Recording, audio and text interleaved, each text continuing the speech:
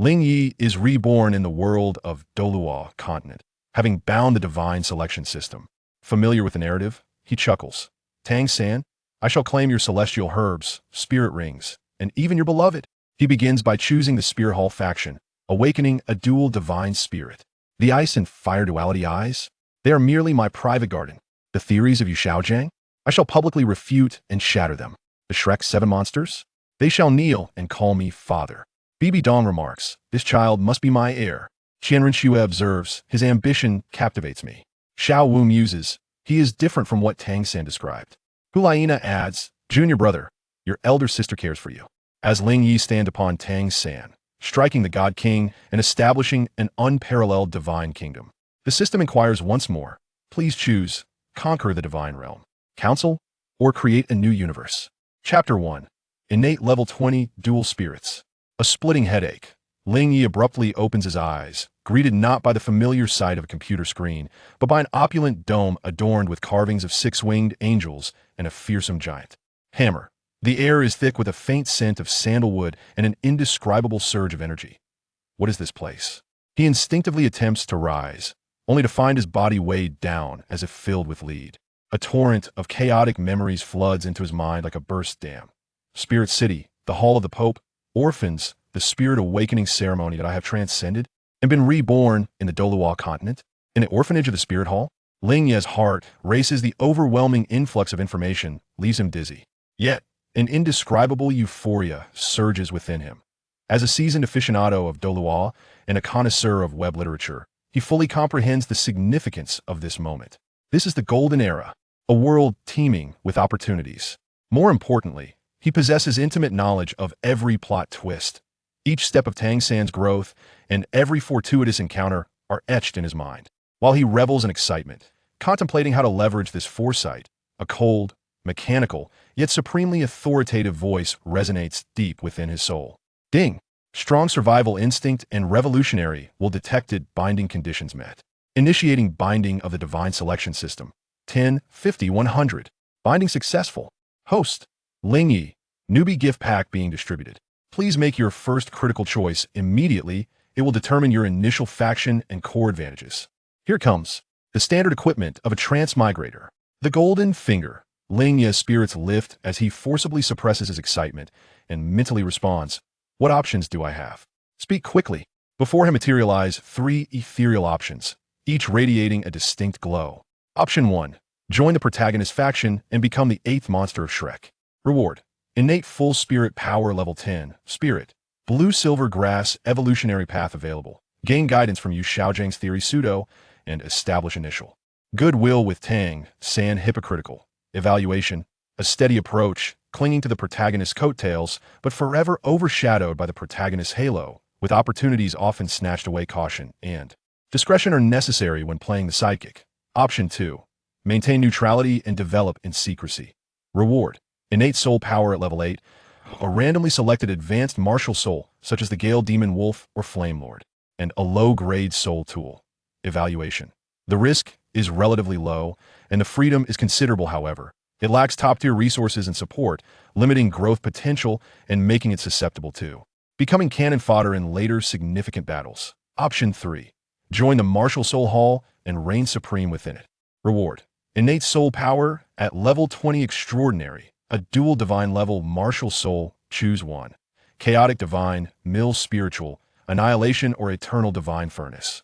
Elemental, creation, the identity of a core disciple of the Martial Soul Hall, and initial attention from Pope Bibi Dong. Evaluation. High risk, high reward. Possessing the most exceptional starting point and backing, one enjoys the most abundant resources. However, one must directly confront the hostility of Tang San, the child of destiny, and his forces. A single misstep could lead to irreversible consequences. The narrative is set to be overturned, opportunities seized, and the path to the pinnacle thus begins. Hiss. Ling Ye gasped, his heart nearly leaping from his chest. Option 1. To be a subordinate to Tang San, to watch his expression, to snatch away his opportunities, and endure his hypocritical double standards? No way. Option 2. Mediocrity. In this world of the survival of the fittest, mediocrity is a sin. Only option 3 remains. The Martial Soul Hall. Though portrayed as villains in the original work, Ling Ye, well-versed in the plot, understands that the martial soul hall unifies the continent, shattering the aristocratic monopoly over soul masters, and in a sense, is the true catalyst for progress. Moreover, the resources, starting point, and support are impeccable. More importantly, Bibi Dong, Qian Renxue, who among them is not exceptionally talented, who is more alluring than Xiao Wu. And then there are the divine herbs, divine tests, and the legendary Tinthasandier soul rings, and bones these once belonged to Tang San. Yet now, they shall be his. I choose 3. Join the martial soul hall, Ling Ye declared resolutely, without a moment's hesitation. Ding. Selection successful. Host Ling Ye has officially joined the martial soul hall. Rewards distributed. Innate soul power elevated to level 20. Dual divine level martial souls. Chaotic divine mill awakened and eternal divine furnace awakened. The identity token of a core disciple of the martial soul hall has been issued. Pope Bibi Dong has sensed your extraordinary nature and is observing you closely. Boom! An indescribable surge of vast energy erupted from within Ling Ye. His bones crackled, muscle fibers tore and reformed, and black impurities seeped from his skin, as if his soul were being subjected to relentless forging in a colossal mill and furnace. The pain was intense, yet accompanied by an exhilarating rebirth. Level 20. A meteoric rise, instantly crossing the threshold of a great soul master.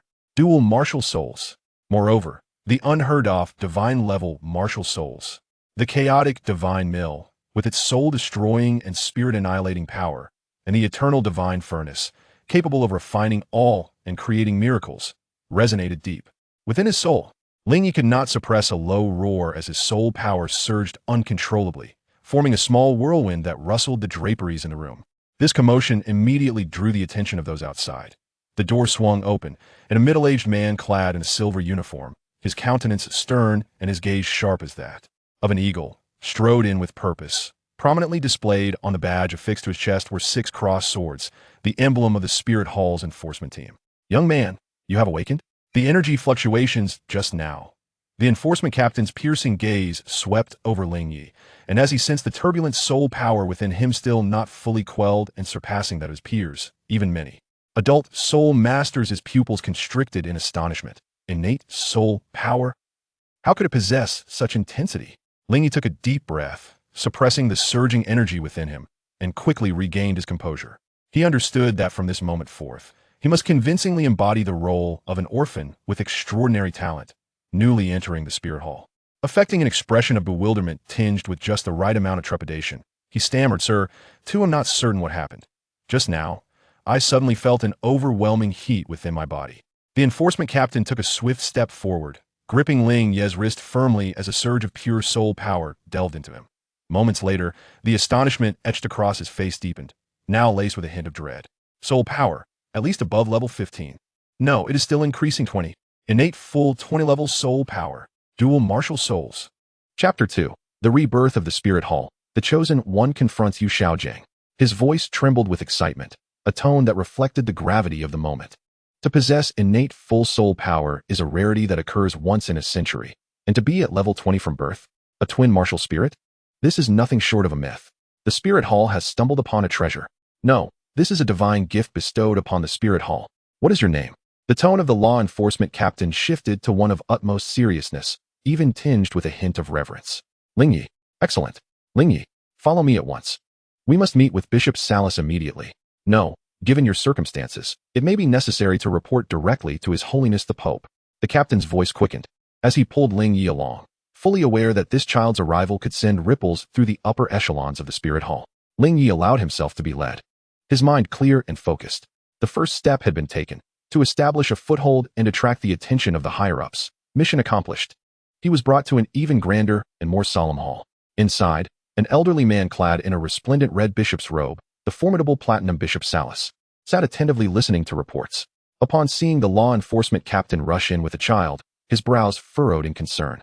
What is the cause of such alarm? Your Excellency. Joyous news. Heaven has favored our Spirit Hall. The captain's voice trembled with excitement as he urged Ling Ye forward. This child is named Ling Ye, and he has just awakened. Innate soul power at level 20. A twin martial spirit. The rank appears to be divine. What? Even Salas, accustomed to the tempests of life, sprang to his feet, nearly dropping his scepter in astonishment. He stepped forward to stand before Ling Ye. a tremendous aura of soul power enveloping him like a mountain, scrutinizing the boy with keen intent. Ling Ye immediately felt an overwhelming pressure. Yet the chaotic divine essence within his soul stirred slightly, dissipating the mental weight like a stone cast into the sea. His face turned pale, and he swayed unsteadily, appearing nearly overwhelmed. A glimmer of brilliance sparked in Salas's eyes. The pressure he had exerted would discomfort even a soul master, yet this child merely appeared somewhat ashen. Moreover, he distinctly sensed two vastly different, yet profoundly deep sources of martial spirit energy emanating from Ling Ye, sending shivers through his very soul, particularly that essence of mental power, which seemed capable of obliterating all in its path. Good, good, good, Salas exclaimed thrice, his stern demeanor replaced by uncontainable joy. A prodigy has descended upon us. This is a blessing from His Holiness the Pope, a herald of great prosperity for the Spirit Hall. Ling Ye, from this day forth, you shall be the most pivotal candidate for the title of Saint Sun within our Spirit Hall. Resources shall be allocated, esteemed mentors shall guide you, and the Spirit Hall will devote itself entirely to your cultivation. Thank you, Your Excellency. Ling Ye managed a weak bow, inwardly chuckling. A candidate for the Saint Sun? Not a bad starting point. Salas promptly arranged for someone to escort Ling Ye to the finest accommodations and instructed the preparation of the highest quality nourishment and training resources. Simultaneously, an urgent report sped towards the innermost sanctum of the Pope's palace. In the days that followed, under the superior resources provided by the Spirit Hall, Ling Ye solidified his cultivation at level 20 and began systematically learning the foundational knowledge of soul masters. His treatment was exceptional. He resided alone in an exquisite courtyard, attended by dedicated maids and guards. Yet he did not relent. Instead, he harnessed his prophetic advantage, fervently absorbing knowledge about martial souls, soul beasts, soul rings, and soul bones, while meticulously devising future plundering routes. The Eye of Ice and Fire. That was the first treasure he must secure. Calculating the time, Tang San should not yet have arrived in Nodding City. Ample time remained. On this day, Ling Ye was summoned by Salas, who intended to familiarize him with Soul Master City and visit the primary Soul Master Academy directly under the Soul Hall to immerse in its atmosphere. Ling Ye understood that this was an opportunity to showcase his integration. In the Academy Square, a group of children was engaged in fundamental training under the guidance of a teacher. The moment Ling Ye and Salas appeared, they instantly captured everyone's attention. Salas' status as a bishop commanded such reverence that even the Academy's principal treated him with the utmost respect. At that moment, a commotion erupted from the opposite side of the square. A middle-aged man with a crew cut, a stiff countenance, and an air of haughty arrogance approached, surrounded by several academy teachers. He donned a simple gray robe adorned with a unique emblem, depicting an abstract representation of a pig, a dog, and a chicken, accompanied by the inscription, Theoretical Invincibility. Yu Xiaojing, the master. Ling Ye's gaze instantly turned frigid. It was this charlatan who, through plagiarizing the Soul Hall's research and basking in the protagonist's halo, had become the so-called theoretical master, leading many astray. Moreover, he was one of Tang San's most pivotal strategists. Salas evidently recognized Yu Xiaojing, and his brow subtly furrowed. Yu Xiaojing, having felt overlooked in his research, harbored considerable grievances against the Soul Hall, particularly towards the influential Salas. At this moment, he was being flattered by the academy teachers and was expounding fervently. Thus, my first core competency of martial souls clearly states, there are no useless martial souls, only useless soul masters. As long as the correct cultivation method is found. Nonsense. A youthful voice, clear yet laced with palpable sarcasm, abruptly resonated, echoing throughout the square. Instantly, the crowd fell into a profound silence. All eyes swiftly converged on the source of the voice, a black-haired boy, seemingly no older than 6, standing beside Bishop Salas, yet exuding an extraordinary aura. Yu Xiaojing's speech abruptly halted. He stiffly turned his head, his previously aloof expression freezing into one of severe displeasure. He stared intently at Ling Ye, his eyes brimming with disbelief and offended fury. You, what did you say? Salas was momentarily taken aback, but did not intervene. Rather, he regarded Ling Ye with keen interest. He too wished to witness how this prodigious young boy, who had captured the attention of His Holiness the Pope, would respond. Without a trace of fear, Ling Ye stepped forward, his youthful visage radiating an intensity beyond his years. His voice, though soft, cut through the air with the clarity of a blade. I said, your theory is nonsense. It misleads the youth. Boom. The crowd erupted into a frenzy. Heavens! Did he dare to insult the master? Whose child is this? So audacious? Is he truly a prodigy of the Soul Hall, brought by Bishop Salas? On what grounds does he dare to question the master's theory? Yu Xiaojing trembled with rage, pointing an accusing finger at Ling Ye. You impudent child! What do you know? This is the core theory I have validated through years of rigorous research. Validation? Ling Ye scoffed, cutting him off with alarming speed and razor-sharp logic. Very well. Allow me to pose a question. You assert that there are no worthless martial souls, only worthless soul masters. Then I inquire, can a farmer with innate soul power at half a level and a martial soul of a hoe truly be compared to a genius endowed with full innate soul power and a martial soul of the Haotian hammer? Will their potential ever be the same?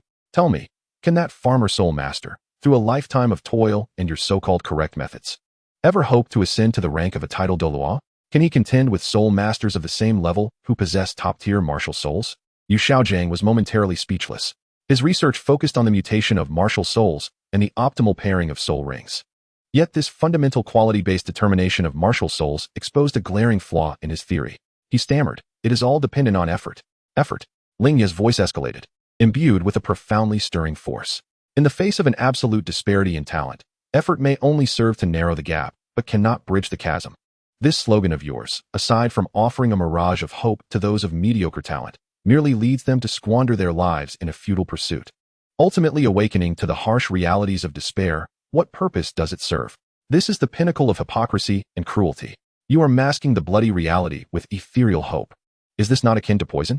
Ling Ye's words struck like a barrage of sharp daggers, ruthlessly tearing away at the most splendid yet fragile facade of Yu Xiaojiang's theory, exposing its hollow and even detrimental essence. The square fell into an eerie silence. The students and teachers, who had previously gazed at Yu Xiaojiang with admiration, were now ensnared in deep contemplation. Indeed, could a home martial soul truly compete with the Haotian hammer? Had the master's theory overlooked such a fundamental truth? Yu Xiaojiang's complexion turned pale, his lips quivering, struggling to formulate a rebuttal, yet finding each of Ling Ye's statements pierced directly to the heart of his most indefensible argument. The theory he had once held in high esteem now seemed utterly feeble in the presence of this youth. You, he stammered, pointing at Ling Ye, utterly at a loss for coherent speech. Chapter 3. The journey begins, the sunset forest. What? Have I struck a nerve? Ling Ye coldly smiled, surveying the crowd, and proclaimed with clarity, true theory should guide soul masters to recognize reality, to capitalize on their strengths while minimizing their weaknesses. The quality of martial souls determines the upper limits, while effort sets the lower limits. A farmer with a home martial soul should contemplate how to better utilize soul skills for farming or support in battle, rather than harboring delusions of becoming a title Douluo to challenge top-tier assault types. This is the true responsibility towards soul masters, rather than leading them down an impossible path with empty slogans that leave them battered and broken. Well said. Bishop Salas could not restrain his applause, his gaze towards Ling Ye filled with admiration.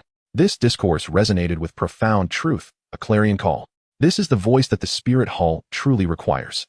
In stark contrast, Yu Xiaojiang's arguments seemed nothing short of childish folly. The eyes of the surrounding students and teachers now looked upon Ling Ye with newfound respect. From initial shock and skepticism, a profound contemplation evolved, accompanied by a tinge of admiration. This young lad, despite his tender years, possessed an astute vision and insight that was remarkably incisive. Yu Xiaojiang felt a burning heat on his face, as though he had been publicly stripped and chastised. His carefully curated image of a master, cultivated over many years, now teetered precariously under the weight of a few words from this disciple of the spirit hall. He glared at Ling Ye with venomous resentment, as if he intended to etch the boy's visage into his very bones. What is your name? Yu Xiaojiang's voice was laced with profound hatred. Ling Ye stood tall, meeting Yu Xiaojiang's spiteful gaze, a frigid smile curling at the corner of his lips. With clarity and conviction, he declared, remember this, I am Ling Ye. In the future, you and your esteemed disciple Tang San shall face your greatest nightmare. Ding. Detected that the host has publicly humiliated the theoretical master Yu Xiaojiang, successfully inciting widespread shock and reflective emotions, resulting in a significant blow to his reputation. The supreme choice system determines task completion level, exemplary. Reward granted, permanent enhancement of mental strength by 30. Opportunity to comprehend a self-created soul skill, specific direction may be designated. Detailed spatial coordinates of the ice and fire duality I and methods to dispel the surrounding toxins. New task issued. The host must successfully locate and master the ice and fire duality I within 1 year, claiming all celestial herbs. Successful completion reward. A choice of 100,000 years soul bone. 1 opportunity for soul evolution. Failure penalty. Randomly strip 1 divine level soul. Ling Ye felt an influx of precise information regarding the ice and fire duality I and the enhancement of his formidable mental strength. igniting a surge of ambition within him. Tang San, your first major setback, I, Ling Ye, shall gladly accept. As Ling Ye reveled in the system's rewards and strategized his journey to the ice and fire duality eye, he remained oblivious to a pair of profound, dignified eyes, imbued with an indescribable complexity of emotions, quietly observing him from the heights of a towering spire at the edge of the plaza. Within that gaze lay scrutiny, astonishment, and an intriguing hint of kinship. It was none other than the reigning ruler of the Spirit Hall, the Pope, Bibi Dong. Ling Ye's words resounded like thunder across the plaza of the Spirit Hall's junior academy. Yu Xiaojiang's expression transformed from crimson to pallid, then to a sickly green, ultimately settling into a hue of humiliation so profound it appeared iron gray. He cast Ling Ye a venomous glance, his lips trembling, yet he could not muster a single retort. Under the complex gazes of the surrounding students and teachers, he nearly fled in disgrace. Ha ha, well said. Ling Ye, your words today are truly deafening. Bishop Salas laughed heartily, clapping Ling Ye on the shoulder with growing admiration in his eyes. He could already envision the delight of Her Holiness upon learning of the boy's performance today. Ling Ye humbly bowed slightly. Your Excellency, you flatter me. I merely could not bear to see my fellow practitioners misled by fallacious words. Yet, his heart burned with fervor. The detailed coordinates of the ice and fire duality, and the methods to dispel the surrounding toxins were etched like a searing brand in his mind. Time was of the essence. Action must be swift. That scoundrel Tang San could arrive in Nodding City at any moment. Upon returning to his abode, Ling Ye immediately began to devise a plan. He was acutely aware of the perils that lurked within the Sunset Forest, particularly the terrifying poison formations laid by the poisoned Douluo. With his current strength at a mere level 20, devoid of a spirit ring, a reckless intrusion would be tantamount to courting death. His only reliance lay in the precise information and methods provided by the system. The system's method of guiding through the miasma hinged upon harnessing the faint dual energies of yin and yang emanating from the ice and fire eyes, in conjunction with specific soul power vibration frequencies, to briefly carve a path through the poisonous haze. Ling Ye closed his eyes, concentrating intently as he meticulously absorbed the information swirling in his mind. This technique demanded exceptional mental control and a nuanced understanding of soul power. Fortunately, he had recently received a permanent enhancement of 30 to his mental strength, and the chaotic divine, grinding martial soul deep within his soul naturally augmented his mental mastery. Feasible. A spark of determination ignited in Ling Ye's eyes. He promptly sought permission from Bishop Salas for a brief retreat under the pretense of needing to meditate on his martial soul and stabilize his realm. Choosing a secluded cultivation tower on the outskirts of Wuhuan City, near the direction of the Sunset Forest, Salas, harboring no suspicions, readily acquiesced, even assigning 2 Soul King-level guards to monitor the tower's exterior, ostensibly for protection, but with an underlying intent of surveillance. After all, Ling Ye's talent was exceedingly remarkable, and the Wuhuan Temple could not afford to be entirely complacent. 3 days later, in the dead of night, Ling Ye sat cross-legged on the top floor of the cultivation tower. He donned a nondescript black outfit, leaving behind the core disciple token and any items that could reveal his identity within the tower. The moonlight outside was dim, marking an opportune moment for action. Chaotic divine grinding, eternal divine furnace, aid me, Ling Ye silently chanted in his heart.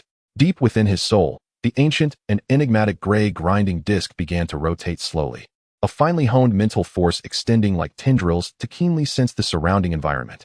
Simultaneously, the shadow of the eternal divine furnace quivered slightly at his dantian, as a faint yet potent essence of soul power, imbued with the origins of ice and fire, was cautiously extracted. Now is the moment.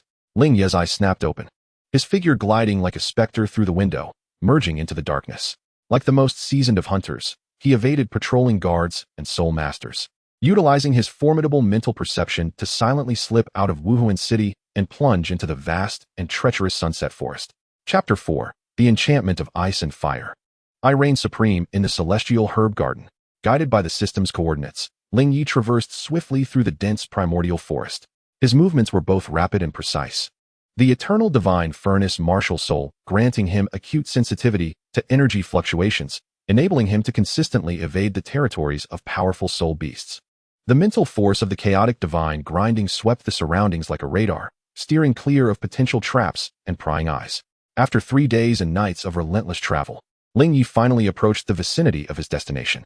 The air began to permeate with a faint, dizzying sweet and fishy aroma, indicating that he was nearing the edge of the poisonous miasma. Before him lay a bizarre area shrouded in a kaleidoscopic toxic mist, roiling with vibrant colors while exuding a deadly stillness. Any bird or beast that dared to approach would instantly be reduced to mere bones. This was the death barrier that Douluo took such pride in. Ling Ye took a deep breath, suppressing the excitement and slight tension bubbling within him. He settled into a cross-legged position, his mental faculties sharply attuned as he exerted himself to the utmost, employing the technique of soul manipulation imparted by the system. A faint yet potent essence, imbued with both frigid and searing energies, emanated from his fingertips. This particular soul force was extraordinary, seemingly infused with the essence of the primordial duality of ice and fire. Simultaneously, his mental power oscillated like countless fine needles, probing cautiously into the vibrant toxic mist ahead. Initially, the mist remained unresponsive, swirling in a deathly silence. However, as Ling Ye consistently channeled that strand of primordial soul energy and meticulously adjusted the frequency of his mental vibrations, an astonishing phenomenon occurred. The roiling multicolored mist reacted as if it had encountered a formidable adversary or a being of the same origin, surging violently within the epicenter of his mental vibrations. The thick, noxious fog parted as if touched by an invisible hand, slowly retreating to reveal a narrow, twisting passage barely wide enough for a single person to traverse. The walls of the passage pulsated with the vibrant mist, exuding a disquieting aura, yet the passage itself remained momentarily secure. Success! A surge of elation coursed through Ling Ye's heart, and without a moment's hesitation, he darted into the narrow corridor. As he entered, an overwhelming sense of pressure assailed him. The viscous fog on either side seemed poised to engulf him, the acrid scent assaulting his senses, as a sharp sting and numbness pervaded his skin. Were it not for the strand of primordial soul energy and the mental vibrations carving a path, he would have been reduced to a mere puddle of corrupt fluid. Ling Ye gritted his teeth, pushing his mental power to its zenith to maintain the stability of the passage, while the eternal divine furnace, his martial soul, instinctively activated, enveloping him in a faint red-blue halo to fend off the corrosive mist. Each step felt like dancing on the edge of a blade, and sweat quickly drenched his garments. The 100-meter passage of toxic mist felt as though it spanned a century. When he finally emerged, stepping through the last dense swirl of vibrant mist, the vista before him opened up magnificently, and an indescribable sensation of relief flooded his being. The rich, almost liquefied aura of spiritual energy surged towards him, invigorating him with every breath. Before him lay a vast valley, at the heart of which were two remarkably peculiar springs. One was milky white, exuding an extreme chill, its source encased in thick frost, as if the very air had frozen. The other was a fiery crimson, bubbling with molten heat, resembling boiling magma, distorting the very fabric of space with its searing essence. The Eye of Ice and Fire, one of the legendary 3 treasure troves. Surrounding the intertwined elements of ice and fire, a plethora of bizarre, resplendent flora flourished. They emitted aromas, some fragrant, some brisk, some commanding, that, upon a mere whiff, made Ling Ye feel his soul power stir with anticipation. 8-angled ice grass, fiery apricot blossoms, autumn water gaze dew, celestial fungal chrysanthemums, 8-petaled fairy orchids, radiant tulips, and that enchanting flower swaying gracefully at the juncture of the red and white springs, enveloped in ethereal aura, the heartbreak red. A veritable treasure trove, a celestial garden. He had struck gold. This time, he had truly struck gold. Despite Ling Ye's prior mental preparation, he found himself profoundly shaken by the awe-inspiring sight before him. Each of these celestial herbs possessed the capacity to drive spirit masters from the outside world into a frenzy, and now, they belonged solely to him. He suppressed the overwhelming urge to rush forward and gather them, casting a keen gaze around him. The system's information indicated that although Douluo was not often present, he could not have left without some form of warning. Indeed, Ling Ye's spiritual awareness detected several inconspicuous green serpents, their colors nearly blending with the environment, lurking within the cracks of unremarkable rocks near the Eye of Ice and Fire. Their cold, piercing eyes emanated a sinister aura. This was Douluo's phosphorescent snake venom, serving both as a warning and an attack trap. Humph, mere trifles, Ling Ye scoffed. With a flicker of thought, the chaotic divine grinding wheel deep within his soul resonated slightly, unleashing an intangible yet resolute wave of spiritual impact that rippled through the air like water. The lurking phosphorescent snakes, unable to emit even a hiss, had their eyes dimmed in an instant, as if crushed by an unseen millstone, disintegrating into the most primitive particles of soul power, dissipating into the atmosphere. Douluo's warning traps were silently obliterated by Ling Ye in the most domineering fashion. Once this was accomplished, Ling Ye finally felt at ease. Approaching the Eye of Ice and Fire, he reveled in the unique sensation of the extreme energies washing over his body.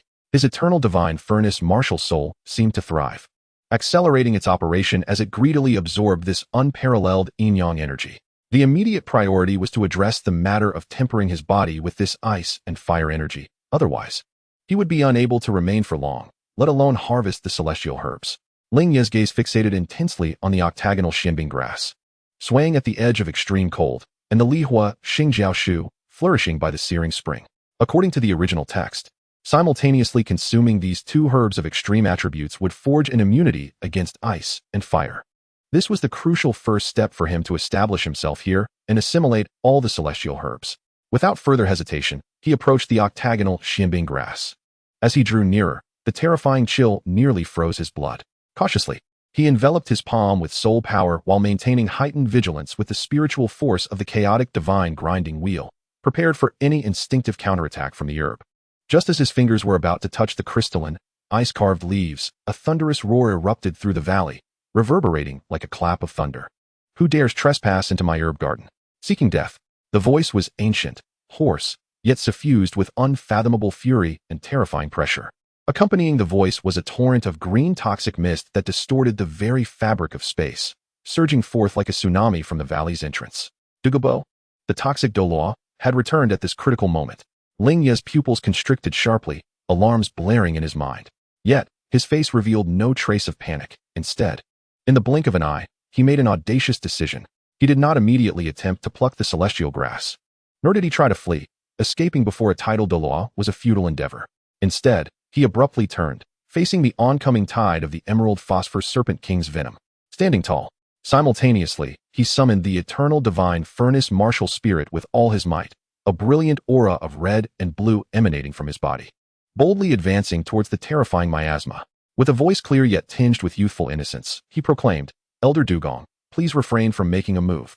I have not come to steal, but to save your life and alleviate the suffering caused by the backlash of your serpent's poison." Boom.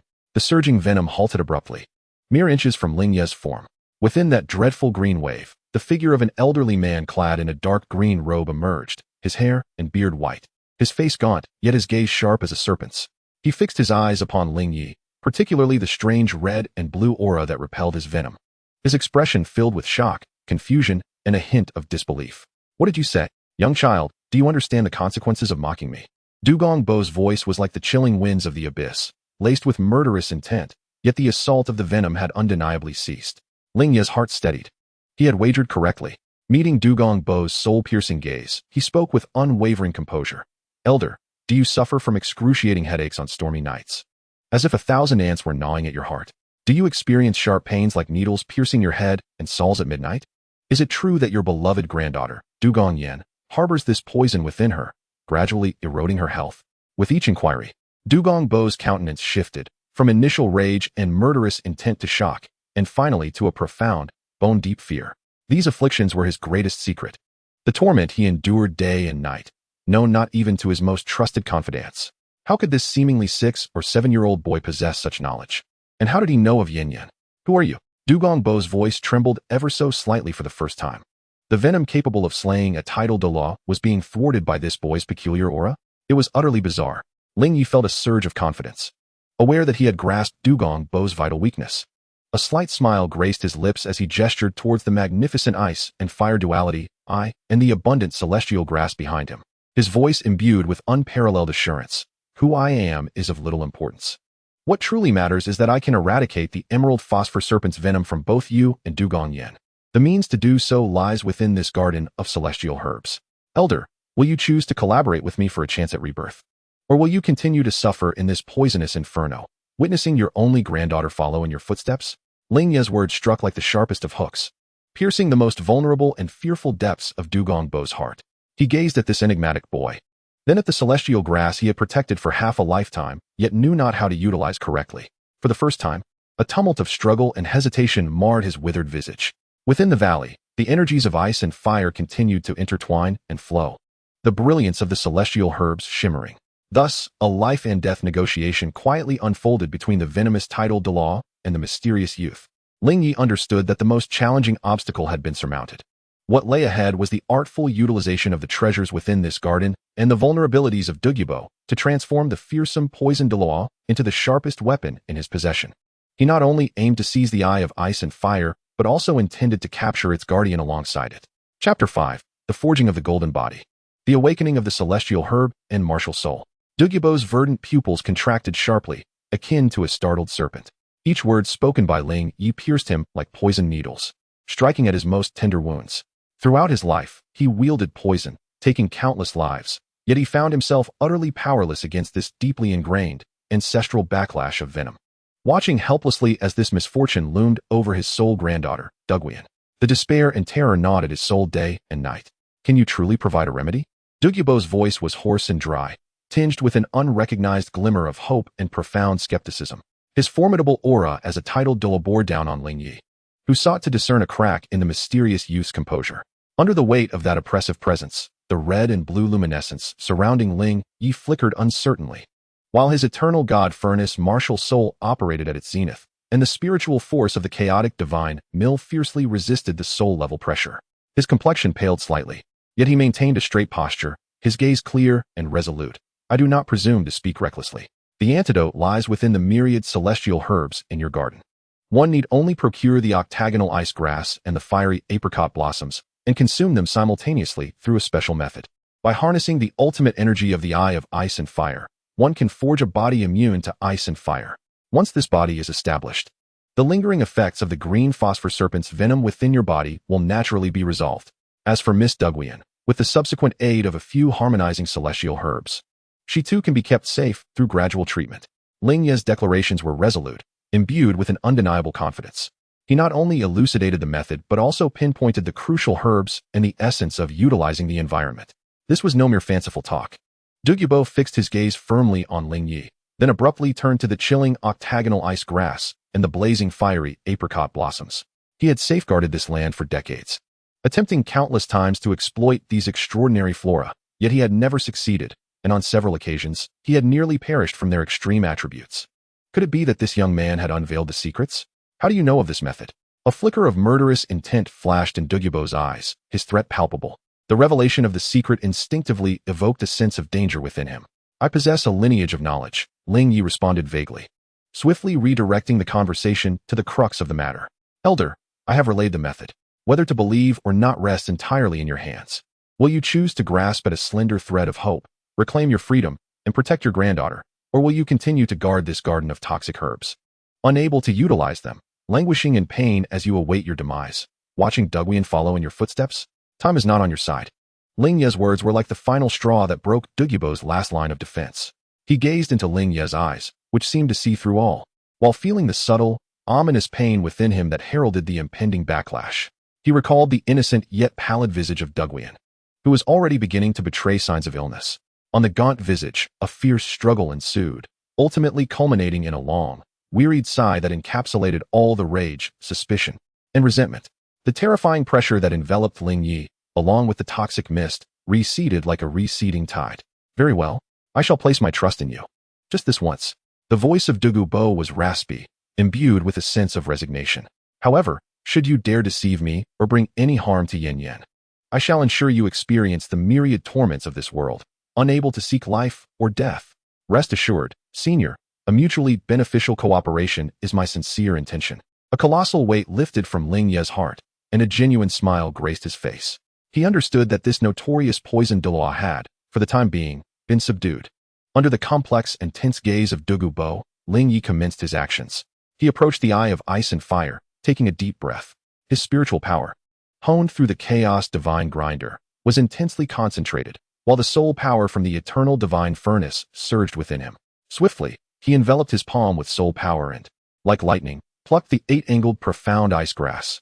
A bone-chilling cold instantly coursed through his arm, threatening to freeze both his blood and soul.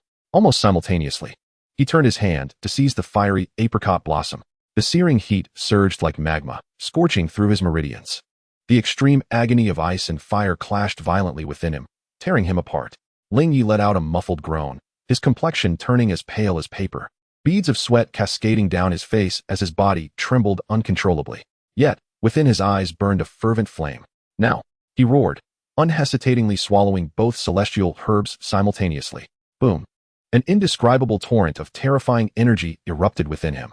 The left side of his body was instantly encased in thick frost, while the right side blazed like a red-hot iron. His veins bulging beneath the skin as if they might burst. The ultimate cold and the ultimate heat engaged in a primal battle within him, shattering his meridians and displacing his organs. Ling Ye could not suppress a harrowing scream, curling up on the ground like a boiled shrimp, his body contorting and twisting amidst the frost and flames, liquid seeping from his orifices, a grotesque mixture of ice crystals and blood. The pain was 100-fold more intense than the system had described, had it not been for his solid foundation of innate level 20 soul power. Coupled with his dual divine martial souls and the recently enhanced formidable spiritual strength safeguarding his heart pulse and consciousness, this ordeal would have surely led to his demise. Douluo watched in horror, several times on the verge of intervening, yet he restrained himself. He understood that this was a necessary tribulation for rebirth. External interference would only yield adverse effects. Just as Ling Ye felt his consciousness on the brink of being completely engulfed by pain, the eternal divine furnace martial soul within his soul suddenly erupted with an unprecedented radiance. The ancient shadow of the furnace spun wildly, actively guiding and devouring the chaotic ice and fire energy within him. The chaos divine grinder rumbled, its powerful spiritual force grinding through, forcibly sorting and suppressing the rampant energy turbulence. Simultaneously, the rich spiritual essence surrounding the eye of ice and fire seemed to be drawn in, surging madly into Ling Ye's battered body. The pure energy of heaven and earth, akin to the gentlest of restorative agents, nourished his fractured meridians and reshaped his damaged body. From destruction comes rebirth, the alchemy of ice and fire. As time gradually slipped away, the frost and flames enveloping Ling Ye's body began to blend in a most peculiar manner, the red and blue luminescence swirling around him like a harmonious mixture, forming a resilient and extraordinary layer of energy membrane. The excruciating pain he had endured was gradually supplanted by a tingling sensation, a comforting feeling of rebirth. He could distinctly perceive his bones becoming more translucent and resilient, his meridians expanded several-fold, his muscle fibers brimming with explosive strength, and his skin radiating a lustrous sheen akin to jade, subtly illuminated by hues of ruby and sapphire. It was unclear how much time had passed when the last vestiges of the ferocious energy were completely consumed and refined by the eternal divine furnace. Ling Ye suddenly opened his eyes wide. A powerful aura erupted from him, sweeping across the entire valley. The layer of red and blue light instantly retracted, merging beneath his skin. At that moment, although his soul power level remained at 20 without acquiring a soul ring, the transformation in his demeanor was nothing short of revolutionary. He seemed reborn, exuding vitality, with every gesture imbued with an innate sense of strength. More importantly, the once discomforting extreme energy of the ice and fire duality now circled around him like a docile pet, no longer capable of inflicting any harm. The ice and fire immunity golden body was complete. Chapter 6. The Summons of Pope Bibi Dong. Ling Ye exhaled a long breath, his spirit soaring, his eyes sparkling with brilliance. He clenched his fist, feeling the tumultuous power within him and the invisible barrier capable of isolating him from the vast majority of the world's toxins, a smile of ecstatic delight gracing his lips. It was achieved. One of his greatest supports was now in his grasp. Kid you. Douluo was left utterly astonished. He could clearly sense the transformative change in Ling Ye, especially the peculiar energy barrier that even he found somewhat unsettling. You truly succeeded? I have fulfilled my mission. Ling Ye rose, stretching his limbs with a series of resounding cracks. He turned to Douluo, smiling. It is now your turn. The subsequent events became considerably simpler. With Ling Ye's successful precedent, although Douluo remained apprehensive, he had no choice but to place his trust in him. Under Ling Ye's guidance, he too consumed the octagonal mysterious ice grass and the fiery apricot blossom, which Ling Ye had thoughtfully gathered in excess during his prior foraging. The ordeal was equally agonizing. But for Douluo, a titled Douluo, his capacity to endure was far greater than Ling Ye's. Coupled with Ling Ye's assistance in channeling the energy of the ice and fire duality, through the eternal divine furnace, the process, while perilous, ultimately concluded without disaster. When Douluo reopened his eyes, for the first time, a healthy flush appeared on his gaunt face, dispelling the gloom and pain that had long lingered between his brows. The agonizing pain that had gnawed at him like a parasite was completely eradicated, replaced by an unprecedented feeling of ease and strength. The biphosphorus snake poison that had troubled him for most of his life, even threatening the life of his granddaughter, had truly been lifted. Ha ha ha ha. Douluo, feeling an unprecedented sense of ease, could not help but throw his head back in laughter, his voice resonating with sheer ecstasy and liberation. As he laughed, Tears unexpectedly glimmered in his aged eyes. Suddenly, he cast a complex glance at Ling Ye, filled with gratitude, astonishment, and a hint of profound wariness. This youth was shrouded in mystery and exuded a frightening aura. "How do you feel, senior?" Ling Ye inquired at the opportune moment. "Excellent. Unprecedentedly excellent." Douluo reined in his emotions, solemnly cupping his fists in a gesture of respect towards Ling Ye. "Young friend Ling Ye, no, just Ling Ye. Your actions have saved my life. The future of Yin is also a gift from you. From this moment on, I, Douluo, am at your service. Whatever you command, I shall fulfill without hesitation, even at the cost of my life." In this moment, the notorious poisoned Douluo truly bowed his proud head. "You flatter me. Senior, we are partners." Ling Ye felt a profound sense of relief, knowing that his plan to win over the poisoned Douluo had succeeded splendidly. He then shifted the conversation, gesturing towards the garden filled with celestial herbs. "Senior, the celestial herbs here possess boundless utility. I require some for my cultivation and to report back to the Wuhan Hall." In high spirits, Douluo regarded Ling Ye with newfound admiration and waved his hand generously. "If it were not for you, young friend, I would merely guard this treasure mountain in vain and suffer for it. Please, take what you need. Just leave a portion of the tonic for Yin." Ling Ye, feeling no hesitation, was well versed in the original text and knew precisely which celestial herbs would best serve him and his future endeavors. He approached the ethereal Xiangxi Duanchanghong first. This flower, the king of blossoms, required utmost sincerity and heartfelt blood to nurture. Images of Bibi Dong's solemn and solitary figure, the concealed pride and fragility of Qian Renxue, and the allure and obsession of Huliana flashed through his mind as he pricked his finger, allowing a drop of blood to fall upon the petals. Buzz! The Xiangxi Duanchanghong swayed gently, emanating a soft glow, refusing to wither.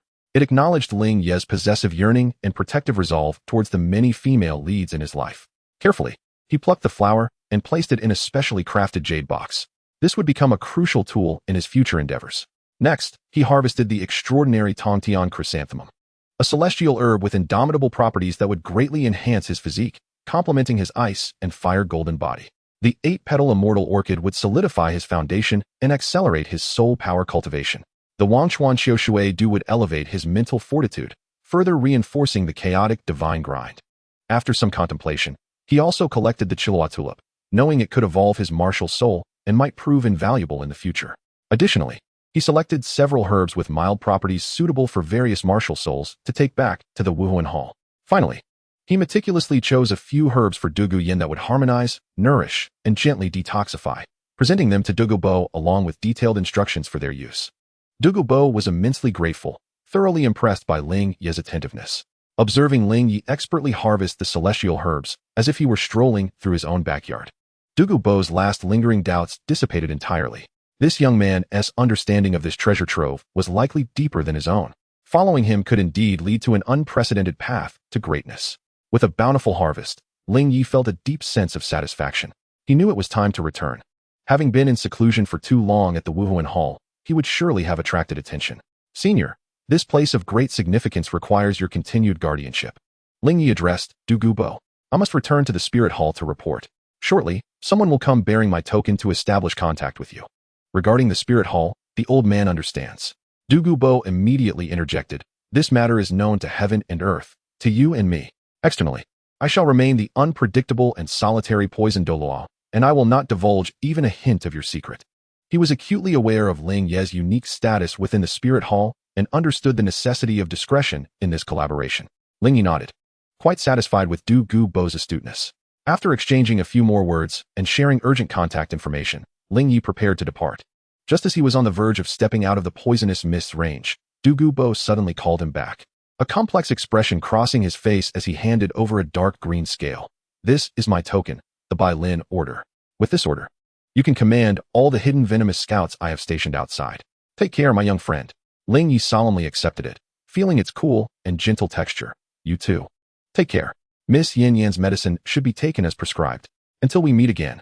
Utilizing the natural resistance of his ice-fire golden body against the toxic miasma, Ling Ye effortlessly traversed the poisonous fog, discerning his direction and hastening towards Spirit City. The gains from this expedition to the Sunset Forest far exceeded his expectations. Days later, upon his dusty return to the training tower on the outskirts of Spirit City, before he could catch his breath, 2 Soul King guards approached him with utmost reverence. Even displaying a hint of anxiety, "Lord Ling Ye, you have finally returned. Archbishop Salas has commanded that you proceed immediately to the papal palace upon your exit. His Holiness the Pope wishes to meet you in person. The Pope, Bibi Dong, summons you. Ling Ye's heart raced, but he quickly regained his composure. He touched the carefully selected celestial herbs in his storage soul guide, particularly that vibrant and ethereal Xiangxi Duanchang red, a knowing smile gracing his lips. What is meant to come will eventually arrive. The true stage of the Spirit Hall, along with the extraordinary and powerful female Pope, awaits my arrival. Chapter 7. The Storm of the Saints' Enfeoffment before the Papal Palace. The words Papal Palace symbolize supreme power and authority on the Douluo continent. It stands at the very heart of Spirit City, constructed from massive stones as pure as jade, towering into the clouds. With a grand statue of a six-winged angel overseeing the entire city, emanating a sacred and solemn aura, guided by the two Soul King guards. Ling Ye traversed the heavily guarded corridors and plazas. As he approached the magnificent main hall, the oppressive aura of soul power in the air grew heavier. As if even breathing bore an invisible weight. He could feel countless gazes, some curious, some scrutinizing, others hostile, focused on him. This sudden rise to prominence summoned by the Pope. Lord Ling Ye, please wait here while I report. The guard halted before a towering Tinjong door intricately carved with angelic and sacred sword motifs, speaking with deference. Ling Ye nodded slightly, standing with his hands clasped behind his back. He took a deep breath, suppressing the tumult of emotions within, and gazed calmly at the tightly shut doors of the hall before him. A warm and sacred golden light faintly emanated from the crevice of the doors, accompanied by a vast aura that could evoke trepidation even in a tidal Douluo. Behind those doors stood Bibi Dong, the most powerful and enigmatic woman in the Douluo continent. After a moment, the heavy doors silently opened inward, revealing a gentle yet irresistible voice emerging from the depths of the hall. Qian, Ling Ye seeks an audience. The voice, though soft, resonated throughout the entire square with an undeniable authority, as if it struck directly at the soul. Ling Ye adjusted his robe and stepped inside. The scene within the Pope's hall was breathtaking. A magnificent dome adorned with countless gem-like stars cast a soft, holy glow. The floor was as smooth as a mirror, reflecting all that lay within. Sturdy columns supported the dome, each intricately carved with epic scenes of wars and miracles. At the deepest part of the hall, on 9 levels of white jade steps, sat a colossal throne sculpted from a single piece of warm white jade. Upon that throne sat a figure, draped in an exquisitely luxurious purple-gold Pope's robe, embroidered with intricate patterns of 6-winged angels and scepters, radiating a faint aura of soul power. A crown, embedded with a large purple gem, adorned her head, and a curtain of pearls partially obscured her face, revealing only a beautifully sculpted yet stern chin and a pair of purple eyes that were deep as the abyss, seemingly capable of piercing through all illusions. Merely sitting there, without any deliberate release of soul power, an invisible and overwhelming majesty permeated the entire hall, evoking an instinctive impulse to bow in reverence. This was the ruler of the Spirit Hall, the Pope, Bibi Dong. Below the throne, to the left and right, stood several powerful figures. Ling Ye immediately recognized 2 of them. On the left was the imposing yet currently respectful and tense Platinum Bishop Salas, while on the right was a graceful, stunningly beautiful blonde girl, exuding a captivating charm with her enchanting gaze. She was Hulaina, the Pope's direct disciple and the core of the Spirit Hall's golden generation. The enchanting fox. Her pink eyes were curiously observing Ling Ye, tinged with a hint of scrutiny. Disciple Ling Ye pays respects to your holiness. Ling Ye advanced a few steps, halting approximately 20 paces from the throne, bowing respectfully yet not submissively. The chaotic divine power within him slowly circulated, resisting the omnipresent pressure of authority. Rise. Bibi Dong's voice betrayed no emotion, calm and unperturbed, like the gentle chime of a jade bell. Her gaze, penetrating through the pearl curtain, fell upon Ling Ye, marked by a hint of scrutiny and inquiry. Ling Ye, I have heard that you publicly refuted the theories of Yu Xiaojing at the Junior Academy, articulating your arguments sharply and directly addressing the core issues. To report back to your holiness. The disciple merely could not bear to see the future pillars of the Spirit Hall misled by fallacious words. In a moment of indignation, I spoke rashly, and I humbly request your holiness's forgiveness. Ling Ye's response was flawless. Rash. The corners of Bibi Dong's mouth seemed to lift in the faintest of arcs, a fleeting expression. In this moment, it became evident to me that every word spoken held profound significance, resonating with clarity. Saras, at your service. Saras immediately bowed. This young man possesses an extraordinary talent and a resolute disposition. What is even rarer is his discernment and the audacity to lead the way. Bibi Dong's voice echoed throughout the grand hall. From this day forth, I bestow the title of Saint Son of the Spirit Hall upon Ling Ye. granting him access to all core resources within the hall, which I shall personally oversee. Boom. As these words left her lips, the hall fell into a silence so profound that one could hear a pin drop. A look of unrestrained joy illuminated Saras's face as he exclaimed, "Your Majesty, your wisdom is unparalleled. Saint Sun Ling Ye's prodigious gifts shall undoubtedly meet your lofty expectations." Meanwhile, on the other side, Huaina's enchanting visage momentarily registered shock, swiftly replaced by a deep sense of discontent and a tinge of jealousy. The position of Saint Sun had always been implicitly regarded as the coveted goal for her. Her brother Xiaoyu and Yan, as they vied for the future pope's succession. How could this suddenly emerged young prodigy claim such a title? Merely because he had confronted the useless Yu Xiaojing? Clenching her delicate fists, her gaze towards Ling Ye sharpened with intensity. Ling Ye felt a jolt within. Although he anticipated that his achievements would garner attention, being directly appointed as the Saint's son under the personal tutelage of the Pope exceeded his expectations.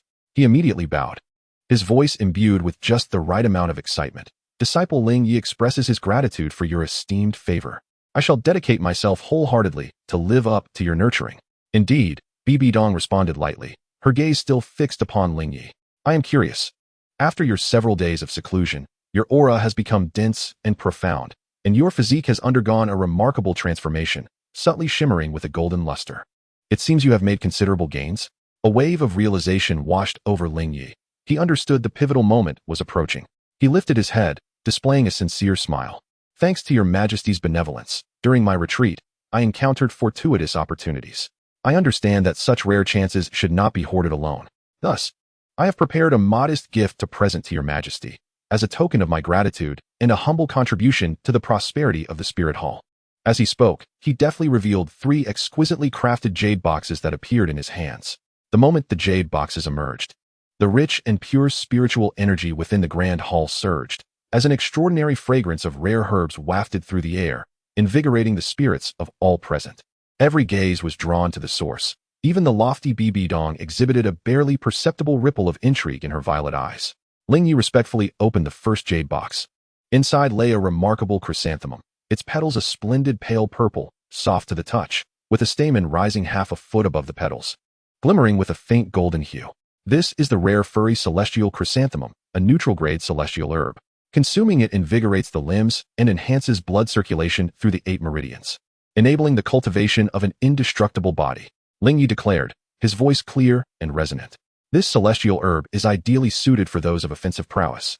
A sincere offering to the Pope, symbolizing his commitment to fortifying his foundation. Next, he opened the second jade box. Inside rested a large orchid, its petals quivering like butterflies, entirely snow-white and lustrous, with a crimson center exuding a rich fragrance. This is the 8-petal immortal orchid, possessing gentle and rich medicinal properties that fortify the foundation and nourish the essence. It expels impurities from within the body and compensates for the innate deficiencies of soul masters, significantly enhancing the speed of soul power cultivation. Its efficacy is enduring, sufficient to support one up to the soul sage level. This herb focuses on strengthening the foundation and enhancing potential, rendering it invaluable. At last, Ling Ye took a deep breath and opened the third jade box. The moment the lid was lifted, the entire hall of the Pope seemed to be enveloped in a hazy, celestial glow. An indescribable, fragrant aroma wafted through the air. Inhaling it felt as though the very soul was cleansed. Inside the box lay a resplendent tulip, its color remarkably pure and devoid of any impurities. The petals displayed a noble shade of pale gold, while the stamen shimmered with a brilliance reminiscent of a condensed galaxy. The Chihuahua tulip. Ling Ye's voice carried a note of solemnity. This is the king of celestial treasures. Majestic and opulent, it can absorb the essence of heaven and earth, along with the radiance of the sun and moon. Its effects can purify the source of martial spirits, elevate the quality of martial spirits, and even possess the potential to induce martial spirit evolution. Chapter 8. The First Battle. Martial Spirit Evolution. After a prolonged silence, Bibi Dong finally spoke. Her tone still calm, yet tinged with an undercurrent of emotion that did not escape the notice of the powerful present. Martial spirit evolution is a coveted opportunity for countless peak powerhouses. The value of this celestial herb is immeasurable. Saras trembled with excitement, while Huaina's eyes widened in disbelief and desire. The prospect of inducing martial spirit evolution? Her fox spirit martial soul is already at the apex. Should it evolve further, what unimaginable power would she wield? The disciples felt fortunate to possess such treasures. recognizing that only the unique grace of the crowned one and their unparalleled martial soul would be worthy of such celestial offerings. Ling Ye appropriately acknowledged their worth and respectfully raised the jade box above his head. A profound silence enveloped the hall, broken only by the heavy breaths of the onlookers. Each of these 3 celestial herbs, if cast into the outside world, would undoubtedly incite bloodshed. Yet now, a mere youth presented them to the Pope with such ease. Bibi Dong's gaze lingered on the 3 celestial herbs for an extended moment before finally settling on Ling Ye. In her deep purple eyes, for the first time, his figure was clearly reflected, accompanied by a hint of scrutiny, a touch of admiration, and a complexity that even she was unaware of. You have shown great thoughtfulness. Bibi Dong's voice remained calm, yet beneath that calmness lay a warmth. These 3 items hold extraordinary significance for the Hall of Spirits, and for me. Saras, accept them. Yes. Saras eagerly stepped forward, carefully accepting the 3 jade boxes as though cradling peerless treasures. The Holy Son Ling Ye has contributed greatly. I bestow upon him a papal decree, granting him the privilege to freely access the restricted library within the hall, and special permission to enter the core area of the martial spirit simulation training ground. Bibi Dong spoke again, and the richness of her rewards ignited a flame of jealousy in Hu Lai's eyes that was nearly overwhelming. The papal decree. It symbolizes an authority second only to the Pope herself. Even she does not possess such a privilege. Thank you for your grace, your holiness. Ling Ye bowed once more, inwardly elated. The first step has been secured. Bibi Dong nodded slightly, appearing somewhat fatigued. Her gaze swept over the others from behind the beaded curtain. If there are no further matters, you may withdraw. Ling Ye, remain, I have a few questions for you. Saras and others immediately bowed and took their leave. Before turning away, Hu Lai cast a deep glance at Ling Ye, her eyes brimming with defiance, provocation, and a palpable fervor for battle. Soon, the grand and empty papal hall was left with only Bibi Dong seated upon the throne and Ling Ye standing below the steps. An invisible pressure seemed to weigh heavier in the air. Ling Ye, Bibi Dong's voice shattered the silence, tinged with curiosity. The celestial herbs you presented, particularly that exquisite Kira tulip, from whence did they originate? The depths of the sunset forest are not a place for a mere 20-level soul master to tread. Ling Ye's heart tightened, realizing the true trial had commenced. He had long prepared for this moment, raising his head with composure and responding, Your Majesty. I indeed ventured into the sunset forest at great risk. By a fortunate twist of fate, I stumbled upon a land thick with poisonous miasma. Thankfully, I was safeguarded by my family's secret techniques, allowing me to enter a peculiar valley where I encountered these celestial herbs. As for the guardian of the miasma, I did not behold its true form, only heard its voice, which seemed to belong to an eccentric elder. I treated him with respect, clarifying my intent to take only what was needed, and promised that I would provide recompense in the future, thus gaining his tacit approval. He spoke half-truths, concealing the existence of Douluo, merely mentioning a mysterious elder, emphasizing the family's secret and respectful conduct, attributing the entire episode to luck while subtly planting the seeds for future dealings with Douluo through his promise of recompense. Bibi Dong listened intently, her gaze from behind the beaded curtain seemingly penetrating the very soul. Ling Ye felt an overwhelming mental force sweep over him, as if layers of disguise were being stripped away. He remained impassive, channeling his chaotic divine forge martial soul, his mental energy coalescing with the steadiness of a rock. After a moment, that disquieting sense of scrutiny receded like the tide. Family secret, eccentric elder, promise of recompense. Bibi Dong softly repeated these phrases, her tone inscrutable. In the end, she did not delve deeper but simply remarked, Since it is your fortune, I shall not inquire further. Remember, power is hard-earned and must be wielded wisely. The position of the Holy Son brings glory, yet it is also a shackle. Take heed of your path. I shall diligently remember your teachings, Your Majesty. Ling Ye replied respectfully. Depart now. Come here at this time tomorrow, and I shall personally procure your first soul ring. Bibi Dong's voice held an unmistakable authority. Yes, I take my leave. Ling Ye's heart quivered. The Pope herself would be leading the hunt for his soul ring? Such an honor. He bowed once more and slowly exited the papal hall. As he stepped through the grand doors, sunlight bathed his face. Ling Ye inhaled deeply, feeling the surge of power within him and the warmth of the Pope's decree that now lay in his grasp, shimmering with unparalleled authority, his eyes glinting with determination. The position of Holy Son was secured, the Pope's preliminary endorsement granted, and his strongest support temporarily solidified. Hold on, Holy Son Ling Ye. A voice laced with palpable hostility and arrogance rang out from behind. Ling Ye turned to find Hu Laina leaning against a nearby white jade pillar, arms crossed. Her alluring figure outlined against the sunlight, crafting a breathtaking silhouette. Yet, Her pink eyes now bore an unmistakable challenge, a smirk playing upon her lips. Such grandiosity from the Holy Sun. However, to firmly secure this position, mere flattery and eloquence will not suffice. The spirit hall ultimately must rely on strength to speak. Dare you engage in a spar with me, your senior sister? The challenge from Hulaina has arrived, as anticipated. This is a trial for the Golden Generation, and it marks Ling Ye's inaugural battle to establish his authority among the younger members of the Spirit Hall. Ling Ye gazes at the fiercely determined Hulaina, feeling the formidable soul power emanating from her, which is at least at the soul master level. A sharp smile slowly curves at the corner of his mouth. I humbly seek your guidance. Such an opportunity is rare. When and where shall we meet? Chapter 9. Invincible. Astonishing talent. Within the Spirit Hall's exclusive fighting arena, the elliptical space is crafted from a special alloy, incredibly sturdy, capable of withstanding battles at the Soul King level. Presently, a sparse audience of young soul masters from the Spirit Hall, along with several startled stewards and bishops, occupy the stands. The news of the newly appointed Holy Sun has just spread, and this new Holy Sun is set to face the leader of the Golden Generation, Hulaina. This is indeed explosive news. In the center of the arena, Ling Ye stands opposite Hulaina. Clad in black form-fitting attire, he possesses a statuesque figure. His gaze calm and profound, akin to a tranquil ancient well. His soul power is restrained, yet he exudes an aura of immense depth and majesty. Across from him, Hulaina wears a tight-fitting dark red leather armor that accentuates her breathtaking curves, with golden locks billowing slightly as her soul power surges. Her pink eyes, devoid of any allure, now radiate only cold combat intent and the pride of a formidable warrior. With her fox spirit manifested, furry fox ears sprout atop her head, and a bushy tail emerges from her rear, enveloping her in an enchanting aura. Her soul power distinctly reaches the level of a 47-ranked soul master. Beware, Holy Sun. I will not show mercy. Hulaina's crimson lips part, her voice laced with a seductive tremor as an intangible wave of mental power subtly spreads, seeking to disrupt Ling Ye's focus. This is her innate domain, enchantment. No soul skills are required. With mere gestures, she can beguile the mind.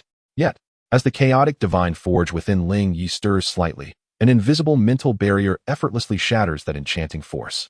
A hint of a smile graces his lips. Senior sister, please feel free to unleash your full prowess. I am eager to witness the splendor of the Golden Generation. Humph. Arrogant.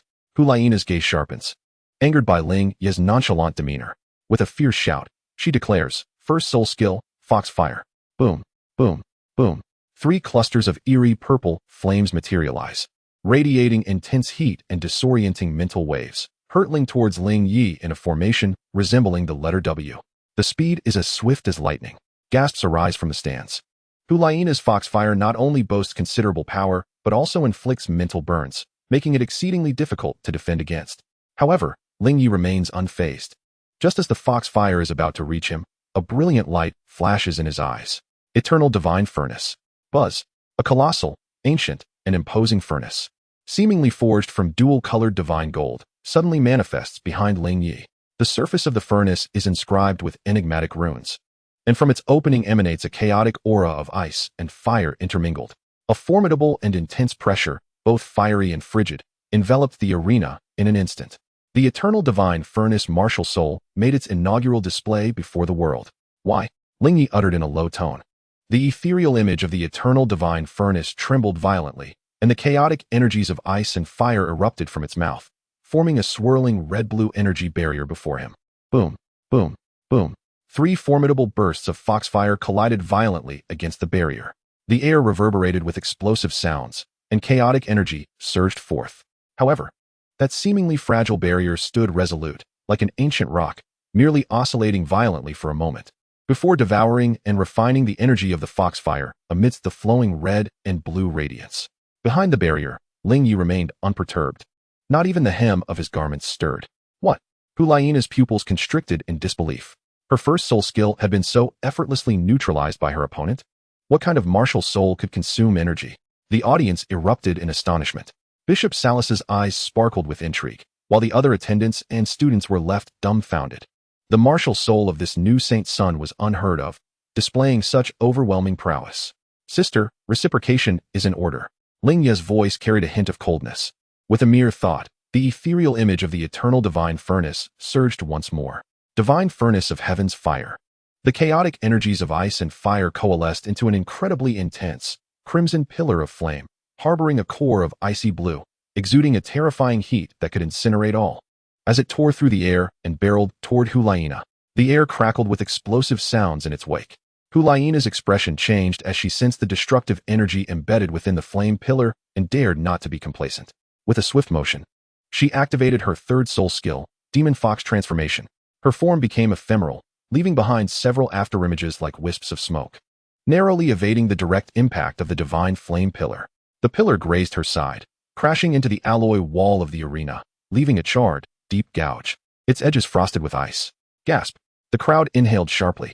Was this truly an attack that a soul master at the 20th level, without a soul ring, could unleash? What an enigmatic martial soul. What tremendous power. Hulaina felt a chill in her heart, realizing that further testing was unwise.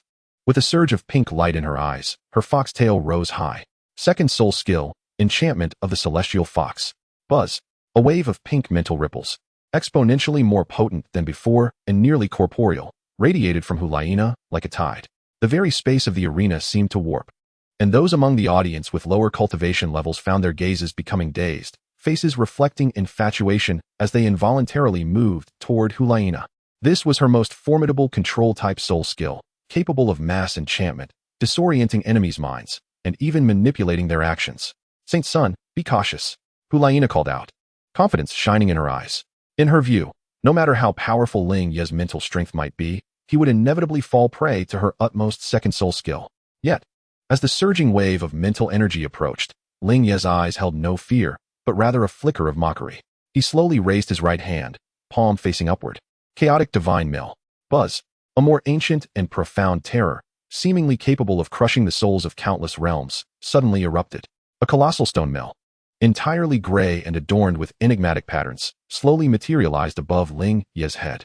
As the millstone turned, it emitted no sound, yet it seemed as though even space itself trembled in mournful lament. The divine mill of soul suppression. Ling Ye's 5 fingers grasped the air, and with a sudden thrust towards the oncoming wave of pink spiritual energy, he pressed down fiercely. Boom!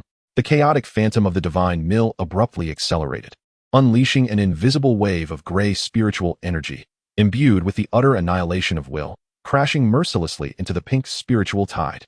There was no earth-shattering explosion, only a chilling obliteration that froze the very essence of the soul. Hiss, hiss, hiss, like boiling soup splashing upon snow. The seemingly tumultuous and mind-confounding pink wave, upon contact with the gray shock wave, emitted a piercing sound of dissolution, disintegrating in vast swathes into oblivion. Hulaina let out a muffled groan, her countenance paling instantly as if struck by a heavy blow, staggering back several steps with a trickle of blood at the corner of her mouth. The ethereal manifestation of her fox spirit martial soul quivered violently, on the verge of collapse. Her most formidable control soul skill proved utterly inadequate against the soul-suppressing power of the chaotic divine mill. An eerie silence fell over the arena. The sound of a needle dropping could be heard. Everyone was stunned by this bizarre and domineering spectacle. Hulaina, a paragon of the younger generation of the Spirit Hall and a formidable great soul master, was utterly overwhelmed in a clash of spiritual prowess by a mere level 20 soul master without a soul ring. Chapter 10. The twin spirits display their might. The Pope personally leads the Stardow Forest. Bishop Salas abruptly rose, his eyes filled with shock and ecstasy. Twin spirits. It is indeed twin spirits. One devouring and domineering, the other annihilating the spirit. May the Spirit Hall be blessed. May the Spirit Hall be blessed. Hulaina steadied herself, wiping the blood from her lips, gazing at Ling Ye with a mixture of astonishment, reluctance, and a deep-seated sense of fear and helplessness. She finally comprehended why His Holiness the Pope placed such importance on this individual. He was, without a doubt, a monster. Ling Ye slowly retracted the 2 magnificent manifestations of his martial souls, his aura steady, as if the earth-shattering clash had left no mark upon him. He approached Hulaina and calmly remarked, "Senior sister, you have my respect." Hulaina looked at Ling Ye's tranquil visage, her heart a tumult of emotions. Her pride had been shattered, but more so, she felt an awe for that unfathomable power. Taking a deep breath to suppress her swirling blood, she managed to force a smile. "Your Highness, the Holy Sun, truly lives up to the reputation." "Senior sister, I concede." The admission of defeat was difficult for her to utter, yet it was sincere. In the face of absolute strength, any resistance was but a jest. In the stands, after a brief silence, thunderous cheers and discussions erupted. The new Holy Sun, Ling Ye, had showcased his twin divine martial spirits and overwhelmingly crushed the spirit sect's Hulaina. Despite lacking a soul ring, this battle would surely reverberate throughout the younger generation of the Spirit Hall, just as the crowd's spirit soared, a vast and boundless aura, reminiscent of a sovereign of heaven and earth, silently enveloped the entire battle arena. All cheers and discussions ceased abruptly, as if a hand had gripped their throats. A figure, resplendent and exuding a sacred brilliance, had quietly appeared in the exalted guest area at the pinnacle of the soul arena. Clad in a purple-gold papal robe and adorned with a jeweled crown, it was none other than Pope Bibi Dong. All hail the Pope. The crowd, including Salas and the recently defeated Hulaina, hastily bowed in reverence, their voices imbued with awe. Ling Ye also promptly turned to pay his respects. Bibi Dong's gaze swept over the assembly, lingering momentarily on Ling Ye, a hint of imperceptible satisfaction flickering in her violet eyes, before settling on the somewhat disheveled Hulaina. Her voice, though calm, resonated with an undeniable authority. Victory and defeat are commonplace among soul masters. Hulaina, you must understand that there are always those stronger than yourself. Diligent cultivation is the true path. Your teachings will be heeded, Your Holiness. Hulaina replied, a shiver coursing through her. Bibi Dong nodded slightly, her attention shifting back to Ling Ye. Ling Ye, your disciple is here. He responded, prepare yourself. We shall depart at once. Bibi Dong's voice carried an air of resolute determination. Her destination, the core region of the Star Dough Forest. For you, I shall acquire the first soul ring. The word Star Dough Forest, core region, reverberated like thunder in the hearts of the gathered crowd. The core region, a perilous domain teeming with 10,000-year soul beasts, was a deathly forbidden zone. The Pope herself intended to lead the new Saint Son there to secure his first soul ring? How profound was this regard? How utterly reckless? Ling Ye felt a surge of exhilaration as well, igniting a fiery ambition within him. The core region, 10,000-year soul beasts. This was the worthy beginning for his twin divine soul. Yes, I will obey, Ling Ye declared with unwavering strength. Bibi Dong uttered no further words. Her figure gradually ascending, enveloped in a radiant purple-gold light, appearing as a deity descending to the mortal realm. With a graceful wave of her hand, a soft yet potent soul power enveloped Ling Ye. Salas, you shall temporarily oversee the affairs of the palace. I accept the command. Salas replied with palpable excitement. In the next moment, a flash of purple-gold light engulfed them, and Bibi Dong, along with Ling Ye, vanished from the arena, leaving behind an atmosphere of shock, reverence, and an incessant buzz of speculation. The core region of the Star Dough Forest, the Pope's personal expedition. From whence will the first soul ring of the new Saint Son Ling Ye be drawn?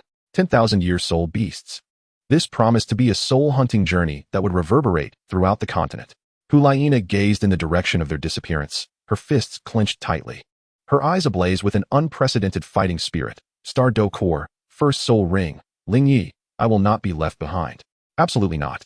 Meanwhile, in an obscure corner of the spirit city, a pair of golden eyes, radiant like the sun, yet obscured in shadow, watched intently in the direction of the Pope's palace, their gaze inscrutable, tinged with amusement and cold calculation. Bibi Dong, you are quite invested in this suddenly emerging Saint Son. The Star Dough Core? How intriguing. It appears that my plans may require a slight adjustment. The journey to the Star Dough beckons, and the tempest shall rise. Chapter 11. The Manifestation of Emperor Tian. The Star Dough Forest, core region. The air here is as heavy as mercury, infused with an ancient, primal essence that sends shivers down one's soul. Towering trees stretch towards the heavens, their canopies overlapping, slicing sunlight into fragmented patches of illumination. Beneath our feet lies a thick layer of humus, several feet deep. Silent underfoot, yet seemingly ready to engulf any living being at a moment's notice. A faintly sweet, metallic scent lingers in the air, an invisible mark left by apex predators. Silence reigns here, yet beneath this stillness lies a peril potent enough to shatter even the mightiest of souls. A purplish golden light pierces through the dim forest, moving with incredible speed and utter silence. Bibi Dong, accompanied by Ling Ye, glides through the periphery of the core area like a specter merged with shadows. The Pope's formidable mental prowess acts like invisible tendrils, deftly navigating the territories of formidable soul beasts, choosing a relatively safe path.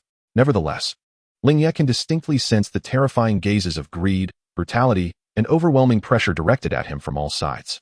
The beings behind those stares exude an aura of dominance that far surpasses any he has previously encountered, each being a soul beast over 50,000 years old.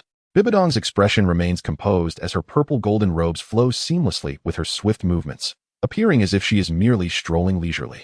Yet Ling Ye understands that at this moment, The Pope's mind must be intensely focused, akin to a tightly drawn bowstring. Do you feel it? Bibi Dong's cold voice resonates directly within Ling Ye's mind. Every inch of this land is imbued with the will of soul beasts that have existed for 100,000 years. They are the true sovereigns of this forest.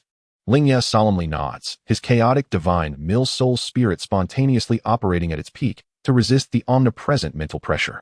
The eternal divine furnace within him slowly rotates, absorbing the earth's rich and nearly viscous spiritual energy. The ice-fire golden body radiates a soft glow, isolating him from miasma and toxins. Your dual soul spirits possess boundless potential. The first soul ring must establish the most perfect foundation. Bibi Dong's voice carries an undeniable resolve. The chaotic divine mill's primary spirit must be annihilated, paired with a mental type or a soul ring endowed with formidable spiritual attributes, aiming for a lethal strike that will shock the soul. The eternal divine furnace encompasses all. It can refine myriad laws. For your first soul ring, I shall select either the ultimate ice or ultimate fire attribute to lay the elemental foundation, enabling the refinement of even greater power in the future. A top-tier mental type soul ring. An ultimate attribute soul ring. The target is none other than the mightiest soul beasts in the core area. Ling Ye's blood surges with fervor, yet he simultaneously feels the weight of immense pressure. Such an objective implies that they are to deliberately step into the lairs of those 100,000-year soul beasts, engaging in a fight for survival. Ahead lies the territory of the shadow demon leopard. Bibi Dong's voice takes on a chilling tone. This creature boasts unparalleled speed, excels in mental piercing and shadowy assassination, and is close to 90,000 years in age. Its soul ring harbors formidable mental piercing and concealment traits, perfectly suited for your chaotic divine mill. 90,000 years. A top-tier soul beast nearing 100,000. Ling Ye holds his breath. The two suddenly reduce their speed, suppressing all presence, moving like shadows. Soon, a marshland shrouded in dense shadows comes into view. The air is thick with the scent of decay and chill, as light appears to be utterly devoured in this place. At the heart of the swamp, a massive black rock serves as the perch for a long, lithe figure, cloaked in sleek, pure black fur, devoid of any mottling, rendering it nearly invisible in the shadows. Measuring over 5 meters in length, its musculature is both fluid and brimming with explosive strength. Most disconcerting are its eyes, akin to two burning orbs of ghostly green flame, cold, merciless, and filled with a stark indifference towards life. This is the 9,000-year soul beast, the shadow demon leopard. It seems to be feigning slumber, yet Ling Ye can sense an invisible, piercing mental wave emanating from it, rippling outward like water, vigilantly monitoring every subtle movement within its territory. Prepare. Bibi Dong's voice resonates in Ling Ye's mind, tinged with gravity. Even she requires a decisive strike to hunt a soul beast nearing 10,000 years, renowned for its speed and elusiveness, lest it attract even more terrifying entities. Bibi Dong's figure vanishes soundlessly from sight. In the next instant, an indescribable, terrifying aura, as if summoned from the depths of the underworld, erupts. The Death Domain. With a hum, a vast expanse of profound purple-black energy envelopes the area surrounding the shadow demon leopard. Within this realm, light is entirely extinguished, leaving only pure death and decay. The shadow demon leopard, as if its tail had been stepped on, instantly bristles in alarm. Its ghostly green pupils blaze with horror. It seeks to escape, to meld into the shadows, yet within this absolute domain of death, its shadow evasion talent is utterly suppressed. The true form of the soul-devouring spider emperor. A chilling and authoritative voice resonates throughout the domain. Bibi Dong's silhouette emerges from the purple-black radiance, transformed not into the resplendent Pope, but into a fearsome, colossal spider exuding an aura of inexorable death. 8 legs, resembling the scythes of death, glimmer ominously, while its massive mandibles open and close, spewing forth toxic silk. This is the terrifying manifestation of Bibi Dong's ultimate martial soul, the Death Spider Emperor, fused with the soul-devouring Spider Emperor. 8th soul skill, soul-devouring scythe. From the mandibles of the soul-devouring Spider Emperor, a perfectly condensed purple-black energy blade suddenly erupts. The blade is silent, yet it seems capable of severing the very essence of the soul, leaving faint black fissures in its wake. Its speed is unparalleled, instantly appearing above the shadow demon leopard. The shadow demon leopard emits a desperate shriek, its body radiating ghostly light as it attempts to form the strongest mental shield. Yet, before this scythe imbued with the laws of death and the power of soul-devouring, its mental defenses are as fragile as paper. Swoosh! The purple-black energy blade effortlessly cleaves into the head of the shadow demon leopard. No blood sprays forth. Instead, its immense body convulses violently, and its ghostly green pupils dim instantly, as its vast mental energy and the essence of its soul are mercilessly consumed by the blade. In a single strike, this nearly 10,000-year pinnacle soul beast is brought to the brink of annihilation. The entire process unfolds with the swiftness of lightning. From the domain's emergence to the ascent of the soul ring, mere moments pass. Ling Ye stood by, his heart shaken to its core. This was the might of a peak Douluo. With each gesture, life and death were determined. He swung his blade, feeling a jolt of pain in his arm. Yet the weapon remained sharp enough to extinguish the last flicker of the soul beast's essence. A profound black soul ring, radiating an intense dark light and formidable spiritual fluctuations, gradually ascended from its lifeless body. Ling Ye prepared to absorb. Bibi Dong restored her human form, her aura slightly fluctuating but still exuding authority. With a wave of her delicate hand, a gentle force drew the deep black soul ring towards Ling Ye.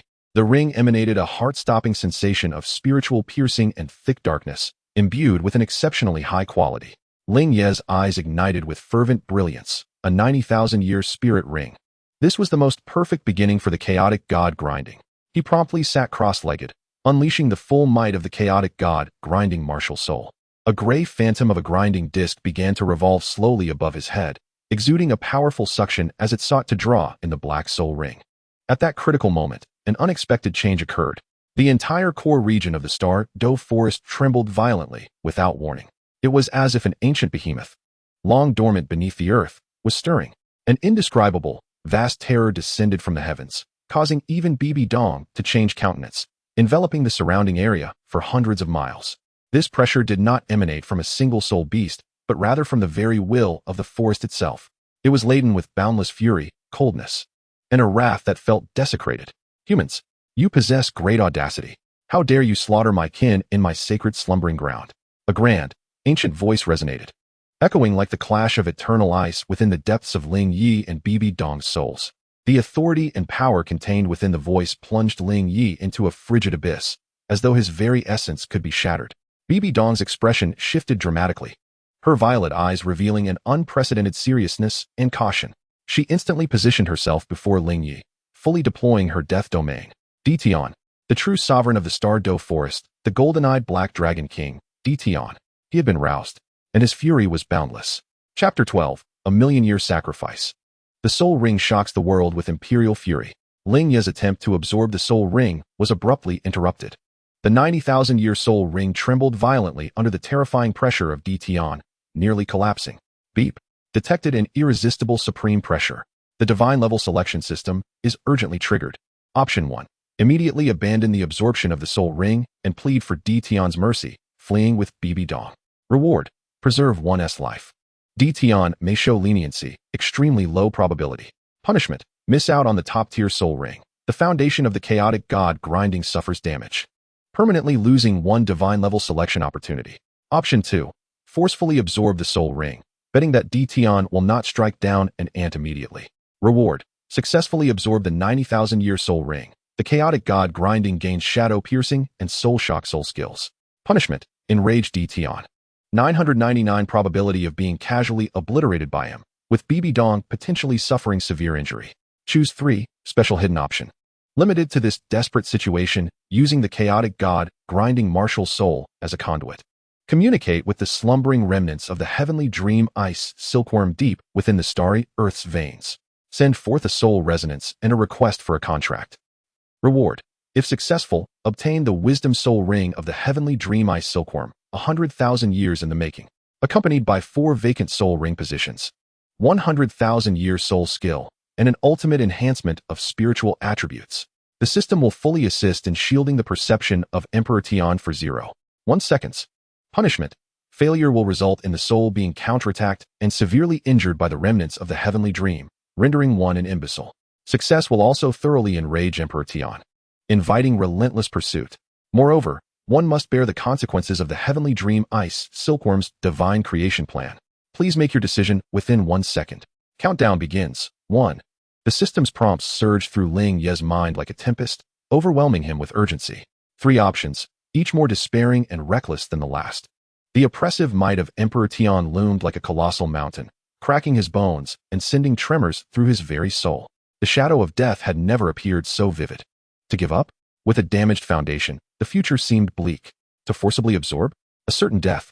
To communicate with the heavenly dream ice silkworm? That legendary 100,000-year soul beast? Remnants? A contract? This was simply absurd. Yet that reward, the 100,000-year soul ring, accompanied by 4 soul ring positions. This temptation was enough to drive any soul master to madness. The roar of Emperor Tian echoed in his ears, the terrifying pressure threatening to crush his consciousness. Ants. Die. Time was running out. In an instant, a frenzied light erupted in Ling Ye's eyes. All his mental energy, all his will, surged forth like a volcano in the final moment of death's threat and the system's countdown, striking fiercely at the seemingly impossible, yet singularly hopeful option 3. I choose 3. Communicate with the heavenly dream ice silkworm. Ding. Selection successful. God-level selection system permissions fully activated. Soul resonance channel establishing, fully shielding Emperor Tian's perception, 0.1 seconds. Commence. Buzz. An indescribable, transcendent, and utterly pure ice-blue mental torrent surged forth, seemingly traversing endless time and space. Rushing from the deepest veins of the starry forest into the sea of Ling Ye's spirit, propelled by the special resonance emitted by his chaotic god-grinding martial soul. This mental torrent was vast, frigid, yet brimming with ineffable wisdom, the weight of ages, and an almost euphoric sense of liberation. Wahaha! Finally, I have awaited you. I am on the verge of weaving the silk of the ice silkworm. A spirit system, an ultimate spirit system martial soul. And this special soul that can harbor my spiritual essence. Perfect. Too perfect. My divine creation plan has hope. A voice, filled with extreme excitement, yet tinged with mischief, resonated like a great bell within the sea of Ling Ye's spirit. Simultaneously, the chaotic shadow of the god grinding above his head erupted with an unprecedented, resplendent gray light. Deep within that gray light, a point of ice-blue brilliance, akin to the stars of the universe, spun wildly and expanded. The outside world. As the formidable Emperor Tian was about to crush the 2 insignificant ants beneath his feet, his colossal dragon eye, which overshadowed the heavens, suddenly narrowed. He sensed an exceedingly faint yet peculiar wave of energy emanating from the frail human, a sensation that stirred an inexplicable tremor deep within his very soul. This wave carried with it an aura of repulsion intertwined with an undercurrent of caution, reminiscent of the formidable creature he had imprisoned and drained of power. The slightest hesitation, a mere fraction of a second, momentarily slowed Emperor Tian's movements. In that infinitesimal moment, it was done. Boy, open your heart and embrace my sacrifice. The voice of the heavenly dream ice silkworm, filled with a blend of ecstasy and determination, roared within Ling Ye's mind. Boom! A radiant pillar of light, indescribable in its beauty and grandeur, suddenly soared into the sky from Ling Ye's being. This beam was not of any known color. It appeared to be a condensation of countless stars, a manifestation of luminous wisdom. Within this column, an array of ice-blue, enigmatic runes swirled, exuding an ancient, sacred, yet oddly whimsical aura. A colossal, unimaginable ice-blue soul ring slowly coalesced above Ling Ye's head. So immense was this soul ring that it threatened to rupture the death domain established by Bibi Dong. Upon this soul ring, 10 resplendent golden patterns, akin to divine inscriptions, were indelibly etched. Beyond these 10 golden lines, a vague silhouette loomed, seemingly imbued with infinite possibilities. A million-year soul ring. 10 golden patterns. The legendary wisdom soul ring. No. Emperor Tian's roar, brimming with boundless fury and disbelief, erupted like apocalyptic thunder, shattering the very core of the Star Doe forest. Damnable insect! How dare you! The terrifying might of the dragon descended like a tangible tsunami. Bibi Dong's complexion turned ashen, the death domain quaked violently, and her purple-gold Pope's robe billowed without wind. She gazed at the million-year soul ring above Ling Ye, a phenomenon that upended all known conventions of soul masters. Her violet eyes filled with unprecedented shock and a hint of terror that even she herself had not recognized. Is this truly the holy son I have chosen? The first soul ring, a million years? The Star Doe forest erupted into chaos. When the emperor was enraged, countless lives were lost. Ling Ye, amidst the tempest of Emperor Tian's wrath and Bibi Dong's astonished gaze, found his consciousness completely submerged in the vast, boundless ice-blue torrent of wisdom. The fusion with the million-year soul ring was just beginning. Chapter 13, Awakening of the Heavenly Dream. Emperor Tian, in a fit of rage, tore through space, while Bibi Dong resolutely stood her ground. As Ling Ye's soul ring merged, the 4 soul abilities of the heavenly dream ice silkworm awakened in an instant. The eternal divine furnace withstood a fatal blow, its body riddled with cracks. The spatial talisman shattered, the dragon's breath engulfing the afterimage. As the two heavily wounded figures vanished into the void, Emperor Tian, in a furious pursuit, marked his prey with the Silver Dragon King's spatial seal. In the final moment before Ling Ye succumbed to unconsciousness, the remnant soul of the heavenly dream issued a warning. Ants, how dare you steal the treasures of the Star Dough? Emperor Tian's roar reverberated like a million thundering storms, exploding in the most forbidden zone of the Star Dough forest. The sound transcended mere sound waves, becoming an embodiment of the purest dragon might and a will for destruction. From his mouth erupted a pitch-black dragon flame, not merely fire, but rather as if the very void solidified was ablaze, collapsing. In its wake, the space shattered like fragile glass, emitting a disconcerting cracking sound, before fracturing piece by piece, revealing the chaotic void beneath. A terrifying force instantaneously tore and consumed the surrounding ancient trees, colossal stones, and even light itself. Bibi Dong's pupils constricted to pinpricks. The Rakshasa scythe in her grasp howled with an unprecedented, mournful wail, as a dense, purplish-black, deathly energy surged forth recklessly, instantly erecting a formidable barrier composed of countless wailing souls and cursed runes before her, a deathly bulwark. With a thunderous clash, the purplish-black and dark-red forces of death and destruction, representing the pinnacle of earthly terror, collided fiercely without any embellishment. At the point of impact, time seemed to freeze for a moment. Subsequently, a visible shockwave, interspersed with fragments of space, surged forth at a speed surpassing sound. Where the shockwave reached, everything was reduced to dust. Those towering ancient trees, which had stood for 100,000 years and were harder than iron, emitted not even a whisper of resistance before being instantaneously disintegrated into the finest particles. The earth was forcibly scraped away by several yards, exposing the charred rock layers below. The shockwave swept over a distant low hill, slicing through it as if by an invisible blade, causing the upper half to vanish silently. Coughing, Bibi Dong stifled a groan. Her exquisite visage instantly drained of color. Her hands, clasping the Rakshasa scythe, suffered a complete rupture at the palms, as purplish-golden blood streamed down her wrists, staining the cold scythe. The luxurious purplish-golden robe, symbolizing the supreme authority of the Pope, was now seared with large charred holes by the terrifying heat of the dragon flame, revealing beneath a flickering dark golden sheen, yet equally marred with cracks. An overwhelming force surged through the scythe, violently impacting her, forcing her to stagger backward, each step leaving deep fissures in the scorched ground. What struck her most profoundly was that within the seemingly ferocious dragon flame of Tian, there entwined a subtle, yet overwhelmingly pure silver spatial power that pierced her very soul with agony. This power was akin to invisible chains, silently infiltrating her deathly barrier, wildly eroding and solidifying her surging soul energy, rendering her movements as sluggish as if caught in the most viscous mire. This was the power of the Silver Dragon King. Guyana, Tian had not come alone. Kid, hurry. I truly can't hold on any longer. That old black dragon has gone mad. And that silver dragon woman is up to no good. In Ling Ye's spiritual sea, the ethereal shadow of the dream ice silkworm twisted violently under the terrifying dragon might infused with the Silver Dragon King's pressure, as if it might completely dissipate at any moment. The ice-blue million-year soul ring, born of its sacrifice, spun with unprecedented frenzied speed. The boundless, starry expanse of pure spiritual force surged forth like a tumultuous torrent of energy, relentlessly sweeping through every corner of Ling Ye's consciousness. This was the terrifying power, capable of shattering a tidal Douluo contained within a million-year soul ring.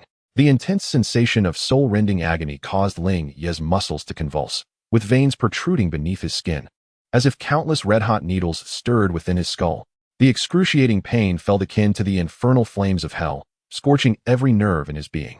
Yet, just as this ultimate suffering threatened to engulf his consciousness, a resonant hum erupted. The frantically spinning ice-blue soul ring suddenly unleashed 4 resplendent golden runes.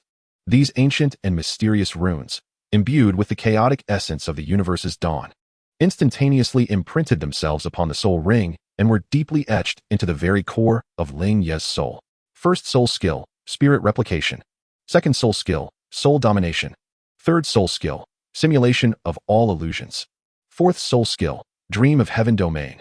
A torrent of information surged into Ling Ye's consciousness. He was awakened.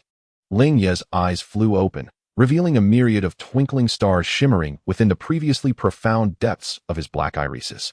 The chaotic divine grinding martial soul hovering above him resonated with a powerful hum, as 10 ancient golden divine patterns, symbolizing the might of the divine mill, blazed to life. radiating a vast divine light that pierced through the heavens and the earth. This brilliance, imbued with the monumental strength of creation, forced a narrow fissure through the encroaching force of the Silver Dragon King's spatial confinement. Seeking destruction, in Emperor Tian's golden dragon eyes, fury surged, threatening to incinerate the void. He was astonished that this insignificant insect had truly succeeded under the dual pressure exerted by himself and his master. The aura of the million-year soul ring instilled within him a profound sense of threat and deeper humiliation. Without a moment's hesitation, Emperor Tian's massive dragon claw, adorned with menacing black scales, rose once more. This time, it was not wreathed in dragon flames, but rather coalesced into an ultimate darkness. Wherever the claw passed, space was easily torn asunder, leaving behind 5 twisted, profound black fissures. The dragon claw, moving at a speed beyond comprehension, disregarded the distance of space and appeared directly above Ling Ye, descending with the terrifying intent to shatter stars and obliterate all. Its target was none other than Ling Ye's head. The shadow of death loomed cold and bone-chilling, instantly enveloping Ling Ye. At the critical moment, the eternal divine furnace, the realm of melting. Ling Ye's eyes widened in agony as he emitted a primal roar, channeling the immense soul power gained from merging with the million-year soul ring. Along with every ounce of strength he had extracted from his potential, he fervently poured it into the second martial soul suspended before him, the eternal divine furnace.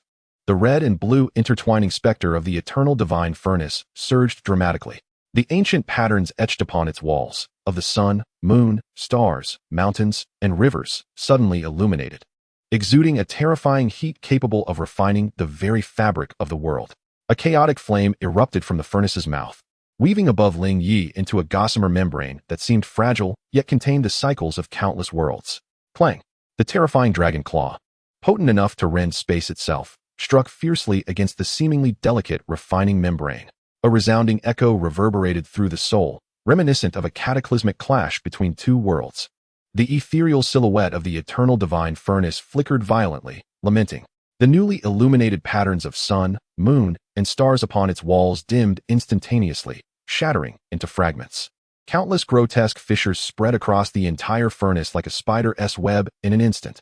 In merely 0.1 seconds, the formidable defenses of the eternal divine furnace, capable of withstanding a full-force strike from a tidal Douluo, were on the brink of complete disintegration under the wrathful strike of Emperor Tian. Yet, it was this fleeting 0.1 seconds, purchased at a great cost, that offered a singular, ephemeral glimmer of hope. Chapter 14. The Dragon Emperor's Fury in the Void. Let us go. Bibi Dong forcefully suppressed the tumultuous surge of her blood and the tremors of her soul core, her blood-stained jade hand darting forth like lightning to grasp Ling Ye's arm. In her other hand, a silver stone inscribed with intricate spatial runes was instantaneously crushed to dust. Buzz! A dense wave of spatial fluctuations surged forth, enveloping her and Ling Ye in a silvery bubble at a rapid pace, just as their forms were about to be entirely consumed by the power of space, becoming ethereal and transparent. Boom! Emperor Tian's terrifying dragon claw, which had shattered the wall of the molten realm, was accompanied by an onslaught of annihilating dragon breath, akin to a roaring black tempest, mercilessly engulfing the remnants of their figures left behind.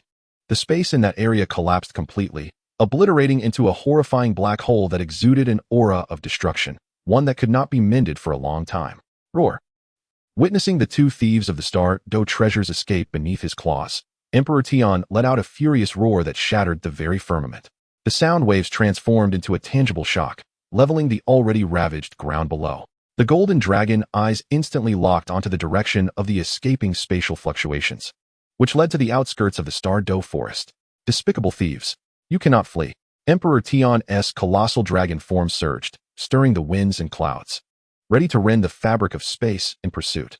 At that moment, a voice, cool, ethereal, yet imbued with supreme authority, resonated like a crystalline spring within the depths of Emperor Tian's tumultuous consciousness. Emperor Tian.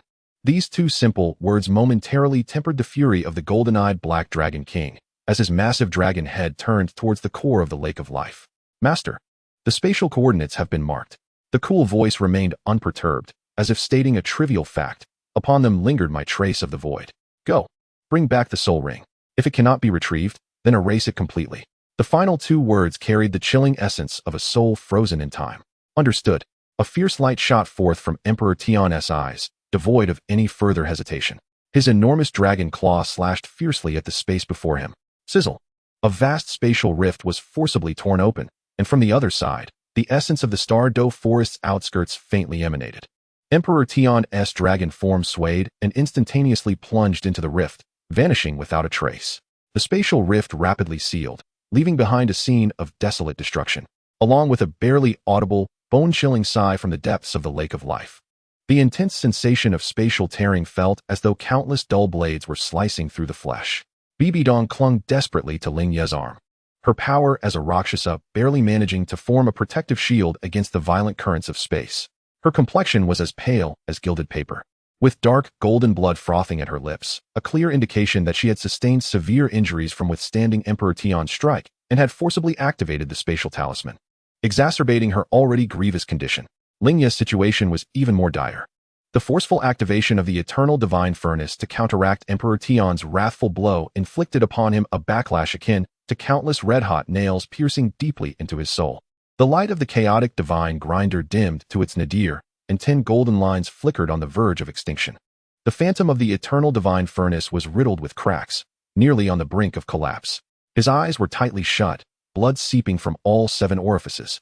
His body being dragged limply by Bibi Dong, sustained only by a sheer force of will preventing him from slipping into total unconsciousness. In the throes of excruciating pain and a soul-shattering vertigo, Ling Ye, drawing on his newly acquired soul skill instinctively, struggled to summon a faint thread of spiritual energy. With a hum, an imperceptible wave of illusionary energy rippled like water across the surface, momentarily cloaking the last remnants of their presence within the spatial passage. This feeble wave, pitifully weak amidst the chaotic spatial turbulence, cleverly distorted and disguised their true direction of escape, leaving behind a misleading trace of aura pointing in the opposite direction. This was the innate ability of the million-year-old spiritual power of the heavenly dream ice silkworm, extracted from Ling Ye at the brink of death. With a thud, the space warped, and 2 disheveled figures plummeted from the air, crashing down like torn burlap sacks onto the edge of a relatively sparse woodland. Here, they had distanced themselves from the suffocating pressure of the core area, and the air felt refreshingly clear. The tremendous impact caused Bibi Dong to lose her composure, violently expelling a mouthful of dark purple blood, her breath instantly faltering to an extreme low. The Rakshasa demon scythe slipped from her grasp, clattering to the ground. She knelt on one knee, gasping for air, each breath tearing at her lungs with excruciating pain. Ling Ye, on the other hand, succumbed to complete unconsciousness, crashing onto the leaf-strewn earth, motionless, with only the faintest fluctuation of soul power indicating he was still alive. His garments were in tatters, revealing skin marred by countless fine bloodstains and scorched blackened patches, his visage as pale as a corpse. With great effort, Bibi Dong attempted to rise and assess Ling Ye's condition. But as soon as she moved, the world spun violently around her, nearly causing her to topple. The destructive power contained in Emperor Tian's strike, coupled with the spatial confinement of the Silver Dragon King, ravaged her body like a relentless parasite, continuously damaging her meridians and soul core. At that moment, a voice brimming with urgency and indignation echoed from afar, "Your Holiness the Pope." As the words fell, a blinding golden light streaked across the sky like a meteor, crashing to the ground not far in front of Bibi Dong, stirring a cloud of dust. As the golden light dissipated, it revealed a tall, elderly man with hair and beard as white as snow. He donned a long white robe adorned with intricate golden patterns, his visage imposing yet currently filled with shock and incredulity. He was none other than Tuoba Shi, one of the esteemed elders of the Spirit Hall, possessing the supreme beast spirit, the white-armored Earth Dragon.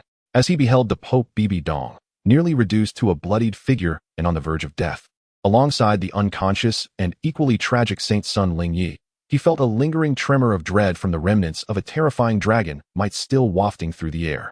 Even as a titled Douluo, he was momentarily struck with horror. "Your Majesty, Saint's son, what has happened? Who could inflict such harm upon you?" Tuoba Shi's voice quivered with disbelief. He had been commanded by Bibi Dong to provide support at the outskirts of the Douluo forest. Yet he had never anticipated encountering such a gruesome scene. With great difficulty, Bibi Dong lifted her head, her blood-stained violet eyes still reflecting a profound dread of the fearsome entity in the core region, yet more prominently, an icy resolve. She opened her mouth, her voice rasping like sandpaper. D. Tian, the Silver Dragon King, Mark. Quickly, take us back to Spirit City." Before she could finish, another spurt of blood surged forth, her body swaying perilously. Tuoba Shi's pupils dilated in shock. Tian, the sovereign of soul beasts in the Douluo forest. the legendary golden-eyed Black Dragon King, and the Silver Dragon King. The weight of these two names pressed down upon him like an insurmountable mountain, rendering him breathless. However, his reflexes were sharp. He suppressed the tumultuous waves of fear within, knowing that every second was crucial for survival. Without hesitation, he stepped forward, one hand steadying the swaying Bibi Dong, while the other conjured a gentle sphere of soul power to carefully lift the unconscious Ling Ye from the ground. "Fear not, Your Majesty. I shall protect you both with my life." Tuoba, she proclaimed with determination, his 9 soul rings glowing instantaneously, particularly the resplendent crimson 10th ring of 100,000 years, which erupted with blinding radiance. The ethereal form of the white-armored earth dragon roared behind him, and a formidable defensive field immediately enveloped the trio. He dared not linger, nor did he pause to scrutinize the faint, chilling aura of the ice-blue soul ring emanating from Ling Ye. With a powerful thrust of his foot, he propelled himself forward. Boom! The ground erupted in a massive crater as Tuoba Shi, bearing the injured Bibi Dong and the unconscious Ling Ye, transformed into a dazzling golden meteor, racing at breakneck speed towards the spirit city beyond the Douluo forest. Their velocity was such that they left a long golden tail in the air, tearing through it with a sharp, explosive sound. Barely half a minute after their departure, boom, hundreds of meters above their point of descent, the space shattered as if struck by immense force, resembling splintering glass. A colossal dragon claw, covered in menacing black scales and radiating an aura of destruction, emerged with ferocity. The massive body of Tian followed suit, rending the very fabric of space as it descended. The cold golden dragon eye surveyed the disarrayed forest below, instantly detecting the lingering essence of the blood Bibi Dong had expelled, as well as the faint traces of mental fluctuations left by Ling Ye during his final moments of casting, simulated myriad phantoms. Humph, a mere parlor trick. A flicker of disdain crossed Tian's eyes. The mere illusionary interference was akin to child's play against his boundless mental prowess. His gaze swiftly locked onto the clear golden soul power trace left in the air by Tuoba Shi and his 2 companions as they fled, directing towards the forest's edge. "Escape? I shall observe how long you can elude me." Tian's deep dragon tongue resonated with an inexhaustible killing intent. With a powerful flap of his wings, his colossal form unleashed a terrifying speed that belied its size, transforming into a streak of black lightning that tore through the sky, pursuing the golden trail relentlessly. As he passed, the forest below appeared as if cleaved by an invisible blade, trees toppling in rows, leaving a path of devastation that was nothing short of horrifying. Meanwhile, in the deepest recesses of Ling Ye's unconscious mind, the ephemeral remnant of the heavenly dream ice silkworm flickered like a dying candle in the wind. In the final moment before complete dissolution, it exerted the last vestige of its will, imprinting a warning filled with infinite dread upon Ling Ye's soul. "Child, beware. That silver dragoness space mark is a trap." Chapter 15. The true despair. The heart of the holy dragon Daw Tuoba Shi raced wildly within his chest, threatening to shatter his ribs. He had never experienced such pure, primal fear, rooted in the instinct for survival. The terrifying dragon might that approached him with relentless speed felt like the cold scythe of death, looming over the trio. Each tremor in space heralded the proximity of death. His entire soul power boiled like magma, burning uncontrollably. The 9th soul ring, a vivid crimson emblem of peak power, erupted in an unprecedented blinding radiance, enveloping him along with Bibi Dong and Ling Ye in a golden red aura. The phantom of the white-armored earth dragon roared amidst the golden light, its massive scaled visage layering over the 3 of them, forming the most formidable mobile fortress. The speed had reached the zenith of Tuoba Shi's lifetime. Transformed into a golden meteor, he fled wildly above the Douluo forest, the blazing tail tearing through the clouds, producing a continuous, spine-chilling shriek. Below, the forest blurred into a green torrent. "Hold on," Tuoba Shi bellowed, channeling a steady stream of soul power into Bibi Dong, striving to suppress the destructive dragon force and the venomous spatial confinement within her. He could sense Bibi Dong's breath flickering like a candle in the wind, her soul core trembling violently. Each infusion of soul power felt like a stone cast into the abyss, being wildly countered and devoured by those 2 terrifying forces. Bibi Dong's purple-gold eyes were half open, reflecting profound agony and icy tenacity. She could not articulate her fears and could only grip Tuoba Shi's arm fiercely, her fingertips nearly embedding into his flesh, conveying a silent urgency and warning. "Faster. Hurry. That presence is closing in." Ling Ye's consciousness sank deeper into an abyss of chaos. Excruciating pain gnawed at his soul like countless venomous ants. The eternal divine furnace teetered on the brink of collapse, the residual impact of Tian's dragon might. and the soul-rending sensation from the forced fusion of a million-year soul ring intertwined to create an unending purgatory. In this abyss of despair, a faintly shimmering ice blue light flickers like the last firefly in the night, resilient against the encroaching darkness. The ethereal voice of the dream ice silkworm, almost on the verge of dissipating, intermittently reaches Ling Ye's nearly silent consciousness. Listen, brother, it's not going to work. The flickering ice blue glow sways precariously, as if it might extinguish at any moment. That silver dragon lady is treacherous. Dream's voice trembles with unprecedented dread. The void mark she left upon you is not merely a simple insignia. Caught in a tumultuous haze, Ling Ye grasps a fleeting clarity, akin to a drowning soul clutching at a straw. It's a trap. A trap. Dream's voice suddenly escalates, laden with a final warning. Through this mark, she can not only track you but also, in your moments of weakness, or when you attempt to harness the power of space to flee. She can detonate the spatial coordinates, forcibly pulling you back into her predestined death trap. As if to affirm Dream's warning, Ling Ye vaguely perceives, deep within the essence of his soul, the silver imprint he had previously managed to obscure with simulated myriad phantoms. The void mark now pulsates as though it were a living entity, an exceedingly subtle yet lethal spatial fluctuation, akin to the flicking tongue of a venomous serpent, seeks to penetrate his mental disguise, quietly spreading its influence.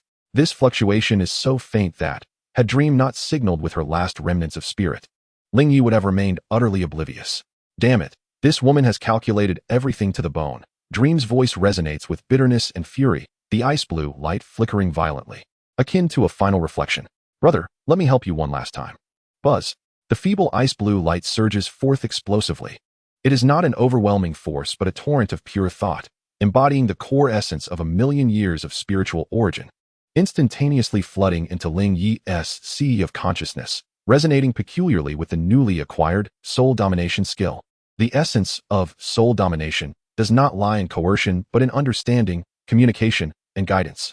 At this moment, Dream ignites her last remnants of spirit to convey how to utilize this skill to comprehend, soothe, and even momentarily deceive that void mark.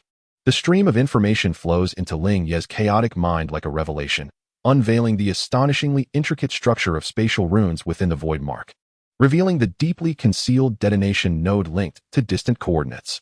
Use your mental power to simulate and stabilize the spatial illusion. Deceive it. Dream's voice grows weaker, more distant. By time, young one, survive.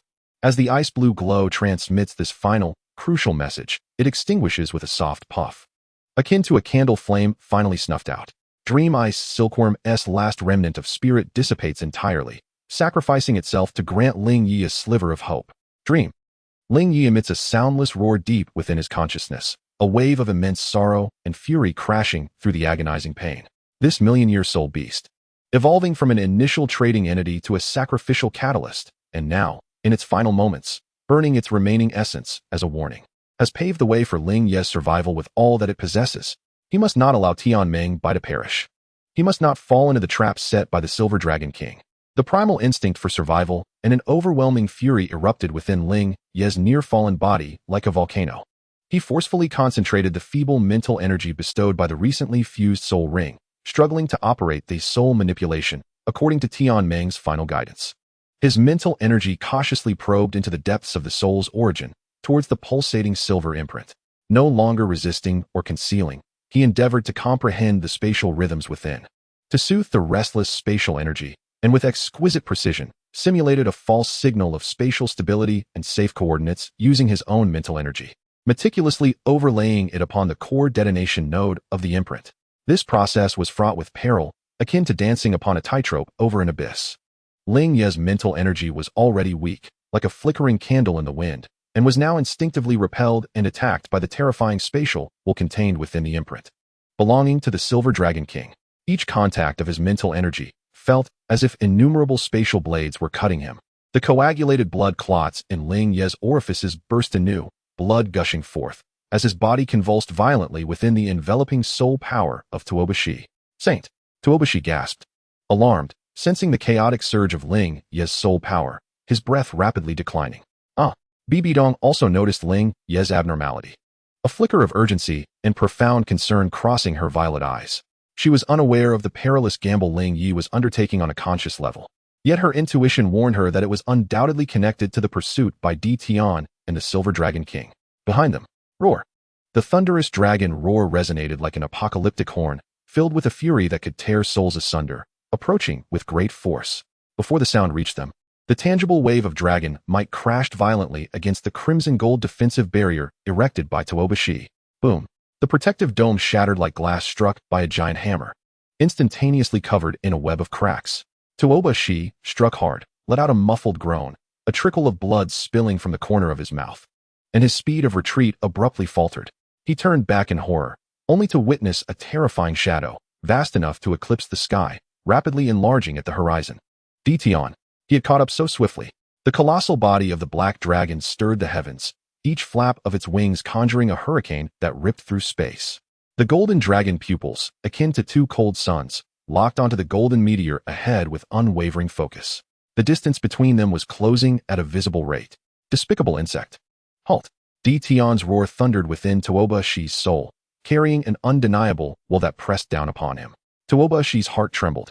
Yet his pride as an elder of the Spirit Hall and his sense of responsibility for the safety of the Pope's saint ignited his final surge of courage. Dition, you shall not. Tuoba Shi's hair stood on end, his eyes bulging with intensity, his muscles taut, as the light of his ninth soul ring blazed to its utmost, even faintly revealing a hint of crimson. He completely relinquished his defenses, pouring all his soul energy into an all-or-nothing acceleration. The white dragon vanished into the void, igniting his soul. Boom! The golden light enveloping his body instantly transformed into a blinding blood gold hue. His speed soared, surpassing its limits yet again. The cost was the tearing of his skin, from which fine beads of blood began to seep, his breath turning wild and unstable, clearly at the expense of his very life essence. In a desperate struggle, the ferocity in Emperor Tian's eyes intensified. He raised his dragon claw, forcefully pressing it against the void ahead. The claw of annihilation shattered the space. Buzz! A massive black dragon claw, forged from pure destruction energy and even more potent than before, materialized out of thin air. Silver threads of spatial rifts coiled around the claw, imbued with an absolute will to shatter stars and obliterate all existence, disregarding the distance of space. In an instant, it appeared before Tuoba Shi and the others, descending like a chasm of doom. Before them loomed the fatal dragon claw, behind them, the annihilating black dragon. It was a true deadlock. A flicker of despair crossed Tuoba Shi's eyes, yet his movements showed no sign of hesitation. He roared, channeling all his burning soul energy into his defensive realm, preparing to withstand this cataclysmic strike. In Bibi Dong's violet gaze, a glimmer of determination shone through. The remaining power of the Rakshasa god struggled to coalesce at her fingertips. Even if it meant shattering her soul core, she would fight for a glimmer of hope for Ling Ye. However, in this moment of life and death, when the situation was most dire, Ling Ye, who had been supported by Tuoba Shi's soul energy, suddenly opened his tightly shut eyes. Those eyes, now filled with blood vessels, burned with an almost frenzied, icy blue flame deep within their pupils. It was the last will of the heavenly dream ice silkworm igniting. A desperate counterattack after a million years of mental energy in the face of despair. He did not even glance at the earth-shattering dragon claw ahead or the black dragon that obscured the sky behind him. All his spirit, all his will, was fiercely locked onto the impending detonation of the void scarred deep within his soul. Soul dominion, grant me still. Ling Ye unleashed a silent, soul-rending roar on the spiritual plane. He poured into the soul dominion, soul skill, all the profound insights he had just grasped from the final gift of the heavenly dream, along with all his fury, unwillingness, will to survive, and a flicker of suppressive power, barely managed to be conjured by the chaotic divine grind. Buzz! A minuscule yet unfathomably rhythmic spiritual fluctuation precisely pierced the core of the void scar. It was as though an invisible pause button had been pressed. The silver imprint, driven by the will of the Silver Dragon King, on the verge of explosion, momentarily ceased its chaotic flow of spatial energy. The impending detonation wave, which was about to penetrate Ling Ye's mental disguise and spread outward, suddenly halted for an instant. In that very moment, the icy blue flames in Ling Ye's eyes surged. He turned his gaze toward the descending claw of destruction, summoning all his strength to force out a hoarse, distorted word from his throat. Boom. Chapter 16, The Shattered Soul. With a resounding explosion, Ling Ye's hoarse roar echoed like the final struggle of a dying beast, reverberating clearly in the ears of Tuoba Shi and Bibi Dong through the transmission of soul power. The resolute and frenzied essence of that utterance sent shockwaves through the heart of the seasoned Saint Dragon Douluo. There was no time for contemplation. Instinctively, Tuoba Shi abruptly severed the soul power he had been channeling to protect Ling Ye, simultaneously retracting his defensive field, fueled by his own burning soul energy, to its utmost limit, barely shielding himself and the nearly extinguished Bibi Dong. In the fleeting moment when the support of soul power vanished, a resonant hum erupted.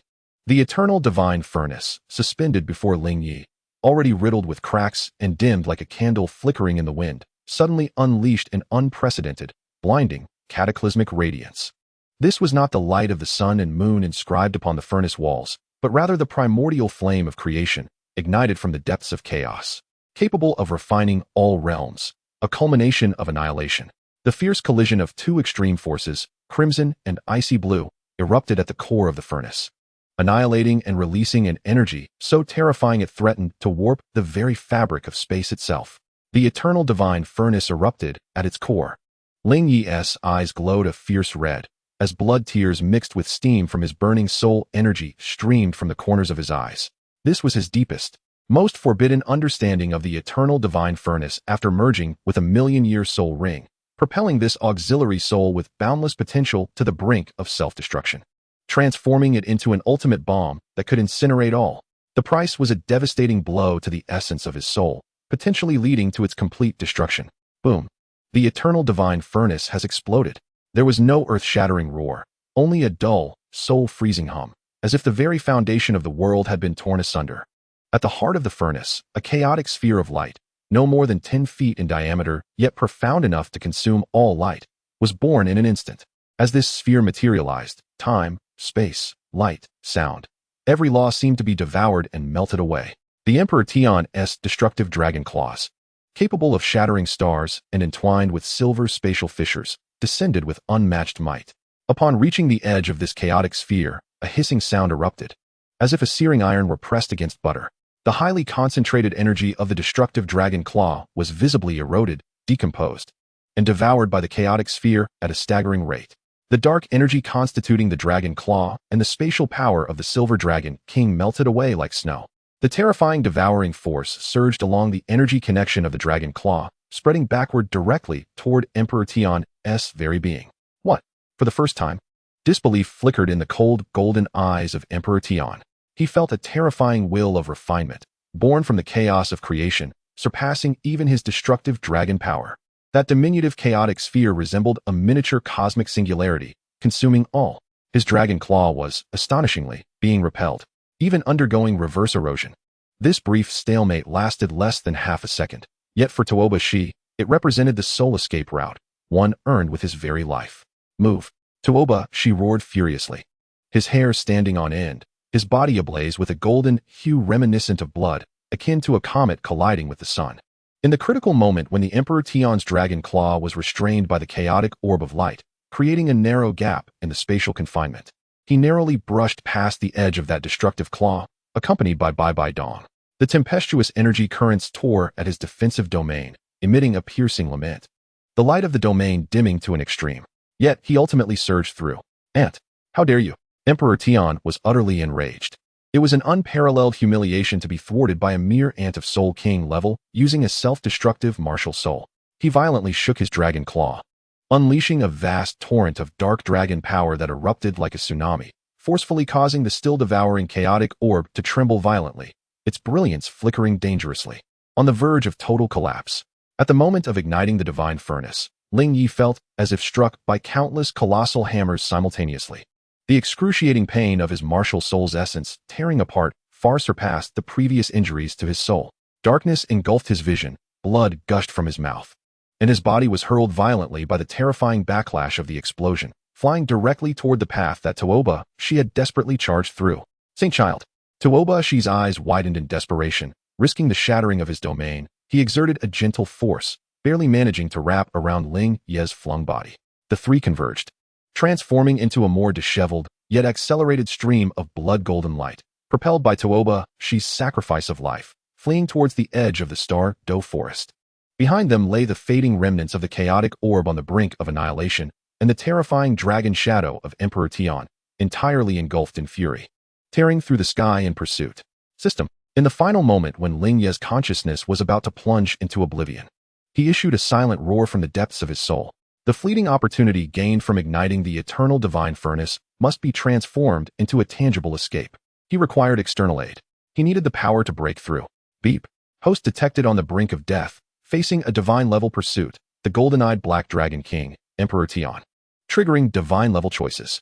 The cold and familiar mechanical voice resonated like celestial music in Ling Ye's chaotic mind. Choice 1. Sacrifice the holy dragon Douluo. Use the blood, flesh, and soul of the title Douluo as a catalyst to initiate blood-soul burn escape, instantly retreating 1,000 miles. Cost. Tuoba Shi's death, the Pope severely injured and unconscious. Reward. 30 repair of the eternal divine furnace's essence, 1 random 10,000-year soul bone. Choice 2. Activate the Silver Dragon King's mark. Actively communicate with the Void Scar. Endure spatial backlash, and temporarily banish the pursuing Emperor Tian into the spatial turbulence. Success rate below 10. Reward. Significant enhancement of spatial affinity, 50 progress in Void Scar analysis. 1 random divine skill fragment. Choice 3. Place oneself in a life and death situation. Reverse the Void Scar trap. Guiding Emperor Tian's attack to a forbidden coordinate within the Star Doe forest. Precise calculations required. Failure results in total annihilation. Reward. First seal of the Chaos Divine Mill, unlocks Divine Mill Power 10, an opportunity for the revival of the remnant soul of the Heavenly Dream Ice Silkworm. Attention from Silver Dragon King Guyu Na, fate unknown. Each of the 3 options was a perilous gamble for survival. The costs were enormous, and the success rates were bleak. Yet, the blood-stained corner of Ling Ye's mouth curled into an extraordinarily frenzied arc. He craved power. The power sufficient to withstand the relentless pursuit of the divine. The strength needed for vengeance against the heavenly dream. The force required to overturn this game. Choose 3. Without the slightest hesitation, the seal of the chaos deity was lifted, the opportunity for the revival of the heavenly dream. This is precisely what Ling Ye desired. As for the attention of the Silver Dragon King, the multitude of lice is hardly bothersome. Ling Ye is determined to pierce a hole in this fate in the face of despair. Selection confirmed. Executing plan transmission. Guiding forbidden coordinates. Abyss of evil in the starry forest. Reverse guidance program for the Void Scar loading. Chaos deity suppression power assisting lock-on. 10:30. A torrent of cold and chaotic information surged into Ling Ye's consciousness, which was on the brink of collapse. It was a precise operation provided by the system, utilizing the Void Scar as a conduit to direct the Emperor's devastating attack towards the coordinates of the Abyss of Evil. It was akin to weaving a dance of death on the edge of a blade. Toba Shi, with the last vestiges of his strength, Ling Ye transmitted his soul's power in a whisper, akin to a gnat, yet carrying an undeniable command. Hear me, guide, direction, left turn, down, charge. At this moment, Tuoba Shi's mind was nearly blank, sustained only by the will to protect the holy son of the Pope. Upon hearing Ling Ye's voice, he instinctively gritted his teeth. The golden light of burning blood and soul forcefully altering his course, like a rogue meteor, plunging into the depths of a canyon shrouded in ominous purple-black mist. A desperate struggle. Altering direction would not save you. The roar of the Emperor followed closely, his massive dragon form tearing through the clouds, descending with the pressure of annihilation. The dragon claw was raised once more. This time, the gathered dark energy was even more terrifying.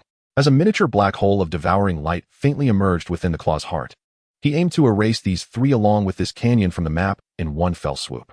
Now is the moment. Ling Ye roared frantically within his consciousness.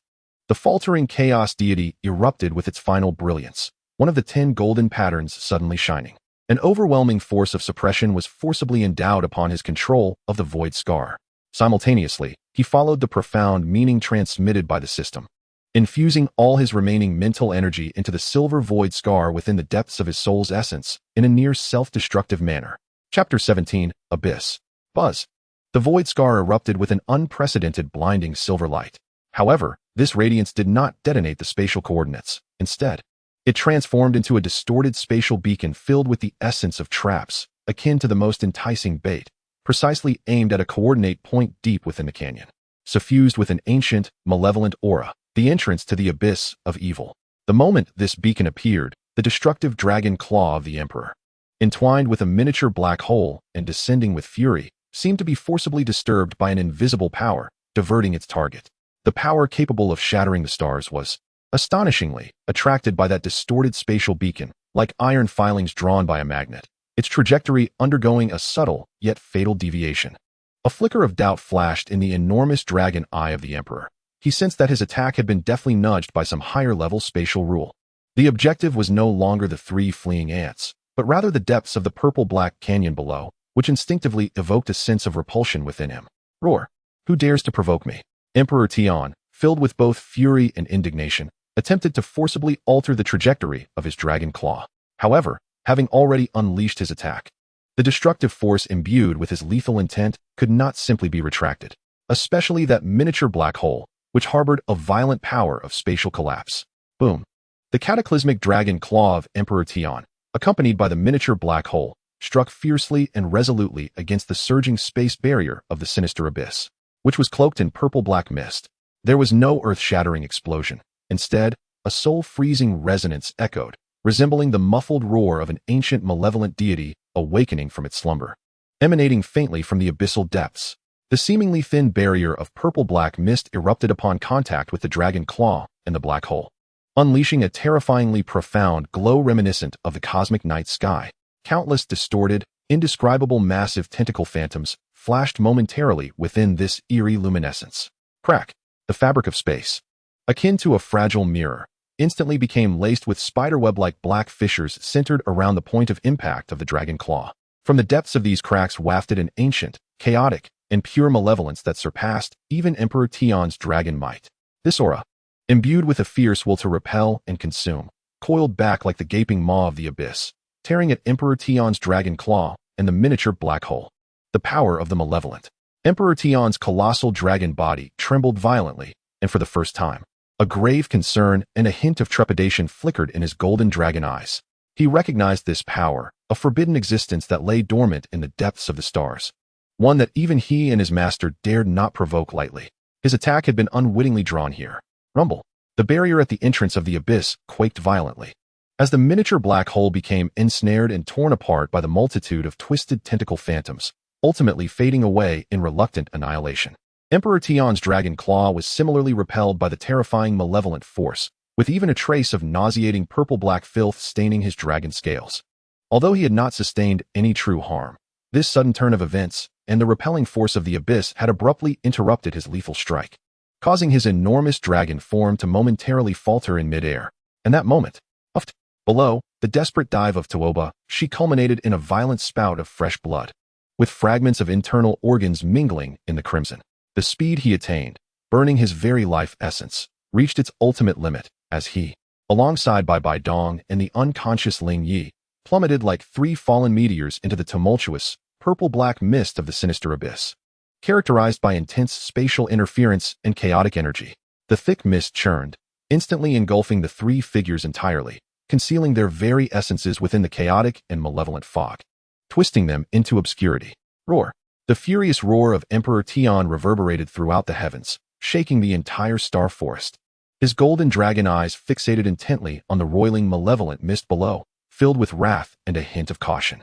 He could sense that the presence of those three ants had completely vanished within the perimeter of this forbidden land's mist, perfectly obscured by the chaotic space and the aura of malevolence. To pursue? Beyond the mist lies the true abyss of malevolence. It is a realm shrouded in secrecy, even to the sovereign, teeming with distorted laws and slumbering ancient evils.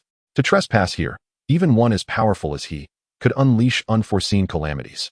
You wretched thief! Do you believe that hiding in such a place will grant you safety? The voice of the Emperor Tian resonated like ancient ice. The abyss of malevolence will only ensure a more tragic demise for you. That soul ring shall ultimately be reclaimed by me. His colossal dragon form circled in the air for a moment before emitting a roar of defiance, violently tearing through space and vanishing from sight. The taboos of the abyss compelled him to retreat, albeit temporarily. Deep within the dense fog, a bizarre landscape of jagged stones and slick moss-covered depressions unfolded. Thud, thud, thud. Three muffled sounds of descent echoed. Tuoba she crashed to the ground, his entire skeleton groaning under the unbearable strain, the golden glow of his life force extinguished. His visage pallid like parchment, breath almost imperceptible, as he succumbed to unconsciousness. Bibi Dong knelt on one knee, propping herself up with the Ruo Sha demon scythe to avoid collapsing, before violently expelling a mouthful of dark purple blood that stained the ground before her. With great effort, she lifted her gaze, her violet gold eyes turning to the side. Ling Ye lay motionless on the cold moss, bloodied, and with a breath so faint it was nearly undetectable. The eternal divine furnace martial soul had completely vanished, and the chaos divine mill dimmed into obscurity. Yet, amidst his battered and blood-stained brow, a faint ice blue light flickered, akin to the last spark of a star in a frigid night, resiliently shimmering with tenacity. Beep. Selection 3 completed. Rewards are being dispensed. The first seal of the Chaos Divine Mill is lifted, unlocking Divine Mill Power 10. The opportunity for the revival of the Heavenly Dream Ice Silkworm's residual soul has been activated, requires nourishment from the host's mental energy. Warning, you have attracted the heightened attention of the Silver Dragon King Guyuna. Relationship status, immortal enmity. The spatial marker, Void Scar, has entered a state of deep concealment. The chilling system notification reverberated within Ling Ye's silent consciousness. In the heart of the Stardow Forest, at the bottom of the Lake of Life, a pair of silver eyes, cold and indifferent, embodying the flow of the cosmic rivers, slowly opened. The abyss of malevolence. The chaotic aura, intriguing insects, a cool and ethereal female voice resonated with a barely perceptible tremor. Emperor Tian, return. The prey has ventured into a more perilous hunting ground. That soul ring is temporarily entrusted to him. The game has only just begun. Chapter 18, Breakthrough, Soul Emperor. The mist surrounding the outer edges of the abyss of malevolence is ever present, imbued with a chilling aura that erodes soul power and distorts perception. Time has lost its precise measure here, with only the eternal grayish-purple serving as the backdrop. In the depths of the depression, a corner enveloped by a coarse energy barrier. Ling Ye sat cross-legged, his aura as deep and still as a chasm. The external wounds on his body had healed significantly under the nourishment of top-tier elixirs and soul power, but the internal tempest had only just begun to subside. The eternal divine furnace martial soul had fallen into complete silence, akin to a shattered antique, retracted deep within him for nurturing, with no certainty of when the flames would be reignited. Instead, what hovered above him, slowly revolving, was the chaos divine mill. At this moment, the divine mill stands in stark contrast to its former self. The millstone retains its ancient, somber stone essence, yet it is now adorned with 10 ancient golden patterns, one of which has transformed from a dull engraving into a radiant band of chaotic divine brilliance. This golden pattern ignites, as though it has infused the entire divine mill with a soul.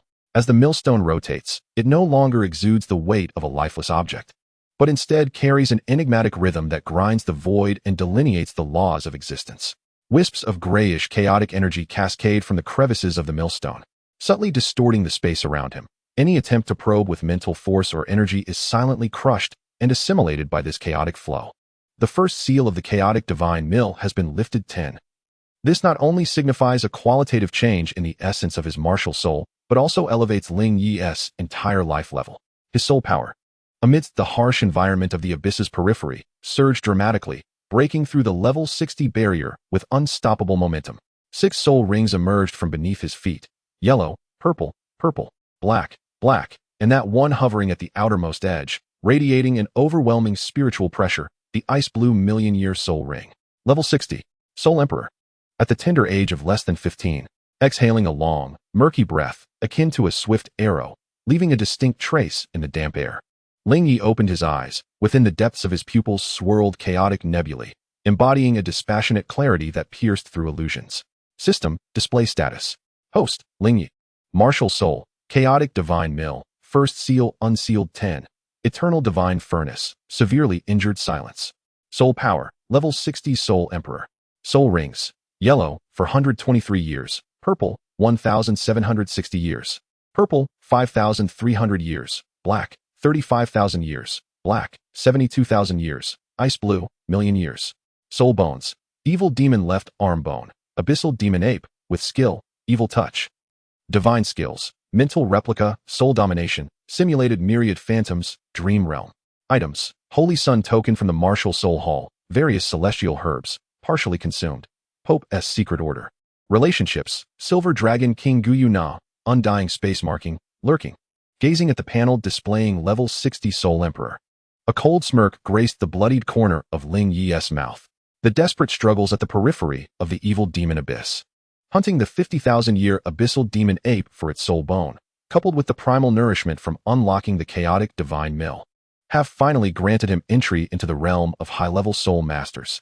His gaze swept over the description of the evil demon left arm bone and evil touch.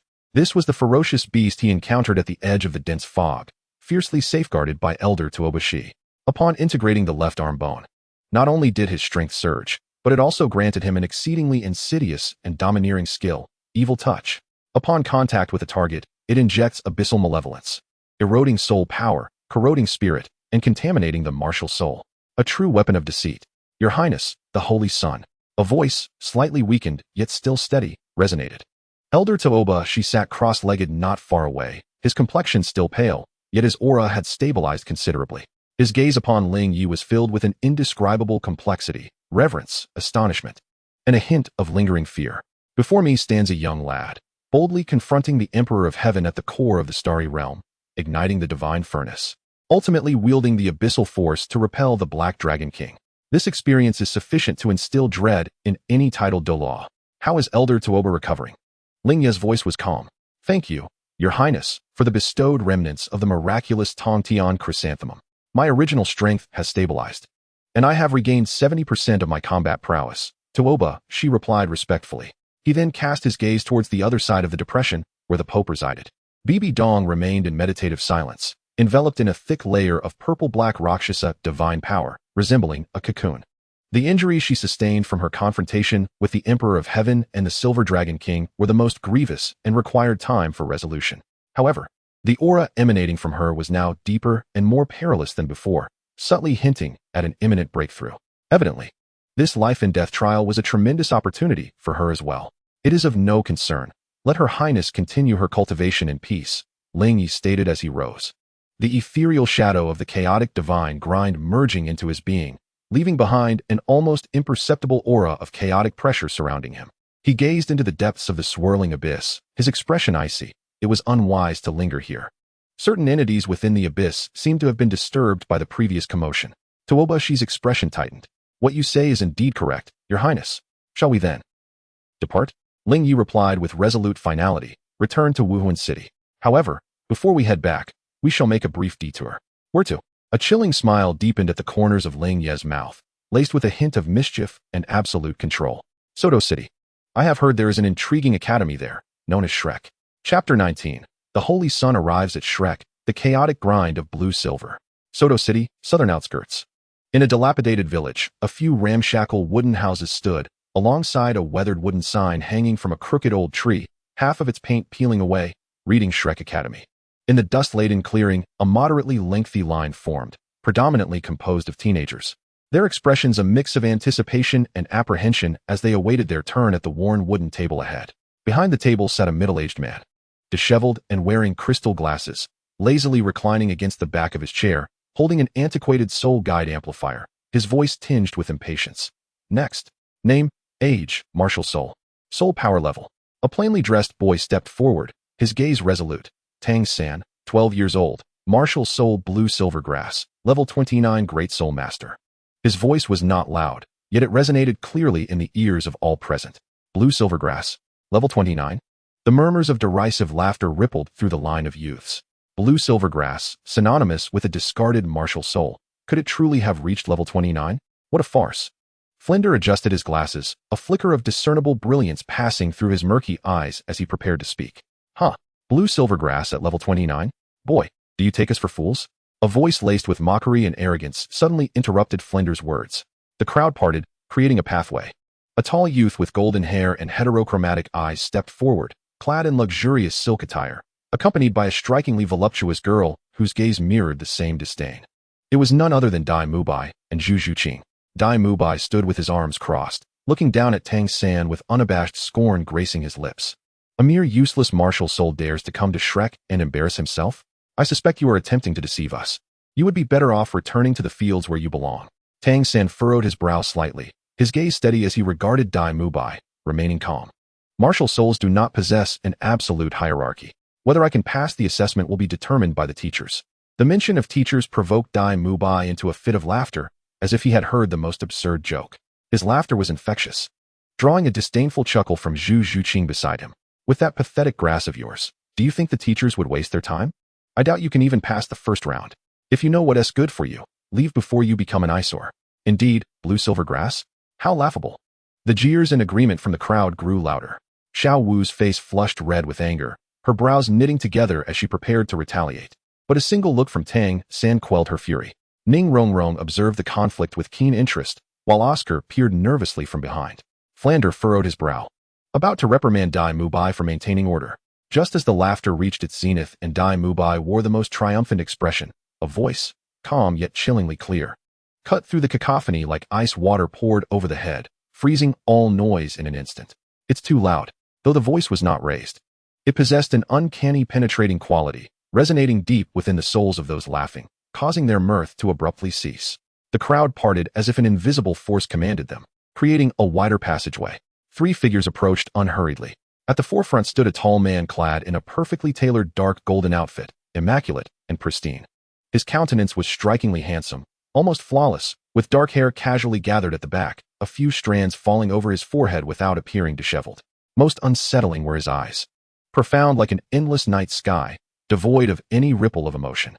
When he gazed upon others, it felt as though he could see through all facades, exuding a detached indifference akin to observing ants below. A heavy, almost tangible sense of dread emanated from him, like an invisible tide that slowly spread with his every step, enveloping the entire assessment arena. It was Ling Ye.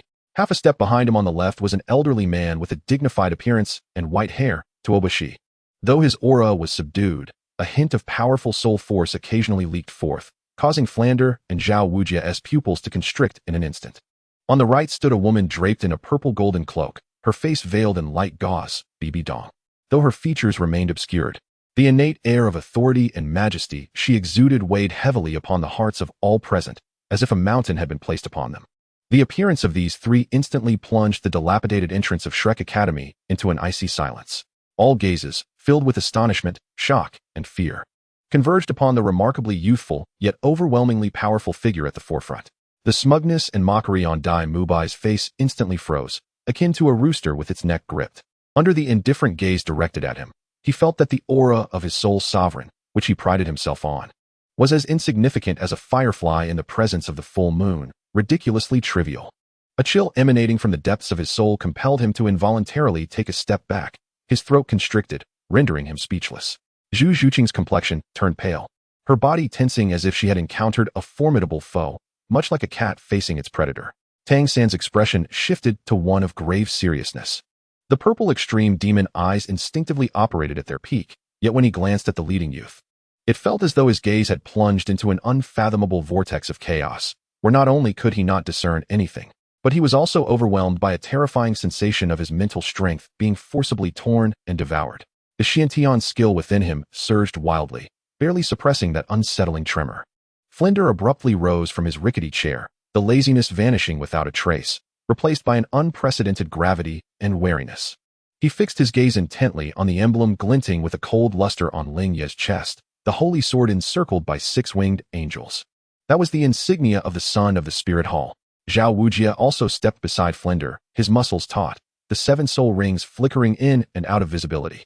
As though facing a dire adversary, Ling Ye's gaze swept across the crowd nonchalantly, lingering on Dai Mubai's rigid face for less than half a second, akin to a breeze brushing past a speck of dust. Ultimately, it settled upon the modestly dressed youth wielding the blue-silver grass martial soul, Tang San. Blue-silver grass. Level 29. Ling Ye's tone remained flat, devoid of discernible emotion. He advanced slowly, each step resonating with the heartbeat of the onlookers. Tang San inhaled deeply, quelling the tumult within, and met Ling Ye's gaze with neither subservience nor arrogance. Yes. Ling Ye halted before Tang San, slightly taller than him, looking down with eyes that scrutinized the trivialities of the mortal realm as if he were a deity. Martial souls do not possess absolute superiority? Ling Ye echoed Tang San's previous words, a faint yet chilling curve gracing his lips, a statement that bore some truth. Just as the crowd anticipated profound insights from this enigmatic son of the Spirit Hall, Ling Ye abruptly shifted the discourse, imbued with an overwhelming will that seemed capable of shattering everything. Unfortunately, no matter how much a mere ant's martial soul may mutate, it will always remain an ant. The blue-silver grass shall never transform into a towering divine tree. The moment those words fell, a vast and formidable pressure, seemingly originating from the dawn of creation, erupted from Ling Ye without warning. It was no longer the intangible pressure of before, but something tangible, akin to the might of chaos crushing the heavens. With a resounding boom, the ground within a radius of several dozen meters around Ling Ye suddenly sank. The hardened earth cracked like tofu, collapsing under the immense force. The lined-up youths were struck as if by an invisible hammer, groaning as they spewed blood and were sent flying, landing in disarray. Xiao Wu, Ning Rongrong, Oscar, and the others were swept back like leaves caught in a tempest, stumbling and pale-faced. At the forefront, Tang San felt an indescribable, terrifying force bearing down upon him. The ground beneath his feet erupted, creating a deep pit. His kneecap emitted a groan under the unbearable strain, and his body uncontrollably bent downward. He gritted his teeth, veins bulging on his forehead, as the Xiantian skill surged within him, the golden light of the purple extreme demon eye blazing forth. The blue-silver grass martial spirit erupted uncontrollably, weaving into layers of grass nets around him in a desperate attempt to resist. However, under the overwhelming pressure akin to a chaotic grinding wheel, the resilient blue-silver grass crumbled like brittle dry straw. Upon contact with the gray chaotic energy, it emitted a hissing sound, instantly withering, shattering, and turning to ash. Crack! The ground beneath Tang San once again fractured, and he could no longer bear the strain. His left knee crashing heavily into the earth. He knelt on one knee, dust swirling around him. With great difficulty, he lifted his head, a trickle of blood escaping from the corner of his mouth, as he fixed his gaze upon the figure before him, resembling a deity. His eyes were filled with humiliation, anger, and an unmistakable hint of horror. Merely the oppressive aura, without even employing a soul skill. This was enough to bring him. A 29th level Great Soul Master wielding the Xiantian skill and the purple extreme demon eye, to his knees without any means of resistance. The entrance of Shrek Academy fell into a profound silence. Only the creaking sound of the wind passing through the broken wooden sign and the heavy, terrified breaths of the youth echoed in the air. Ling Ye looked indifferently at Tang San, who knelt in the dust, trembling yet stubbornly holding his head high, akin to an ant attempting to shake a mountain. Do you now comprehend the meaning of absolute disparity? Chapter 20, The Garbage Dump. Silence reigned. At the dilapidated entrance of Shrek Academy, only the heavy breaths and the rapid beating of hearts reverberated. Dust slowly settled, revealing a shocking scene at the center. Tang San knelt in a cracked, sunken pit, his left knee deeply embedded in the earth, a glaring trace of blood at the corner of his mouth. The once resilient blue-silver grass surrounding him had now withered and shattered, reduced to a heap of charred remnants. He defiantly lifted his head, the golden light of the purple extreme demon eye flickering violently, fixating on the immovable figure before him, as humiliation and horror entwined around his heart like poisonous vines. Merely the oppressive aura. The other party hadn't even lifted a finger. Dai Mubai's previously haughty demeanor had vanished without a trace, replaced by an all-consuming fear. He looked at the disheveled Tang San in the pit, and then at Ling Ye's eerily calm profile. A chill coursing through him from the soles of his feet to the crown of his head. This was no mere human. It was a monster. Zhu Zhuqing bit her lip tightly, her body tensed to the limit, her nails digging deep into her palms. Ning Rongrong's face turned pale. The seven treasures glazed tile martial spirit flickering in her palm, yet she dared not release it. Oscar cowered behind a stone, trembling uncontrollably. Xiao Wu's eyes were red, her lips bitten hard as she looked at Tang San in the pit, almost rushing to his side, but the omnipresent terrifying pressure held her firmly in place, rendering her unable to move. Flinder and Zhao Wujin's faces were ashen, resembling two blocks of iron. The seven soul rings on Zhao Wujia's body flickered violently, resembling a candle's flame struggling against the wind, appearing so minuscule and absurd beneath the overwhelming pressure akin to a chaotic millstone.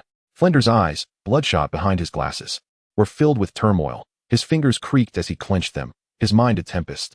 The holy son of the spirit hall. So young, such terrifying power. What could he possibly want? Ling Ye's gaze remained indifferent, as though he had merely brushed past a speck of dust. He did not even glance at Tang San, who lay in the pit, as if he were naught but a pile of meaningless dry grass. His eyes, imbued with a sense of detached boredom akin to that of a deity overlooking ants, slowly swept across the silent Shrek crowd before finally settling on the alarmed Flinder and Zhao Wujia. Shrek Academy? Ling Ye's voice shattered the silence, bland as if inquiring about the weather. A place that claims to harbor monsters. A mere refuse heap? You, Zhao Wujia, temper flaring, glared with crimson eyes, a fierce aura ready to erupt. Lao Zhao. Flinder abruptly grasped Zhao Wujia's shoulder with such force that it nearly crushed his bones. He inhaled deeply, suppressing the surging anger and humiliation, striving to make his voice sound steady. Your Excellency, are you the holy son of the Spirit Hall? May I inquire what brings you to our humble academy in this remote corner? He deliberately highlighted Ling Ye's identity, both as a reminder for the latter to maintain his dignity and as a warning to Zhao Wujia against impulsiveness. Instruction? The icy curve of Ling Ye's lips deepened, tinged with a hint of amusement, merely passing by to inspect the so-called monsters and discern their true nature. His gaze swept once more over Dai Mubai, Zhu Zhuqing, Ning Rongrong, and others, Those who met his eyes felt a sudden sting in their souls, instinctively lowering their heads. It now appeared that Ling Ye's voice had abruptly turned frigid, akin to a biting northern wind, addressing but a group of ignorant frogs at the bottom of a well, alongside a pitiful creature with a worthless martial soul. His gaze finally fixed upon Tang San in the pit. "Scoundrel, who are you calling worthless?" Dai Mubai's temper ignited. Fear dissipated by intense humiliation, his pride as the prince of Xingluo, prompting an instinctive roar. Instantly regretting his outburst, a chilling premonition of death seized him. Ling Ye's gaze finally landed on Dai Mubai. That look bore no emotion, only pure indifference, akin to a deity gazing down upon a bothersome insect. "You are quite noisy." 3 words, like a death sentence. Dai Mubai felt an irresistible, terrifying will descend upon him in an instant. He barely had time to unleash his martial soul before being gripped by an unseen hand, lifting him off the ground. "Ah!" Dai Mubai's face flushed to a deep purple, his eyes bulging, as he gasped for breath, his limbs struggling futilely. "Boss Dai?" Oscar exclaimed in alarm. "Stop!" Flinder and Zhao Wujia were horrified, their soul power surging as they prepared to rush in to rescue him. However, standing behind Ling Ye, as silent as a mountain. Tuoba, she merely lifted his eyelids slightly. A weighty terror, as heavy as a towering mountain, suddenly descended. The domain power of the titled Douluo unfurled instantaneously, resembling an invisible cage that forcibly confined both Flandra and Zhao Wujin, along with their surging soul power, in place. The two were ensnared as if trapped in a quagmire, rendered immobile and helpless, forced to witness the unfolding events with wide eyes. "Your Highness, please quell your anger." Mu Bai, in his youthful impetuosity, has spoken out of turn. "I implore you, for the sake of the Star Luo Empire, grant him mercy this once." Flandra exclaimed urgently, cold sweat beading on his forehead. "The Star Luo Empire?" Ling Ye's voice dripped with a hint of disdainful mockery, as though he were listening to a farcical tale. He did not even cast a glance at Flandra. His gaze fixed steadfastly upon Dai Mubai, who was struggling in midair. "It appears that you, a frog at the bottom of a well, have not yet learned to silence yourself." At the instant those words fell, Ling Ye casually raised a finger, not even summoning his soul rings. Buzz. An intangible yet exquisitely condensed stream of chaotic energy lashed out at Dai Mubai like an unseen whip. With a violent force, Dai Mubai was sent hurtling backward, akin to a ruptured sack, as a torrent of blood mixed with internal organ fragments erupted from his mouth. His protective soul power shattered like paper, leaving a clear imprint of a palm on his chest.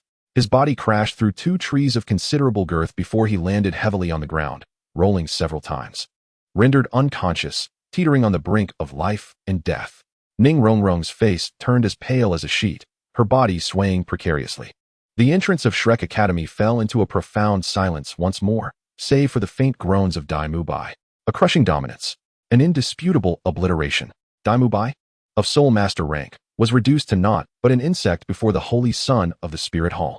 Tang San, ensconced in the pit, beheld Dai Mubai's woeful state, his pupils constricting violently, a chill seeping into his very bones. This power was terrifying beyond measure. He clenched his fists tightly, his nails digging deeply into his flesh, as the seeds of hatred thrived in the soil of humiliation. Yet, he understood all too well that any resistance at this moment would be futile. He bowed his head resolutely, concealing the resentment in his eyes from being detected. Enough.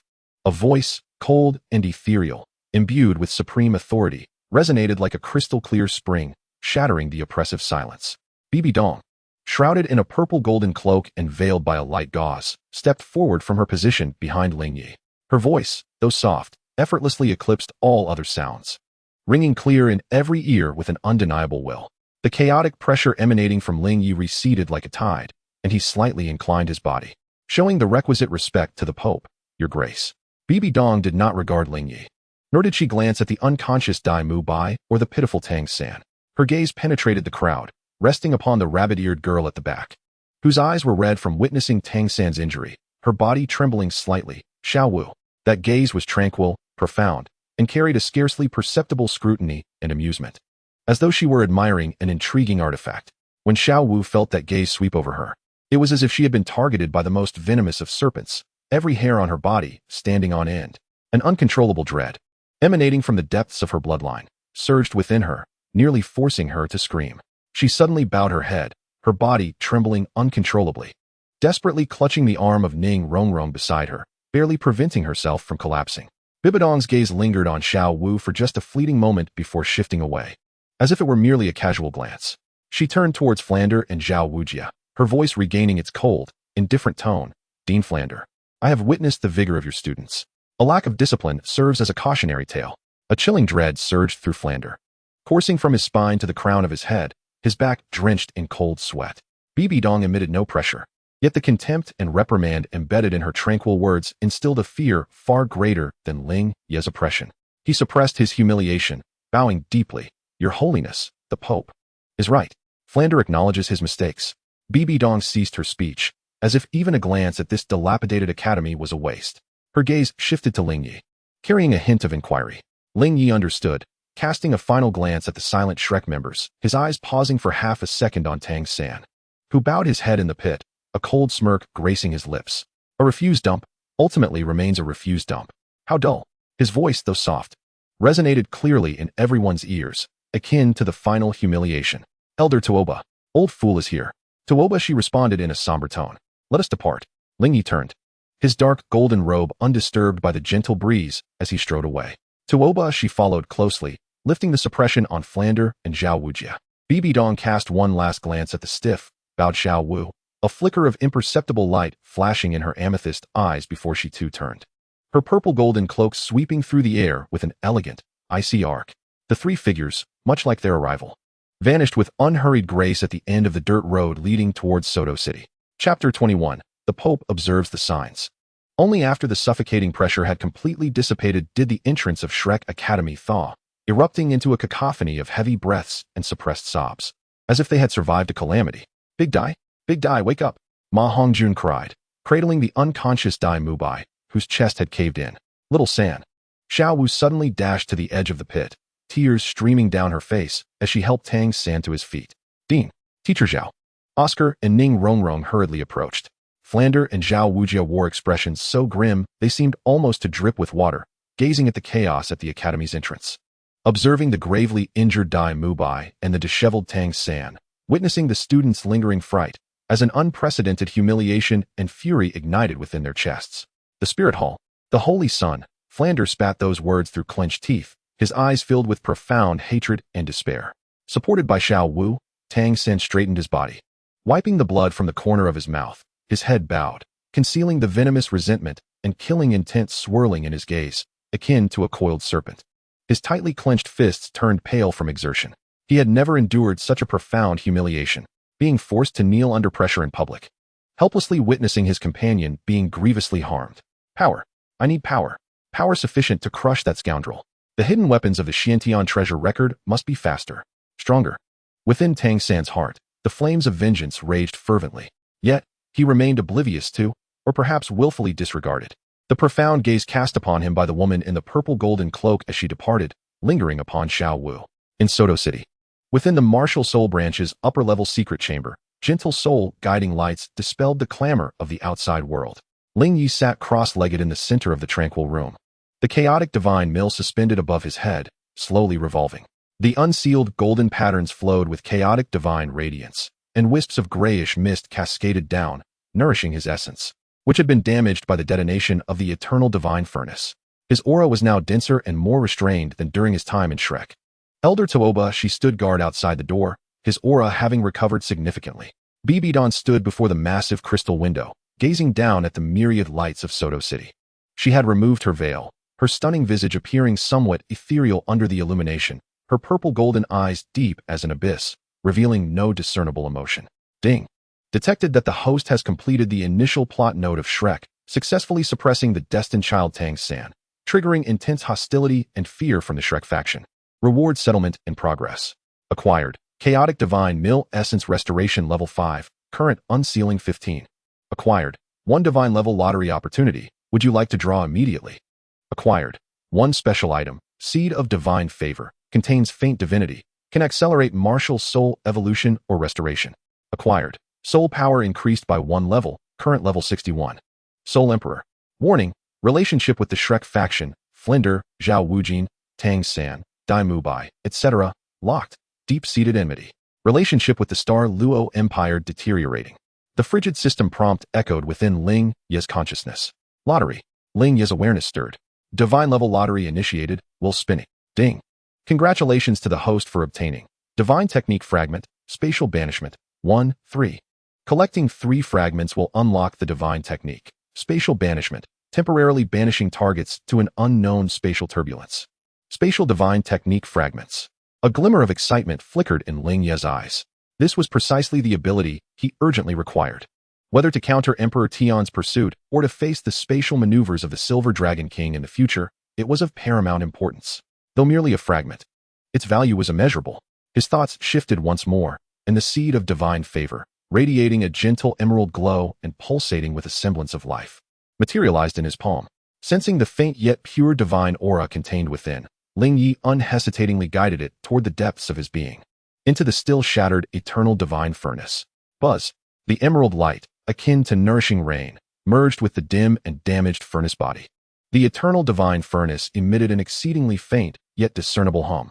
Though far from complete restoration, the nearly extinguished essence finally exhibited signs of revival.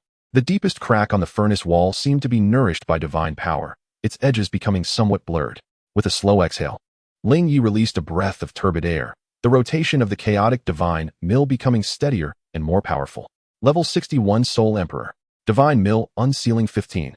The revival opportunity of the eternal divine furnace. Spatial Divine Technique Fragment. Though fraught with peril, the rewards are immense. The voice, cool and calm, shattered the tranquility of the chamber. Bibi Dong remained turned away from Ling Ye, gazing at the night beyond the window, her tone devoid of any discernible emotion. Ling Ye opened his eyes, directing his gaze towards the noble and formidable silhouette. Are you referring to the girl named Xiao Wu from Shrek Academy? 100,000-year spirit beast in human form. Bibi Dong's voice was flat and unperturbed, as if she were merely stating an undeniable fact. Although her aura was well concealed, under the scrutiny of my divine perception, it flickered like a candle in the night. Ling Ye understood the implication. Indeed, with Bibi Dong's stature and the keen insight of the Rakshasa god, Xiao Wu's true identity was utterly transparent. He had previously sensed the penetrating gaze she cast before her departure. What are your intentions, Your Excellency? Ling Ye inquired. Bibi Dong slowly turned around, her amethyst eyes resting upon Ling Ye, imbued with a hint of scrutiny and profound meaning. Intentions? She is merely a juvenile 100,000-year spirit beast. Precious, yet not worthy of my immediate intervention. The lessons learned in the Douluo core region are sufficient to make certain entities hesitant. Keeping her may prove to be more intriguing. She glided gracefully towards Ling Ye, gazing down at him with an inscrutable expression. As for you, my holy son, igniting the eternal divine furnace, wielding the power of the abyss to repel Emperor Tian, and ultimately, accurately locating that rabbit's presence. It seems your secrets are more abundant than I had anticipated. An intangible pressure enveloped the space, not a coercive force of spirit power, but the authoritative presence of the Pope, capable of discerning all. Ling Ye met Bibi Dong's gaze with calm and unwavering eyes, showing no inclination to evade. To strive for the eternal foundation of the spirit hall and to alleviate your burdens is my duty. As for the opportunities and methods, without them, I would have long perished in the Douluo. How could I serve you and spread the glory of the spirit hall across every corner of Douluo continent? His tone was respectful, yet his words were meticulously crafted, subtly highlighting his worth to the spirit hall. Bibi Dong gazed into Ling Ye's profound and tranquil eyes, as if attempting to penetrate his very soul.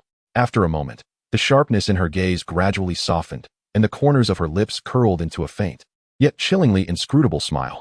Very well, she uttered, turning towards the door, preparing to return to Spirit City on the morrow. I have noted the account of Douluo, as well as that rabbit. The edges of her purple-golden cloak disappeared beyond the threshold. Ling Ye slowly closed his eyes, the ethereal image of the chaos god swirling around him. The enmity of Douluo, the Silver Dragon King's trap, Shrek's hostility, Xiao Wu's latent dangers, and the Pope's unfathomable scrutiny all loomed before him. The path ahead was fraught with thorns and rife with peril. Yet, a cold, battle-ready smile gradually formed at the corners of Ling Ye's lips. Tang San, Shrek. The game has only just begun. Chapter 22. The Divine Blessing of the Soul Bone. In the depths of the Pope's palace in Spirit City, the chamber carved from 10,000-year ice isolated all external noise, the chilling air not merely biting, but gently nourishing the spirit master's meridians and psyche. Here lies the true core forbidden ground of the Spirit Hall, accessible only to the Pope and the Holy Son. Ling Ye sits cross-legged upon the ancient cold jade mat at the center of the secret chamber. Above him, the chaotic divine mill spins silently, its unsealed golden patterns flowing with the radiance of chaos, resembling a living river of stars. Each rotation seems to grind the void, meticulously weaving the invisible laws. Wisps of grayish, chaotic energy descend, enveloping him in an independent and arcane domain. The ethereal shadow of the eternal divine furnace flickers at his dantian. Still marred with cracks and dim, yet deep within the furnace's heart, a faint yet tenacious emerald-green divine light pulsates vigorously, embodying the seed of divine favor. Like a spark of a star, it slowly yet persistently mends the deepest wounds of the furnace's wall, bringing a hint of warm revival. Before him float 3 extraordinary items, each exuding a distinctly unsettling aura. To the left, a soul bone, entirely purple-black and resembling a twisted arm bone of a demonic ape, glistens ominously, with the tormented howls of abyssal demonic apes faintly emerging. This is the left arm bone of a 50,000-year-old abyssal demonic ape, possessing the skill, touch of the evil demon. Venomous and tyrannical, it erodes soul power, corrupts the spirit, and taints the martial soul. To the right, a skull sculpted from the purest ice radiates an extreme chill, its interior seemingly frozen with countless brilliant starlights. This is the skull of a 100,000-year-old ice blue scorpion. It carries the skills, domain of eternal frost, a vast area of extreme cold that freezes souls. Wrath of the Ice Emperor, a singular, devastating ice explosion. At the center lies a peculiar orb, the size of an infant's fist, flowing with a sheen of liquid gold. It does not emit strong energy fluctuations but exudes a vast, sacred aura, reminiscent of the essence of life itself. This is the divine gift soul ring. It harbors infinite possibilities, capable of bestowing the most compatible soul ring based on the absorber's potential. These 3 treasures were bestowed upon Ling Ye by the elders of the Spirit Hall following his perilous endeavor to summon the Abyss and pressure Shrek. Personally awarded by Pope Bibi Dong. It is the highest affirmation of his achievements in bringing back the celestial herb and severely damaging the facade of Emperor Tian, showcasing the supreme majesty of the Holy Son of the Spirit Hall. Beep. Detected that the host has obtained left arm bone of a 50,000-year-old abyssal demonic ape, absorbable. Skull of a 100,000-year-old ice blue scorpion, absorbable. Divine gift soul ring, absorbable. Chaotic divine mill source repair degree, 15. Eternal divine furnace repair progress, 13. Divine favor seed continuously effective. Soul power level, 61st level soul emperor. Warning, absorbing high-level soul bones and the divine gift soul ring carries significant risks. The host is advised to carefully consider the absorption order. The cold system notification echoed in his consciousness. Ling Ye's gaze slowly traversed the 3 treasures, his profound pupils swirling with chaotic nebulae, indifferent yet composed. Risks? Opportunities are always accompanied by risks. What he seeks is the power capable of crushing all, laying the foundation for future divine battles. System, deduce the optimal absorption plan. In the course of strategizing, considering the current state of the host's martial soul, chaotic divine grind, now unsealed at level 15, and the severely damaged eternal divine furnace, along with the levels of soul power and mental strength, bolstered by the million-year soul ring. The optimal plan includes 1. Absorbing the 10,000-year ice blue scorpion skull to enhance the essence of the spirit, fortifying the soul, and providing absolute mental power assurance for the absorption of the divine bestowed soul ring. 2. Absorbing the divine bestowed soul ring to attain a higher level of soul power, thereby nurturing the martial soul. 3. Absorbing the 5,000-year abyssal demon ape's left arm bone to compensate for shortcomings in close combat, acquiring potent control and weakening skills.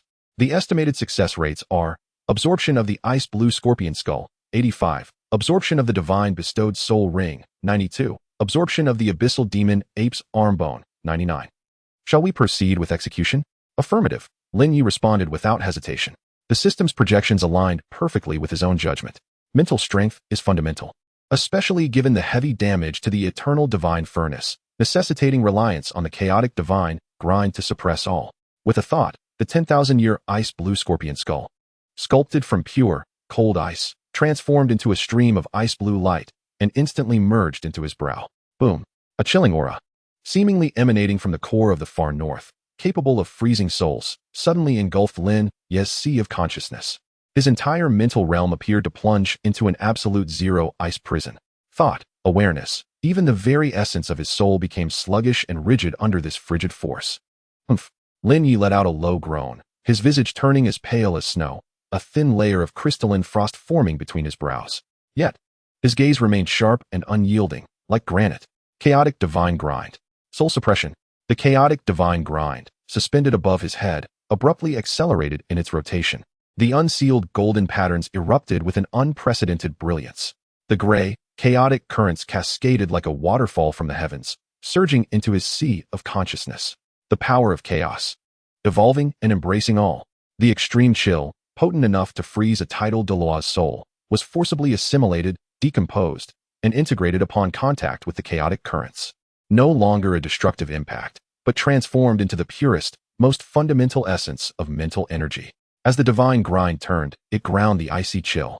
Beneath the grinding wheel, the lingering malevolent will of the ice-blue scorpion emitted a silent wail, utterly crushed and purified by the power of chaos. Only the purest essence of ice and boundless mental energy remained. Ling Ye's mental strength surged like a parched riverbed welcoming the overflow of the Milky Way. His sea of consciousness expanded rapidly, refining itself. The resilience of his soul skyrocketed exponentially. The million-year soul ring appeared to be nourished as well, its ice-blue radiance deepening and becoming more restrained. Time passed without measure. The chill within the secret chamber gradually receded.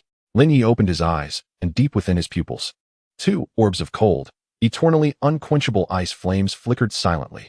His entire demeanor became more subdued and profound, akin to a volcano beneath millennia of ice. His mental strength had transcended the limits of a soul Douluo, inching ever closer to the echelon of a tidal Douluo. Ding. Absorption of the 10,000-year ice-blue scorpion skull successful. A qualitative transformation of mental strength achieved. Acquired skills. Domain of eternal freeze. Domain type. Wrath of the Ice Emperor. Single target annihilation. The soul power has ascended to level 62. A breath, infused with icy crystal fragments, was exhaled. Ling Ye, without a moment's hesitation, locked his gaze upon the divine soul ring shimmering with the luster of liquid gold. Come. The divine soul pearl seemed to resonate with Ling Ye's intent, transforming into a warm and sacred golden torrent that enveloped him entirely. This time, there was no violent surge of energy, merely an immense and boundless warmth, akin to returning to the maternal essence of life. The golden energy flowed like the gentlest tide, cleansing and nurturing every inch of his being, every strand of soul power, every single cell. The barriers of soul power, under the caress of this divine force, melted away like snow under the sun. Level 62, 63, 64. His soul power surged like a rocket. The chaotic divine mill spun joyously under the golden divine light, and the unsealed golden patterns glimmered ever more brightly, with more indistinct ancient designs emerging on the surface of the grinding disk. The restoration progress of the eternal divine furnace quietly ascended to 15, nourished by the divine energy, as the golden radiance gradually receded, finally coalescing into a resplendent soul ring beneath Ling Ye's feet. His soul power level firmly settled at 66. The color of the soul ring, as the golden light retracted, crystallized into a deep abyss, seemingly capable of swallowing all light, black. No, within that blackness, a trace of noble dark golden patterns subtly emerged. Age, 90,000 years. Chapter 23, The Pope's Divine Trial. Ding. The divine soul ring has been successfully absorbed. Soul power has risen to level 66. Acquired the sixth soul ring. 90,000 years, dark golden pattern. Soul skill, chaotic void restraint. Combining the power of the chaotic divine mill with spatial perception. Temporarily restrains the target's surrounding space, with intensity increasing alongside one's strength. A spatial type soul skill.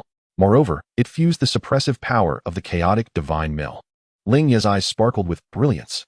The value of this soul skill far surpassed that of a 100,000-year soul ring, coupled with the existing fragments of his spatial divine skills.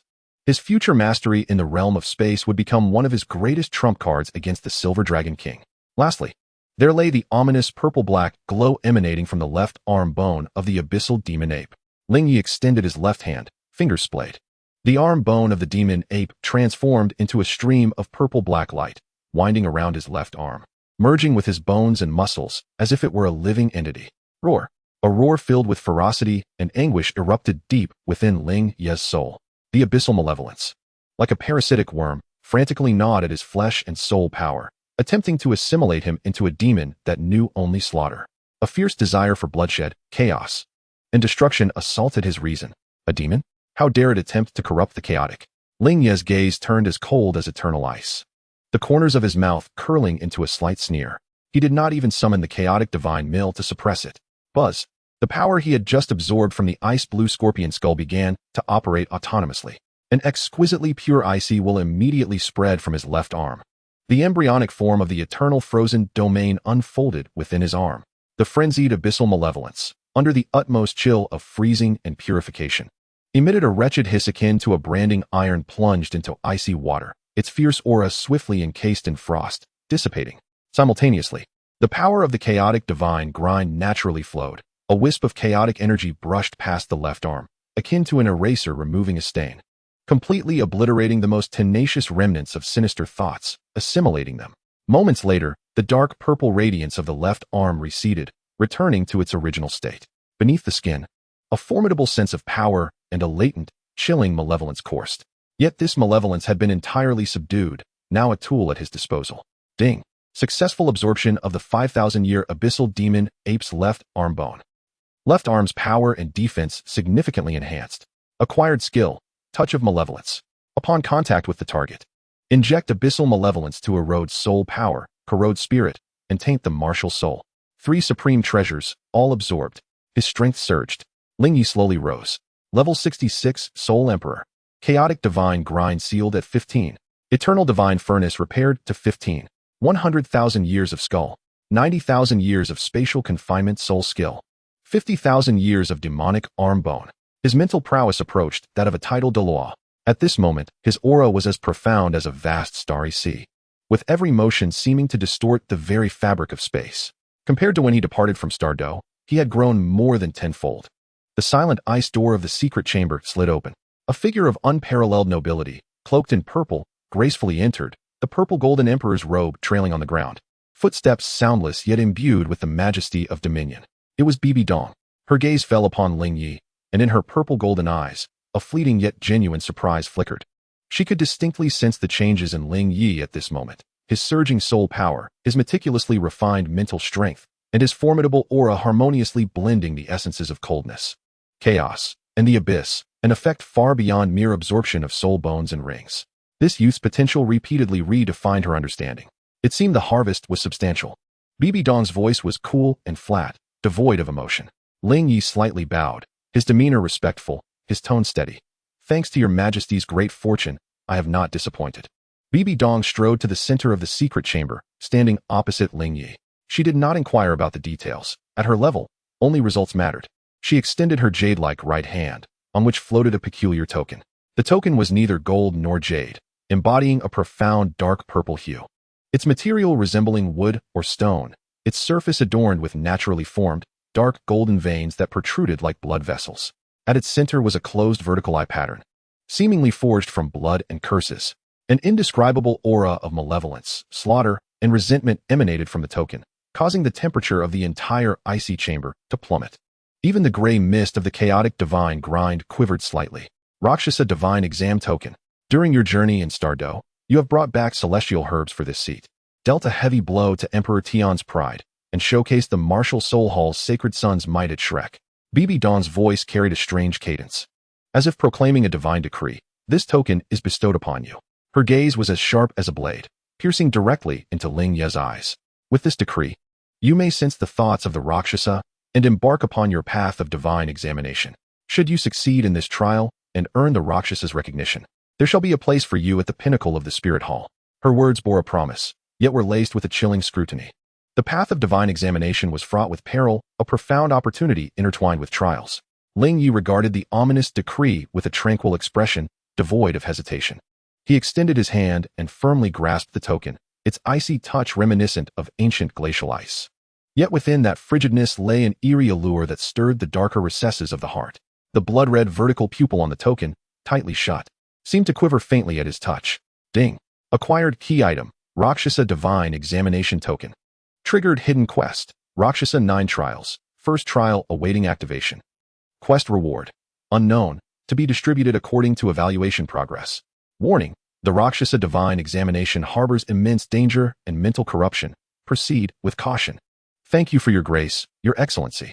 Ling Ye's voice was steady as he secured the token. The Rakshasa's divine position? His ambitions did not lie therein. However, this token was a crucial medium for accessing divine power and deciphering the rules of divinity, an indispensable element of his grand design. Bibi Dong observed Ling Ye calmly accepting the token, her scrutiny gradually receding into an unfathomable abyss. She turned, her purple gold robe sweeping through the air with an icy elegance.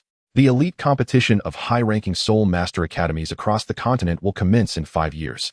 Her voice echoed from the doorway, imbued with an indomitable will. I expect to witness the glory of the Spirit Hall crush all opposition across the continent. Any hindrance shall be reduced to dust, including Shrek and that little rabbit. The final words dripped with a chilling amusement and a hint of murderous intent. With her voice fading, she vanished from sight, leaving Ling Ye alone in the chamber with the slowly revolving Chaos Divine Mill. He caressed the chilling Rakshasa Divine Examination token, his thoughts drifting to the cold silver eyes in the core of the Douluo forest and to Tang San, kneeling at the gates of Shrek, his eyes brimming with resentment. Reduced to dust, is it? Ling Ye murmured to himself, a cold, yet commanding smile curling at the corners of his mouth. Just as I desire. As the Chaos Divine Mill rotated, the golden light upon its grinding surface seemed to shine even more brilliantly. Deep within the eternal divine furnace, the flicker of divine emerald pulsed with renewed vigor. 5 years. Sufficient time for him to thoroughly digest this surging power and integrate it seamlessly. Enough time to leave Shrek's prodigies far behind in the dust. Sufficient time to prepare a grand, overwhelming spectacle for the event that was destined to shake the continent to its core. Chapter 24. The Awakening of the Douluo Divine Examination. 5 years. A mere moment in the vast expanse of the Douluo continent. Yet within the depths of the Spirit City, in the chamber where the Chaos Divine Mill slowly turned. It was an era of power accumulation and sharpened brilliance. Deep within the Pope's palace lies a chamber of icy stillness. A chilling aura pervades the air, and upon a jade platform of eternal frost, Ling Ye sits cross-legged. No longer does he exhibit the restlessness that accompanied the initial surge of his soul power 5 years prior. His breath is as tranquil as an abyss, seemingly melding with the ancient ice surrounding him. Above, the Chaos Divine Mill spins silently, adorned with intertwining golden patterns that flow with the tangible essence of chaotic divinity. After 5 years of arduous cultivation, under the immense pressure of the Rakshasa Divine Examination and the abundant resources of the Spirit Hall, the second seal has been pried open to a fraction, unlocking to level 20. As the mill grinds, the void warps silently, and the laws of existence seem to bow before its might. The eternal divine furnace hovers within his dantian, the deepest crack in its walls having faded significantly, while vibrant green sparks of divine essence pulse vigorously, indicating a restoration progress of 52. Though the rekindling of the furnace's flames is still distant, the primal essence capable of refining all has begun to awaken. Beneath him, 6 soul rings quietly hover. Yellow, purple, purple, black, black, and the ancient soul ring of 90,000 years, imbued with dark golden patterns. The fluctuations of soul power are harmonious and flawless. He has ascended to the pinnacle of level 69, only a step away from the realm of Soul Sage. The chilling intent bestowed by the ice-blue scorpion skull is concealed within the depths of his gaze, while the malevolent power of the abyssal demon ape's arm bone has been perfectly tamed by the chaotic force, akin to a coiled serpent lying in wait. Ding. First trial of the Rakshasa Divine Examination. Initial grind of chaos, completed. Content. Endure the pressure of the Chaos Divine Mill for 100 days, refining the soul core with chaotic essence, thus enhancing the purity of soul power by 300. Reward. Restoration degree of the Chaos Divine Mill Core 5, current unlocking at 20, 1 divine level lottery chance, and 1,000 Rakshasa Divine Examination points. Second trial of the Rakshasa Divine Examination, pending activation journey to the edge of the core area of the Douluo forest to seek the nodes of chaotic breath. The cold system notification reverberates in his sea of consciousness. Ling Ye slowly opens his eyes, where the depths of his pupils swirl with chaotic nebulae. Devoid of sorrow or joy, chaos breath at the edge of the Douluo core area, he murmurs softly, his fingertips unconsciously tracing the cold jade beneath him. After 5 years of dormancy, he is destined to return to that perilous land. Tian, the Silver Dragon King, and that unfinished business await. Lottery. A subtle shift in consciousness. Divine level lottery activated, the wheel spins. Ding. Congratulations to the host for obtaining External Soul Bone, Chaos Void Wing, Right Wing Fragment. Contains a feeble essence of spatial origin, significantly enhancing speed and short-distance spatial traversal abilities. Note, must acquire the left wing or sufficient spatial origin to complete. A strange, grayish bone wing, shimmering with silver spatial ripples, flashes behind Ling Ye before vanishing into his body. Though merely a fragment, the affinity with spatial power instantaneously fills his limbs with vitality. A cold smirk finally graces Ling Ye's lips. Spatial abilities are precisely what he needs to augment his current limitations. At that moment, the door to the chamber silently glides open. A figure stands respectfully at the threshold. It is Xie Yu, the leader of the golden generation of the Spirit Hall. 5 years have passed, and his aura has sharpened and deepened, now reaching the realm of Soul Emperor. Yet, faced with the unfathomable pressure within the chamber, he still finds his breath caught in his throat. Your Highness, the Saint's son. In a tone imbued with profound reverence, the Pope decreed, the 7 members of Shrek Academy have entered the Star Doe Forest, with the suspected objective of acquiring the 4th soul ring for one of their core members. Among them are Ning Rongrong, the daughter of Ning Fengji from the 7 Treasure Glazed Tile School, and a girl with rabbit ears, seemingly a transformed soul beast of 100,000 years. Star Doe? Shrek? Xiaowu? Ling Ye's eyes swirled with a chaotic nebula, a hint of chilling amusement flickering across his features. How fortuitous. I am aware. Ling Ye's voice remained calm and unperturbed, instructing Yin and Hulaina to accompany him to Star Doe and witness the soul-hunting spectacle of the Shrek 7 monsters. Yes. Xie Yu responded with solemnity and swiftly withdrew. Deep within the mixed zone of the Star Doe forest, ancient trees towered, vines twisted, and the air was thick with the earthy scent of damp soil and a faint hint of blood. 7 youthful figures navigated through the woods with a certain disarray. They were indeed the newly formed Shrek 7 monsters. Tang San, with blue-silver grass entwined around the corpses of several thousand-year soul beasts, moved with agility. His aura was steady, revealing him to be a level 41 soul master. The blue-silver grass martial soul was now laced with fine golden patterns, its resilience and toxicity far surpassing the past.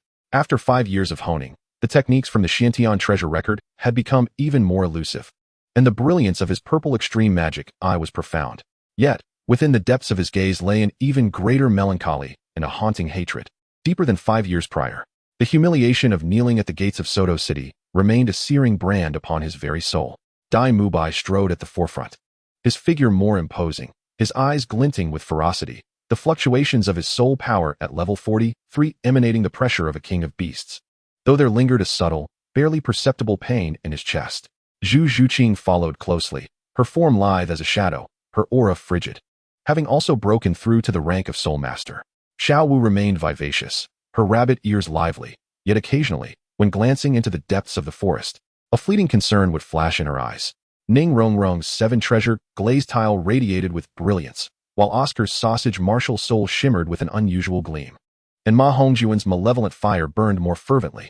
Flinder and Zhao Wujia trailed at the rear, vigilantly surveying their surroundings. The passage of 5 years had not dulled their wariness and animosity towards the Spirit Hall, particularly towards that holy sun. This venture into the Star Doe was not solely for the purpose of acquiring soul rings, but also to facilitate the rapid growth of these young monsters through practical experience, with the hope of avenging past grievances in the future. Fatty, reign in your sinister flames. Do you wish to attract every soul beast in the forest? Dai Mubai growled impatiently, shattering a bothersome vine with a punch. Come on, Boss Dai, don't be so fiery. Ma Hongjun retorted with a cheeky grin, a flicker of golden red flame dancing at his fingertips. Everyone quiet down. Tang San's voice was steady as his purple extreme magic eye scanned the relatively open area ahead, identifying a clearing suitable for rest and allowing Fatty to release his aura to attract appropriate fire attribute soul beasts. Third brother is right. Xiao Wu chimed in enthusiastically. The 7 hastened their steps, stepping into the clearing. However, the moment they entered the center of the clearing buzz, a heavy and suffocating aura of terror descended from the heavens without warning, like an invisible chaotic millstone crashing down. Boom. The ground suddenly sank. The hard soil rolled like waves, cracking open. On the open ground, several boulders the size of grinding stones were instantly reduced to powder. Ugh. Uffed. The Shrek's 7 monsters felt as if they had been struck by an unseen giant mountain. Dai Mubai and Ma Hongjun, the 2 power-type soul masters, were the first to bear the brunt, groaning as their knees buckled, nearly collapsing. Zhu Zhuqing and Xiao Wu crouched down, their faces pale. Ning Rongrong and Oscar even spat out a small mouthful of blood, their soul power shields shattering in an instant. Tang San's body trembled violently. The blue-silver grass surged forth to protect him, yet upon contact with the oppressive gray mist, it emitted a hissing sound and quickly withered and charred. The ground beneath his feet exploded, his legs sinking deep into the soil, barely maintaining his stance, but blood was already seeping from the corner of his mouth. Who? Flinder and Zhao Wuji were greatly alarmed, their soul power erupting to its utmost limit. 7 soul rings on Zhao Wuji's body flashed wildly, the phantom of the mighty iron bear roaring. Flinder, embodying his cat-eagle martial spirit, cast a sharp gaze towards the source of the pressure. At the edge of the clearing, atop a towering ancient tree that required 10 people to embrace, 3 figures stood quietly like deities. Chapter 25. The initial formation of the 7 monsters. The leader, clad in dark golden patterned armor, stood tall like a spear. His black hair fluttered gently in the wind, his face handsome yet indifferent, and his eyes, deep as an endless night sky, looked down below without a hint of emotion. It was Ling Ye, merely by standing there. The chaotic pressure emanating from him froze the entire space. After 5 years of accumulation, the aura of a pinnacle soul emperor at level 69, combined with the unleashed power of the chaos divine millstone, was enough to instill fear even in a soul Douluo. To his left, Xiaoyu cradled the moonblade, his gaze sharp as a knife, exuding a fierce aura. To his right, Hulaiina's figure was enchanting, her mesmerizing eyes revealing a cold scrutiny and a hint of blind reverence towards Ling Ye. Shrek, the 7 monsters? Ling Ye's voice resonated calmly, like ice clashing, clearly reaching the ears of everyone below, carrying a sense of indifference that seemed capable of crushing everything. 5 years have passed, yet it remains the same, utterly unbearable. It's you. Tang San suddenly looked up, his purple extreme magic eyes bursting with golden light, fixating on the figure atop the tree. The humiliation from 5 years ago, Dai Mubai's severe injury, the disgrace of the academy, all the pent-up hatred erupted like a volcano in his chest. The Xiantian skill within him operated frantically, a chilling killing intent uncontrollably spreading. The holy son of the spirit hall. Flinder's voice was hoarse, filled with deep-seated hatred and profound apprehension. This place is the Star Doe Forest, not under your spirit hall's jurisdiction. What do you intend to do? What do I intend to do? Ling Ye's lips curled into a cold arc, as if watching a poor performance. Where this holy sun goes. Do I need to report to you? His gaze casually swept over the 7 below, who appeared as if facing a great enemy, finally landing on Tang San's face. Filled with resentment, carrying a hint of faint mockery. Passing by, I wonder if this waste, who was once forced to kneel by a mere finger of this holy sun, has made any progress. It seems that, in the end, a waste is still a waste. You seek death. Dai Mubai was utterly enraged. The humiliation of 5 years ago and the hidden pain in his chest surging simultaneously, his sinister eyes instantly turning blood red. The white tiger's transformation ignited instantaneously, his body swelling as the 3rd spirit ring illuminated. The white tiger's radiant wave morphed into a blinding golden beam, infused with a ferocious aura of destruction. Ruthlessly charging towards Ling Ye perched upon the treetops. He yearned to obliterate the scoundrel who had bestowed upon him endless humiliation. Zhu Zhuqing vanished like a specter, executing her phantom-piercing strike, targeting Hulaiina at Ling Ye's side. To attack the enemy was to ensure salvation.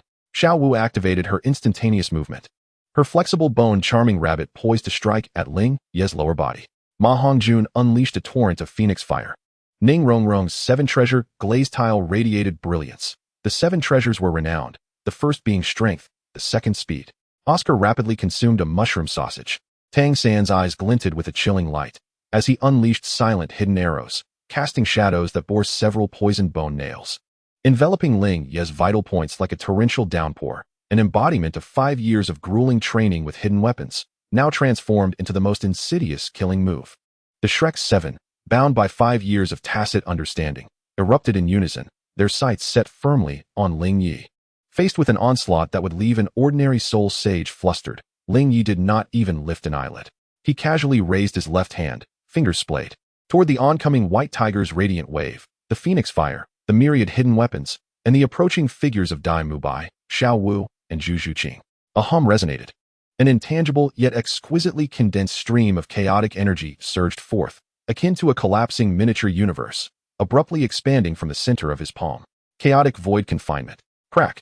Crack. Crack. The very fabric of space solidified. Dai Mubai's white tiger radiant wave halted 3 feet from Ling Ye's palm, the golden energy encased, as if trapped, in amber. Ma Hongjuan's phoenix fire became a distorted, leaping sculpture of crimson gold. Every hidden weapon Tang San had launched, whether the astonishingly swift hidden arrows or the cunning bone nails, eerily suspended in midair, less than a foot from Ling Ye's form, yet unable to advance by even a fraction.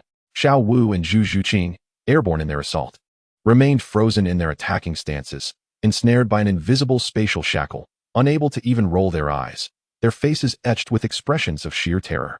Ning Rongrong's enhancement aura and the energy from Oscar's recently consumed mushroom sausage were all similarly halted. The entire clearing appeared as though time had been suspended. The Shrek 7, alongside their attacks, were forcibly confined within a minuscule space. Only Flander and Zhao Wujie retained the ability to move, yet both were left aghast, their souls shaken by this unfathomable force of spatial confinement. Ling Ye slowly lowered his left hand, as if merely brushing away a speck of dust.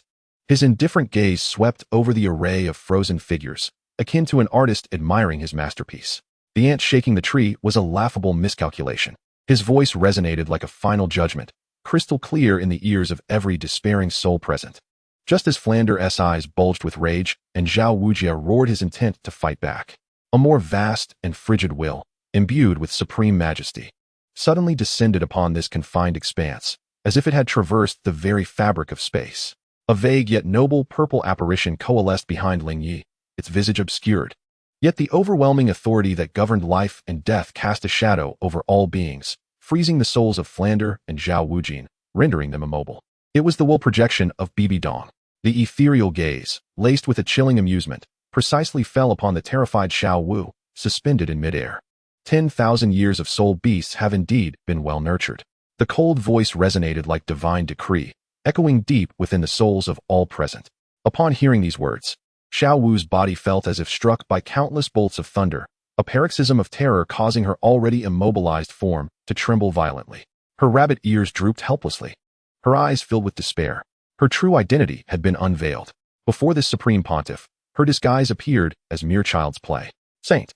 The will projection of Bibi Dong turned its attention to Ling Ye, its tone devoid of emotion.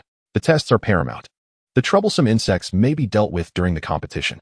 The indifference in the words was more despairing than any insult could ever be. We shall heed the decree of your majesty. Ling Ye inclined his head slightly, adopting a posture of deference. He cast one last glance at the petrified members of Shrek, his gaze lingering on Tang San, whose eyes brimmed with endless resentment and fear, and a cold, piercing smile graced his lips. Enjoy your final moments. During the elite competition of the continent's prestigious Soul Master Academies, I, the Holy Sun, shall personally see to your demise. As his voice faded, he turned away, with Xieyu and Hu Laina following closely behind. A hum resonated as the fragmentary chaos void wings behind Ling Ye flickered and vanished. The space rippled, and the trio's figures melded into the air, disappearing without a trace, leaving only the dissipating force that had bound them. Along with Bibi Dong's oppressive will projection that cast one last lingering glance at Xiao Wu before fading away. Thud, thud, thud, as the confinement lifted. The Shrek's 7 tumbled to the ground like dumplings, in utter disarray. Dai Mubai clutched his chest where an old injury had resurfaced, coughing up blood. Xiao Wu collapsed to the ground, drenched in cold sweat, her gaze vacant, filled with the dread and horror of surviving a calamity. Tang San struggled to rise, his eyes fixed on the direction where Ling Ye had vanished, his nails digging deep into his palm, blood oozing, his eyes ablaze with overwhelming hatred and impotent humiliation. Flander and Zhao Wujie's faces turned ashen, as if they had aged a decade in an instant. The projection of Bibi Dong's will, Ling Ye's unfathomable spatial confinement, and the immense peril brought forth by Xiao Wu's exposure loomed over them like insurmountable mountains, stifling their breath. The competition, Tang San's voice was hoarse, steeped in chilling resolve. Ling Ye, the spirit hall, I vow that this grudge shall not go unavenged. The flames of hatred blazed fiercely within the shadows of the Star Doe forest. At this moment, Ling Ye's figure emerged in the depths of the Star Doe forest, closer to the core region. Thanks to the short-range traversal of the Chaos Void Wings, he hovered above a forest shrouded in ancient miasma, with the Chaos Divine Mill slowly rotating above him. Sensing the direction indicated by the system, ding. Second trial of the Rakshasa God, Breath of Chaos, activated. Task content, locate and refine 3 nodes of Breath of Chaos. Task duration, 3 months. Task reward, 10 progress towards unsealing the Chaos Divine Mill, 1 God-given soul ring, 3,000 points in the Rakshasa God trial. Warning, the nodes are located at the edge of the core region, where encounters with formidable soul beasts or even ferocious creatures are highly likely.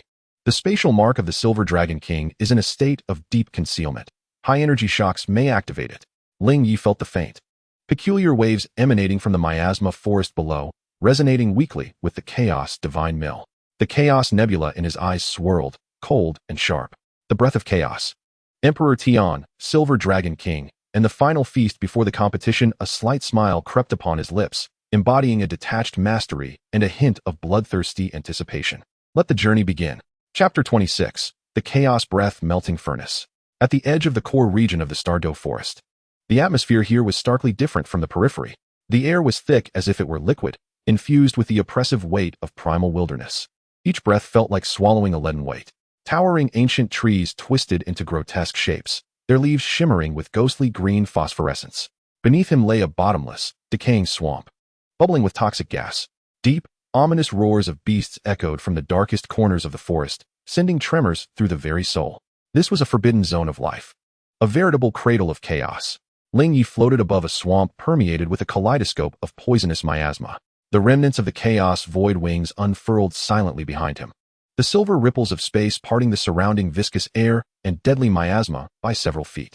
His eyes were tightly shut, the glow of the ice-blue scorpion skull at his brow flickering faintly, as his formidable mental power, like invisible tendrils, penetrated through layers of obstruction, precisely locking onto a node deep within the swamp. Node of breath of chaos 1, poisonous miasma swamp eye, contains the chaotic profile of decay, toxicity, and the obliteration of life. Refinement requires withstanding the myriad poisons eroding the soul, guiding the power of the chaos divine mill to strip away impurities and extract the essence. The system's cold notification echoed within his consciousness. He had found it. Ling Ye murmured, the chaos nebula in his eyes suddenly accelerating in its swirling motion. With a shift of his form, the fragmented void wing behind him gently fluttered. Buzz. The space rippled, and his figure vanished like a specter from the original location. In the next instant, he traversed the hundreds of meters and the lethal miasma barrier, appearing directly at the center of the swamp. Beneath him lay a vortex of mud, no more than 10 feet in diameter, continuously spewing forth a colorful poisonous smoke, the very source of the deadly miasma. Boom! Almost the instant Ling Ye arrived, it seemed to trigger the swamp's taboo. The entire mud pit erupted in a frenzy. Countless grotesque tentacles, formed from viscous toxic mud and adorned with suction cups and venomous spines, surged forth like awakened ancient demons, accompanied by a piercing sound that sliced through the air and a nauseating stench. They came from all directions with unrelenting ferocity. Simultaneously, the concentration of the rainbow-hued poison surged 100-fold, transforming into a tangible torrent of venom that ravenously eroded Ling Ye's protective soul power. The hissing sound of corrosion echoing endlessly. Humph! Ling Ye let out a cold snort, neither dodging nor retreating. Above him, the ethereal shadow of the chaos divine mill suddenly materialized. 2 unsealed golden patterns erupted with resplendent divine light. Chaos divine mill. Suppress. Buzz. The grayish chaotic currents cascaded down like a waterfall from the heavens, violently expanding from Ling Ye's center.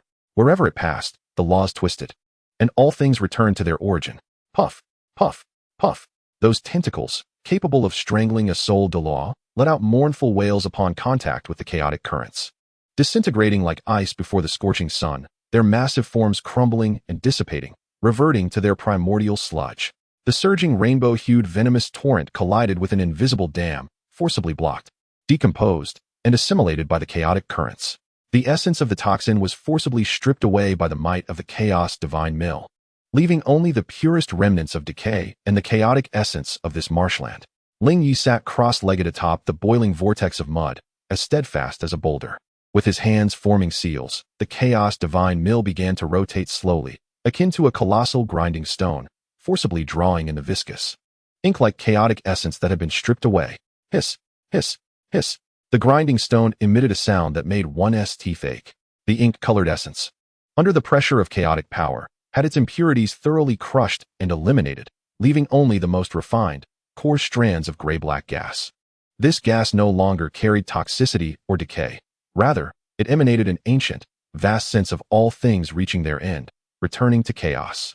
Refinement progress. 1:5:15. As the refinement progressed, the ethereal shadow of the eternal divine furnace within Ling Ye involuntarily trembled slightly. The verdant divine light upon the furnace wall seemed to be attracted, pulsating with greater vigor.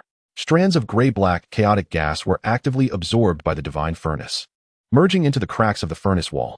Miraculously, the stubborn edges of the fissures began to heal at an exceedingly slow pace. Though minuscule, it represented a qualitative leap. The breath of chaos could indeed accelerate the restoration of the eternal divine furnace. Indeed, of the same origin.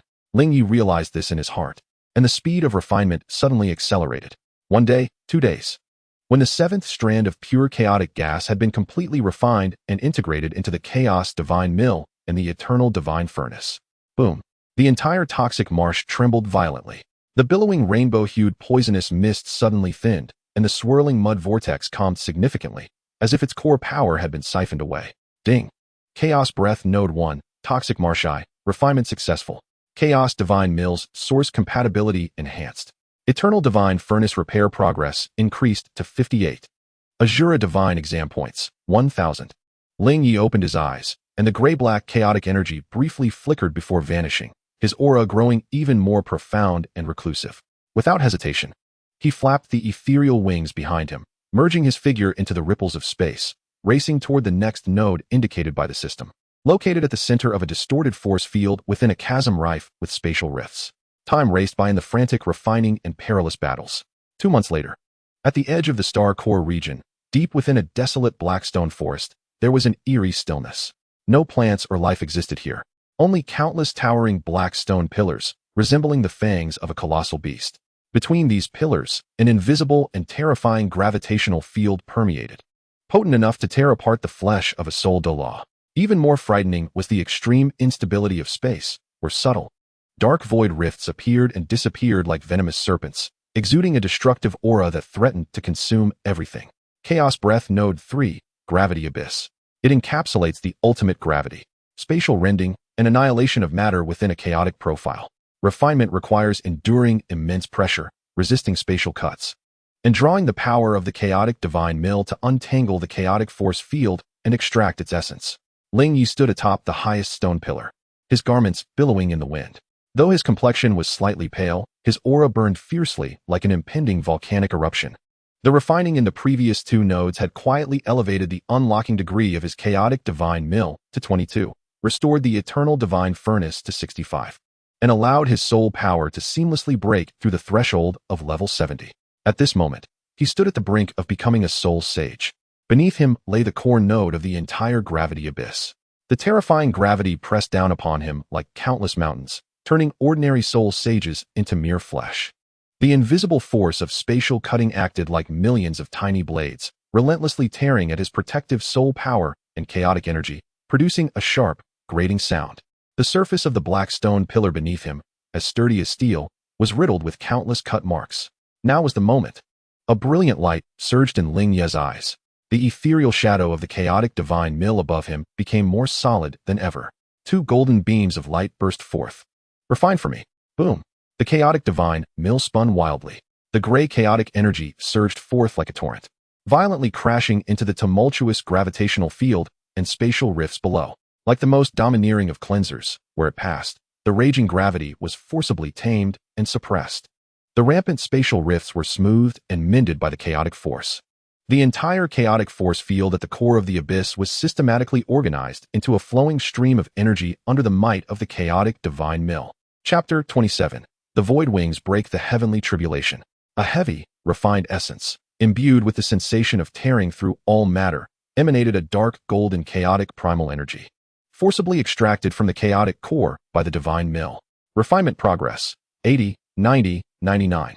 Just as the last vestige of dark golden chaotic primal energy was about to be completely refined and absorbed, an unexpected change occurred. Boom. The space above the gravity abyss, previously calmed by the chaotic force, suddenly distorted violently. A colossal, pitch-black vortex materialized, engulfing the entire stone forest area. In the heart of the maelstrom, it was not dark clouds that loomed, but rather a turbulent tempest, seething with the destructive brilliance of thunderous energy. An overwhelming, frigid force, imbued with an absolute will of judgment, descended with the might of a celestial river cascading from the heavens. It was the tribulation of the heavens, the trial of the soul saint. Moreover, this was incited by the chaotic laws of the stellar core and the chaotic essence refined by Ling Ye. A cataclysm far surpassing ordinary tribulations. Crack.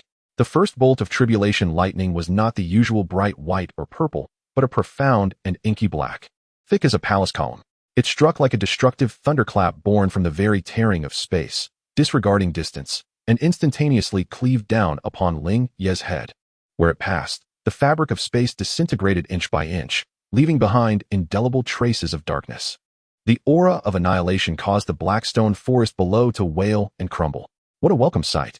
Ling Ye's eyes bore no trace of fear. Instead, they ignited with an overwhelming battle spirit. This was the moment he had awaited. harnessing the power of the tribulation. He aimed to completely refine the chaotic essence and break through to the soul saint, the chaotic divine mill. Protecting him. Buzz. The chaotic divine mill instantaneously expanded. Shielding his head, two golden patterns erupted with an unprecedented radiance, as the ashen chaotic streams coalesced into a tangible barrier of light. Boom. The pitch-black tribulation lightning struck ferociously upon the chaotic shield. The barrier shuddered violently, emitting groans of unbearable strain, fissures spreading instantaneously. The frenzied power of destruction pierced through the barrier, surging fiercely into Ling Ye's body. Ling Ye's entire being trembled violently as he spat out a mouthful of blood. His body instantly charred, countless serpentine arcs of electricity coursing over his surface, wreaking havoc. The agony was akin to a myriad of steel needles piercing his very soul. Yet, his gaze burned with madness. The Xiantian technique, system-optimized version, within him revolved with fervor. The newly refined dark golden chaotic essence, under the onslaught of the destructive thunder, not only held its ground but, like iron cast into a furnace, began an unprecedented and fervent fusion with his soul power, flesh, bones, and even his spirit. Not enough. More. Ling Ye roared skyward, deliberately diminishing part of the chaotic shield's defense, channeling even more of the destructive thunder into his body. Boom, boom, boom. The second and third bolts of even more terrifying black lightning cascaded down, each one thicker than the last, each containing a purer will of destruction. The entire gravitational abyss transformed into a purgatory of thunder. Fragments of space shattered and flew about like glass. Ling Ye's body was repeatedly torn asunder by the lightning, charred, even revealing his stark, white bones. The mingling scent of blood and char filled the air, yet he stood firm as a rock rooted in a stone pillar, refusing to retreat. The chaotic divine mill spun wildly, resisting the external waves of destruction while forcibly grinding, guiding, and transforming the surging power of destructive thunder into a blazing fire that refined his very being. The ethereal image of the eternal divine furnace flickered madly in his dantian, the emerald divine light pulsating to its utmost limit, greedily absorbing the threads of destruction and rebirth within the destructive thunder, hastening the repair of the furnace walls. The cracks upon the furnace body began to mend at a visibly rapid pace, interwoven with destruction and renewal. Eternal divine furnace repair progress, 68, 71, 75. As the seventh and final cataclysmic thunderclap, which darkened nearly half the sky with an inky hue, descended with the intent to obliterate all celestial bodies. Ling Ye abruptly lifted his gaze, his eyes ablaze with a chaotic nebula. Behind him, the dormant and fragmented chaos void wing erupted in an unprecedented brilliance of silver light. The void wing, the shattering of calamity. Buzz. The incomplete right wing stretched to its utmost limits.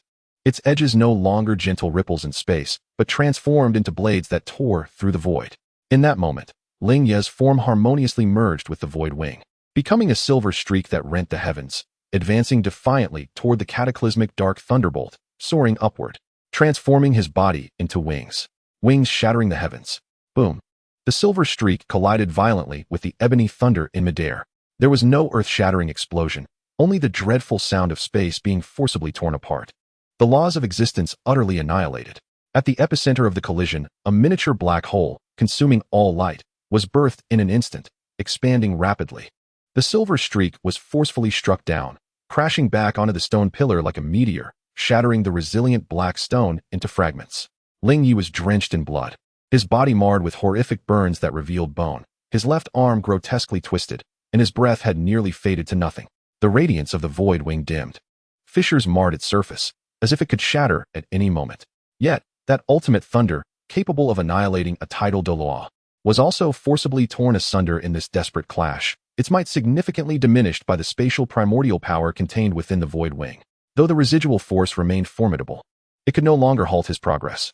Buzz, a surging, boundless aura, reminiscent of the primordial chaos, erupted violently from Ling Ye's battered form. Beneath him, the phantom of the seventh soul ring coalesced frantically. No longer a profound black, it shimmered with a noble, mysterious silver gray, as if imbued with the essence of spatial origins. Upon the soul ring, 7 silver lines, reminiscent of space fissures, flickered into view. Soul Sage. Achieved. Ding. The Chaos Breath Node 3, Gravitational Abyss, has been successfully refined. The second trial of the Rakshasa God, Chaos Breath, completed. Rewards. Chaos Divine Refinement Unlock Progress 10, Current Unlock 32. God-given Soul Ring 1. Rakshasa God Trial Points, 3,000. Spirit Power elevated to level 71 Soul Sage. Acquired the 7th Soul Ring. Spatial Primordial 7,000 years, Silver Gray. Soul Skill, Chaos True Body. Transmute into the projection of the Chaos God Refinement. Immune to 70 physical and energy attacks, significantly enhancing the Divine Refinement's might, with substantial soul power consumption during duration.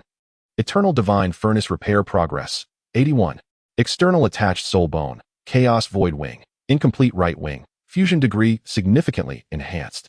Gained enhanced short-range spatial traversal ability. The cold system notification resonated like celestial music. Coughing, Ling Ye struggled to rise from the rubble, every movement eliciting excruciating pain that tore through him. Yet, his eyes gleamed with the sharpness, chill, and depth of a divine weapon tempered through tribulation.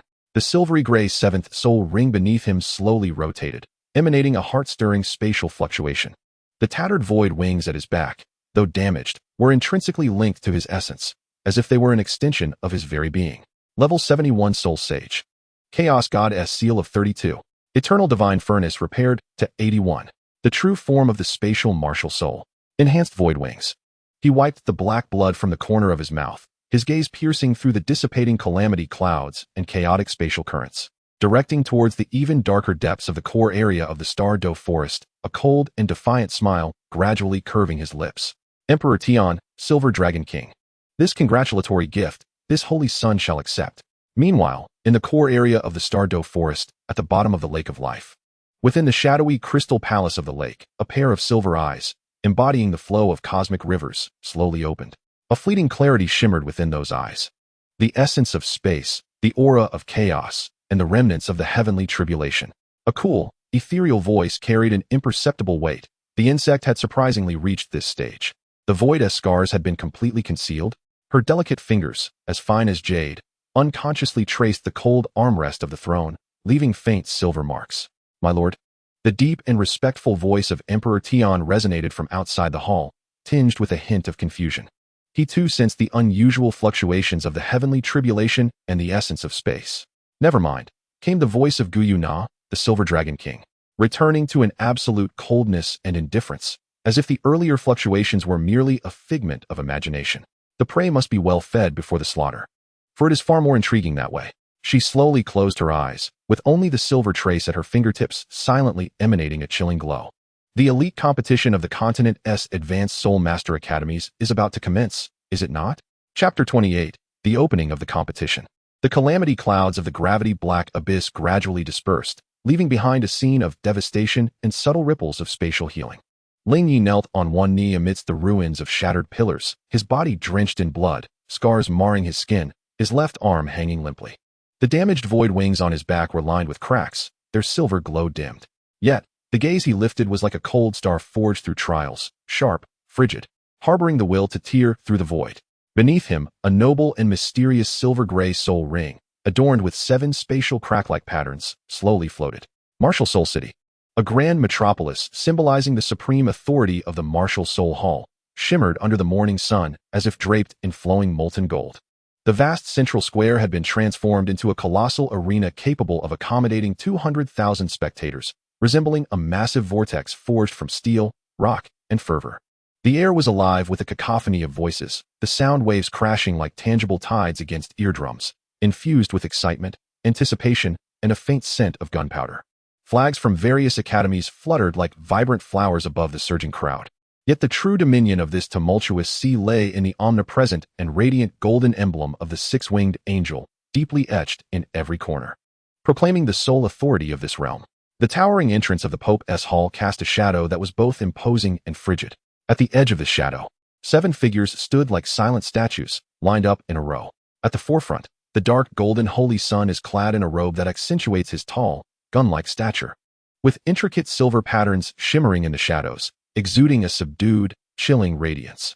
5 years have washed away all extraneous traces, leaving behind a silhouette as sharp as a blade. Ling Ye slightly lowers his gaze, seemingly resting upon the throngs below, yet perhaps penetrating the tumultuous clamor to alight upon a deeply buried, malevolent mark in his soul, the void scar of the Silver Dragon King. Behind him, the moon blade of the evil moon retracts its sharpness, revealing a more sinister aura, while Hu Liena's enchanting presence is laced with a chilling intent to kill. The violent flames surrounding Yin are akin to a repressed volcano. And together with the other three elite members of the Golden Generation, they form an invisible, suffocating wall. This overwhelming pressure, stemming from the pinnacle of power, silently permeates the air. In the vicinity of the Pope's pavilion, the din oddly diminishes, as if an unseen hand has gripped the throat of the crowd. Countless eyes converge upon that dark golden figure, filled with emotions of reverence, fervor, inquiry, and fear, flowing silently through the masses. Look, that is the Holy Sun, Ling Ye. 5 years ago at the Star Doe. Shoo! Silence. Do you wish to perish? Even Emperor Tian. Hiss. This aura makes it feel as if the flow of soul power has stagnated. Quick, look over there. Shrek. That garish green outfit. Ha ha. The murmurs of the crowd ripple like delicate waves, ultimately converging into a clear stream pointing towards a corner. Far from the center, near the edge of the viewing platform, the glaringly grotesque green uniform stands out like an island amidst a vast ocean. The figure that descended like the Grim Reaper 5 years ago, and the chillingly etched phrase of the tournament's funeral, have long since transformed into the deepest venom, gnawing day and night at the souls of the Shrek 7 monsters and their mentors. Tang San stands at the forefront, his back straight as an unyielding spear. However, only Dai Mubai and Xiao Wu, closest to him, can perceive the white knuckles from his tightly clenched fist, buried deep within his palm from excessive force. His gaze is fixated on that dark golden figure upon the platform, his profound eyes resembling the tranquil surface of the Dead Sea before a storm. Calm on the outside, yet roiling with immense hatred and an unshakable chill that he struggles to suppress. The cold touch of the hidden arrow rests against his wrist. A trump card forged through countless days and nights, yet it offers no warmth, feeling instead like a block of ice. Dai Mubai's tiger-like eyes widen, his chest heaving violently. The ferocity of his white tiger martial soul stirred by the abyssal aura of his opponent, yet forcibly suppressed, the sense of suffocation almost causing him to grind his teeth. His throat constricting as he swallows down the metallic taste of iron and sweetness.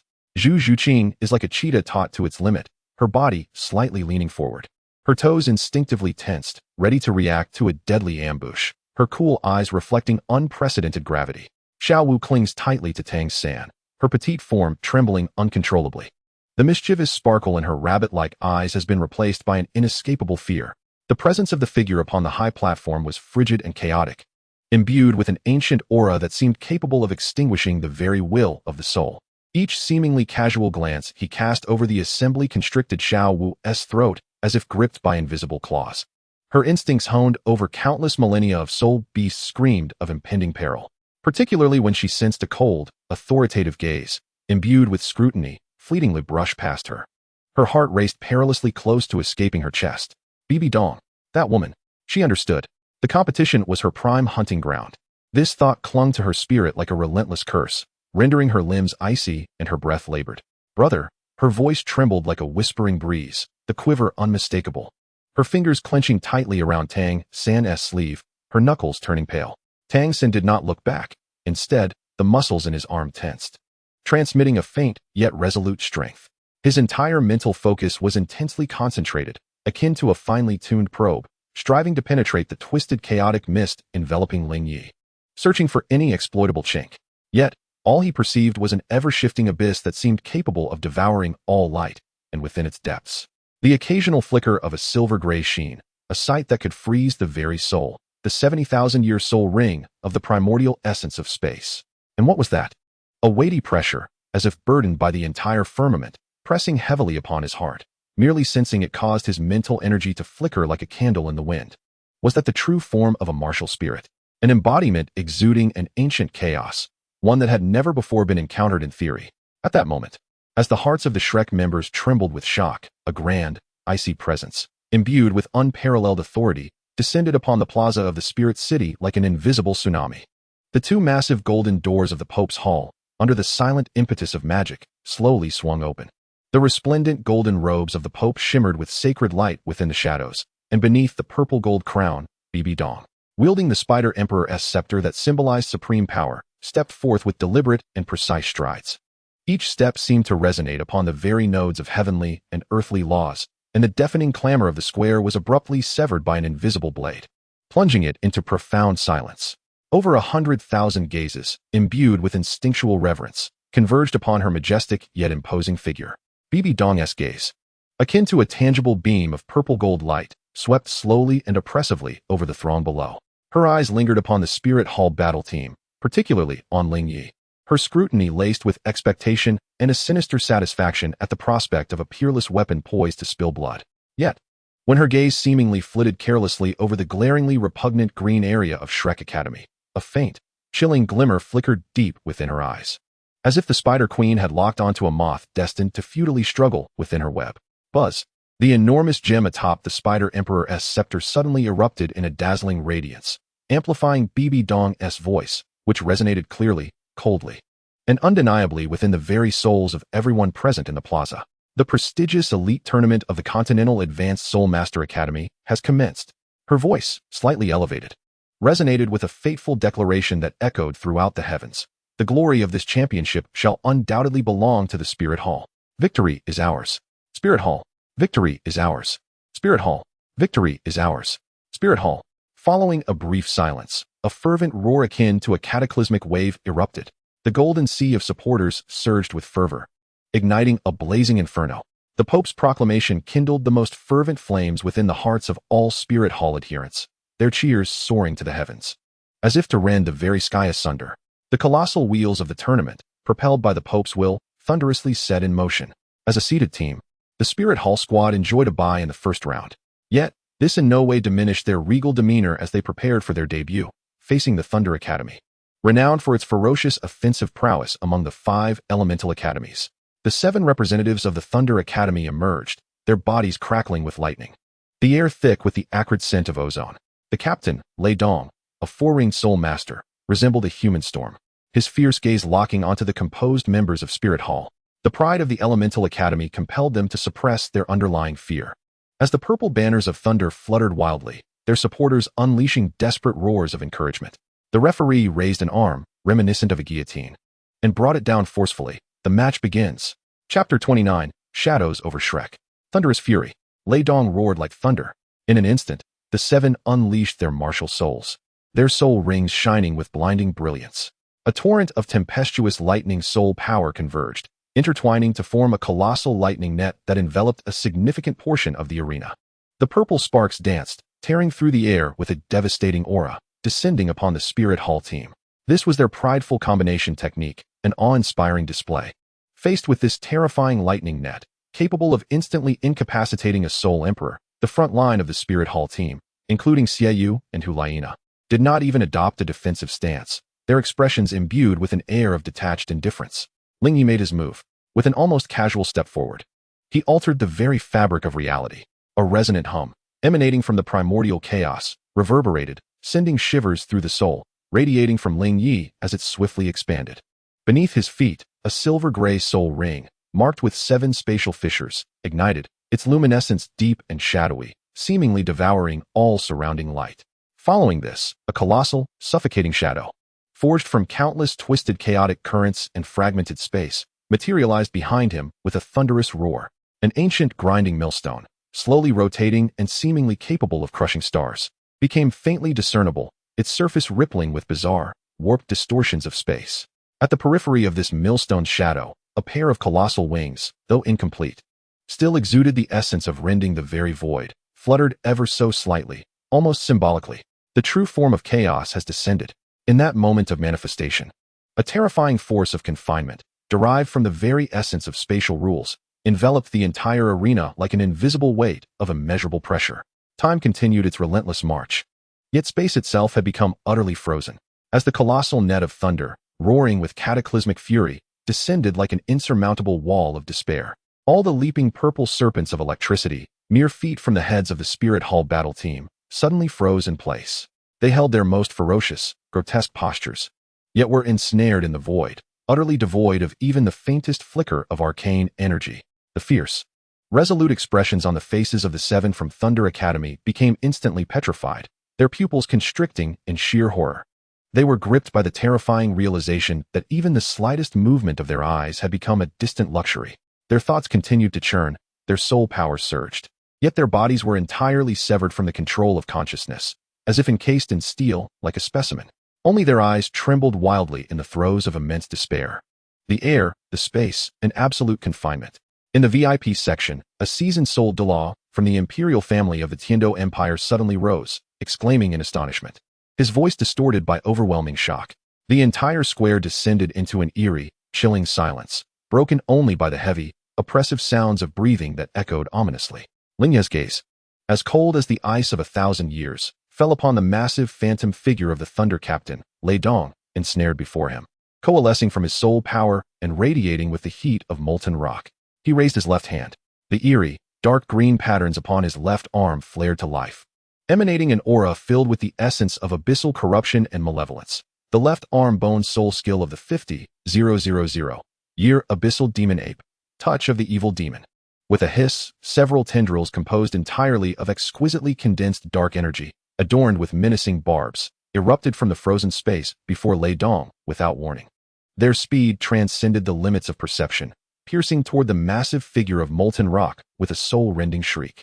This titan, embodying the majority of Lei Dong's soul power and boasting formidable defenses, was as fragile as a sandcastle before the malevolent tendrils imbued with the force of abyssal erosion. The tendrils penetrated through the heavy molten armor as effortlessly as a glowing steel needle through thin paper, plunging deep into the core of the giant. Dark energy surged wildly, contaminating and eroding. A silent wail erupted from the molten giant as its colossal form twisted violently, the surface instantly covered in spiderweb-like black cracks. The searing glow of magma dimming rapidly, as if doused in ink, crumbling into oblivion. Almost simultaneously, as the core of the molten giant was ravaged by the evil tendrils, a point of icy blue light suddenly flared to life at Ling Ye's forehead. This radiance was pure and frigid, as if it had condensed the essence of the eternally frozen Arctic core. The 100,000 year ice blue scorpion skull soul skill, Wrath of the Ice Emperor. There was no earth-shattering explosion, only a wave of extreme, absolute cold that seemed capable of freezing the passage of time. Emanating silently, yet irresistibly from the center of Ling Ye's brow. Wherever this chill spread, the frenzied thunder net, ensnared in the confines of space. Along with the remnants of the molten giant's collapse and the still boiling torrents of magma, instantly lost all their violent attributes. Crack, crack, crack. The relentless sound of intense freezing echoed ominously. The tempestuous violet lightning surged forth, as if all its furious energy had been instantaneously siphoned away, solidifying into colossal, frigid purple ice crystals, each strikingly unique in form. The dark crimson magma, bubbling and splashing with an aura of terrifying heat, seemed to encounter absolute zero from the dawn of creation, freezing in an instant, losing all luster, and transforming into lifeless, black frozen rock, exuding a chilling aura of desolation. The ultimate cold and the destructive lava, two violently opposing forces, were forcibly imprisoned within the same space under the dominion of the chaotic essence and the absolute suppression of spatial confinement, crafting a scene of an ice-fire purgatory that was both astonishing and eerily chilling. The chaotic essence commanded the battlefield, the touch of evil shattered defenses, and the wrath of the ice sovereign brought forth an end to the freeze. The entire process flowed with the grace of a river, yet unfolded faster than the thoughts of most observers could comprehend. From the initiation of the Thunder Academy's mighty strike to the disintegration of the colossal lava statue, the freezing of thunder and magma into ice sculptures transpired in the mere span of 3 breaths. Silence, an absolute, suffocating silence enveloped the plaza of Spirit City like a heavy leaden cloud. Over 100,000 spectators, be they fervent disciples of the Spirit Hall or students from other academies, found themselves as if grasped by an invisible hand around their throats, rendered speechless, their minds blank. In their pupils, only the scene of destruction, frozen by absolute power, remained, along with the dark golden figure standing beneath the chaotic grinding wheel, akin to a deity wielding the laws of space and chaos. The oppressive aura emanating from that figure felt as tangible as a massive boulder pressing down upon each heart. At the edge of the stands, within the Shrek area, Tang San's complexion had drained of all color, rendering him pale as a ghost. His arm, clutching the sleeve arrow, trembled uncontrollably, the cold metal sleeve pressed against his skin, emanating a bone-deep chill. Compared to the overwhelming spatial confinement 5 years prior, the current mastery over space, the freezing of thunderous magma, and the ancient chaotic essence of the martial spirit were like a firefly against the full moon. The chasm of disparity was one that effort and calculation could not bridge. His prideful Tang Sect's ultimate skills, the Xiantian Kung Fu and the myriad of hidden weapons, appeared utterly feeble and laughable in the face of such overwhelming power. A chilling despair coiled around his heart like a venomous snake, tightening gradually. It was more terrifying than 5 years ago, 100-fold, 1,000-fold. A broken voice emerged from his parched throat, each word laced with the taste of blood. Xiao Wu trembled like the last leaf in an autumn breeze, her face as pale as a ghost, gripping Tang San's arm with such force that her nails nearly pierced through his sleeve into his flesh. The extreme cold of the frozen lava made her feel as though her very blood was congealing, her soul quaking beneath the phantom of the chaotic grinding wheel. The shadow of death had never appeared so clear, so immense, completely enveloping her. Bibi Dong's almost imperceptible icy gaze plunged her into an abyss of frost. Dai Mubai emitted a low, guttural whimper reminiscent of a wounded beast, a mournful cry intermingled with profound humiliation and helplessness. The strength he once took pride in appeared pitifully insignificant in the face of the recent spectacle. Ma Hongjuan's chubby face turned pale, beads of sweat rolling down his forehead. His lips, trembling yet unable to utter a single word. The restorative sausage in Oscar's hand fell limply to the ground. Ning Rongrong covered her mouth tightly. Her beautiful eyes filled with terror and confusion, while the auxiliary light of the seven treasures, glazed tile tower, seemed to pale before the chaotic true form. Zhu Zhuqing's body tensed like a bowstring drawn to its limit. Her gaze remained sharp, yet beneath lay a profound coldness and silence. The Shrek's seven devils felt as though they were engulfed by an invisible blizzard, the biting chill freezing every ounce of their fervor. The flames of vengeance brutally extinguished by the harsh reality, leaving only acrid ashes behind. How is this possible? Dean Flinder murmured in a daze. His gold-rimmed glasses askew on his nose, the vitality in his eyes extinguished. Yu Xiaojing's body swayed violently, his complexion as pale as a withered corpse. His lips moving yet producing no sound. His proud theory of the 10 core competitive strengths of martial spirits, the culmination of his lifelong research, was shattered before Ling Ye's power, which transcended all logic, merging chaos, space, ultimate ice, and abyssal malevolence. The dizziness and despair brought on by the crumbling foundation of his beliefs weighed heavier upon him than any physical pain. Lu Erlong timely supported his faltering form. Her heart filled with anguish and a profound sense of helplessness as she witnessed her husband's sudden aging and pallor. On the arena, Ling Ye withdrew his gaze with an expressionless face, as though he had merely executed a trivial deed.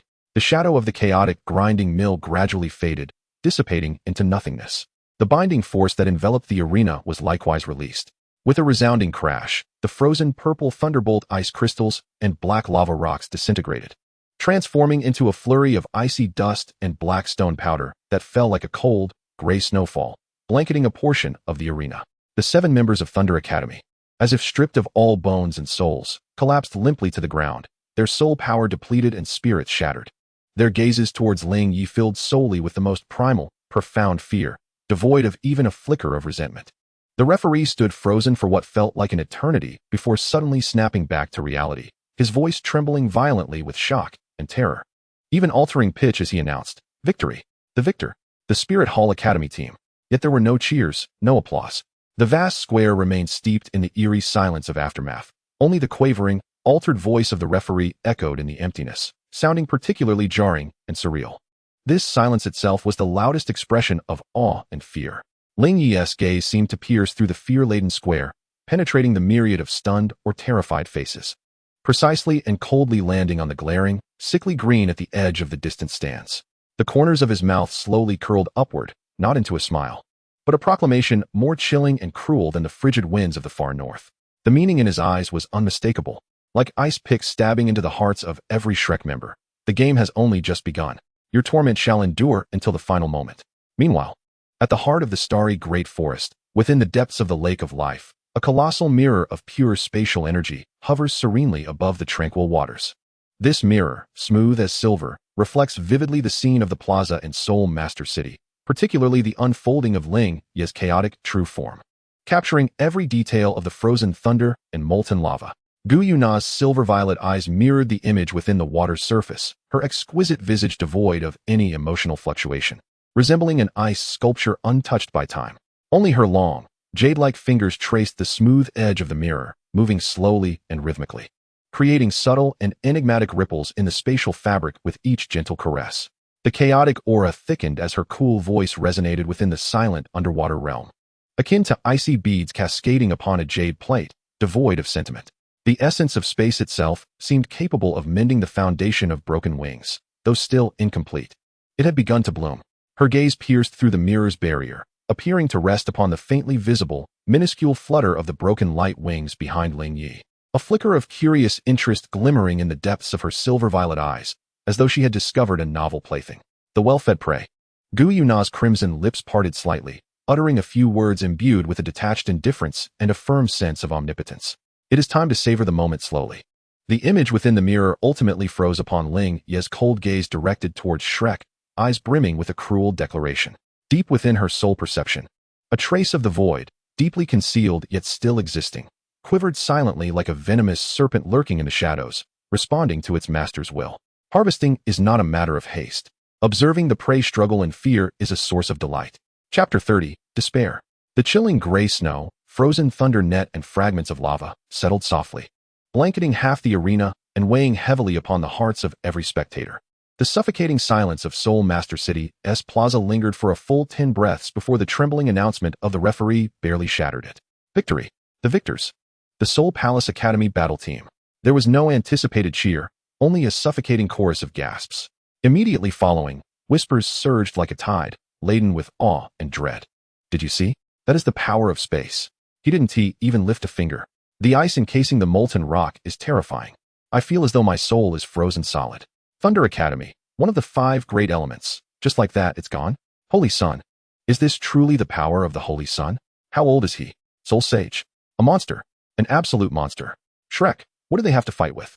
Countless gazes, both overt and concealed, laden with pity, mockery, and schadenfreude, pierced like invisible needles towards the isolated, dung-green island at the edge of the stands. These glances bore a more lethal weight than any words, leaving the Shrek team feeling as though they had been stripped bare and cast into a frigid wilderness. Flander forcefully suppressed the tumultuous surge of his blood, adjusting his crooked glasses, and hoarsely shouted at the despondent Yu Xiaojing and the equally pallid Lu Erlong beside him. Pull yourselves together. Don't let that brat look down on us. We still have a chance. Yet, even he found his words to be woefully inadequate. A chance? In the face of such a power that toyed with elements as if they were mere playthings within that frozen space.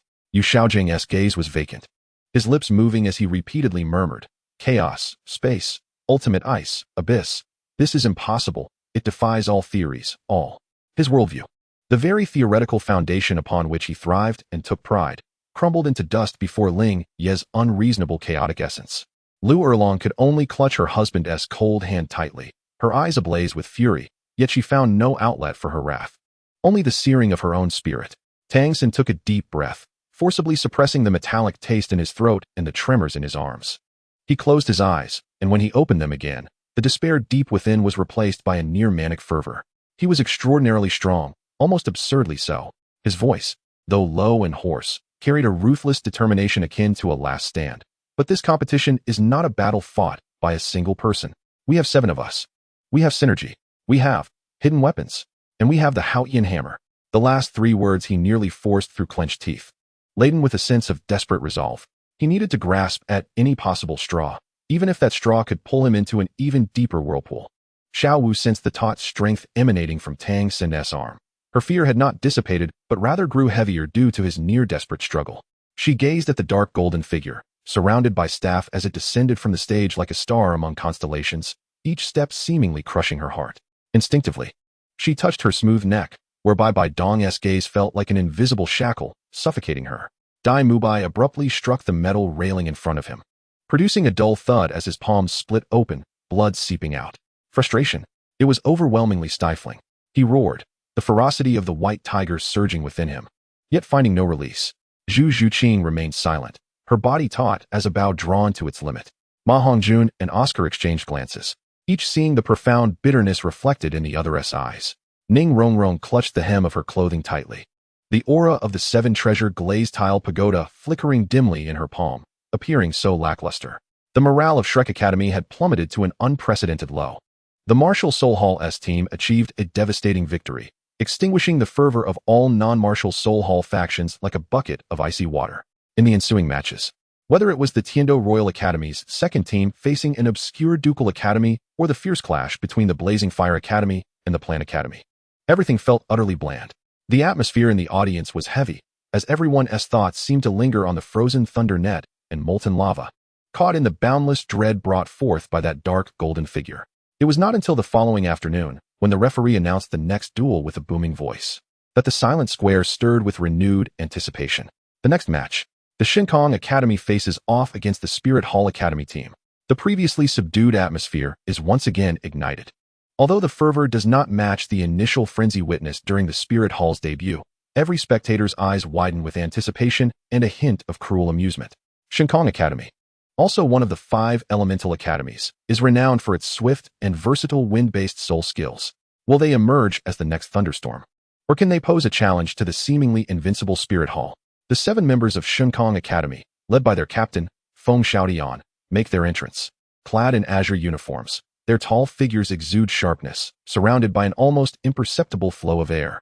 Feng Xiaodian, a 4-ring soul master, wears an expression of utmost seriousness as he gazes intently at the opposing passage. The harrowing scene from yesterday's thunderstorm is vivid in his mind. Yet there is no trace of fear in his eyes, only a burning fighting spirit and a touch of reckless determination. As captain, he bears the honor of Shinkong. And even knowing the odds are against them, he is resolute to showcase their might. The Spirit Hall team reappears, still embodying that 7-figure presence, still emanating a breathtaking aura of oppression. Ling Ye leads with an indifferent demeanor, as if the impending contest were not a competition, but a foreordained ritual. Xiaoyu and Hulaina wear faint, mocking smiles. The dominance displayed yesterday has thoroughly extinguished their interest in the so-called 5 elemental academies. The match commences. The referee's voice carries a barely noticeable tension. Shinkong, formation, wings of the gale. Feng Xiaodian bellows. Instantly, the 7 members of Shinkong embody their soul powers. Azure wings of varying sizes unfurling behind them. Their formation shifts in an instant, resembling 7 unpredictable streams of azure wind, darting around the arena at high speed. The air is torn asunder, emitting a sharp howl. Their velocity is astonishing, leaving trails of afterimages, as if a miniature azure tempest has swept across the stage. This is the famed gale turbulence formation of Shinkong Academy, utilizing rapid movement to create chaos and exploit openings for a decisive strike. Faced with this dazzling display of speed, the Spirit Hall team remains as steadfast as a rock. Xiaoyu even stifles a yawn out of boredom. Yin crosses his arms, a cold smirk gracing his lips. Ling Ye's gaze sweeps calmly over the 7 azure figures in motion. He does not even unleash his soul power. Instead, he slowly raises his right hand. Buzz! An invisible, chilling wave of spatial distortion emanates from the center of his raised hand, spreading abruptly. Unlike the chaotic embodiment that froze the entire space yesterday, this is a more precise and refined manipulation. Chaos void binding. As his indifferent voice resonates, the 7 azure figures, racing across the arena, collide with transparent, indestructible walls. Thud, thud, thud, thud, thud, thud, thud. The sound of 7 dull impacts reverberates almost simultaneously. The pride of Shinkong Academy, their speed, plummets to 0 in an instant. The 7, caught mid-charge, are helplessly ensnared in midair. Feng Xiaodian, maintaining his forward thrust, freezes in a look of sheer horror, his expression now one of shock and disbelief. The other team members assumed various stances. Some were on the verge of changing direction, while others prepared to dive. At that moment, they resembled insects pinned in midair, trapped like specimens. The wings behind them flapped futilely, failing to generate even the slightest breeze. The azure storm conjured by their swift movements dissipated into nothingness in an instant. On the entire arena, only the bizarre and comical tableau of 7 individuals remained, forcibly frozen in time. The speed upon which the Kamikaze Academy relied had become a grand jest in the face of spatial law. Once again, they were ensnared by spatial confinement. This time, it was more precise, targeting only the 7 of them. The Kamikaze was finished. They couldn't even touch their opponents. A chorus of gasps and sharp intakes of breath erupted from the stands. Feng Xiaoyan's eyes nearly burst with fury, his soul power surging wildly in an attempt to break free from the invisible shackles. A brilliant azure light emanated from his body, and his 3rd soul ring flickered violently. Gale Demon Wolf, 36 slashes. This was his most formidable self-created soul skill, relying on the compounded force of high speed to deliver strikes. Yet, under the spatial confinement, he could not even execute a complete chopping motion. His soul power raged within him, unable to transfer even the slightest bit to the outside world. It was exasperating, utterly exasperating. Ling Ye observed Feng Xiaoyan's futile struggles, his gaze betraying no emotion. His right hand lifted casually, and his index finger pointed lightly forward. The target was a sensitive attacking team member beside Feng Xiaodian, attempting to coalesce a blade of wind. Cursed touch. With a sudden thrust, a jet-black, barbed tentacle surged forth from the solidified space before that member, striking without warning. The speed was so astonishing that even an afterimage could not be captured. The team member felt an icy, malevolent aura permeate his body in an instant, halting the flow of his soul power. Soon after, an indescribable pain and emptiness surged in his chest. He could barely discern what had transpired, letting out a brief, anguished cry, and like a marionette stripped of all strength, he collapsed into darkness, blood instantly staining the azure fabric of his uniform. Xiang, Feng Xiaotian, and the others howled in horror, yet remained utterly immobile. Ling Ye's finger, akin to the conductor's baton of death, tapped once more. Rage of the Ice Emperor. This time, the target was a defensive team member directly in front of Feng Xiaotian. With no grand display, only a flicker of exquisite ice blue light shot forth, as silent as a venomous serpent, precisely striking the chest of that team member. Crack! A thick layer of ice crystals, exuding an aura of extreme cold, rapidly enveloped the upper body of that member at a visible speed. His expression of terror was forever encased in the ice. Even the state of his martial soul was forcibly frozen. He transformed into a chilling ice sculpture, radiating an eerie coldness, rigidly maintaining a defensive stance, standing frozen in place. Precise, ruthless, efficient, like a master butcher skillfully carving meat, or a cold-blooded killing machine executing its programmed tasks. Each tap of Ling Ye's finger was accompanied by the eerie projection of a dark tentacle or the precise freeze of an ice blue light. PFF, PFF, crack, crack. In the brief span of mere breaths, the remaining 6 members of the Shinkong Academy, aside from the beleaguered Feng Xiaotian, who, despite being heavily monitored, was left in a state of near bloodshed without the ability to unleash a single soul skill, found themselves akin to mere targets, manipulated at will. Under Ling Ye's remarkably precise spatial confinement, they were utterly powerless, either struck down by the malevolent touch or frozen into various forms of ice sculptures by the wrath of the Ice Emperor. Throughout this entire ordeal, Ling Ye had not moved a single step, his soul power emanating a terrifying steadiness, as though he were merely engaged in a trivial task. Upon the stage, the azure tempest had long since dissipated, leaving Feng Xiaotian alone, ensnared in place, helplessly witnessing his comrades fall in gruesome manners or become encased in ice. His eyes were bloodshot, a tumult of rage, resentment, humiliation, and an ingrained, bone-deep terror swirling within them. The speed he once prided himself on, the glory of the Shinkong Academy, lay utterly trampled beneath the weight of absolute power and the dominion of rules. At last, Ling Ye's gaze settled upon the solitary figure of Feng Xiaotian, his expression calm and unyielding, as though observing an inanimate object. A sudden tightening gripped Feng Xiaotian's heart, a chilling sense of impending death seizing him. In that moment, Ling Ye raised his right hand, fingers slowly curling inward. The spatial confinement enveloping Feng Xiaotian intensified abruptly.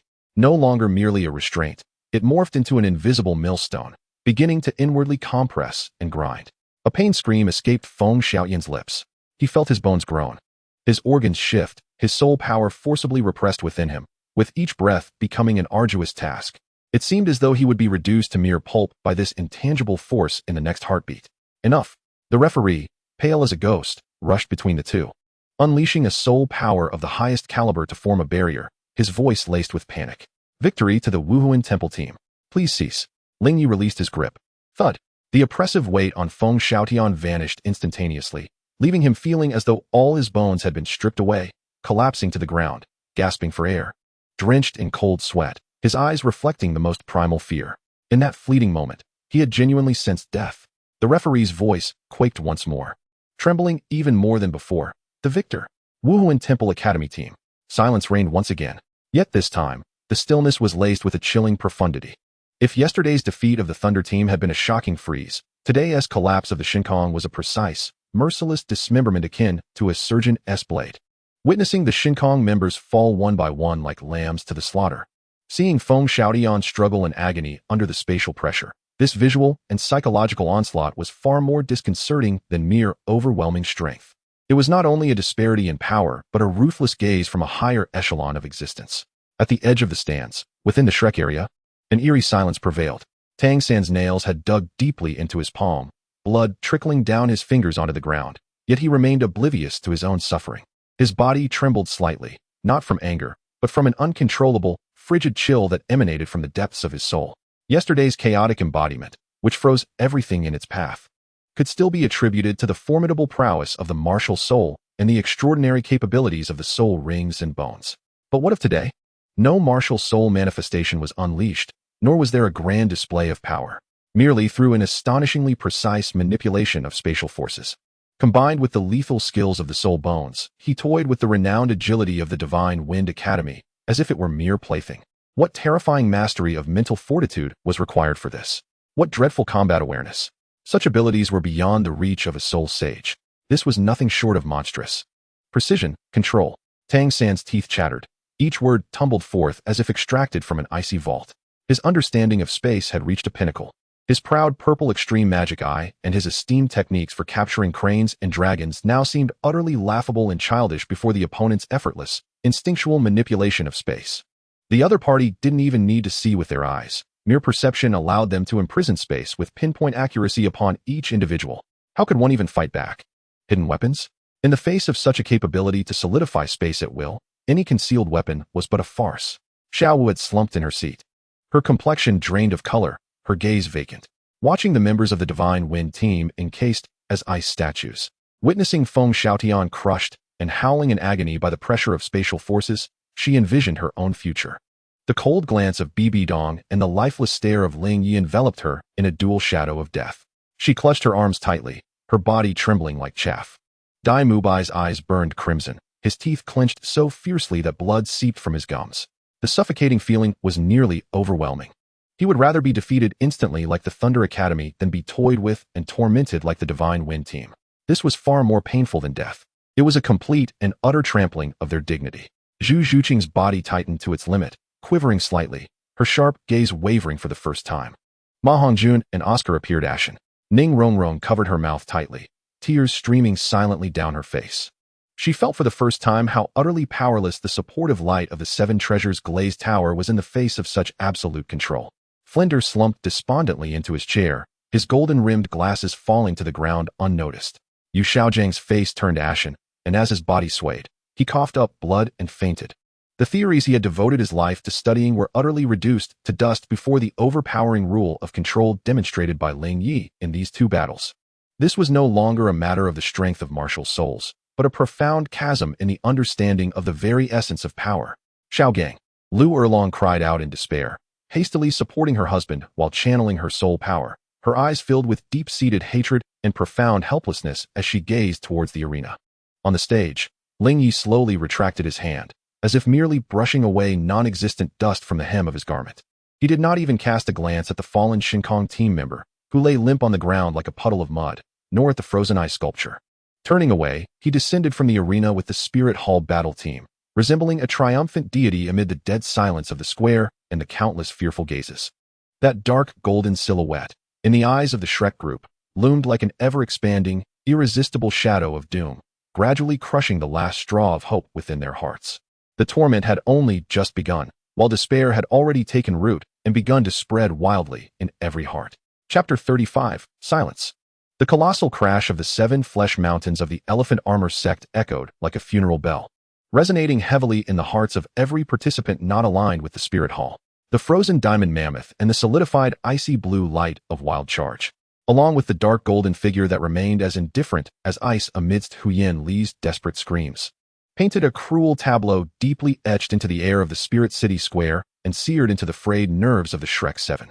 The lingering silence of the square had yet to dissipate when the judge's trembling voice, as if he had survived a catastrophe, announced the victory of the Spirit Hall once more.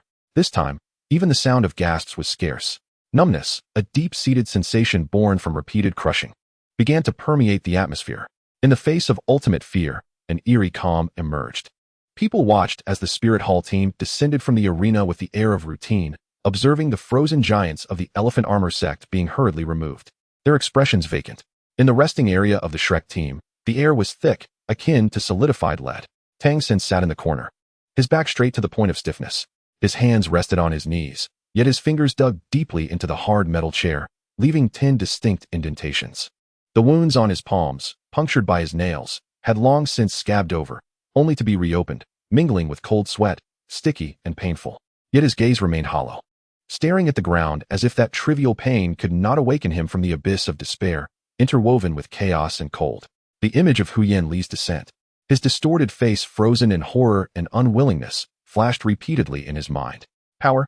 In the face of such a frozen space and the manipulation of rules, what could the proud Haoyan Hammer achieve? Hidden weapons? sleeve arrows, Zhuge divine crossbows, or even silent sleeve arrows. A faint twitch at the corner of Tang San's mouth formed an expression more grotesque than a cry. Before he could execute any ambush, he would likely find himself the next ice sculpture, like Hu Yanli. Brother, came Xiao Wu's voice, thick with nasal tones and fragile as a whisper. She curled up on the chair beside Tang San, her body shrunk tightly, arms wrapped around her knees, burying her head deeply. She trembled slightly and continuously, not from the cold, but from a fear emanating from the depths of her soul. The moment the elephant armor sect was frozen, the essence of her 100,000-year-old soul beast seemed to be cast into an extreme icy abyss, uncontrollably surging within her. That fleeting pulse almost made her believe she had been exposed. She could distinctly sense that, at the very moment the Xianjia sect fell, a chilling, sharp gaze, one imbued with scrutiny and a barely perceptible greed, swept over her position like an icy spear, emanating from the high platform of the papal hall. Bibi Dong. That woman was fixated on her, akin to a venomous serpent eyeing its easily attainable prey. The tournament was her hunting ground, and Ling Ye was the most fearsome hound, tasked with driving the quarry into a corner, presenting them to the hunter. Xiao Wu buried her head deeper, her teeth clenched tightly on her lower lip, tasting the salty, metallic tang of blood. Escape? Where could she flee? In this stronghold of the spirit hall, under the dual shadow of Bibi Dong and Ling Ye, despair engulfed her like frigid seawater.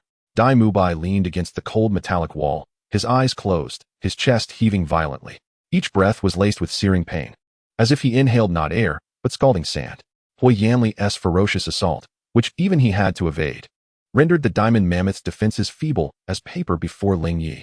The malevolent tendrils pierced effortlessly. The Ice Emperor's wrath froze in an instant.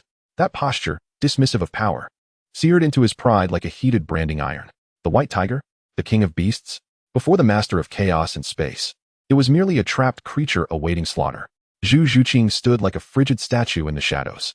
Her gaze remained sharp yet unfocused, staring vacantly at the remnants of ice crystals on the arena, not yet fully melted. Speed. In the face of absolute spatial confinement, the nether spirit cat's prideful swiftness could scarcely achieve proximity of 10 meters. An unprecedented, chilling sense of powerlessness froze all her fighting spirit. Ma Hongjun slumped in his chair, his complexion ashen, his forehead slick with cold sweat, seemingly devoid of the strength to speak. Oscar lowered his head, repeatedly rubbing his fingers, his lively peach blossom eyes now dull and gray. Ning Rongrong sat beside Flender, the little princess of the Seven Treasure glazed tile school, her face pale, biting her lip. Her beautiful eyes filled with confusion and dread. The Seven Treasure glazed tower, which she prided herself on, seemed incapable of even shimmering in the face of that absolute power governing the frozen space. Amplification?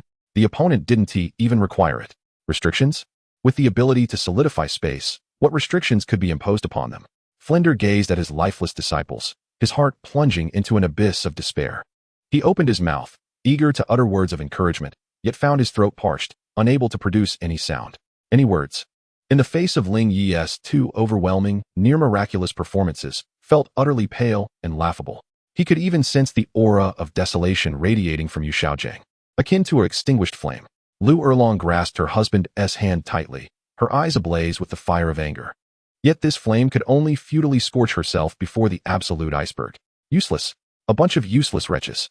A low growl, suppressing rage, shattered the stagnant air of the resting area.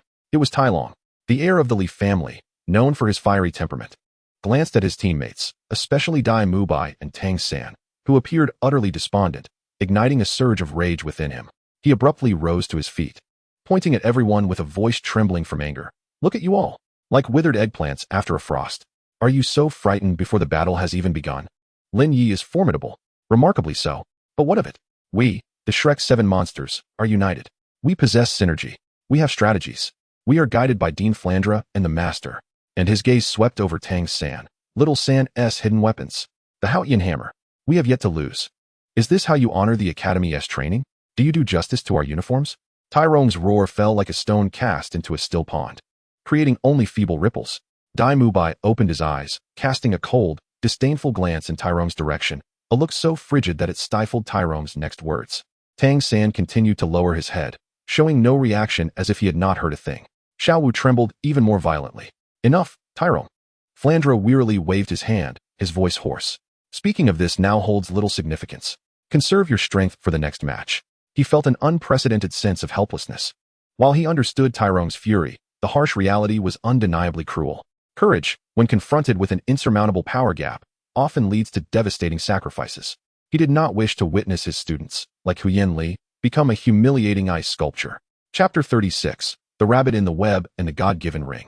Tyrone observed the numb reactions of his companions, his chest heaving violently before he slammed his fist against the adjacent wall with a resounding thud, then sank back down, cradling his head, lapsing into silence. A heavy, suffocating despair enveloped the small resting area like a dense black fog. In the depths of the Pope's hall, within a secluded chamber shrouded by a powerful soul power barrier, the air felt thick with sanctity and authority. Bibi Dong sat regally upon a throne sculpted from a single piece of warm jade, her resplendent golden papal robes radiating a gentle halo that framed her flawless yet frost-like visage. In her hand, she toyed with a peculiar orb, the size of a dove's egg, perfectly round and exuding a soft, milky white glow, the God-given soul ring. The orb's luminescence shifted, revealing countless tiny star-like particles swirling within, collapsing, embodying ineffable, formidable energy and the power of rules.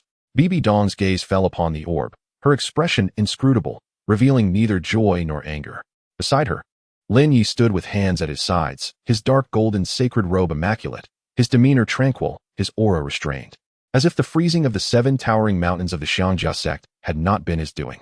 Xiangjia sect, that old fool Huyin Jun, must be on the verge of spitting blood from grief. Bibi Dong's voice was cool and melodious, like the sound of ice-cold spring water, laced with a hint of mockery. Huyin Li was my most cherished grandson, the future hope of the Xiangjia sect. Your freezing has likely extinguished his chances of reaching a higher realm. Ling Ye slightly bowed, his tone calm and unruffled. They obstructed the path. Furthermore, if Elder Huyin seeks vengeance, my disciple stands ready to respond at any time. In the exchange of words, not a hint of concern could be detected, only an unwavering confidence. A faint smile graced Bibi Dong's lips, the nature of which was ambiguous. Whether it signified approval or something else entirely remained uncertain. She raised her gaze, her eyes like invisible probes, settling upon Ling Ye, seemingly intent on penetrating his tranquil facade to reach the depths of his soul. Your chaotic true form and mastery over space exceed my expectations by a considerable margin. That incomplete void wing is capable of invoking such a stable spatial confinement. It appears that the 70,000-year spatial origin soul ring resonates profoundly with you. Thanks to my teacher's guidance, I have been fortunate enough to gain some insights, Ling Ye replied, meticulously guarded in his words. Bibi Dong assessed him with a penetrating gaze, then chose to shift the topic. She gently extended the divine soul ring in her hand, which floated toward Ling Ye as if cradled by an unseen force. Take it. This is your reward for completing the second trial of the Rakshasa. Bibi Dong's voice regained its usual authority. This ring harbors a trace of divine rules and can evolve techniques that align most harmoniously with your martial soul, governed by the will and potential of the absorber, granting an extraordinary longevity far surpassing that of ordinary soul rings. It will serve as a crucial element in establishing your divine foundation for the future. Ling Ye extended his hands, securely catching the warm divine soul ring. The orb felt slightly heavy in his grasp, and a gentle yet vast energy wave coursed through his palm, resonating subtly with the chaotic soul power within him. He sensed the profound vitality and the force of the rules contained within, causing a faint ripple of emotion to flicker in his eyes. Thank you for your generous gift, teacher. Ling Ye carefully stored the divine soul ring and bowed solemnly. Indeed, Bibi Dong responded with a slight nod, her gaze shifting toward the massive crystal floor-to-ceiling window on one side of the chamber. Outside, she could overlook a corner of the Spirit City Square, bustling with activity reminiscent of an ant swarm. Her eyes seemed to pierce through space, precisely landing on a trembling petite figure in a corner of a distant spectator stand, distinguishable by its ghastly shade of green. That rabbit. Bibi Dong's voice abruptly turned frigid, akin to a wind escaping from an ancient frost-laden cavern, imbued with unmasked malice and greed. It seems the plight of the elephant sect has left her rather shaken. Her long, pale fingers unconsciously tapped rhythmically on the armrest of the throne, producing a sound reminiscent of a countdown. Ling Ye followed her gaze, his expression unchanged. Imbued with an indifferent coldness, a panicked prey is more likely to fall into a trap. Rest assured, teacher, she will not escape before the conclusion of the competition. Excellent. Bibi Dong withdrew her gaze, redirecting it back to Ling Ye, her eyes filled with scrutiny and anticipation. The competition is your stage, as well as your whetstone. Use the blood and fear of those insignificant beings to thoroughly temper your brilliance. Make good use of this divine soul ring. I look forward to witnessing the moment your martial soul reaches its complete form, when the chaotic divine forge unlocks even more. She paused slightly, her voice imbued with an undeniable authority. As for that rabbit, let her linger for now. Her fear and despair shall serve as excellent nourishment. When the time is ripe, I shall personally reap the harvest. Ling Ye lowered his gaze. The disciple understands. He sensed the unreserved determination in Bibi Dong's words regarding Xiaowu, as well as the cold will that enveloped the entire competition like a spider's web. He was merely an executor, a blade honed to perfection. The rabbit was but a hapless insect destined to struggle futilely within the net. Go forth. Absorb the divinely granted soul ring swiftly. The main course of this competition has only just begun. Bibi Dong waved her hand and closed her inscrutable purple-golden eyes once more. Ling Ye silently bowed, turning to blend into the shadows of the chamber. Clutching the warm divine soul ring, he felt the power within capable of altering fate, yet his heart remained largely untroubled. Power was merely a tool to achieve one's aims. His purpose flashed through his mind, the despairing, numb faces of the Shrek members, Xiaowu's terrified, trembling figure, the chilling void left by a deeply concealed malice, and finally, he fixated on the indifferent silver-purple gaze of the Silver Dragon King, Gu Yuna, the sharpening stone, the prey, and the lofty hunter. This game of chess was becoming increasingly intriguing. He needed greater strength to completely shatter this chaotic board beneath his control. The divine soul ring glimmered faintly between his fingers, like a chaotic eye quietly opening in the darkness. Chapter 37. The struggles of the purple extreme demon eyes and the roar of the divine gift. The warm touch and overwhelming pulse of the divine soul ring felt like a stone cast into a stagnant pool, stirring only the most insignificant ripples deep within Ling Ye's frozen heart lake. Power? He had long since become accustomed to it. The surge of power released with each unsealing of the chaos god far surpassed the limits this pearl could bestow. It resembled a key that might unlock deeper layers of chaotic power, nothing more. He tucked it away as one would a common tool. Stepping out of the Pope's hall, which isolated him from the external clamor, the scorching afternoon sun, infused with the fervor, fear, and oppression of the entire Spirit City square, mingled with the sense of sweat and dust, struck him forcefully. Ling Ye's stride did not falter as his dark golden figure passed through the path cleared by awestruck devotees, making his way towards the exclusive resting area of the Spirit Hall battle team. He disregarded the fearful, probing gazes behind him and the silent, deathly green area at the edge of the stands, where stares laced with deep-seated hatred and despair were cast upon him. The heavy metal door of the resting room closed silently behind him, sealing out the external noise. Shiyue, Hulaina, Yen, and other core members of the Golden Generation had long awaited his arrival. The air was thick with a faint scent of blood and medicinal herbs. Remnants of the Titan's offering left on the arena, now the least significant backdrop in the victor's resting chamber. Saint Sun, Shiyue nodded slightly, his moon blade-like eyes gleaming with a subtle curiosity. Hulaina's enchanting visage had lost its playful smile, her red lips pressed together, her gaze towards Ling Ye grave. Yen crossed his arms, his fiery aura subdued, his expression complex. Yesterday, they crushed the thunder, and today, they toyed with the divine wind. The power displayed by Ling Ye has rendered even these proud sons of heaven acutely aware of the insurmountable chasm that lies between them, instilling a sense of trepidation. The fools from the elephant armor sect have been frozen, and Yin was the first to break the silence, his tone laced with satisfaction. Look at that old turtle, Hu Yanzhen, who often flaunts his robust defenses. Now, witnessing his grandson turned into a block of ice, let us see how he maintains his arrogance. He attempted to lighten the heavy atmosphere of the lounge with his boisterous demeanor. Hulaina cast him a disapproving glance, her voice tinged with concern. Saint Sun, the divine wind, thunder, and elephant armor, 3 of the 5 elemental academies have already fallen. I fear that the remaining blazing fire and heavenly water will not stir much of a tempest either. Her gaze shifted to the wall, as if she could penetrate the metal to glimpse the distant murky green of Shrek. Though they were stricken with fear, there remained Tang San and the Haotian hammer. Ling Ye settled into a soft chair at the center of the lounge, his posture relaxed, as if the act of freezing 7 colossal figures had not been his doing. He lifted a glass of chilled juice, prepared by a nearby attendant, gently swirling the translucent liquid. His voice was calm and unruffled. A mere gesture poses no threat. The Haotian hammer? In the face of absolute power, it is but a heavier lump of iron. He took a sip, the icy liquid sliding down his throat. Their fear is the most potent weapon, allowing them to languish in despair, awaiting the final judgment. This is far more entertaining than simply crushing them. His words carried an air of indifference, as if viewing ants from above, mingled with a cruel sense of control, causing even Yen to instinctively suppress his earlier delight. Xiaoyu's gaze sharpened, while Hulaina inhaled softly. They understood Ling Ye's deep-seated enmity with Shrek, but did not anticipate his method of revenge to be such a slow and merciless torment. Your words ring true, Saint's son, Xiaoyu intoned gravely. However, according to the competition's rules, they must ultimately take the stage. If they do encounter us, let them grasp the reality fully. Ling Ye set down his glass, the bottom clinking crisply against the table, akin to a decree that would shatter their last vestiges of hope with the very things they held most dear. His gaze swept across the group. You need only focus on your own tasks. Shrek is my prey. His voice, though not loud, exuded an undeniable resolve. Xiaoyu and the others felt a shiver run down their spines and responded in unison, yes. In the resting area of the Shrek team, the air was thick, almost viscous. Flander gazed at the still unconscious Yu Xiaojiang, whose pallid face reflected despair, and glanced at the surrounding disciples, engulfed in a heavy sense of helplessness. Lu Erlong was meticulously wiping the cold sweat from Yu Xiaojiang's forehead, her eyes filled with bloodshot fury. Talon paced restlessly within the cramped space, the weighty thuds of his footsteps resonating like drums against the taut nerves of the others. The next match. Who is it? No matter who it is. I demand to take the stage. I will tear them to shreds. He roared, attempting to dispel the suffocating despair with his rage.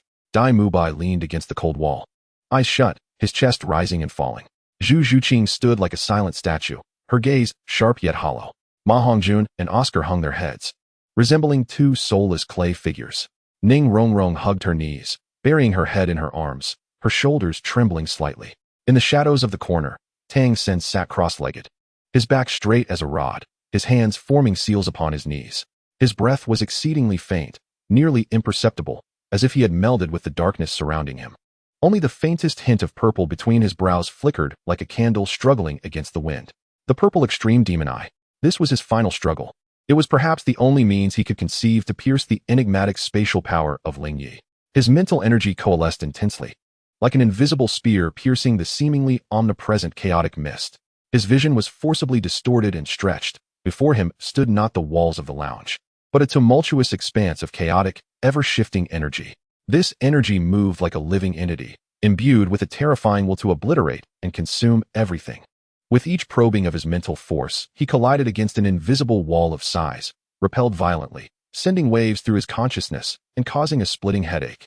More dreadfully, within the depths of that chaotic flow, he perceived a pair of fractured yet radiant wings, exuding an aura that tore through the void. Each minuscule flutter of those wings sent ripples through the surrounding space, subtle enough to be nearly undetectable. It was these ripples that formed the despairing prison of the void. Suddenly, a mouthful of blood could no longer be suppressed, spilling from Tang San's lips and staining his chest. The backlash from forcibly probing a power beyond his comprehension felt like countless steel needles piercing his soul. Darkness enveloped his vision, golden stars danced before his eyes, and the brilliance of the purple extreme demon eye dimmed in an instant. Brother, Xiao Wu, who had been anxiously by his side, gasped at the sight and rushed to support Tang San's swaying form, tears streaming down her face. Please stop. Brother, I beg you, don't continue. You will die? She felt the violent tremors of Tang San's body and the profound weakness of his soul, fear coiling around her heart like frigid vines. Tang San gasped heavily, wiping the blood from his lips, his eyes reflecting a near-manic obsession and a glimmer of horror amid despair. I saw it, just a glimpse, his voice rasped, akin to a worn-out bellows. The space, those wings, they manipulate the very fabric of space, but it's too fast, too intricate, I cannot grasp their trajectory. He had paid an immense price to glimpse merely the tip of the iceberg, yet the spatial mastery it revealed plunged him deeper into despair. It was not mere technique. It resembled instinct, as natural as breathing, the control of space itself. Chapter 38, The Assistance of the Divine Soul Ring. What does it matter if you have seen it? Dai Mubai's cold voice pierced the air, revealing that he had opened his eyes at some point, his fierce gaze glinting red as he fixed his stare upon Tang San. A hint of uncontainable frustration and skepticism lacing his words. Can you unravel it? Can you surpass the solidification of space? Your hidden weapons, can they breach such a blockade? The purple extreme demon eye? It merely clarifies your demise. The relentless blows and suffocating pressure had pushed Dai Mubai's emotions to the brink of chaos, his words cutting like poison blades. Boss Dai? Xiao Wu glared angrily at Dai Mubai. Tang San's body stiffened, and he suddenly looked up at Dai Mubai, his eyes bloodshot, a frenzied obsession almost bursting forth. He could sense the blatant skepticism in Dai Mubai's words, tinged with a hint of resignation. This was more unbearable than Ling Ye's overwhelming pressure. Enough. Flander abruptly stood up, his voice laden with fatigue, yet imbued with undeniable authority. All of you, be silent. Conserve your strength. The next match is against Balak Academy. Tai Long, Huang Yuan, Jing Ling, Jiang Zhu, Oscar, Ma Hongju and Xiaowu. U7 will take the field. Main forces. Take a rest. He had to make a decision. If he allowed Tang San and Dai Mubai, the core members, to linger in despair and confrontation, the team would truly be doomed. Substitutions served to preserve strength and provide the core members with a moment to breathe and regain their composure. Upon hearing their names, Tai Long's spirit lifted, a spark of battle intent igniting in his eyes. Yes, Dean, Huang Yuan, Jing Ling, and the others also rose, their faces still grave. Yet a glimmer of hope flickered in their eyes, if only as a temporary reprieve from the suffocating shadows. Xiaowu glanced worriedly at Tang San, then at Flander. Ultimately standing up in silence, Tang San and Dai Mubai exchanged a glance, one filled with a chilling madness, the other with suppressed agitation. An invisible rift silently spreading across the soil of despair. Zhu Zhuqing remained silent, her body tense. Ning Rongrong raised her head, tears still fresh on her cheeks. Her gaze vacant. In the depths of the Wuhuan Temple battle team's exclusive lounge, Ling Ye sat cross-legged in the center of a tranquil chamber. Here, a powerful spirit energy barrier enveloped him, isolating him from all external disturbances. Before him, the divine spirit ring hovered serenely, emanating a gentle and sacred milky white glow, akin to a miniature starry sky. He closed his eyes, the chaotic spirit energy resembling a slumbering ancient beast, slowly awakening and surging through his meridians. His consciousness sank into the sea of awareness, connecting with the shadowy figure of the chaotic divine mill that rotated slowly, exuding an ancient aura. Come. As his thoughts beckoned, the divine spirit ring seemed to respond to a call from some supreme rule, causing the milky white glow to suddenly swell. An overwhelming, pristine energy surged forth like a tidal wave, infused with an ineffable divine essence, rushing towards Ling Ye's body. The entire tranquil chamber resonated with a deep hum. An indescribable pressure instantly enveloped the space. Ling Ye's body appeared to transform into an insatiable black hole, greedily devouring this divine torrent of energy. Deep within the sea of awareness, the shadowy figure of the chaotic divine mill experienced unprecedented stimulation, its rotation accelerating dramatically.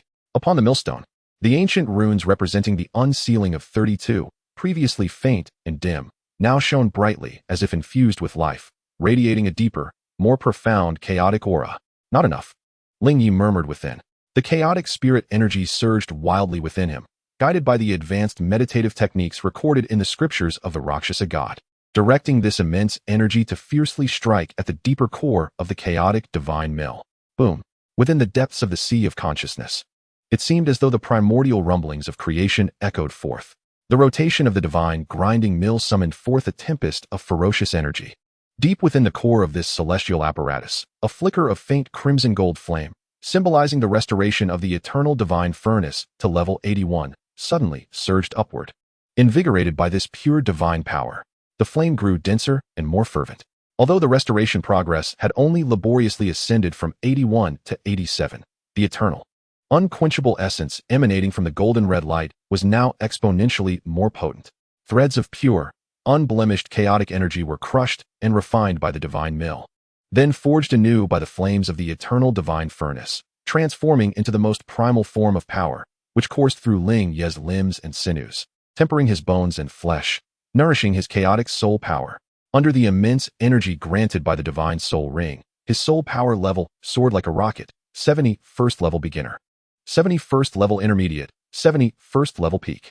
The barriers of his bottleneck crumbled under the relentless grinding of the chaotic divine mill and the forging of the eternal divine furnace.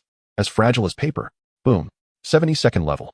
The elevation of his soul power did not cease. It continued to surge forward, propelled by the divine energy, striving toward the mid-level and high level of the 72nd tier. Simultaneously, an arcane wave of spatial distortion radiated uncontrollably from Ling Ye's being. This was the fragment of spatial laws contained within the divine soul ring, resonating powerfully with the spatial essence of his 70,000-year silver-gray soul ring. Behind him, the shadowy remnants of his chaotic void wings manifested uncontrollably. The fissures on the right wing began to heal, visibly mending under the nurturing of the spatial law fragments and chaotic energy, though still incomplete. The emanation of spatial tearing and traversal was now more refined and stable than ever. Just as Ling Ye reveled in the exhilarating sensation of his power surging and his martial soul's essence being nourished by the divine soul ring. Deep within the core of the Stardow forest, at the very bottom of the Lake of Life, Guyuna stood before a massive spatial water mirror. The once tranquil surface of the mirror suddenly rippled violently, as though a great stone had been cast into its depths. The previously clear reflection of the martial Soul City became blurred and distorted, replaced by a tumultuous swirl of chaotic energy. At the center of this maelstrom, a shadow of an ancient grinding stone, capable of crushing stars, flickered in and out of visibility. Countless arcane runes were illuminated by divine radiance upon the surface of the stone. Deep within its core, a cluster of golden-red eternal flame greedily consumed the divine energy. On one side of the stone, a pair of incomplete, light wings exuding the essence of tearing through the void were ravenously absorbing fragments of spatial laws. The minute cracks upon their wings slowly mending. For the first time, evident astonishment flickered in Guyuna's silver-purple eyes. Her exquisitely beautiful visage, previously marked by an unchanging indifference, now bore a trace of seriousness and incredulous intrigue. The divine soul ring? Could it truly provoke such a violent primordial reaction from the chaotic grinding mill? And the spatial essence, was it truly mending the remnants of the wings? Her fingers no longer merely grazed the edge of the mirror's surface. Instead, they pressed forcefully upon the violently fluctuating reflection. A resonant hum ensued, as an even more pure and vast silvery purple cosmic force surged through her fingertips, wildly infusing the water mirror. It sought to stabilize the surface, allowing a clearer glimpse into the core's secrets interwoven with chaos and divinity. The eternal divine furnace was accelerating its restoration. The speed was astonishing, reaching 87. Guyuna's pupils slightly constricted. She distinctly observed the burgeoning of a golden-red flame. The divine essence contained within this soul ring far exceeded the ordinary. Rascal, you truly are willing to invest. Her voice carried a chill and gravity, yet more prominently, it resonated with the exhilaration of discovering treasure. The rate of accumulation surpassed her expectations. A breathtaking, yet chilling smile slowly curled at the corners of Guyuna's lips, deep within her silvery purple eyes. Two flames named Possession and Harvest ignited. Very well, splendidly so. Continue to grow, my prey. All your struggles and transformations shall ultimately become the perfect offering for my ascent to the pinnacle. She pressed her fingers down upon the water mirror, exerting a slight force, forcibly stabilizing and magnifying the tumultuous chaotic scene within, greedily capturing every trace of energy flow and the trajectory of rule evolution. The scars of the void pulsated excitedly deep within her soul, akin to a venomous serpent that had caught the scent of an exquisite delicacy. Chapter 39, Shrek Academy. Balak Academy. Within the exclusive chamber of the Spirit Hall, the energy tide that had shaken the very fabric of space gradually subsided. Like the deep sea after a storm, the surface returned to tranquility, while beneath surged a more violent force. Ling Ye slowly opened his eyes. No longer did they reflect mere coldness. Instead, they bore an ineffable profundity. Deep within his pupils, it seemed as if chaotic currents were swirling, collapsing, with glimpses of silvery gray spatial cracks flickering in and out of existence. He gently clenched his fist, the knuckles emitting a faint crackle, not the sound of bones grinding, but rather a moan, as if space were being forcefully constricted. Level 73 Initiate.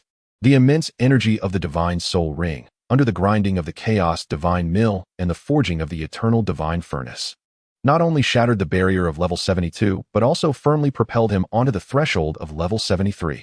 The richness and refinement of his soul power surpassed that of an ordinary soul sage, imbued with a weightiness and vastness that stemmed from the essence of chaos. Deep within his consciousness, the shadow of the chaos divine mill grew more substantial. On the grinding wheel, where only 32 ancient runes had once illuminated, now over a third radiated a deep, shadowy glow, with an unlocking degree of 365. Each rotation bore the weight of shattering the void, significantly enhancing the power to obliterate will. At the core of the grinding wheel, the flickering flame of the eternal divine furnace, though still diminutive, had become more refined and fervent, emanating an eternal aura capable of refining all things, with a restoration degree of 92, although it had only increased by 0.5. That thread of eternal, indelible essence was deeply imprinted within Ling Ye's soul, elevating his mastery and transformation of energy to an unprecedented realm. Behind him, the fragmented shadow of the chaotic void wings flickered and vanished. The minute fissures on the wings have visibly healed significantly, although still imperfect. The notion of tearing through space and traversing freely has become increasingly lucid and stable. His perception of space has never been so acute. He could even hear the minuscule ripples in the air caused by the collision of dust particles outside the lounge, several dozen meters away. Rising to his feet, his body felt as weightless as a feather, yet simultaneously as heavy as a mountain. These two contradictory sensations merged flawlessly. The divine soul ring bestowed not merely an enhancement of soul power and the nascent form of soul skills, but also a profound metamorphosis in his life essence and a deep resonance with the primal forces. The door to the silent chamber slid open soundlessly. Xiaoyu, Hulaina, and Yin appeared at the threshold almost simultaneously, their faces betraying an unmistakable astonishment. The terrifying pressure that had erupted within the chamber, distorting and trembling the very fabric of space, along with the ancient aura reminiscent of the primordial chaos, left these members of the Golden Generation feeling a chill run down their spines. Saint Sun Yu, Hulaina's crimson lips parted slightly. Her beautiful eyes sparkling with myriad colors, she could distinctly sense the deeper, more unfathomable aura emanating from Ling Ye. Have you broken through? Yan's voice was tinged with disbelief, dry and incredulous. How long has it been? From level 71 to 73? This speed is simply unprecedented. Ling Ye's expression remained serene, as though he had merely accomplished a trivial task, nodding slightly, a modest advancement. His gaze turned towards the one-way soul guide screen connecting the lounge to the outside world. What is the situation out there? Xiaoyu took a deep breath, suppressing the turbulence within, and pointed at the screen. Shrek is on stage, facing Barak Academy. However, a smirk played on his lips. The lineup consists entirely of substitutes. Talon, Huang Yuan, and a few others. Tang San, Dai Mubai, Zhu Zhuqing, and Ning Rongrong have not moved. Not even that rabbit spirit, Xiao Wu. It seems they are too intimidated by you, Saint Sun, to risk their main forces facing embarrassment. The screen switched to the central arena. On the stage, Shrek's side was led by Talon, who, embodying the powerful gorilla spirit, roared with fury as his muscles bulged. Huang Yuan, the lone wolf, Jing Ling, the skeleton, Jiang Zhu, the healing staff, Oscar, the sausage, Ma Hongjun, the evil fire phoenix, and Xiao Wu, the soft-boned rabbit, stood ready. Yet their formation appeared disjointed and frail, particularly lacking Tang San's control, Dai Mubai's direct assaults, and Ning Rongrong's crucial support from the Seven Treasure glazed tile pagoda, leaving their overall momentum dimmer than their drab green uniforms. In contrast, their opponents from Barak Academy, though hailing from a lesser kingdom with overall strength inferior to the 5 elemental academies, displayed an aggressive demeanor against the incomplete and demoralized Shrek substitute team. The 7 members possessed varied martial souls, yet their eyes sparkled with excitement and greed, eager to seize the opportunity to elevate their status by defeating Shrek. Let the match begin. The referee's voice echoed through the soul guide loudspeaker, tinged with the familiarity of routine. In an instant, the battle erupted. Barak Academy had evidently studied Shrek's tactics, as they immediately avoided the seemingly formidable Talon, concentrating their firepower on the auxiliary soul masters, Jiang Zhu and Oscar. Protect the support. Tyrone roared with the ferocity of a maddened giant bear, his fists slicing through the air as they struck towards the foremost Barak assault-type soul master. Huang Yuan, embodying the lone wolf spirit, moved with remarkable speed, attempting to intercept the enemy's agile attackers. Jingling's skeletal spirit emanated an eerie chill, launching bone spikes to create a wide area of disturbance. Ma Hongjuan's evil fire phoenix belched forth scorching flames into the air, striving to suppress the adversary's ranged assaults. Xiao Wu flitted like a pink specter, her teleportation executed with precision as she narrowly positioned herself in front of Oscar, her waist bowing as she kicked a Barak team member attempting to ambush him far away. Her movements remained nimble, yet her gaze betrayed an underlying trepidation. Each time she landed from her teleportation, she instinctively glanced towards the spirit hall's resting area, as if a beast lurking there was poised to pounce.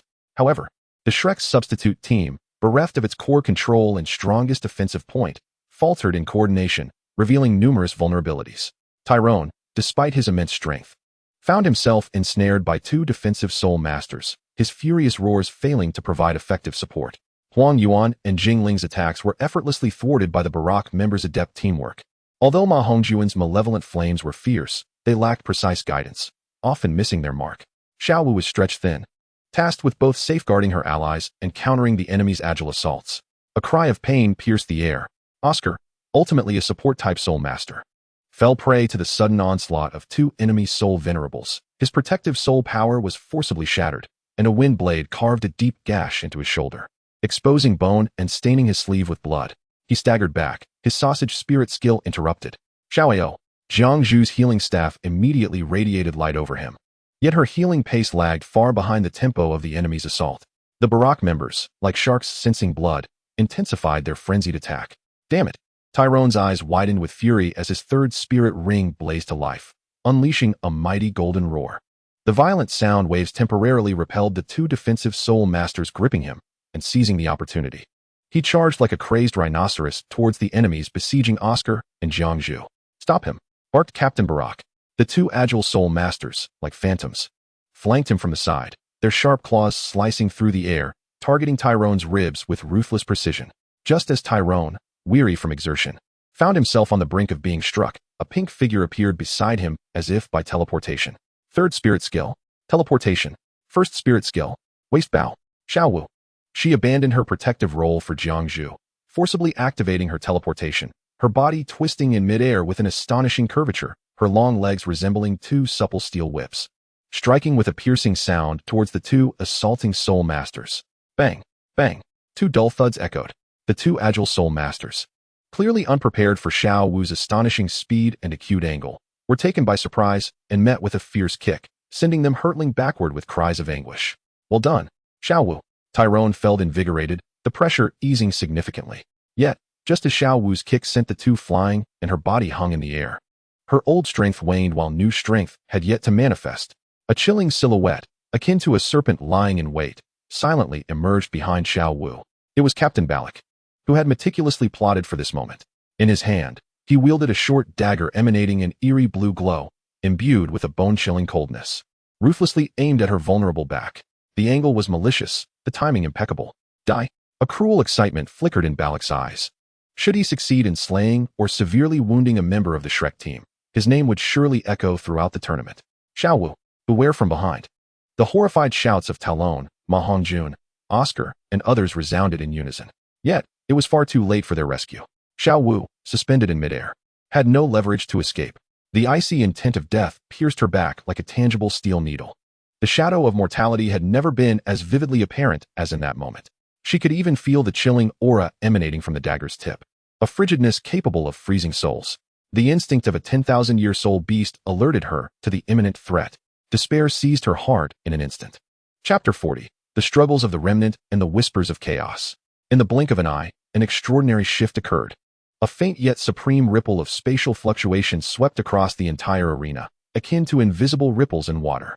Captain Balak's merciless strike, aimed with unwavering determination, collided with an imperceptible and indestructible spatial barrier, halting mere inches from Xiao Wu's skin. With a resounding clang, akin to an eerie symphony of metal, Balak felt as though he had struck not flesh, but an unimaginable density of stellar iron. The terrifying recoil from the dagger shattered his grip, sending it flying from his hand. A relentless and frigid force surged through the dagger, crashing violently against his chest. With a violent exhalation, Balak was struck as if by a mighty hammer, blood spewing forth as his body flew backward like a broken kite, crashing against the protective barrier of the arena's edge before sliding down, unconscious and unaware of his fate. A profound silence enveloped the arena. Everyone stood in shock at this sudden and bizarre turn of events. What had transpired? How had Captain Balak been hurled away, bloodied? Xiao Wu, shaken, landed on the ground and steadied herself with difficulty. Bewildered, she turned to see Balak's crumpled form in the distance. What had just occurred in that fleeting moment? She felt a cold, indifferent force brush against her back, as if a deity itself looked down upon her before the threat vanished. This power, cold and indifferent, bore an incomprehensible will that seemed capable of controlling everything, so familiar, yet terrifying. Her gaze, akin to that of a startled rabbit, darted towards the direction of the Spirit Hall's lounge. Through the one-way spirit glass, she perceived a pair of icy, indifferent eyes, reminiscent of a chaotic abyss. It was him. It was Ling Ye. Had he intervened, just now? An icy chill, more frigid than death itself, instantaneously paralyzed Xiao Wu's limbs. Why had he acted? Was he protecting her? No, that was utterly impossible. In his gaze, there was only indifference. Indeed, is it not akin to safeguarding one's prey from the grasp of others? Much like protecting one's private property? This thought struck her like a venomous serpent, fiercely gnawing at her heart, leaving her shivering, as if plunged into an icy abyss. Xiao Wu, are you all right? Tai Long rushed over, his face still pale with shock. And no, I'm fine, Xiao Wu replied, her voice trembling uncontrollably, her complexion as pale as parchment. On the arena, Captain Balak lay gravely injured and unconscious. His sudden demise left the Balak Academy bereft of its backbone, shattering their morale. The remaining team members, under Tai Long's furious roar and Ma Hongjuan's malevolent pressure, quickly fell apart. The Shrek's substitute team, after enduring the grievous injury of Oscar, the exhaustion of Jiangzhu's spiritual energy, and Tai Long's minor wounds, managed to secure a difficult and chaotic victory. The judge's voice was thick with confusion and hesitation. Victory. The victor is the Shrek Academy team. Scattered applause erupted, but more prevalent were the murmurs and uncertain glances exchanged among the crowd. This victory felt inexplicable, devoid of glory, and even bore an unspeakable air of the bizarre and humiliating. In the Shrek resting area, Flinder observed Oscar, who was being helped down, his face ashen and body bruised, alongside the still shaken Xiao Wu. He then glanced at the weary Tai Long and the others, feeling not a trace of triumph, but rather an overwhelming chill of heaviness. He had witnessed the eerie scene on the arena clearly. Captain Balak's lethal strike had been forcefully intercepted and rebounded by an invisible power. That force was cold, indifferent, and aloof. Who else could it be but him? It had to be him. Lu Erlong supported the recently revived, yet still feeble, Yu Xiaojing, his eyes ablaze with fury, though his voice trembled with a hint of fear. Why did he save Xiao Wu? Yu Xiaojing's face was ashen, yet his gaze bore an unusual gravity. He fixed his stare on the arena, murmuring, it was not rescue, but a marking. He is declaring sovereignty. This rabbit can only be harvested by him. Others are not even worthy to touch her. A bone-chilling dread enveloped him. That Ling Ye possessed not only terrifying power, but a profound and cold-hearted cunning. He regarded Shrek and Xiao Wu as mere playthings in his palm. Tang San suddenly lifted his head, his bloodshot eyes fixated on the direction of the Spirit Hall's resting area. He too had sensed that fleeting, cold, and indifferent spatial fluctuation from the arena, although exceedingly faint. That familiar sensation was unmistakably Ling Ye. Had he intervened to save Xiao Wu? A tumultuous wave of indescribable emotions, intense hatred, extreme humiliation, and deep-seated rage boiled within him like magma, searing his very core. He could not protect Xiao Wu. In fact, he needed his enemy's intervention for her protection. This was 100-fold more agonizing than if Xiao Wu had perished at his hands. It was an utter trampling of his dignity. Brother, it was him. I felt it. It was him. Xiao Wu approached Tang San, her voice laced with a sob and an inescapable terror, gripping his arm tightly, as if it were her only lifeline. Tang San trembled violently, his jaw clenched, fresh blood seeping from the corner of his mouth. He abruptly closed his eyes, forcefully suppressing the searing anger and humiliation that threatened to consume him. When he opened them again, the depths of his gaze were filled only with a chilling stillness and a reckless determination. I understand now. His voice was hoarse, akin to the rasp of sandpaper, each word laced with a metallic tang. He gently patted Xiao Wu's cold hand, then slowly rose, his eyes sweeping over the equally pallid faces of Dai Mubai, Zhu Zhuqing, and the others. In the next match, regardless of the opponent, I shall take the lead. Tang San's voice, though not loud, resonated with a haunting calmness. Dai, Zhuqing, Rong, Fatty, Xiao Ao, if he can still move, and Xiao Wu. He pronounced each name, letting his gaze linger on his companions for a fleeting moment. We shall all fight together. Dai Mubai's fierce, crimson eyes turned sharply to Tang San, ablaze with the same resolve and fervor. All right, damn it. Even if it costs us our lives, I will tear a piece from him. Zhu Zhuqing remained silent, merely nodding slightly, her body taut and her sharp gaze refocused. Ma Hongjun wiped the sweat from his brow with determination. Damn it, let us go all out. Ning Rongrong inhaled deeply, wiping away her tears. The radiant aura of the Seven Treasures glazed tile pagoda stabilizing in her palm with newfound conviction. Xiao Wu, gazing into Tang San's almost frenzied determination, felt her fear begin to dissipate, replaced by a tragic sense of solidarity, and she nodded vigorously. Even the severely injured Oscar struggled to lift his head, weak yet resolute, declaring, I can still make sausages. Observing the rekindled, desperate fighting spirit in his disciple's eyes, Flinder felt a tumult of emotions within him. He was uncertain of its efficacy, but he understood that this was the last bastion of Shrek. All right. Flinder slammed his hand on the table, his voice hoarse, yet imbued with a fierce resolve. In the next match, regardless of the opponent, the Shrek 7 will fight with full strength. Let us assert our presence. Even in defeat, we shall ensure the world remembers the name of Shrek. At that moment, the Soul Guide broadcast from the competition committee resonated throughout the arena, its cold, formulaic tone resembling the merciless decree of fate. The results of the next round draw are announced. In the Heaven Do division, Shrek Academy team faces the Spirit Hall Academy team. Boom. Like thunder crashing in the ears of the Shrek members. The hard-won fighting spirit was abruptly shattered by this brutal reality. Facing the Spirit Hall, in the next round, they would confront that godlike man directly. The resting area fell into a profound silence. The flames of hope that had just ignited felt as if doused by a bucket of icy water from the depths of the abyss, leaving only a bone-chilling cold and acrid smoke. Tang San's body swayed, his face turning as pale as parchment. The blood he had just managed to suppress surged back to his throat, yet he swallowed it down with great effort. The light that had just ignited in Dai Mubai, Zhu Zhuqing, and the other's eyes dimmed instantly, leaving only the deepest despair. Xiao Wu's legs weakened, and had it not been for Tang San's firm grip, she would have collapsed to the ground. Flender opened his mouth, intending to speak, but found himself unable to utter even a syllable. Yuxiagang painfully shut his eyes, while Lu Erlong's tightly clenched fists bore deep imprints from her nails digging into her palms. It seemed as though fate had played a most cruel joke on them. The courage that had just begun to swell within was, in an instant, thrust to the precipice of a terrifying abyss.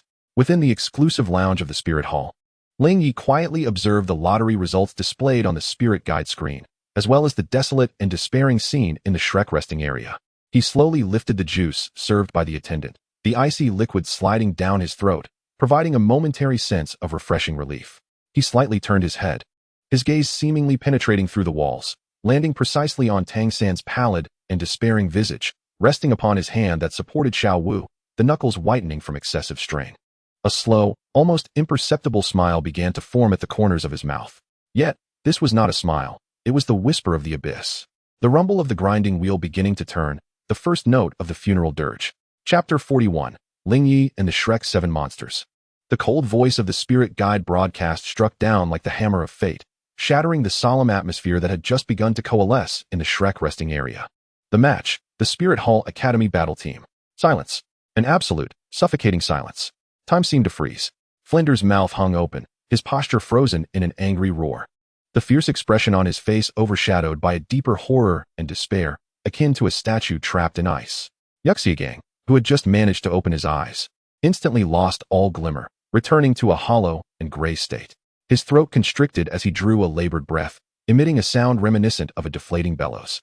Lu Erlong's clenched fists remained suspended in the air, her nails deeply embedded in her palms, blood trickling through her fingers onto the carpet, forming a small patch of glaring dark red, yet she remained utterly oblivious. Dai Mubai's fiery tiger eyes dimmed in an instant, like coals nearly extinguished, leaving only cold embers. The ferocity that had just surged within him, eager to tear apart everything, was instantaneously quenched by this brutal reality, leaving behind a bone-chilling cold. Zhu Zhuqing's body tightened like a bowstring drawn to its limit. A noticeable wavering and confusion appeared in her sharp gaze, resembling a lone wolf lost in a snowstorm. Ma Hongjuan's features twitched, beads of sweat rolling down his face, his lips quivering but silent. Ning Rongrong's hands, which had just stabilized the radiance of the 7 treasures glazed tile pagoda, flickered violently, like a candle flickering in the wind, ultimately extinguished, leaving her beautiful face pallid and ghostly. Oscar struggled to rise, yet his body felt devoid of all strength, slumping back into his chair. The pain from his shoulder wound elicited a muffled groan, extinguishing the faint spark that had flared in his eyes, leaving only a resigned gloom. Xiao Wu's body trembled violently, her legs giving way as she collapsed backward. Tang San desperately held her up, his arm muscles taut to the limit, akin to iron forged in fire. Yet his complexion was even more ashen than Xiao Wu's, resembling a corpse coated in gold paint. His lips were pressed into a bloodless line, the remnants of blood at the corners appearing particularly glaring. He grasped Xiao Wu's hand, his knuckles turning pale from exertion, trembling slightly as if he had expended all his strength to prevent himself from collapsing. The recently forged, despair-laden resolve, akin to being plunged into absolute zero ice water, instantaneously froze, cracked, and crumbled into dust. What replaced it was a deeper, more profound, and suffocating despair than ever before. No escape, no refuge. The next encounter would be a direct confrontation with that man, a figure resembling a god or demon. It was to step onto the execution ground that had long been prepared for them. Ha, ha ha. Tang San let out a low, hoarse laugh from his throat, reminiscent of a night owl's mournful cry. This laughter was rife with self-mockery, despair, and a madness born from utterly being toyed with by fate. What a draw. What a spectacle, the Spirit Hall. He slowly raised his head, his bloodshot eyes fixated on the glaring match information displayed on the spirit guiding screen, as if he intended to engrave those words deep within his soul, transforming them into the most venomous curse. Dai Mubai suddenly struck the cold metal wall beside him with his fist. Bang! A thunderous sound echoed. The sturdy alloy wall bore the imprint of his fist, and blood flowed from his shattered knuckles. Yet, he felt no pain, only an overwhelming sense of pent-up frustration and rage, threatening to burst forth. Damn it! Are you toying with us? He released a beast-like roar towards the heavens, his voice hoarse, filled with unwillingness and resentment. This roar, like a stone cast into a still pond, shattered the silence but stirred no waves. In the resting area, only the heavy, oppressive sound of labored breathing remained, alongside Xiao Wu's uncontrollable, soft whimpers akin to a wounded cub. Flinder sat dejectedly in a chair, appearing to age a decade in an instant. He gazed at his ashen-faced disciples, at the unconscious Yu Xiaojiang, and at the bone-deep hatred and boundless despair reflected in Lu Erlong's eyes. Feeling an overwhelming sense of helplessness crushing his will like a mountain, he opened his mouth, wishing to say something, yet found all words felt so insipid and powerless in that moment. Encouragement? Before an absolute chasm of power, encouragement was merely a death knell. Strategy? Before a monster capable of freezing space and manipulating rules, any strategy was but a farcical joke on paper. Prepare, take the stage. Ultimately, Flinder could only squeeze out those words from his parched throat, his voice rough as if grating against sandpaper. Each word felt as though it had drained the very essence of his being.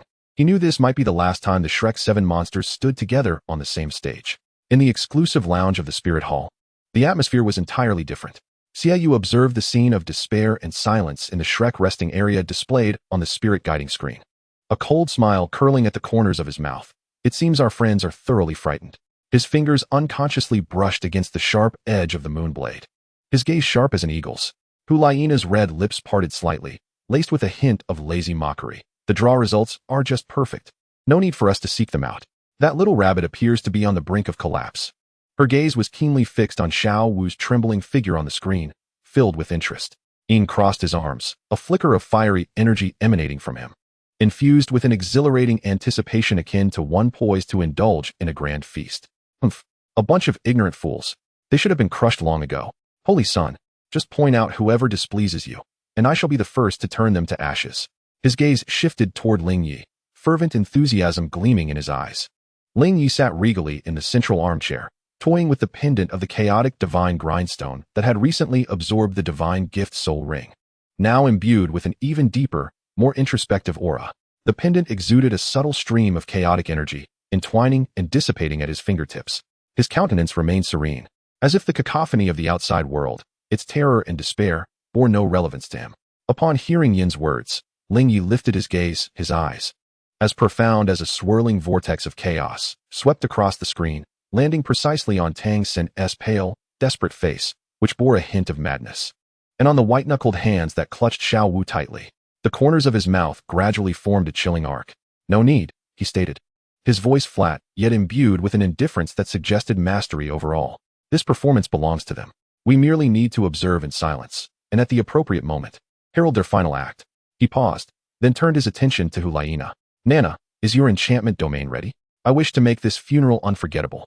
A glimmer of understanding and excitement flickered in Hulaina's eyes, her red lips curling into a smile that could enchant all living beings. Rest assured, Holy Son, I will ensure their terror lingers like a maggot in their bones, forever unforgettable. Excellent. Ling Ye nodded slightly, redirecting his gaze to the screen, as if piercing through the fabric of space to behold the impending stage of despair. Shrek, your prelude is about to conclude. The vast central arena, illuminated by the soul-guiding spotlight, resembled a colossal altar, radiating a chilling sheen. A heavy, oppressive atmosphere loomed, reminiscent of an impending storm. The previously raucous crowd now fell eerily silent, countless eyes fixated on the competitors' entryways, filled with a complex tapestry of emotions, reverence and fervor for the Spirit Hall, pity and derision for Shrek, and above all, a morbid curiosity to witness a cruel drama that was already fated to unfold. In the highest observation platform of the Papal Hall, behind the grand floor-to-ceiling soul-guiding crystal window, Bibi Dong sat regally upon her opulent papal throne, her resplendent golden robes shimmering with a divine glow. Beneath her purple gold crown, her flawless visage bore no expression, only the cold, imposing authority of one who looks down upon all creation. Her gaze rested calmly upon the immense arena below, as if she were savoring a well-rehearsed performance. Behind her, the two Douluos, Douluo Yueguan and Douluo Gueme, stood like silent statues, poised in attendance. A glimmer of amusement danced in Yueguan's elongated eyes, while Gueme remained shrouded in a faint black mist, his aura inscrutable and chilling. It begins. Bibi Dong's crimson lips parted slightly, her cool voice echoing across the vast observation platform. As her words fell, 7 figures emerged slowly from the passageway on the northern side of the arena, their murky green uniforms glaring under the spotlight, a stark symbol of desolation. At the forefront stands Tang San. His complexion remains pallid, yet his gaze resembles two unfathomable icy pools, cold and lifeless, concealing a tempest of repressed madness. Each step he takes feels as though he is treading upon the sharpest of blades. Yet his spine remains unwaveringly straight, akin to a javelin that refuses to bend. His left hand instinctively grips the 24 bridges by night, the fingers trembling slightly from excessive tension. Beside him, Xiaowu clings closely, her petite frame trembling uncontrollably, her face as pale as parchment. The once vibrant rabbit-like eyes now only reflect an inescapable terror, akin to a frightened hare, vigilantly scanning the surroundings, particularly the direction of the Pope's palace. With each glance cast upon the towering edifice, her body involuntarily tenses. Dai Mubai walks alongside Tang San, his fierce eyes burning red, resembling a trapped beast poised to strike, exuding an uncontrollable aura of ferocity. Following closely is Zhu Zhuqing, her gaze sharp and frigid, her body taut like a leopard, prepared to confront any lethal assault. Ma Hongjun's expression is grave, a sinister fire subtly rising around him. Ning Rongrong's pallor is evident, yet her eyes shimmer with a resolute determination. The ethereal image of the seven treasures glazed pagoda flickering in her palm. Lastly, Oscar, with a pale visage and shoulders wrapped in thick bandages, grits his teeth, enduring the pain, his gaze equally filled with resolve. The Shrek's seven monsters march forth like condemned prisoners approaching the gallows, each step teetering on the precipice of despair. The audience's sporadic applause is filled with pity, overshadowed by a silence heavy with oppression. Soon after, from the southern passage of the arena, seven figures emerge like light piercing through shadows, emanating an overwhelming aura of pressure. Clad in dark golden sacrosanct robes that shimmer with a reserved yet noble luster beneath the spotlight, the leading figure, tall and straight like a spear, strides forth. His expression impassive, eyes deep and enigmatic like an abyss newly awakened, calmly surveying the seven figures of despair before him, as a deity gazes down upon sacrificial lambs. There is no fluctuation of soul power emanating from him, yet he seems to create a domain of his own, rendering the surrounding space thick and oppressive. Half a step behind him, the sinister Yu wields a massive moon blade, its sharp glint subdued, yet his gaze cuts through the air like a drawn sword. Icy and scrutinizing, Hulaina moves gracefully, her enchanting visage adorned with a subtle, cat-like smile that hints at playful malice. Yin radiates a smoldering intensity, akin to a dormant volcano, his eyes brimming with ferocity and impatience. The other three elite members of the Golden Generation stand like silent monoliths, exuding a powerful presence. Upon the emergence of the Spirit Hall battle team, the atmosphere of the entire square ignites. Spirit Hall. Victory is assured. Victory is assured. Victory is assured. The thunderous cheers rise like a tidal wave, instantly drowning out the earlier sparse applause. Golden banners flutter wildly, forming a seething ocean of gold. The immense roar crashes against the arena's protective barrier, resonating with a profound hum. Amidst the fervent clamor, the figures of the Shrek Seven appeared increasingly diminutive. Rendered isolated and defenseless, the deafening roar of assured victory descended upon them like an invisible hammer, relentlessly striking at their taut nerves, propelling them toward the abyss of despair. The referee, a formidable soul master hailing from the Star Luo Empire, stood at the center of the arena, acutely aware of the stark contrast in atmosphere on either side. Beads of perspiration forming on his brow. He inhaled deeply, forcibly suppressing the tumult within, his voice resonating through the soul guide amplifier. Clear and commanding. The elite competition of the Advanced Soul Master Academy of the entire continent, 7th round of the qualifiers. The Shrek Academy team faces off against the Spirit Hall Academy team. Teams bow. On the Spirit Hall side, Ling Ye inclined his head slightly, embodying an air of aloof superiority. The likes of Xiaoyu and Hulaina merely offered a token nod. Conversely, on the Shrek side, Tang San gritted his teeth, blood seeping from his gums as he compelled himself to bend his unyielding spine slightly. Dai Mubai, Zhu Zhuqing, and the others executed their bows with rigid movements, each gesture laced with humiliation and resentment. Xiaowu trembled like a leaf in the wind, her bow nearly impossible to complete. The rules of the match dictated that if all members of one team lost their combat capacity or were thrown from the arena, they would be deemed the losers. Intentional acts leading to death or severe injury were strictly prohibited. The referee's voice carried an almost imperceptible tension. Now, the match begins. Boom. As the referee's arm fell, it was as if a fuse had ignited a powder keg. On the Shrek side, Dai Mubai erupted first like a volcano repressed to its limits. He unleashed a deafening tiger's roar, his white tiger martial spirit manifesting instantaneously. A tempest of soul power surged forth like a hurricane. Beneath him, The yellow and purple soul rings gleamed with blinding brilliance. Third soul skill, White Tiger's Strength Transformation. Fourth soul skill, White Tiger Meteor Shower. He did not engage in the slightest probing. His initial strike was his most potent form. Under the augmentation of the White Tiger's Strength Transformation, his physique swelled, muscles rippling with a lustrous sheen. Countless golden meteor-like punches, imbued with terrifying destructive force, cascaded like a torrential storm towards the Spirit Hall team, particularly aimed at Ling Ye. Unleashing an overwhelming barrage, he sought to tear through the suffocating dread with his mightiest assault. Simultaneously, Tang San's eyes glimmered with a surge of purple light. The purple extreme magic eyes were pushed to their zenith. His mental strength coalesced to an extraordinary degree. Third soul skill, Spider Web Binding. Several tendrils of blue-silver grass, shimmering with blue-violet luminescence and imbued with potent paralysis toxins, slithered like lurking serpents along the ground, silently yet swiftly ensnaring the ankles of the Spirit Hall team. He aimed to restrict their movements, creating an opportunity for Dai Mubai's fierce attack. Zhu Zhuqing transformed into a blur of black lightning, launching her phantom strike. Her target was Huliena, intent on disrupting any seductive skills she might attempt to deploy.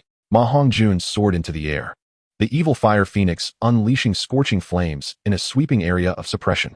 Ning Rongrong's seven treasure glazed tile radiated with brilliant light. In the realm of the seven treasures, a luminous transformation unfolds. First, strength. Second, swiftness. Third, spirit.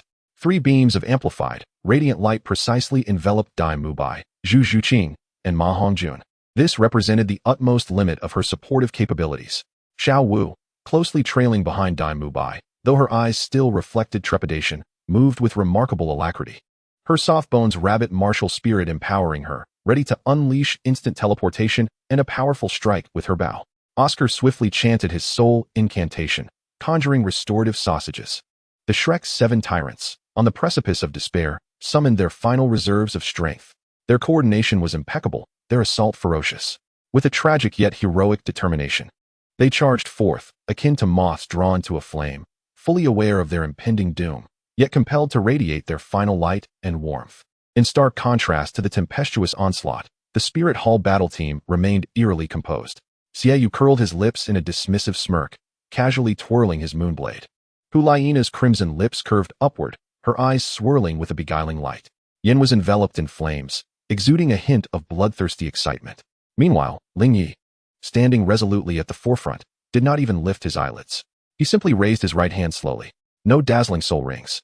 No explosive soul power. Merely a casual gesture directed at the overwhelming barrage of White Tiger meteor punches, the ground-hugging, venomous spider web, the striking black lightning, the searing phoenix flames, and the three beams of amplified light. With a gentle grip, a resonant hum erupted, emanating from the very essence of spatial rules, instilling a chilling terror that froze souls. Swiftly radiating from Ling Ye's raised hand, time seemed to stretch infinitely at that moment. The golden meteor punches, crashing towards him like a tempest, found themselves halted a mere 10 meters from Ling Ye, as if colliding with an insurmountable wall of size, abruptly solidifying, maintaining their most ferocious, menacing forms. They were irrevocably frozen in the void. The ground-hugging, serpent-like blue-silver grass spider web, suddenly pressed by an unseen pause button, remained rigid mid-air. Zhu Zhuqing's lightning-fast shadowy thrust was encased, as if cast in transparent amber, frozen in the act mere meters from Huliena. The fierce killing intent in her eyes was instantaneously arrested. Ma Hongjun's fiery phoenix flames, once a torrent of energy, now solidified into a grotesquely contorted sculpture of fire. Even Ning Rongrong's three beams of amplified light from the Seven Treasures glazed tower were forcibly severed by an invisible force, suspended like three rigid ribbons in the air between the Shrek team and the Spirit Hall team. The entire arena, centered around Ling Ye, within a 10-meter radius, saw everything: soul skills, attacks, figures, and even supportive glows, overwhelmingly solidified by an intangible, absolute force of spatial power. Frozen, like a three-dimensional tapestry pressed on pause, brimming with ferocity and murderous intent. The chaotic void is ensnared, the entirety unfurls. A profound silence envelopes the arena. Over 100,000 spectators seem collectively choked, their breaths suspended in utter stillness. In the VIP section, countless formidable figures rise abruptly, their faces etched with sheer terror.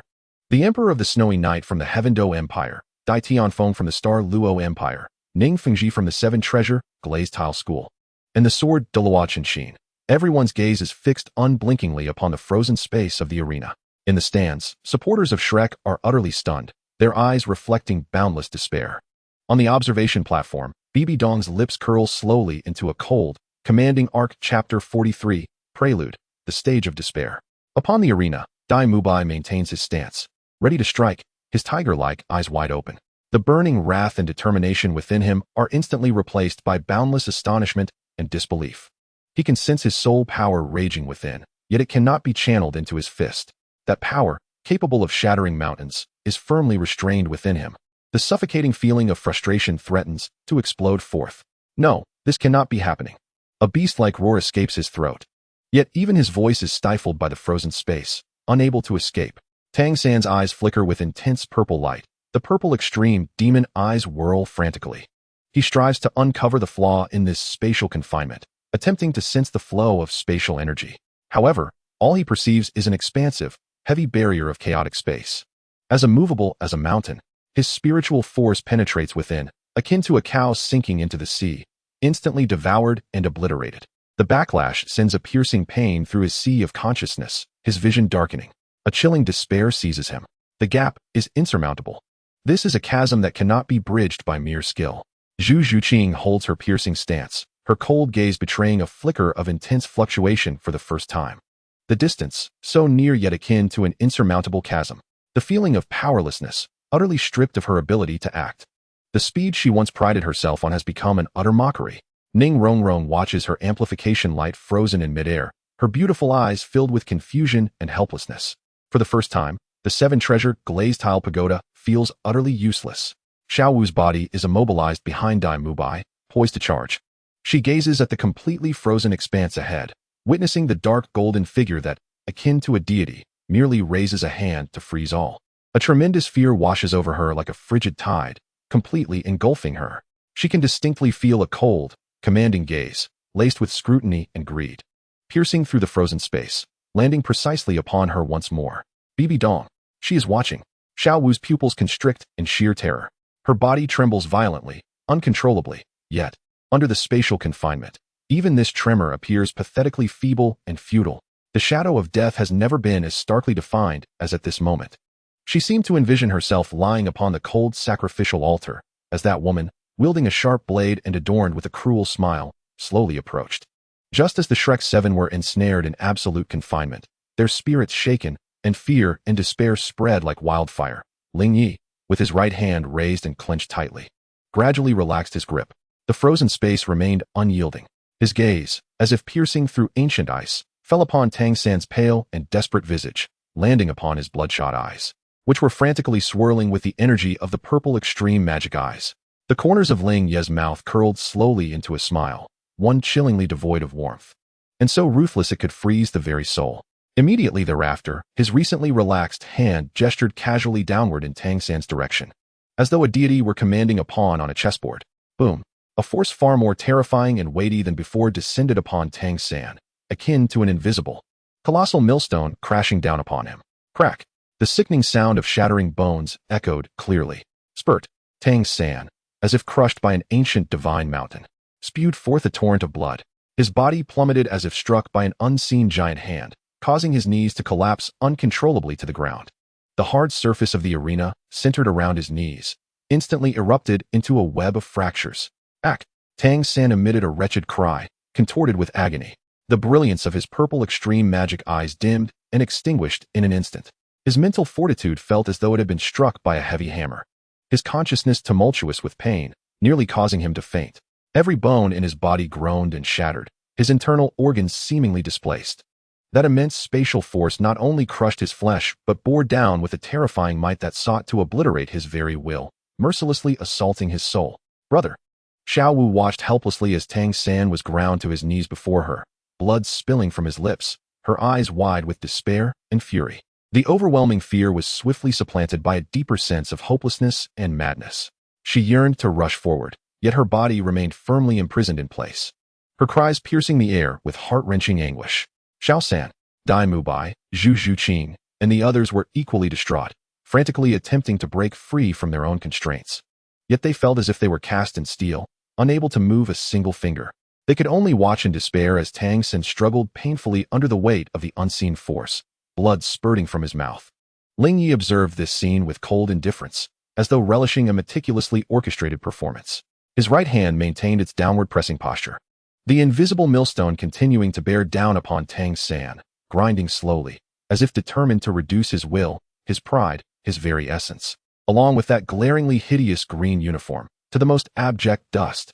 The funeral prelude had finally struck its first, blood-red note. Chapter 44, Toying with Shrek. Brother.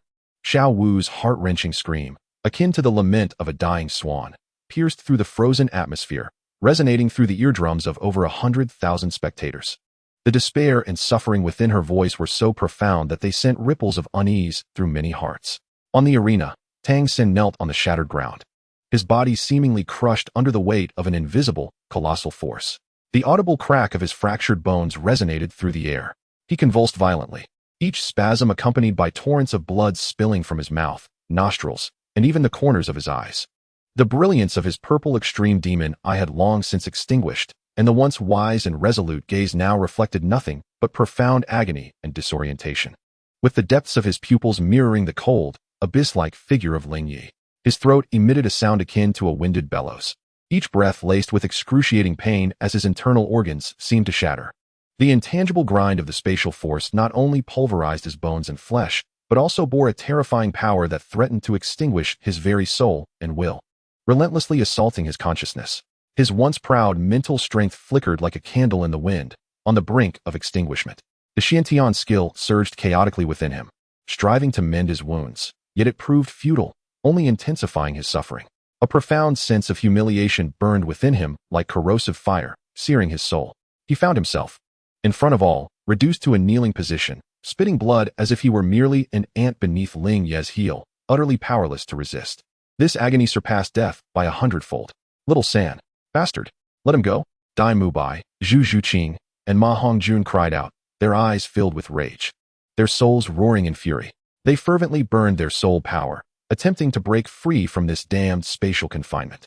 The phantom of the white tiger roared behind Dai Mubai, while the claws of the nether spirit cat tore frantically at the void, and the flames of the evil fire phoenix surged violently.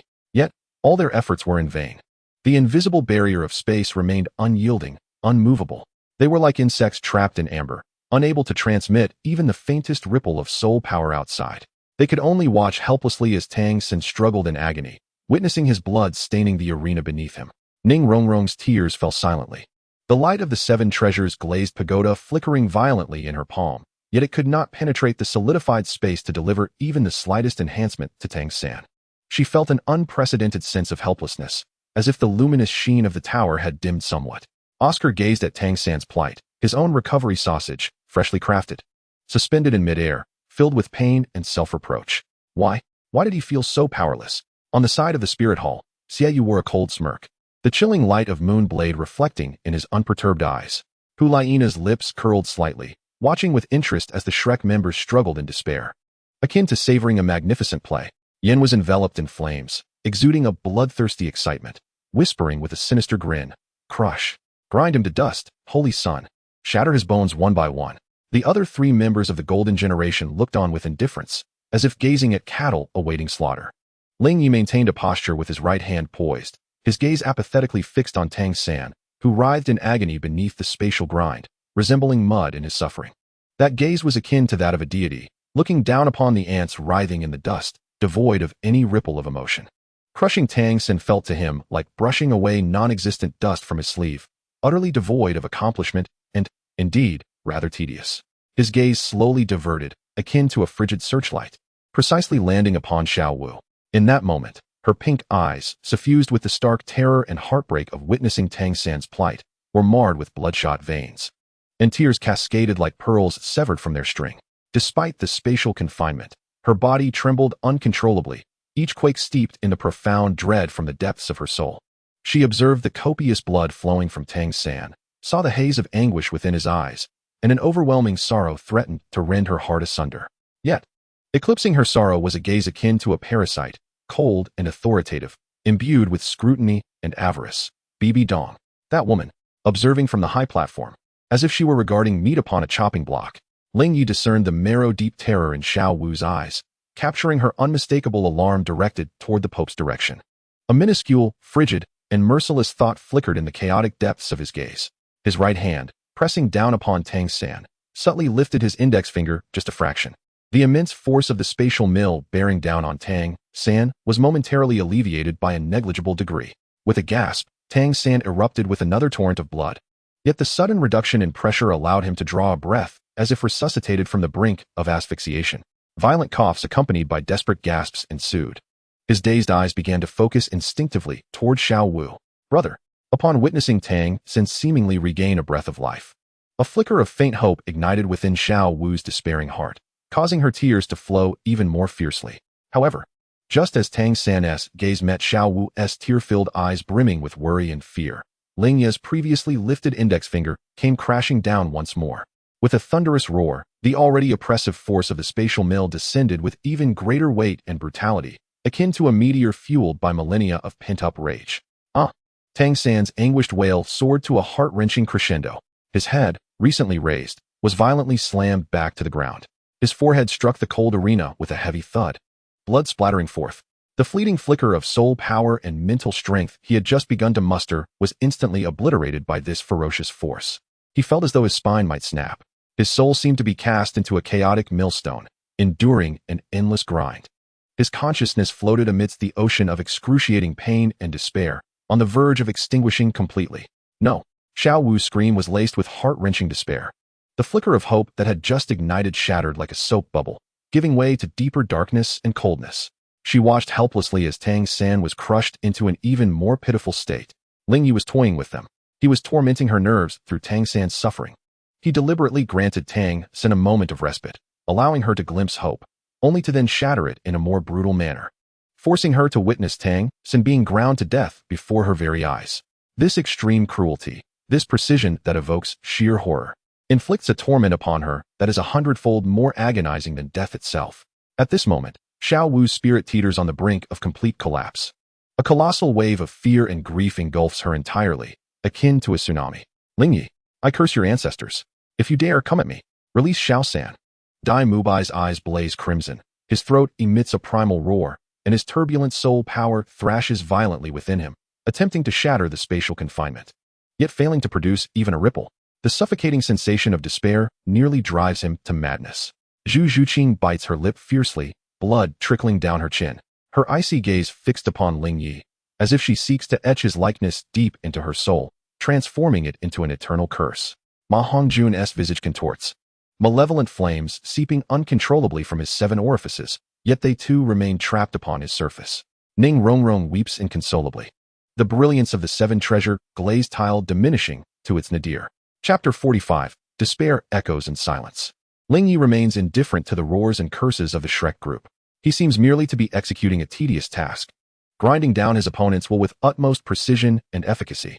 His gaze, like a frigid probe, pierces through Xiao Wu's crumbling mental defenses, capturing the essence of her soul, which quakes with terror, the primal aura of a 10,000-year soul beast. Fear, despair, and the innate shudder of the soul beast's essence at the thought of death. Ling Ye coldly analyzes this as pure mental sustenance, yet it is still insufficient, far from enough. At that moment, Hulaina, who had remained silent behind Ling Ye, suddenly illuminated her enchanting eyes with an otherworldly pink glow, like 2 blossoming resurrection lilies. They bore the power to beguile and ensnare the soul. The 5th soul skill, Celestial Fox's Illusion. Hulaina's crimson lips parted, her voice imbued with a peculiar, soul-stirring cadence. Rather than launching a direct assault, she subtly infused the power of her charm domain into the pervasive spatial confinement, like invisible threads weaving through the very fabric of the atmosphere. Buzz, an intangible ripple, sweetly seductive yet chillingly cold, instantly melded into the frozen space. It seeped silently under the guise of spatial confinement, precisely targeting Xiao Wu, whose mental defenses had already shattered. Immersed in profound sorrow and dread, Xiao Wu's body stiffened abruptly. Her pink eyes, bloodshot and brimming with tears, instantly became hollow and bewildered, under the magnification and guidance of Hulaina's formidable charm.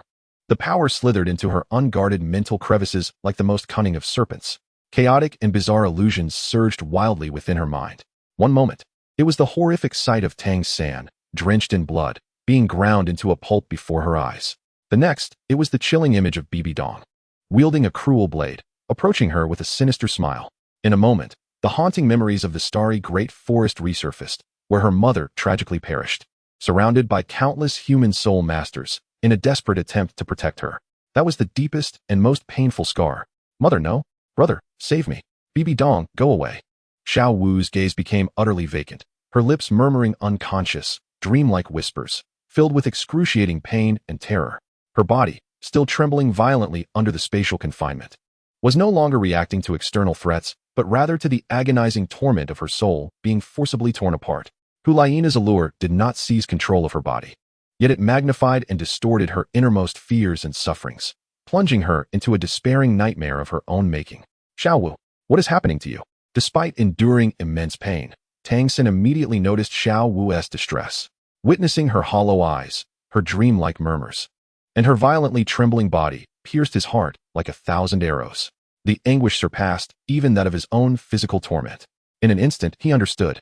It was the spirit hall. They were tormenting Xiao Wu with mental attacks. Damn it! Tang San let out a heart-wrenching roar, the remnants of his will igniting one last surge of strength, striving to break free from the spatial confinement. The brilliance of the purple extreme magic eyes flashed maniacally in his gaze, flickering like a bulb on the brink of bursting. The phantom of the 8 spider lance flickered behind him, yet it could not breach the invisible barrier of space. He could only watch helplessly as Xiao Wu struggled in her mental illusion, drowning in her torment.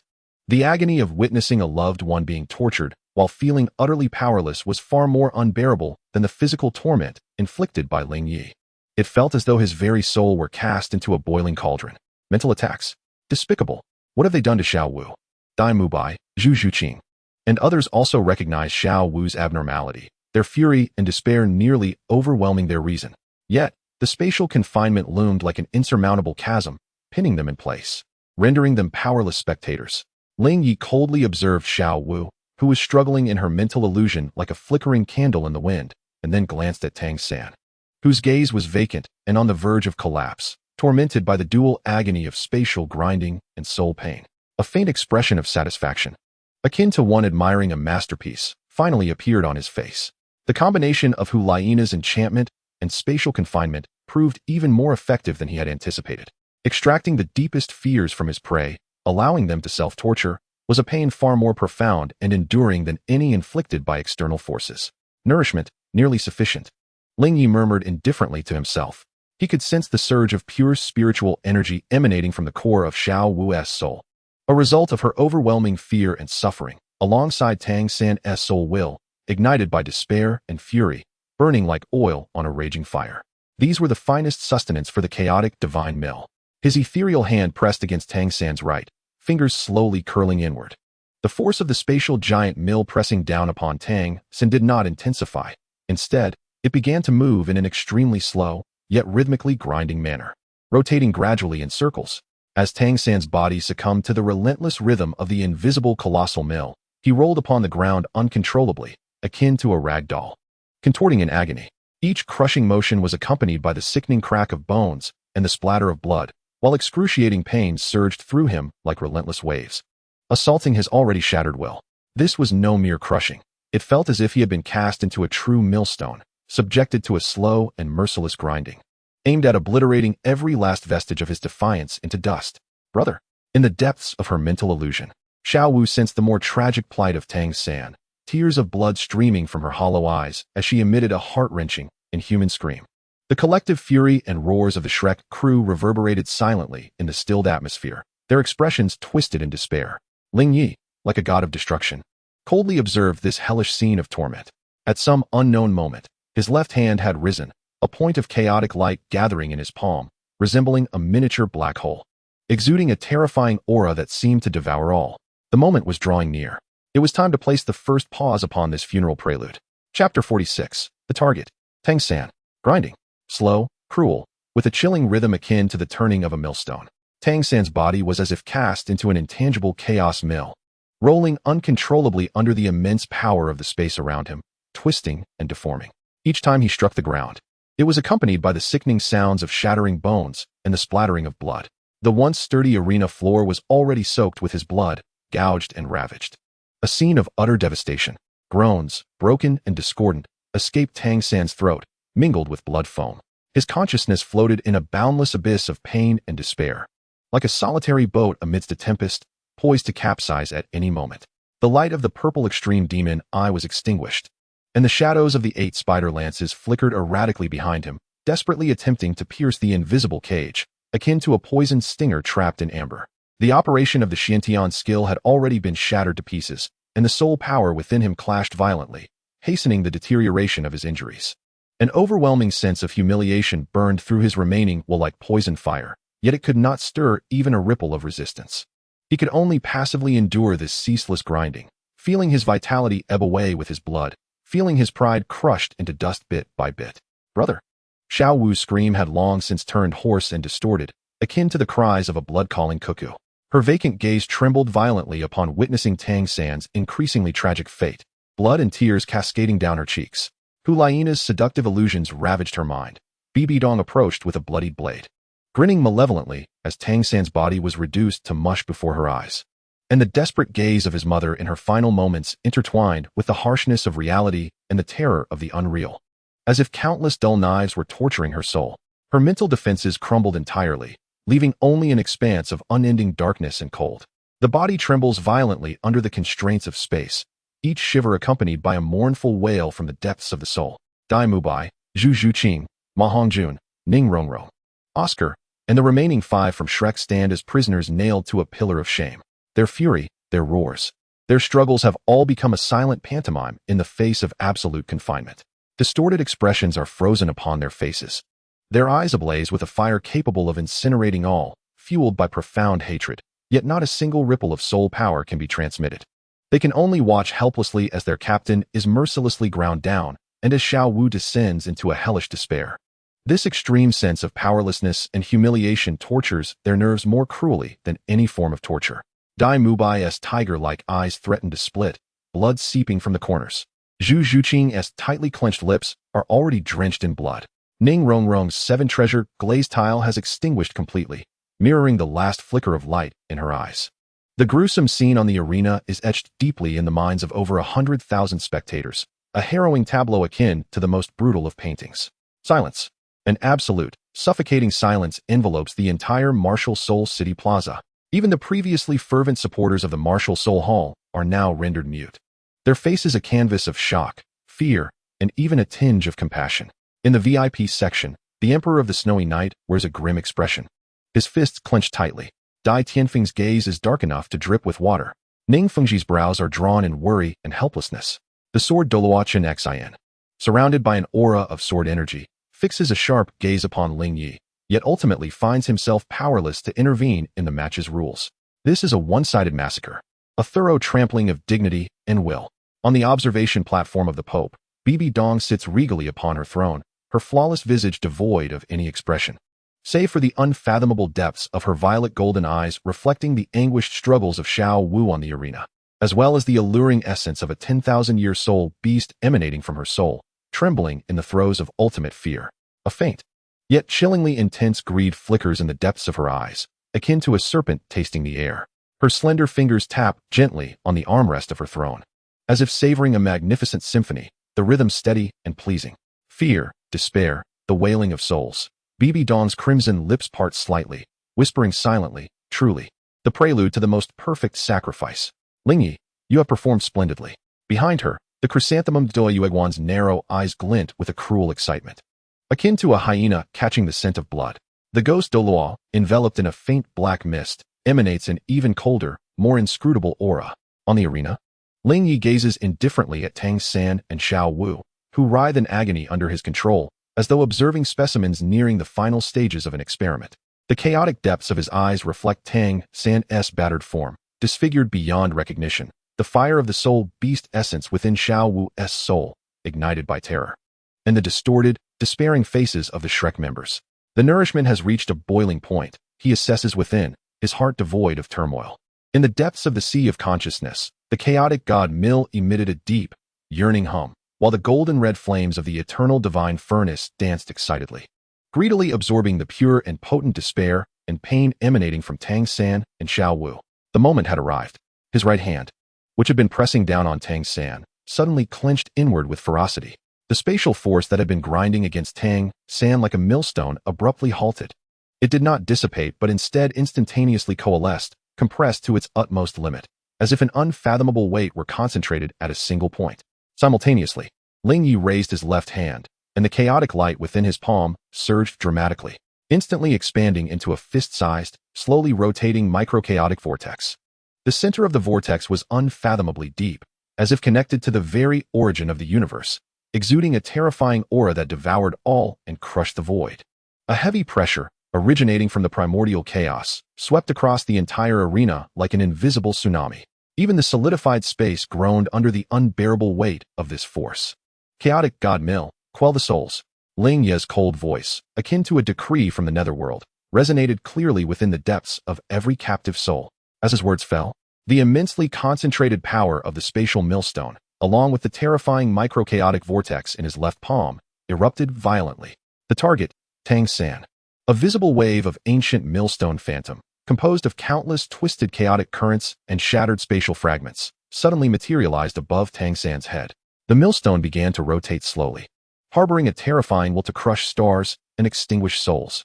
Upon it, the 365 arcane runes illuminated with brilliant radiance, casting heavy beams of light that enveloped Tang San entirely. Chapter 47. The Lament and the Final Prelude Beneath the Millstone. Boom! It was as if an ancient divine mountain had collapsed. The invisible power of the spatial millstone and the manifested chaotic millstone phantom instantaneously overlapped, akin to the heavens collapsing. It crashed down heavily upon Tang San. Puff! Tang San's body was struck as if by a colossal hammer, plummeting downward. His bones emitted a cacophony of cracking sounds that sent chills down one's spine. Blood erupted from every pore and wound, gushing forth like a fountain, instantly transforming him into a figure drenched in crimson. He could not even utter a scream, his head snapping back violently, eyes rolling back as his pupils dilated to the extreme. The purple extreme demon eyes shattered completely. The phantom of the 8 spider lances fractured like fragile glass, dissipating into nothingness. His remaining consciousness was ruthlessly struck by the terrifying power that extinguished souls.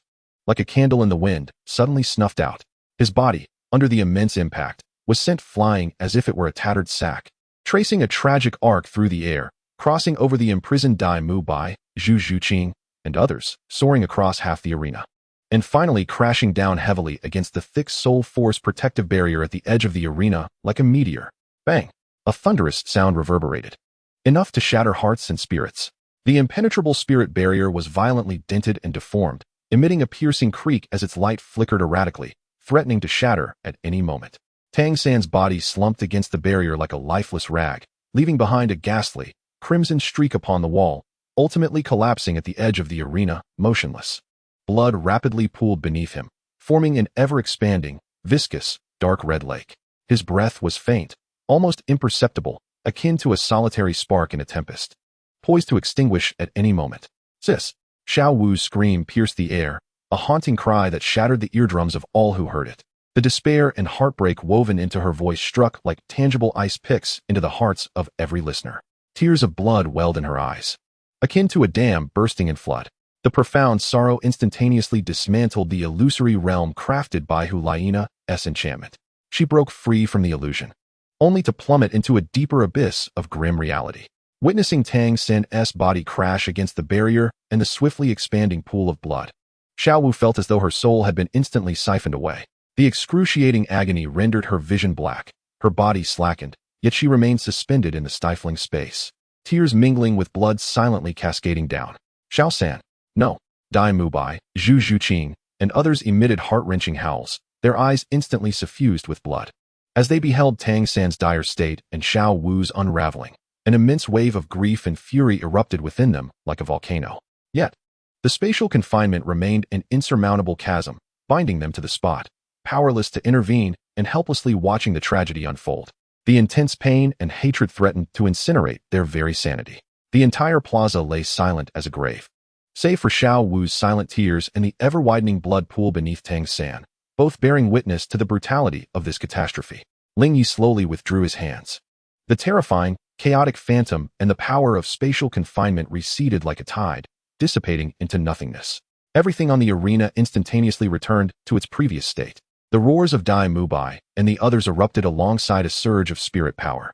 Zhu Zhuqing dashed towards Tang San like a streak of black lightning, while Ning Rongrong's 7 treasures glazed tile tower shone fervently, unleashing healing light upon him. Ma Hongjuan's malevolent flames erupted uncontrollably, and Oscar struggled to rise, desperately crafting recovery sausages. Yet it was all too late. Tang San lay in the blood pool, his body contorted in an unnatural posture, his breath faint as a gossamer thread, life flickering like a dying candle in the wind. Zhu Zhuqing, trembling, reached toward his nostrils, panic overtaking her usually icy gaze for the first time. Dai Mubai rushed to Tang San's side, staring at the almost unrecognizable form, the overwhelming sorrow causing even this stalwart man to tremble, his fierce eyes brimming with tears. The referee's face had long turned pale as a ghost.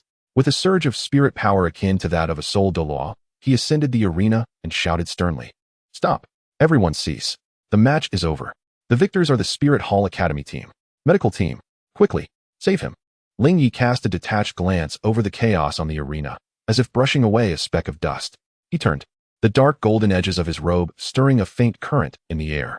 "Let us depart," he intoned, his voice devoid of emotion, flat and unyielding. "Xieyu." Hu Liena and Yin followed closely behind, their faces bearing the indifference of victors alongside a tinge of lingering cruelty. The Spirit Hall battle team descended from the stage, resembling triumphant deities amidst the silence of the plaza and the myriad fearful, complex gazes that scrutinized them. On the arena, only the desperate cries of the Shrek team echoed, intermingled with the frantic sounds of the medical team attending to the wounded and the glaring, expanding pool of blood beneath Tang San. On the observation platform, Pope Bibi Dong slowly rose. The resplendent golden robes of the Pope shimmered with a holy luster under the light, forming a striking contrast with the icy greed hidden in her gaze. She surveyed the dying Tang San, the broken Xiao Wu, and the disarrayed Shrek team, a cold smile curling at the corners of her lips, embodying a sense of control over all. The requiem for the departed, her chilling voice resonated within the observation platform, akin to the final decree of fate, marking an end.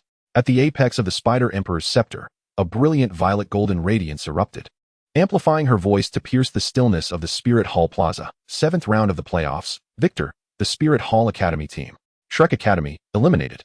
As her frigid declaration reverberated, the scepter's tip gently struck the ground. Thud. A muffled sound rang out, like the final rest for this tragic requiem. The echo lingered in the still plaza, infused with endless coldness and cruelty, proclaiming the conclusion of the Shrek 7's journey on the grand stage. Yet, the true tempest seemed only to be gathering momentum. Chapter 48, The Scar of the Void. The resonance from the Pope's scepter fell upon the silent plaza like a chilling funeral bell, lingering in the air. That proclamation of elimination rendered the struggles of the Shrek 7 on the competitive stage a brutally humiliating finale. On the arena, chaos and despair intertwined. The medical team's white light flitted about erratically, akin to headless flies. Several high-ranking healing spirit masters surrounded the ever-expanding pool of blood beneath Tang San, their expressions grave to the extreme. Despite their soft yet potent healing arts being desperately unleashed, it was akin to a drop in the ocean, barely sustaining the flickering breath of life. Tang San's body twisted at an unnatural angle, his bones shattered beyond reckoning, blood seeping continuously from beneath his skin, his breath fading to the brink of oblivion. Each feeble gasp was accompanied by blood froth surging from his mouth and nose, resembling a porcelain figure, shattered yet barely reassembled, on the verge of complete disintegration. Steady. Sustain the soul technique with your life. Protect the heart meridian. An elder healing spirit Douluo commanded hoarsely, beads of cold sweat dotting his forehead. He had never witnessed such a horrific injury, one that seemed as if inflicted by an invisible mountain, not only devastating the flesh, but also delivering unimaginable trauma to the very essence of the soul. Dai Mubai, as if stripped of all his bones, knelt despondently beside Tang San.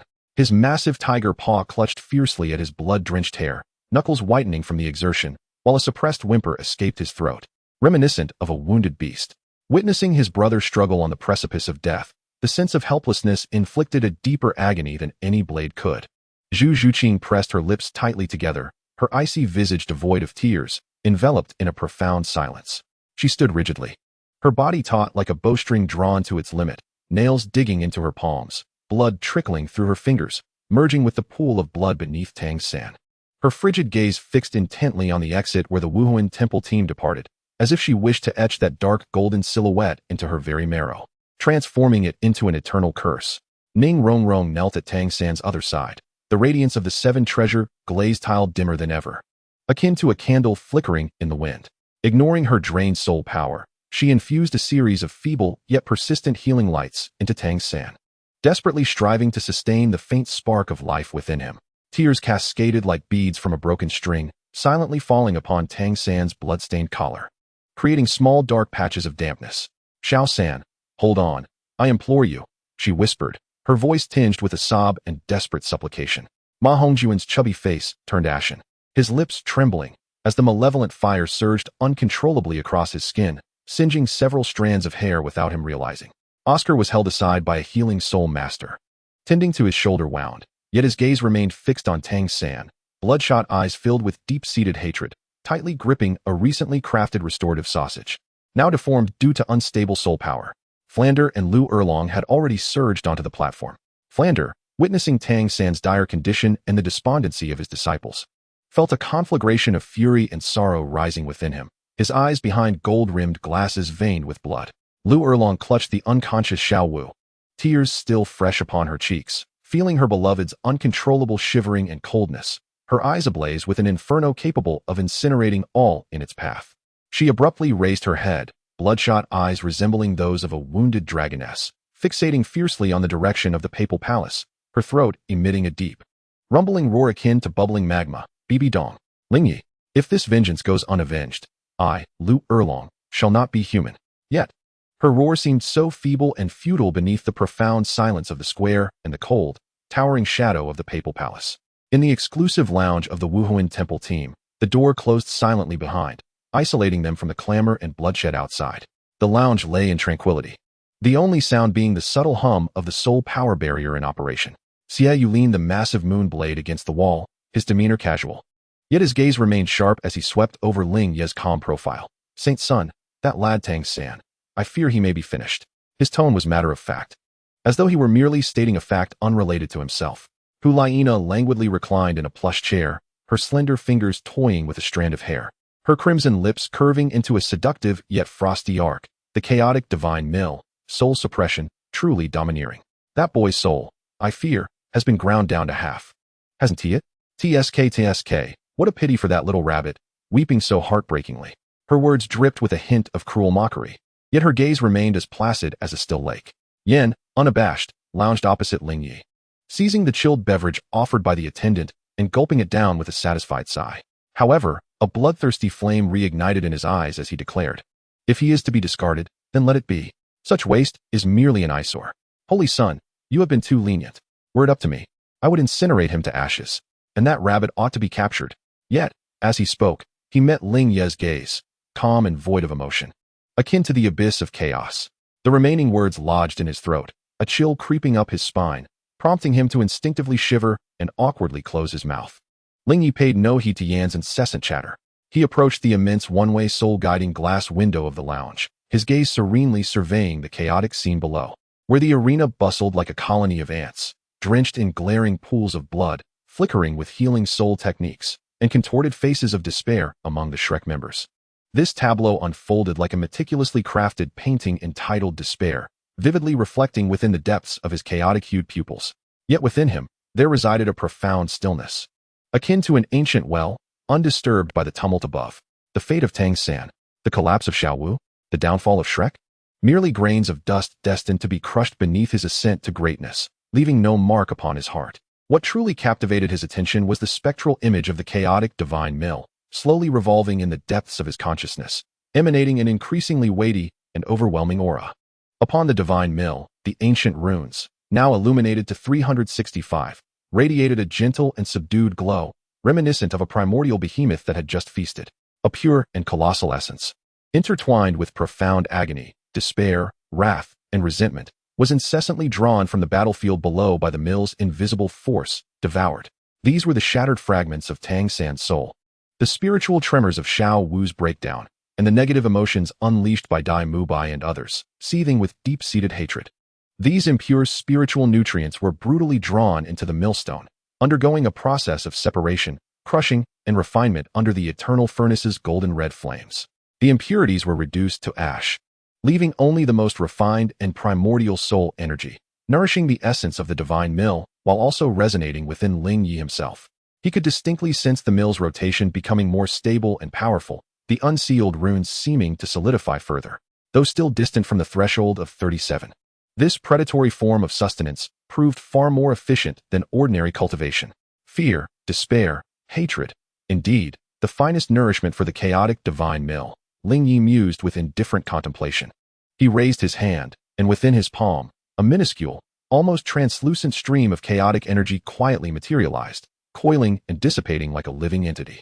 His perception of spatial power appeared to sharpen ever so slightly, while the flames of the eternal furnace seemed to leap with a newfound vigor. At that moment, a faint yet chillingly malevolent wave pulsated, akin to a venomous serpent lurking in the depths of the soul's mire, subtly stirring. The Scar of the Void. Chapter 49. Crimson Embers and the Undercurrents of Fate.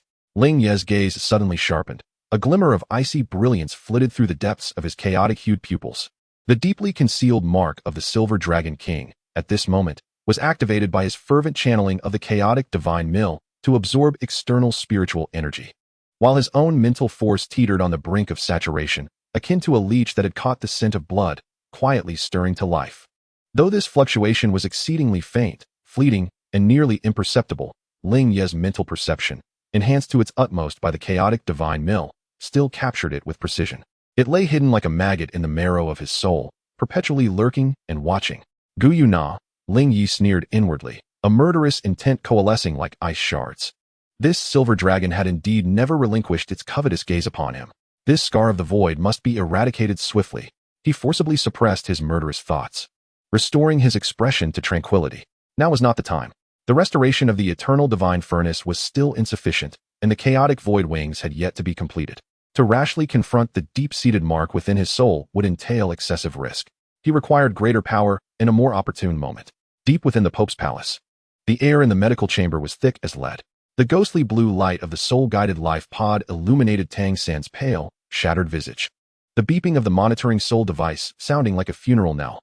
Flander, Lu Erlong, supporting the unconscious Yu Xiaojiang, Dai Mubai, Zhu Zhuqing, Ning Rongrong, and others encircled the pod, despair coiling around each heart like a frigid vine. There was no Dugabo. This potential ally, in theory, was of no relevance to them at this moment. Your Grace, Flander's voice was hoarse, instinctively seeking Dugu Bo's assistance, only to abruptly recall that the temperamental poison Douluo had no deep ties with Shrek and might even harbor old grievances with Ling Ye due to the Eye of Ice and Fire's occupation. How could he possibly intervene on their behalf now? A deeper sense of helplessness seized him. Flander, now is not the time for such thoughts, Lu Erlong growled, her eyes ablaze with a primal ferocity, fixating fiercely on the life pod. Little San's injuries, the healing soul masters of the Spirit Hall, are utterly unreliable. They would rather see him perish. Her words jolted everyone into awareness.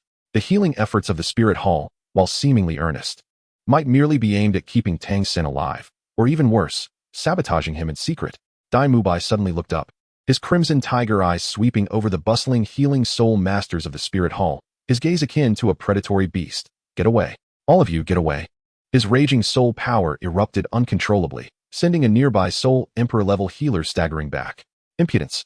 The red-clad bishop guarding the area darkened his expression, the oppressive aura of a tidal Douluo instantly enveloping the scene. Should there be any further interference with the treatment, it would be met with lethal force. The chilling intent of death hung in the air like a tangible blade, causing Dai Mubai and the others to feel as though they had plunged into an icy abyss. Resistance? Here? It was tantamount to suicide. Ning Rongrong hastily wiped her tears, the seven treasures glazed tower once again emanating a dim yet resolute light. I shall come. Father, Grandfather Jian and Grandfather Gu must have a solution. She turned to Flander, her eyes glimmering with the last flicker of hope. Dean, I implore you to contact the Seven Treasures Glazed Tile School. Only the secret healing soul techniques and rare treasures from the sect can possibly save Xiao San. Flander, grasping onto this lifeline, immediately retrieved a specially crafted communication soul guide, recklessly infusing it with soul power despite the exhaustion. A faint multicolored light shot skyward, piercing through the soul power barrier of the quiet chamber and soaring into the heavens. This was the emergency signal for aid from the Seven Treasures Glazed Tile School intended for core disciples. A desperate struggle. The cardinal in red snorted coldly, but did not intervene. The command from His Holiness, the Pope, was clear. Temporarily spare Tang San's life to lure out the big fish that was the Seven Treasures Glazed Tile School, which suited her intentions perfectly. Meanwhile, Deep within the spirit hall, in another more secretive chamber, shrouded by a powerful soul power barrier, the air was frigid, tinged with a faint herbal fragrance and a barely perceptible sweet, toxic scent. Douluo stood respectfully behind Ling Ye, his posture one of deference. He was still clad in his distinctive dark green robe, but the arrogance and gloom that once characterized his demeanor had vanished, replaced by a profound sense of reverence and submission. His aura was more subdued than before, subtly radiating a vigorous and harmonious essence, indicative of the healing of his ailments and the enhancement of his soul power. Evidently, Ling Ye had not only fulfilled his promise to cure him of the poison, but had likely bestowed upon him unimaginable benefits. Perhaps the refinement of chaotic breath or the essence of divine herbs. My lord, at Shrek, Tang San is gravely injured and near death. The Seven Treasures Glazed Tile School may intervene. Douluo's voice was hoarse and low, tinged with inquiry. Ling Ye stood with his back to him, gazing out of a vast soul-guide crystal window. The view was not of a scenic landscape, but rather a live projection of Shrek's members desperately struggling in the medical chamber below. Tang San's dire condition in the life support pod, Ning Rongrong's distress signal, Lu Erlong's frenzy, and Dai Mubai's humiliation, everything was laid bare before him. Just the dying wails of a buffoon. Ling Ye's voice was devoid of emotion, his tone flat and unperturbed. Would Ning Fengji, that old fox of the Seven Treasures Glazed Tile School, truly invest such resources for this son-in-law? A cold smile crept upon his lips. My lord, your insight is unparalleled.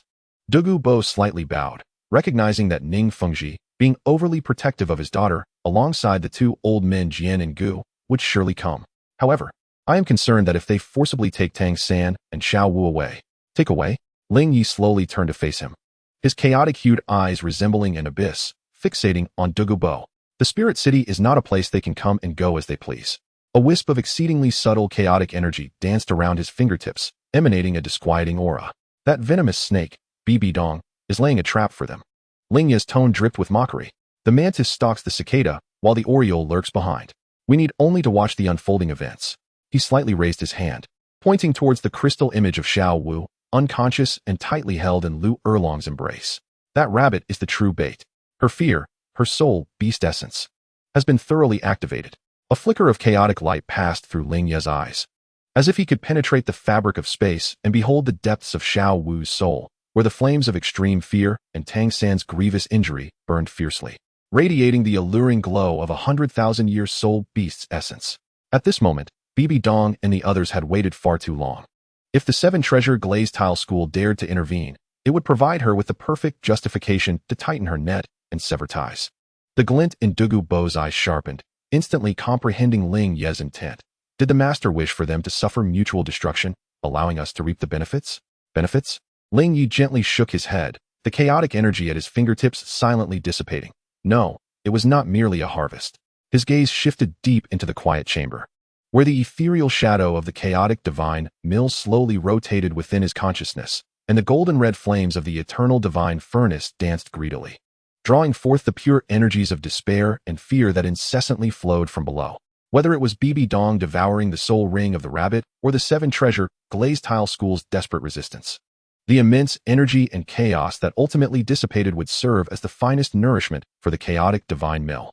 The restoration of the eternal divine furnace required a grand offering.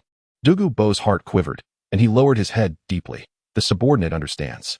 Everything will adhere to the master's arrangement. He felt no shred of pity for Shrek anymore, only profound awe for Ling Ye's unfathomable strategies. It turned out that the master allowed Shrek to struggle, even aiding them in attracting the Seven Treasure Glazed Tile School, all to stir the waters further, luring in a greater catch, ultimately to ensnare them all, transforming them into sustenance for his growth. Go forth, Ling Ye directed, redirecting his gaze to the crystalline screen, fixing it upon Xiao Wu's pale, terrified face, his expression indifferent as he focused intently on that rabbit. At this critical juncture, I shall not permit anyone to disturb my harvest. Understood.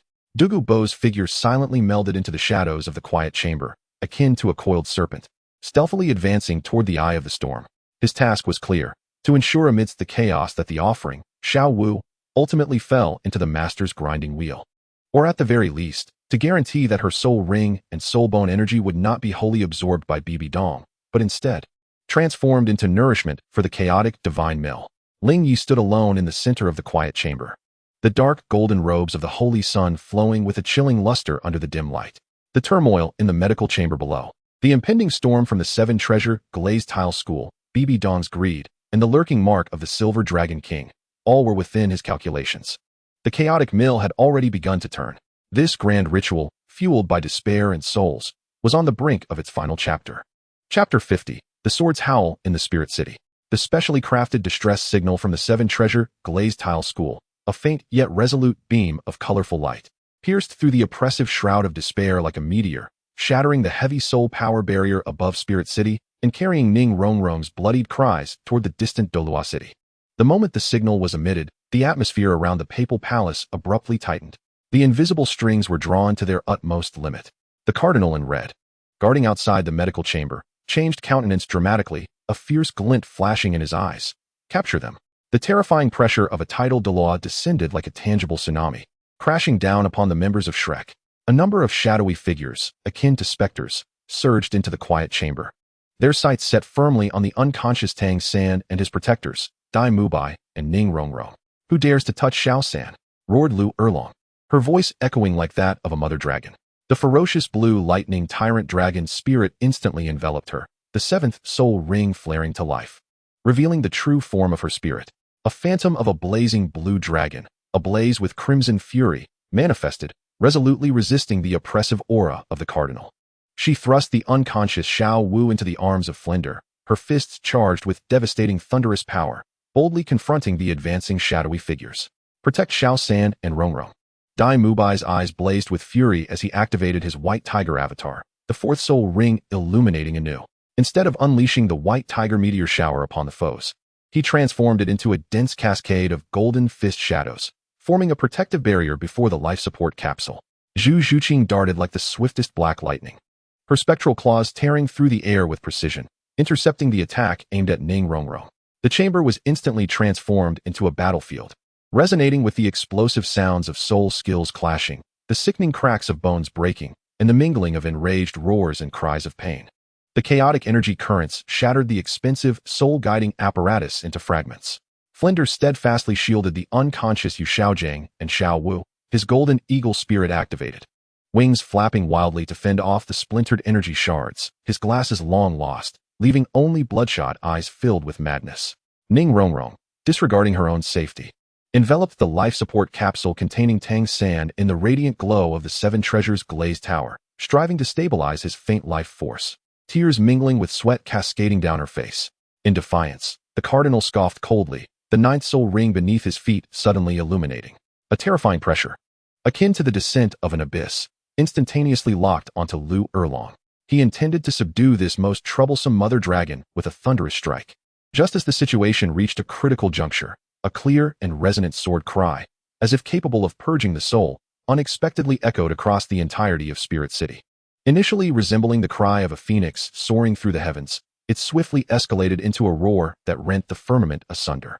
An overwhelming, pure, and razor-sharp sword intent, like an invisible colossal blade, severed the formidable pressure and soul power barrier engulfing the Spirit Palace. Who dares to harm the people of my Seven Treasures Glazed sect?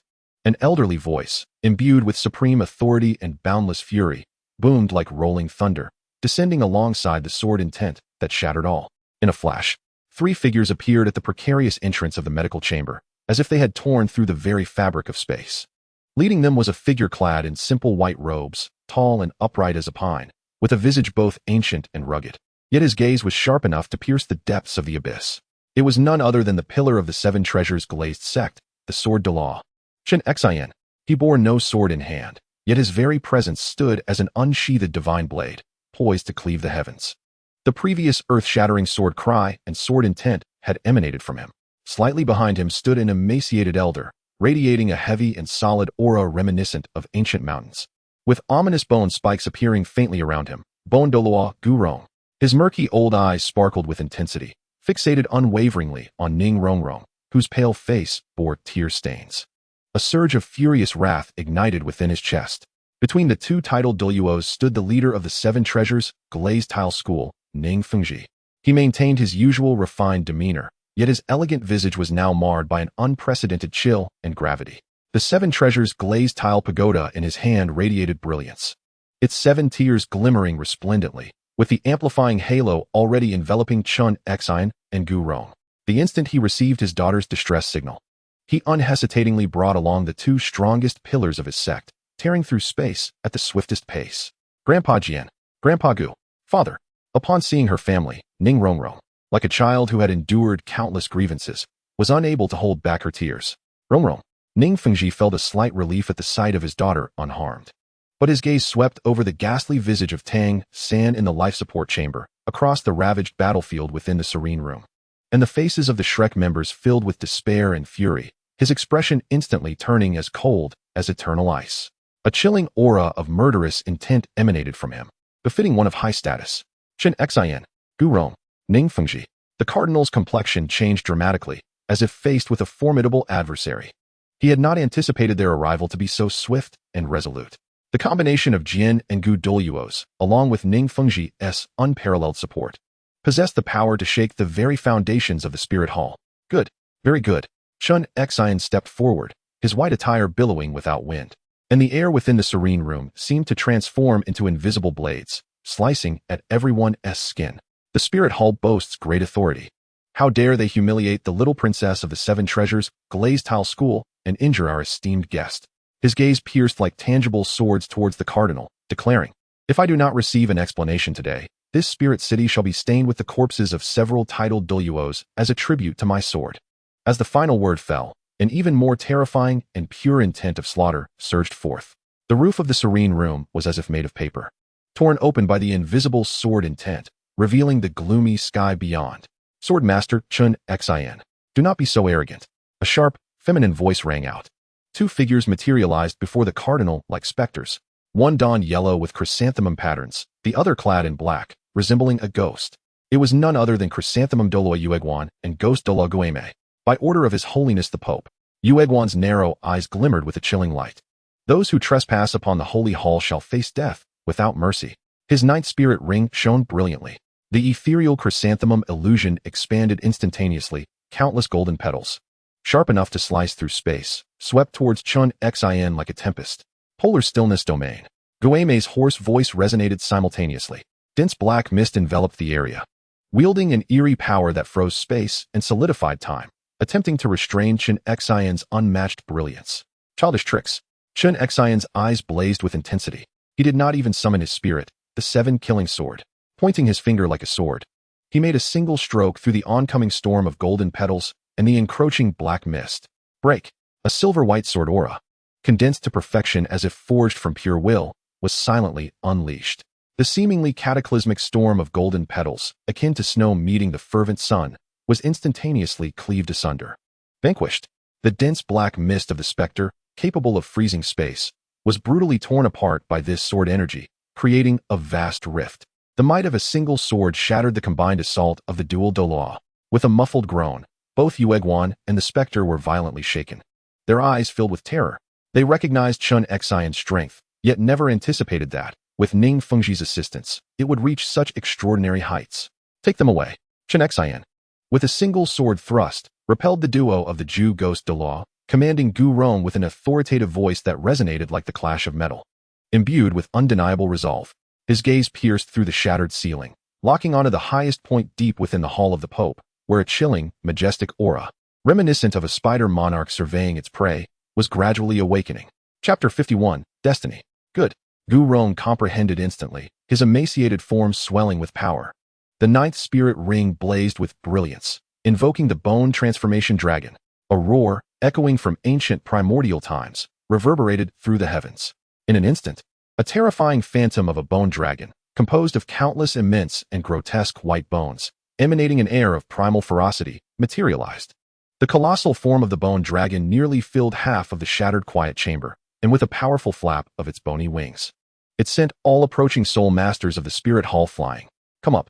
Gu Rong's voice emanated from the dragon's maw, resonating with a metallic clangor. A massive bony claw descended, cautiously lifting Ning Rongrong, while the other claw swept towards the life pod in Flanders, Lu Erlong, and the others. "Go." Ning Fengji decisively commanded. The radiance of the seven treasures glazed tile pagoda surging to its zenith, casting multiple beams of enhancement precisely upon the bone dragon. In an instant, the dragon's aura soared once more. With a thunderous roar, the bone dragon unleashed its might, and its vast wings vibrated violently. The sturdy walls of the quiet chamber crumbled like paper, debris scattering everywhere. The bone dragon, carrying its passengers, surged forth like a primordial beast breaking free from its confines, soaring skyward toward the direction of the Soul City. "Stop them!" The cardinal bellowed fiercely. The alarms within the Soul City blared instantly. Countless powerful auras of soul masters soared from all directions, swarming towards the colossal bone dragon like a horde of locusts. Brilliant soul techniques bombarded the dragon like a torrential downpour. "Humph!" Qian Renxue scoffed coldly, stepping forth from the shattered quiet chamber, standing in the void. Facing the onslaught of soul masters from the spirit hall and the dense rain of soul techniques, his gaze was as frigid as eternal ice. The 7-kill sword was finally unsheathed. No earth-shattering radiance accompanied it. Merely an ancient longsword appeared in his grasp. Yet, at the instant the sword touched his hand, Qian Renxue's entire demeanor transformed. No longer a mere man, he embodied a transcendent divine sword capable of cleaving the heavens. An overwhelming intent to obliterate all, asserting his supremacy, enveloped the skies above the Soul City. The clouds were forcibly parted by this sword intent. Domain, 7 kills. Qian Renxue intoned softly. The 7 kills soared effortlessly, slicing forward. A resonant hum reverberated as a vast domain, purely composed of boundless sword intent, unfurled in an instant. Within the domain, sword energies intertwined and danced with ferocity. All soul techniques that invaded the domain, regardless of their strength, were mercilessly strangled into the most primal soul power particles by the omnipresent and fierce sword aura. The dozens of soul saints and soul Douluos from the spirit hall, leading the charge, could not even utter a cry before their bodies were sliced into a mist of crimson by the invisible sword energy, as if a torrential rain of blood had fallen. One sword opens the domain. All methods become void. Qian Renxue, Zhu Douluo Guan, and Ghost Douluo Mei, filled with rage, joined forces once more to assault. The miraculous chrysanthemum and the ghostly shadow attempted to breach the 7-killing domain. "Get away!" Qian Renxue's eyes sharpened, as the 7-killing sword transformed into a silver beam that tore through the heavens, directly targeting the two. Wherever the sword aura passed, the space was left with an indelible, dark fissure. The terrifying battle of tidal Douluos erupted thunderously above Spirit City. The sword energy surged, the chrysanthemum shadows filled the sky, and the cries of the ghostly echoed. A violent energy storm swept in all directions, shredding the buildings below as if they were mere toys. The entire Spirit City trembled. Seizing this fleeting opportunity, the Bone Dragon, with the full support of Ning Fengji, braved the sporadic attacks and energy shockwaves like a pale meteor, madly breaking through towards the outside of the city. Upon the back of the Bone Dragon, Flender held the unconscious Yu Xiaojiang, while Lu Erlong tightly protected the still twitching Xiao Wu, haunted by nightmares. Dai Mubai and Zhu Zhuqing stood guard by the life support pod, watching the faintest signs of life from Tang San within, their hearts torn with anguish. Ning Rongrong leaned over the massive skull of the Bone Dragon, the light of the 7 treasure glazed tile illuminating the life support pod, her small face as pale as paper, filled with fear and deep concern. The enormous Bone Dragon, under the command of Bone Douluo Guiyong, exuded a powerful pressure, resisting the external onslaught, yet his gaunt face bore a grave expression. The breakout had only just begun. The icy aura deep within the Hall of Spirits locked onto them like a venomous serpent. "Fengji, be careful." Guiyong suddenly let out a low growl. A highly subtle yet lethally sharp dark green light, akin to a venomous snake lurking in the shadows, shot out from an inconspicuous tower below without warning. Its speed surpassed the limits of sight. The target was none other than Ning Fengji, who was fully aiding the Bone Dragon atop its back. The timing, angle, and ferocity were all exquisitely calculated. Clearly, it was a premeditated assassination. "Daddy!" Ning Rongrong screamed in terror. Ning Fengji's pupils constricted. Most of his focus was on assisting Gu Yong and sustaining Tang San's life. He had no time to mount an effective defense against this sudden, insidious ambush. He could even sense the potent poison within that dark green light, capable of corroding the soul power of a tidal Douluo. At this critical moment, a sudden change occurred. A minute yet profoundly controlling spatial fluctuation, like an invisible ripple, precisely swept across the lethal dark green light. The lightning-fast, venomous ambush collided with an imperceptible and indestructible spatial barrier just a mere 3 feet from Ning Fengji's back. A clear yet eerie sound echoed. The emerald glow shattered like a poisoned needle striking iron, dispersing instantly. A surge of cold, ruthless power rebounded along the dissipating light. "Humph!" From the shadow below came an extremely faint, muffled groan, laced with astonishment and pain. A silhouette of deep green, akin to a startled serpent, swiftly recoiled into the depths of the shadow, vanishing from sight. An ambush thwarted by the power of space. Ning Fengji, shaken to his core, felt cold sweat soak his back in an instant. He abruptly turned, his gaze scanning the chaotic sky and the desolate ruins of the spirit city below with uncertainty. Who was it? Who had struck from the shadows? Friend or foe? That power of space, cold, indifferent, and aloof. How familiar it felt. On the bony dragon's back, the unconscious Xiao Wu trembled violently. As if sensing something, her tightly shut eyelids fluttered, her eyes rolling frantically beneath. At her neck, the deeply concealed void scar pulsed subtly. Like a disturbed serpent, a vague, indescribable fear and agitation, originating from the depths of her bloodline, compelled her to emit a faint whimper akin to that of a young beast, even in her stupor. The bony dragon, carrying the group, finally burst forth from the colossal gates of the spirit city, a symbol of the supreme authority of the spirit hall, under the protection of Qian Renxue's earth-shattering 7 kills sword chi. However, at the very moment they breached the gates, a chilling, commanding presence, imbued with the terrifying will to control all, descended like an awakened ancient beast from the highest point of the papal hall. A resplendent figure clad in a radiant golden papal robe, wielding the Spider Emperor's scepter, appeared silently above the spirit city. At the heart of the battlefield where Qian Renxue and the dual-souled Douluos were locked in fierce combat, her gaze pierced through the fabric of space. Disregarding Qian Renxue's formidable 7 kills sword chi and the retreating bony dragon, landing precisely, greedily upon the curled-up figure of the pink-clad girl, trembling in the embrace of Lu Erlong, still unconscious.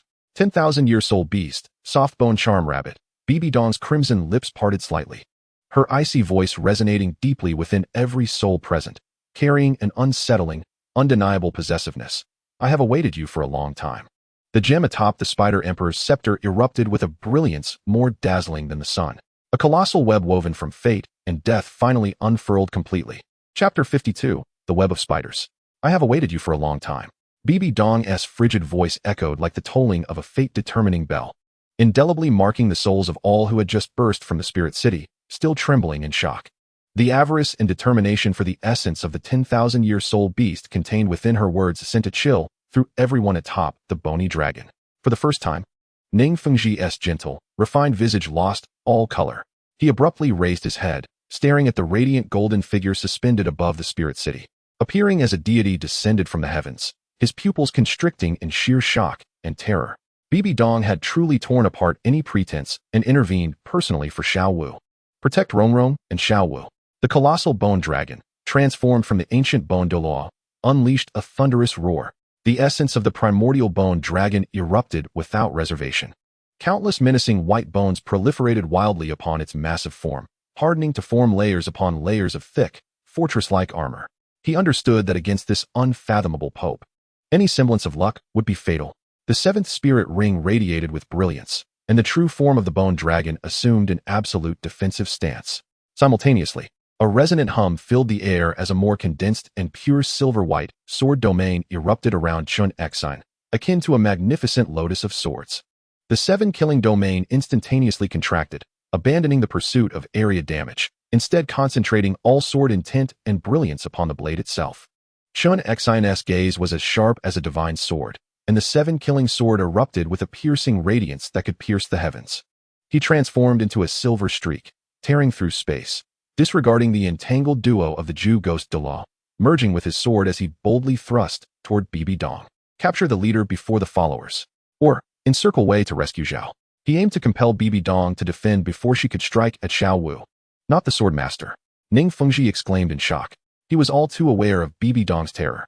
Yet, Qian Renxue's sword had already been thrust forth, unwavering in its advance. Faced with Qian Renxue's astonishing sword capable of piercing through divinity and demons, Bibi Dong's exquisite visage remained expressionless, save for a fleeting glimmer of icy mockery in her unfathomable purple-gold eyes. She did not budge an inch. With extreme elegance, she simply waved her right hand, which gripped the Spider Emperor's staff, as if brushing away dust in the direction of Qian Renxue's oncoming strike. A terrifying wave of indescribable energy, emanating from the very fabric of spatial laws, suddenly expanded from Bibi Dong's center. The space before her appeared to transform into an amber-like substance, thick and heavy 1,000,000 times over. Qian Renxue's earth-shattering sword, which could rend space, abruptly stagnated 100 yards from Bibi Dong, as if it had collided with an invisible, sighing wall. The silver sword light flickered violently, pushing forth with a shrill, teeth-grating friction. The space ahead of the sword tip was forcibly torn, revealing dark cracks. However, the spread of those fissures could not keep pace with Qian Renxue's advance. It was as though he was piercing not through air, but through solidified celestial iron. Space solidified. For the first time, a look of horror crossed Qian Renxue's ancient countenance. He sensed that his invincible seven-killing sword intent was now ensnared in an endless, chaotic quagmire. With every inch gained, it consumed tenfold the soul power previously required. The might of the solidified space was vast as the ocean and heavy as the mountains. It was pure, absolute mastery over the laws of space, far surpassing any spatial soul skill he had ever encountered. At the pinnacle of tidal Douluo, the comprehension of such rules is beyond imagination. Bibi Dong's cold voice, laced with indifference, resonated like a deity's decree. Her outstretched hand slowly curled its fingers. As her fingers gathered, the viscous, solidified space before Qian Renxue abruptly compressed inward, collapsing. It was as if an invisible, colossal mill of immense weight was mercilessly grinding against that silver sword light. Boom! A thunderous sound, reminiscent of colliding stars, erupted in the sky. The astonishing strike, a culmination of Dust Heart's lifelong mastery of swordsmanship, was mercilessly shattered. The chaotic onslaught of sword energy surged forth like a raging torrent, scattering in all directions. Dust Heart let out a muffled groan, his body uncontrollably hurtling backward, while the seven-killing sword emitted a mournful tremor, its radiance dimming in an instant. He fought to stabilize himself, a trickle of blood escaping from the corner of his mouth, his sword-wielding hand trembling slightly, his eyes filled with disbelief and horror. Just one move.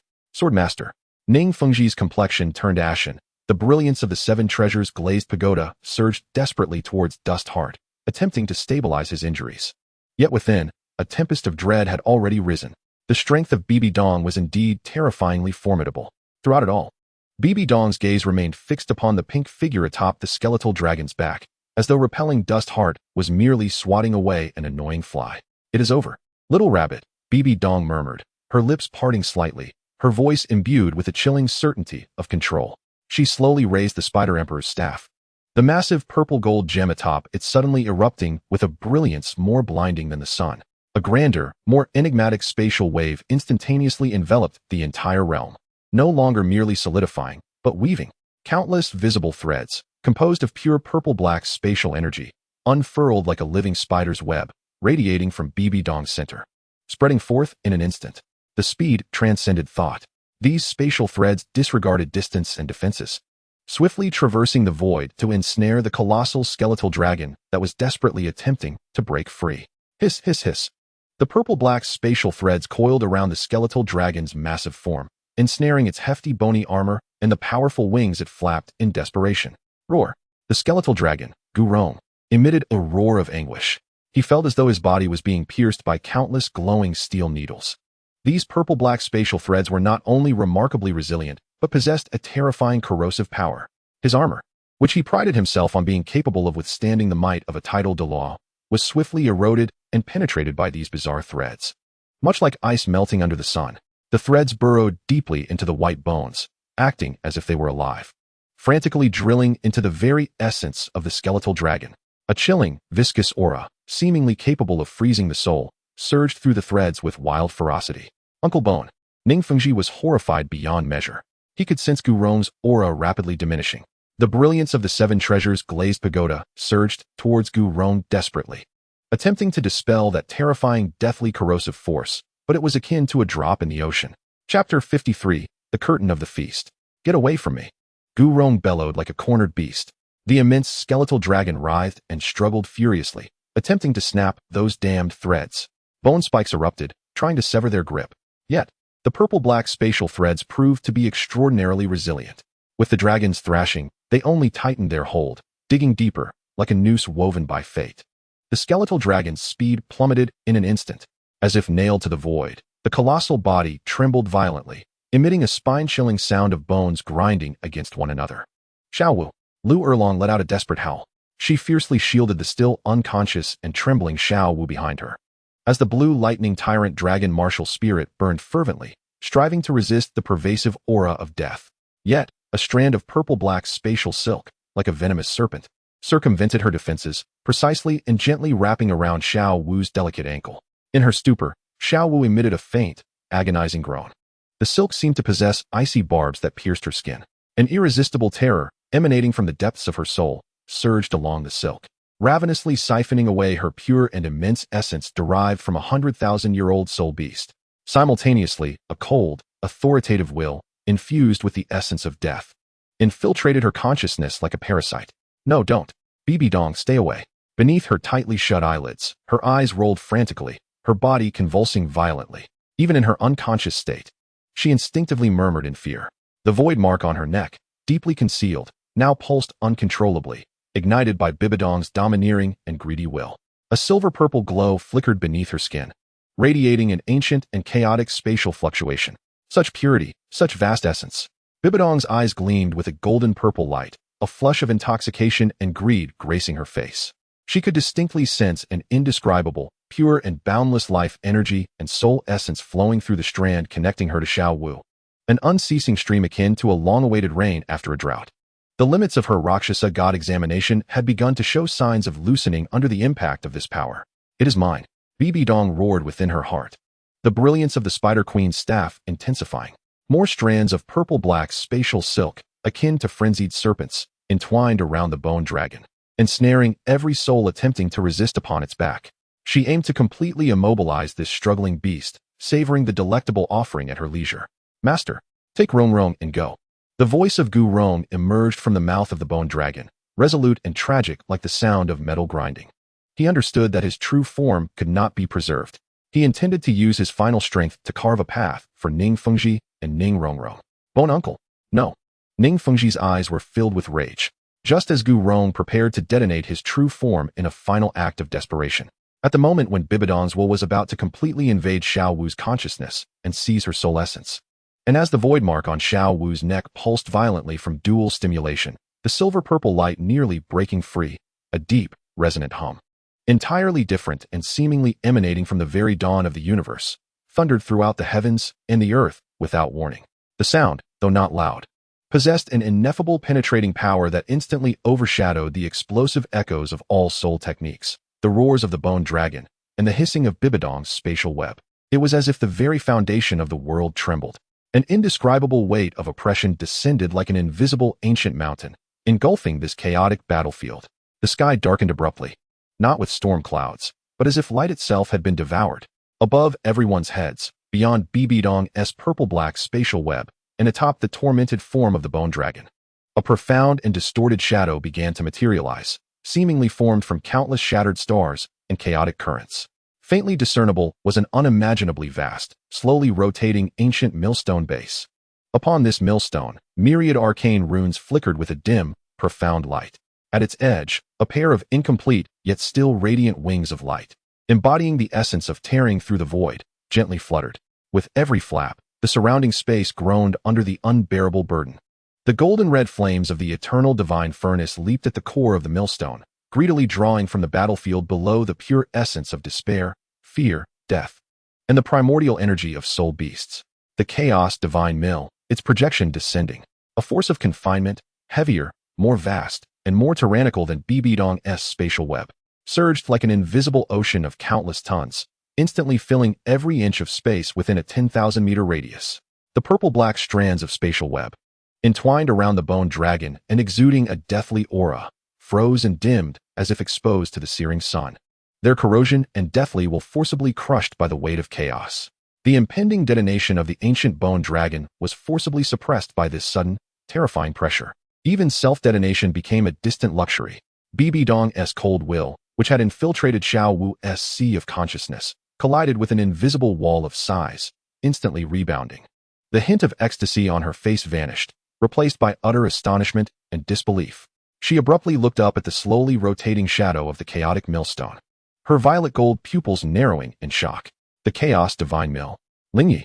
For the first time, Bibi Dong's voice lost its commanding calmness. Laced with uncertainty and icy fury, he had chosen to reveal himself at this moment. Moreover, the pressure and power far exceeded her expectations. On the back of the bone dragon, the unconscious Xiao Wu trembled violently. The pulsation of the void scar on her neck reached an unprecedented frequency. Silver-purple light flickered wildly, nearly bursting forth. A faint, chaotic, yet anciently majestic wave of spatial energy, tinged with an odd excitement, uncontrollably emanated from her. In that moment, the chaotic battlefield fell into an eerie silence. All eyes were filled with profound shock, fear, and bewilderment, directed towards the sky. Beneath the slowly rotating shadow of the chaotic grinding disk, where stood a tall figure clad in dark golden robes of the holy sun, appearing as if summoned from the void. Ling Ye stood aloof in the emptiness, his hands clasped behind him, with swirling chaotic energies beneath his feet. He cast a calm gaze downward, surveying Bibi Dong, ensnared by the oppressive chaos, the struggling bone dragon, and the horrified onlookers clinging to its spine, ultimately resting upon the frantically shimmering silver-purple mark at Xiao Wu's neck. A chilling, gradual smile unfurled at the corners of his mouth, devoid of warmth, embodying an indifference that signified dominion and the final judgment upon his prey. My grinding disk, Ling Ye's voice echoed like a whisper from the abyss, resonating within the depths of every soul ensnared by the chaotic pressure. Who would dare to intervene in the harvest? The chaotic disk turned silently, unveiling the curtain of the final feast with his own hands. Chapter 54, The Scar of the Void. The chaotic grinding disk traversed the void, its trajectory heavy as the tomb of ancient stars, pinning Bibi Dong's expansive purple-black web into the frozen space. With a piercing sound, the intertwined strands of fate gradually snapped and vanished, transforming into drifting shadows of light. The immense form of the ancient Banyan's bone dragon was forcefully pressed to the earth by the unseen might of the grinding disk. Its skeletal frame marked by webs and the imprints of chaotic pressure, groaning under the unbearable weight, until the anguished roar of the dragon was utterly crushed, sinking into a silent mire. At the center of the disk, Ling Ye remained unyielding in his dark golden robes, undisturbed by the gale that could rend steel. His gaze, cold as the blade of millennial-old ice, pierced through the tumultuous energy currents and pervasive despair below, precisely locking onto the frantically pulsating silver-purple mark at Xiao Wu's slender neck. Had the scar of the void finally reached its critical point? Before the whisper dissipated in the still air, a primal and ancient draconic aura surged forth from the depths of the starry forest, piercing through the barriers of endless space like an invisible hammer, crashing into this battlefield on the brink of collapse. A brilliant silver-purple light erupted from Xiao Wu's neck, transforming from a mere mark into a rift that tore reality itself, greedily consuming light and emitting a chilling hiss that froze the very soul, akin to a venomous serpent rising from the abyss. Bibi Dong's stunning visage twisted in fury, her malevolent aura boiling around her. Grasping the Spider Emperor's scepter, she fiercely thrust it towards the heavens, divided by chaos and silver-purple light. Her piercing scream ripping through the leaden clouds. Ling Ye, how dare you? The chaotic torrent clashed violently with the silver radiance of the rift, tearing and biting. Ling Ye stood at the center of this vortex of destruction. Within his indifferent pupils, the golden-red flames of the eternal divine furnace danced wildly, signaling a ravenous hunger for the surging sustenance below. His fingers, poised above the grinding disk, suddenly clenched inward with a suddenness reminiscent of a decree, cold and merciless. Divine grinder, soul crusher. A resonant hum filled the air. Suspended in the azure firmament, the ethereal visage of the chaotic grinding disk suddenly coalesced for an instant, its ancient runes radiating an eerie luminescence. An ineffable, soul-crushing force, impervious to the barriers of flesh and spirit, surged towards the silver-purple rift, towards its source, the unconscious form of Xiao Wu, and towards the will that lurked here, peering through the imprints. It descended with unrelenting ferocity. In the life pod, the near-lifeless body of Tang San abruptly arched, akin to a fish out of water convulsing violently. The bones shattered, emitting a cacophony of chilling cracks, as if countless invisible grinding discs were pulverizing his dwindling vitality. Dark crimson blood gushed from his ruptured skin, only to freeze instantly under the pervasive, frigid pressure of the chaotic disc, solidifying against the transparent walls of the pod and cascading downwards, forming sharp, grotesque ice crystal formations. Xiao San, Dai Mubai's eyes widened in a frenzy, his golden hair wild like a lion's mane.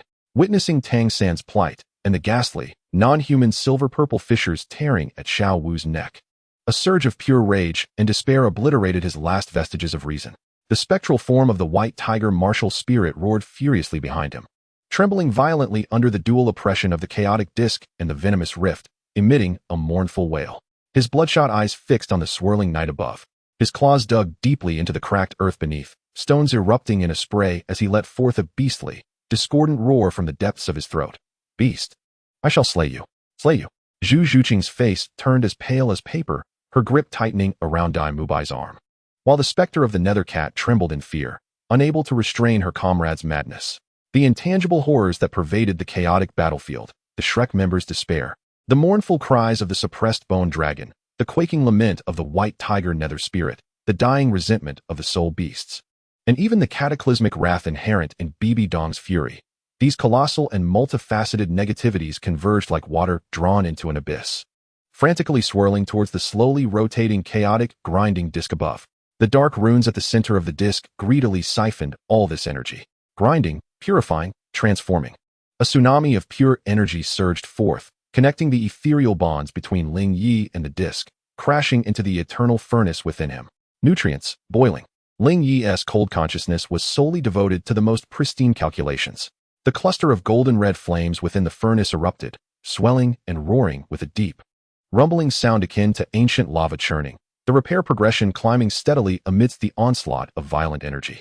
The dim, ancient patterns on the furnace walls greedily absorbed this power, as if the cracked earth were drinking in a nourishing rain, each restoration amplifying the gravitational pull, drawing the despair and terror from the battlefield into a more frenzied consumption. He could distinctly hear the furnace's hungry hum, a greedy roar awakening after eons of silence, subtly intensifying the grinding force of the disk. Humph! From the depths of the silver-purple rift, as if transcending endless time and space, a cold, peculiar melody of a hum resonated. This sound did not echo in their ears, but reverberated directly within the very souls of all present. Imbued with the indifference of the dragon race as they gazed upon mere ants, intertwined with a hint of offended curiosity. In the heart of the great forest of stars, within the crystal palace of the Lake of Life, the enormous water mirror trembled violently. The scene of Ling Ye activating the divine millstone of souls twisted and flickered within it. Gu Yuna, her silver hair cascading like a waterfall, gazed intently at the chaotic force grinding souls and the insatiable anomaly drawn in by the eternal divine furnace. Her slender, jade-like fingertips casually traced the mirror's surface. Where her fingers passed, instead of ripples, there appeared minute, yet tangible fissures in space, resembling a black spider's web spreading across the crystal, emitting a hissing sound of annihilation. Chapter 55, Anomaly. Chaos, Space, Intriguing Toys. Her whispers resonated like the lingering echoes of a dragon's roar, reverberating throughout the silent palace. In the depths of her violet eyes, the indifferent figure of Ling Ye and the frenzied, energy-devouring shadow of the millstone reflected, a pure and almost predatory greed slowly surfacing. This was not merely a thirst for power. It resembled a dragon discovering a radiant treasure, an innate desire for possession awakening within her. As her fingertips traced the cracks in the water mirror, they deepened and elongated abruptly, akin to her yearning for control that had been stirred within. Having grown sufficiently strong, it was time to ensnare. As her thoughts swirled, the silver-violet light converging at her fingertips suddenly became profound and viscous, akin to liquid stars, silently pressing towards Ling Ye's direction through the endless space. On the battlefield, an abrupt transformation occurred. The silver-violet fissures around Xiao Wu's neck, previously suppressed by the chaotic power of the millstone and entangled with Bibi Dong's threads, dramatically expanded several times. The edges of the fissure no longer flickered with light, but transformed into a tangible, viscous liquid flowing with starlight, as if the flesh and blood of a living creature writhed and proliferated. The form of the poisoned serpent from the rift instantly solidified, its head raised high. Icy vertical pupils composed entirely of shattered fragments of space, fixating intently on Ling Ye at the center of the millstone. A piercing shriek erupted from the serpent's mouth, penetrating the soul. No longer was it the roar of energy, but rather the lament of space itself being forcibly torn and distorted. A silver-violet beam, distilled to perfection, erupted like a breath of destruction from the deepest part of the rift, disregarding distance and the remnants of Bibi Dong's webs. Propelled by Gu Yuna's will that traversed space, fiercely hurtling towards Ling Ye. Where the beam passed, space was carved into an irreparable chasm, exuding an ominous aura of annihilation. Before the beam arrived, the horrific pressure emanating from the Silver Dragon King's essence descended like tangible shackles. Behind Ling Ye's right shoulder, the already incomplete Chaos Void Wing, which had only partially healed its cracks, suddenly sank. The silver-gray spatial runes freshly healed upon the wing's bones flickered violently, crackling under the unbearable weight, as if they would shatter once more at any moment. The spatial ripples transformed from submissive obedience into a violent maelstrom, frantically tearing at the wing membranes, attempting to force him down from the center of the millstone. Impudence! Bibi Dong's furious roar erupted almost simultaneously with the silver-violet beam. Her stunning visage twisted in response to Gu Yuna's audacious intervention, her murderous intent as a Rakshasa intertwining with the authority of a pope, manifesting a terrifyingly sinister expression. The 8 menacing spider spears behind the true form of the spider monarch suddenly tensed, their tips simultaneously unleashing a viscous, ink-like purple-black radiance. This luminescence did not target Ling Ye directly, but rather, it entwined with the silver-purple beam that was tearing through the very fabric of space with the swiftness of lightning. The Rakshasa soul devouring threads.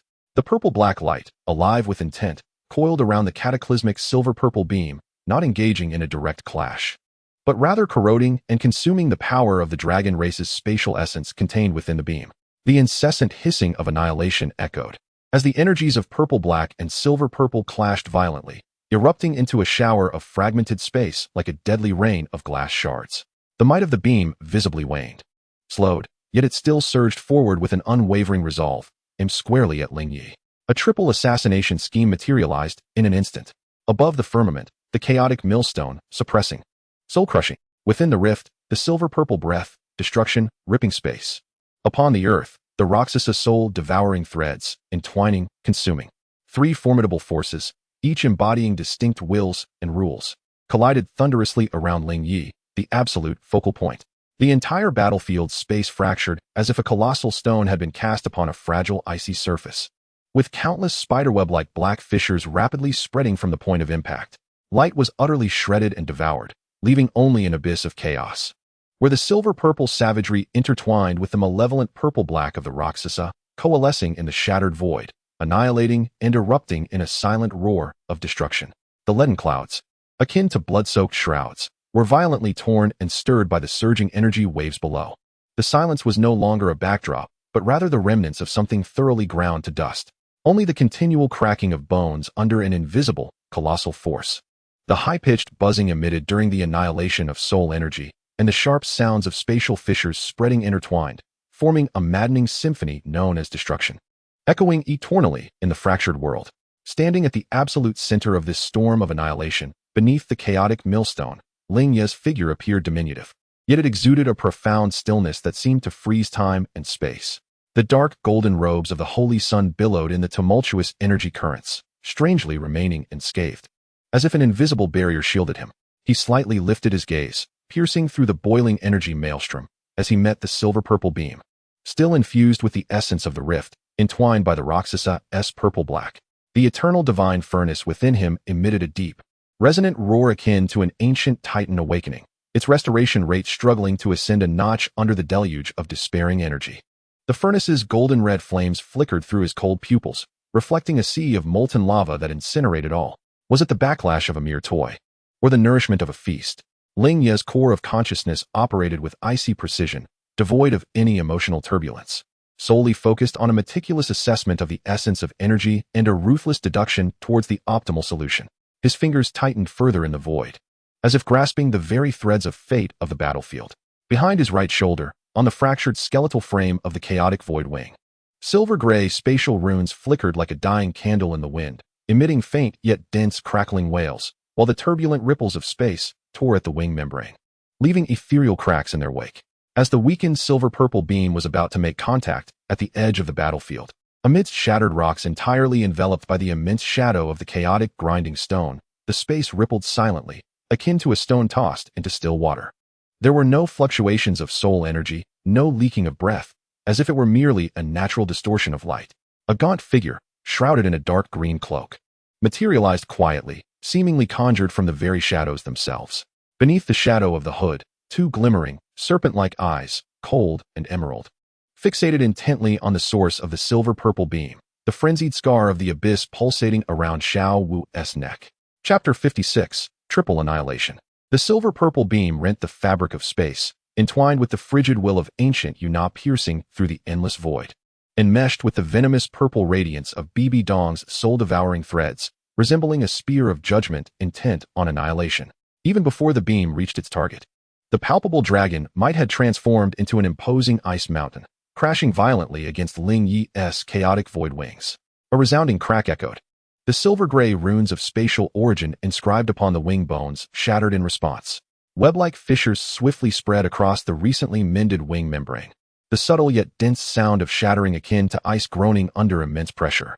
The already damaged right wing quaked violently. The spatial ripples sustaining Ling Ye's suspension were instantly thrown into chaos, transforming into invisible blades of spatial turbulence that cut mercilessly. The edges of the wing membrane were torn open with several illusory gashes, silver-gray motes of light dispersing like stardust.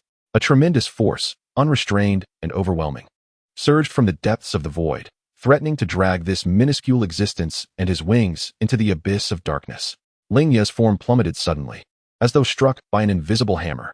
The solidified spatial winds beneath him groaned under the unbearable weight, and the web-like cracks rapidly expanded. In this dire moment, a hum resonated. Within the eternal divine furnace, a cluster of golden-red flames erupted with blinding brilliance. The ancient patterns on the furnace walls, recently restored by despairing energy, flickered frantically as a scorching, domineering power, capable of melting the very fabric of the void, erupted explosively from Ling Ye's core. The wall of the eternal furnace, a semi-transparent sphere, flowing with molten golden-red patterns, was instantaneously formed. This domain was not merely a simple barrier of soul energy. It resembled a furnace core projection forcibly pressed from another dimension, radiating the searing heat of annihilation and an indomitable ancient will. Boom. The destructive beam entwined with the breath of the abyss and Bibi Dong's soul-devouring threads collided forcefully with the golden-red furnace wall. There was no deafening explosion, only a chilling silence that froze the soul, a piercing cry of energy annihilation to the extreme. The silver-purple and purple-black torrents of energy, akin to comets crashing into a stellar core, were consumed and dissolved by the flowing golden-red patterns the moment they made contact with the wall. The leading edge of the beam disintegrated, vaporized, transforming into a tumult of boiling energy that dispersed into the ether. The golden-red patterns on the surface of the wall surged, as if molten lava solidifying in the cooling process, dissipating the impact of the attack layer by layer and guiding it into the projection structure of the entire chaotic grinding stone. The eternal divine furnace emitted a deep yet exhilarating roar within Ling Ye's body, its repair level flickering upward with difficulty and clarity, reaching 95. Could it truly refine the essence of spatial origins? Before the water mirror, Gu Yuna's violet eyes flickered with genuine astonishment. The motion of her fingertips, which had split the water mirror, momentarily paused. She keenly sensed that her attack, powerful enough to rend an ordinary title Douluo, had been forcibly absorbed by that peculiar furnace domain to a significant extent. This was far beyond the known power system of the Douluo continent. Intriguing, exceedingly intriguing. The moment of surprise was swiftly replaced by a more fervent greed. The silver-purple radiance coalescing at her fingertips ceased its probing and suddenly became profoundly deep and viscous, akin to a liquid star core, pressing down fiercely upon Ling Ye's figure reflected in the water mirror once more. On the battlefield, the silver-purple glow emanating from the rift mark on Xiao Wu's neck surged dramatically. The shadow of the rift-poisoned serpent coalesced with startling intensity, its jaws agape, as a second wave of even more refined and concentrated destructive beams, infused with traces of black void essence, brewed ominously. The serpent's gaze was fixed firmly on Ling Ye's silhouette beyond the furnace domain's barrier, its cold vertical pupils embodying pure destruction. A desperate struggle ensued. Bibi Dong's furious shout carried a barely perceptible hint of disbelief. She could not fathom how Ling Ye could withstand Gu Yuna's wrathful strike so effortlessly. Nor could she tolerate seeing her prey coveted by another. The 8 spider spears behind the true form of the Spider Empress stood rigid as javelins, their tips gathering purple-black radiance to an extreme, exuding a malignant aura that could decay the very fabric of space. The overwhelming force of the Rakshasa surged forth, with 8 rays solidified to a material essence, entwining countless anguished souls, resembling 8 venomous dragons from the depths of hell.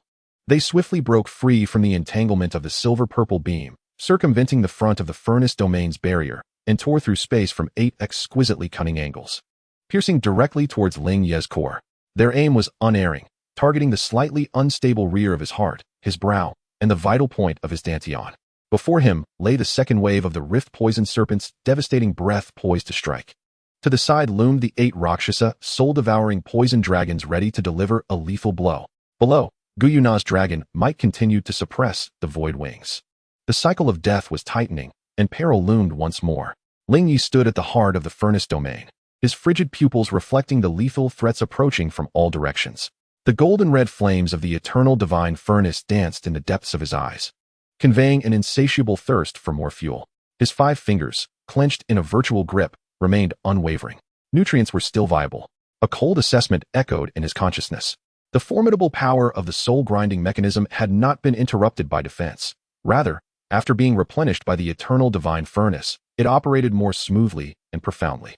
That invisible grinding force acting on the soul level surged forth like an unseen deep-sea current, rushing towards the battlefield below. Inside the life support chamber, Tang San's convulsions reached their peak. His body, under the influence of the invisible grinding force, felt as though it were being kneaded by an unseen giant hand, each spasm accompanied by the harsh sound of bone fragments grinding against one another.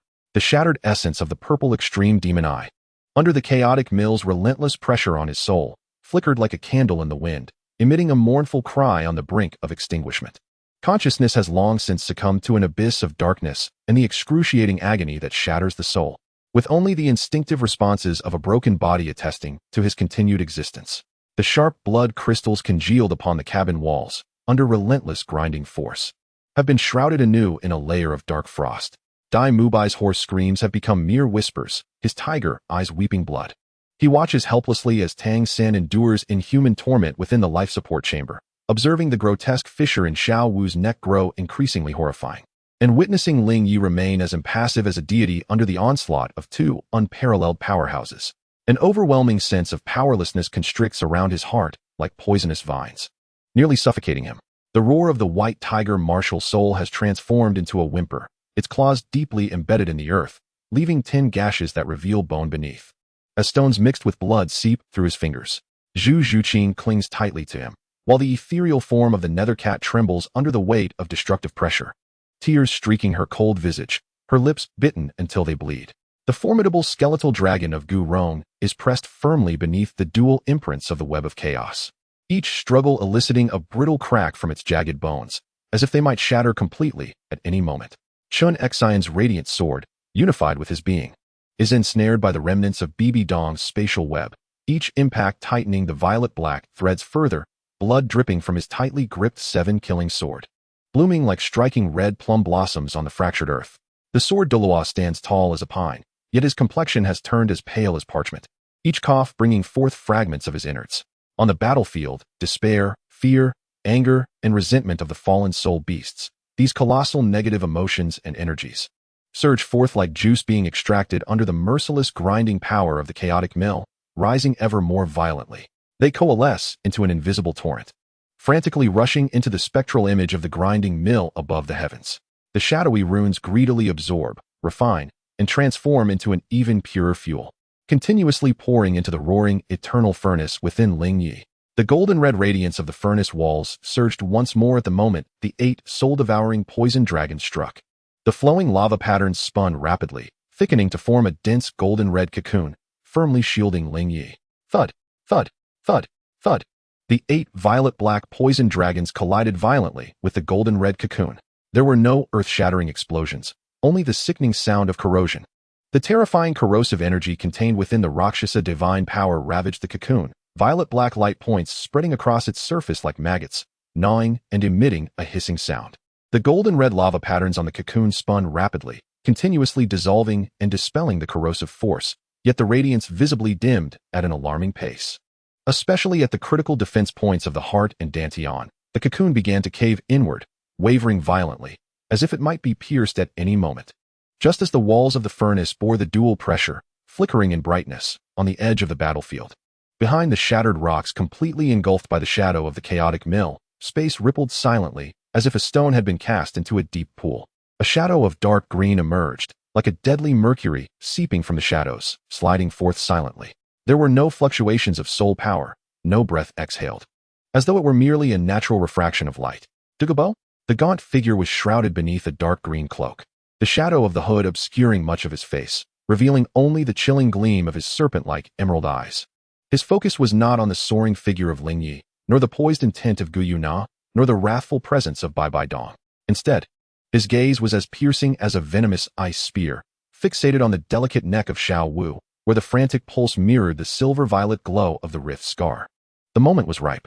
At the instant when the rift's venomous serpent lifted its head, ready to unleash its second breath of destruction. At the moment when Ling Ye's furnace barrier was restrained by Bibi Dong's 8 soul-devouring poison dragons, in the dimmest flicker of light. At the chaotic crescendo of the chaotic grinding wheel extracting negative energy from the battlefield, at the most turbulent juncture of spatial fluctuations. His skeletal hands, resembling ghostly claws, shot forth like lightning from beneath the cloak. The tips of his 10 fingers coalesced not with dark green toxic mist, but with 10 profoundly deep singularities, seemingly capable of devouring light itself. Each singularity was cloaked in nearly invisible, twisting emerald toxin patterns, a poison of space. Emerald, spatial barrier. A hoarse whisper, akin to a serpent's hiss, escaped from Douluo's throat. With a sudden thrust, his fingers pressed forward. Buzz. 10 shadowy spatial singularities, adorned with twisted emerald toxin patterns, disregarded the chaotic energy torrents and the solidified spatial pressure, imprinting themselves with precision into the roiling void surrounding Xiao Wu's neck, not targeting the rift scar itself, but marking the energy outlet S-node.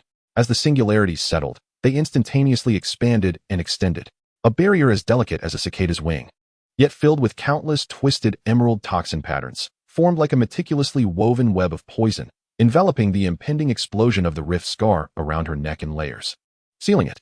The timing of this barrier's emergence was nothing short of exquisite. It coincided perfectly with the moment the rift's venomous serpent's second breath of power reached its zenith. On the brink of eruption, hiss, the apparition of the rift's venomous serpent suddenly froze. The impending beam of destruction, imbued with the essence of the void, seemed to be seized by an invisible hand, choking it at the throat. The beam swelled violently within the serpent's maw, clashing yet unable to penetrate the seemingly fragile, yet inherently toxic spatial barrier. The forcibly unleashed energy was twisted and dispersed by the barrier, redirected into the chaotic spatial torrents, with part of it even being eroded and devoured by the emerald toxin patterns. Fragments of shattered space flickered violently in the serpent's eyes, conveying Gu Yuna's fury that transcended the void. The figure of the Silver Dragon King before the water mirror leaned forward abruptly, a cold glint bursting forth from her violet eyes. She distinctly felt that her imminent devastating strike was being forcibly constricted by a cunningly sinister force, one that fused spatial confinement with toxic erosion, choking her at the throat. Though this power was far inferior to her own, it struck precisely at the most vulnerable point of her energy transmission. Gu Yuna's will pierced through the void, fueled by an overwhelming wrath provoked by an ant, sweeping towards the source of the emerald barrier with a thunderous fury. As Douluo unleashed his power to seal the rift of the abyss, in that fleeting moment, when Gu Yuna's will was forcefully restrained, Ling Ye made his move. His fingers, which had remained clenched in a loose grip, suddenly converged inward with tremendous force as Douluo's emerald barrier formed, akin to shattering a star. Chapter 57. Venomous Flame of Destruction. In the void, the venomous lure. Douluo's hoarse whisper, reminiscent of a serpent's hiss, was scarcely audible amidst the howling tempest of energy. His gnarled hands pressed forward, releasing 10 drops of viscous, gelatinous, and lethally sweet-scented emerald-hued primordial venom, which shot forth from his fingertips, as if alive. Rather than flying directly toward Xiao Wu, the venom peculiar dissolved in midair, transforming into 10 exceedingly slender emerald threads that almost merged with the chaotic backdrop of space, silently penetrating the turbulent energy currents to precisely pierce the shattered nexus of Xiao Wu's neck, from which a chaotic storm of silver and purple primordial energy surged forth. There was no earth-shattering explosion, only a chilling sound of subtle erosion that froze the marrow.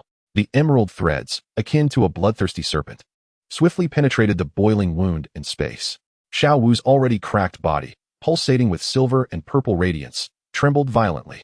From the depths of her throat erupted a wail more heart-wrenching and distorted than before, unrecognizable as human. Her hollow eyes were instantaneously filled and veiled by the emerald glow of the venom. The phosphorescent serpent king's poison, the essence of the primordial. This source of lethal venom, derived from a top-tier poisonous soul beast, had undergone a transformation after Douluo integrated the spatial power bestowed by Ling Ye. It no longer merely corroded flesh, but possessed the terrifying ability to erode energy and taint the very essence. As the venom entered her body, it was akin to 10 seeds of toxicity being sown into the core of the space channel, forcibly maintained by Xiao Wu's life and soul, leading to the void. Suddenly, a horrific transformation erupted from the silver and purple chaotic storm, previously bound by the eternal furnace's vortex and tainted by the filth of the Rakshasa. Within the backdrop of silver, purple, and chaos, countless twisted and violent emerald poison spots detonated. These spots spread and proliferated like living entities, instantly staining vast swathes of primordial currents with a murky amalgamation of emerald and silver purple. The storm's form became unstable, emitting a nauseating hissing sound of corrosion and explosive energy conflict. Countless minute, toxic shards of space, resembling shards of green glass, shattered and splintered from the storm's tumult. In the storm's core, Xiao Wu's anguished wail abruptly ceased. Her body swelled outward like an inflated balloon.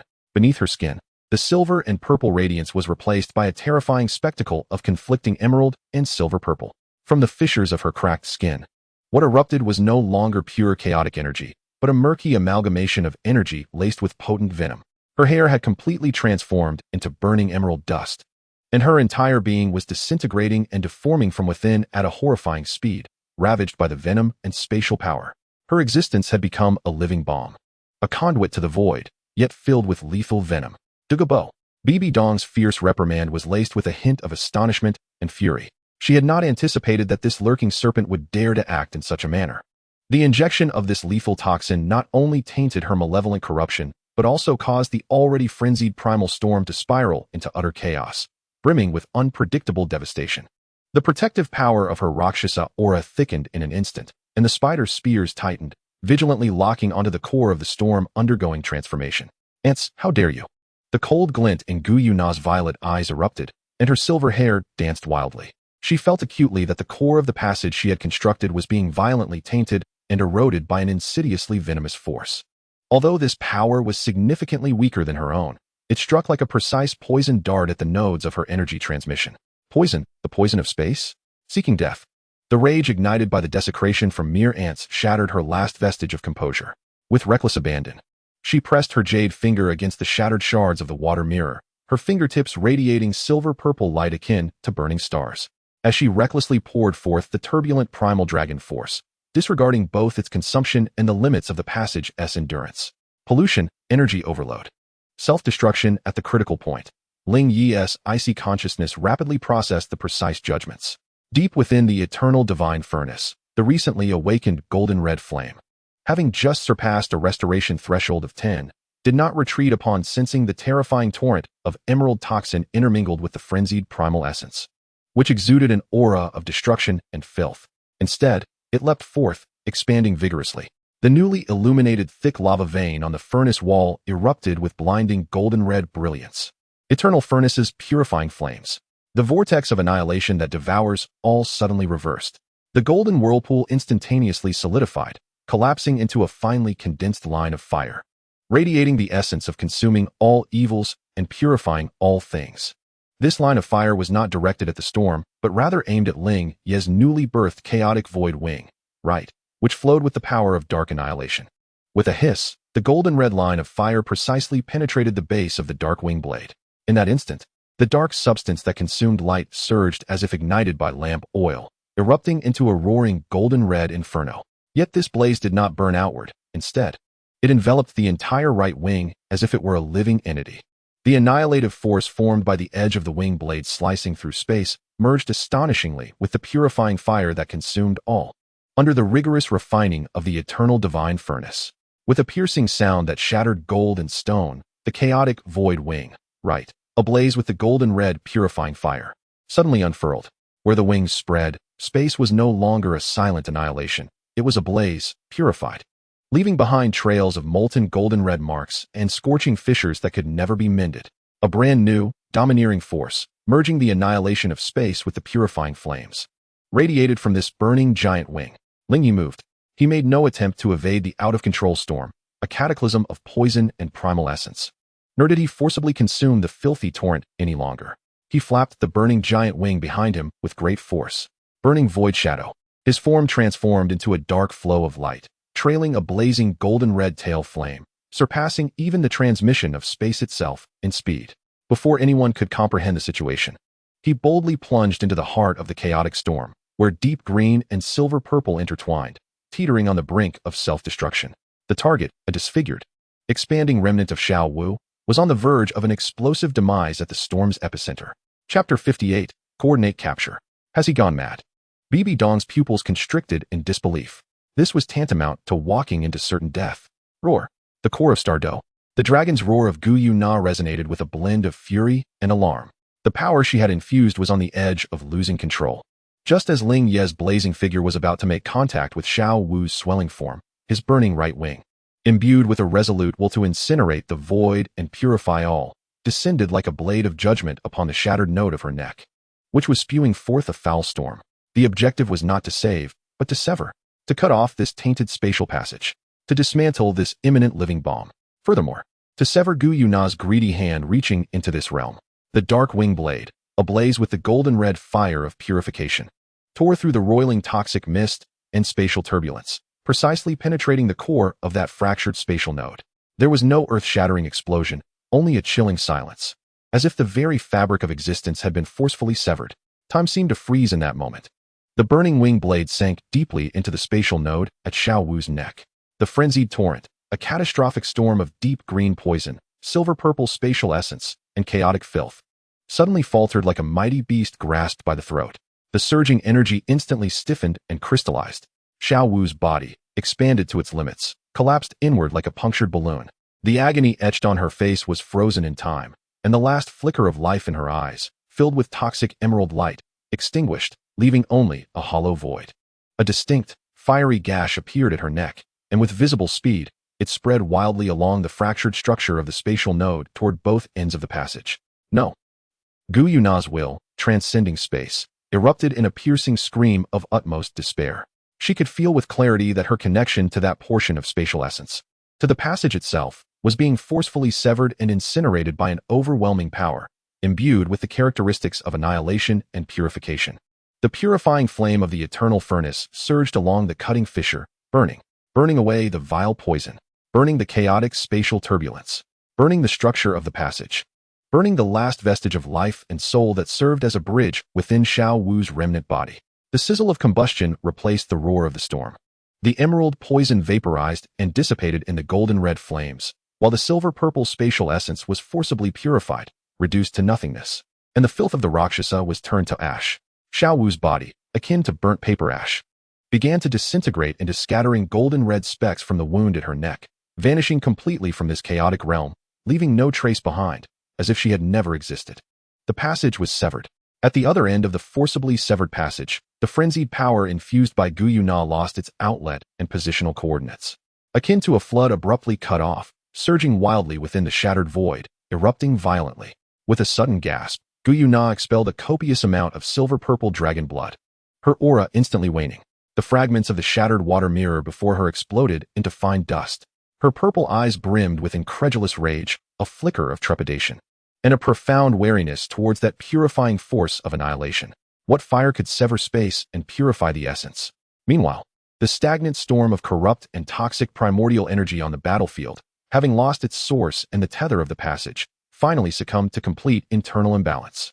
A thunderous explosion, earth-shattering in its magnitude, was imminent. Yet this time, the epicenter of the explosion was no longer the mouth of the passage, but rather the chaotic torrent itself, now unbound after being severed by Ling Ye. Dark green, silver-purple, purple-black, and chaotic energies clashed violently in the sky, akin to barrels of gunpowder igniting, annihilating, and exploding. A chaotic and murky mushroom cloud of destruction rose, engulfing a significant portion of the battlefield. The violent shockwave, saturated with toxicity, fragments of space, and foul energies, surged forth indiscriminately like a cataclysmic tsunami, sweeping in all directions. Filth! Bibi Dong bellowed, her true form, the Spider Queen, brandishing 8 spears in unison, as layers of purple-black Rakshasa divine power coalesced into shields that firmly protected her, standing resolute against the shockwave like a rocky bastion amidst a stormy sea, only to be forcefully thrust back hundreds of feet. The ground was gouged into deep ravines. The massive form of the bone dragon Gu Ron was violently hurled by the terrifying shockwave, crashing against a distant mountainside, bones scattering. Tang San, merging sword and body, was instantly dimmed in radiant white light, the 7 killing sword slipping from his grasp as he was sent reeling, blood spurting from his mouth. The life pod tumbled violently within the shockwave, its walls riddled with cracks, while Tang San's lifeless figure crashed against the interior like a broken doll. Dai Mubai and Zhu Zhuqing were swept away like fallen leaves, crashing heavily to the ground, their fates unknown. Chaos, destruction, indiscriminate cleansing. At the core edge of this cataclysmic explosion and shockwave, a shadow burning with golden-red flames surged forth like an arrow piercing through a colossal wave. Emerging defiantly from the remnants of the explosion, it was Ling Ye, the burning chaotic void wing, dimmed slightly. Yet the dark annihilating light at the edge of the wing blade became ever more refined and profound. The dark golden robe of the holy sun billowed in the turbulent shockwave, remaining pristine and untainted. He hovered in midair, his icy gaze surveying the battlefield below. Ravaged by explosions and toxins, a scene reminiscent of an anthill swept by a hurricane. The eternal divine furnace within him emitted a deep and contented hum, its restoration level clearly stalling at 105. Although the act of severing the passage and incinerating the filth consumed immense energy, it forcibly refined and devoured the unpolluted essence of primordial space that had dissipated in that fleeting moment, as well as the final pure energy released when Xiao Wu's life and soul were utterly consumed. He slowly raised his left hand, palm facing upward. A thread of exceedingly faint yet remarkably pure silver-purple primordial force of space, intermingled with a wisp of pale golden remnants of the soul, danced gracefully in his palm like a mischievous sprite, swirling and undulating. The remnants of the passage, the void's markers, and the frigid consciousness fixated upon this glimmer, as the Silver Dragon King captured its coordinates. Chapter 59, The Mark of the Furnace. Ling Ye hung suspended beneath the leaden-gray firmament, tumultuous with the aftershocks of an explosion. The chaotic void wing on his right slowly unfurled, each beat cleaving a path of molten gold and crimson traces through the fabric of space. In his left palm, the intertwining silver-purple and pale gold glimmer spiraled silently, as if imprisoned within an invisible cage, locked in ethereal confinement. The void's marker was set. A cold awareness, sharp as a scalpel, peeled away the essence of the glimmer. The spatial imprint belonging to Guyu Na was seared repeatedly by the purifying flames of the eternal divine furnace, stripping away the interference of Xiao Wu's soul remnants, ultimately coalescing into a point of pure silver-purple light, more delicate than a single strand of hair, yet imbued with the coordinates capable of piercing the void. This luminescence stood as a beacon, directing towards the darkest core of the stars. At the instant the marker took form, a voice cried out, "Die!" A viscous purple-black ribbon, steeped in the anguished wails of countless tortured souls, tore through the still-raging smoke of the explosion, accompanied by the wrath of the Rakshasa deity, striking with fierce intent. The figure of Bibi Dong materialized behind the ribbon, her true form as the Spider Queen emanating a sinister aura. Her exquisite visage contorted into a grotesque mask as the prey was annihilated. This strike, the projection of the Rakshas's demonic scythe, cast aside all embellishments. Wielding only the purest force of destruction, intent on cleaving Ling Ye and the marker in his palm into oblivion. Even before the blade arrived, the tainted curse within it ignited the purifying flames on Ling Ye's right wing, causing them to crackle with an alarming intensity. The golden-red flames within the eternal divine furnace momentarily faltered. Ling Ye did not even glance up. His left hand, fingers clasped tightly, gripped the silver radiance of the marker. Simultaneously, the colossal projection of the chaotic grinding wheel loomed behind him, emitting a resonant rumble akin to stars grinding against one another. The power to grind souls contracted abruptly, condensing into an intangible yet weighty mental shackle, so heavy that it froze the very essence of the soul, disregarding distance and defenses, crashing toward Bibi Dong's enraged core of consciousness. Soul-grinding divine confinement. Ugh! Bibi Dong's advance suddenly faltered. The purple-black glow of her true form flickered violently. The descending projection of the Rakshas's demonic scythe, momentarily distorted by the acute pain and hesitation of her consciousness, veered imperceptibly. The trajectory of destruction grazed the tips of Ling Ye's burning wings. Boom! The purple-black torrent of divine power swept past, crashing down upon the already shattered earth below. A vast chasm, bottomless and oozing corrosive purple-black sludge along its edges, erupted into existence. Countless remnants of soul beasts, rocks, and even fragments of space, upon reaching the chasm's brink, dissolved into a vile morass. Seizing the fleeting moment afforded by this soul-confining power, Ling Ye pressed his left hand, still clutching the marker, forcefully against his chest, not in an act of aggression, but in a gesture of fusion. The silver-purple void beacon, akin to a searing iron nail, was forcefully pressed into the projection of the eternal divine furnace within his chest. The moment the beacon made contact with the golden-red flames of the furnace, it emitted a piercing shriek that resonated deep into the soul, reminiscent of a red-hot branding iron plunged into icy waters. The spatial coordinates belonging to the ancient Yuna, contained within the beacon, were consumed and deciphered by the purifying flame with ferocious intensity. Meanwhile, the beacon's pure spatial essence was greedily devoured and refined by the furnace. Coordinates. Deciphering, refining. The frigid core of consciousness operated at an astonishing speed. The molten patterns on the furnace's walls erupted with unprecedented brilliance, and the repair metrics, nourished by the consumption of the beacon's essence, struggled, yet resolutely surged upward, reaching 108. The newfound power surged within the furnace. But of greater significance was the spatial pathway leading to the core of the lake of life among the stars. Imprinted in the heart of the furnace following the beacon's incineration and analysis. A roar, ancient beyond any prior dragon's cry, filled with majesty and fury, reverberated as if it emanated from the very edge of the cosmic abyss, shattering the spatial barriers of the Douluo continent. The leaden clouds over the battlefield were torn apart, like fragile curtains, by an invisible claw. The sky itself was rent asunder, not by fissures of space, but by the forcible expansion of a colossal void, flowing with chaotic starlight. Deep within this void, darkness did not prevail. Instead, a tumultuous scene of swirling silver-purple nebulae and liquid stars unfolded before the eyes. A colossal dragon claw, adorned with crystalline scales as pure as the finest amethyst, slowly emerged from the vortex of the nebula. Merely the tips of its claws radiated a pressure so overwhelming that it rendered the entire soul beast population of the Star Doe forest beneath it utterly incapacitated. Their mournful cries echoing through the air. Even the protective divine power of Bibi Dong flickered like a candle in the wind. Ancient Yuna. The claw of the Silver Dragon King transcended endless space to arrive. Its target was neither Bibi Dong nor the chaotic battlefield. It was the cold, indifferent, immense purple crystalline vertical pupil that, imbued with the essence of all origins and endings, pierced through the chaotic space, locking onto Ling Ye. It fixated on the eternal divine furnace within Ling Ye, which was frantically incinerating her beacon and deciphering her coordinates. The dragon claw extended from the nebula, slowly pressing down towards Ling Ye.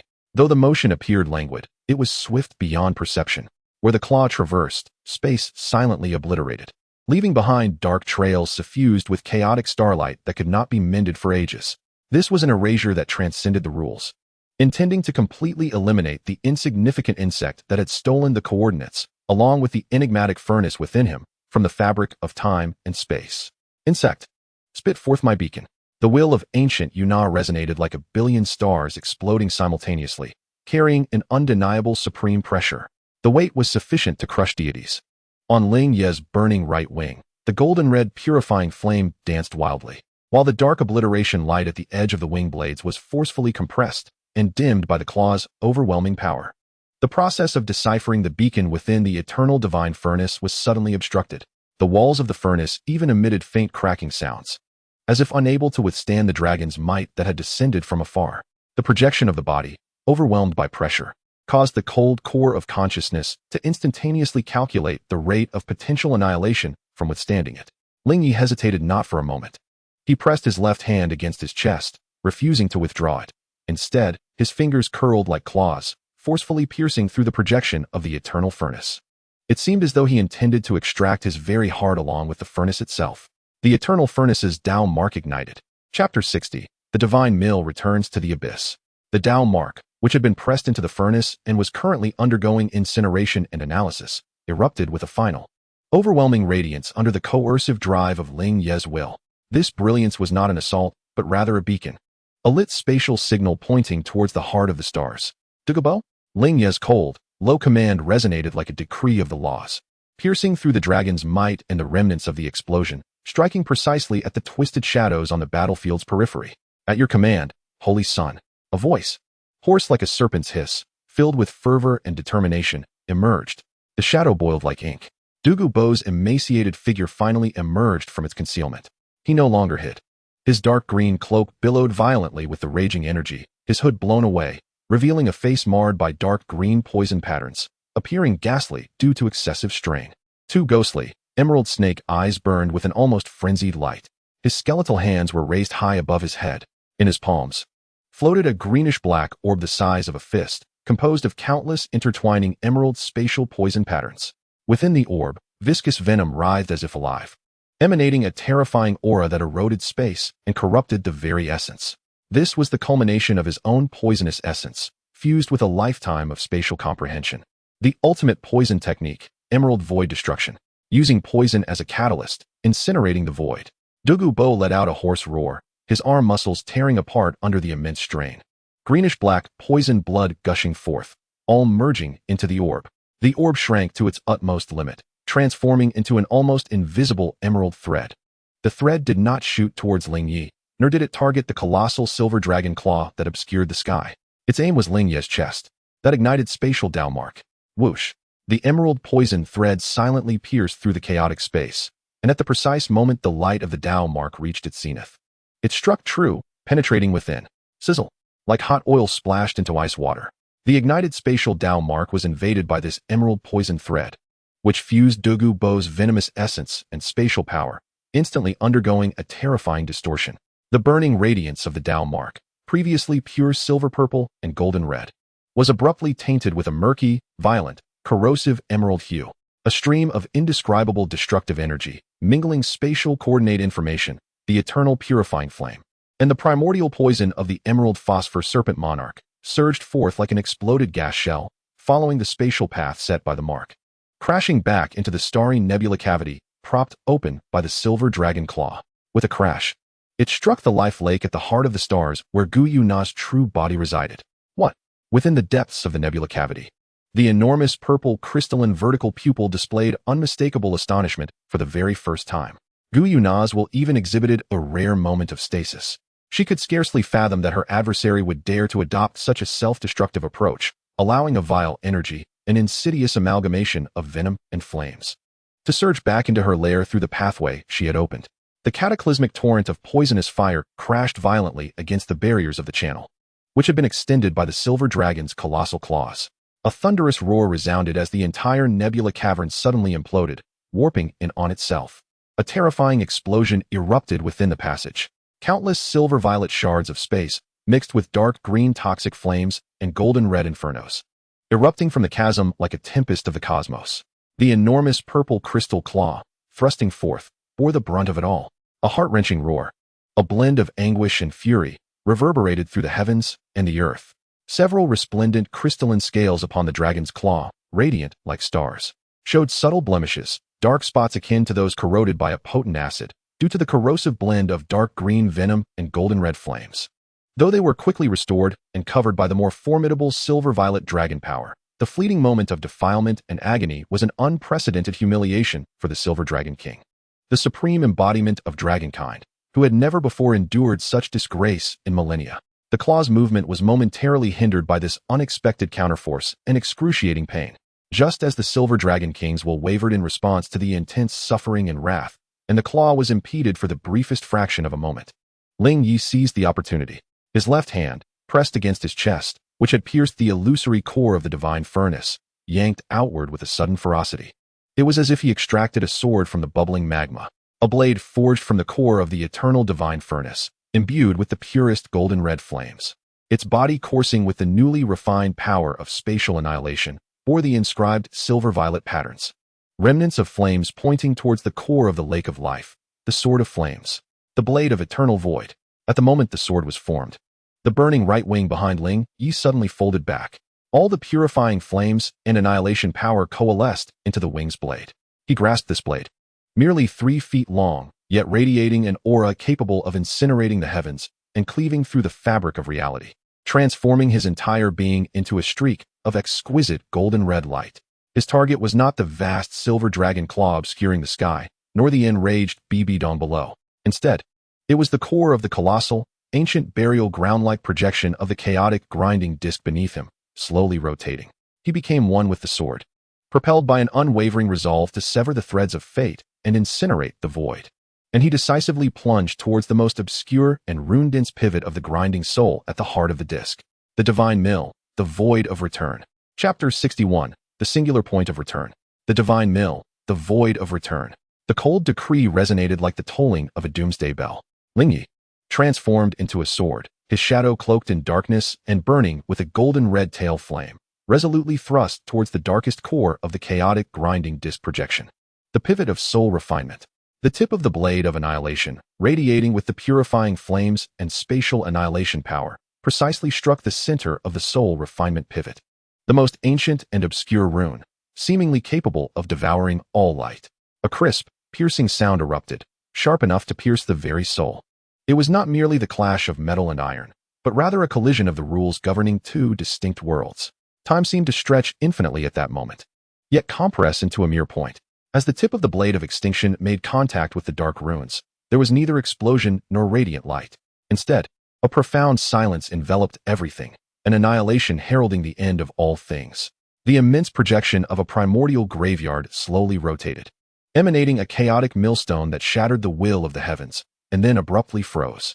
All motion, all flickering runes, all dark luminescence were forcibly halted in that instant. Following this, from the point of contact between the sword tip and the runes, an indescribable, pure blackness began to spread forth. This blackness was not merely a color, but the very obliteration of existence itself. It resembled ink dropped into clear water, akin to the singularity before the universe's inception, swiftly engulfing the tip of the blade of extinction and the dark rune, then expanding outward in a frenzy. A terrifying, irresistible gravitational pull erupted from that pitch-black singularity. This force did not act upon matter but directly influenced space, energy, and even the very rules that comprised the chaotic millstone projection. The blade of extinction, embodied by Ling Ye, bore the brunt of this assault. The golden-red flames, the dark power of annihilation, and the silver-purple markings that constituted the sword's energy and rules were drawn towards that black singularity as if rivers flowing into the sea, violently consumed, torn apart, and decomposed. The sword dimmed, shrank, and disintegrated at a visibly rapid pace. Ling Ye's figure was forcibly separated from the sword's light, as the chaotic void wing quaked violently, its golden-red flames flickering madly, as if they might be forcibly stripped away and devoured by the singularity at any moment. The sacrifice commenced. The cold core of consciousness remained unperturbed. Within the eternal divine furnace, the cluster of golden-red flames suddenly collapsed inward, ceasing to project power and instead striving to stabilize Ling Ye's very existence against the horrific pull of the singularity. The chaotic millstone projection, a crucial manifestation of his power, became fuel for the return to the void. The entire millstone projection began to collapse inward and disintegrate under the singularity's relentless consumption, akin to a melting wax figure. The ancient dark runes, like stars cast into a black hole, extinguished one by one, annihilated and transformed into pure energy streams consumed by the singularity. The massive structure of the millstone groaned under the unbearable strain, its edges warping, blurring, and dissipating. The invisible pressure of the soul-crushing force collapsed in an instant. What was that? Bibi Dong suppressed the soul tremor brought on by the soul-tempering divine mill, her true form glowing with a deep purple-black radiance as 8 spider spears plunged deep into the earth, fiercely resisting the sudden, terrifying gravitational pull. For the first time, an uncontainable shock was evident on her exquisite visage. The aura emitted by the pitch-black singularity made her soul's very essence tremble instinctively. It was pure nothingness, the culmination of all existence. A madman, he had actually sacrificed his own martial soul projection. Within the nebula abyss, Gu Yuna's amethyst dragon claws, temporarily hindered by the venomous flames, suddenly faltered under the emergence of this horrifying gravitational force. The immense vertical pupil fixated intensely on the obsidian singularity that devoured all, revealing for the first time a glimmer of trepidation within the cold, indifferent depths of the dragon's gaze. The power of the abyss. This mere insect could manipulate the annihilation at the level of cosmic law. Instead of pressing down further, the dragon's claw instinctively retreated slightly. The singularity's pull began to tear at the spatial essence contained within the projection of her claw. On the battlefield, the cataclysm of world-ending chaos was abruptly supplanted by an even more terrifying disaster of cosmic regulations. The colossal form of the skeletal dragon was forcibly extracted from the mountainside by an invisible force. The jagged skeleton bore the marks of web-like imprints and chaotic pressure, which crumbled under the pull. The enormous skeletal dragon drifted uncontrollably towards the dark singularity, akin to a kite severed from its string. In the hollow sockets of the dragon's eyes, the will of the ancient banyan flickered frantically, emitting a silent roar of despair. Brother Jian. Ning Fengji's anguished cry was drowned in the wails of the void. The radiant white light, merging body and sword, was grotesquely distorted by the force, elongated like a flame flickering in the wind.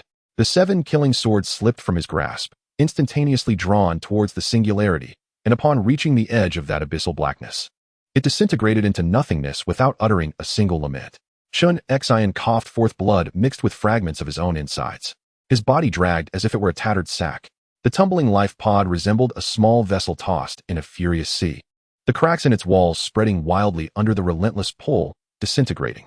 Inside, Tang San's lifeless, ashen form was exposed to the violent turbulence of space, instantly torn asunder, transforming into a cloud of murky dust mingled with icy blood, mercilessly consumed by the dark singularity. Even the last vestige of his existence was utterly obliterated. Chapter 62. Ashes and Rebirth. Ling Ye hovered at the edge of the vortex of destruction, his burning chaotic wings creating ripples of spatial annihilation with each flap, forcefully dispersing the tumultuous energies. In his left hand, a strand of silver-purple dragon scale essence flickered like a captive star, silently drifting. The eternal divine furnace within him emitted a deep and contented hum, its walls adorned with newly illuminated crimson gold patterns that shimmered with power, the restoration rate fixed at 113. Silver Dragon King, essence mark, captured. A frigid consciousness locked onto this faint glimmer. Nutrients, still viable. The thought flowed, harvesting, continuing. His icy gaze swept across the desolate land below, over Bibi Dong, who struggled to maintain her stance, her purple-black figure rife with murderous intent and trepidation. Ultimately directing towards the deepest recesses of the Star Doe forest, as if piercing through space to behold the wrathful Silver Dragon King. With a gentle flick of his burning right wing, his figure transformed into a shadowy stream of light, resolutely plunging towards the slowly rotating vortex, adorned with golden red patterns. A temporal passageway into the unknown void. Just as he was about to merge into the whirlpool, an abrupt change occurred. "Want to leave? Leave a marker.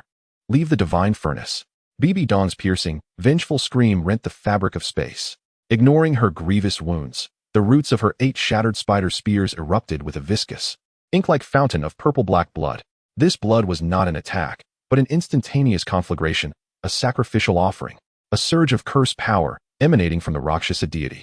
Infused with the aura of foul divine punishment, intertwined with her lifelong resentment and murderous intent, coalesced into an exquisitely refined, nearly intangible purple-black curse arrow. This arrow, defying the chaotic currents of space, reached its target before any other, striking mercilessly into Ling Ye's heart within the fleeting moment just before his form was completely engulfed by the vortex. A soft thud resounded, not the cataclysmic explosion one might expect, but rather a chilling moment that seeped deep into the marrow, corroding the very essence of the soul. For the first time, a minuscule distortion appeared upon Ling Ye's otherwise indifferent visage, an indescribable torrent of lethal toxicity, mingling divine filth with soul curses, pierced through the defenses of the dark golden robes of the Holy Sun, defenses that were never absolute, particularly against such primal curses, forcefully invading his body. The golden red flames within the eternal divine furnace suddenly faltered, the newly illuminated golden red patterns on its walls dimmed instantly, revealing fine, purple-black fissures. The furnace emitted a pained hum as its previously stable restoration level of 113 plummeted violently to 109. Even more terrifying was the curse power, acting as a living entity, wildly corroding the foundation of the furnace, attempting to taint the newly birthed refining power. Simultaneously, the silver dragon's primal mark, clutched tightly in his palm and poised to merge with the furnace, trembled violently under the sudden onslaught of the curse. As if the wrathful will of Guyu Na within it had ignited, erupting in a defiant silver-purple radiance. Rakshasa, curses, interference in refining. The cold core of consciousness instantly triggered the highest alarm. Forcibly suppressing the curse and the tumultuous mark would require an enormous expenditure of soul power and mental strength. Misfortune rarely arrives alone. The slowly swirling spatial vortex, destabilized by Ling Ye's grievous injury, caused his soul power to spiral into chaos, becoming exceedingly unstable. The golden red patterns flowing at the vortex's edge flickered wildly, the structure of the passage groaning under the unbearable strain. A terrifying tearing force emanated from within the vortex, transforming what was once a gentle transport into a violent tempest of spatial turbulence. Roar! In the depths of the stars, Guyu Na's fury, interrupted by the forcibly severed passage, seemed to find an outlet. Across the fractured space, an invisible shockwave of spatial distortion violently crashed into the unstable vortex. Boom! With internal and external assaults converging, the spatial vortex collapsed thunderously the moment Ling Ye stepped halfway through. He coughed forth a copious amount of blood, not bright red, but a horrifying mixture of golden red embers and purple-black curse filth. His body felt as though struck by an invisible hammer, violently expelled from the disintegrating spatial currents. The cost was steep. His level plummeted. The effort to suppress the curse and the upheaval of the silver dragon mark within him, combined with resisting the backlash of the collapsing space, nearly siphoned away all of his usable soul power. The realm of a level 73, Soul Saint crumbled like a sandcastle, his soul power regressing at a visibly frantic pace, ultimately halting at the threshold of the 60th level Soul Emperor. His rank retreated back to that of a Soul Emperor, and his martial soul was gravely wounded. The chaotic divine mill, a sacrifice of over 16 degrees of unsealing, plummeting from 365 to 20, has resulted in the complete dissolution of the grinding disk projection, rendering it incapable of recoalescing in the near future. The core's soul grinding rune, eroded by the Rakshasa curse, has dimmed, riddled with cracks. The chaotic void wing, right newly born. This right wing merges the purifying fire with the force of spatial obliteration, violently struck by tumultuous currents during the collapse of space. The sharp, dark runes etched into the wing bones have shattered nearly in half, with the flowing annihilation material resembling fragmented glass, its brilliance diminished. The spatial ripples stirred by its flapping have become chaotic and feeble, leaving its spatial cutting capability nearly extinguished. The chaotic void wing, this already flawed left wing has seen its mended cracks reopen, with the essence of space severely depleted, leaving behind only an illusory skeletal outline. The eternal divine furnace. The repair degree has plummeted from 113 to 85. The walls of the furnace have been eroded by the Rakshasa curse, forming deep purple-black fissures, while the newly illuminated golden-red patterns have extinguished significantly. The refining and devouring efficiency of the furnace has drastically decreased, necessitating a continuous exertion of power to suppress the internal curse. Soul injured. The Rakshasa curse not only erodes the physical body and martial soul, but also burrows into the sea of consciousness like a venomous snake, inflicting persistent stinging pain and hallucinatory disturbances, causing mental operations to lag. The Silver Dragon mark is out of control. The unrefined Silver Dragon origin mark, under the impact of the curse, has temporarily slipped from mastery, transforming into a turbulent flow of silver-purple light that rampages within his meridians, unleashing tearing pain and continuously attracting prying eyes from the direction of the stars. Ahem, cough. Ling Ye kneels on one knee, barely supporting his body with the flickering dim glow of his right wing, preventing himself from collapsing entirely. His dark gold holy robe is tainted with the foul blood he has expelled, rendering him a pitiful sight. His complexion is as pale as parchment, with fine beads of cold sweat forming on his brow, manifestations of excruciating pain and soul energy depletion. In his cold eyes, the eternally indifferent demeanor is finally disrupted by a ripple born of agony and weakness. Yet deeper within lies an even more piercing chill and a clear understanding of the cost. Rakshasa, Bibi Dong. This grudge, a chilling resolve etched in his mind. He endures the torment of a torn soul and searing meridians, summoning the remnants of his soul power to staunchly suppress the rampaging Silver Dragon mark and the bone-chilling curse. His gaze sweeps over the devastated Death Realm, where Bibi Dong's figure flickers in the purple-black glow in the distance, evidently also striving to recover, yet her eyes, filled with resentment, are fixed intently upon him. This place is not one to linger. Ling Ye grits his teeth. The burning right wing, albeit dimmed, makes a final, desperate flap. No longer pursuing spatial traversal, it unleashes its last vestige of power, transforming into a staggering, unstable flow of darkness, careening towards the outskirts of the Star-Doe forest, stumbling and erratic. The speed pales in comparison to before, barely avoiding the jagged rocks and burning trees below, rendering him exceedingly wretched. Bibi Dong gazes at the faltering figure fleeing, a cruel and satisfied smirk gracing her exquisite visage. The last spurt of strength. Having succumbed to my Rakshasa soul-devouring curse, your martial soul origin is gravely wounded, your soul power in retreat. Ling Ye, you are no longer a threat. Awaiting my restoration, I shall ensure that you are reduced to ashes and reclaim all that you have stolen. She did not immediately pursue. The soul-devouring curse clung to her like a malignant growth. The farther her adversary fled, the more rapidly they were consumed by the curse. At this moment, she required the restoration of her strength to clean up the aftermath and contemplate how to address the potential wrath of the Silver Dragon King. In the Star-Doe Great Forest, on the outskirts of the mixed zone, Ling Ye's figure fell heavily upon the edge of a relatively damp swamp, akin to a bird with severed wings. The light from his right wing extinguished entirely, leaving only a skeletal remnant marred with cracks and a shattered membrane's phantom. The left wing was nearly imperceptible in its ethereality. He struggled to raise his body, coughing up another mouthful of tainted blood, infused with the purple-black essence of the curse. Soul power level, 60, Soul Emperor. Once a vast ocean of soul energy, it now lay parched and depleted. His meridians felt as though obstructed by gravel, causing sharp pangs of pain. The resonance of the chaotic god's grind was faint to the point of being nearly severed. Within him, the Rakshasa curse coiled like a frigid serpent around his dantian and heart channels, incessantly devouring the meager remnants of soul energy he had painstakingly regained, accompanied by waves of dizziness and soul-wrenching pain. The Silver Dragon mark, hindered by the curse's interference, was momentarily suppressed in a corner, yet it pulsated restlessly like a ticking bomb. His condition had severely deteriorated. Ling Ye's frigid consciousness assessed his state, enveloped by an unprecedented sense of weakness. He required a safe haven to recuperate, eliminate the curse, and suppress the mark. He forced himself to stand, wiping the blood from his lips, while the dark golden saint-child robe automatically cleansed itself of impurities, though the lingering frailty could not be concealed. He had to find an utterly secluded location for healing immediately, otherwise he would be easily slain by the formidable soul beasts of the forest or the potential pursuers from the Spirit Hall or Stardow faction. At that moment, a fierce clash and the roars of soul beasts emanated from the nearby thicket, interspersed with the anxious shouts of human soul masters, sounding quite youthful. Ling Ye's cold pupils shifted slightly. Was it a calamity, a blessing, or perhaps a new source of sustenance? In such a state of extreme weakness, any variable could pose a deadly threat, yet it might also conceal a turning point. He reined in his aura, akin to a cheetah merging with the shadows, despite his somewhat unsteady steps, stealthily advancing towards the direction of the battle sounds.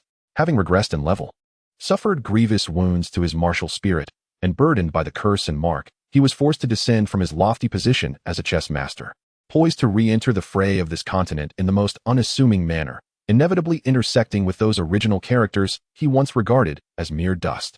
Chapter 63, The Dim Light of the Swamp. Ling Ye's figure crashed down at the edge of the moist swamp, the fetid stench of humus mingling with the metallic tang of blood filling his nostrils. On the shattered framework of his right wing, the dark light of obliteration extinguished completely, leaving only wisps of silver-gray primordial essence flickering like a dying firefly amidst the cracks. The specter of his left wing was so faint it nearly blended with the air. He knelt deeply in the mire, coughing once more, expelling blood tainted with the remnants of golden-red embers and purple-black filth, which spread an eerie hue in the murky puddle. Soul power level, 60, Soul Emperor. Once a torrent of soul power, it now lies parched like a cracked riverbed, each delicate movement eliciting excruciating pain akin to torn meridians. At the Dantian, the curse of the Rakshasa entwines like a frigid poisonous vine, intricately coiling around the ethereal nucleus of the soul, greedily siphoning the meager essence of soul power that had been painstakingly gathered, while incessantly releasing a chilling miasma that erodes the very spirit and induces dizziness. The irritable silver dragon mark lies temporarily suppressed at the periphery of the sea of consciousness, yet it burns like a smoldering ember, exuding an unsettling agitation that stirs the lurking presence in the depths of the forest. The state is precarious, a threshold teetering on the edge. The frigid consciousness struggles to assess an unprecedented frailty. Energy depleted, the curse gnawing, the mark unstable, the risk of exposure alarmingly high. He forces himself to rise from the mire, the surface of his dark gold saintly robe shimmering faintly, the filth washed away. Yet the profound weakness and disarray within him remain unmistakable. He must find a safe refuge immediately. Any ancient soul beast could become his harbinger of death at this moment. Roar! Stop it! The bamboo pole, to the left. Fatty firewall. Beware of its poisonous stinger. The sounds of fierce combat and the urgent calls of young soul masters emanate from the nearby dense thicket, one voice tinged with an exhilarating fervor, while another seems somewhat erratic. Oscar. Ma Hongjun. Ling Ye's icy pupils constrict slightly. The remnants of Shrek, here in this outer area? Is it mere coincidence or pursuit? Thoughts flicker like lightning, yet his body instinctively suppresses its presence. Though the chaos void wings are diminished, their affinity for space remains, allowing him to meld into the shadows and moisture at the marsh's edge, his aura as faint as withered leaves. He trudges forward with heavy steps, each footfall akin to treading on the edge of a knife, stealthily approaching the source of the sound. In this moment, he is no longer the strategist surveying the battlefield, but a cornered beast struggling in the mire, where every scrap of information bears the weight of life and death. Deep within the forest, chaos reigns. A colossal, foul-smelling, slime-covered ancient toxic scorpion thrashes wildly with its pincers and venomous stinger. Its target, Oscar and Ma Hongjun, who are cornered beneath a massive tree. Oscar's face pales, his hands conjuring various sausages, his steps unsteady, clearly exhausted from the depletion of soul power, with several burn marks from corrosive poison marring his skin. The silver light in his hand flickers as a rapidly flying mushroom sausage barely escapes the sweeping pincers. Fatty, hold on. I'll toss you a big sausage. Oscar dodges clumsily while throwing a hefty restorative sausage into the air. What the hell? This thing's skin is too thick. The Phoenix Fire Line 1T work. Ma Hongjun, engulfed in flames, his evil fire phoenix spirit manifested, rolls with surprising agility despite his corpulence, spewing violet-red flames that scorch the giant scorpion's carapace, leaving only charred marks without inflicting fatal wounds. He awkwardly catches the sausage thrown by Oscar, swallowing it whole, his expression easing slightly, yet his eyes betray growing anxiety. Damn it, the intel was wrong. This thing is definitely over 10,000 years old. Xiao, the wind is too tight. Tight my ass. It's got us in its sights. Oscar gazed into the malevolent, flickering eyes of the giant scorpion, a chill creeping into his heart. They had ventured forth to capture a suitable Millennium Soul beast to provide the rotund companion with his fifth spirit ring, only to inadvertently trespass into the territory of this well-disguised poison swamp giant scorpion. Just as the scorpion's venomous tail, akin to a lethal spear, lunged towards the unsteady Ma Hongjun, a sudden transformation occurred. The massive body of the scorpion abruptly froze. The mire beneath it, saturated with its toxic venom, silently began to collapse. This was no ordinary descent. The space seemed to be forcibly twisted and folded by an invisible force. The mire, along with several of the scorpion's claws, was instantaneously engulfed by a dark vortex no more than 2 meters in diameter, yet unfathomably deep. The edges of the vortex shimmered like a shattered mirror, refracting dizzying, chaotic lights. A frantic shriek escaped the scorpion as it lost its balance, its colossal form tilting dangerously. The deadly sting missed its mark, instead plunging into a nearby tree trunk, where the venom swiftly corroded a large hole into the wood. What on earth is happening? Ma Hongjun narrowly escaped, his eyes wide in astonishment as he beheld the scorpion ensnared in that bizarre vortex, struggling to extricate its claws, but sinking deeper instead.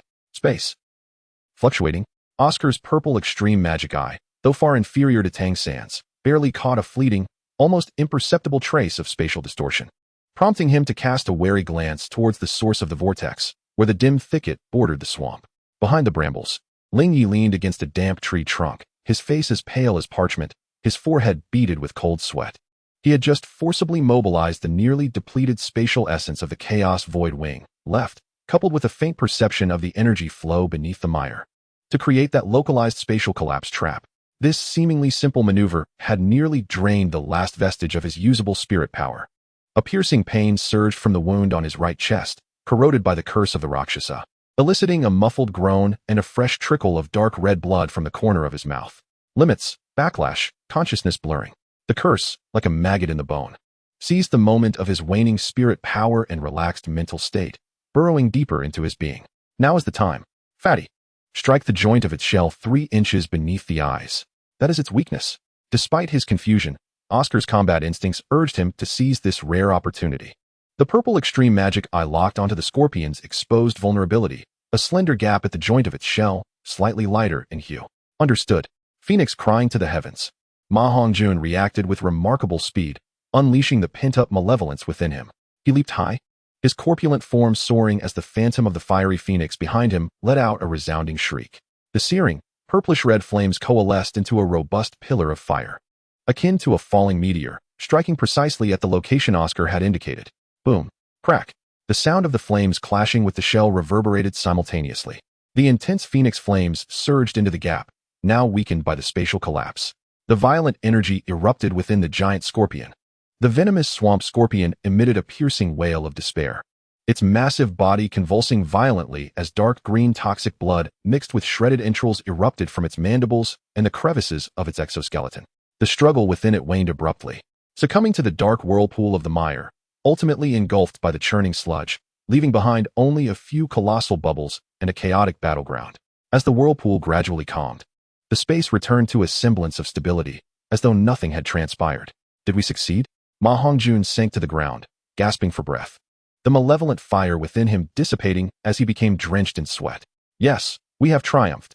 Oscar exhaled in relief, wiping the cold perspiration from his brow. Yet his gaze remained fixated on the thicket at the edge of the swamp, filled with vigilance and curiosity. The vortex they had just witnessed. A shared glance between the two revealed the gravity of their thoughts. That strange, life-saving whirlpool was undeniably not a natural occurrence. Could the faint spatial fluctuations be the work of some concealed powerhouse? A friend? Which esteemed elder had come to their aid? Oscar of Shrek Academy expresses his gratitude. Oscar's voice rang out, echoing through the now tranquil forest, deliberately proclaiming their names as both a test and a deterrent. Behind the thicket, there was an oppressive silence, broken only by the rustling of leaves in the wind. Ling Ye held his breath, sinking deeper into the shadows, to reveal himself now, in his current state. Against these remnants of Shrek could yield unpredictable consequences. While Oscar's purple extreme demon I might not perceive him, The inherent wariness and latent hostility, especially considering Tang San, could prove fatal.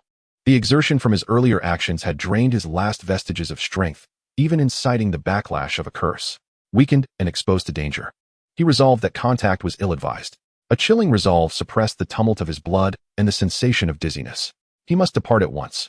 Enduring the excruciating pain and the heaviness brought on by his depleted soul power, he stealthily retreated into the murkier depths of the swamp, like a wounded beast, moving with utmost caution to avoid making any noise or leaving traces. The faint luminescence of his dark golden holy sun robe was consciously subdued, rendering him almost indistinguishable from the shadows of the mire.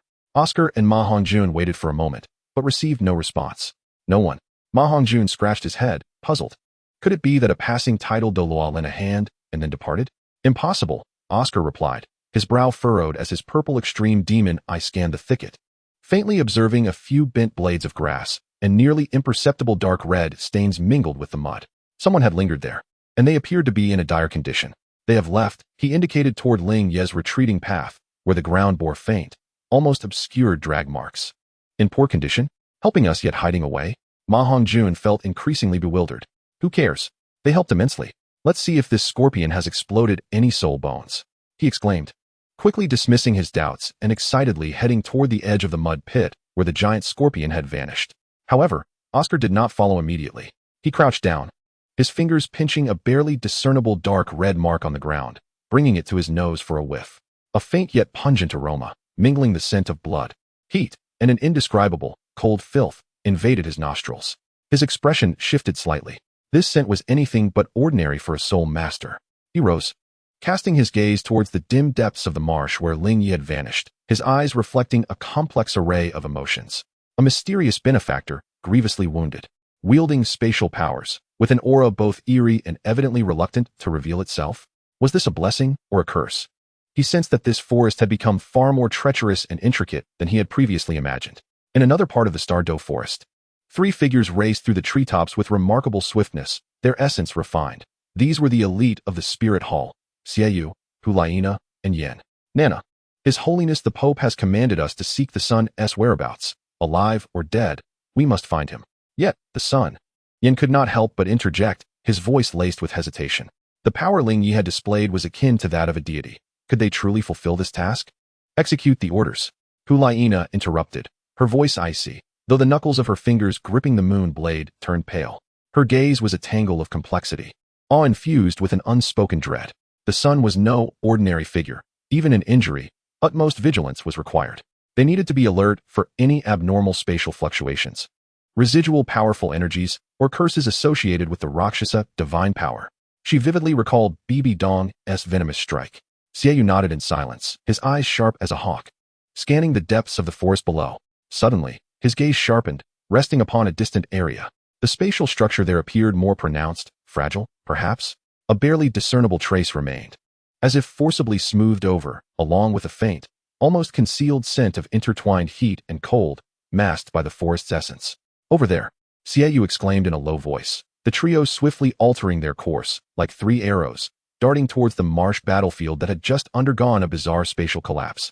Still lingering with the Sun's cursed aura, the threads of fate were quietly tightening within the mire of the Stardow. In Chapter 64, The Embers of the Marsh, Oscar's fingertips retained the cold touch and eerie essence of that dark red mark. Beneath the scent of blood, the intertwining sensations of heat and cold filth perplexed even his purple extreme demon eye, sending alarm bells ringing in his heart. Fatty, this place is no longer safe. Quickly retrieve the soul ring and leave at once. Ma Hongjun, excitedly drawing on his soul power at the edge of the quagmire, paused at his words. What's wrong? Xiaoyu, the scorpion is about to float up. Don't ask. Hurry, Oscar urged, his tone urgent, his eyes scanning the shadowy depths of the marsh as if a ferocious beast lay in wait to pounce. Just as Ma Hongjun fumbled to absorb the soul ring. Whoosh! 3 swift figures appeared like phantoms at the disheveled battlefield's edge, forming a triangular formation that subtly sealed their escape route. Clad in dark red attire, with golden emblem on their chests, it was the Spirit Hall. The malevolent moon's gaze was as sharp as a blade, instantly locking onto the floating carcass of the giant scorpion and its soul ring in the mire, as well as the disheveled Ma Hongjun and the vigilant Oscar. In his hand, the moon blade shimmered with a chilling light, his voice cold as ice. Remnants of Shrek? How fortunate! to stumble upon a soul beast of a millennium grade. Yet his attention drifted more towards the ground, precisely landing on the drag marks almost concealed by the mud, leading towards the thicket from which Ling Ye had vanished. Hulaina remained silent, her enchanting fox-like eyes first drawn to the edge of the swamp, where the bizarre spatial collapse had stirred the murky waters, still not fully settled.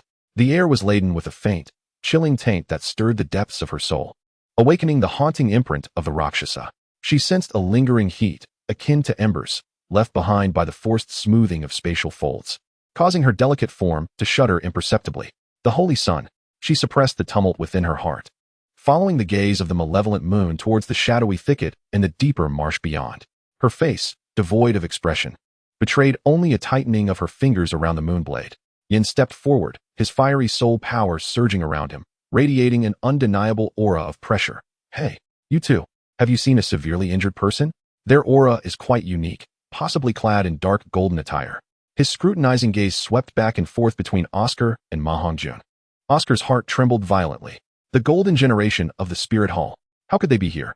A severely injured person? Dark golden clothes? Could it be Ling Ye? The mysterious figure who had just saved them was that devil? This thought plunged him into an icy abyss, sending chills down his spine.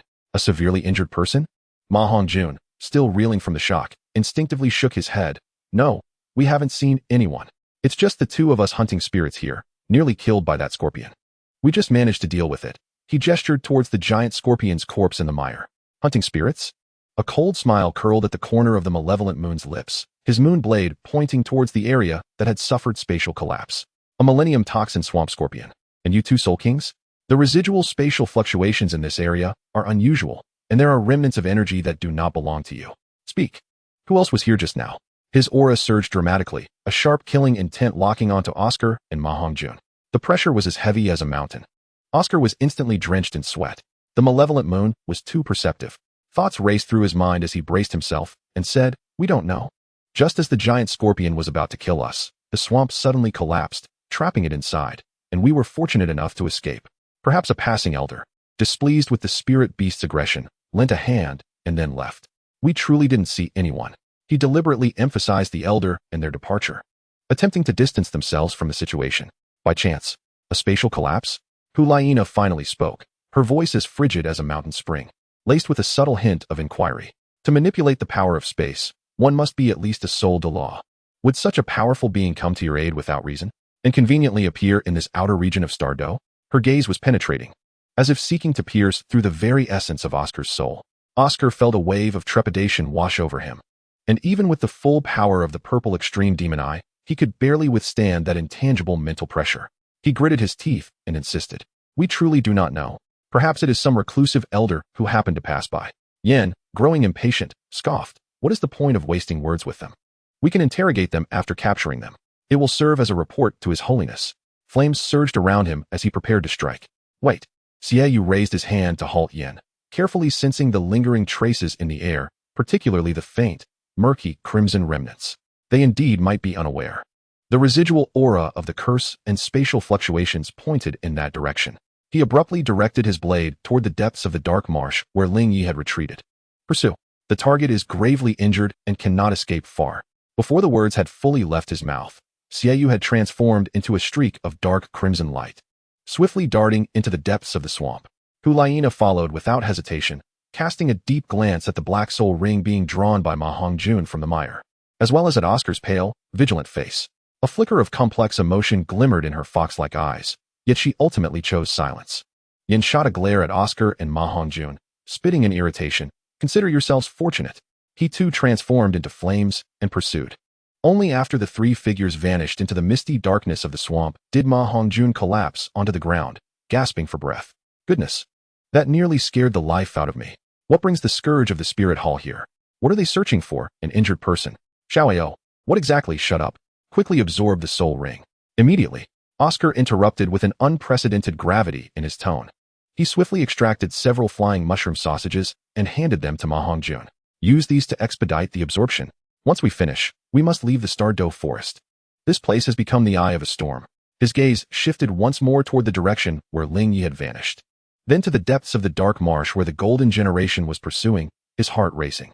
Ling Ye, gravely wounded and on the brink of death, was being hunted by the golden generation. This seemingly tranquil swamp now appeared to him fraught with lethal threats and unpredictable variables. Deep within the murky marsh, in a foul pool of stagnant water, Ling Ye's body was nearly entirely submerged in the viscous, frigid black-green muck, leaving only his mouth and nose above the surface for labored breaths.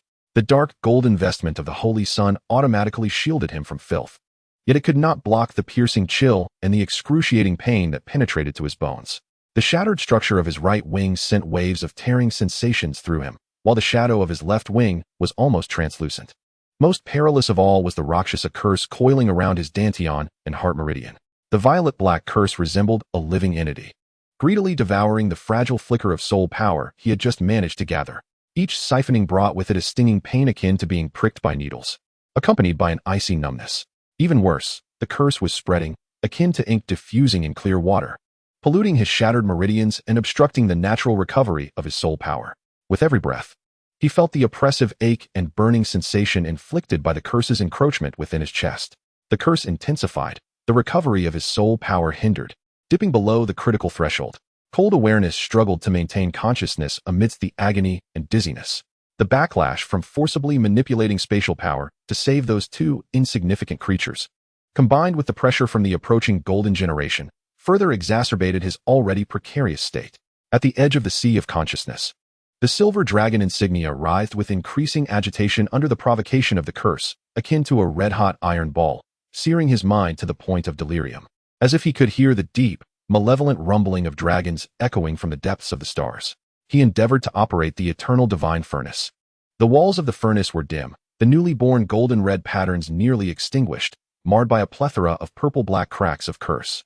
The flame at the core of the furnace flickered weakly like a candle in the wind, struggling to consume a mere wisp of the cursed power. Yet this meager effort only incited an even more violent backlash from the curse, causing the furnace walls to emit faint cracking sounds. Conventional methods proved futile. Ling Ye's gaze fell upon the murky water beside him. In the depths of the swamp, a silent pool of water harbored an extreme chill and toxic dampness. To counter poison with poison, to restrain corrosion with cold, to summon the sinister energy of the earth's veins, to temporarily seal the curse, a dangerously audacious thought emerged. This required precise control. A moment's carelessness could allow the sinister energy to invade his body, resulting in further harm, or even death by freezing. Yet, there was no alternative. The footsteps of the golden generation and the fluctuations of soul power approached through the layers of mist, like a death knell, rapidly drawing near to this lifeless pool. Ling Ye clenched his teeth, a glint of resolution flashing in his eyes. He bore the excruciating pain and, with great difficulty, formed an intricate spell. Not a soul skill from the Douluo continent, but a forbidden incantation from the depths of the chaos divine mill, connecting to the earth's veins. The seal of evil spirits. The moment the spell took shape, his already feeble soul power surged forth like a torrent unleashed. At the same time, he relinquished his suppression of a portion of the curse within his heart vein. A gush of purple-black foul blood splattered onto the murky water's surface, spreading and dissolving rapidly. Ling Ye's aura plummeted to an extreme low, his complexion as pallid as that of a corpse. Yet the effect was immediate. Centered around him, the frigid waters of the stagnant pool began to churn violently. It was not due to heat, but rather the extreme chill of malevolent energy being forcibly summoned and gathered. At the bottom of the pool, years of accumulated corrupting toxins and the earth's cold energy, summoned as if by a sovereign's call, transformed into countless viscous, pitch-black, emerald-hued currents, coiling upward like venomous serpents, surging wildly through the breach he had opened in his heart vein. Ling Ye's body trembled violently. A thin layer of black-green frost forming on the surface of his skin, with ice crystals adorning his eyebrows and hair tips. The bone-chilling cold instantaneously permeated his limbs and bones, as if even his blood were on the verge of freezing. This agony surpassed even the erosion of the Rakshasa curse. The invading cold energy collided thunderously with the Rakshasa curse that lay dormant in his heart vein. The sound was akin to ice water poured into boiling oil. The ultimate chill clashed violently with the foul curse, eroding and consuming.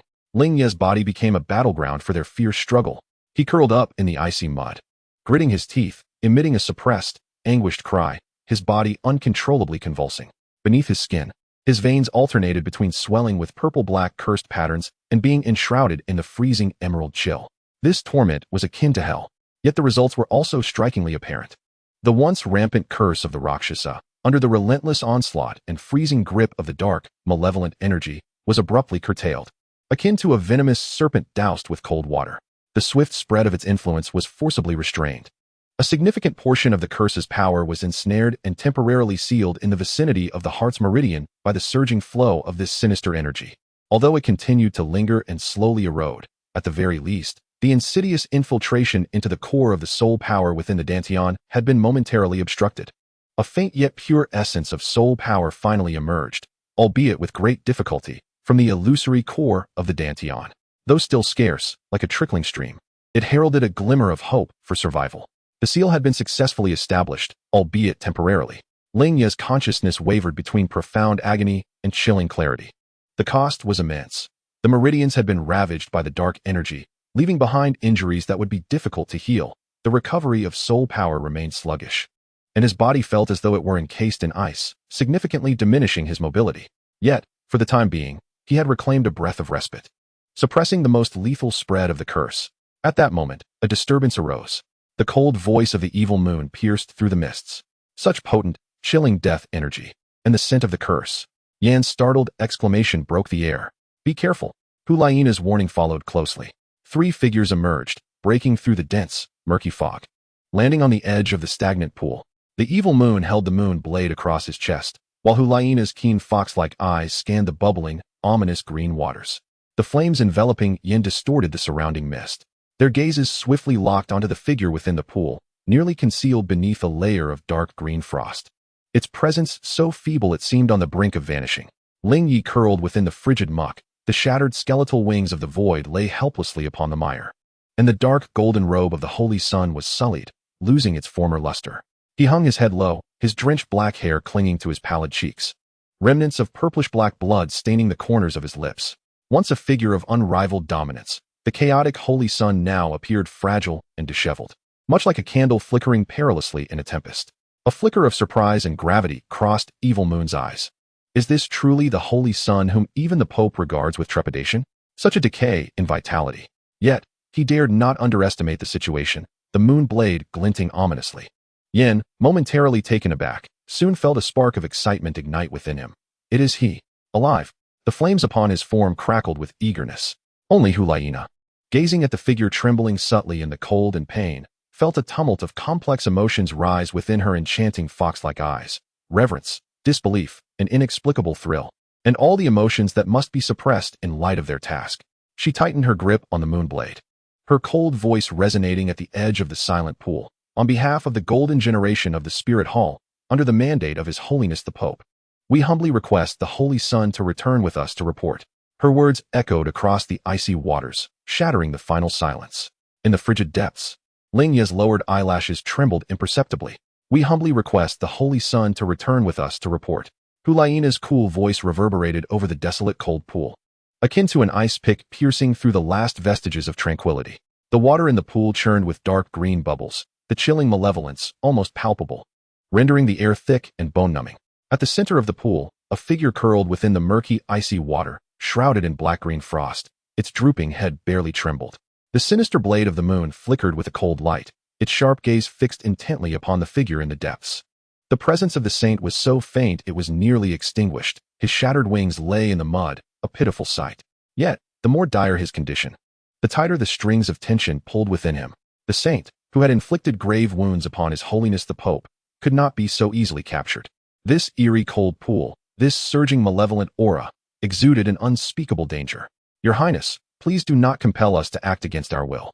His voice was deep and laden with undeniable authority, though his steps remained cautious, refraining from entering the water's domain. Enough with the idle chatter. Seize him. Yan's patience had long since worn thin, his eyes glinting with excitement at the prospect of capturing a great prize. Tinged with a twisted pleasure at the thought of the saint's former might, flames erupted around him, the searing heat causing the nearby water to instantly vaporize into thick white mist, clashing violently with the chilling malevolence and producing a series of hissing explosions.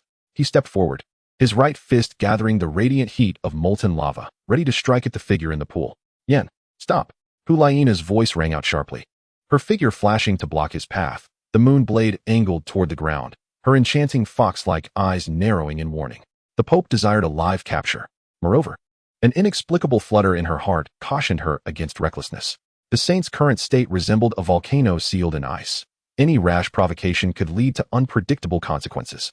At that moment, as Yan hesitated due to Hulaiina's obstruction, a faint sound, akin to the rasp of air escaping a bellows, emanated from the pool.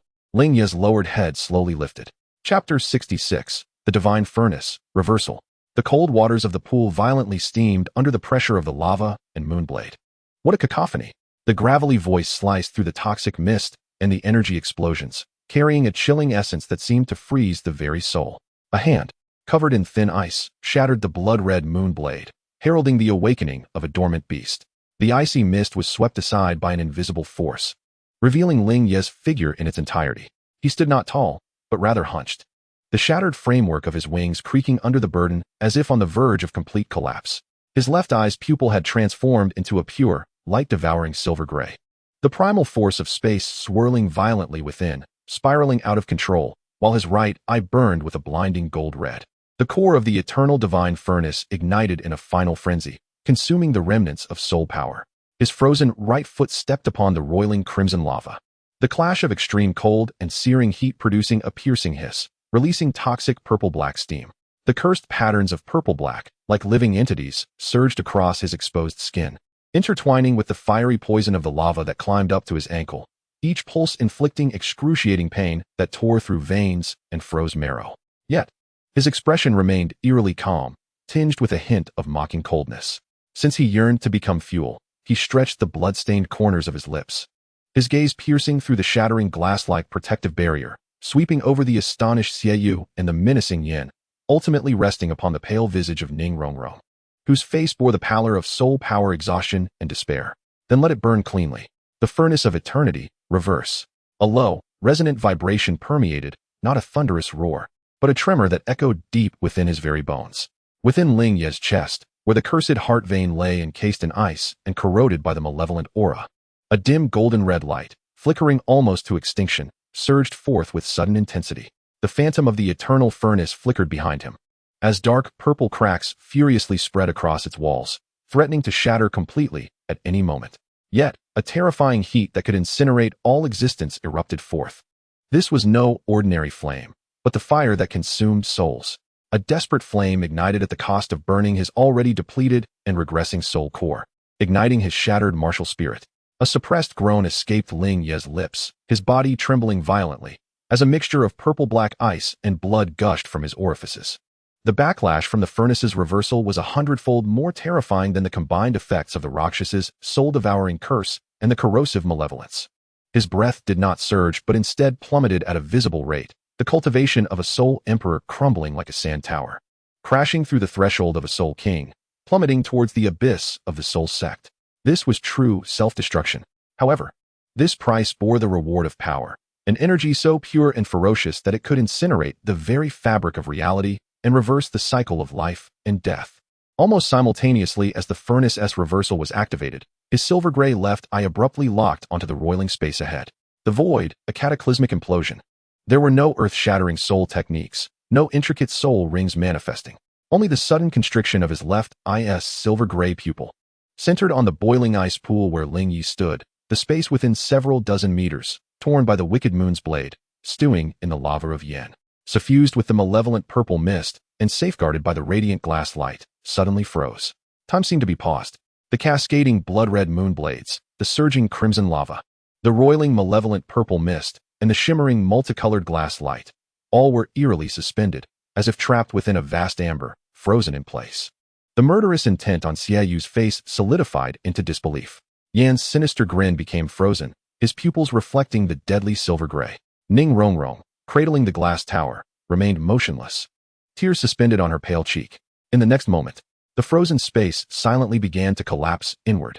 It was not an explosion, but an annihilation, as if ground down by an invisible chaotic mill, or cast into the abyss of the void. The suspended moonblades, lava, toxic mist, and light, all matter and energy encompassed within the reach of the silver-gray pupil, along with the very space itself, began to silently decompose, dissipate, transforming into the most primal particles of dust, returning to nothingness. There was no sound, only an extreme visual horror. The space peeled away like a shattered mirror, vanishing to reveal the profound, cold, and all-consuming absolute darkness behind. No, The true essence of the evil moon's martial soul emitted a chilling wail at the brink of annihilation. With every ounce of strength, he crossed his moon blades before him, attempting to sever the bizarre realm of death. Yet, the moon blades, capable of rending a soul sage, crumbled like decayed wood before the cataclysm of spatial origin, splintering and dissipating. In an instant, one of his arms, along with half of a moon blade, was obliterated, leaving no trace of blood. The severed end smooth as a mirror, with only the silver-gray force of annihilation ravenously consuming.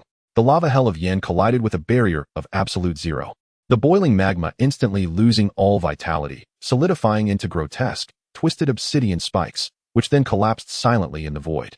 His molten armor, enveloping him entirely, flaked away like fragile eggshells, revealing skin charred by fire poison and malevolent energy, as the terrifying force of annihilation reached his chest. Ning Rongrong's 7 treasures glazed pagoda flickered wildly, the residual sword intent of Qian Renxue emitting a final mournful cry, fiercely guarding the 3-foot space around her. However, the colorful light of her protective barrier was rapidly thinning and dimming, as if subjected to a potent acid. The power of annihilation had begun to seep in. The spiderweb-like blood marks on her exposed arms deepening in an instant, as though an invisible force sought to strip her flesh from her very blood. At the core of the cataclysm, Ling Ye endured a dual destruction. The right side of his body was scorched from within by the furnace fire of soul burning. The soul core disintegrating in lament, life force swiftly evaporating.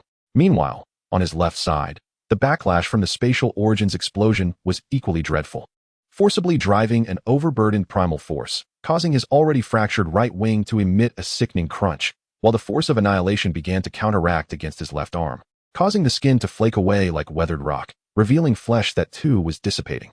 He stood there, resembling a fragile glass puppet on the verge of shattering, continuously releasing destruction. His mismatched silver-gray and golden-red eyes reflected the silent apocalyptic scene he had wrought. In this moment, the stagnant waters of the Star Do swamp transformed into an absolute domain of death, devouring all, just as the devastation reached its zenith.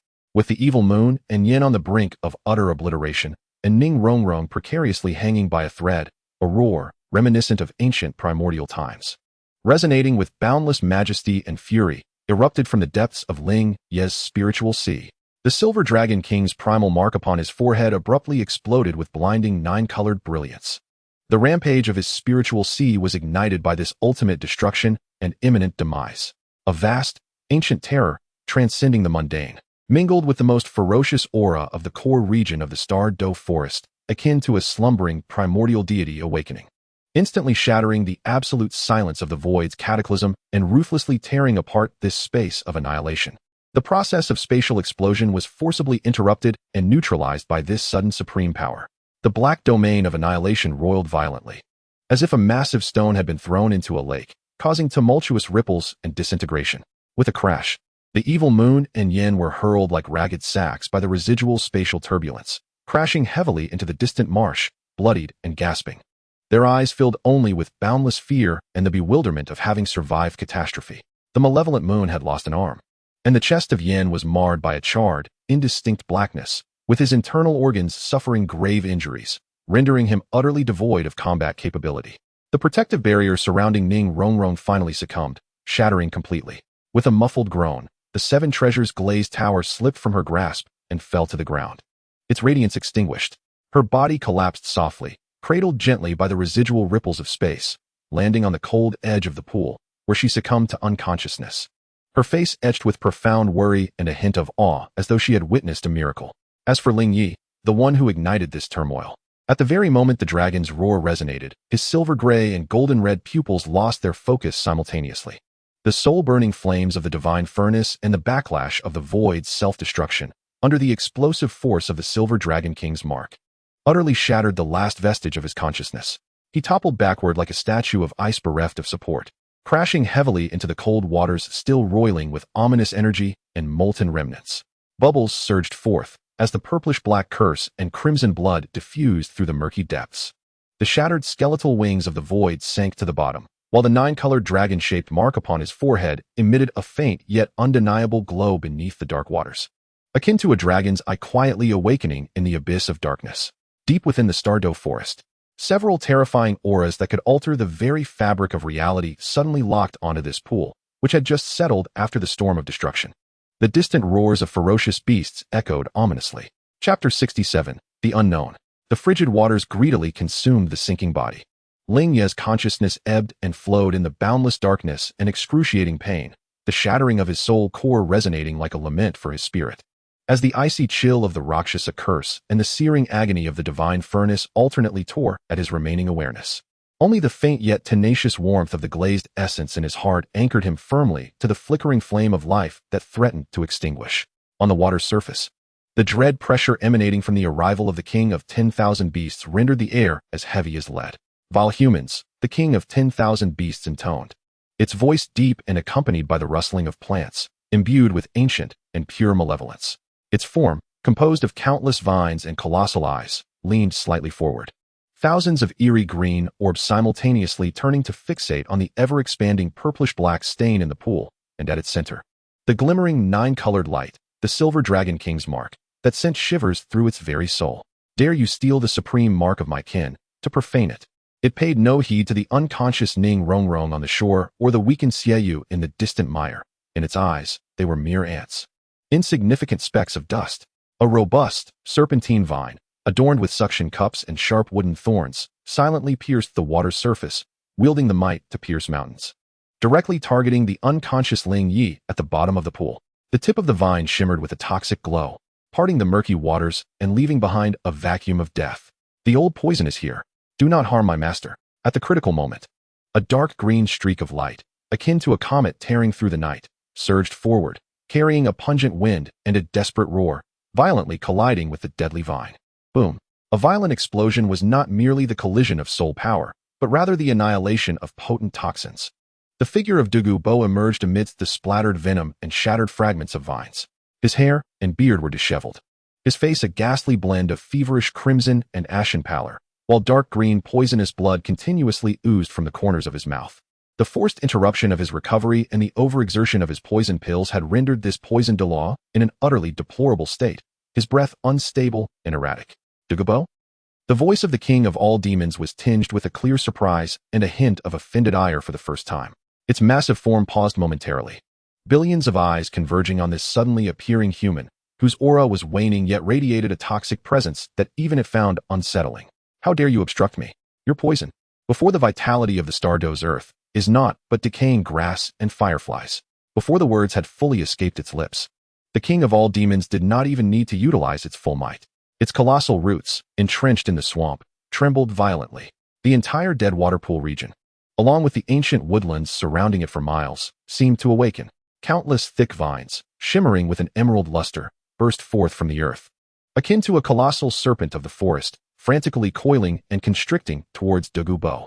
Even more terrifying was the palpable mist of light green spores that permeated the air, imbued with potent hallucinogenic and life-draining properties, instantly enveloping Douluo.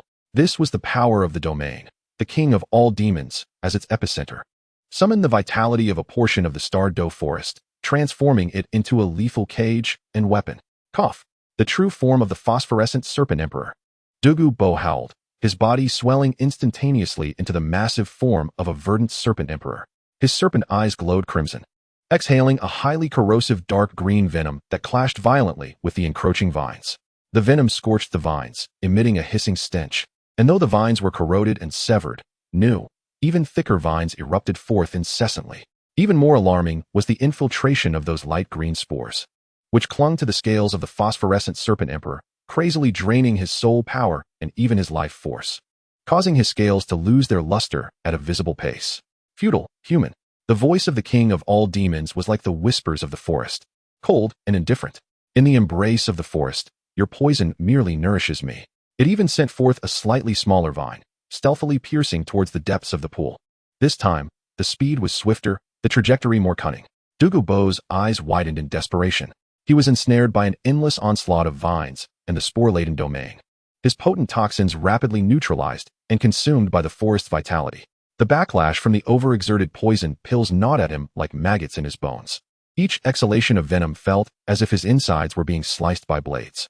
As the lethal vine drew near to pierce the heart of the unconscious Ling Ye, he suddenly opened his serpentine mouth, forcing forth a dark green bead, cracked and dim, the essence of his poison pill.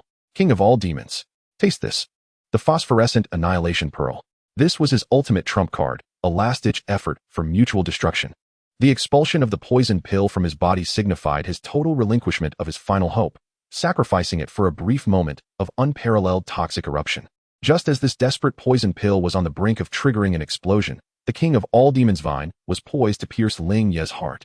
A blazing, enchanting, and dangerously alluring pink foxfire, akin to a meteor piercing through toxic miasma, struck with precision at the tip of the vine aimed at Ling Ye. Boom. The foxfire erupted, not characterized by sheer destructive power, but by a unique ability to burn the spirit and induce a mesmerizing chaos. The tip of the vine was slightly deflected, its movements experiencing a subtle yet profound delay and disorder due to the enchanting force entwined around it. This fleeting moment of hesitation granted Douluo the precious opportunity to ignite the venomous pill. The king of all monsters and Douluo were simultaneously filled with astonishment and rage. From the shadows at the edge of the marsh, Hulaiina's figure gradually emerged. Her complexion was pale, her lower lip bitten tightly, her body trembling slightly, and her captivating eyes now filled with struggle, fear, and a hint of madness that even she could not comprehend. Her right hand burned with pink foxfire, the very source of her earlier intervention. "Nana, you!" Douluo exclaimed in shock, but he had no time to ponder further. The mysterious motives behind Hulaiina's peculiar aid were unclear, yet it provided him with an opportunity. "Explode!" Douluo roared, as the cracked and luminous green phosphor pearl suddenly radiated a devastating emerald light. A terrifying venomous force capable of annihilating tidal Douluo and exterminating all life within a radius of several miles erupted violently. The countless eyes of the king of all monsters simultaneously contracted. It sensed the imminent threat. The vine aimed at Ling Ye instantly retreated, while numerous vines entangling Douluo frantically retracted, weaving together before him to form an immense, shimmering shield of all monsters. Simultaneously, its vast root system delved deeper into the earth, voraciously extracting the life force from the Stardew forest, creating a heavy emerald barrier. Boom. The emerald cloud of destruction violently collided with the life shield. There was no earth-shattering physical impact, only a silent obliteration. Wherever the venomous cloud passed, the vines withered. Life extinguished, and the ground turned to char. In contrast, the emerald shield resembled a resilient living forest, ceaselessly withering yet continuously rejuvenating, embodying the essence of life. The two extreme forces clashed and eroded fiercely. PFF. Douluo spewed a mouthful of black blood. His colossal green phosphor serpent king form seemed drained of all vitality. Instantly dispersing, his body flying backward like a broken kite, crashing heavily against the cold edge of the pool, his breath almost extinguished. The backlash from the venomous pill nearly costing him his life.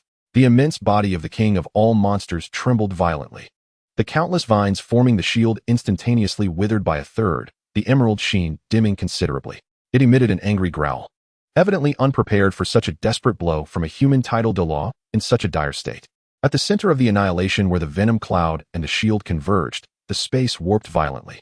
In this core area of explosive energy, at the moment of most chaotic energy currents, beneath the water, the dormant silver dragon king mark on Ling Ye's forehead flickered with a vibrant spectrum of colors. It was not an eruption of power, but rather the activation of a precise spatial coordinate. The chaotic energy of the space was forcibly attracted and guided by this mark. A minuscule and exceedingly unstable spatial vortex, as if torn asunder by an invisible hand, abruptly manifested within the upper layers of water above the submerged position of Ling Ye. A roar? Spatial fluctuations?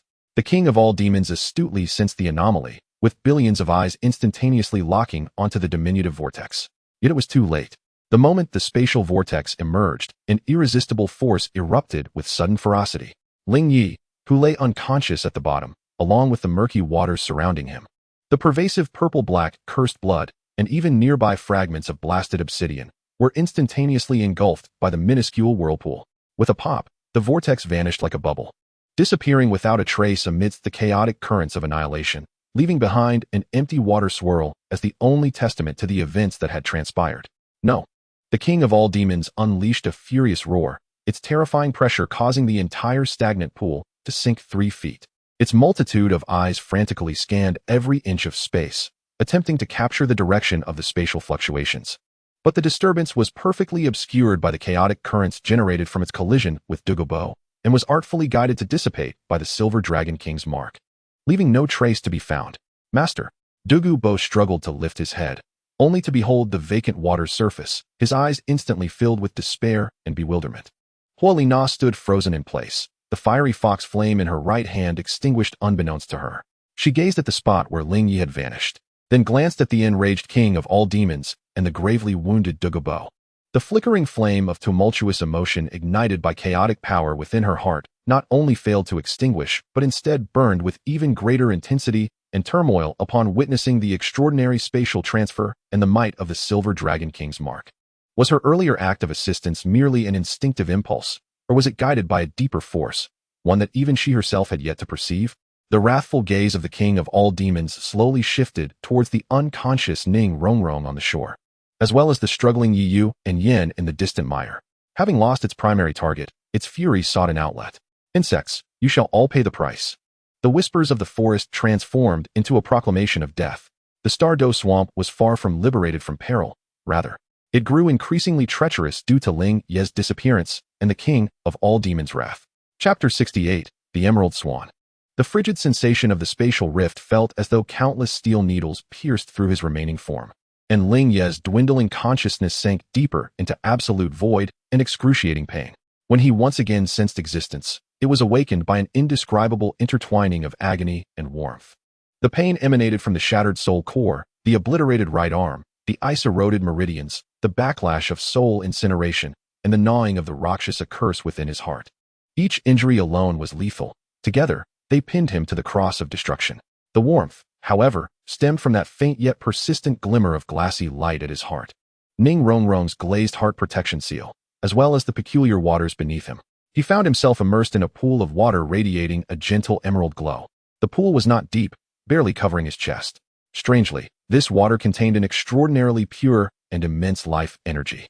This surge of life energy spontaneously and gradually permeated his shattered body, akin to the gentlest healing hand, soothing the gruesome wounds that barely sustained his last breath.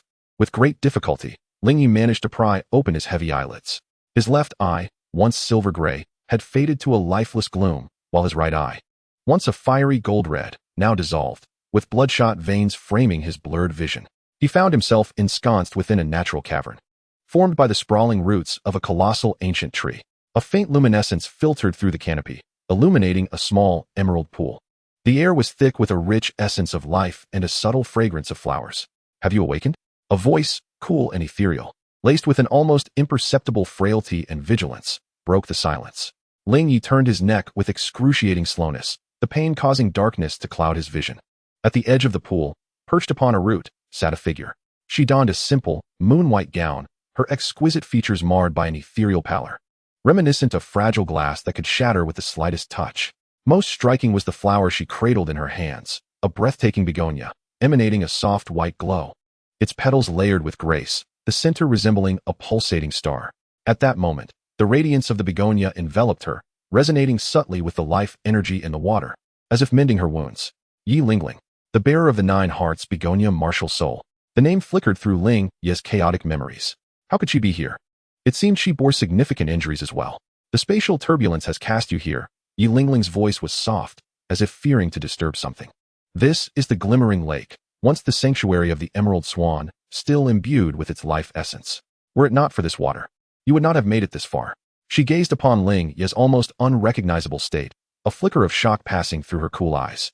Particularly alarming were the purple-black curse markings that spread across his heart, battling against the verdant life energy, and the horrifying wound on his right shoulder, where flesh had disintegrated to reveal bare bone, sending a chill through her. Ling Ye attempted to speak, but only a series of broken gasps escaped his lips. He sought to summon his soul power, met only with the despairing sound of crumbling from the depths of his soul core and a profound weakness. His cultivation had plummeted to the brink of the soul realm, and it continued to decline. The Rakshasa curse, momentarily suppressed by the life energy, had not intensified. Yet the Insha frost still slowly froze his meridians.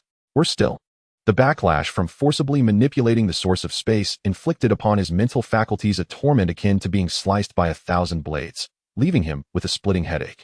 Do not move. Yi Lingling's voice rang out urgently. Your injuries are far too severe. My 9 hearts begonia cannot heal the collapse of the source nor withstand such a high-level curse backlash. Her tone carried a deep sense of helplessness. The 9 hearts begonia was renowned as the world's foremost healing martial soul. Yet in the face of Ling Ye's internally and externally catastrophic injuries, involving the essence of his martial soul, divine-level curses, and spatial backlash, her abilities seemed woefully inadequate. Her own condition was precarious, evidently wounded by a formidable soul beast, her soul power unstable. At that moment, a piercing, furious cry of a bird resonated from outside the cavern, laden with terrifying pressure, shaking the entire hollow. The oppressive force was infused with an essence of life so pure that it was almost transcendent, yet at this moment, it brimmed with a wrathful fury of annihilation. The Emerald Swan.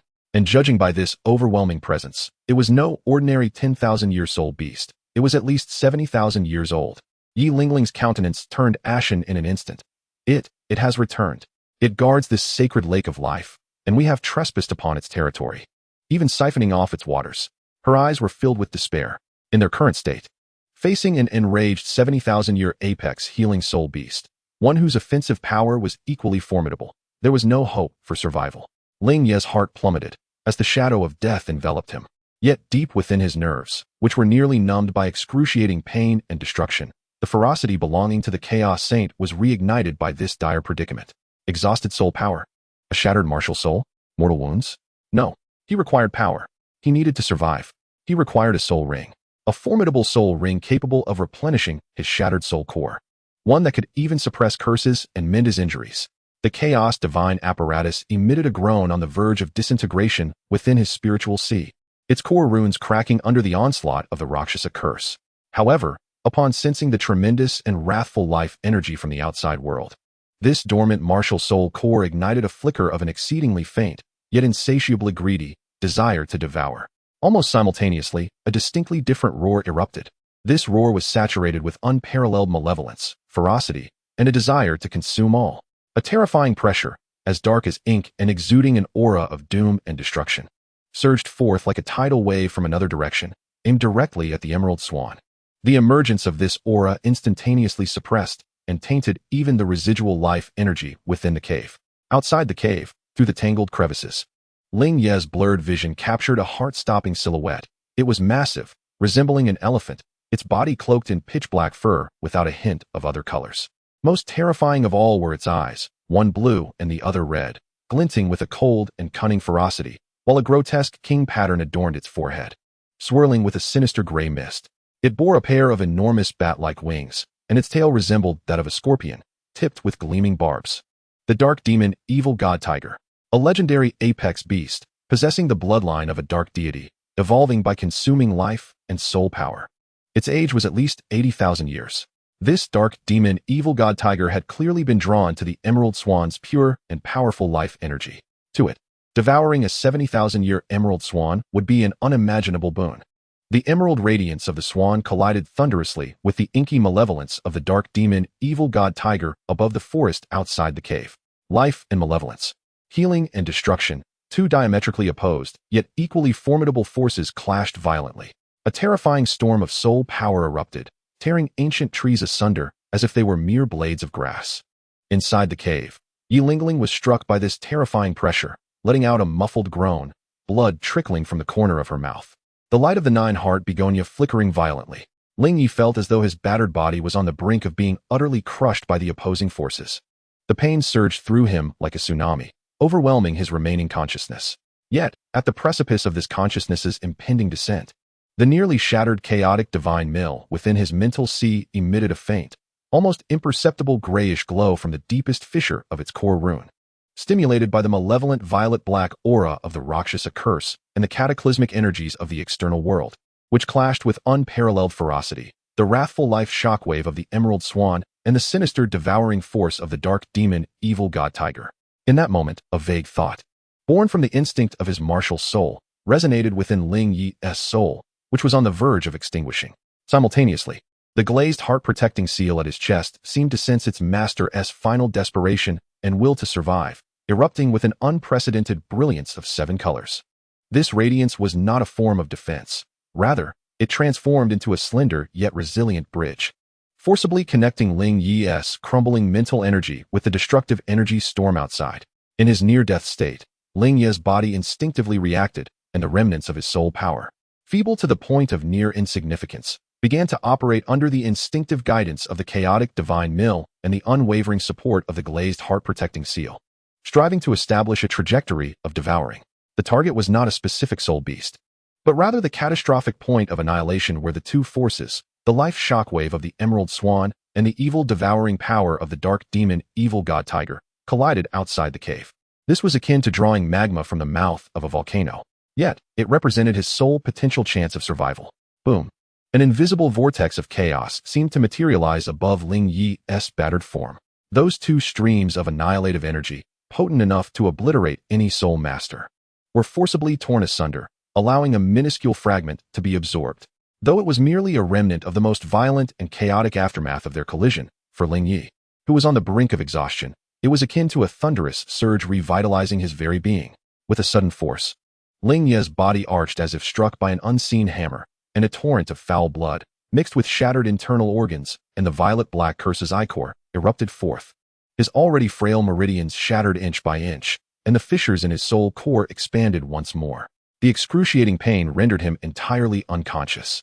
However, at the moment this destructive energy surged into his body, it was forcibly captured and shattered by the faint grayish glow of the chaotic divine mill.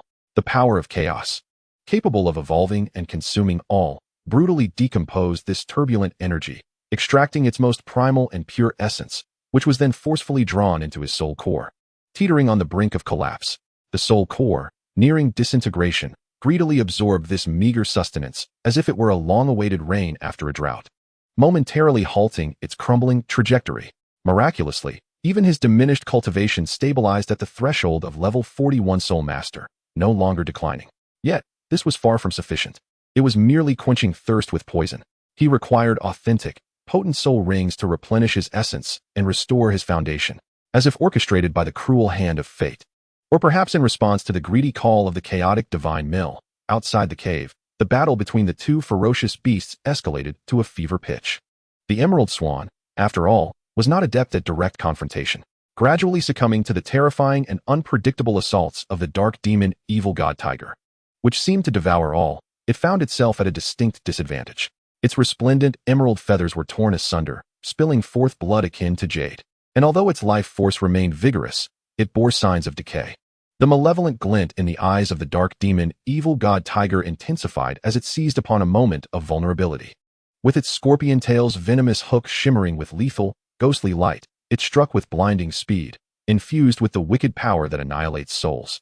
Plunging deep into the breast of the Emerald Swan, simultaneously, it opened its cavernous maw, casting a terrifying consuming force towards the core essence of the Emerald Swan's soul. In utter despair, the Emerald Swan let out a mournful cry, its life essence being frantically siphoned away, the once vibrant emerald glow rapidly dimming. Just as the flame of its existence seemed on the verge of extinguishment, its soulful eyes pierced through the gnarled roots, beholding the dying Ling Ye within the cave. Alongside the pure-hearted Yi Lingling, whose martial soul belonged to the realm of life and healing, a resolute thought flickered in its consciousness. Rather than be entirely consumed by this vile beast, it would, summoning its final reserves of strength. The Emerald Swan detonated the soul core that had crystallized 70,000 years of life essence. Not to inflict harm upon the dark demon evil god tiger, who was already prepared for such an eventuality, but to transform the purest surge of life force unleashed by the explosion into a brilliant emerald beam, which it directed towards the cave where Ling Ye and Yi Lingling resided. This was its final gift, a means of vengeance upon the dark demon evil god tiger, bestowing its essence upon potential kin rather than its foe. The dark demon evil god tiger, taken aback by this unexpected gambit, found its consumption interrupted and was forcefully repelled by the residual shockwave of the explosion, sustaining several grievous wounds that exposed bone, igniting its fury. The emerald beam, encapsulating 70,000 years of the Emerald Swan's life essence, surged forth with a magnificent vitality and gentle healing power, instantly breaching the cave's barriers and enveloping Ling Ye and Yi Lingling entirely. Yi Lingling exclaimed in astonishment, her 9 hearts begonia martial soul manifesting uncontrollably, voraciously absorbing this pure life energy. Her injuries began to mend at a visibly rapid pace, a rosy hue blossoming on her pallid cheeks, while her soul power soared. This was an extraordinary fortune. However, for Ling Ye, the situation was drastically different. The moment this overwhelming life energy surged into his battered body, it did not heal him. Rather, it ignited a veritable powder keg. The clash with the Rakshasa curse, pure life force colliding with the utterly malevolent Rakshasa curse, provoked a cataclysmic explosion within him. His body erupted with countless gaping wounds, while the purple-black curse patterns writhed like venomous serpents. The conflict with the annihilation backlash. The life energy sought to mend the annihilation wound on his right arm, but instead provoked the residual force of spatial annihilation to retaliate, producing a grotesque sound as flesh and bone began to dissolve. The gluttony of the chaos divine mill, sensing such pure and immense energy. The nearly shattered core runes of the chaos divine mill surged with a fervent glow, ravenously consuming without restraint. However, this surge of energy was overwhelmingly potent and pure, leaving the severely wounded divine mill unable to fully convert it. The raging life energy rampaged through its already fragile meridians, transforming Ling Ye's body into a nightmarish battleground. Life, curses, annihilation, chaos, multiple forces violently tore and exploded within him. A horrendous, inhuman wail erupted from his lips as his body convulsed violently, blood gushing from his 7 orifices, while veins beneath his skin bulged grotesquely, threatening to burst forth and end his life. At this critical juncture, the dark demonic tiger, grievously wounded by the self-detonation of the Emerald Swan, was now consumed by a furious rage. Like a black storm of death, it shattered the roots at the entrance of the cave. Its eyes, imbued with boundless malevolence and ferocity, swiftly locked onto the center of the light beam, Ling Ye, whose breath was in utter disarray. Roar! Despicable thief! Die! The dark demonic tiger paid no heed to Ling Ye's condition. It only knew its prey had been snatched away. It opened its massive maw, gathering a pitch-black energy sphere, compressed to the utmost, radiating waves of destruction and devouring intent. Dark demonic cannon. This was its most formidable single-target attack, capable of severely injuring a titled Douluo. The target was none other than Ling Ye. Death had never loomed so close. Chapter 70, Sixth Soul Ring.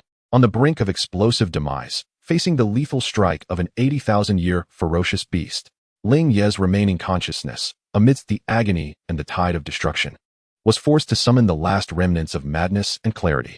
Under the onslaught of the chaotic life energy within and the lethal death threat from without, the cracks on the core runes of the chaotic divine mill suddenly blazed with intensity. The erosion fissure originating from the Rakshasa curse now transformed into a conduit for venting the chaotic energy. The malevolent power of the Rakshasa, the life force of the Emerald Swan, the shattered soul power within himself, and the retaliatory force of annihilation, all these destructive energies, driven by the frenzied operation of the chaotic divine mill, were forcibly blended, compressed, and ignited. Give me, consume it. Ling Ye let out a silent roar from the depths of his soul.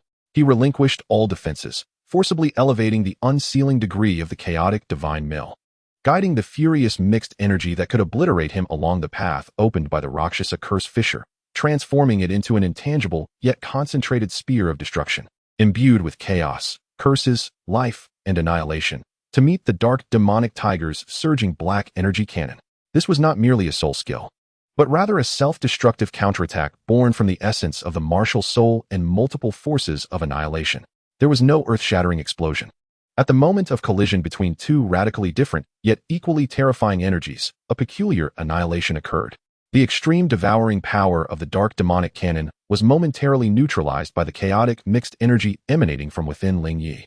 However, the power level of the dark demonic tiger was far too high. The cancellation lasted but an instant. The residual energy of the dark demonic cannon, still carrying the momentum of destruction, crashed toward Ling Ye. Yet it was in this fleeting moment, a fraction of a breath, that he fought for his life. As Ling Ye's spirit, ablaze with the last vestiges of life and will, surged forth under the kaleidoscopic amplification of the glazed heart protection seal. It pierced with the precision of the sharpest dagger into the depths of the dark demon evil god tiger's fierce, heterochromatic eyes, exploiting the moment of its weakest spiritual defense. Just after unleashing its ultimate move and being injured by the self-detonation of the Emerald Swan. Chaos, soul suppression, a fragment of the will to subdue all things, emanating from the core of the chaos divine mill, intertwined with the malevolent intent of the Rakshasa curse, descended upon the soul core of the dark demon evil god tiger like a domineering brand. The creature let out an unprecedented, anguished howl, its soul feeling as if pierced by countless searing steel needles, crushed beneath the chaotic grindstone. Its colossal body instantly stiffened, the gathered soul power spiraled out of control, and the residual energy of its dark demon evil god cannon shattered explosively. An opportunity, though Ling Ye's body teetered on the brink of total collapse. His will ignited to a fever pitch at that moment. The ethereal form of the chaos divine mill whirled furiously behind him. The fissures in the core runes resembling the gaping maw of an abyss. Divine mill, soul grinding, source seizing. He expended his final ounce of strength to unleash the primordial ability of the chaos divine mill, shattering souls and devouring origins.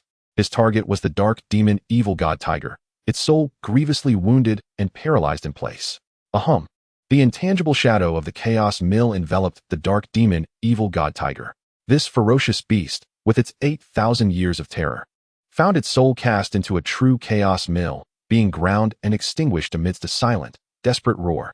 Its vast soul power, the essence of its wicked origin, belonging to the bloodline of the evil god, was forcibly extracted from its shattered soul body, transforming into a viscous, inky torrent of energy that radiated an ominous gray-black glow, surging into Ling Ye's being like rivers merging into the sea, flooding into the abyss-like core of the chaos divine mill.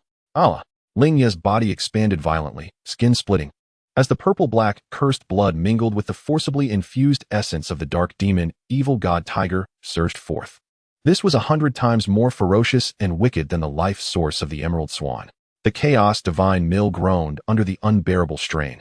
The cracks in the core runes widening once more, the purple-black light of the Rakshasa curse flickering as if on the verge of complete disintegration. Above the lifeless form of the dark demon evil god tiger, a colossal black soul ring, deep as an abyss and flowing with ominous gray currents at its edge, slowly took shape, its age reaching an astonishing 80,000 years. Simultaneously, a smaller yet more refined and vibrant green soul ring, derived from the essence of the Emerald Swan's life source, materialized. 2 soul rings. One from the 70,000-year Emerald Swan, primarily for life healing, and the other from the 80,000-year dark demon evil god tiger, primarily for evil devouring. They were forcibly drawn by the chaos divine mill, suspended above Ling Ye's head, with an overwhelming energy pressing down like a mountain. Absorb? In Ling Ye's current state, absorbing even one would guarantee death. To simultaneously absorb 2 top-tier soul rings with conflicting attributes, that would be tantamount to seeking one's own demise. However, the core rune of the chaos divine mill surged with a newfound intensity after consuming the essence of the dark demon evil god tiger. It resembled a voracious furnace, actively drawing in the powers of 2 soul rings, along with the remnants of the life essence of the Emerald Swan within Ling Ye, his own annihilation energy, and the forces of the Rakshasa curse, forcibly amalgamating them into the grinding stone, grinding, merging, and evolving into chaos. Ling Ye's consciousness was entirely submerged in the torrent of destruction and rebirth. His body became a battlefield, and his soul transformed into a furnace. He faced the choice of either being completely obliterated in chaos or undergoing a rebirth through destruction, forging an unprecedented chaos ring. Yi Lingling was utterly astonished by the unfolding events in this fleeting moment. She gazed at Ling Ye, who was enveloped in a tempest of gray, black, green, and purple energies, his body perpetually shattering and then barely healing. Observing the 2 immense soul rings radiating a heart-stopping aura above his head, her cold gaze was filled with incredulous shock. Deep within the Stardow forest, several terrifying presences seemed to be drawn by the violent energy fluctuations erupting here, rapidly approaching. Ling Ye's body had become a battlefield of chaos. The profound life essence of the 70,000-year Emerald Swan clashed violently with the malevolent essence of the 80,000-year dark demon evil god tiger, akin to 2 opposing dragons of fate colliding and tearing through his shattered meridians and nearly collapsing soul core. Chapter 71. Limits, Dual Spirit Souls. With a cough, a torrent of foul blood, mixed with internal organ fragments, purple-black cursed blood, and gray-black malevolence, erupted forth. His skin resembled cracked porcelain, with blood mist spraying from the fissures. The annihilated wound on his right shoulder attempted to heal under the nurturing of life energy. Yet it was repeatedly torn open by the destructive essence of the dark demon evil god tiger and the lingering force of spatial annihilation, revealing stark white bones. The Rakshasa curse spread like a raging fire ignited by oil, fervently proliferating amidst the conflict of life and malevolence, with purple-black veins nearly consuming half of his body. The chaos divine mill roared with a deafening clamor within his spiritual sea. The core rune was riddled with cracks, and the gray light flickered wildly, resembling an engine operating beyond its limits, on the verge of explosion. It forcibly drew in the extreme energies, attempting to grind, merge, and transform them into chaos. Yet, this process was brutal and agonizing. Every grinding felt akin to a dull blade slicing through the depths of Ling Ye's soul. Ling Ye's consciousness floated amidst the torrent of destruction, the excruciating pain threatening to engulf him entirely. He felt as though he had been cast into the primordial furnace of chaos, both body and soul being repeatedly reforged and torn apart. Just then, the light of the glazed heart seal at his chest flickered back to life. Though faint, it served as a resilient anchor, steadfastly securing his disintegrating consciousness. Ning Rongrong's unwavering imprint had now become the beacon of his soul's immortality. No, I cannot perish. A faint yet resolutely firm thought coalesced amidst the fragments of his soul. Power. I need power, the strength to survive. The chaos divine mill seemed to sense its master's indomitable will, and the gray light of the core runes suddenly collapsed inward, condensing. The limit of the unsealing degree, teetering on the brink, was forcibly stabilized, even hinting at signs of breakthrough. A force, emanating from the chaotic origin, erupted with an even more domineering will of devouring and grinding. A resonant hum filled the air as two colossal soul rings hovered above his head, the vibrant emerald, jade swan, and the profound, sinister black, dark demon evil god tiger, drawn by the frenzied allure of the chaotic divine mill, akin to two falling stars crashing down with ferocity. Typically, soul masters can only absorb soul rings one at a time, and they must align in attributes as closely as possible, simultaneously absorbing two rings of such high age, with attributes in extreme conflict, is tantamount to self-destruction. Yet, Ling Ye possessed more than a singular martial soul. The chaotic divine mill, the devouring evil tiger, the eternal divine furnace, the swallowing swan. In the life and death moment when the soul rings were about to penetrate his body, the last vestige of clarity, safeguarded by the glazed heart seal, instinctively issued a command. Boom. The dark, ominous soul ring of the dark demon evil god tiger, infused with the tempestuous force of evil devouring power, thunderous might, and the ultimate will of annihilation from the evil god, surged forth like a black deluge breaking free from its dam, forcefully inundating the core of the chaotic divine mill. Almost simultaneously, the emerald soul ring of the jade swan, brimming with pure life essence and gentle, resilient healing principles, flowed like a warm, exquisite elixir into the eternally silent and fractured divine furnace, its walls marred by deep purple-black fissures. In that moment, the dual martial souls became the paramount vessel to bear this cataclysmic power, the sole pathway to survival. The chaotic divine mill surged as the 8,000-year malevolent essence of the dark demon evil god tiger ignited the already precarious state of the chaotic divine mill like the most ferocious of fuels. The phantom of the grinding disc behind Ling Ye expanded and spun wildly, emitting a thunderous cacophony of chaotic roars. Cracks in the core runes threatened to completely shatter under the onslaught of the violent energy, yet the runes themselves greedily absorbed and devoured this force, radiating a blinding gray light. The will of the evil god sought to erode the grinding disc, but was forcefully suppressed and extinguished by the primordial will of the chaotic divine mill, which evolved and shattered all things. Sinister gray-black patterns began to spread across the phantom of the grinding disc, bestowing upon it a more profound and terrifying aura of devouring and destruction. In a backlash of agony, Ling Ye felt as though his right half had been cast into an infernal realm of malevolent lava. His meridians torn and scorched by the frenzied evil energy, his soul assailed by the howls of the evil god. His right eye instantaneously became engulfed in darkness, filled with fury and a consuming desire that nearly overwhelmed his sanity. The curse of the Rakshasa resonated with this turmoil, its purple-black radiance surging violently against the protective, glazed heart seal. On the side of the eternal divine furnace, the life essence of the 70,000-year jade swan descended like a nurturing rain, saturating the eternally cracked and sealed walls of the furnace. The dim phantom of the furnace slowly materialized behind Ling Ye, and the grotesque purple-black fissures, resulting from the Rakshasa curse and malevolent backlash, were, to some extent, smoothed by the purifying life energy. Though the path to restoration remains distant, the glow of the furnace wall has softened somewhat, and the core, sealed tightly by sinister forces, seems to flicker with an exceedingly faint spark. The gentle flow of the life principle begins to spontaneously mend Ling Ye's battered body. A tingling sensation of healing emanates from the obliterated wound on his left shoulder. Beneath the cracked skin, new flesh struggles to grow, nourished by the life energy. The erosion caused by the Rakshasa curse at the heart vein appears to be slightly impeded by this surge of vitality. The agonizing backlash. His left side feels as though it is submerged in boiling life essence, the overwhelming vitality clashing violently with his damaged form, resulting in an exquisite agony of expansion. Meridians are forcibly widened, tearing and healing, like countless ants gnawing at the marrow. His left eye transforms into a pure emerald, brimming with a yearning for life and a desire for healing, standing in stark contrast to the pitch-black ferocity of his right eye. As his consciousness teeters on the brink of fragmentation, in the chaotic furnace, where yin and yang converge, two opposing forces surge madly through the conduits of his twin martial souls, creating a terrifying conflict point within Ling Ye's shattered soul core. The devouring and grinding power of the chaotic divine mill, enhanced by the evil tiger's essence, collides violently with the gentle life force of the eternal divine furnace, enhanced by the swan's essence, in a fierce clash. This confrontation is more intense than before, as both sides have received formidable boosts from their soul rings. With a violent shudder, Ling Ye's body trembles as if his soul core is on the verge of exploding. Blood, mingled with ash and dark green energy mist, bursts forth from every pore of his body.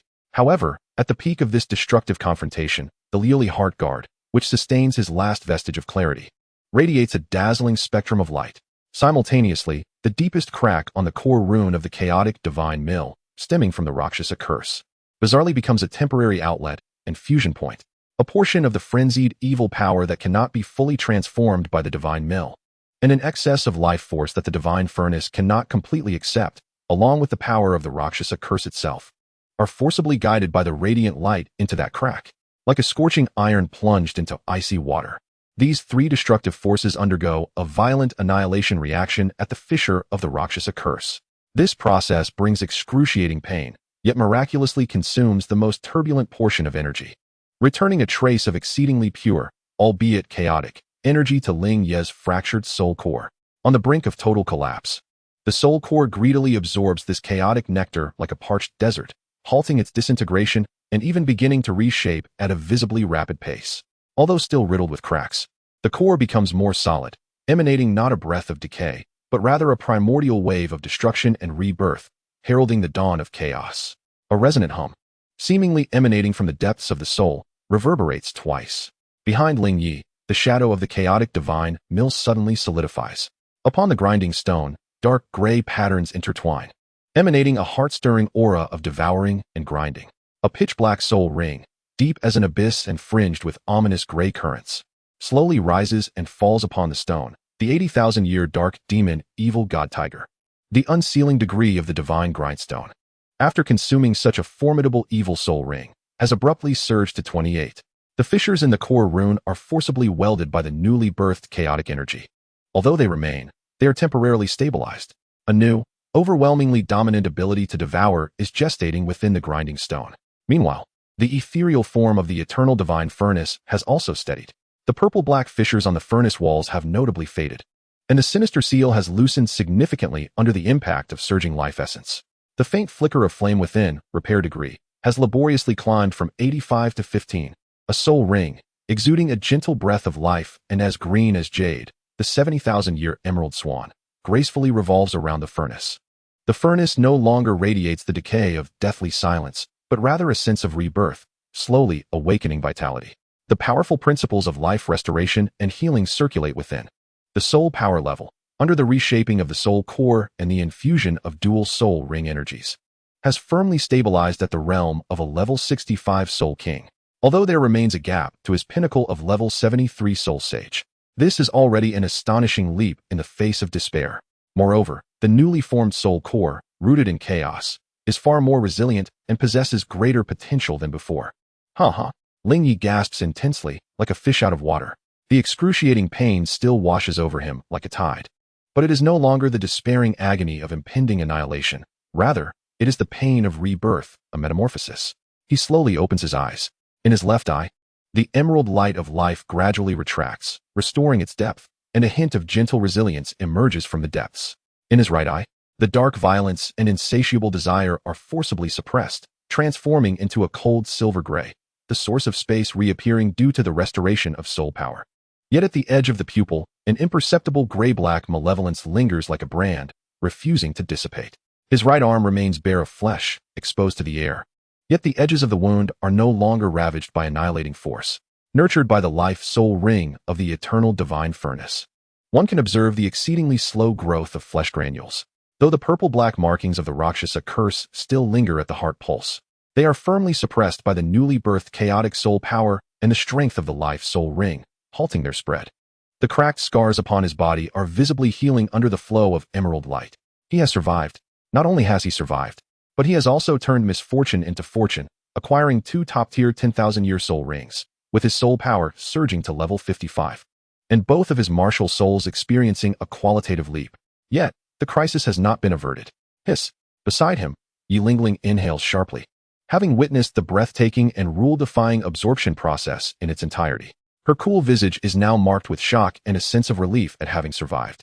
However, her gaze quickly turns grave as she looks towards the cave entrance. A pressure more terrifying and profound than that of the king of 10,000 beasts, seemingly carrying the will of the entire forest, descends with the force of a collapsing sky. The entire space becomes frozen, and time itself seems to thicken. The forest whispers, and all beings submit. A deep, commanding voice, imbued with the weight of countless ages and a chilling wrath, resonates directly within the very souls of Ling Ye and Yi Lingling, the aura of the evil god, and the mark of the Silver Dragon King. Human, you are beyond redemption. The beast god, Emperor Qian, the true sovereign of the Star Doe forest, has descended. Its immense draconic visage, akin to a mountain, obscured the sky beyond the cave, and the frigid golden vertical pupils, resembling 2 blazing suns, locked onto the weary Ling Ye, who had just completed his absorption.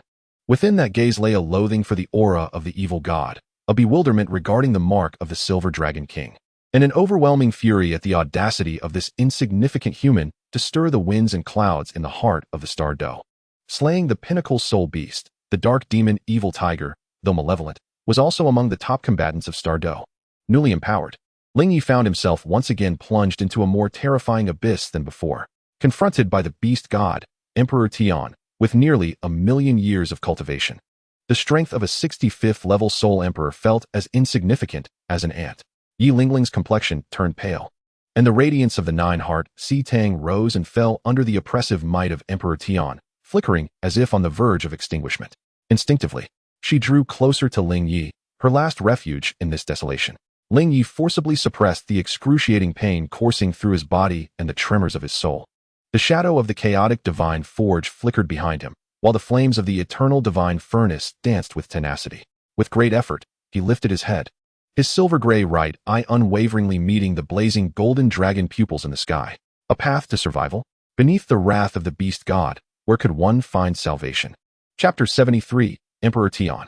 The pressure of Emperor Qian descended like a tangible mountain, crashing down with a thunderous roar.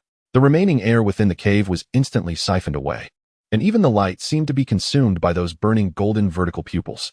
Yi Lingling let out a muffled groan as the brilliance of the 9-heart Si Tang was completely forced back within her. Her delicate form swaying like a candle flickering in the wind, nearly collapsing to the ground, her once clear eyes now reflecting only the purest, most primal fear in the face of this cataclysm. Ling Ye's body felt as though it were gripped by an invisible giant hand. The recently reformed, fissured chaotic soul core emitted a pained groan under the immense strain, and his bones cracked ominously, while freshly healed skin tore open once more, oozing fine droplets of blood. The power of a 55th level soul king was rendered inconsequential, less than dust against the might of the nearly 1,000,000-year-old beast god. Beyond redemption? Ling Ye coughed violently, expelling a mouthful of tainted blood mixed with internal fragments, yet his silver-gray right eye remained fixated on the draconic shadow obscuring the sky, undeterred. Agonizing pain and terror bit at him like venomous serpents, but the chaotic divine forge behind him spun wildly, grinding against the incoming destructive pressure, while the flames of the eternal divine furnace flickered defiantly, emitting a faint warmth to sustain his heart. The mark was stolen by the Rakshasa. The consumption of the evil tiger was a matter of survival. Must the beast god, without understanding the reasons, extinguish those who seek to survive? His voice, hoarse and fragmented, bore a defiance that surged from the depths of his soul. Humph!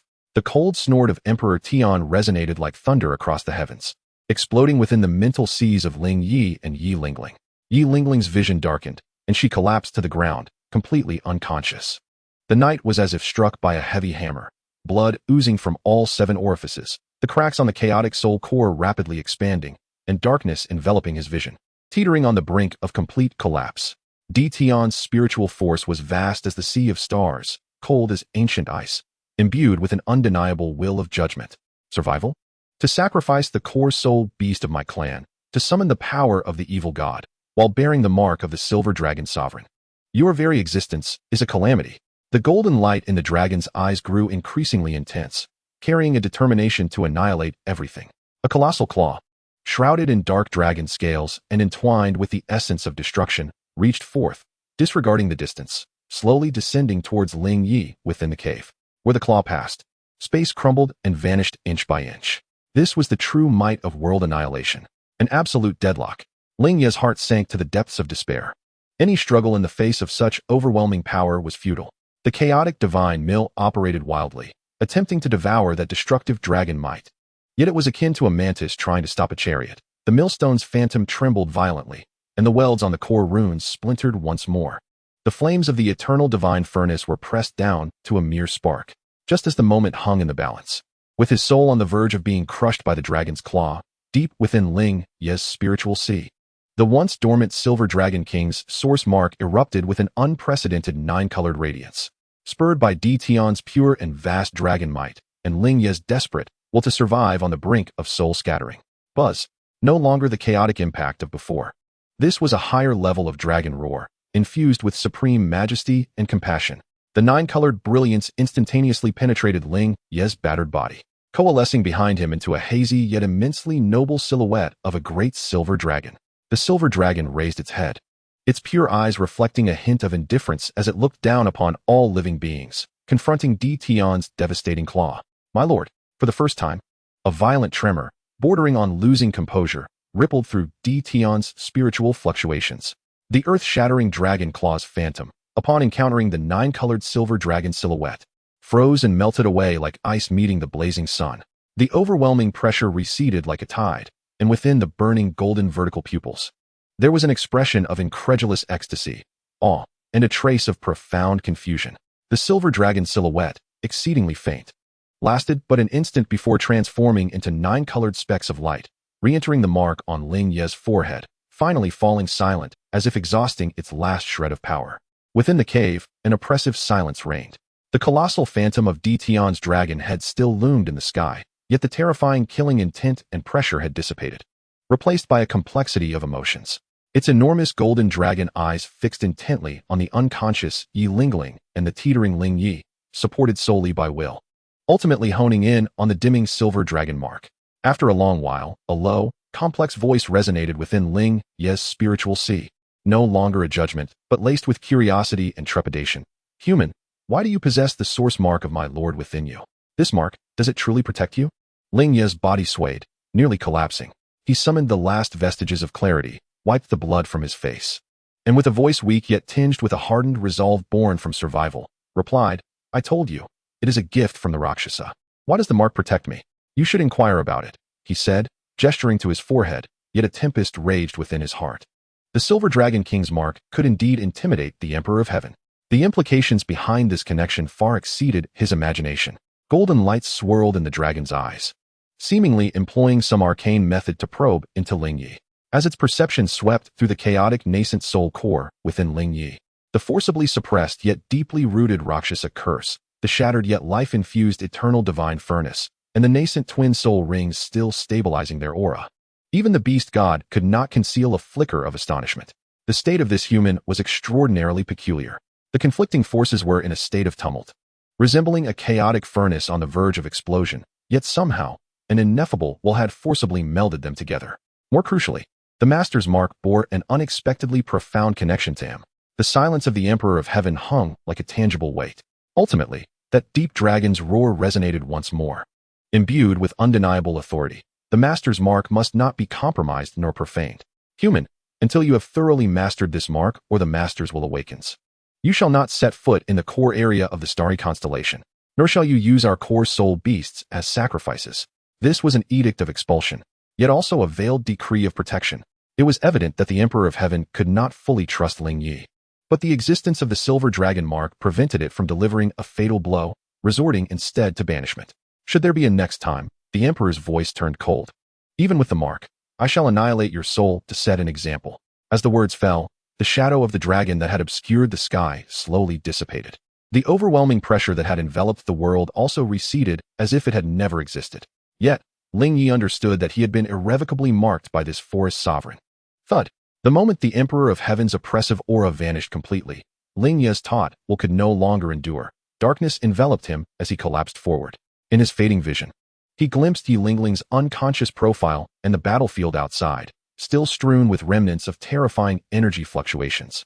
Time became an enigma as Ling Ye was awakened by a gentle and refreshing wave of soul power.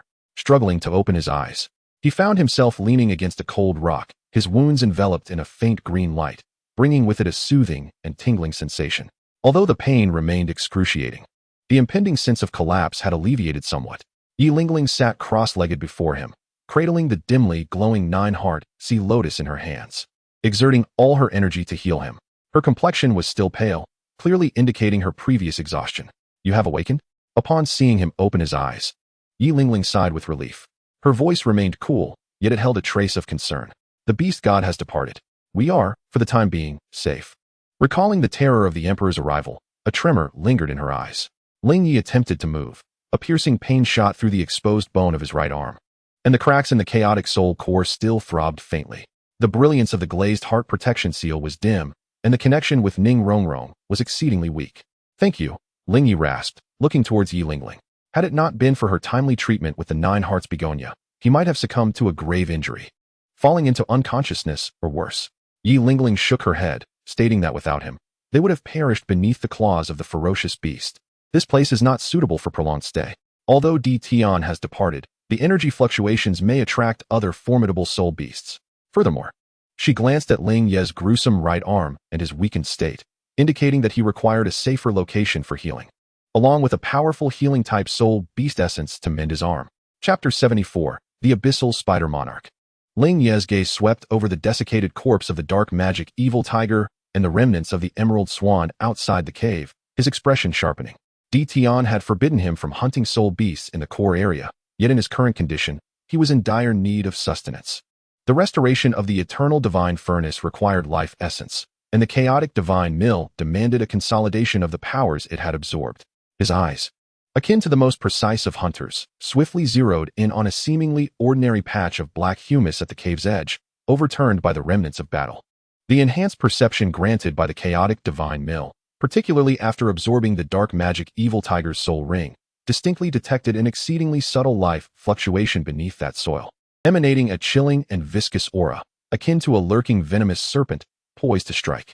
This aura was imbued with potent toxins, resilient life force, and spatial attributes. Its age was no less than 70,000 years. "You are correct. Replenishment is necessary," Ling Ye remarked, a faint, cold, and fragile smile gracing his lips, as a chaotic gray glimmer flickered in his silver-gray right eye. "Moreover, a guest can no longer contain their impatience and is arriving at our doorstep."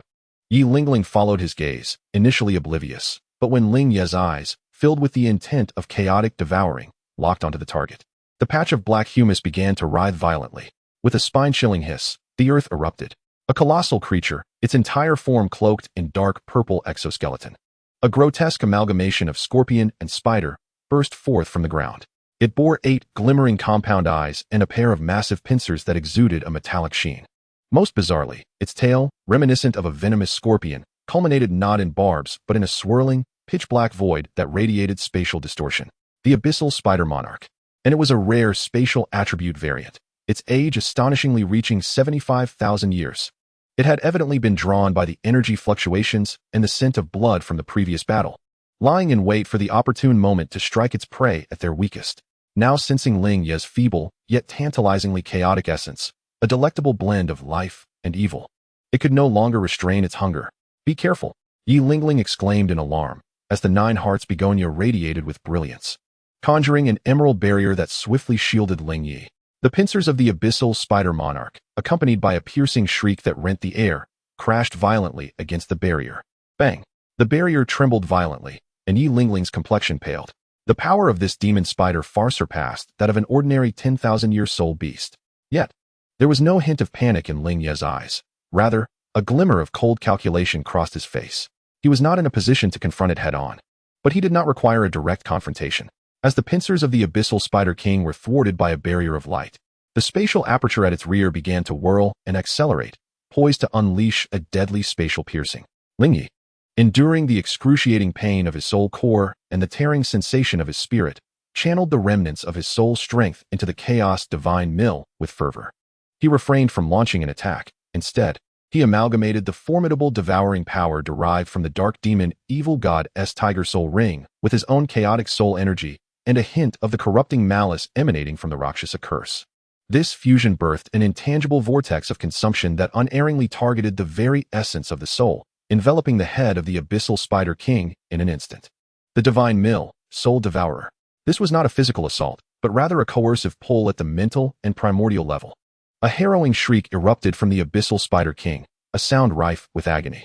It felt as if its soul and the essence of its power were ensnared by an invisible, serrated grinding wheel, ruthlessly tearing at it. The excruciating pain and terror, rooted in the instinct for survival, overwhelmed its consciousness in an instant. The spatial piercing that had coalesced at its tail dissipated in an instant. Confusion and suffering filled its myriad compound eyes. Its resilient carapace, sharp pincers, and peculiar spatial abilities were rendered utterly futile in the face of Ling Ye's soul-targeting ambush. This was precisely the target Ling Ye had chosen, for the Abyssal Spider King's mental fortitude was relatively feeble, and the newly acquired abilities of the Chaos Divine Mill were its bane. Now was the moment. Ling Ye uttered a low cry, his voice laden with suppressed anguish. Maintaining this devouring pull inflicted a tremendous burden upon him. Yi Lingling grasped the situation instantaneously. The radiance of the nine-heart begonia surged forth, not as an attack, but transforming into countless slender, resilient emerald tendrils imbued with potent paralysis and neurotoxin. The healing power of the nine-heart begonia could also be transmuted into life toxins. Entwining around the rigid form of the abyssal spider king, now rendered stiff by pain. The tendrils accurately coiled around its joints and the periphery of its compound eyes. The abyssal spider king thrashed wildly, its pincers flailing to shred the tendrils. Yet, Yi Lingling's vines were relentless, continuously wrapping around and significantly constraining its movements.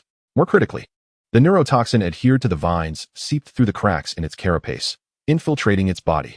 Ling Ye's gaze sharpened, mustering the last vestiges of his soul power.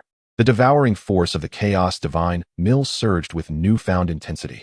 Simultaneously, he connected with the eternal divine furnace. The emerald swan soul ring on the furnace's wall blazed to life. Divine furnace, life siphon. A tremendous force of life extraction surged through the soul channel created by the Chaos Divine Mill, striking the essence of the Abyssal Spider King with ferocity. Its immense vitality poured forth like a breached dam, forcibly drawn away and continuously channeled into the eternal divine furnace through the invisible conduit. The Abyssal Spider King's struggles visibly waned. Its carapace lost its luster, and its compound eyes dimmed.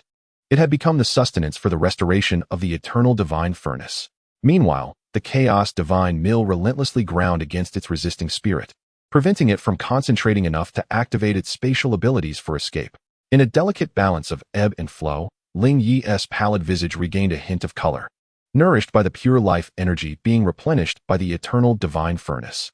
The dark purple fissures upon the furnace wall, nourished by the essence of the 75,000-year-old Abyssal Spider Emperor, have once again faded slightly. The restoration level has painstakingly risen to 18. The massive form of the Abyssal Spider Emperor crashed to the ground, utterly devoid of life. A profound black soul ring, radiating a dark purple halo and emanating spatial fluctuations, slowly coalesced above its carcass. 75,000 years. Spatial attribute. Moreover, it harbors potent toxins. This is precisely what Ling Ye desperately requires. His silver-gray spatial essence soul ring, once belonging to his left arm, had suffered significant depletion during previous battles, necessitating a more formidable spatial capability to stabilize the void wings, particularly the disintegrated left wing, and to confront impending crises. This soul ring's attributes aligned perfectly. Without hesitation, Ling Ye settled into a meditative posture, the ethereal shadow of the chaotic divine mill manifesting behind him. He needed this soul ring to solidify his realm, restore his spatial essence, and even attempt to mend the disintegrated left wing. "Guard me," Ling Ye uttered to Yi Lingling, then closed his eyes, guiding the profound dark purple soul ring downward with his mental prowess. Yi Lingling beheld Ling Ye's serene, yet pallid profile. Glancing again at the immense carcass of the Abyssal Spider Emperor, a flicker of complex emotion shimmering in her cool gaze. The man's methods were ruthless, precise, and utterly astonishing. She inhaled deeply, the brilliance of the nine-heart sea tang flowing around her as she vigilantly scanned the surroundings of the dark forest. Once more stirred by the tumult of battle, the absorption of the new soul ring commenced at the perilous edge of the Star Doe forest. Chapter 75. Qian Renxue, the dark purple soul ring of the Abyssal Spider Emperor, imbued with intense spatial fluctuations and a chilling aura of poison, descended like a formidable mountain. Ling Ye inhaled deeply, the ethereal shadow of the chaotic divine mill slowly revolving behind him, the gray light swirling as it prepared for consumption. The absorption process was far less ferocious and perilous than with the dual soul rings previously encountered, yet it remained equally harrowing. The instant the power of the soul ring surged into him, the dormant silver-gray spatial essence soul ring upon his left arm, originally the left arm bone soul ring, suddenly ignited. Two sources of spatial power resonated intensely, creating a tempest within his fragile meridians. Countless minuscule spatial fissures formed and extinguished within his body, inflicting excruciating pain akin to 1,000 cuts. Were it not for the gentle green light emitted by the eternal divine furnace's life soul ring, which continuously safeguarded his meridians, he might have been torn apart from within by this chaotic spatial turbulence. The 75,000-year-old poison of the Abyssal Spider Emperor was exceedingly domineering, and as the energy from the soul ring surged violently, it sought to corrode his flesh and soul power. The core rune of the chaotic divine mill radiated a brilliant gray light, activating its grinding force. The rampant toxins were forcibly drawn into the millstone, crushed and decomposed. A portion of the pure essence of poison was absorbed by the millstone, becoming part of dark gray patterns, while the destructive impurities were ensnared by chaotic power and directed towards the exposed wound on his right arm. The toxic substance and the residual annihilation power clashed violently, bringing unimaginable agony, yet simultaneously purifying the wound further, preventing its deterioration. A torrent of soul power surged into the core of chaos. The fissures on the soul core, which had expanded under the oppressive force of the Emperor, began to heal slowly, nurtured by pure soul power and suppressed by the chaotic divine mill. The resonance of the spatial wings, the unique spatial attribute inherent within the soul rings, surged forth like a gentle rain, gravitating towards the collapsing chaotic void wing framework behind Ling Ye. Particularly, the left wing, with a disintegration degree soaring to 92, saw its ephemeral and soon-to-be dissipated wing structures greedily absorb this source of spatial power, halting the disintegration process forcefully. Although the wing structures remained insubstantial and fragile, they at least stabilized temporarily, ceasing to deteriorate. A faint yet pure essence of spatial power began to coalesce at the core of the left wing framework. With a hum, as the dark purple soul ring fully integrated into the chaotic divine mill, floating above the shadowy disk, Ling Ye abruptly opened his eyes. Within the depths of his left pupil, a silvery gray luminescence of spatial energy flowed continuously, now even more refined and profound than before. With a mere flicker of thought, the space around him rippled like water, enhancing his perception and control over spatial dynamics significantly.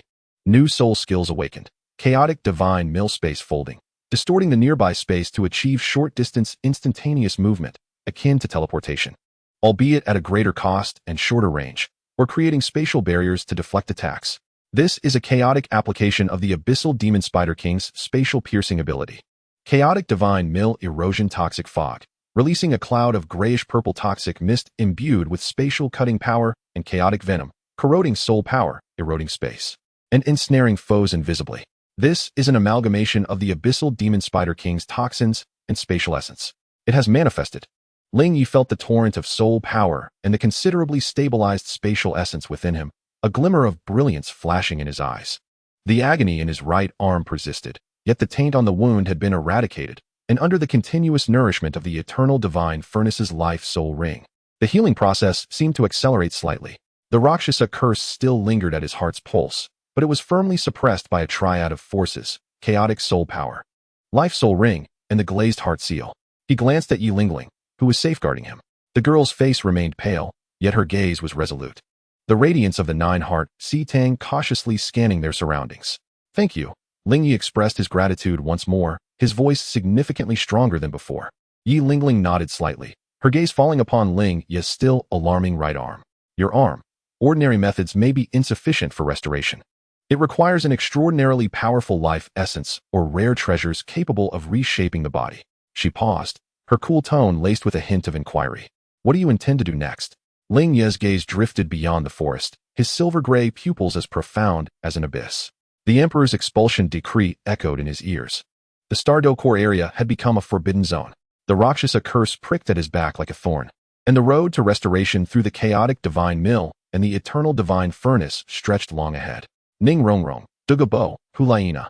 And the pursuit from the spirit hall presented numerous entanglements and perils awaiting him. Leave Stardo, Ling Ye's voice was low and resolute. To a place where troubles can be resolved. He had already determined his direction, the extreme north. In that desolate place, where the frigid power may well suppress the malevolent curse of the Rakshasa, and where formidable ice attributes soul beasts abound to replenish the eternal divine furnace.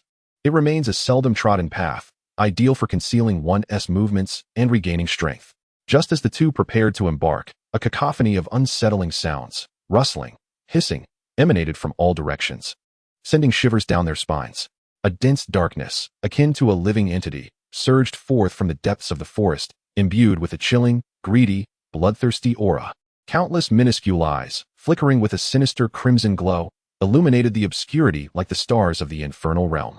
The 10,000-year ghost shadow devil vines. Drawn by the scent of blood wafting from the corpse of the abyssal spider queen and the overwhelming soul force released during the absorption of the soul ring by Ling Ye. These vines, though individually weak, swarmed in a relentless tide, unafraid of death, excelling in entanglement, blood-sucking, and releasing hallucinogenic mists. They surged like a black tide, swiftly inundating the cave entrance and rushing towards Ling Ye and Yi Lingling with fervor. This is bad. Yi Lingling's expression shifted dramatically as the nine-heart begonia radiated brilliance, its verdant barrier expanding instantaneously, incinerating the first wave of approaching devil vines to ashes. Yet, the sheer number of vines was overwhelming.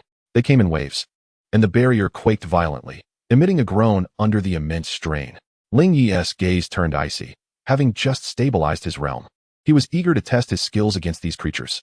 He refrained from utilizing his newly acquired spatial abilities and instead communicated with the Chaos Divine Mill through his mind. The Phantom of the Mill, having just absorbed the soul ring of the Abyssal Spider Queen, suddenly expanded, its gray-black patterns glowing. As an invisible and overwhelmingly powerful devouring domain erupted around him. The soul-devouring vortex of the Divine Mill. A fusion of the devouring ability derived from the dark demon Evil God Tiger's soul ring and the essence of the Chaos Divine Mill. Buzz.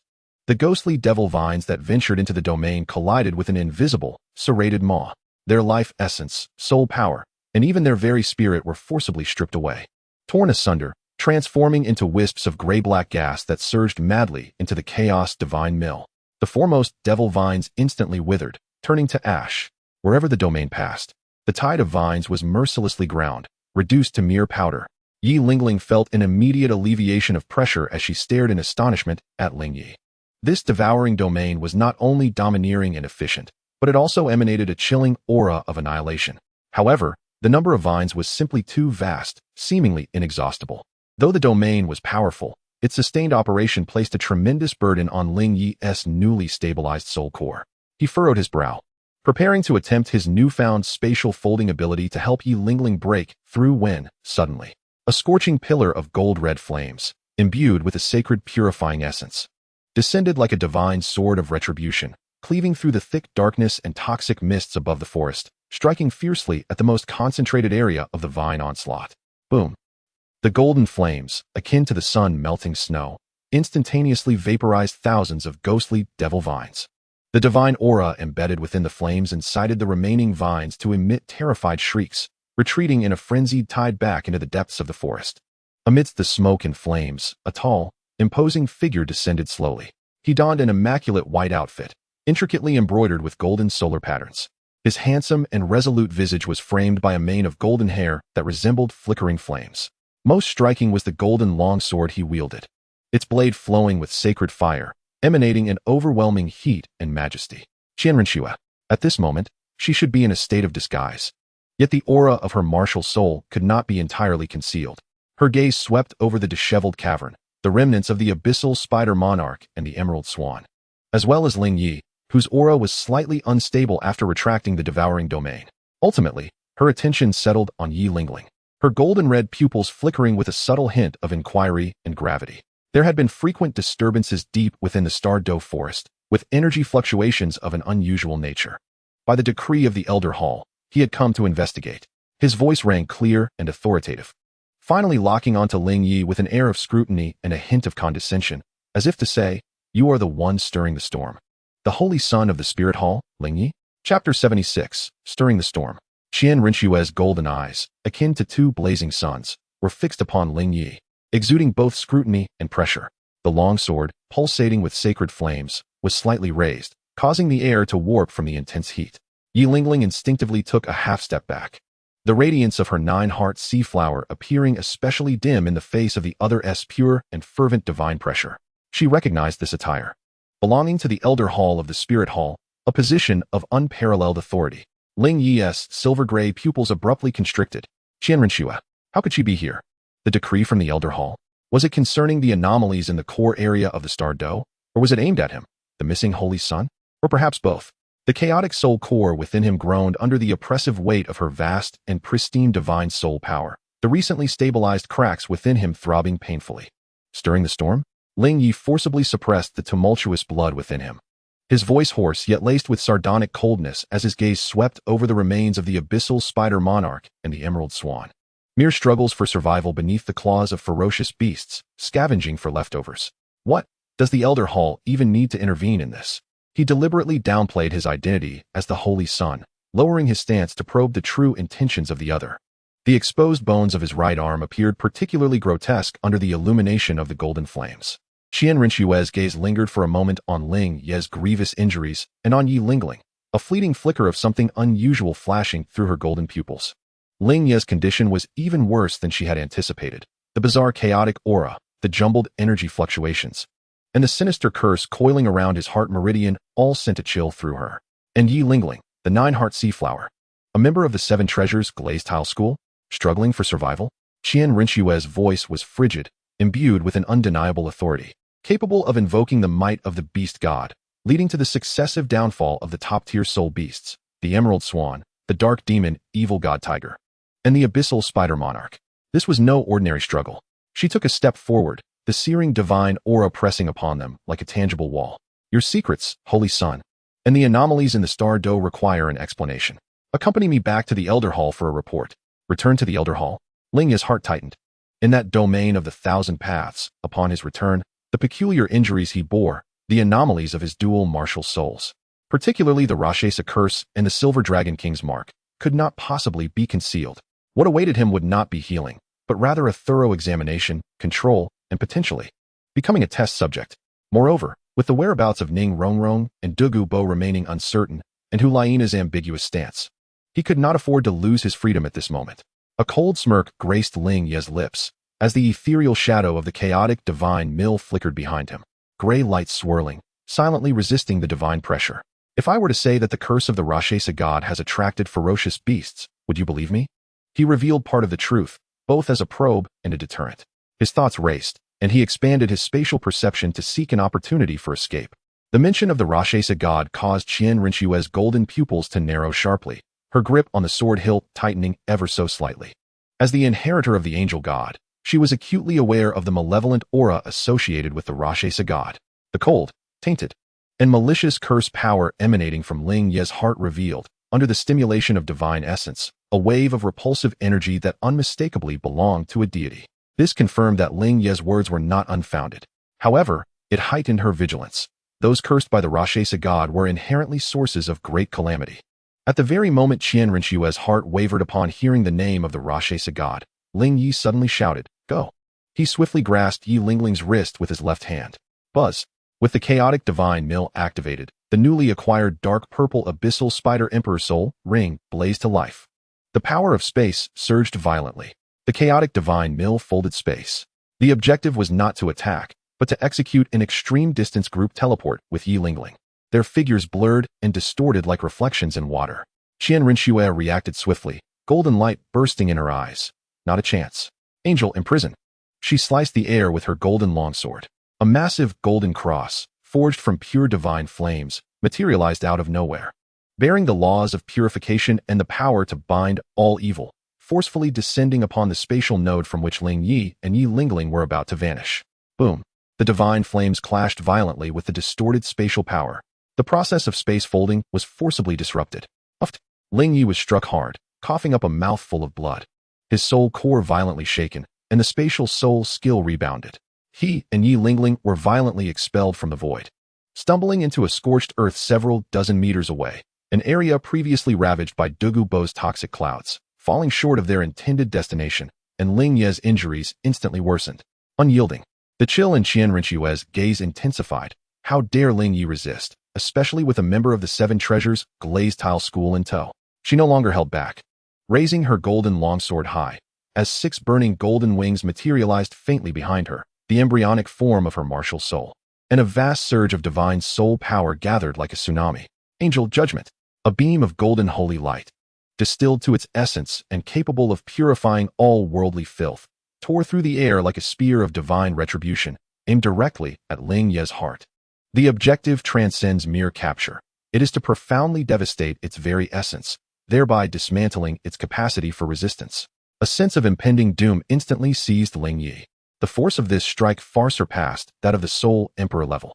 To withstand it would be tantamount to certain death. Chaos, the divine millstone. Ling Ye roared.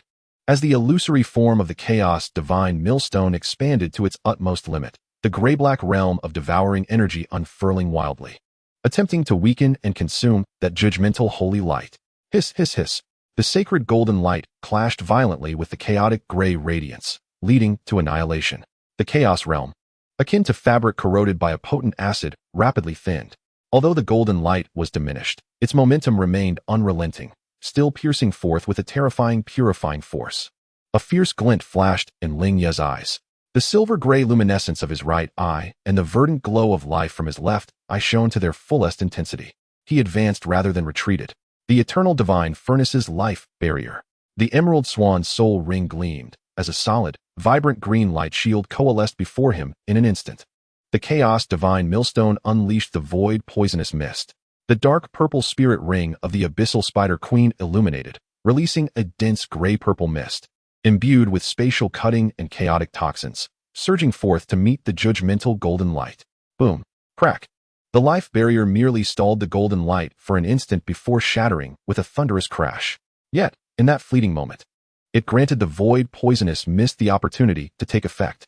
The toxic mist, suffused with spatial cutting power, surged forth like a viscous swamp, voraciously eroding and depleting the energy of the judgmental holy light, with gray-purple toxins even attempting to rebound along the golden light. The golden light pierced through the toxic mist. Its might diminished, yet it still struck fiercely against Ling Ye's crossed arms guarding his chest. Bang! Ling Ye was propelled backward as though struck by a high-speed soul guidance train, his body hurtling like a cannonball while blood gushed from his mouth. The sound of bones fracturing echoed painfully through his arms, the chaotic soul power armor enveloping them shattered in an instant. The life-green light of the eternal divine furnace flickered frantically, desperately mending his injuries, yet it was but a drop in the bucket. The Rakshasa curse emitted a sharp screech under the impact of the sacred force, its purple-black patterns writhing maniacally. Chapter 77. A glimmer of hope in desperation. Ling Ye. Yi Lingling exclaimed in alarm, wanting to rush forward. Do not approach. Ling Ye forcefully steadied himself mid-air, kneeling upon landing, and coughed up another mouthful of blood. He lifted his head, his silver-gray right eye fixated intently upon the advancing Qian Renxue, devoid of fear, only burning madness and resolve. Qian Renxue furrowed her brow slightly. She had not anticipated that Ling Ye could withstand her strike of judgmental light despite such severe injuries. The bizarre synergy of the chaotic martial soul and life martial soul, bolstered by Yi Lingling, indeed posed a challenge. What concerned her further was the incredibly resilient will to survive emanating from within him, along with the latent spatial fluctuations. Surrender your resistance, Holy Son. Qian Renxue's voice was frigid, as her golden longsword once again pointed at Ling Ye. Your struggle will only bring forth more suffering. The Elder Hall possesses the means to purge the curse from your body. This statement was half-truth. While purging the curse might be feasible, the cost was beyond what Ling Ye could bear. Purge. Ling Ye coughed blood, revealing a blood-stained smirk, and become a puppet for your experiments? Or perhaps a sacrifice to the angelic god? His mind raced as he surveyed the lingering remnants of the phosphorescent poison clouds that still permeated the area. A legacy left by the infamous Douluo. He sensed the bone-chilling gale that swept from the far north, and in that moment, a perilous scheme took shape in his mind. He craved chaos, a tumultuous environment beyond the complete control of Qian Renxue. It was a dream. With a fierce roar, Ling Ye slammed his left hand against the ground. This time, he was not communing with the chaos divine mill, but rather with the eternal divine furnace. The life force of the eternal divine furnace surged forth. A violent and uncontrollable wave of life energy erupted from the center of his palm. The target was not Qian Renxue, but the toxic phosphor dust and crystallized poison that lingered upon the ground. Boom, boom, boom. It was as if a powder keg had been ignited. The toxic dust and crystals, infused with Douluo's lethal poison, were instantly triggered and detonated by the frenzied life energy. Dark green flames shot skyward, mingling with deadly mists and corrosive liquids, sweeping outward like a raging tempest in all directions. The vast expanse of this chaos enveloped Qian Renxue, Yi Lingling, and Ling Ye himself. Madman! Qian Renxue's golden eyes narrowed as she bellowed in fury. Though she was unafraid of the toxins, the sacred flames protecting her required soul power, and her vision and perception were severely hindered by the noxious fog. Yi Lingling, too, turned pale as she activated the Nine Hearts CPNE to its fullest extent, enveloping herself in a verdant shield to fend off the insidious poison. Amidst the maelstrom of toxic flames and fumes, Ling Ye bore the excruciating backlash from the explosive life energy, feeling the repair level of the eternal divine furnace plummet from 18 to 16. The Chaos Divine Mill's spatial soul ring lit up once more. This time, his focus was locked on the far north. He pushed the limits of spatial folding to its breaking point. He drained the last vestiges of spatial soul power from his soul core, even daring to draw upon the barely stabilized spatial essence of his left wing.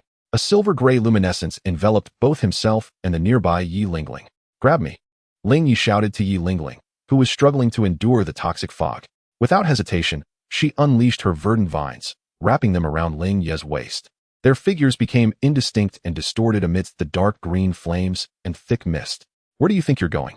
Qian Renxue's furious roar pierced through the fog. As a brilliant golden holy light, seemingly intent on purifying the very heavens, tore through the poison, sweeping toward them. But it was a moment too late. With a ripping sound, the space was forcibly torn apart. Just before the golden holy light made contact, Ling Ye and Yi Lingling's forms vanished entirely from sight, leaving behind only a rapidly closing spatial fissure and a significant expanse of evaporated poison mist. Emerging from the dissipating fog, Qian Renxue's figure glowed with an ethereal radiance, her golden hair billowing without wind as the sacred flames burned quietly upon her skin, incinerating the residual toxins.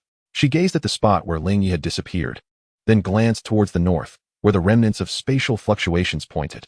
In her golden red pupils burned a cold fury, mingled with a sense of being toyed with, and an indescribable weight of gravity. Spatial abilities, dual martial souls, the curse of the Rakshasa, the breath of the silver dragon. She murmured softly, each word heavy with significance. "Ling Ye, what manner of monster are you?" The golden longsword in her hand gradually dissipated, her gaze directed towards the distant north, the bitterly cold extreme north. To flee to a place of despair, so be it.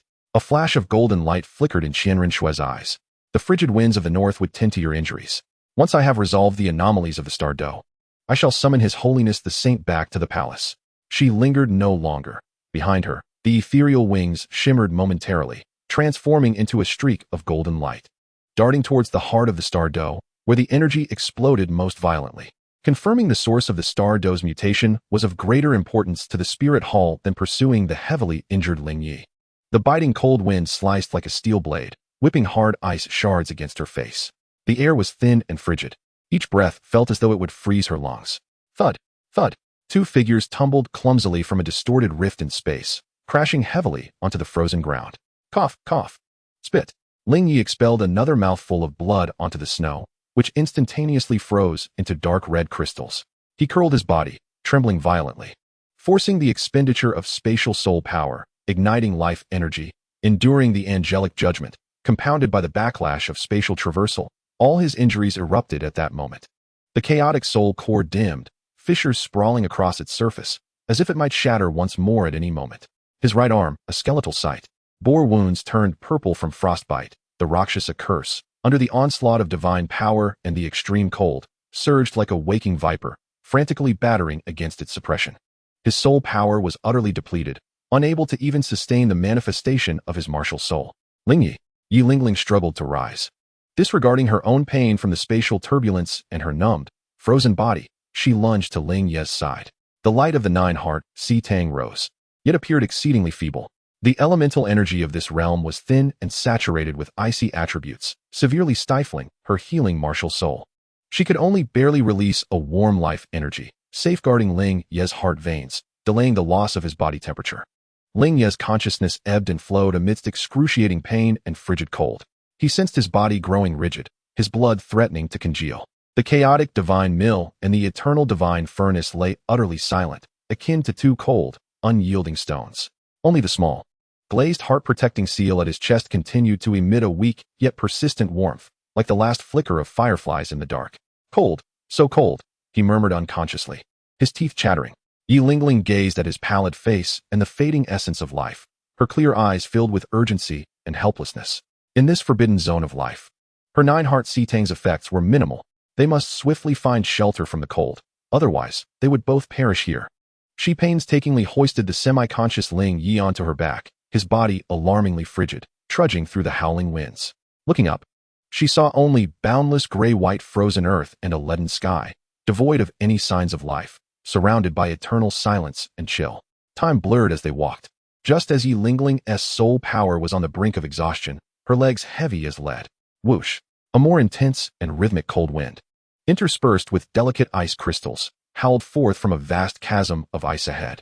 In the wind, Yi Lingling keenly sensed an exceedingly faint yet incredibly pure pulse of life, alongside an essence of extreme cold that stirred her very soul. This aura seemed to emanate from the depths of the canyon. With renewed determination, as if grasping a lifeline, she clenched her teeth and, bearing the unconscious Ling Ye upon her back, trudged toward the icy chasm where the wind howled. The frigid gusts lifted her long hair and garments, leaving deep imprints in the eternal frozen wasteland, soon to be concealed by fresh snow. Ahead lay an unknown abyss of extreme cold, or perhaps a glimmer of hope amidst despair. Chapter 78, The Ice Emperor. The biting cold wind shrieked and whirled through the profound ice chasm, stirring up a blizzard of crystalline frost, akin to the sigh of death. Yi Lingling, with the unconscious and stiff-bodied Ling Ye upon her back, stepped carefully upon the mirror-like ancient ice, producing a disquieting crackle with each step.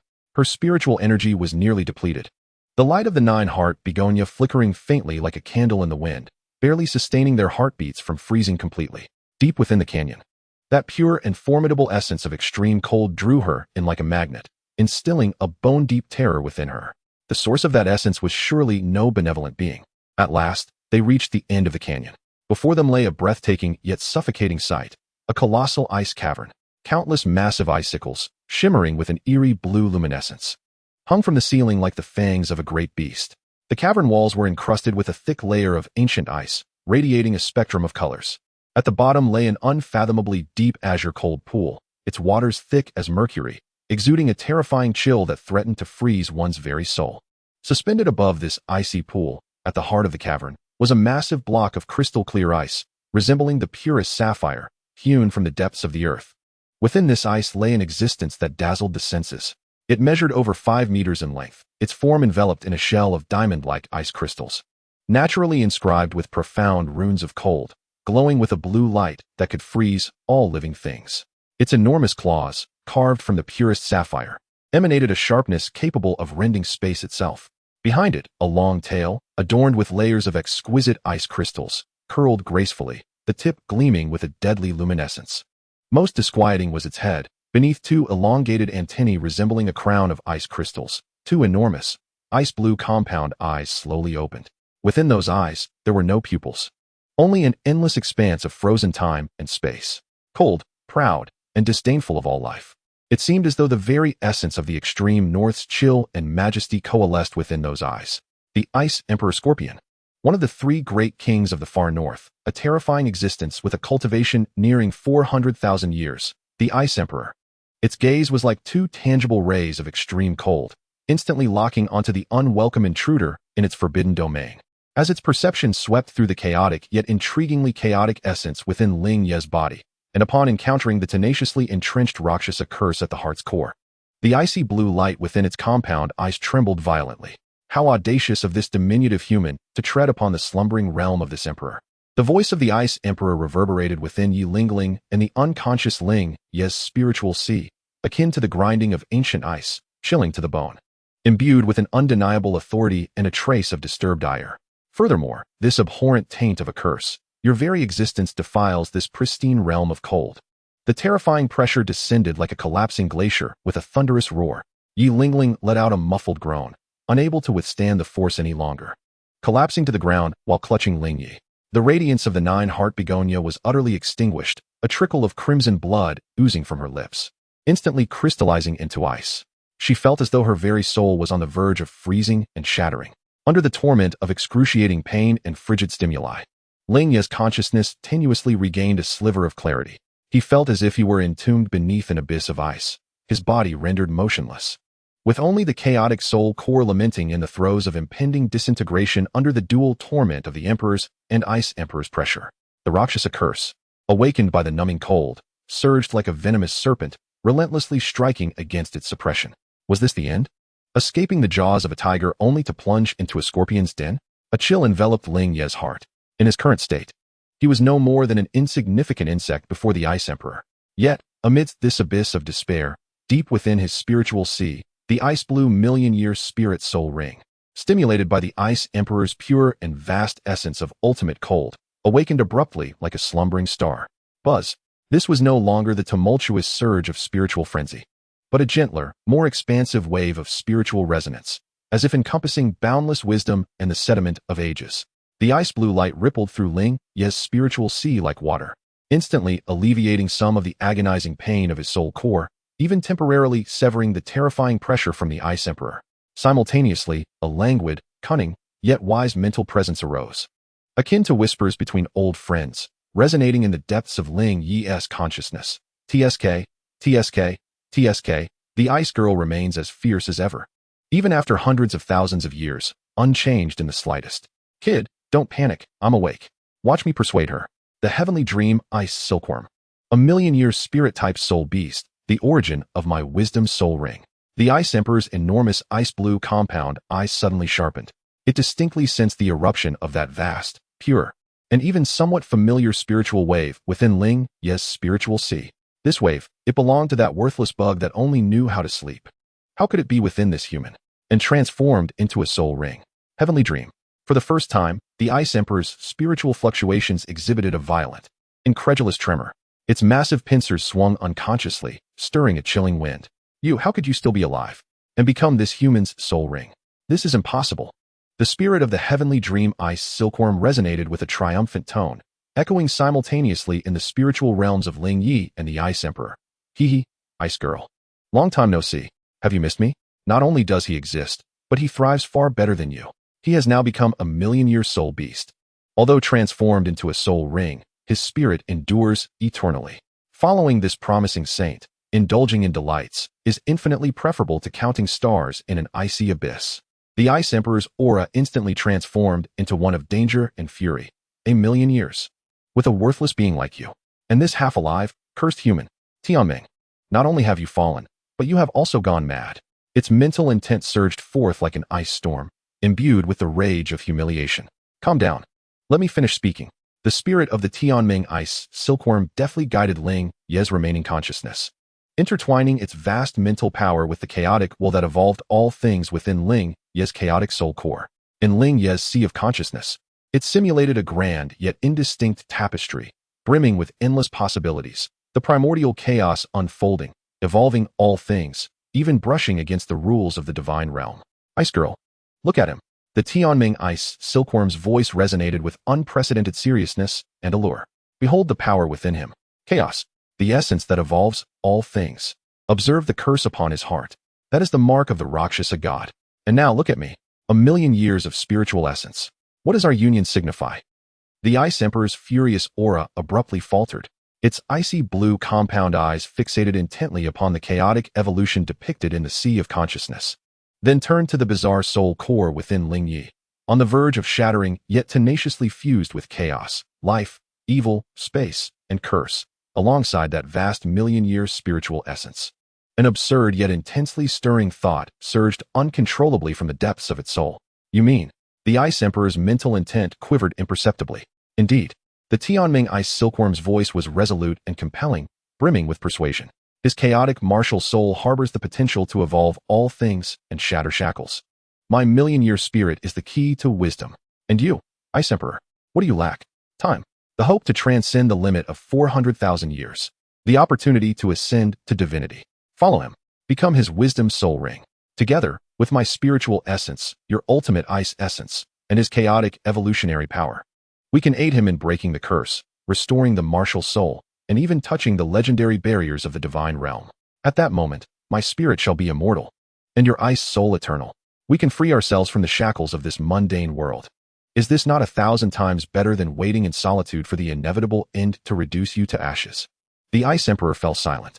The entire icy cavern was enveloped in a profound stillness, save for the lamenting cold winds. Its colossal form trembled slightly. Its icy blue compound eyes fixated on the unconscious Ling Ye, whose brow remained furrowed, breath faint yet infused with an indomitable chaotic will. It also gazed upon the boundless million-year spiritual essence. The limit of 400,000 years loomed like a sword suspended overhead. After cultivating for hundreds of thousands of years and reigning supreme in the far north, it had never been able to truly break through that barrier. Timing's words, like a stone cast into an icy lake, stirred up tremendous waves in the long silent depths of its heart. Although this human now appears pitifully weak, in a state of utter despair, the myriad possibilities converging within him, particularly the chaotic potential of evolution and the spiritual essence of the dream of heaven, which has languished for 1,000,000 years, indeed presents a scenario it has never encountered before, and is his sole hope.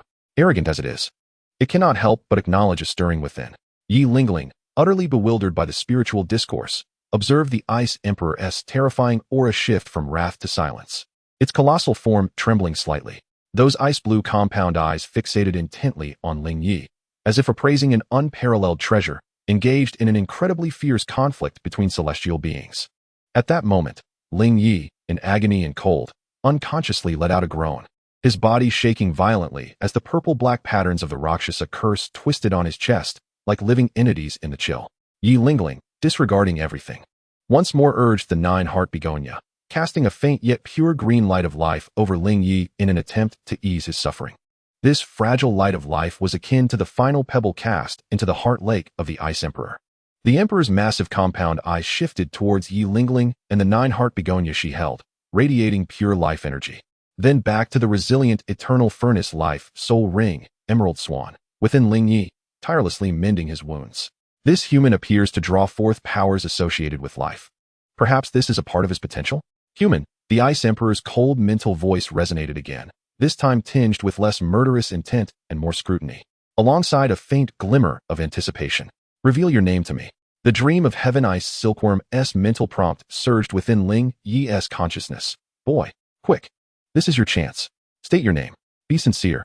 Ling Ye, mustering the last remnants of clarity, struggled to lift his head with Yi Lingling's support. His silver-gray right eye meeting the vast ice-blue compound eyes of the Ice Emperor, his voice hoarse yet distinct. Ling Ye. Within the icy cavern, the frigid winds persisted, but the terrifying intent to freeze souls had dissipated. The Ice Emperor's immense form gradually settled upon a vast expanse of dark ice, its claws interlaced, crystalline tail coiled, resembling a queen upon a throne of snow and ice. Its ice-blue compound eyes mirrored the weak yet defiant figure of Ling Ye, as if reflecting the most profound cold starry depths. Ling Ye, the Ice Emperor's mental voice echoed through the icy chamber, imbued with the gravitas of ancient epochs and a hint of burgeoning complexity.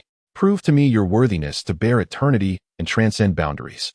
Otherwise, this icy cavern shall become your eternal grave.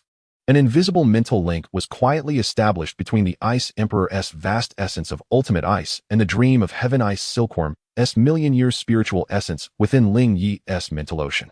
A trial concerning the future and life and death commenced in this extreme northern frozen wasteland.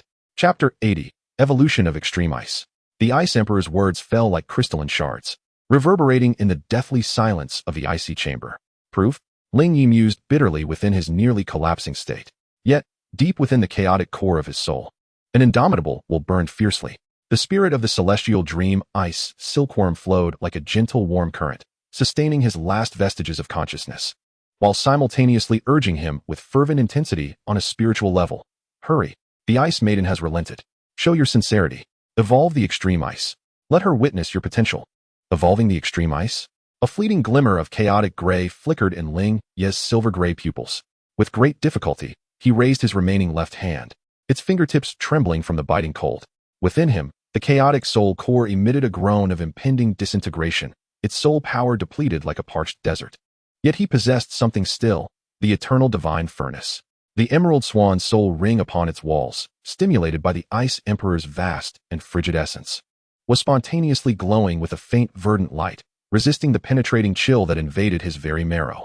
In a flash of inspiration, Ling Ye abandoned the futile attempt to draw upon his dwindling soul power and instead poured his final mental will, akin to the last drop of oil from a squeezed lamp, entirely into the ice-blue million-year spirit-soul ring within his spiritual sea. Celestial Dream, assist me. All right. Watch and learn. The voice of the Celestial Dream Ice Silkworm resonated with unprecedented exhilaration. The vast sea of spiritual energy surged, transforming from mere sustenance into the most exquisite bridge and amplifier. Buzz. The ice-blue luminescence of spiritual energy erupted suddenly from Ling Ye's brow. This radiance did not attack. Rather, it precisely captured and guided the purest essence of extreme cold that permeated the icy cavern. Simultaneously, this immense spiritual energy acted like the most delicate engraving tool, forcibly imprinting the primal will to evolve all things, originating from the chaotic divine grindstone, onto Ling Ye's spiritual sea. Under the astonished gazes of the Ice Emperor and Yi Lingling, the area where Ling Ye's raised left hand grasped the void began to gather strands of visibly chaotic gray chill from all directions. They transcended mere icy coldness, infused instead with the primordial essence of chaos and the evolution of all things. The gray radiance and ice blue intertwined, spiraling together like the first breath of cold born from chaos. Crack, crack. A faint yet distinct sound of crystallization resonated. Above Ling Ye's palm, in the void, a minuscule gray-blue crystal, pure as the tiniest ice crystal dust, yet imbued with the dual essence of chaos and extreme ice, slowly began to coalesce.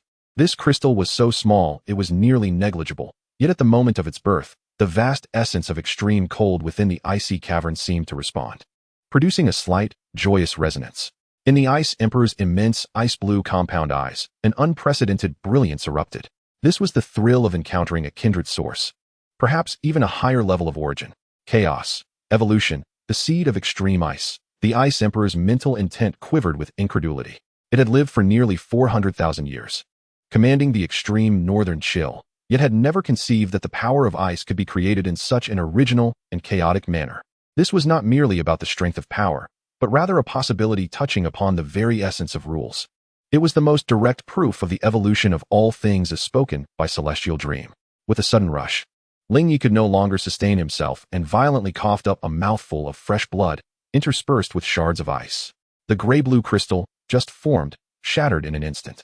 His body softened, collapsing entirely into Yi Lingling's embrace, his breath dwindling to a mere whisper, the radiance of the chaotic soul core fading completely, akin to a candle flickering in the wind. The forced invocation of the chaotic evolution's essence drained the last vestige of strength upheld by the dream ice silkworm's spiritual power, at the cost of further widening the fissures in the soul core, exacerbating his injuries. Ling Ye, Yi Lingling exclaimed in alarm. The nine-heart begonia erupted with a fervent glow, its emerald healing energy surging into Ling Ye's body, yet it was as futile as a cow entering the sea, barely sustaining his final breath. Her own soul power was on the verge of exhaustion, and in this frigid realm, the efficacy of her healing was significantly diminished. The icy cavern fell into an eerie silence, punctuated only by Ling Ye's faint breaths and Yi Lingling's anxious calls. The Ice Emperor's colossal form hovered above the profound ice, its ice-blue compound eyes fixated intently on the unconscious and faltering Ling Ye. The fleeting chaotic extreme ice seed was indelibly etched in the depths of its consciousness. Proud as it was, it could not deny that the potential this human had exhibited at the brink of death, touching the essence itself, had profoundly shaken its heart. Fortified like ancient ice for countless millennia, the anxious mental plea of the dream ice silkworm reverberated within the Ice Emperor's mind. Ice girl, do you see? This is hope, but he can barely hold on. His chaotic martial soul needs your ultimate ice to stabilize and mend. His body requires your essence to withstand the backlash of the Rakshasa curse. Only your power can save him, and only he can bear your hope. Hurry, there is no time to hesitate. The Ice Emperor's massive pincers lifted slightly, then slowly descended. It glanced at the millennium-old profound ice marrow flowing with prismatic hues in the cold pool, then back to the silent, fragmented, yet faintly resonating eternal divine furnace within Ling Ye. Eternal, divine furnace, the Ice Emperor's mental voice whispered. It sensed the furnace's yearning for pure cold ice essence, its desire for restoration. This seemed to be an opportunity, perhaps. At last, the Ice Emperor's frigid mental essence resonated once more, imbued with the resoluteness of a momentous decision. Human, remember your promise today. Should you fail, my cold poison shall freeze your soul and that of the dream waste, condemning you to eternal oblivion. As the words fell, the Ice Emperor's immense form erupted with an unprecedented brilliance of blue light. The temperature within the ice cavern plummeted to the brink of absolute zero. Yi Lingling felt as though her very thoughts might freeze. The millennium-old profound ice marrow in the cold pool, as if summoned, transformed into vibrant streams of color, rushing wildly towards the Ice Emperor's body. A roar, seemingly echoing from the ancient Ice Age, reverberated throughout the cavern. The Ice Emperor's body, adorned with a diamond-like shimmering shell, began to dissolve and transcend in the blinding blue light. This was not death, but a deliberate act of transmutation, as it willingly merged its ultimate ice essence, soul imprint, and formidable vitality, cultivated over 400,000 years, in an arcane manner, condensing, compressing, and transforming. The vast and frigid soul power and essence surged forth like the Milky Way cascading down from the heavens, disregarding spatial distance, fiercely rushing towards the unconscious Ling Ye. The aim was directed at the dormant chaos divine mill within him and the nearly shattered eternal divine furnace. Sacrifice. The Ice Emperor chose to offer himself, transforming into a soul ring for Ling Ye. Yi Lingling was the first to bear the brunt, swept by the terrifying torrent of extreme cold. Instantly encased in a verdant ice sculpture, the brilliance of Nine-Heart Begonia solidified within. Her final consciousness lingered in endless worry for Ling Ye. At the center of the energy torrent, Ling Ye, upon contact with the ultimate icy current, was enveloped in a thick layer of deep blue, diamond-like profound ice, as if he were encased in an eternal crystalline coffin of amber. But this was merely the beginning. The Ice Emperor's immense soul power and essence surged into Ling Ye's battered body like the most ferocious glacial river. The Ice Emperor's ultimate ice essence was ravenously devoured and ground by the core runes of the Chaos Divine Mill. The gray-black shadow of the grinding disk expanded wildly behind Ling Ye, spinning and emitting a deafening chaotic roar. Upon the disk, gray-black patterns were covered and fused with resplendent ice-blue profound runes, radiating a dual aura of freezing all things and evolving chaos. A new, profound soul ring, as deep as an icy abyss, with edges flowing with brilliant ice blue and chaotic gray light, slowly coalesced. The years astonishingly reached a terrifying 400,000. The release degree of the Chaos Divine Mill forcefully broke through to 35 under the impact of the Ice Emperor's essence. The cracks in the core runes were largely mended by the newly born Chaos Extreme Ice Energy. A new, overwhelmingly powerful control of extreme ice and chaotic freezing power was nurtured within the grinding disk. The Ice Emperor actively guided a portion of the purest extreme cold essence, along with the millennia-old profound ice marrow essence stirred from the cold pool, surging towards the eternal divine furnace like a heavenly deluge. The grotesque purple-black cracks upon the furnace wall, the Rakshasa curse and Insha backlash, were visibly smoothed and repaired under the freezing of the ultimate ice and the nourishment of the profound ice marrow essence. The Insha seal was completely shattered. The ancient runes, once dim, reignited, emanating a warm and resilient glow. The feeble flame within the furnace, infused with endless fuel, surged violently, transforming into a blazing ice-blue furnace fire. The repair degree skyrocketed from 16 to 50, a similarly profound ice-blue soul ring, emanating a warm and resilient chill of life, derived from the profound ice marrow essence and a portion of the Ice Emperor's life essence, slowly rotated around the furnace. The divine furnace was entirely revived, exuding powerful life restoration, ice control, and the essence of refining all things. The Ice Emperor's ultimate ice essence, like the sturdiest profound ice cage, fiercely suppressed the Rakshasa curse at the heart pulse. The wildly writhing purple-black patterns were instantly frozen and solidified. The corrosion of the curse was forcibly halted. Although it could not be completely removed, it was thoroughly sealed and suppressed, unable to stir trouble for the foreseeable future. An immense essence of life, mingled with the ultimate ice essence, surged toward Ling Ye's exposed right shoulder wound. Beneath the ice-blue radiance, one could observe the stark white bones, where delicate sprouts glimmering with ice-blue light were growing, intertwining, as bones regenerated and flesh was reforged. Though the process was slow, regeneration had indeed commenced. The essence of the Ice Emperor's soul ring, imbued with an extraordinary power capable of freezing and solidifying space, actively nourishes the disintegrating left wing of the chaotic void. The ethereal bone structure of the wing, under the infusion of ice-blue radiance, becomes slightly more solid, with its disintegration rate decreasing from 92 to 70. The core of spatial essence grows increasingly stable. A resonant hum fills the air as the ice-blue light surges within the frozen body of Ling Ye, flowing and merging like a tidal wave. His form transforms into a crucible where chaos and extreme cold intertwine. His breath, once weak and on the brink of death, ascends to the pinnacle of a level 65 Soul Emperor, exuding an immensely solid and heavy presence, intertwined with an unsettling aura of extreme cold and chaos. In the heart of the ice cavern, atop the colossal block of profound ice, the formidable figure of the Ice Emperor has completely vanished, leaving only a swirling mist of ice-blue light that gradually dissipates into the void. The only remnant is the resplendent ice-blue soul ring, a testament to the sacrifice and new beginning of a ruler from the far north, suspended above Ling Ye's chaotic divine mill. Time is an enigma as the deep blue profound ice enveloping Ling Ye's body emits faint cracking sounds. A fissure appears, followed by a second, then a third. With a thunderous explosion, the profound ice shatters. Amidst the shower of glistening ice crystal shards, a figure slowly rises. Ling Ye opens his eyes. His left eye, a profound azure reminiscent of an endless sea of wisdom, reflects the fusion of the dream ice silkworm's spiritual essence with part of the Ice Emperor's origin. His right eye, cold and lifeless, embodies the silver-gray essence of spatial fortification.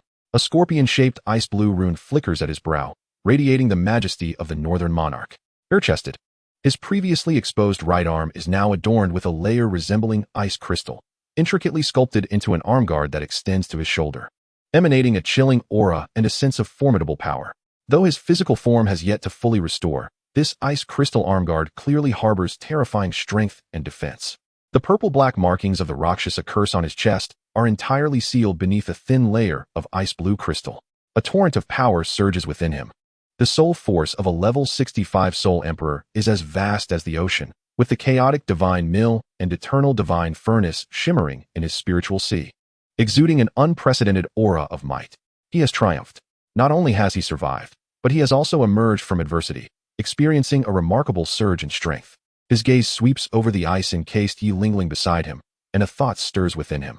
The illusion of the eternal divine furnace materializes behind him, and the ice-blue life soul ring on the furnace's wall illuminates.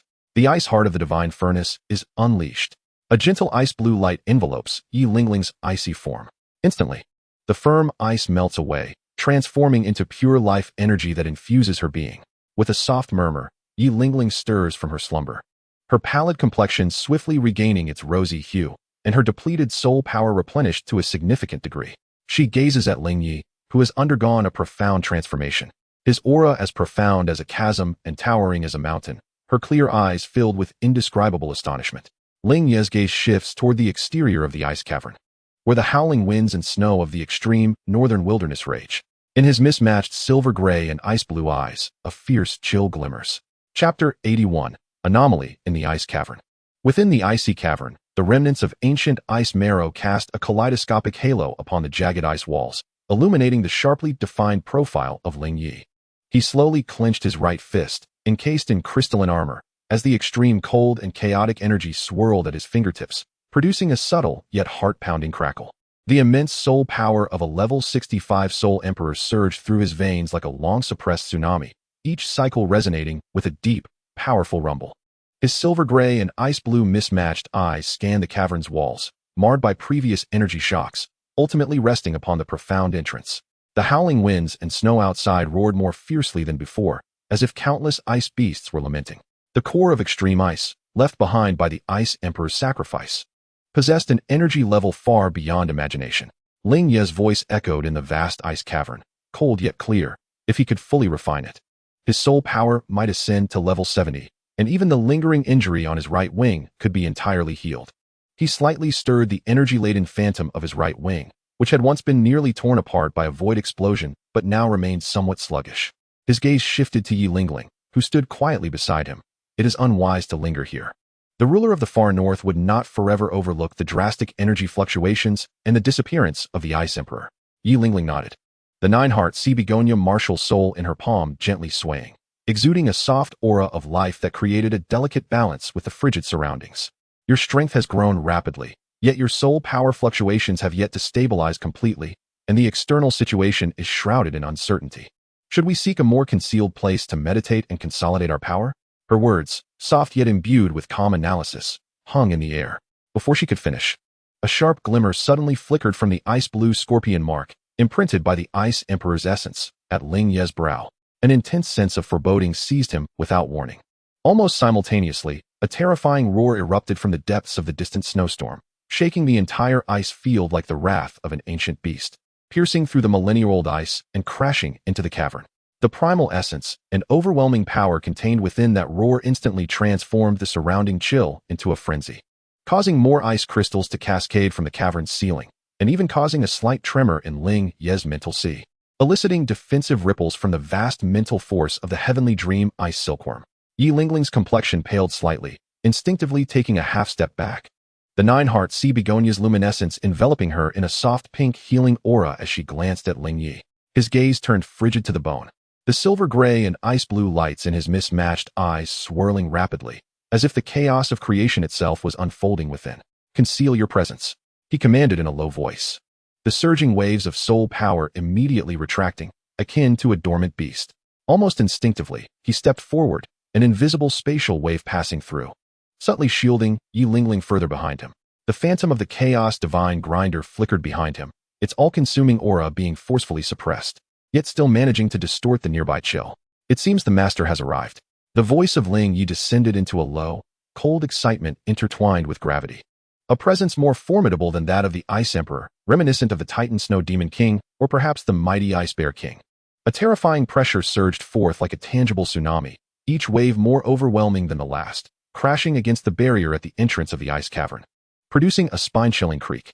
Deep within the cavern, the frigid pool formed from the melting of millennia-old dark ice began to ripple violently, the residual extreme cold energy growing restless. Ling Ye's mind raced. To fight? The opponent approached with fury, their power undoubtedly surpassing the pinnacle of Douluo, perhaps even brushing the threshold of divinity. He had just broken through. Though his strength was formidable, it remained unrefined. Yi Lingling excelled in support, and the odds of a direct confrontation appeared bleak. To flee? The adversary's spiritual awareness had already locked onto this area. In the far north, this was their domain, and escaping silently would be as difficult as ascending to the heavens. Moreover, the cavern harbored unabsorbed dark ice energy and remnants of the Ice Emperor's sacrificial essence, treasures that could not be forsaken. The entrance could not be completely obstructed. In an instant, Ling Ye made his decision. His right arm, adorned with crystalline armor, blazed to life, fingers splayed, aimed at the massive hanging icicles above the cavern's entrance. Chaos Extreme Ice, Freeze. With a crack and a roar, the ultimate cold did not plummet downward. Instead, it surged upward, instantaneously transforming those sharp, colossal icicles into a chaotic grayish-white amalgamation of ice crystals, their structure becoming exceedingly unstable, emanating a deep, resonant hum of energy. Simultaneously, a silver-gray light surged from his left eye, and the space before him rippled like a disturbed water surface, folding in on itself, preparing for action. Yi Lingling. Initiate absolute healing in a preheated state. Heart of the begonia for resistance enhancement. Ling Ye's words flowed with urgency, clear and concise. Without a moment's hesitation, Yi Lingling understood the life and death stakes at this moment. Her fourth soul ring ignited, the energy for group healing coalescing, though not yet unleashed. It ensured Ling Ye's soul power flowed more smoothly, propelling his state to unprecedented heights.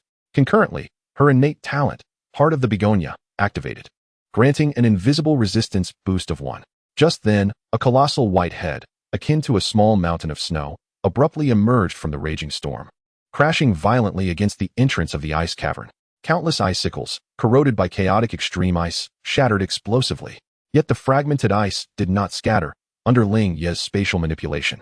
They twisted through the air like millions of grayish bullets, enveloped in the dual aura of chaos and extreme ice, cascading toward the immense head in a reverse onslaught.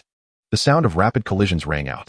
Those ice crystals, infused with chaotic energy, struck against the Titan Snow Demon King's incredibly resilient fur and thick ice armor, producing a jarring metallic clamor, even erupting into clouds of grayish mist that frantically corroded and froze everything they touched.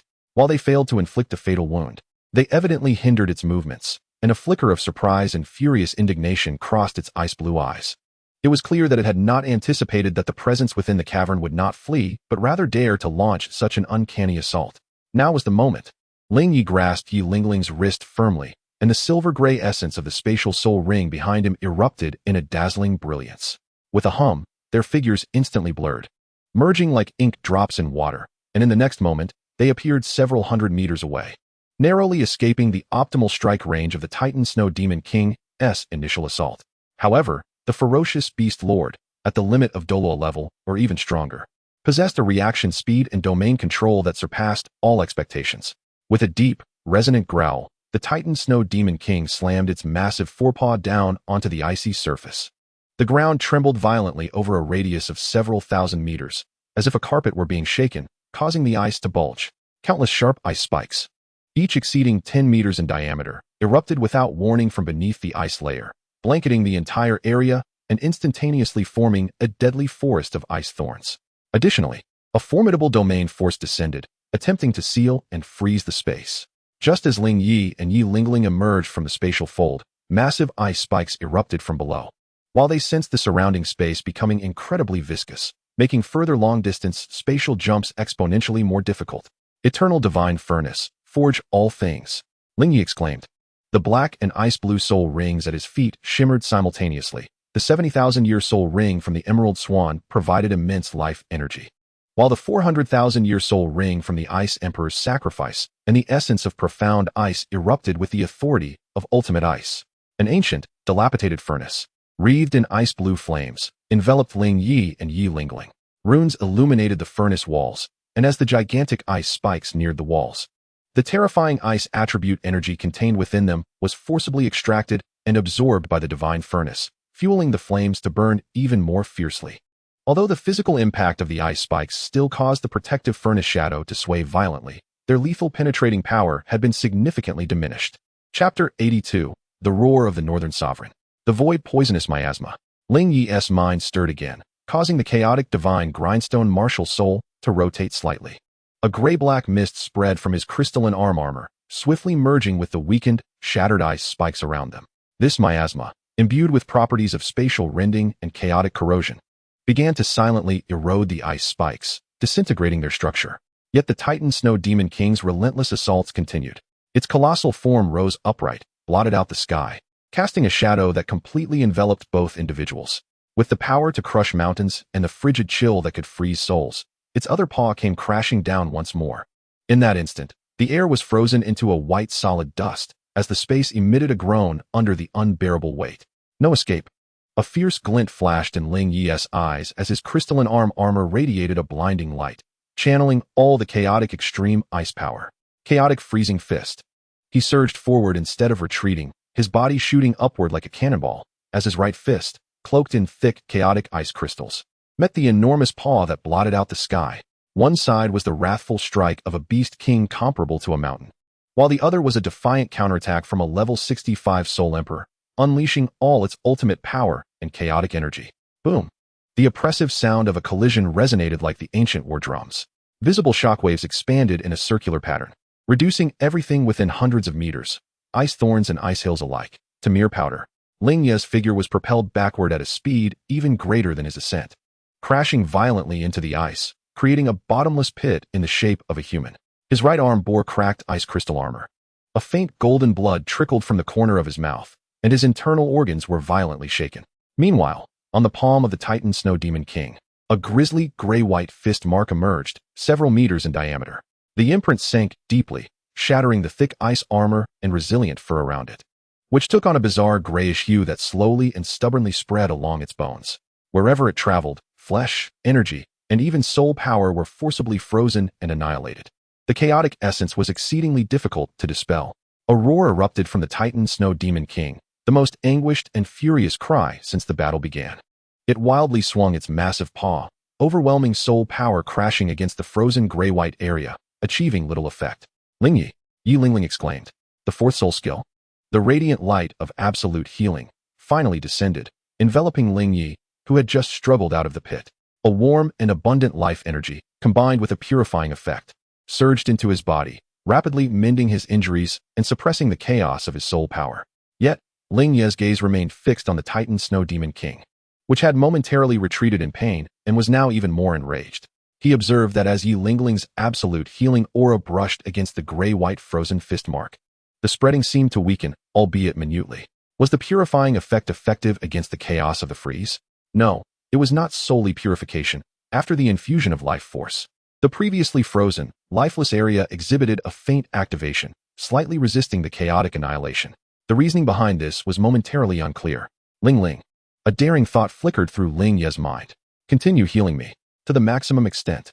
Concentrate the heart of Begonia's resistance aura on me. Simultaneously, he communicated with the Heavenly Dream Ice Silkworm within his spiritual sea. Heavenly Dream, assist me. Maximize the simulation of the energy explosion at the moment of the Ice Emperor's sacrifice. Amplify that lingering essence. Are you mad? This behemoth will completely go berserk. The Heavenly Dream Ice Silkworm screamed. Do as I say. It fears the encroachment of chaotic, extreme ice. We are taking a gamble. We bet it fears the ultimate iceborn of the Ice Emperor's death, capable of harming it, combined with the chaotic force. We wager it won't dare to take another direct hit. Ling Ye soared into the sky once more, this time intentionally allowing his aura to become wildly unstable. The chaotic extreme ice power in his right arm surged intensely, even stirring the slight tremor of the extreme ice source core within him. A trace of the Ice Emperor's 40,000-year-old soul beast's ultimate majesty, intertwined with the bizarre aura of chaotic divinity, radiated outward. The immense spiritual power of the Heavenly Dream Ice Silkworm, combined with the disguised simulation, made the Titan Snow Demon King perceive the power coalescing in the right arm of this diminutive human as exponentially more dangerous. As if it were on the verge of unleashing a destructive blow akin to the Ice Emperor's self-detonation. Although Yi Lingling was perplexed, she executed the command without hesitation. The Nine Hearts Begonia radiated a resplendent brilliance, pouring forth all healing, purification, and amplification of resistance into Ling Ye without reservation. Her complexion quickly turned pale, clearly indicating the immense consumption of her soul power. The Titan Snow Demon King's ice blue eyes fixated intently on Ling Ye's right arm, which had once again ignited with a chilling aura that sent shivers down its spine. It sensed the familiar pressure of the Ice Emperor, now intermingled with a more terrifying, unknown force, furiously coalescing. The persistent agony emanating from the chaotic freeze in its palm constantly reminded it of the strangeness and dread of this impending strike. For a fleeting moment, its colossal form displayed hesitation and trepidation. Instinct warned it that to take this blow head-on, even if it survived, its arm, or even half its body, could be eroded and rendered useless by such a dreadful force. In this critical standoff, the silvery gray light in Ling Ye's left eye surged to its zenith. Space folded. Yet this time, the target was not himself, but rather a point in the spatial structure, 1,000 meters behind the Titan Snow Demon King, which had already been weakened by the previous battle and the harsh Arctic environment. He concentrated the majority of his soul power and mental energy to create a terrifying illusion of an attack, along with a trace of the Ice Emperor's essence, and, through the power of spatial folding, abruptly projected it towards that area. Buzz. The void warped dramatically, unleashing a wave of terrifying energy that seemed capable of freezing souls and annihilating all existence. The ferocity of this force surpassed even Ling Ye's earlier chaotic freeze punch. The Titan Snow Demon King's attention was instantly captivated by this newly emerged, more formidable source of attack. It whirled around, emitting a roar filled with bewilderment and a sense of full defensive intent, as the overwhelming power of ice and snow surged chaotically towards its rear. Now, go. Ling Ye achieved his true objective, and the soul power within him instantaneously shifted direction. He grasped the nearly exhausted Yi Lingling, channeling all remaining strength into the spatial soul ring. With a flash of silver light, their figures melded completely into the void, vanishing without a trace. All that remained was the Titan Snow Demon King, furiously roaring at the gradually calming, yet ultimately empty space behind it, its cries reverberating throughout the entire Arctic expanse. Thousands of miles away, deep within a profound crevice of ice, a faint silver light flickered. Ling Ye and Yi Lingling staggered into view. Ling Ye immediately spat out a mouthful of congealed blood, the golden light within the cracks of his ice crystal arm armor dimming, his aura rapidly waning. Yi Lingling also struggled to remain upright, her soul power depleted. For the moment, they were safe. Ling Ye leaned against the ice wall, sliding down to sit, breathing heavily as he gazed at the still raging snowstorm outside. In his mismatched eyes burned the flames of excitement and contemplation. The chaotic supreme ice, combined with the power of space, could indeed be wielded in such a manner. Yi Lingling observed his disheveled, yet radiant profile, gently nodding as she stowed away the Nine Hearts Begonia and silently began to recuperate. Deep within the icy crevice, only their labored breaths remained, along with the distant echoes of the enraged and begrudging roars of the scorned sovereign. Chapter 83, The Arctic Escape. In the depths of the icy chasm, light is dim and murky, illuminated only by the eternal, bleak glimmer reflected from the everlasting ice of the far north. A bone-chilling cold permeates the air, mingling with the exhaustion that follows the severe depletion of one's soul power. Ling Ye leans against the cold, unyielding ice wall and slowly sinks down. Each breath pulls at the sharp pain within his chest, and a metallic sweetness surges in his throat, which he forcibly suppresses. The area of his right arm, encased in crystalline armor, bears deep fissures where once brilliant golden light now flickers feebly, accompanied by waves of dull, tearing pain. He gazes down, watching as a trickle of faint golden blood escapes from the corner of his mouth, falling onto the cold ice beneath him, surprisingly not freezing immediately. Instead, it seeps into the surface like molten gold, emanating an unusual soft glow. His heterochromatic eyes fixate intently on the droplets, not reflecting anguish, but rather a fervent spark of contemplation. The unique characteristic of the chaotic divine mill seems to have imbued even my blood with attributes of erosion and assimilation. Beside him, Yi Lingling appears slightly better off, yet her exquisite visage is pallid, devoid of color. The exhaustion from soul power depletion causes her slender form to tremble slightly. She steadies herself, taking a deep breath of the frigid air, and her palm glows once more as the resilient nine-heart Si Tang emerges. Fourth soul skill, absolute healing. Her voice, though tinged with evident weakness, remains clear and resolute. A warm and potent surge of life energy mixed with purifying light envelopes them both like a gentle tide. The luminous aura swirls and swiftly penetrates Ling Ye's body, mending his injured internals, soothing the turmoil of his soul power, while simultaneously alleviating her own exhaustion. Just as this healing radiance reaches its zenith, Yi Lingling's peripheral vision catches a glimpse of the crystalline armor on Ling Ye's right arm. The deep fissures seem to possess a life of their own, greedily absorbing the omnipresent frigid essence from their surroundings. Moreover, they faintly draw upon the life energy emitted by her nine-heart Si Tang. Wisps of visible ice-blue mist and pale green orbs of vitality are drawn into the cracks. As the dim golden light begins to rekindle at an imperceptibly slow yet undeniable pace, with the fissures themselves subtly mending. Ling Ye, your arm, she whispers in astonishment. This scene surpasses her understanding of martial souls and injuries. Ling Ye had already perceived the unusual behavior of his armor. He closes his eyes, directing all his focus inward. In the sea of his consciousness, the colossal shadow of the chaotic divine mill slowly rotates, heavier and more ravenous than ever before. Upon the grinding stone, the core of extreme ice, a gift from the Ice Emperor, containing the essence of 400,000 years of cultivation and the authority of the far north, is being crushed and ground by an unimaginable force. The vast ice-blue energy is forcibly torn forth, not merely merging into his soul power, but being devoured and transformed by the arcane runes inscribed on the chaotic divine mill, particularly those core runes that have been mended by the chaotic extreme ice. Buzz. Beneath his feet, a silver-gray soul ring, born from the essence of space, and a frosty blue soul ring, a sacrificial gift from the Ice Emperor, ignited simultaneously. Their radiance no longer distinct, but began to intertwine and entwine. The silver-gray specks of spatial light and the chilling azure brilliance spiraled together, forcefully amalgamated by the formidable power of the chaotic divine mill. A novel, more enigmatic, and potent force was gestating within. A suppressed groan escaped Ling Ye's lips, the veins at his temples pulsating. This process was anything but gentle. It resembled the tearing of space itself, forcefully fused with the absolute zero of frigid ice, bringing forth a pain and sensation of expansion that emanated from the very core of his martial soul. Yet, a near-mad smile curled at the corners of his mouth. He beheld it. The chaotic divine mill, unsealed to 35, was greedily absorbing the power of the Ice Emperor's essence, thoroughly integrating the characteristics of ultimate ice into its own framework. This was no mere augmentation, but an essential fusion and evolution.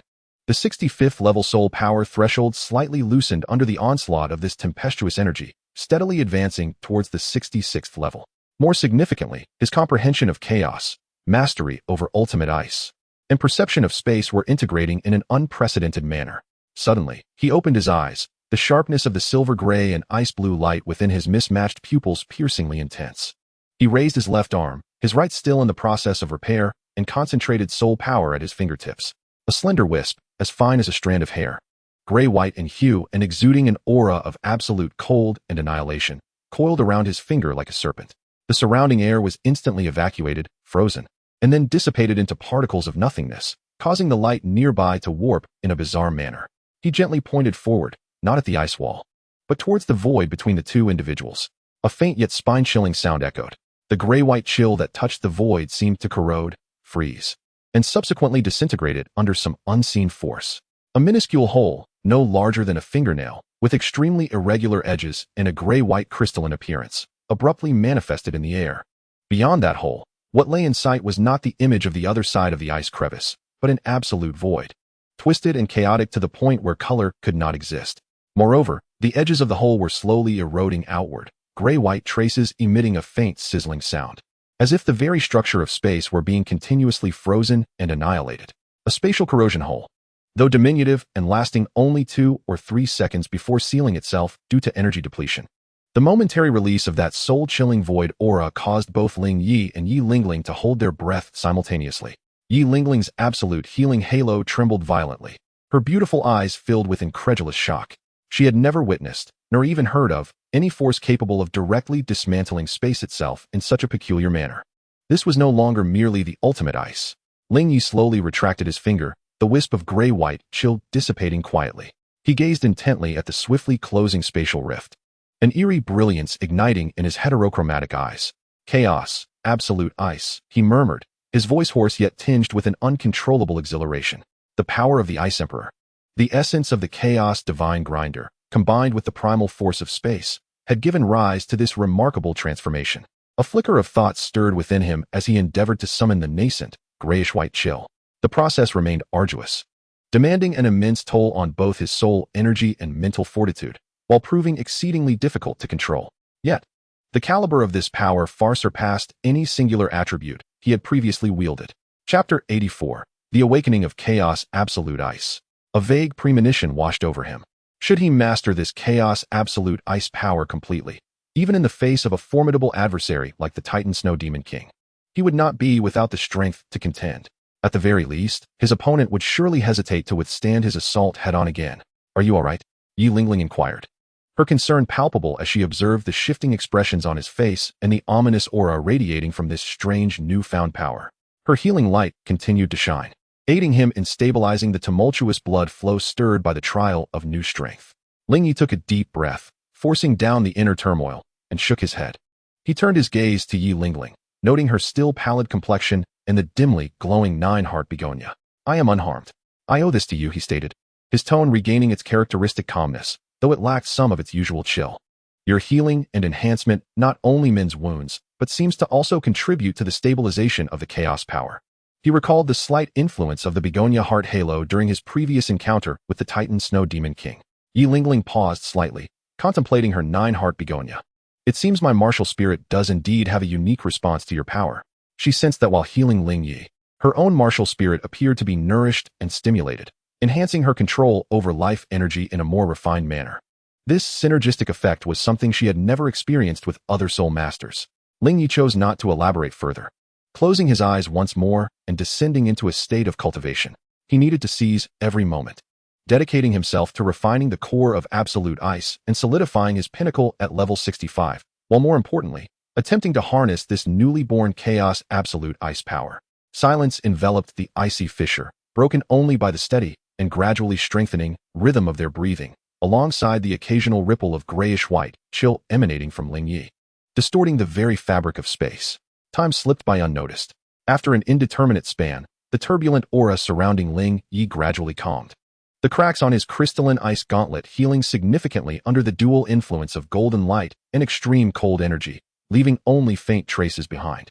His soul power level firmly stabilized at the pinnacle of level 65, even brushing against the threshold of level 66. The core of absolute ice had been refined by the chaos divine grinder, yielding minuscule yet substantial benefits.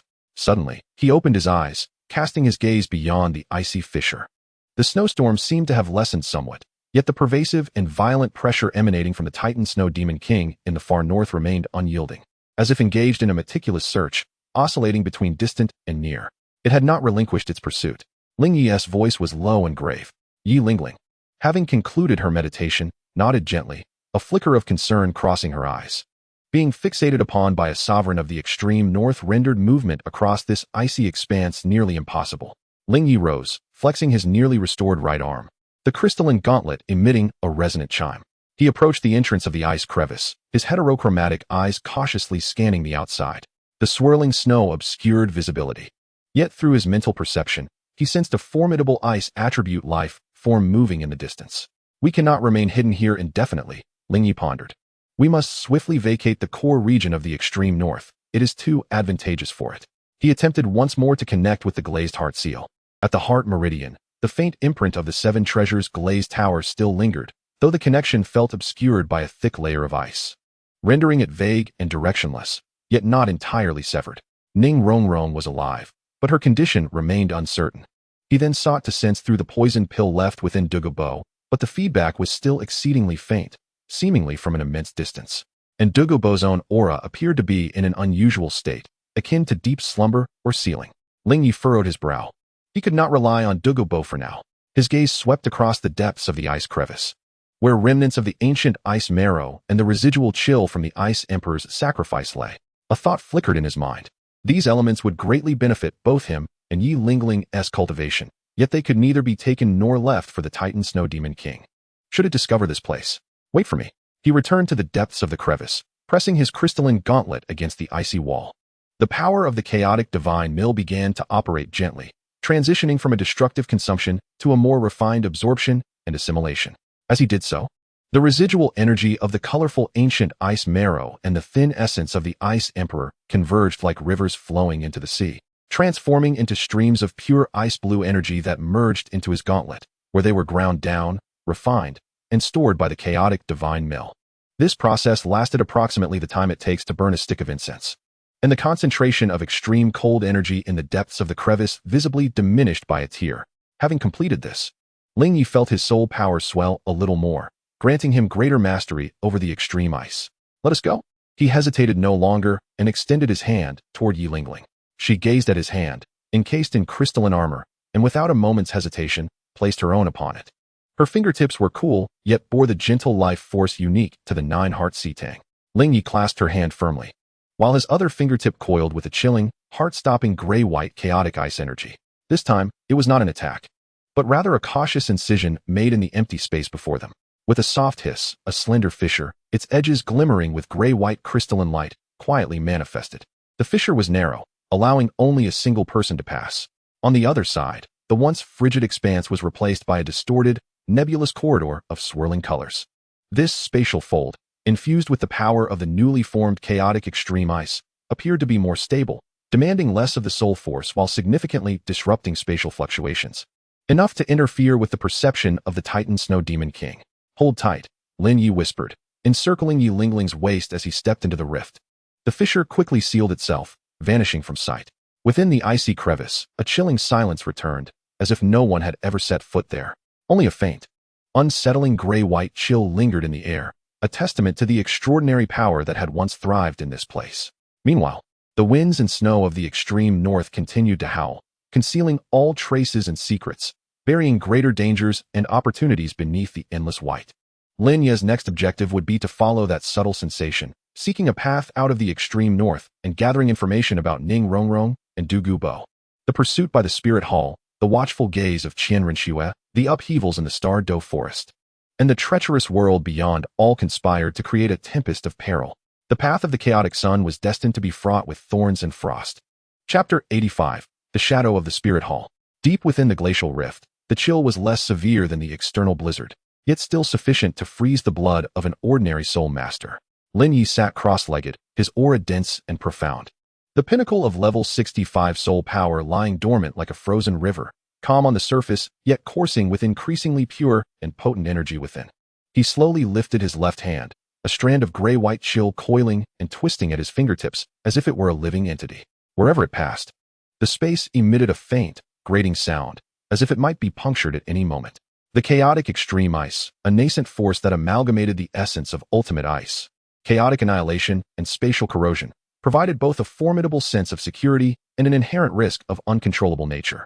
He carefully attached his mental energy to it, sensing the violent and enigmatic flow of energy within, attempting to refine and compress it rather than allowing it to instinctively corrode all it touched. This process demanded immense mental fortitude, beads of sweat gradually forming on his brow, only to be frozen into crystalline droplets by his own extreme ice aura. On the other side, Yi Lingling cradled the Nine Hearts Sea Tang, a soft pinkish-white halo enveloping her, with part of it extending to cover Lin Ye. She was astonished to discover that her healing radiance, upon contact with the naturally diffusing gray-white chill surrounding Ling Ye, did not dissipate or repel like ordinary energy. Instead, it engendered a peculiar fusion. Her Si Tang's life force seemed to subtly neutralize the destructive properties, rendering them slightly more benign. Simultaneously, the essence of ultimate ice and primordial chaos contained within the chaotic extreme ice stimulated her 9-heart Si Tang, the edges of its petals appearing to acquire a faint, nearly imperceptible ice-blue glow, enhancing its affinity and resistance to healing in the icy environment. It seems my martial soul has changed somewhat, Yi Lingling murmured softly. Her beautiful eyes filled with wonder and contemplation. This transformation exceeded her comprehension. Ling Ye, upon hearing her voice, slightly restrained the chaotic ice at his fingertips and turned his mismatched eyes towards the gently swaying begonia. Chaos does not solely embody destruction. It also harbors the primordial essence of all creation. Your 9-heart begonia contains the ultimate life force, and the two are not entirely antagonistic. He paused momentarily and added, perhaps your martial soul is adapting, even drawing upon a faint advantage from it. This was merely his conjecture. Yet Yi Lingling felt an unprecedented vitality and subtle growth emanating from her martial soul, leading her to believe him to a considerable extent. Having shared life and death and witnessed countless miracles, she possessed an almost instinctual trust in Ling Ye's words. After approximately an hour of recuperation, Ling Ye restored about 80 to 90% of his condition. He closed his eyes once more, directing all his focus into the sea of consciousness, attempting to enhance his perception. First, he sought the bond with Ning Rongrong, the Liuli Heartguard seal. At the heart vein, the faint imprint of the 7 treasures glazed tile still lingered, like a candle flickering in the wind, its resonance extremely weak and intermittent, as if isolated by layers of powerful energy fields or barriers. He concentrated his immense spiritual power, akin to a delicate thread, struggling to penetrate the endless space and disturbances, barely managing to capture a glimmer of guidance, the southeast direction, roughly indicating the territory of the Heaven Do Empire. However, the exact location remained elusive. He could only ascertain that she was still alive, seemingly enveloped in an unnatural silence or seal. Rongrong, wherever you are, wait for me. Ling Ye silently vowed in his heart. This determination transformed into a formidable spiritual force, causing the Liuli Heartguard seal to momentarily radiate warmth, transmitting a faint wave of longing and dependence before vanishing again into obscurity. Next, he endeavored to sense the poison pill implanted within Douluo's body. However, the feedback was even more concerning. The connection was not weak but utterly silent, like a stone sinking into the sea, devoid of any perceptible existence. This situation indicated either that Douluo was in a place that completely severed all forms of perception, or he had fallen into a profound state of unconsciousness or sealing that could threaten his life, suppressing even the original connection of the poison pill. Ling Ye opened his eyes, a frown creasing his brow. The situation in Heaven Do City was likely more complex than anticipated. What now? Yi Lingling inquired with concern. Rongrong is generally to the southeast, but the situation is unclear. Douluo, the connection has been completely severed, Ling Ye replied in a low voice. Our priority is to locate Rongrong. We must first leave this extreme northern region. After a brief moment of organization, the two prepared to depart from the rift. Just as Ling Ye was about to tear through space for a short-range jump, a sudden jolt occurred at his brow. The vast spiritual power conferred upon him by the chaotic divine, grind martial soul, which merged aspects of the heavenly dream ice silkworm and the ice emperor's essence, detected an exceedingly faint yet incongruous fluctuation of a soul guide amidst the frigid natural environment. This fluctuation was remarkably subtle, cleverly concealed within the chaotic energies of the wind and snow. Had it not been for his acute sensitivity to energy, he would have nearly overlooked it. This fluctuation was not indicative of a soul master in pursuit, but rather a wide-ranging scan for life and energy signals, distinctly bearing the characteristics of a soul guide from the spirit hall. Wait! Ling Ye abruptly seized Yi Lingling, his gaze transforming into a sharpness akin to an icy blade. Sensing the presence of a lurking threat, he immediately restrained all his aura, signaling Yi Lingling to follow suit. His mental energy unfurled like an invisible web, cautiously tracing the source of the scanning fluctuations. Soon, he pinpointed the location of a small team, approximately 10 kilometers northwest, hidden behind an ice hill. 1 soul saint and 4 soul emperors, well-equipped and harmoniously coordinated, were employing a specialized fan-shaped soul guide to conduct a thorough scan of the vast icy expanse. The reconnaissance team from the spirit hall appeared to be unconvinced of his demise, a realization that sent a cold smile to Ling Ye's lips. Indeed, some external information was required. A plan swiftly crystallized in his mind. With Yi Lingling in tow, he utilized the cover of the ice hill and the blizzard to silently maneuver to the flank of the team.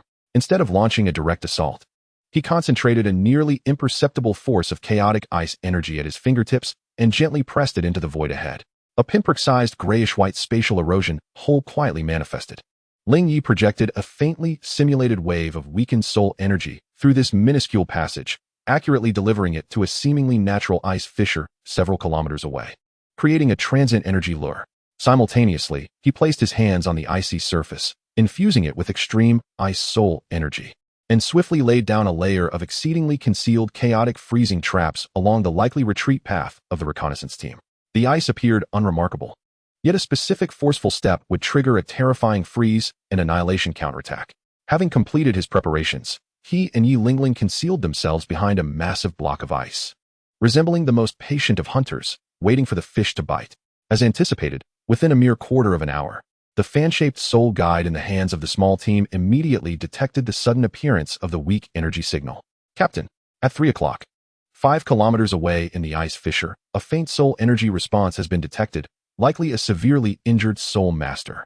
One of the soul emperors reported promptly. The soul saint captain's expression hardened. Approach with caution. The target is exceedingly dangerous and may possess peculiar spatial abilities.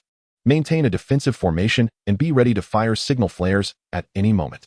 5 figures swiftly glided through the snowstorm like phantoms, cautiously yet rapidly converging on the bait Ling Ye had set. Just as they all stepped into the trap area, Ling Ye's gaze turned frigid, and he snapped his fingers. Crack! Boom! Without warning, the ice beneath the soul saint captain collapsed, not merely collapsing but erupting with countless grayish-white icy tendrils, akin to a frigid demon from the abyss, ensnaring his legs in an instant. The soul saint captain screamed in terror, his protective soul power crumbling like paper before the grayish-white cold energy, easily eroded, frozen, and shattered. The terrifying annihilation energy surged up his legs with reckless abandon. Captain, the remaining 4 soul emperors were taken aback, instinctively wanting to rush forward to assist. But at that very moment, their attention was drawn away, and space folded. The chilling phrase echoed behind them. Ling Ye's silhouette emerged from the twisted space like a specter. His right fist, encased in crystalline armor, struck without embellishment at the back of one soul emperor. The power of chaos extreme ice erupted.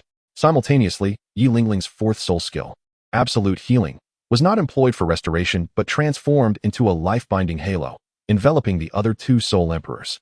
A surge of mighty life energy flooded into their bodies, causing a momentary disruption and rigidity in their soul power. With a soft thud, the soul emperor struck by Ling Ye was instantly cloaked in a grayish-white hue, unable to emit even a cry of agony before being transformed into an ice sculpture, which subsequently shattered into a storm of obliterated crystalline dust. Of the remaining 3 soul emperors, 1 was instantaneously annihilated by Ling Ye, while the other 2 were subdued by Yi Lingling. The captain of the soul sage team, expending every ounce of strength and even utilizing a precious defensive soul bone, barely shattered the chaotic freezing force that coiled around his lower body. Yet his legs were already mangled and nearly incapacitated, his power severely diminished. Just as he attempted to fire a signal flare, a silver-gray spatial blade flashed by, severing his arm at the shoulder that held the flare. The battle commenced with swiftness and concluded even more rapidly. In the blink of an eye, an elite reconnaissance team from the Spirit Hall was completely annihilated. 1 was killed instantly, the captain severely injured and captured, while the other 2 were firmly restrained by Yi Lingling's life-binding energy. Ling Ye placed a foot upon the chest of the barely breathing soul sage captain, his ice-blue eyes devoid of any emotion. I ask, you answer. Or experience a chaos freeze more agonizing than death. The soul sage captain, gazing into Ling Ye's heterochromatic eyes and feeling the overwhelming pressure and eerie power far surpassing that of a soul emperor, especially the soul-chilling grayish-white frost, felt his mental defenses shatter in an instant. Please spare my life, prince, he stammered through gritted teeth. Where's Hulaina? The holy maiden has long returned to the hall of the Pope. She did not provide a detailed report on the situation in the depths of the Stardow forest, only stating that she encountered formidable soul beasts, and both Xiaoyu and Yin were severely injured. As for you, your whereabouts are unknown. What of the Pope's stance? His Holiness seems to have doubts and has ordered a thorough investigation. He demands to see the living or the dead, dispatching numerous reconnaissance teams not only to the extreme north, but also to the Stardow and Sunset forests, and even overseas. Any news about that girl from the 7 Treasures Glazed Tile School? I heard she was secretly rescued by the Sword Douluo or Bone Douluo of the 7 Treasures Glazed Tile School, but the information is strictly sealed and cannot be confirmed. It appears that a human expert forcefully tore through space into the core area shortly after Tian acted. What is the situation in the Heaven Do Empire? The situation is tense. His Holiness has ordered an increase in infiltration and surveillance of the Heaven Do Empire. The Snow Knight Emperor is gravely ill, and the Crown Prince. Shuqing'a. Ling Ye's eyes flashed with cold light as he pressed down hard, preventing the mention of any sensitive information regarding Qian Renxue. He was already well aware of all this. Are there any other updates regarding the Seven Treasures, Glazed Tile School, or Douluo? No. It seems that Douluo has not made an appearance for quite some time. The Seven Treasure Glazed Tile School is on high alert. After posing all his inquiries, Ling Ye obtained the intelligence he sought. The news that Ning Rongrong might have been rescued brought him a measure of solace. Yet the faint connections and the tense situation in the Heaven Do Empire continued to trouble him. The complete silence of Douluo remains a mystery. The Soul Hall's search efforts are exceedingly rigorous. Without hesitation, the power of chaotic extreme ice surged forth, swiftly ending the suffering of this soul sage and two other soul emperors, erasing all traces, including that precious scanning soul guide. The wind and snow quickly concealed everything in this place. Ling Ye gazed towards the southeast, his eyes seemingly penetrating the endless storm and distance. The Soul Hall and Qian Renxue. Clearly, the road ahead would not be tranquil. He whispered to Yi Lingling, "We must hasten." Their figures once again vanished into the furious snowstorm. Racing towards the far north, towards the Heaven Do Empire, a land fraught with peril, yet harboring hope. Behind them, from the distant core of the far north, the Titan Snow Demon King's reluctant roar seemed to echo again, intertwining with the invisible net laid by the Soul Hall, composing a dangerous prelude. Chapter 86, Gale. Ling Ye and Yi Lingling sped across the vast and desolate ice fields of the far north, behind them the remnants of the Soul Hall's reconnaissance team obliterated. Accompanied by the howling wind and snow, the guiding light to the southeast flickered like a distant star, shimmering upon the glazed heart seal in Ling Ye's heart. The only clue for finding Ning Rongrong. However, the treachery of the far north was not limited to pursuers. Just as they traversed an expanse of seemingly tranquil ice cover, the heavens and earth suddenly changed color. A terrifying roar, not originating from any creature but from the very essence of the world, erupted from all directions. The already piercing cold wind turned frenzied, swirling up the snow and ice from the ground, forming a chaotic white shroud that obscured the sky. Even more terrifying, the wind began to carry countless translucent, twisted pale blue wind blades. These blades were not soul techniques, but a dreadful natural phenomenon deep within the far north, the ice abyss gale. They were formless and intangible, yet unmatched in sharpness, capable of effortlessly tearing apart the protective soul power of anyone below the rank of soul sage. Infused with an erosive soul power that could freeze the very essence of the soul. Be cautious. It's the gale layer. Ling Ye shouted, his heterochromatic eyes narrowing sharply. He swiftly pulled Yi Lingling closer, the chaotic divine grinder martial soul instantly manifesting. The gray-white power of chaotic extreme ice emanated from them, forming a continuously rotating gray-white shield that annihilated the encroaching energy. The dense pale blue wind blades struck the shield like a torrential downpour, most of them instantly neutralized by the overwhelming annihilation properties of the chaotic extreme ice. Yet, some still penetrated, slicing against Ling Ye's crystalline armors and Yi Lingling's protective soul power, leaving behind white marks and bringing a piercing chill along with a sense of soul power depletion. This gale proved to be quite troublesome. Ling Ye could feel the soul power sustaining the chaotic extreme ice shield diminishing at an accelerated rate. Yi Lingling's complexion turned slightly pale, while the nine-heart begonia blossomed in a timely manner, enveloping the two in a warm aura of life. Striving to resist the chilling sensation that threatened to freeze their souls and the erosion of their spiritual power, mending the minute damages. Her healing radiance intertwined with the chaotic extreme ice shield, seemingly capable of slightly mitigating the destructive force of the gale, yet it remained but a drop in the bucket. They could not linger. The range of this gale was vast, and they had to break free. Ling Ye concluded. He wrapped his arms around Yi Lingling. As the energy-formed right wing behind him trembled violently, attempting to accelerate. But at that moment, an unexpected change occurred. Perhaps due to his full exertion of chaotic extreme ice to resist the gale, that extraordinary surge of power, like a beacon in the dark, attracted more hunters. Boom.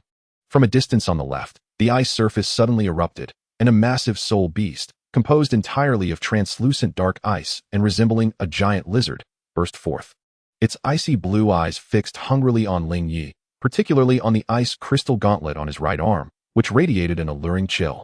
Filled with greed and desire, the 10,000-year dark ice lizard, It thrived on devouring high-level ice attribute soul power or energy. Almost simultaneously, amidst the right-side snowstorm, 3 figures clad in white snow camouflage emerged like phantoms. They emanated a chilling and eerie aura of soul power, wielding peculiar ice spear-like soul-guiding devices that locked onto Ling Ye and Yi Lingling, which were not standard equipment from the Spirit Hall, but belonged to the local Fallen Soul Master organization, Ice Nightmare, from the far north. They specialized in hunting powerful soul masters who were isolated or injured in the far north, plundering resources. With the gale blocking their path and strong foes lurking on either side, what a predicament. Ling Ye's gaze turned icy. He had just escaped one wave of pursuit, only to find himself in an even more perilous situation. These local threats from the far north could sometimes be more troublesome and lethal than the Spirit Hall itself. The 10,000-year dark ice lizard was the first to attack, its robust tail slamming down on the ice surface, causing countless sharp ice spikes to erupt from beneath Ling Ye's feet like earth spears.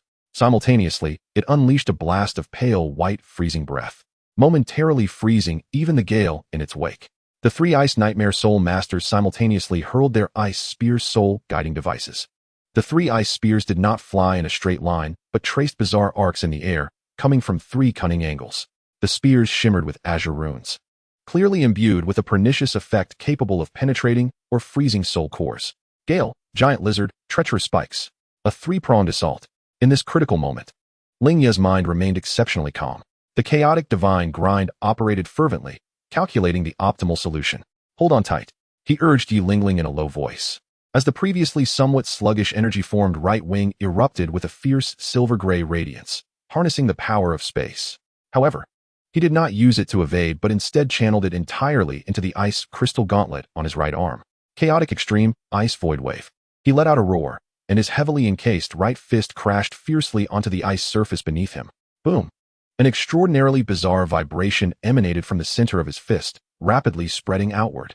It was not merely a collision of brute force, but rather an amalgamation of the frozen annihilation properties of chaotic extreme ice and the tremorous transmission of spatial power. Crack! Boom! Centered around Ling Ye. The ice layer within 100 meters was contorted and folded by an invisible might, then abruptly sprang apart. All the ice spears that jutted from the ground were first bizarrely coated in a grayish-white hue, freezing over, before shattering like fragile glass, only to be utterly pulverized by the ensuing spatial shockwave. The pale frosty breath was also disturbed by this distorted wave, veering in midair to collide with 2 incoming azure ice cones. Whoosh! Sizzle! Both the frosty breath and the ice cones were annihilated, erupting into a billowing cloud of icy mist. Meanwhile, the remaining ice cone, along with the surrounding relentless gale, was momentarily cleared by this sudden burst of spatial erosion, creating a fleeting gap. Now was the time. Ling Ye, with Yi Lingling, accelerated to the utmost, shooting forth from this brief opening like an arrow released from its bow. Their trajectory pointed directly towards the southeastern side, where the gale was relatively weaker. The ancient ice lizard stumbled from the unexpected shockwave infused with the spatial power it detested most, emitting an enraged roar, its limbs clawing at the icy surface in relentless pursuit. The 3 Ice Nightmare Soul Masters also faltered, clearly unprepared for such a bizarrely potent area control capability from their target. They immediately concealed themselves, merging once more into the wind and snow like a malignant growth, stealthily following behind. Ling Ye had no time to look back, as he desperately navigated through the increasingly dense layers of gale with Yi Lingling. The chaotic extreme ice shield continuously distorted and fluctuated, obliterating the slicing wind blades, yet the consumption of soul power was akin to an open floodgate. Yi Lingling exerted all her strength to activate the 9-heart begonia, the healing aura in never wavering, while her keen senses attuned to the surrounding environment. Suddenly, she pointed to the left ahead. Over there, the airflow exhibits anomalies. There may be a windbreak. Without hesitation, Ling Ye altered their course. Indeed, after surging through a particularly violent maelstrom of wind blades, a vast, bottomless ice crevice suddenly emerged before them. The terrain at the entrance of the crevice cleverly mitigated most of the gale, resembling a brief moment of tranquility within the eye of the storm. The two plunged into the crevice without a second thought, swiftly sliding down several dozen meters, finally evading the direct onslaught of the gale. Plop! They landed at the relatively flat bottom of the crevice, leaning against the frigid, piercing ice wall, both gasping for breath, their soul power severely depleted.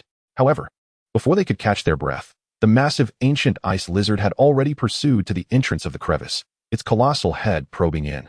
Icy pupils locking onto the two below, emitting a threatening low growl. Simultaneously, the three ice nightmare soul masters appeared like phantoms at the edge of the crevice.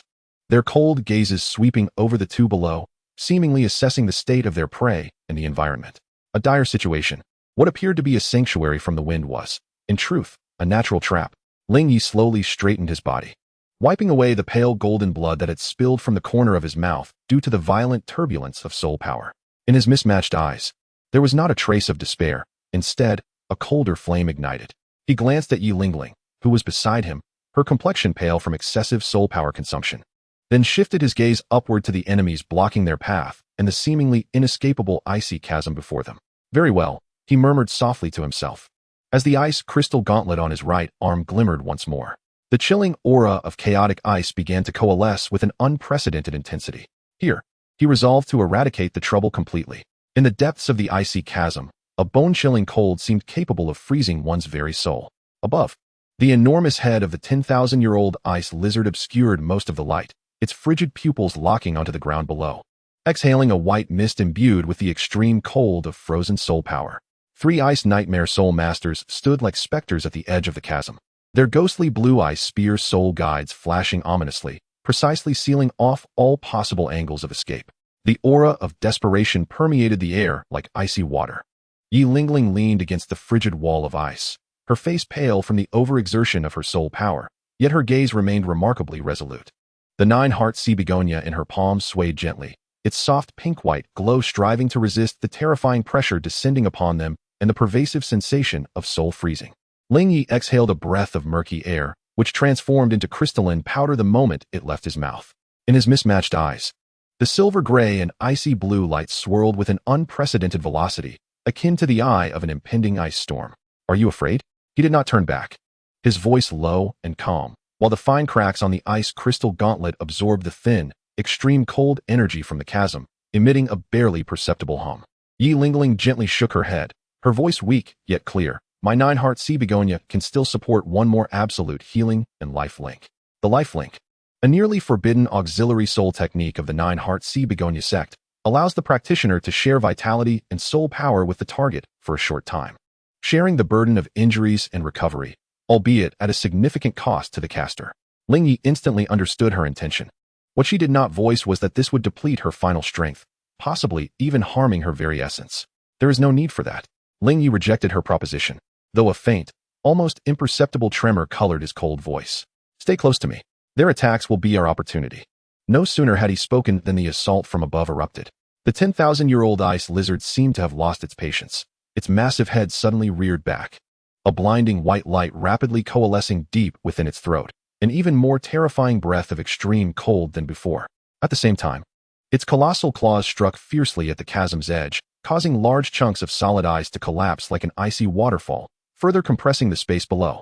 Almost simultaneously, the three ice nightmare soul masters deftly hurled their ghostly blue ice spears.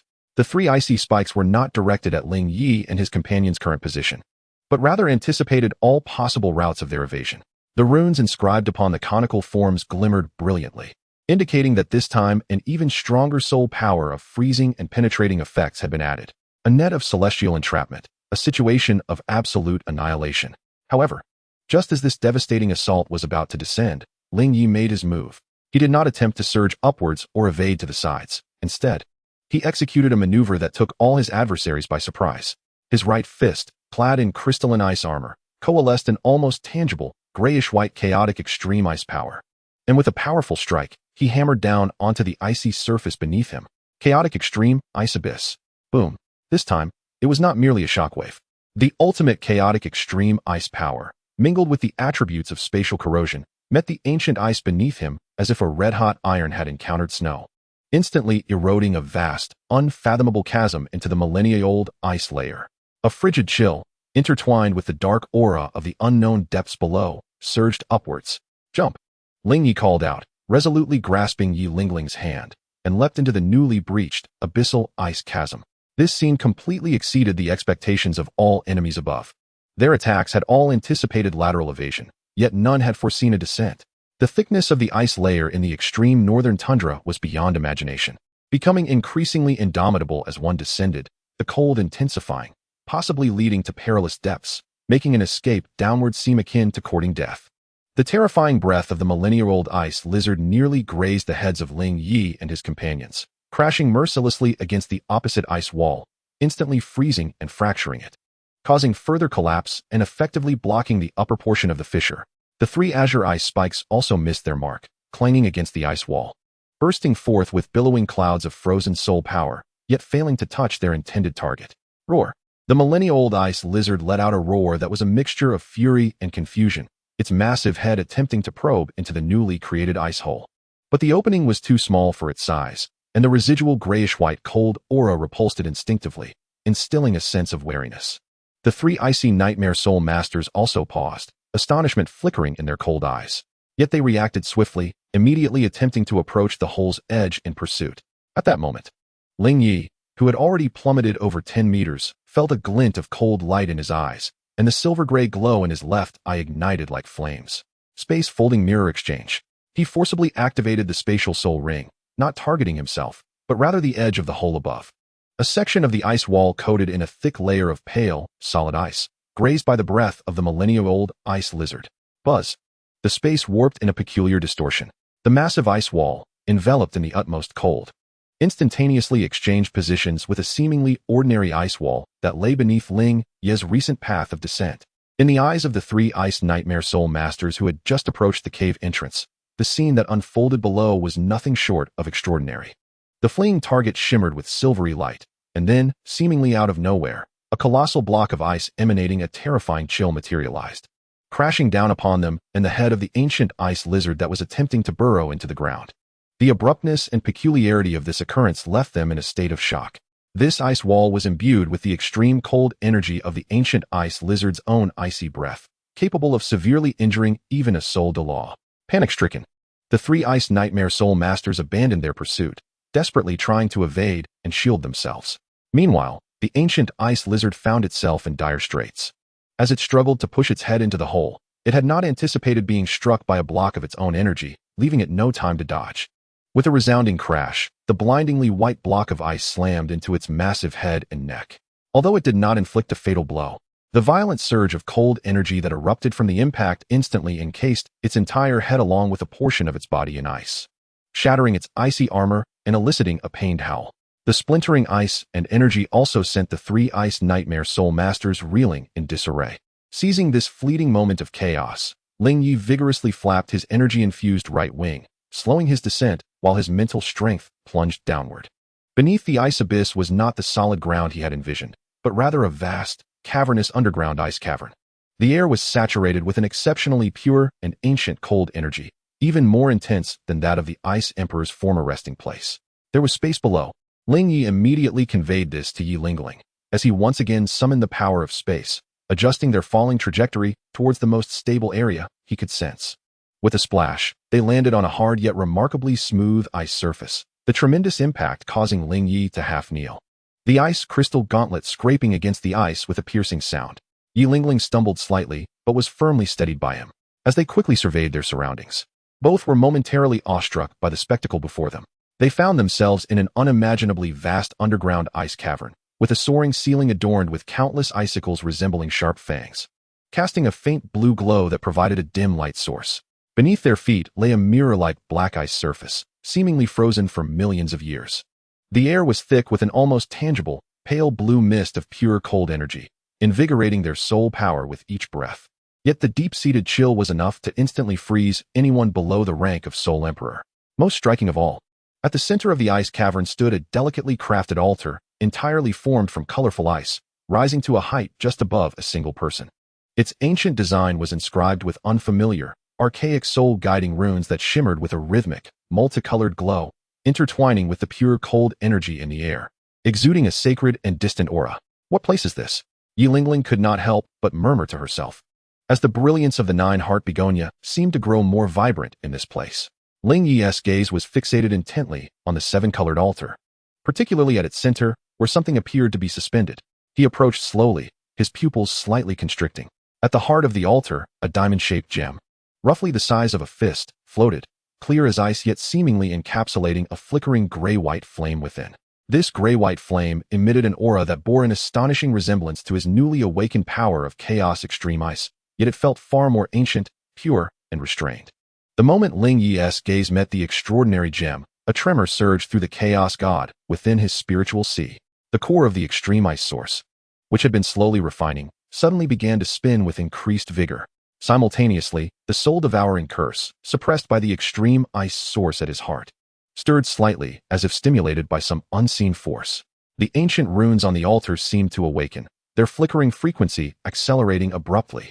A cold, ancient, yet urgent thought resonated through the depths of Ling Ye and Yi Lingling's hearts, as if it had traversed eons. Sealing, loosening, inheritance, do not touch. The thought was fragmented and unclear, yet Ling Ye understood instantly. The altar was a seal upon the enigmatic gem that might be connected to the source of Chaos Extreme Ice. In that moment, it seemed the seal was loosening due to their intrusion or some external influence. The gem possessed a fatal allure for him. He felt an intense premonition that if he could absorb its power, his Chaos Extreme Ice would ascend to an entirely new echelon. Yet, the ancient warning echoed clearly in his mind. Above, the furious roar of the 10,000-year Xianbing lizard and the sound of ice layers colliding, along with the icy soul power fluctuations of the ice nightmare soul master attempting to breach the ice, indicated that they would not relent. With unknown temptation and danger ahead, and formidable foes closing in from behind, the light within Ling Ye's heterochromatic eyes flickered violently. Chapter 88, Verdict. Deep within the ice fissure, the seven-colored altar stood silently, the diamond-shaped gem sealing the gray-white flame exuding a beguiling yet perilous aura. The ancient warning still resonated in the hearts of Ling Ye and Yi Lingling. Sealing, loosening, inheritance. Do not touch. However, the rumbling of the breaking ice above, the enraged roars of the 10,000-year Xianbing lizard, and the chilling soul power fluctuations of the ice nightmare soul master surged closer, like a death decree. There was no time for hesitation. A decisive glimmer flashed through Ling Ye's heterochromatic eyes. Retreat meant certain death. Although perilous ahead, there might still be a sliver of hope. The resonant feeling of the gem being akin to his own Chaos Extreme Ice called to him instinctively. Trust me just this once. Ling Ye directed a sharp command at Yi Lingling, his tone no longer negotiable, but imbued with an undeniable resolve. He took a sudden step forward, his right hand encased in crystalline armor, unhesitatingly reaching for the floating diamond gem at the center of the altar. Just as his fingertips were about to brush against the gem, a resounding hum erupted. The entire altar of vibrant colors burst forth with an unprecedented brilliance. Ancient runes ignited as if ablaze, and a colossal, primordial energy, imbued with the essence of extreme frost and the chaos of creation, erupted violently, akin to a slumbering behemoth awakening after eons. Ugh! Ling Ye let out a muffled groan, feeling an irresistible force collide harshly against his chest, propelling him backward as if struck by a battering ram. Blood of a faint golden hue once again trickling from the corner of his mouth. The altar's self-defense mechanism.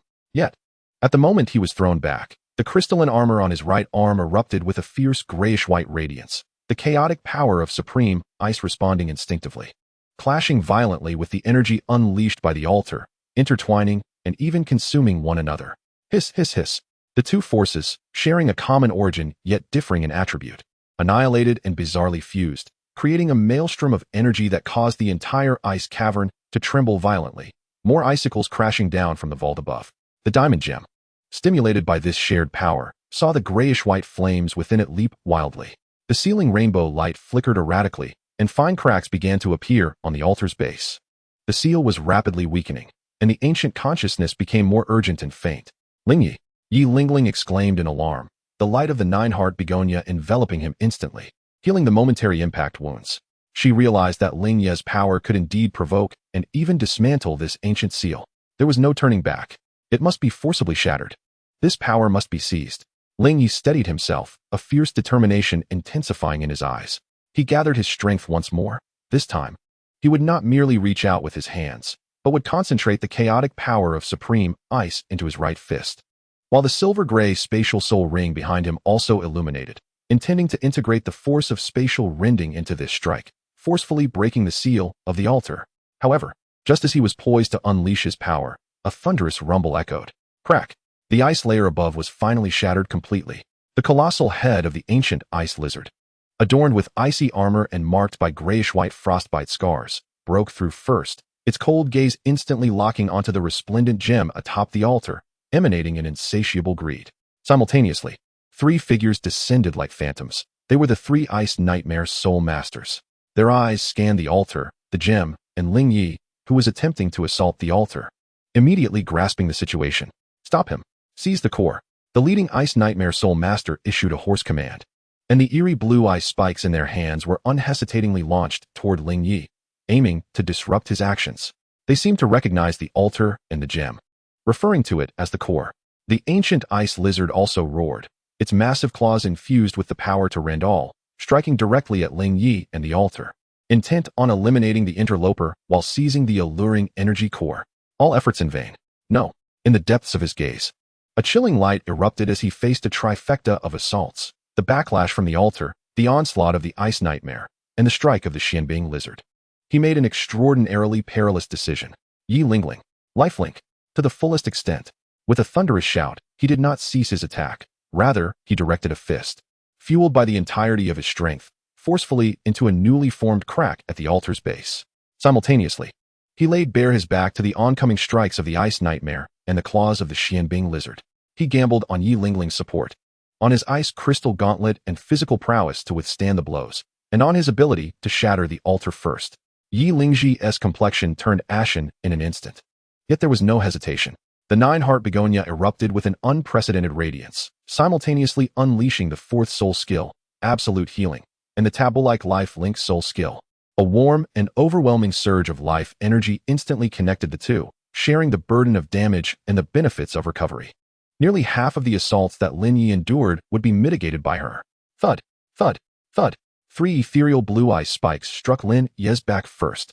The horrifying penetrating power and the force of the frozen soul core erupted. Humph. Both Ling Ye and Yi Lingling stifled a groan, their visages paling. The fabric of Ling Ye's back disintegrated into ashes, while the area covered by the ice crystal gauntlet emitted a piercing sound of friction, bracing against the piercing assault. Yet, the chilling frozen soul energy surged through their connection, attempting to freeze their soul powers. Almost simultaneously, the massive claws of the Qianbing lizard descended fiercely. In that very moment, Ling Ye's fist, imbued with the dual forces of chaotic extreme ice and spatial rending, struck down upon the altar's fissure. Crack! Boom! A crisp yet tremendously intense shattering sound reverberated through the icy cavern. The entire seven-colored altar could no longer withstand the combined forces from within and without, erupting in a cataclysmic explosion. Countless shards, imbued with ancient energy, scattered in all directions. The vibrant hues of the sealed diamond gemstone faded completely. Its interior grayish-white flames surged forth like a wild stallion, transforming into a towering column of grayish-white fire that shot towards the ceiling of the cavern. An indescribable, pure yet wildly chaotic power of chaotic extreme ice surged through the entire icy cavern like a tsunami. The three Ice Nightmare Soul Masters were the first to bear the brunt. Their ethereal blue ice spikes became a mere jest before this primal chaotic ice. Instantly swept away by the edges of the grayish-white fire column, their screams stifled before their souls were utterly annihilated, dissolving into nothingness. The colossal claw of the millennium-old Qianbing lizard collided violently with the erupting grayish-white fire column. Sizzle! Its incredibly hard icy armor and claws were eroded, melted, and decomposed as if they had encountered an arch-nemesis. The terrifying grayish-white flames even crept up along its claws. Roar! The Qianbing lizard let out a thunderous cry of agony, its massive eyes filled with terror, desperately attempting to retreat. Yet the explosive energy surged forth, throwing it off balance. Half of its body wedged in the gaping hole, thrashing wildly. At the very epicenter of the explosion, Ling Ye was utterly engulfed by the ash-white pillar of primal flame at the moment the altar erupted. Ling Ye! Yi Lingling cried out in despair, her life link allowing her to sense the terrifying force capable of annihilating all things surging within her. The brilliance of her nine-heart begonia dimmed instantaneously, and she spat out a mouthful of blood, collapsing weakly to the ground. Yet, just as her consciousness began to fade, she beheld that Ling Ye's figure had not vanished within the ash-white blaze. His right arm, clad in an icy crystalline gauntlet, emitted an unprecedented devouring light, resembling an insatiable black hole fervently absorbing the chaos-infused ice primal essence pouring into him. His body was enveloped in a thick layer of ash-white crystalline shell, as if undergoing a terrifying metamorphosis. The shattered diamond gem now floated at his chest, akin to a burning heart, continuously infusing his being with the ancient ash-white flames. Pain! An excruciating agony swept through every fiber of Ling Ye's nerves. It felt as though his body would burst, tear apart, and then be reshaped by this overwhelming power. Simultaneously, an unprecedented sense of strength surged within him. The chaos deity revolved within his spiritual sea at an unparalleled speed, fervently refining this primal power of the same origin. The core of the extreme ice primal essence left behind by the Ice Emperor was also activated, hastening its fusion. His soul power level began to ascend like a rocket. Level 66, level 67, level 68. It surged until it neared the threshold of level 70, where it gradually stabilized. More critically, his control over the chaos extreme ice was deepening and becoming increasingly profound at a terrifying pace. Countless truths regarding chaos, extreme ice, and spatial decay naturally flowed into his mind. The ash-white crystalline shell covering his body began to shatter and peel away, revealing beneath it a more lustrous skin that seemed to harbor boundless power, particularly the icy crystalline gauntlet on his right arm, which grew ever deeper and more substantial, the patterns upon it appearing to come alive. Time slipped away, and the towering ash-white pillar gradually diminished, ultimately retracting entirely into Ling Ye's being and the slowly rotating diamond gem embedded in his chest. The ice cavern momentarily regained its tranquility, with only the pained cries and struggles of the millennia-old ice lizard echoing, alongside Yi Lingling's faint breaths. Ling Ye slowly opened his eyes. His irises had transformed entirely into a pure ash-white hue. Within them, visions of chaos unfurling and ice sealing the myriad realms seemed to evolve, cold and indifferent, yet imbued with a terrifying power capable of altering the very fabric of existence. He gently clenched his fist, causing the surrounding space to warp slightly, emitting a groan under the unbearable strain. Casting a glance at Yi Lingling, who lay unconscious and weak, a faint ripple flickered in his ash-white pupils.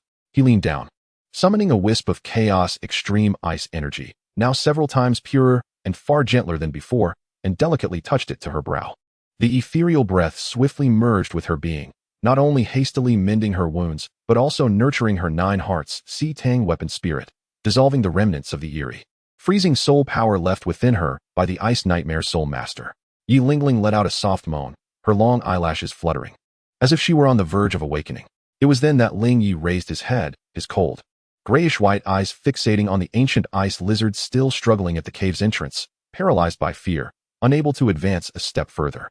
In that moment, the ice lizard, once perceived as an invincible beast of terror, transformed in Ling Ye's eyes into a mere source of alluring energy, a soul ring replenishment. Freshly having broken through, he was in dire need of consolidating his strength, and the essence and soul ring of a 10,000-year soul beast were perfectly suited for his purpose. Ling Ye slowly lifted his right hand, the diamond-shaped gem on his chest emitting a faint glow. A thread of exquisitely refined grayish-white flame danced at his fingertips. "Now, it is your turn," he stated with indifference, his voice echoing in the silent ice cavern with a chilling authority that proclaimed fate. Chapter 89, The Ice Bear King. In the frozen cave, the stillness was shattered by the anguished roars and struggles of the ice lizard. Its body was partially wedged in the broken entrance, its right claw, scorched and decaying from the chaotic extreme ice essence, was a charred mess, while the grayish-white annihilation energy continued to stubbornly erode upward, inflicting relentless agony and fear. Its ice-blue pupils were fixed on the human below, whose aura had transformed drastically, primal instincts howling in warning. Danger. Extreme danger. Ling Ye gradually straightened his body, his pure grayish-white pupils scanning the beleaguered giant beast with an air of detachment, as though regarding an inanimate object. The chaotic core within his chest pulsated slowly like a heartbeat, resonating perfectly with his own chaotic extreme ice soul power, each heartbeat subtly warping the surrounding space. He felt the surging power within him, the 7th ring's threshold tantalizingly close, merely a step away. And this ancient ice lizard was the most fitting sacrificial offering and sharpening stone. "Now, it is your turn," his indifferent words resonated in the ice cavern, marking the transition from hunter to prey. Without even employing a soul technique, Ling Ye merely raised his right hand, pointing his fingertip at the ice lizard, which, in its fear, was frantically clawing at the ice wall, attempting to retreat. Buzz. The chaotic core in his chest brightened, and an extraordinarily pure grayish-white airflow surged into the ice crystal gauntlet on his right arm, as if guided by an unseen force. The patterns on the gauntlet suddenly illuminated, as though the chaotic runes had come to life. In the next instant, a slender, refined ray, nearly void of color, silently erupted from his fingertips. Chaotic extreme, ice annihilation ray. The speed of this ray surpassed the ice lizard's capacity for reaction, It only registered the human raising his hand, and in the next moment, a soul-freezing sense of imminent peril engulfed it, with a soft sound akin to a hot knife slicing through butter. The dim ray precisely struck the root of the ice lizard's front right limb, which was ensnared and struggling frantically. There was no explosion, no violent shock. At the very moment the dim ray made contact, the ice armor of the frostfire lizard, harder than steel, along with its resilient muscles and formidable bones, dissolved silently and swiftly like paper immersed in a strong acid, breaking down into the most primitive particles and vanishing into oblivion in the span of a single breath. Its massive forelimb, thicker than the waist of an adult man, was completely eradicated from the root. The severed end was as smooth as a mirror, covered with a layer of grayish-white crystalline particles that relentlessly eroded into its body. A mournful howl, unprecedented and piercing, emanated from the frostfire lizard. The pain of its severed limb paled in comparison to the terror and agony stemming from the grayish-white energy's corrosion, which resonated with the essence of life itself. Its colossal body convulsed violently, overwhelmed by pain and loss of balance, becoming even more firmly lodged at the cave's entrance. As blood gushed forth like a waterfall from the severed stump, instantly staining the vast ice wall crimson, which rapidly froze into a shocking spectacle of blood ice in the extreme cold. Ling Ye's gaze remained utterly unperturbed, as if he had merely accomplished a trivial task. He sensed the depletion and power of that strike, refining his control over the chaotic extreme ice. He raised his hand once more. This time, the immense pupils of the frostfire lizard were filled solely with boundless fear and despair. It writhed desperately, seeking escape, yet utterly powerless. The second dim ray was unleashed, aimed directly at its head. Just as the ray was about to strike, a more ferocious and commanding roar erupted from above the ice cavern's gaping entrance. A sound so powerful it seemed capable of freezing the entire world, crashing through layers of ice walls and forcefully penetrating the depths of the cave. Accompanying this roar was an overwhelming, chilling pressure far more terrifying than the ancient frostfire lizard, descending like a tangible mountain. Crack, crack. The ancient ice walls of the cavern began to fracture extensively under this dreadful pressure. The enormous icicles hanging from the dome shattered and fell like rain. Ling Ye's second annihilation ray was unexpectedly disrupted by this sudden, overwhelming force, slightly deviating from its original trajectory and grazing the frostfire lizard's scalp, silently eroding a bottomless hole into the ice behind it. The frostfire lizard narrowly escaped death, yet its colossal eyes reflected not relief, but a deeper, bloodline-rooted fear. So much so that it suppressed its howls, its immense body trembling in terror.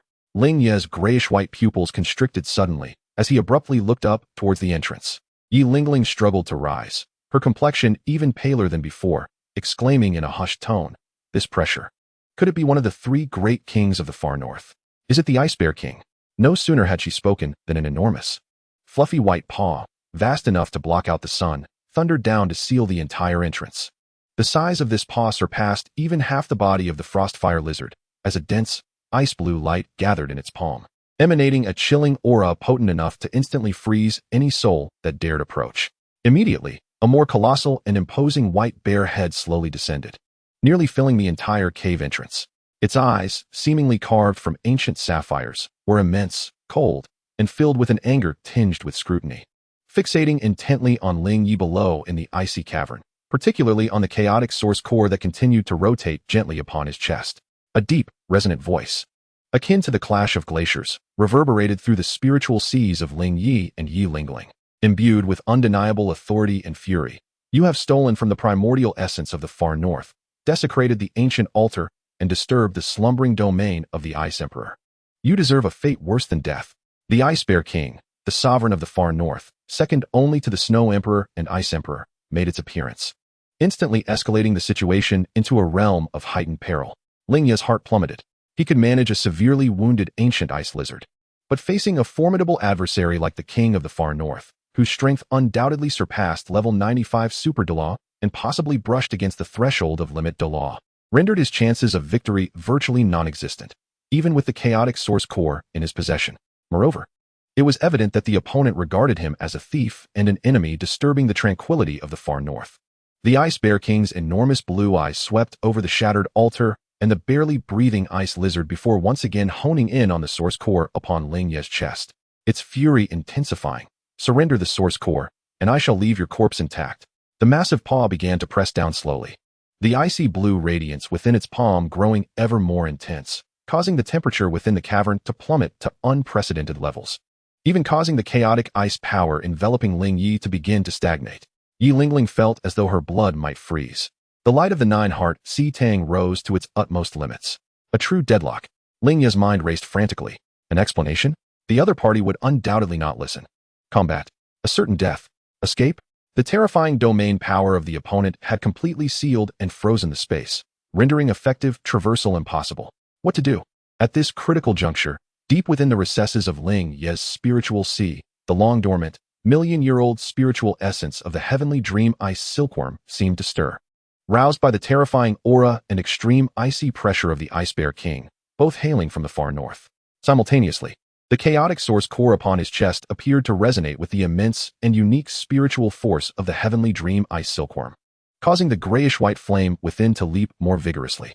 A perilously audacious and somewhat mad thought flashed through Ling Ye's mind.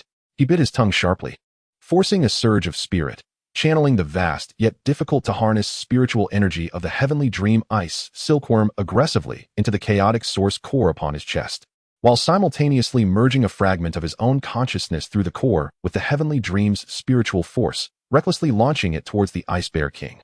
Wait, Ice Bear King. I am no thief. This object has chosen its master. I bear the legacy of the Ice Emperor and am entrusted by the heavenly dream. My ties to this place run deep. Should you strike, you shall invoke the backlash of the far north's fortunes. His words were a blend of truth and deception, emphasizing the legacy of the Ice Emperor and the entrustment of the heavenly dream, while alluding to the enigmatic concept of the far north's fortunes. He wagered that the Ice Bear King, as the sovereign of the far north, would sense the presence of the Ice Emperor and the dreaming ice silkworm, both once supreme entities of this frigid realm. He speculated that it would harbor a certain apprehension towards the ethereal, yet undeniably existent fate of the far north, particularly concerning the dreaming ice silkworm. Although it was relatively weak in combat prowess, it had existed for 1,000,000 years, and its spiritual essence emanated a remarkably elevated aura, also originating from the far north. At that moment, Ling Ye forcibly drew upon its essence, intertwining it with the power of the source core, creating an illusion of profound connection to this land. Indeed, upon sensing this mingling aura of the dream and the source core, the Ice Bear King's colossal paw, which was about to descend, halted abruptly. A flicker of evident doubt and curiosity flashed in its immense blue eyes. It could discern a faint yet significantly elevated shared spiritual energy, the dreaming ice silkworm, emanating from the human below, alongside a peculiar and formidable essence of extreme ice derived from the Ice Emperor, the chaotic source core of the Ice Emperor. The news of the Ice Emperor's demise had already resonated among the three great kings, and witnessing it confirmed through this human sent a tremor through its very being.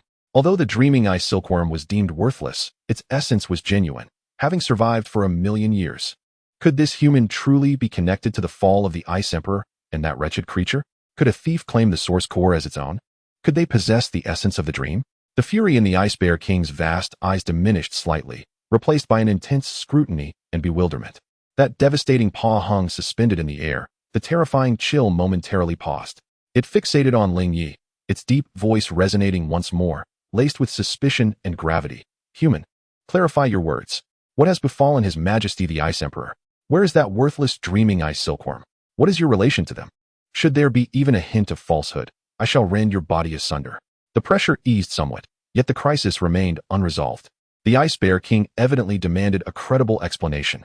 Ling Ye breathed a sigh of relief inwardly, having successfully navigated the first step. However, the crux lay ahead. How to concoct a tale compelling enough to earn the trust of this dominator of the far north, while maintaining the resonance of the dreaming spiritual energy and the chaotic source core. His mind raced to formulate a response. Suddenly, an unexpected turn of events occurred. The chaotic source core embedded in his chest began to tremble violently without warning, the grayish-white flames within flickering wildly. A more ancient and desolate icy intent, seemingly from a distant cosmos, surged forth from within. Concurrently, deep within the ice cave, at the site of the altar, the ice layer cracked once more, revealing a hidden tapestry of even more intricate ancient runes beneath. These runes resonated with those on the altar, now intertwining with the source core within Ling Ye's chest. The vast intent swept over the Ice Bear King and Ling Ye, transforming into a remarkably clear message that surged into the hearts of all present. Chaos, trial, initiation, qualification, verification. The massive figure of the Ice Bear King suddenly stiffened, its blue eyes igniting with an incredible shock as it roared in disbelief. The ancient covenant? The chaos trial? Is this legend truly real? You have actually invoked it. Ling Ye was equally stunned, completely unprepared for the revelation that such secrets lay hidden beneath the source core and the altar. An ancient chaos trial? A qualification verification? Before he could ponder further, the ice beneath his feet collapsed with a thunderous roar, and a bottomless vortex swirled with grayish-white mist abruptly emerged, exerting a powerful pull on both him and Yi Lingling. The Ice Bear King gazed in astonishment at this scene, its enormous paw instinctively attempting to intervene, yet it seemed to hesitate, weighed down by some ancient legend and covenant. Halting midair. Human, should you succeed in the trial, the Ice Bear King's voice resonated with an unprecedented complexity. The far northern lands may indeed acknowledge your existence. No sooner had the words left its mouth than Ling Ye and Yi Lingling were completely engulfed by the swirling gray-white vortex, vanishing from sight. Within the icy cavern, only the stunned, dismembered, and gasping Xianbing lizard remained, alongside the Ice Bear King, whose gaze shifted with uncertainty, trapped in profound shock and contemplation. It slowly raised its colossal head, peering towards the cavern's ceiling, as if it could penetrate the endless layers of ice and glimpse the fate that lay beyond. Inside the ice cavern, silence descended once more, broken only by the faint sound of blood dripping from the severed limbs of the ancient Qianbing lizard, freezing into ice, and its labored breaths, heavy with unrelenting pain. The Ice Bear King's enormous head still blocked the cave's entrance, its azure eyes, as cold as eternal ice, burning with unresolved fury, yet now replaced by a deeper sense of astonishment, shock, and an indescribable gravity. It fixated on the slowly rotating gray-white vortex where Ling Ye and Yi Lingling had disappeared, fragments of ancient memories swirling within its vast mental sea. The chaos trial. The ancient covenant, it rumbled, its deep and resonant voice echoing through the empty ice cavern, infused with a reverence befitting the primordial giants, indeed exists, and has been stirred by a human. Its colossal nostrils flared as it carefully sensed the lingering aura in the air. The young human unmistakably bore the essence of the Ice Emperor before his fall, albeit now transformed into something profoundly peculiar. Additionally, there lingered traces of the vast, yet insubstantial spiritual essence accumulated over 1,000,000 years by the worthless Tianming. Most importantly, that source core had chosen him. The Ice Bear King was no fool. As one of the sovereigns of the far northern lands, it was privy to numerous ancient secrets. It had long sensed the existence of this altar, but had never anticipated that a day would come when it would indeed be invoked. The legendary chaos trial pertained to a deeper essence of the far northern lands, even possessing a vague connection to the divine realm, elusive to soul beasts. Initially enraged by the audacity of a human daring to pilfer the essence of the far north and disrupt the ancient relics near the Ice Emperor's resting place, the current situation seemed to transcend the mere dichotomy of friend and foe. Should that human succeed in the trial, the far northern lands might truly need to reassess his existence. In the immense gaze of the bear, a flickering light danced uncertainly, the murderous intent gradually receding, replaced by a vigilant scrutiny. Its towering form slowly retreated from the cave entrance, leaving behind a singular colossal eye, akin to a blue moon suspended above an icy abyss. Coldly observing the slowly swirling gray-white vortex below, along with the nearly lifeless ice lizard, it ceased its aggression, neither attacking nor departing. It awaited a resolution.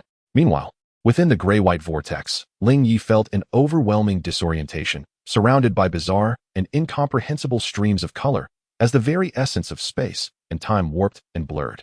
A formidable force of tearing pressure emanated from all directions, as if intent on dismantling him entirely.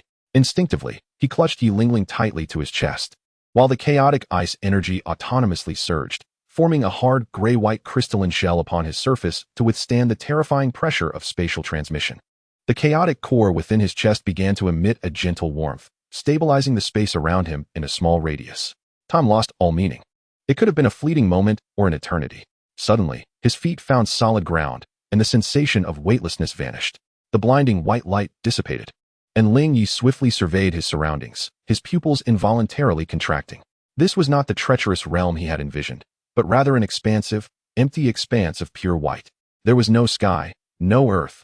All around was an endless sea of milky luminescence, soft yet imbued with an undeniable sense of absolute order. They seemed to hover at the heart of this pristine world. Most peculiarly, here he sensed no trace of soul power. Even his own essence was suppressed within him by an invisible rule, rendering it nearly impossible to summon. The only forces he could distinctly perceive and command were the newly awakened chaotic ice energy, and the vast mental power emanating from the dream ice silkworm at his brow. What place is this? Yi Lingling lifted her head from his embrace, her pallor unchanged, her beautiful eyes filled with astonishment and unease. Her 9 hearts begonia also appeared significantly restrained here, its radiance dimmed. Ling Ye remained silent, his attention drawn to the sudden transformation appearing ahead. Before him, within the pure white space, countless minuscule points of light began to coalesce, rapidly forming 3 colossal gates that towered to the heavens. The first gate, a profound silver gray, revealed shifting lights within, as if countless realms were continuously folding in and out of existence, emanating an enigmatic spatial fluctuation. The second gate, a pristine ice blue, exuded an extreme chill, its interior resembling a frozen kingdom at absolute zero, a trial of ultimate ice. The third gate, the most peculiar, was a swirling blend of gray and white, its interior chaotic, reminiscent of the primordial state of all things, yet also echoing the end of time, embodying the dual essence of creation and destruction, akin to his own chaotic ice energy, but far more ancient and monumental. A cold, emotionless voice, akin to the very essence of law itself, resonated simultaneously within the minds of both individuals. The trial commences. Choose a gate to enter. The gate of space tests your comprehension of the void. The gate of extreme ice assesses your mastery over absolute frost. The gate of chaos evaluates your understanding of the annihilation and creation of the primordial source. Choose wisely. The trial begins. Success grants you a boon, while failure leads to the obliteration of your very essence. There is no further explanation, no room for negotiation. The rules are both simple and merciless. Ling Ye's gaze swiftly traversed the 3 colossal gates. The gate of space? He possessed a spatial soul ring, with commendable insights, yet not specialized. The gate of extreme ice?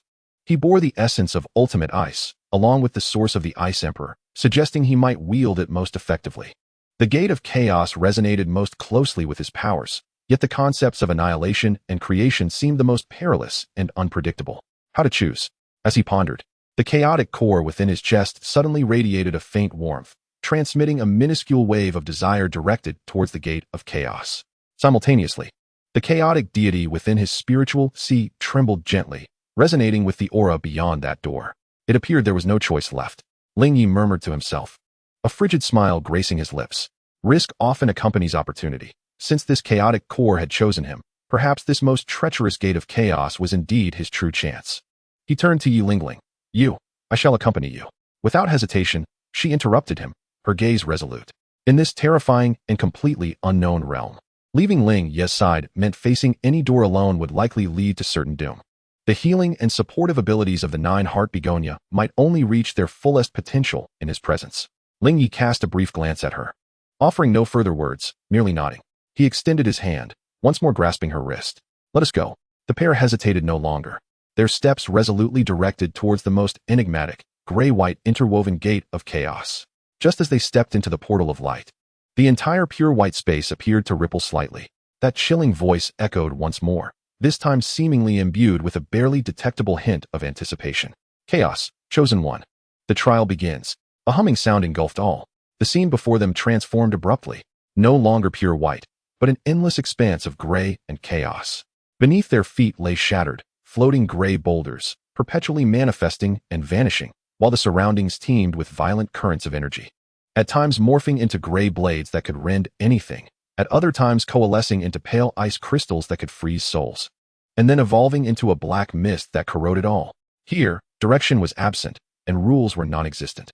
Only the most primal chaos and annihilation prevailed. Boom! A massive, terror-inducing energy current, woven of gray and white, surged towards them like a giant serpent, its power causing Ling Ye's scalp to tingle instantly. This far surpassed the full force of an ordinary tidal Douluo.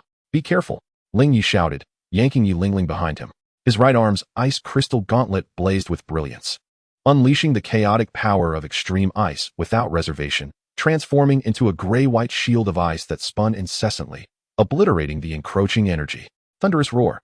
The turbulent energy collided violently against the ice shield.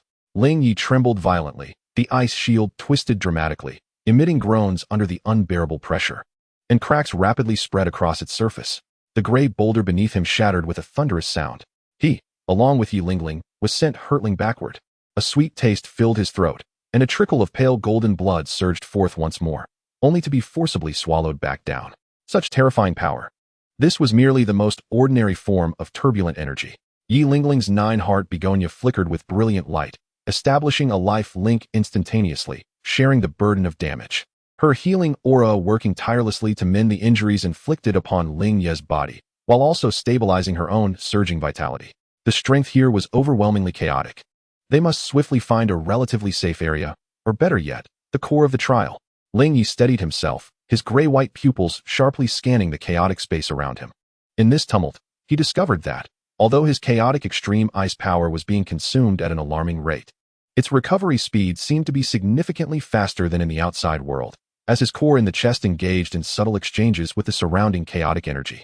Moreover, Yi Lingling's life force from the 9-heart begonia appeared to be more effective in countering the annihilation properties here than it was elsewhere. The two of them navigated through this chaotic sea of energy like a fragile boat caught in a storm, dodging and occasionally bracing against the horrific turbulent flows they could not escape. With each resistance, Ling Ye became increasingly adept in his use of chaotic extreme ice, deepening his comprehension of the dualities of annihilation and creation. He even began to experiment with actively guiding and controlling the slightly weaker chaotic energy flows, rather than merely enduring them. Yi Lingling provided full support, her mental focus razor-sharp, accurately assessing the strength and trajectory of the energy flows, timely offering Ling Ye healing and enhancements. Their synergy grew stronger under the duress of life and death. Time slipped away, perhaps mere moments or perhaps days.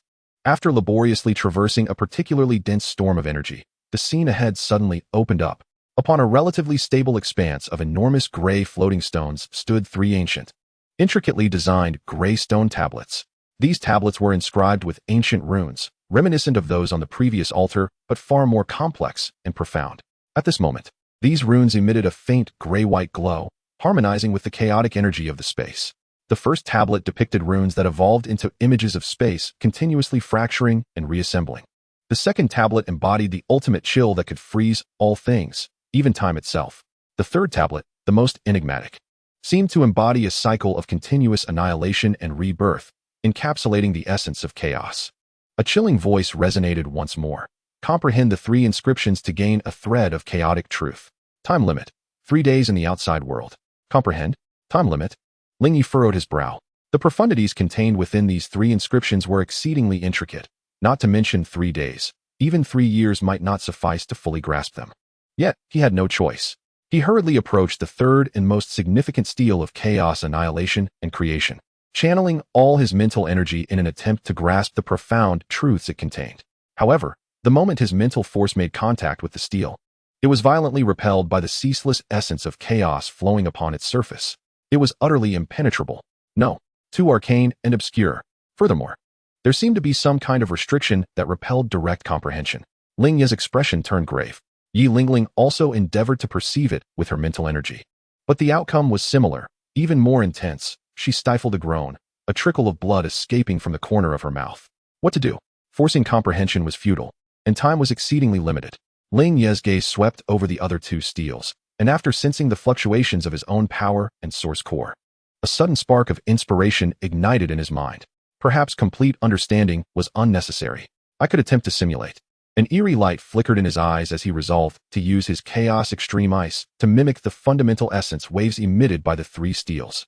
Deceiving the rules here. This was an incredibly audacious idea, simulating the power of rules. Without hesitation, he approached the first space stele, abandoning any attempt to fathom the profound mysteries of fragmentation and reconstitution, instead fully mobilizing the silver-gray spatial soul ring, combining it with the spatial erosion characteristic of chaos extreme ice to simulate an extreme spatial instability. Buzzing, the space around him began to twist violently, folding, even revealing minute black fissures. Next was the second extreme ice stele. He activated the Ice Emperor's essence and the ultimate ice, amplifying the chill to its zenith, simulating an absolute zero, the essence of freezing all things. Even the chaotic energy currents swirling around seemed to slow down slightly. Finally, he returned to the third chaos stele. This was crucial. He devoted all his energy to the chaos divine, grinding visualization, drawing upon the power of the source core in his chest, merging the annihilative properties of chaos extreme ice with a faint semblance of creation inspired by Yi Lingling's life force, simulating a rough, yet complete oscillation of annihilation and creation. This process drained an immense amount of mental and soul energy. Ling Ye's complexion rapidly paled, his body swaying slightly. Yi Lingling immediately concentrated all the auxiliary powers of the nine-heart begonia upon him, even at the cost of overextending her own essence, forcibly enhancing his comprehension and extending his state. Just as Ling Ye felt he could no longer endure, and the simulated fluctuations were on the verge of collapsing, the three steels seemed to resonate with his semblance of waves, trembling slightly, in unison. The ancient runes upon the steel suddenly brightened for an instant, though they quickly dimmed again. Yet three extremely subtle, yet pure gray-white streams of energy surged forth from the centers of the three steels, instantly merging into Ling Ye's forehead, chest, and the icy gauntlet on his right arm. Boom! Ling Ye felt as though his mind had exploded. Countless fragmented insights regarding space, extreme ice, and chaos surged in like a tide. Though disordered, they felt immensely real and profound. The core within his chest greedily absorbed the essence of chaos, becoming more solid and intimately connected to him. The icy crystal gauntlet on his right arm emitted a joyful hum, its intricate patterns seemingly animated, as if possessing a true soul. The bottleneck of his soul power at level 70 shattered instantly, marking his formal ascension to the realm of Soul Sage. Furthermore, his soul power surged, stabilizing at level 71, significantly enhancing his mastery over the chaotic extreme ice. More crucially, he felt as though he had genuinely grazed the surface of the chaotic laws. A chilling voice echoed once more, this time tinged with unmistakable astonishment, clever yet effective, in harmony with the essence of chaos, unbound by convention. Trial passed. Bestowal, imprint of chaos insight, preliminary fusion of the core. As these words resonated, the surrounding tempest of chaotic energy calmed considerably. Ahead, a new portal slowly opened, revealing not the dangerous turbulence but a relatively stable passage composed of gray-white light, leading to an unknown destination.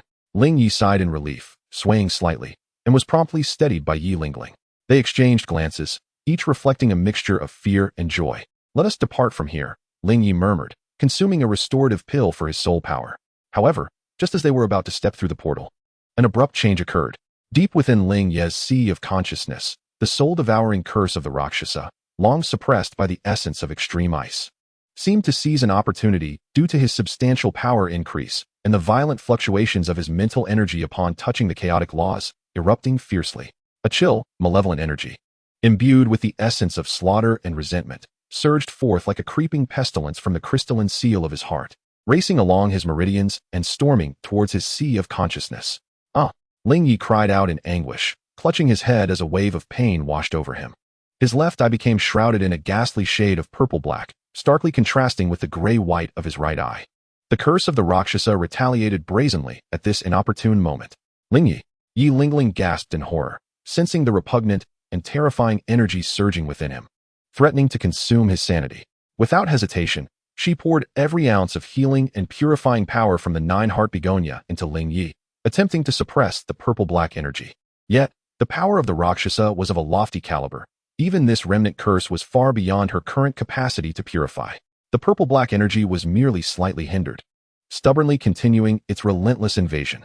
Ling Ye's body trembled violently, a visage of agony and struggle crossing his face, as his consciousness seemed on the verge of being torn apart between the cold indifference of chaotic essence and the frenzied malevolence of the Rakshas's resentment.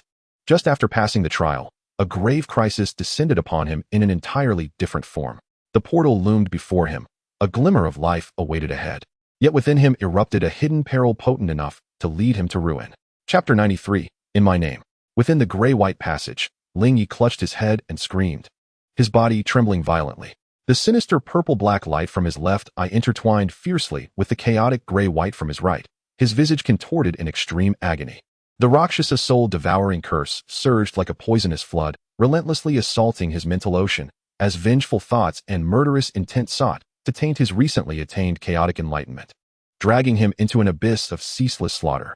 "Ling Ye, steady your mind," Yi Lingling cried out in desperation, the radiant glow of the nine-heart begonia enveloping him with unprecedented intensity.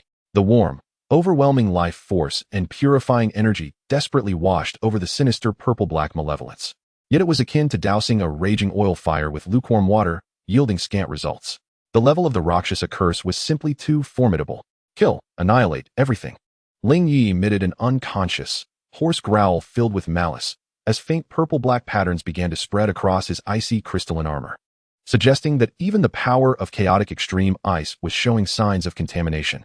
At this critical juncture, deep within Ling Ye's mental ocean, The colossal spirit of the dream ice silkworm was finally roused from its slumber by this internal and external onslaught.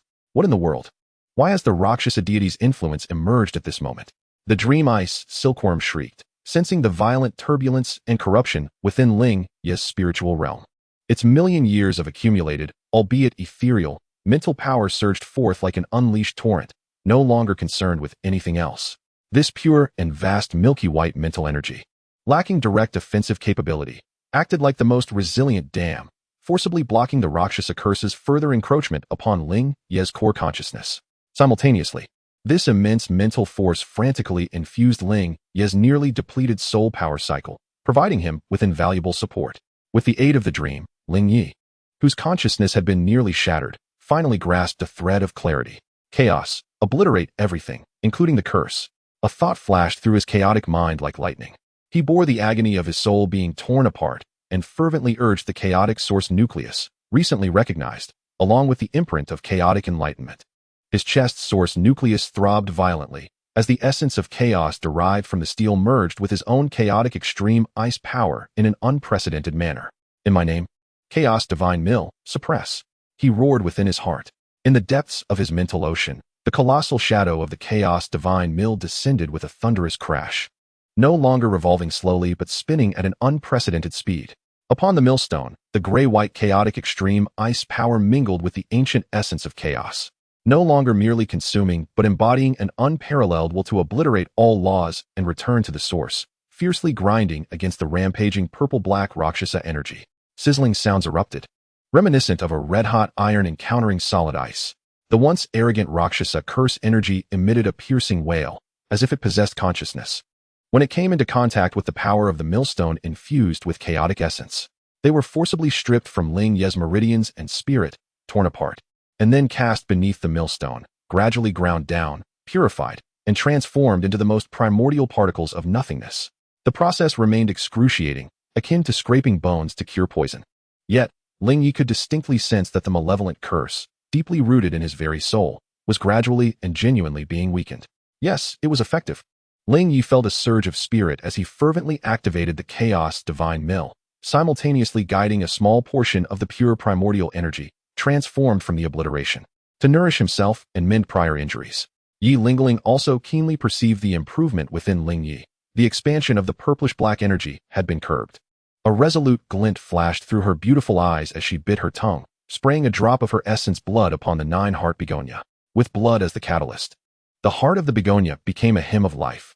The nine-heart begonia erupted with a resplendent, pure radiance, its healing efficacy soaring instantaneously, more effectively repairing Ling Ye's meridians and soul that had been ravaged by the curse. Simultaneously, the formidable purifying force of life began to genuinely neutralize a portion of the weaker Rakshasa energy. Supported by an immaculate mental force from within and the supreme healing purity of the nine-heart begonia from without, the tumult of the Rakshasa curse within Ling Ye was gradually suppressed. The purplish-black hue in his left eye slowly faded, reverting to a cold gray-white, though a faint, indelible shadow of malevolence lingered deep within his pupils. The purplish-black patterns on his surface also gradually dissipated, and his crystalline armors regained their luster.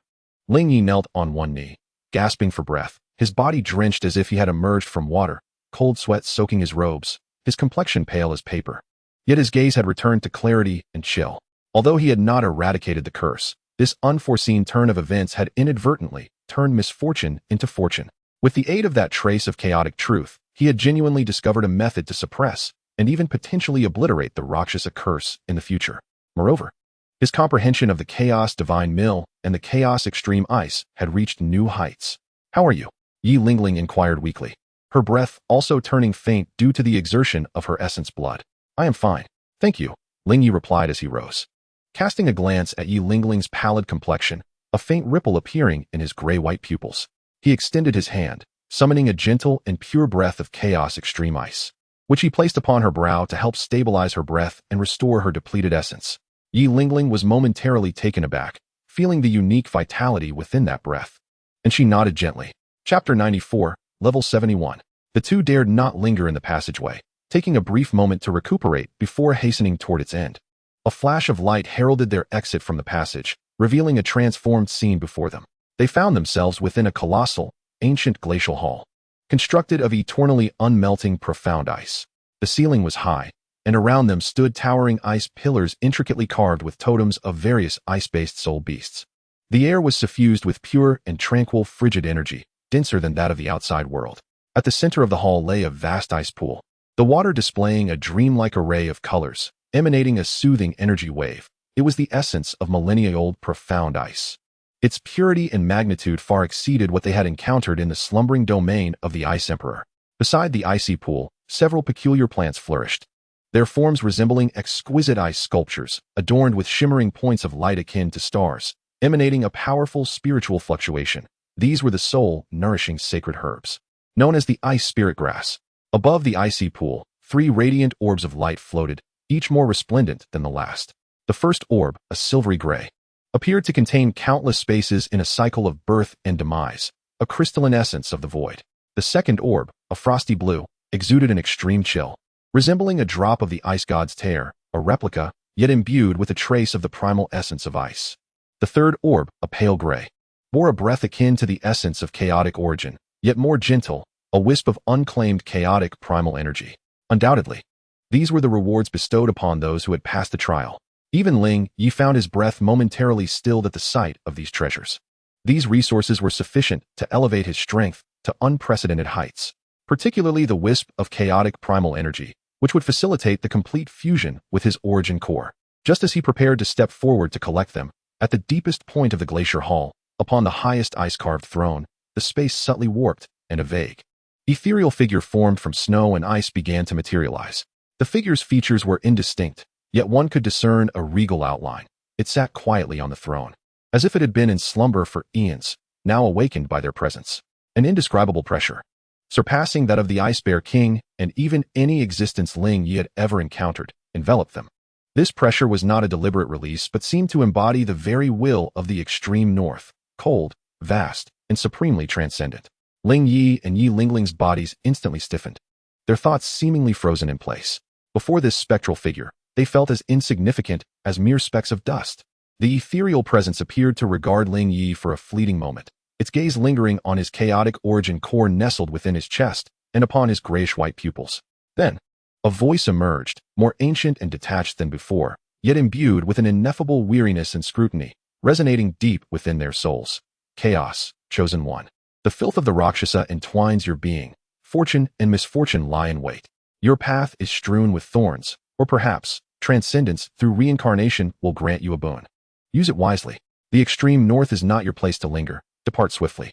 The message, fragmented and labored, seemed to draw upon immense reserves of strength with each transmission. As these words fell, the 3 most precious orbs, the void crystal, the ice goddess tear, replica, and the chaotic primal energy, along with the mysterious ice marrow liquid in the pool below and the ice spirit grass, all flew towards Ling Ye and Yi Lingling. Simultaneously, the icy wall of the hall began to crack open, revealing a blue passage radiating stable spatial fluctuations.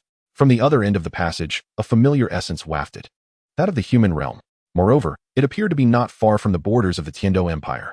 Once the icy apparition had conveyed its message, conferred its rewards, and opened the passage, it slowly dissipated, as if it had never existed.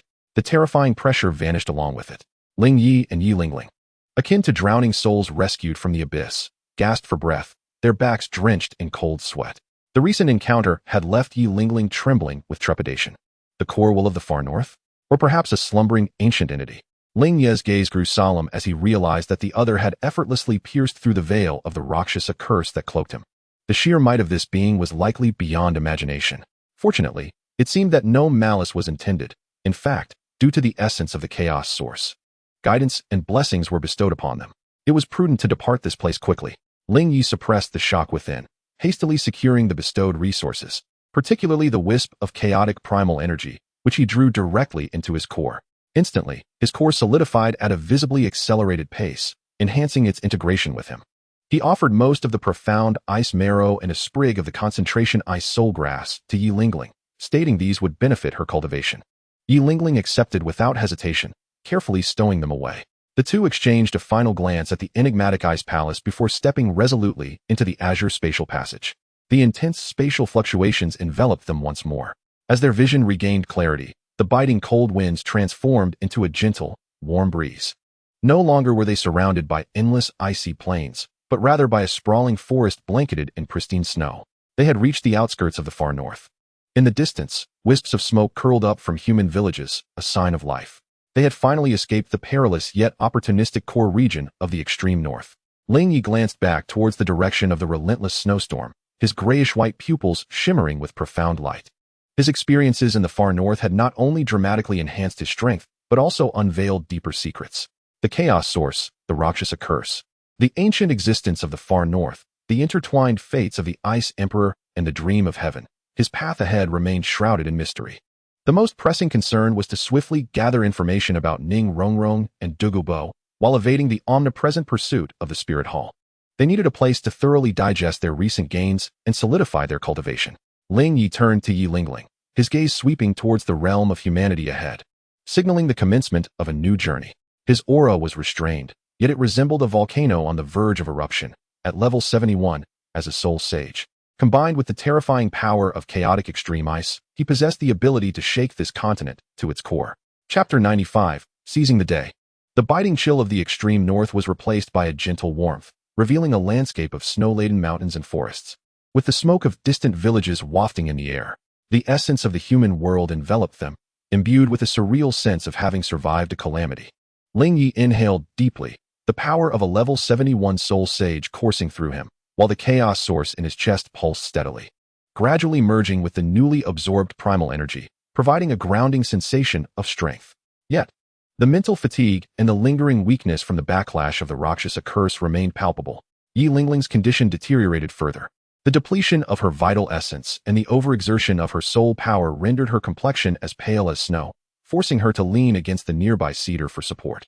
Yet, her gaze was imbued with a newfound resolve, a testament to the trials of life and death endured in the frigid north, which had endowed her with an air of tranquility and resilience. It was imperative to find a secure location for seclusion without delay. Ling Ye's eyes swept the surroundings, his grayish-white pupils functioning like the most sophisticated instruments, swiftly analyzing the environment.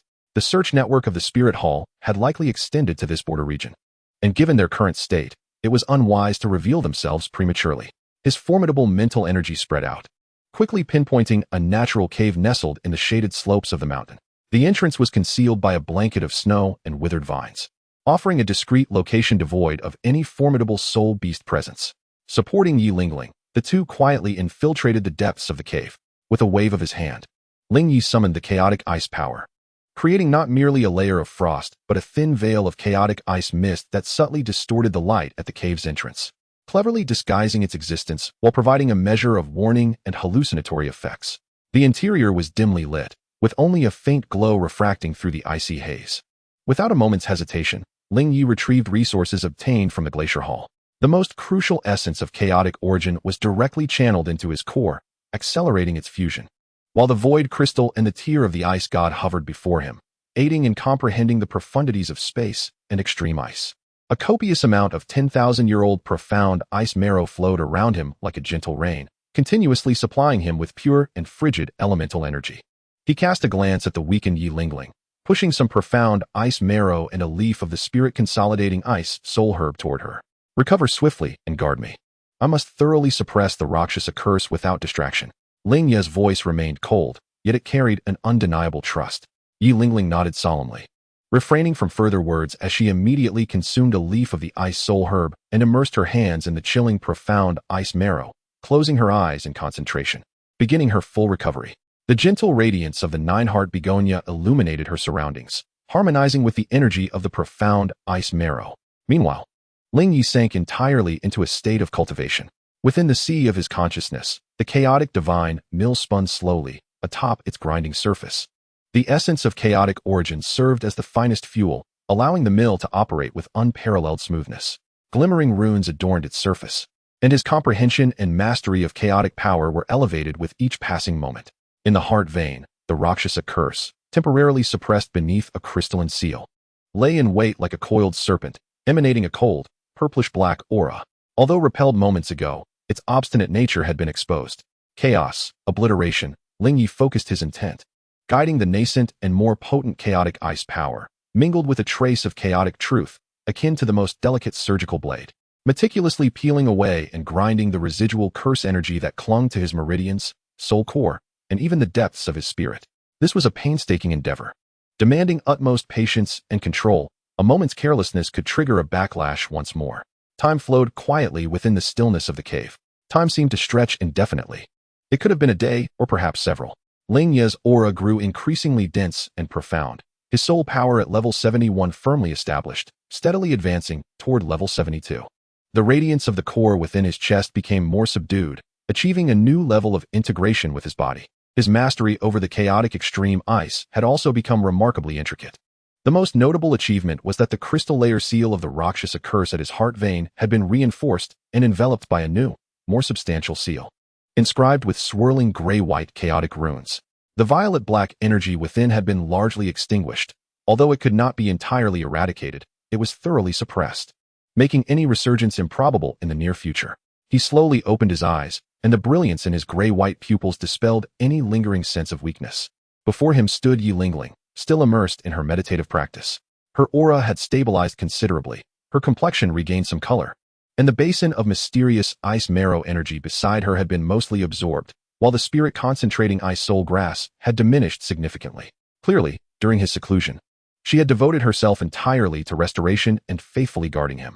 Ling Ye chose not to disturb her and instead closed his eyes once more, extending his mental energy outward like an invisible tide. This time, he was not merely sensing nearby dangers, but attempting to engage in long-distance perception. He first sought to communicate with the glazed heart seal at his heart vein. The once faint and intermittent connection had now become much clearer. The familiar soul power fluctuations belonging to Ning Rongrong, although still obstructed by a formidable force, could be roughly located in the southeastern direction, 1,000 miles away, seemingly within the borders of the Tiando Empire. Moreover, the barrier of isolation bore a faint trace of the unique aura of the Seven Treasures glazed tile pagoda, likely set up by either the Sword Douluo or the Bone Douluo as a protective barrier. This suggested that Ning Rongrong had indeed returned safely to the Seven Treasures glazed tile school. A slight relaxation washed over the tension that had gripped Ling Ye's heart. Yet, why was the connection still severed? Was Rongrong's injury not healed? Or had some unforeseen event occurred at the Seven Treasures glazed tile school, necessitating such stringent protection for her? He then attempted to sense the poison pellet embedded within Douluo's body. This time, the previously dormant connection surprisingly provided an exceedingly faint feedback. It was no longer akin to a stone sinking into the sea, but rather like a flickering candle in the wind, unstable and seemingly on the verge of extinguishing once more. The direction of the feedback also pointed towards the Tiando Empire, but its exact location remained elusive. He could only perceive that Douluo's condition was dire, his aura weak to the extreme, as if the flame of life was about to be snuffed out. Was it a backlash from the poison pellet? Or had he encountered a formidable adversary? Ling Ye furrowed his brow. Douluo, this hidden piece on his chessboard, was crucial to his future plans, and he could not afford to lose him. Just as he focused on his perception, Yi Lingling, who had been cultivating beside him, slowly opened her eyes as well. Her soul power had recovered significantly, and her blood vitality replenished considerably, her gaze now clearer and brighter. Recovered? Ling Ye glanced at her. About 70%. It won't hinder my actions, Yi Lingling replied as she rose. Did you gain any insights? Ling Ye succinctly recounted the situations he had sensed. Ning Rongrong may be safe, yet the circumstances remain ambiguous. Douluo is on the brink of peril, Yi Lingling summarized, her brow slightly furrowed. We must hasten our entry into the Tiando Empire, but the troubles of the Spirit Hall cannot be evaded. Ling Ye's eyes were icy. It was precisely the opportunity to gather information about the outside world. He dispelled the chaotic icy mist at the cave's entrance. Outside, it was the dead of night. The wind and snow had ceased, and the moonlight was faintly illuminating the sparse stars. The two stealthily exited the cave, like phantoms, making their way towards a distant town faintly glowing with lights. Chapter 96. The Eye of the Vortex, the border town of Frostwolf. Named after the low-level soul beast known as the Frostwolf that roams nearby, was modest in size. At this late hour, the streets were nearly deserted, with only a few taverns still aglow, their raucous sounds spilling into the night. Ling Ye and Yi Lingling concealed their presence, entering the largest tavern in town as common travelers. Inside, the air was thick with smoke, populated predominantly by mercenaries, hunters, and itinerant merchants, who loudly discussed the prices of their quarry, market conditions, and recent significant events. Ling Ye ordered 2 mugs of the most ordinary ale and settled into an inconspicuous corner with Yi Lingling, appearing to rest while in truth. His mental energy enveloped the entire tavern, capturing every fragment of useful information. Have you heard? The Seven Treasure Glazed Tile School seems to have closed its doors. They are refusing all outsiders, and their business has significantly shrunk. Indeed, it is said that their little princess has been in a coma since returning from the Stardew Forest. Sword Douluo and Bone Douluo were furious, nearly clashing with the envoy sent by the Spirit Hall. TSK, the Spirit Hall is rather reckless to provoke trouble at this time. But what truly happened in the Stardew? I've heard many perished. Did the golden generation of the Spirit Hall fall? Not just them. Xie Yu was severely injured, and Yen is reportedly crippled. The Holy Pope is enraged. Now, all checkpoints are being rigorously scrutinized, as if they are searching for someone. Who could it be? Is there someone more formidable than the golden generation on the run? Who knows? However, the situation in Tiando City is also unstable. The Snow Knight Emperor's condition has worsened, and the Crown Prince is now acting on behalf of the throne. It is said he is drawing close to that bishop from the Spirit Hall. And have you heard any news about Poison Douluo? Douluo? That old poison master? He seems to have vanished for quite some time. There are rumors he has become obsessed with his cultivation and is awaiting death in the Sunset Forest outside Tiando City. Hush! Keep your voice down. Do you wish to court death by discussing a title Douluo? Fragmented pieces of information flowed into Ling Ye's mind, corroborating his previous perceptions. Ning Rongrong is in a coma. The Seven Treasure Glazed Tile School has closed. The Spirit Hall is conducting widespread searches. The Snow Knight Emperor is gravely ill, with Qian Renxue in power. Rumors of Douluo's obsession with cultivation. The situation is indeed intricate and fraught with peril. At that moment, the tavern door was abruptly flung open, a gust of cold wind sweeping in, accompanied by 3 men clad in the attire of Spirit Hall clerks. The leader being a formidable Soul King.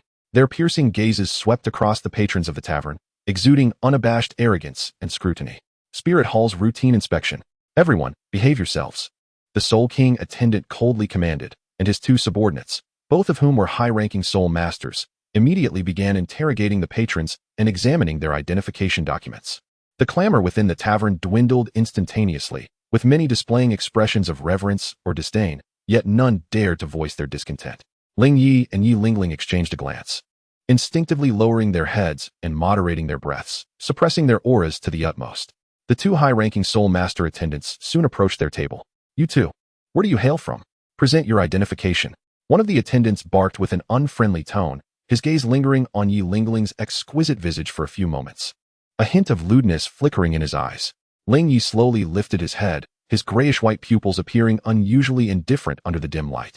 We come from the north, hunting for soul rings. Our documents were lost along the way. Lost. The Soul King attendant, upon hearing this, swiftly advanced, his eyes sharpening. The north? The far north? Have you encountered any suspicious individuals recently? Or perhaps, any formidable young soul masters? His gaze fixated on Ling Ye, as if sensing something amiss. The demeanor and state of Ling Ye and Yi Lingling were evidently not those of ordinary soul ring hunters. Ling Ye inwardly scoffed, aware that trouble was imminent. He feigned contemplation and remarked, I haven't seen any powerful young soul masters, but I did encounter a rather peculiarized scorpion that emitted light. As he spoke this nonsense to buy time, his mental energy, like an invisible thread, silently entwined itself around the Soul King attendant. Spare me the chatter. The Soul King attendant interrupted impatiently, seemingly losing his composure, and reached out to grasp Ling Ye's shoulder. You both appear quite suspicious. Come with me back to the division hall for an investigation. Just as his fingers were about to make contact with Ling Ye's shoulder, a flash of grayish-white light glimmered in Ling Ye's eyes. Mental shock, chaotic ice devour. A peculiar mental force, merging chaotic distortion with extreme cold, pierced into the Soul King attendant's mental sea like a frigid poison needle. Ugh! The Soul King attendant's body stiffened abruptly, his movements freezing in place. His gaze turning hollow and bewildered, as if ensnared in a realm of extreme frost, a thin layer of white frost even forming on the surface of his body. The other 2 high-ranking Soul Master attendants had yet to comprehend what had transpired.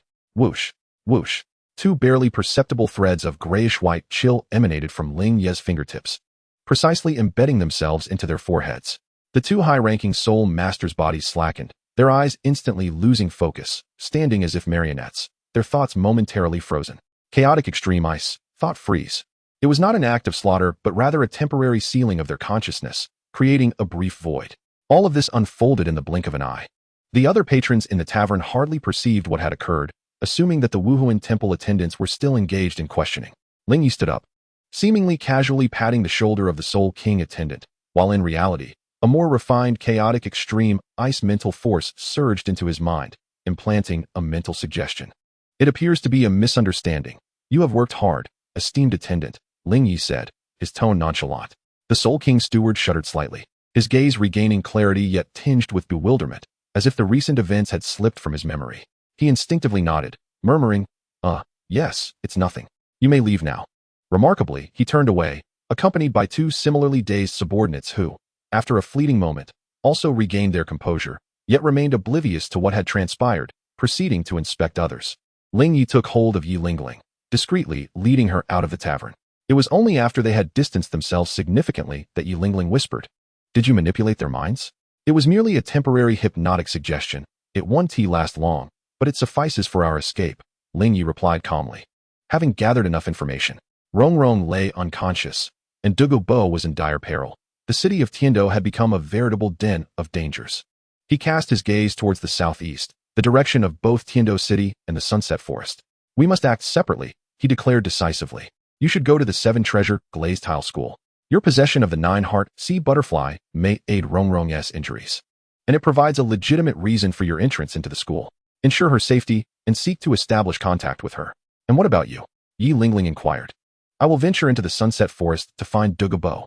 He cannot perish." Ling Ye's eyes glinted with a cold light.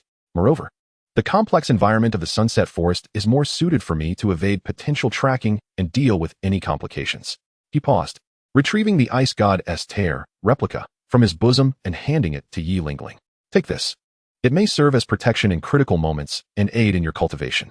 Should an emergency arise, contact me through the life sensing of the 9-Heart Sea Butterfly.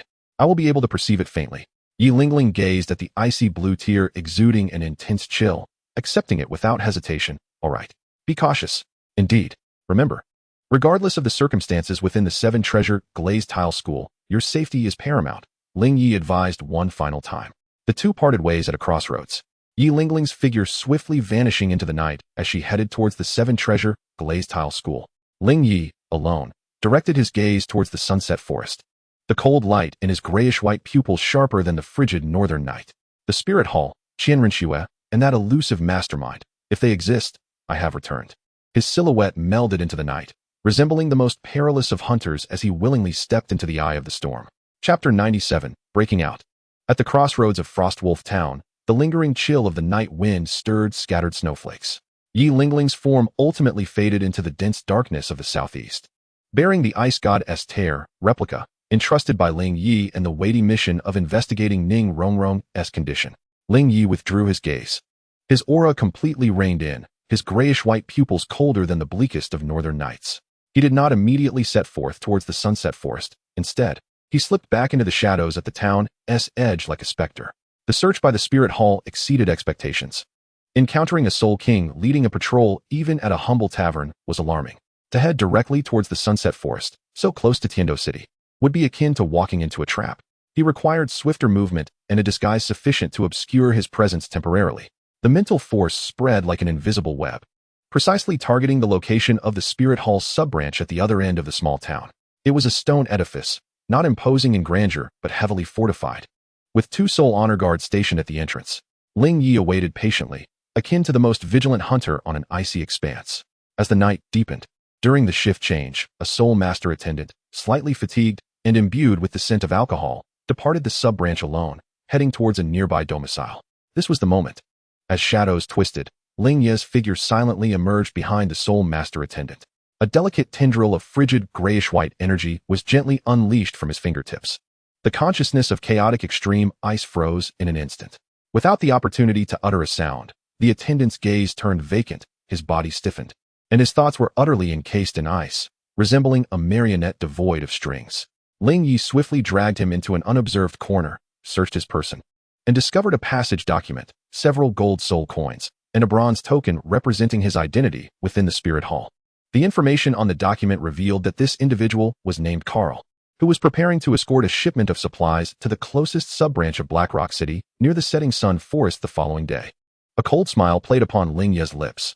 The power of chaotic extreme ice meticulously enveloped him, his bones emitting faint cracks as his muscles shifted and his features rapidly transformed, even adjusting his height slightly. Within mere breaths, He had become indistinguishable from the unconscious soul master attendant, Carl, perfectly mimicking his soul energy fluctuations. The myriad transformations of chaotic extreme ice began to reveal their prowess. He sealed the true Carl in a cocoon of extreme ice, hidden deep within the ruins of the corner, ensuring that no one would discover him for at least several days. Donning the attendant's garments and affixing the token, Ling Ye, now posing as Carl, composed his expression, adopting a touch of appropriate fatigue and arrogance, as he proceeded towards the logistics department of the Spirit Hall sub-branch. Attendant Carl, did you not just return to rest? Inquired the guarding soul master, slightly taken aback. Unable to sleep, I recalled some discrepancies in the supply list and wished to conduct an early inspection. We depart at dawn, and I cannot afford any delays, Ling Ye replied, imitating Carl's voice with a hint of impatience.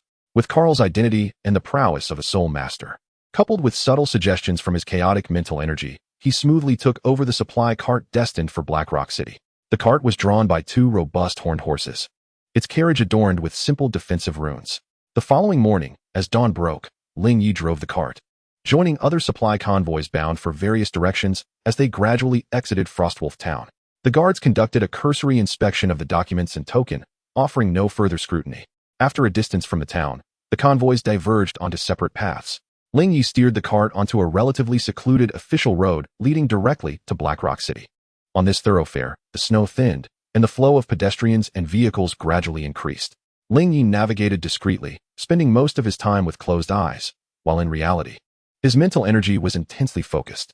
He continued to comprehend the chaos source core, solidifying his cultivation at the 71st level of Soul Sage, while simultaneously scanning everything around him like a radar. During the journey, they encountered 2 patrol teams from the Spirit Hall, one of which was led by a Soul Sage. However, the adversaries merely inquired about their destination and inspected the documentation, and upon seeing that they were part of a supply convoy heading to Black Rock City, they raised no suspicions and allowed them to pass unhindered. Ling Ye harbored a cold smile within.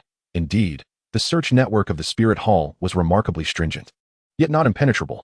The internal protocols and identities served as the finest guise. Thus, after traveling both day and night, they found themselves less than 100 miles from Black Rock City 2 days later. In the distance, the indistinct outline of the Sunset Forest was already in sight.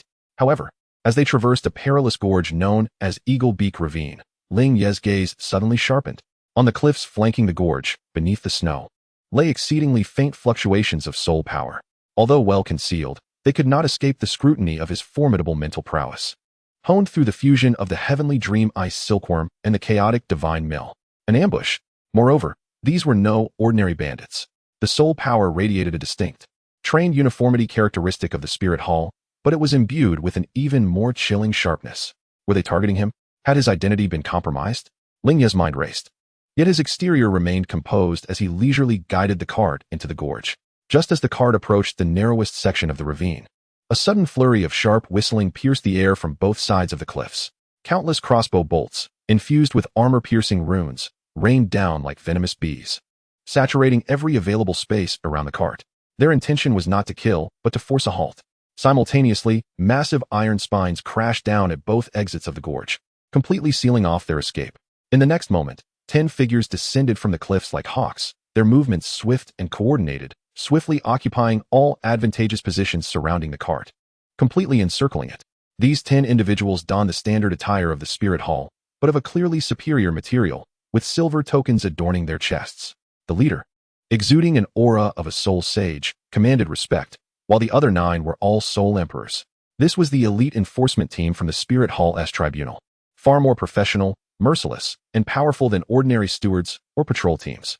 Ling Ye, disguised as Carl, halted the cart, feigning a look of panic and indignation, and leaped down, exclaiming, "Who are you?" "I am Carl, an officer from Frostwolf Town, tasked with delivering supplies to Black Rock City. Why do you obstruct me?" The Soul Sage captain, a stern-faced middle-aged man with keen, piercing eyes, did not regard Ling Ye, but instead fixed his gaze on the cart, coldly stating, "Officer Carl, your mission was confirmed received by the Black Rock City branch last night. So, who is it that resides within the cart now?" Ling Ye's heart sank abruptly. They had come prepared. The Black Rock City branch had confirmed receipt. This was a trap. They might have already suspected this route, or perhaps discovered Carl's irregularities through other means, deliberately setting this snare, waiting for him to walk into it. His identity was entirely exposed. The Soul Sage captain offered him no chance for rebuttal, sweeping his hand dismissively. "Seize him." regardless of whether he lives or dies. Instantly, the surrounding 9 soul emperors sprang into action. Various powerful assaults and controlling soul techniques descended upon Ling Ye and the carriage like a torrential rain. Flames, wind blades, vines, and colossal stones were perfectly coordinated, evidently the result of rigorous training. Faced with such a barrage, Ling Ye's expression of panic vanished in an instant, replaced by a chilling indifference. Disguise had become futile. Thus, he would break free. Chapter 98. Winter has arrived. He didn't even summon his martial soul. Instead, he fiercely stamped his right foot against the ground. Boom. The immense soul power of a level 71 soul sage erupted, intertwined with the force of chaotic extreme ice. From his epicenter, a grayish-white wave of frigid energy surged outward like a tsunami, wildly expanding in all directions. Crack, crack. Those incoming flames, wind blades, vines, and giant stones. Upon contact with the grayish-white shockwave, first slowed as if ensnared in a quagmire, then rapidly became encrusted with a layer of grayish-white ice crystals, ultimately shattering like weathered sand sculptures, disintegrating into the most primal particles and vanishing. The chaotic extreme, ice absolute annihilation field, though not a complete domain. This momentary explosion had already manifested the embryonic characteristics of one, annihilating all energy attacks. What? The expressions of the 9 soul emperors drastically changed. Their soul techniques were so effortlessly neutralized, they hadn't even forced out the opponent's martial soul. The soul sage captain narrowed his pupils, sharply declaring, "The intelligence was erroneous.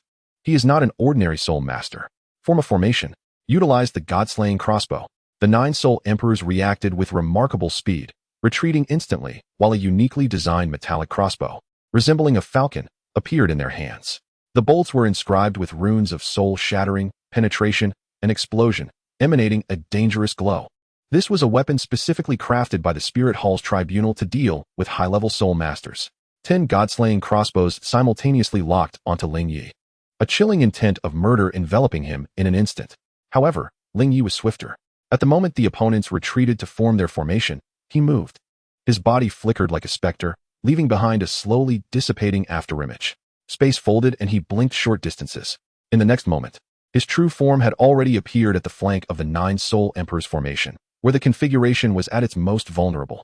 His right fist, encased in ice crystal gauntlets, struck unceremoniously toward one of the soul emperors wielding a god-slaying crossbow.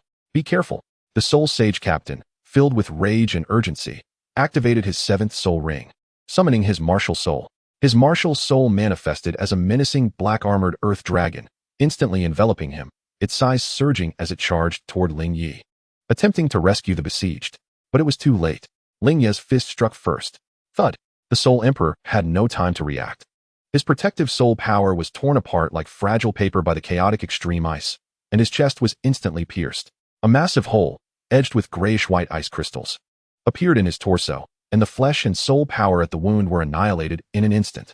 The shock and disbelief in his eyes solidified as his body slumped lifelessly to the ground. One strike, and a soul emperor was slain. Meanwhile, the charge of the black-armored earth dragon soul sage had only just begun. Ling Ye did not even glance back. With a careless sweep of his left arm, a substantial, light-bending chaotic ice mirror instantaneously materialized. Boom. The ferocious impact of the black-armored earth dragon soul saint collided violently against the ice mirror. The mirror trembled violently, cracks spreading across its surface, yet it did not shatter immediately. Instead, it oddly refracted a portion of the force towards another soul emperor who was about to launch the god-slaying crossbow.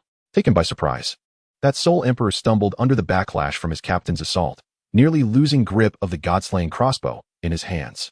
In the fleeting chaos of the moment, Ling Ye's figure flickered once more, akin to a reaper leaping through the fabric of space. Thud, thud, thud. 3 more soul emperors clutched their throats or hearts, collapsing in sheer horror. Their wounds were uniformly frozen in an instant, obliterated, not even allowing a drop of blood to escape. The chaotic extreme, ice erosion finger, merging spatial corrosion with ultimate frost, possessed an unparalleled penetrating power. Within mere breaths, 4 out of 10 soul emperors had fallen. The formation was instantly shattered. The remaining 5 soul emperors, their spirits shattered, could no longer maintain their formation, frantically retreating while desperately pulling the triggers of their god-slaying crossbows. Swoosh, swoosh, swoosh. 5 powerful god-slaying arrows, shrieking with a mournful wail, soared towards Ling Ye. His grayish-white pupils remained devoid of emotion, neither flinching nor evading. He simply spread his fingers wide, invoking chaotic devouring. A minuscule, swirling gray-black vortex materialized before his palm. The 5 arrows, capable of threatening a soul Douluo, entered the vortex as if they were mere stones cast into the sea, failing to stir even the slightest ripple before being entirely consumed, disassembled, transformed into nourishment for the chaotic divine mill. A monster. He is a monster.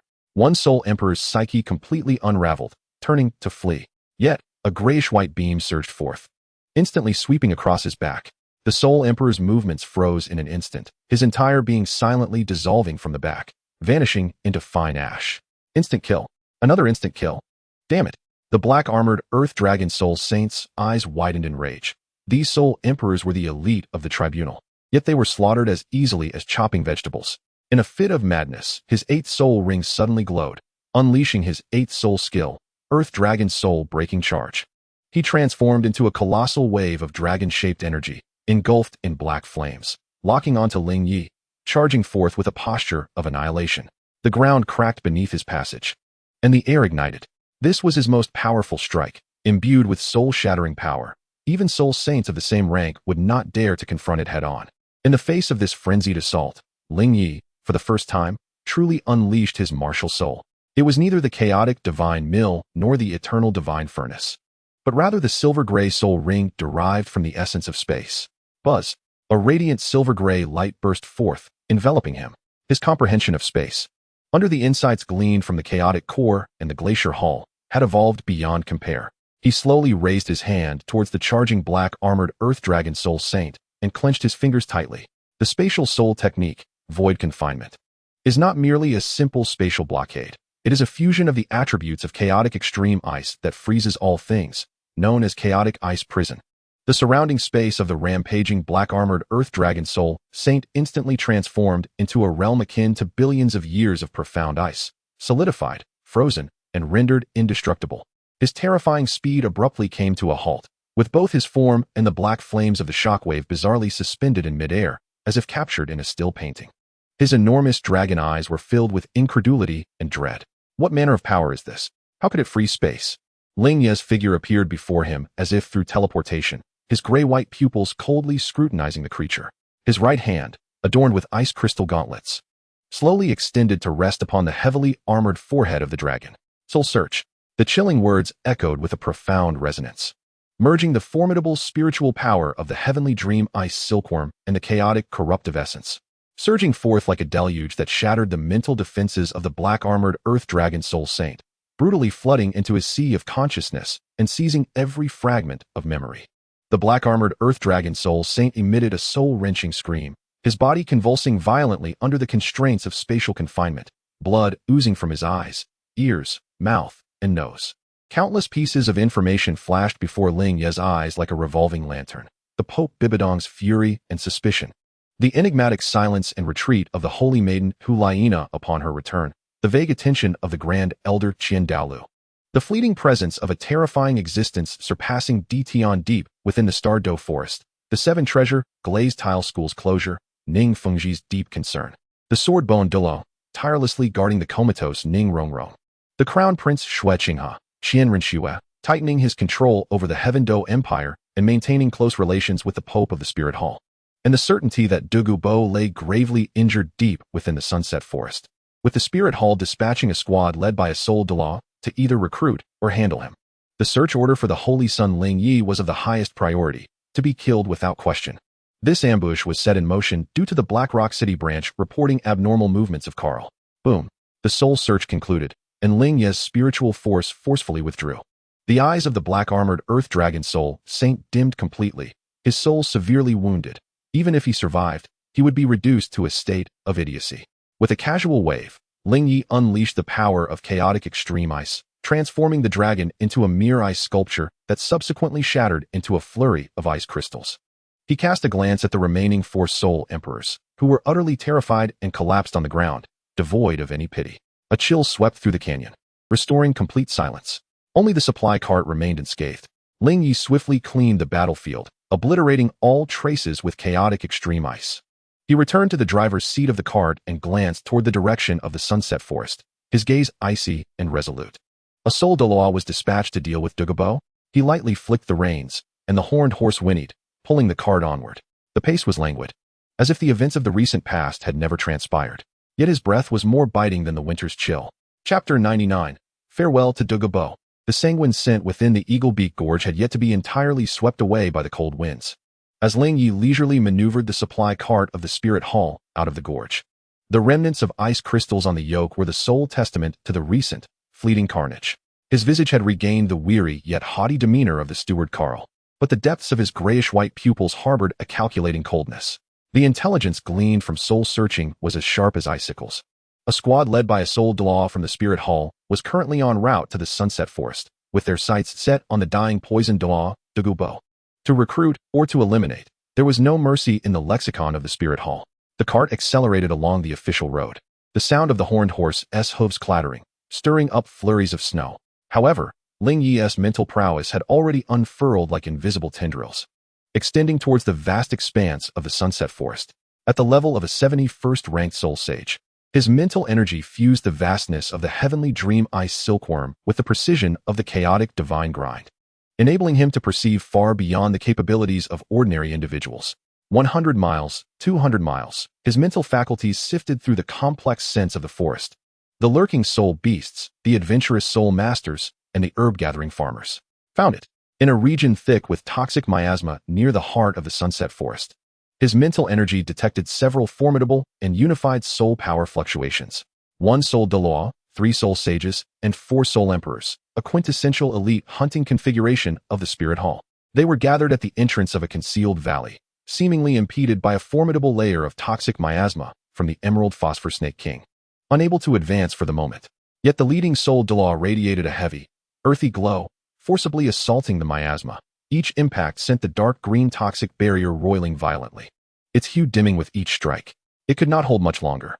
Deep within that valley, a presence flickered faintly, akin to a candle flickering in the wind, yet still exuding the unique defiance and venomous essence of the poison Douluo. It appeared like the smoldering remnants of an extinguished flame, barely retaining a trace of warmth. Douluo? He was indeed here, teetering on the brink of demise. Ling Ye's gaze turned cold, and he hesitated no longer. He sharply reined in the reins, halting the cart behind a dense thicket. Like a wisp of smoke, he descended from the yoke without disturbing the pulling horned horse. Space folded, a fleeting silver-gray light shimmered, and his figure vanished from sight, only to reappear several miles away. With successive flashes, he traversed the space with a speed akin to a specter, leaving the official road, forests and mountains far behind. As he drew closer to the valley, the acrid scent of toxins intensified, mingled with a faint trace of blood and residual fluctuations of colliding soul power. Clearly, a battle had transpired here prior, even in his near-death state. Douluo was no easy prey and would surely make the spirit hall pay a price. Ling Ye concealed his presence to the utmost, merging with the shadows of the forest, silently approaching a cliff near the valley, peering downwards. The scene at the valley mouth came into sharp focus. The once potent and vibrant poison mist of the phosphorescent Serpent King lay in tatters, its color dimmed. A tall, imposing elder clad in the robes of the spirit hall, his countenance grim, withdrew his fist, which shimmered with an earthy glow akin to a massive boulder. He was unmistakably a defensive soul Douluo. Behind him, 7 formidable figures from the spirit hall fanned out, their vigilant gazes fixed on the crumbling poison mist, their faces betraying a mixture of ease and cruelty as they neared the completion of their task. Humph, Douluo? Even an old poison master like you has met his match today. The raspy voice of the soul Douluo echoed ominously. Surrender the secret of the poison pill willingly, and perhaps I may allow you to remain intact. Resist, and once I shatter this last defense, I shall extract your soul and refine your essence. Silence prevailed in the valley, broken only by the faint, dwindling fluctuations of toxic soul power, revealing the exhaustion of its master. Stubborn fool, break from me. With a sinister grin, the soul Douluo activated his 8th soul ring, and his right arm swelled instantly, covered in a thick layer of rocky scales, radiating a terrifying force as he struck down upon the faltering poison mist. Should that blow land, the mist would surely dissipate, leaving the gravely wounded Douluo utterly unprotected. Perched upon the cliff, Ling Ye's eyes gleamed with icy determination. Now is the moment. He refrained from charging down directly, knowing that such an act would invite immediate assault from a soul Douluo and 3 soul sages. Even with his heightened strength, that would be folly. His true objective lay with the 4 soul emperors positioned further back, their full attention fixed on the valley's entrance. First, he would sever their wings and disrupt their formation. With a flick of his fingers, Ling Ye unleashed 4 wisps of nearly transparent, grayish-white cold energy, resembling serpents imbued with life, silently traversing the distance to strike at the vital points of the 4 unsuspecting Soul Emperors. This chilling energy sought not sheer destruction, but rather the utmost in concealment and infiltration. The 4 Soul Emperors felt a faint chill at their backs, merely perceiving it as a passing mountain breeze. Too late to form any coherent thoughts before the icy tendril infiltrated their bodies, instantaneously freezing their hearts and halting their soul power and consciousness. Their bodies stiffened abruptly, eyes vacant, their faces still reflecting their prior expressions yet devoid of life, standing silently like 4 statues of ice. A swift and unheralded demise.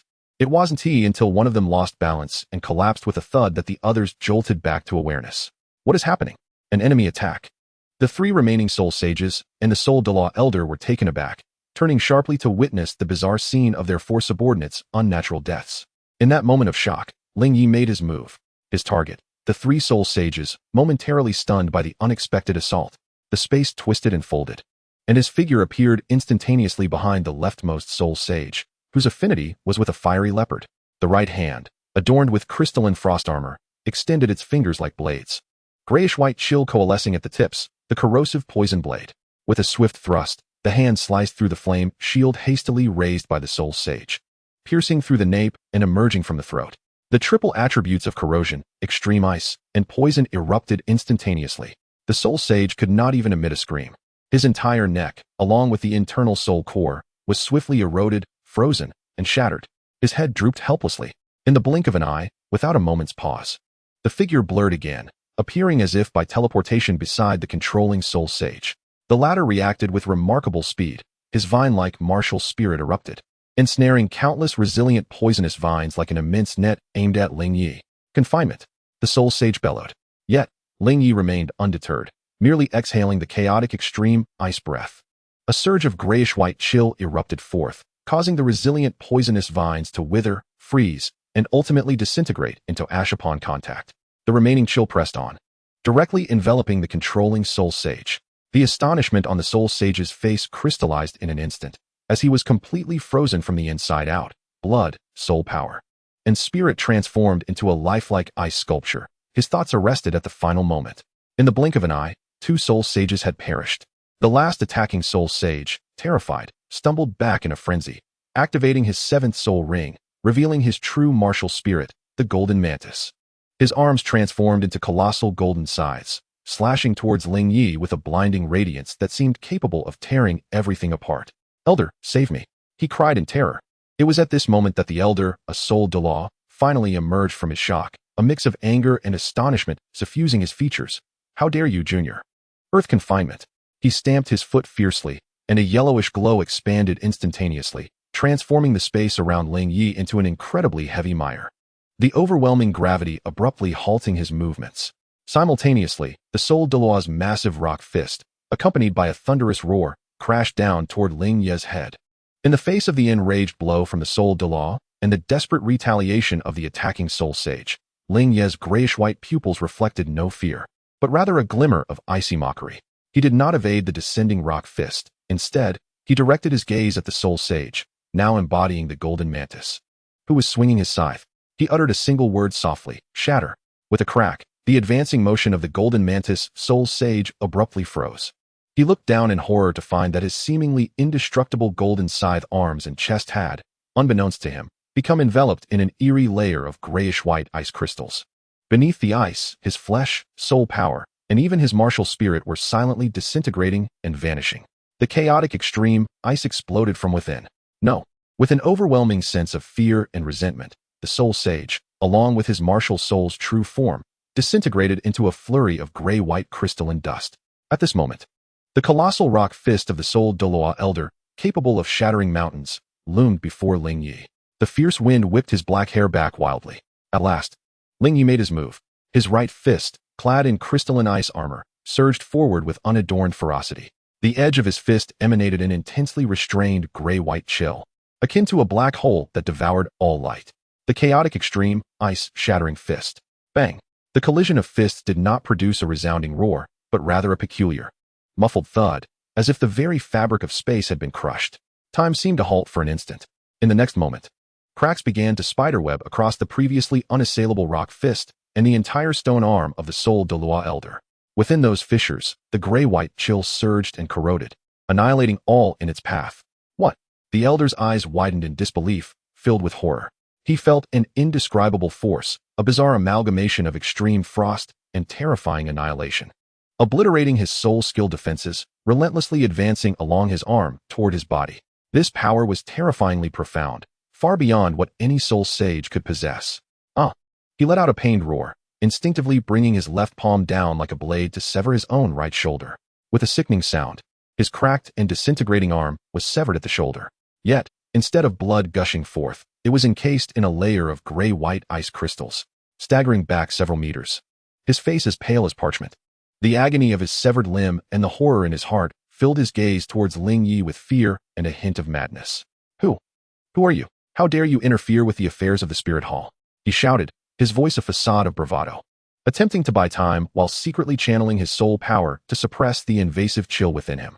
The chill was relentless, continuously eroding his soul power. Ling Ye slowly withdrew his fist, casually shaking his wrist as if he had merely accomplished a trivial task. The earth that had bound him was shattered in the aftermath of their previous clash. He advanced step by step toward the injured soul Douluo elder. His cold, gray-white pupils fixed on him, his voice calm, yet laced with a chilling aura. The Spirit Hall? Is it truly so formidable? As for who I am?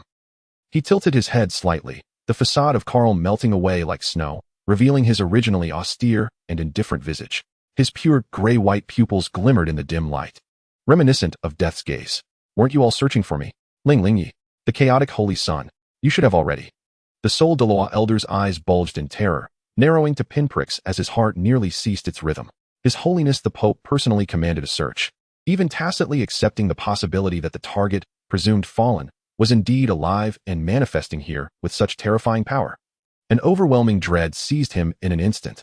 He suddenly recalled the myriad of bizarre rumors surrounding this saint's son, dual martial souls, divine curses, survival from the depths of the stars. Flee. He must escape immediately. He needed to relay this news back.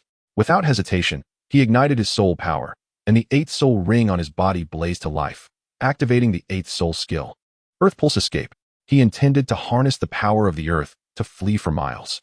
However, just as his soul skill was on the brink of activation, the silver-gray glow in Ling Ye's left eye flared brightly, gently slicing through the void beside him, disrupting the very fabric of space. Buzz. The earth's power surrounding the soul Douluo elder became chaotically disordered, as if a boulder had been cast into a tranquil lake, abruptly interrupting his escape technique. The backlash of soul power caused him to spew another mouthful of blood. Before me, can you truly escape? Ling Ye's figure appeared before him as if teleporting. His right hand, encased in ice crystals, opened its 5 fingers and pressed directly against the elder's crown. No. The soul Douluo elder let out a desperate roar, desperately channeling all his soul power to form a defense. Yet, all was in vain. Ling Ye's palm effortlessly penetrated the hastily formed earthen light shield, pressing upon his head. Chaotic soul search. An even more domineering mental force, combined with the power of chaotic erosion, instantly shattered his mental defenses. Detailed task directives concerning this squad. The Spirit Hall's grasp of Douluo's situation, recent military deployments in Heavendo City, and even vague information regarding the Elder Hall's attitude towards the Saint's son were forcibly extracted by Ling Ye like a tide. Moments later, Ling Ye released his grip.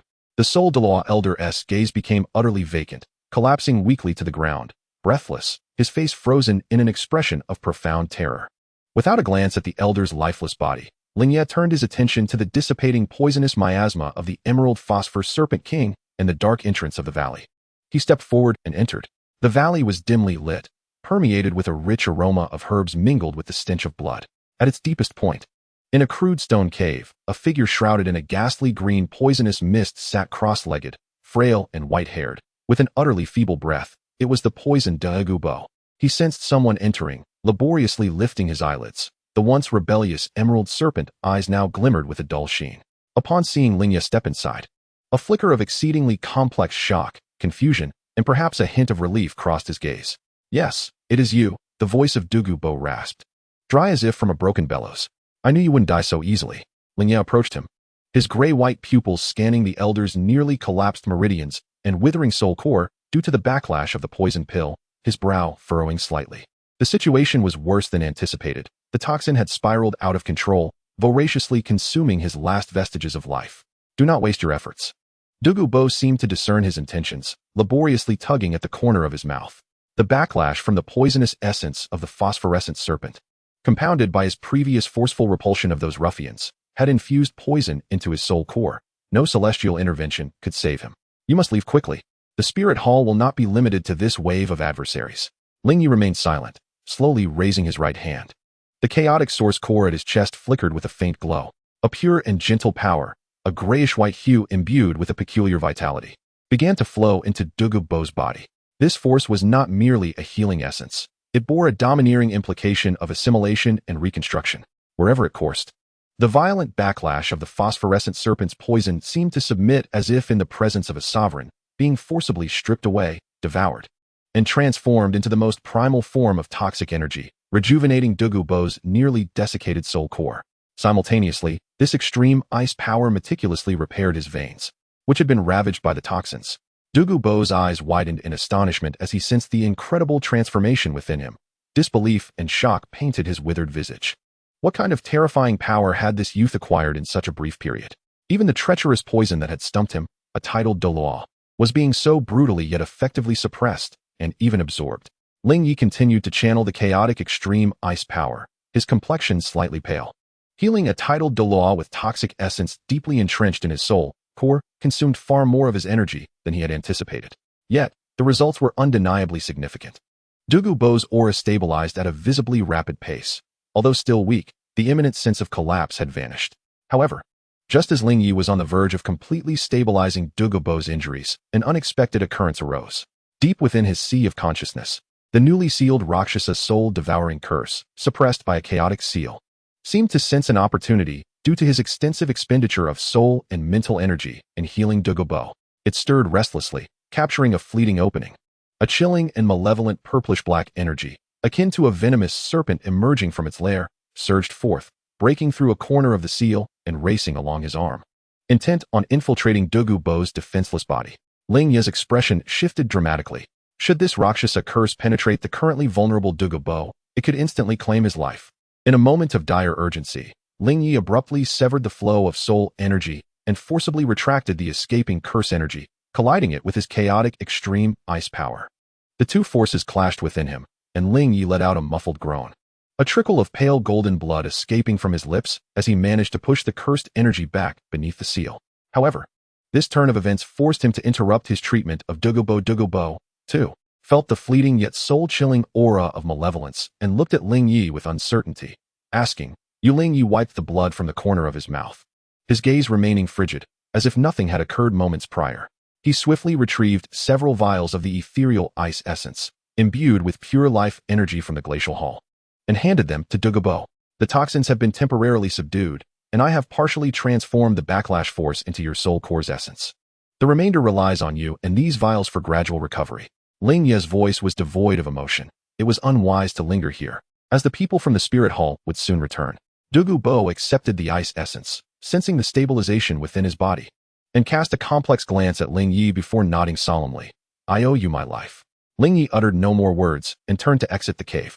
Outside the valley, the setting sun hung low, casting crimson rays that stained the sky.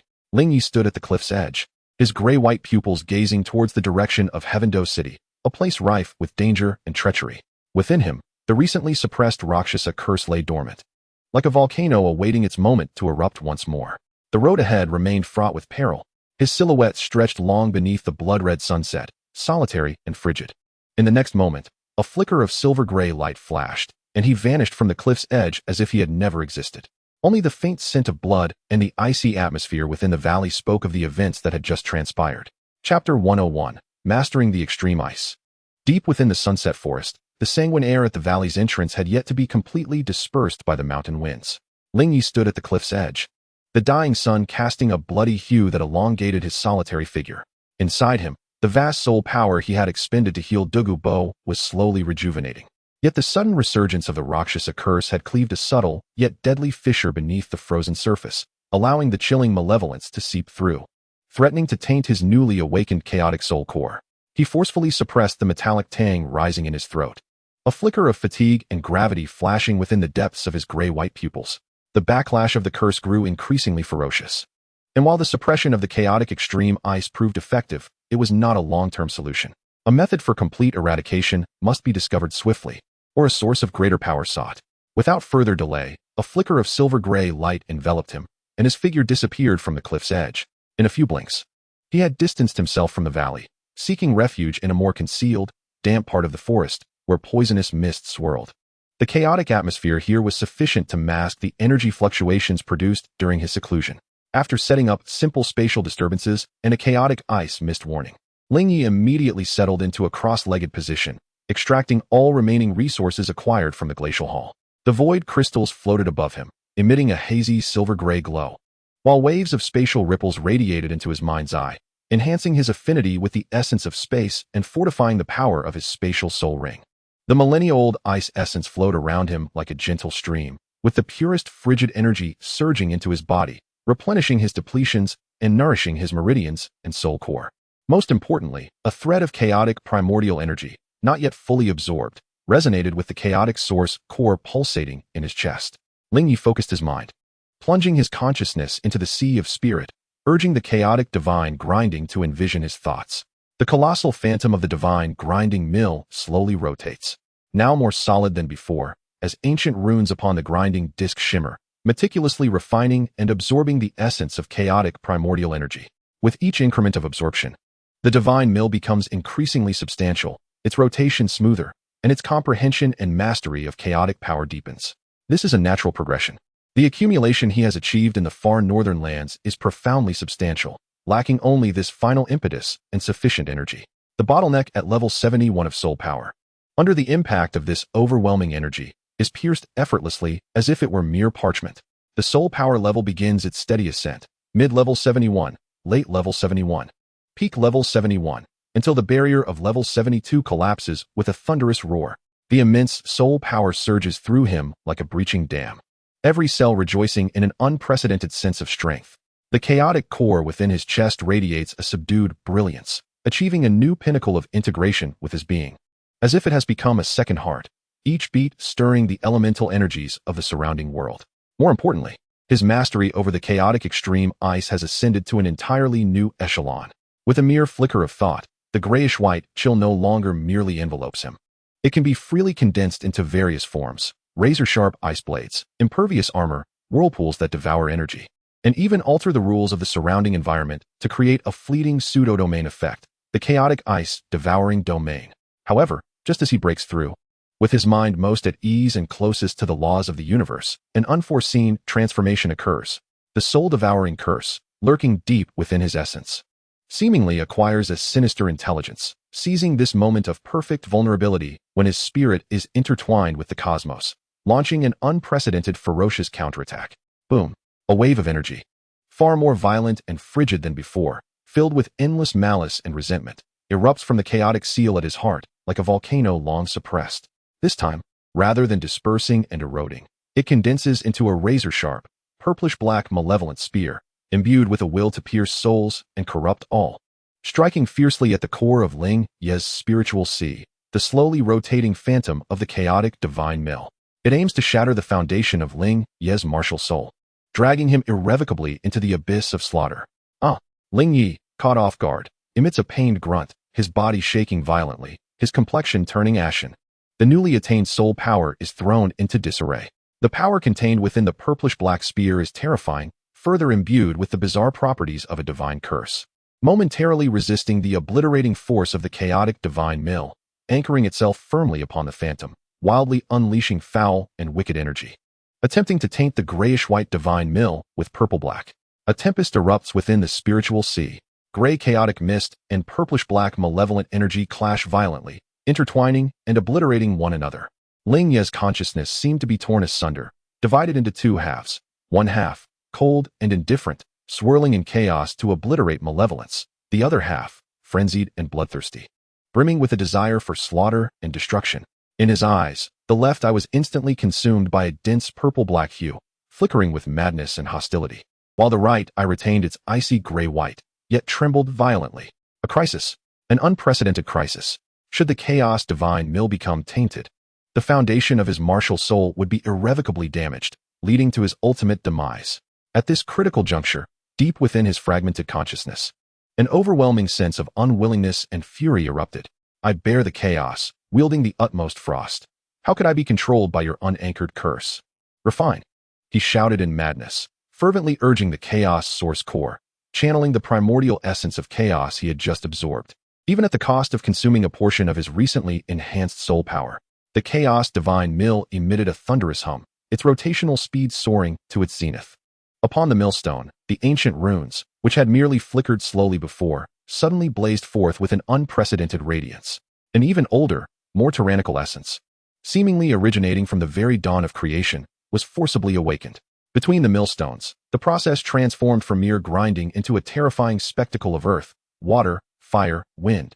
The differentiation of yin and yang, and the birth and demise of all things. The purple-black malevolent spear, under the true might of chaos, finally emitted a sound of unbearable strain. The resentful thoughts clinging to it melted away like snow under the sun, while the pure evil energy was forcefully torn apart and stripped away by the chaos divine mill, only to be devoured. Chaos embraces all, transforming all into nourishment. This time, Ling Ye was no longer merely content with obliteration and expulsion. He fiercely endeavored to consume and refine the power of this Rakshasa curse. It was an exceedingly perilous endeavor. The power of the Rakshasa was the epitome of wickedness. A moment's carelessness could ignite a conflagration upon himself. Yet Ling Ye could no longer afford to hesitate. This curse clung to him like a festering wound, repeatedly striking back, threatening his life and will. Only by completely assimilating it could he achieve lasting relief. Tianming, assist me, he roared internally. It came. Tianming Bingkin did not dare to delay, releasing a torrent of immense milky white spiritual power without reservation. No longer merely a support, it transformed into countless delicate strands of spiritual threads, akin to the most precise surgical blades, aiding Ling Ye in guiding the unanchored fragments of Rakshasa divine power, which had been forcefully torn apart by the chaos divine mill, carefully integrating them into his soul power cycle, attempting preliminary assimilation. Pain, an indescribable agony. It felt as though molten iron was plunged into ice water. The two diametrically opposed forces of evil and chaos clashed violently within him, his meridians feeling as if they were being torn apart and reassembled inch by inch. Yet Ling Ye gritted his teeth, enduring fiercely. The chaos divine mill operated at full capacity, persistently eradicating the malevolent consciousness of the Rakshasa divine power, leaving only the purest essence of energy, while the chaotic icy force fervently repaired the damaged meridians. It was a protracted and excruciating process. Chapter 102, The Enemy at the Gates. Time seemed to stretch indefinitely, perhaps a fleeting moment or an eternity. As the last vestige of deep violet was ground to dust by the chaotic god and consumed entirely, Ling Ye coughed up a mouthful of dark crimson clotted blood, interspersed with peculiar violet-black ice crystals. His aura surged violently before gradually settling. Though his complexion remained pallid, his eyes regained a pure shade of gray-white, with a faint hint of purple lurking in the depths of his pupils, bestowing upon him an unsettling allure. He had succeeded. Although he had not fully refined all of the Rakshasa curse, an endeavor requiring greater power, he had indeed managed to forcibly devour a significant portion of the curse's strength during this backlash. Aided by the chaotic god's might and the ethereal power of his dream spirit, and had begun to assimilate it. The benefits reaped were monumental. The potency of the Rakshasa curse was remarkably high. Even a partial assimilation had propelled his soul power to a new height, firmly establishing it at level 72, and bringing him perilously close to the threshold of 73. More importantly, his chaotic extreme ice power had undergone a peculiar transformation. With a mere thought, the gray-white frost swirling around his fingertips now bore an almost imperceptible hint of violet-black lightning. This newfound strength possessed the duality of chaotic annihilation and extreme freezing, along with the destructive and corrosive traits of the Rakshasa, rendering it ever more enigmatic and elusive. The embryonic form of the chaotic extreme ice Rakshasa destruction. A twist of fate indeed. Ling Ye slowly clenched his fist, sensing the nascent, more potent, and perilous power coursing within him. As a cold yet exhilarated light flickered in his gray-white pupils.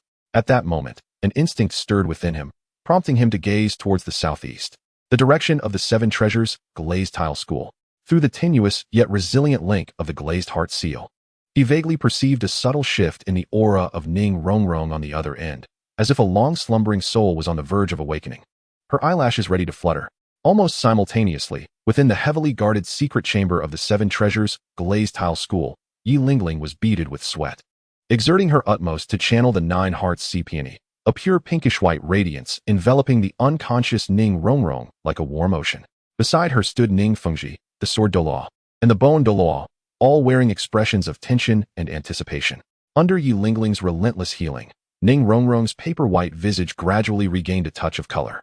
Her long eyelashes trembling violently as if struggling to break free from an endless nightmare.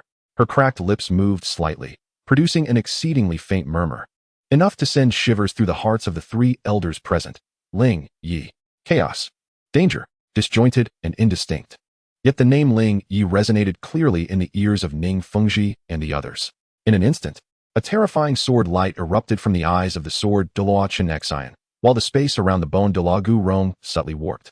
On the gentle face of Ning Fengji, an expression of intense shock and disbelief emerged for the first time. Ling Ye, that son of the Spirit Hall, the one they presumed to have perished in the Star Do forest. Even in her unconscious state, Rong Rong had been calling his name, mentioning chaos, danger. Could it be that the upheaval in the Star Do forest and Rong Rong's grievous injuries were all connected to him? Just as the secret pavilion was engulfed in turmoil due to Rong Rong's unconscious murmurs, a formidable presence was swiftly approaching from the heavens outside the gates of the 7 treasure glazed tile school. A jade-green streak of light hurtled from the horizon, pursued relentlessly by over 10 fierce figures. The luminous glow of soul rings illuminated the twilight sky. Leading the charge was a figure with flowing golden hair, an exquisitely beautiful yet frigid countenance, exuding a powerful aura of sanctity and authority, none other than Qian Renxue, disguised as the prince, Xue Qinghe. Following her were the formidable spirit Douluo, Qi Shui, and the spirit Douluo, Shi Long, along with a full contingent of 8 soul saints from the spirit hall. The jade-green streak they pursued, disheveled and bloodied, was none other than the one who should have been in the Tiando Imperial Palace. Dugu Yan, Ning Sect Master, Sword Douluo, Bone Douluo, open the door. Save me. Dugu Yan's voice was laced with terror and despair as she desperately rushed toward the protective array of the 7 treasure glazed tile school. Her grandfather on the brink of death from poison. The prince wants to kill me to silence me. She knows about my grandfather. A frost enveloped Qian Renshue's beautiful face, her golden eyes radiating murderous intent. Dugu Yan has colluded with evil spirit masters, plotting treason. The evidence is irrefutable. Seize her. Any who obstruct shall be treated as accomplices. She brazenly accused Dugu Yan of collusion with evil spirit masters and personally led the pursuit. Her intentions were far beyond merely apprehending Dugu Yan. Boom. A tremendous sound of impact and shouts, coupled with the unrestrained fluctuations of terrifying soul power, instantly stirred the entire 7 treasure glazed tile school. Within the secret pavilion, the expressions of Ning Fengji, Sword Douluo, and Bone Douluo changed simultaneously. Qian Renxue. How dare she come to our sect to take someone? Gu Rong exclaimed in anger. Qian Renxue snorted coldly. The intent of the 7 kills soared surging into the sky. Such audacity. Treating us as accomplices? Do we have no one in the 7 treasure glazed tile school? Ning Fengji's gaze flickered sharply as he recalled his daughter's murmurs about Ling Ye in danger, then looked toward the mountain gate where Dugu Yan was being pursued. A terrifying realization dawned upon him. This was a trap. A scheme targeting the 7 treasure glazed tile school, or rather, directed against anyone potentially linked to Ling Ye. Qian Renxue intended to exploit this situation to forcefully breach the sect. Uncle Jian, Uncle Gu, come with me to confront them. Ning Fengji made a swift decision. His typically gentle demeanor replaced by an unprecedented sharpness, activating the protective array of the sect. The alarm bells of the 7 treasure glazed tile school rang out. Countless disciples and attendants quickly assembled. Beyond the mountain gate, Qian Renxue leads 2 titled Douluo and 8 soul saints, poised to attack the city. Within the secret chamber, Ning Rongrong seems on the verge of awakening, her murmurs astonishing. Meanwhile, deep in the sunset forest, Ling Ye has just suppressed a curse and transcended his cultivation. Sensing the fluctuations of Ning Rongrong and the terrifying soul power clashing from afar, his figure gradually rises in the dim forest. His gray-white pupils gazing toward the direction of the 7 treasure glazed tile school, his icy gaze seemingly piercing through endless space. Trouble always follows closely behind. A chill swirls around his fingertips, a flicker of purple-black destructive lightning quietly flashing by. In the next moment, a silver-gray light illuminates the space, and his figure vanishes from the woods, his target being the 7 treasure glazed tile school. Chapter 103, His Royal Highness. The dampness and silence of the depths of the sunset forest are torn apart by the silver-gray radiance. Ling Ye steps out from the distorted space, landing steadily upon the ground covered in decayed leaves. The immense soul power of a 72nd level soul saint surges within him, the chaotic source core pulsating steadily. Having thoroughly absorbed the peculiar purple essence brought by the Rakshasa curse, now transformed into an even more dangerous and powerful force. He scarcely pauses, his mental energy acting like an invisible net, once again forcefully penetrating through space, accurately capturing the chaotic scene outside the mountain gate of the Seven Treasure glazed tile school. Qian Renxue's overwhelming pressure is palpable. 2 titled Douluo emanate a fierce aura, and 8 soul saints are poised in formation. While the hunted Douluo desperately assaults the protective barrier of the Seven Treasure glazed tile school. Further away, within the Seven Treasure glazed tile school, powerful auras soar into the sky, sword intent piercing the heavens, and the spectral form of a bone dragon flickers into view, as Ning Fengji's voice resonates with unprecedented determination. A great battle is imminent. There is no time to ponder why Douluo appears here or why she is being pursued by Qian Renxue.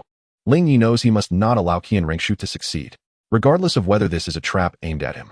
The Seven Treasure glazed tile school cannot afford to irreparably sever ties with the Spirit Hall over this matter, at least not at this moment. The quickest and most effective way to prevent all of this. In Ling Ye's deep gray-white pupils, a cold light flickers intensely, instantly locking onto the battlefield's edge, targeting the 8 soul saints of the Spirit Hall who are exerting themselves to maintain a particular combined formation, providing soul power support and momentum for Qian Renxue and the 2 titled Douluo. To sever their wings and shatter their formation is to intimidate the entire scene. He takes a deep breath, the chaotic source core within him suddenly illuminating, the patterns on his crystal ice armor moving like a living chaotic serpent. His aura instantly becomes extremely restrained, yet dangerously taut, like a bow pulled to its limit, with a super long-distance spatial fold for precise targeting. The chaotic extreme Ice Rakshasa destructive arrow. His fingers mimic a bow, the gray-white chill crazily condensing at his fingertips, interspersed with strands of eerie purple-black destructive lightning. An arrow, seemingly formed of chaotic ice crystals and destructive thunder, rapidly takes shape, the tip causing the space to slightly collapse and distort. Go. He flicks his fingertips with great force. The grayish-purple arrow did not rend the air with a thunderous roar. Instead, it vanished instantaneously into the void before it, disappearing without a trace. Hundreds of miles away, at the gates of the Seven Treasures glazed tile school, the atmosphere was as taut as a drawn bowstring. Qian Renxue's exquisite visage was as cold as ice, with a blend of murderous intent and authority gleaming in her golden eyes. Behind her, the snake spear Douluo and the porcupine Douluo fixed their formidable auras upon the sword Douluo and Bone Dung, rising within the Seven Treasures glazed tile school. The formation composed of 8 soul saints shimmered with radiant light, their soul power converging like streams flowing into the sea, continuously augmenting the 3 of them, bestowing upon them an aura of enhanced might. Douluo's complexion turned pale as she summoned the phosphorescent snake Emperor Martial Spirit, desperately assaulting the protective barrier of the Seven Treasures glazed tile school, her voice piercing. Master Ning, open the door. They seek to silence us. Enough, Qian Renxue interjected sharply. Her voice as chilling as the winter wind, resolute and unyielding, ready to strike down any opposition. With a flick of her delicate hand, the snake spear Douluo's eyes glinted with a ferocious light, poised to unleash his spear. At that critical moment, an unexpected turn of events transpired. Behind the 8 soul saints maintaining the formation, the space rippled without warning, akin to waves upon water. In the next instant, a grayish-white ice crystal arrow, entwined with purplish-black bolts of destructive lightning, materialized as if shot from the depths of the underworld, a silent harbinger of death. Its velocity exceeded the limits of human perception, and before one could blink, it had reached the very core of the formation held by the 8 soul saints. They had no time to react, only feeling an icy chill that pierced their souls and a ferocious will to annihilate descend upon them. With a series of muffled yet spine-chilling sounds, 8 faint thuds echoed almost simultaneously. The grayish-purple arrow, like a living butterfly of death, carved through the air in a series of incomprehensible, twisted trajectories, precisely piercing through the foreheads of the 8 soul saints one after another. Where the arrow passed, there was no spurt of blood, no splatter of brain matter, only small holes, their edges adorned with grayish-white ice crystals and purplish-black lightning. The expressions on the faces of the 8 soul saints froze instantaneously, their once vibrant eyes dimming like extinguished candle flames. The surging waves of soul power surrounding them burst like punctured balloons, and the formation's radiant light flickered violently before shattering with a resounding crash. The 8 corpses, maintaining their formation, toppled backwards, crashing heavily to the ground, producing a dull thud. Silence. An eerie silence enveloped the scene. The sudden and bizarre turn of events left all parties, including Qian Renxue, the two titled Douluos, Ning Fengji, the sword-bone Douluo, and even the despairing Dugu Yan, utterly stunned.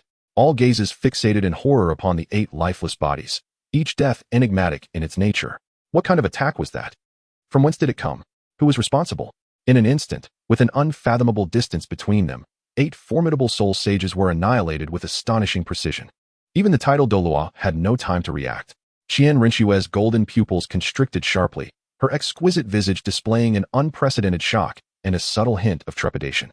She abruptly lifted her gaze, her hawk-like eyes scanning the surrounding void, yet she could find no trace of the source of the attack. The serpent spear Douluo and the porcupine Douluo's expressions transformed dramatically, retracting their focus from the sword-bone Douluo, instinctively positioning themselves protectively before Qian Renxue. As if facing a dire threat, Ning Fengji, Qian Renxue, and Gu Rong were equally astounded, yet their reactions were swift. The protective formation of their sect surged with radiant light, drawing the still-dazed Dugu Yan into its embrace. Who dares to conceal themselves? Step forth. Qian Renxue's icy voice resonated, laced with barely contained fury and a hint of vigilance. This enigmatic attack method evoked memories of one who should have perished, a person who similarly wielded the powers of ice and space. As if in response to her inquiry, the space before the crowd rippled like water. A tall, austere figure gradually emerged from the distorted light. His silver-gray hair fluttered slightly, and his simple black attire seemed to absorb the very light around him. Most disconcerting were his eyes, pure, cold, grayish-white, within which lingered a flicker of recently dissipated, ethereal purple lightning. He stood there quietly, emanating no powerful soul energy, yet exuding an oppressive aura akin to a timeless, unyielding glacier. Who else could it be but Ling Ye? Ling Ye, is it truly you? Your Highness the Saint Sun. Different cries of astonishment erupted simultaneously from both sides, filled with a spectrum of emotions: shock, horror, disbelief, elation, and fear. Qian Renxue's gaze was fixated on Ling Ye, particularly his grayish-white pupils and seemingly unchanged presence, her heart a tempest of confusion. He was alive. He truly was not dead.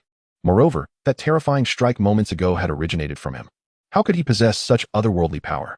Ling Ye's indifferent gaze swept over the 8 lifeless bodies strewn across the ground, then slowly rose to meet Qian Renxue's stunning yet somewhat rigid countenance. His voice, calm and unperturbed, carried a chilling essence capable of freezing souls, resonating clearly in the eerie stillness at the mountain gate. Your Highness the Crown Prince. Or perhaps I should refer to you as Miss Qian Renxue. If you seek me, why trouble a young lady? I have arrived. Chapter 104. Indeed, it is you. Before the gates of the 7 Treasures glazed tile school, silence reigned like ice. 8 soul sages, their foreheads pierced and cloaked in eerie ice crystals, lay sprawled upon the ground, silently narrating the terror and peculiarity of that earlier strike. Every gaze was fixated upon the shadowy figure that had suddenly stepped forth from the void, Ling Ye. The golden pupils of Qian Renxue constricted violently, her exquisite face a tapestry of icy fury and astonishment, beneath which lurked an incredulous terror. Not only had he survived, but the bizarre method he employed to annihilate 8 soul saints from a distance surpassed her expectations entirely. The grayish-white aura interspersed with purple lightning was frigid and lifeless, yet exuded a soul-chilling essence of destruction, starkly different from any martial spirit she had ever encountered. Ling Ye, indeed it is you. Qian Renxue's voice sliced through the air like ice shards, her former composure shattered, the murderous intent nearly palpable. How dare you show yourself?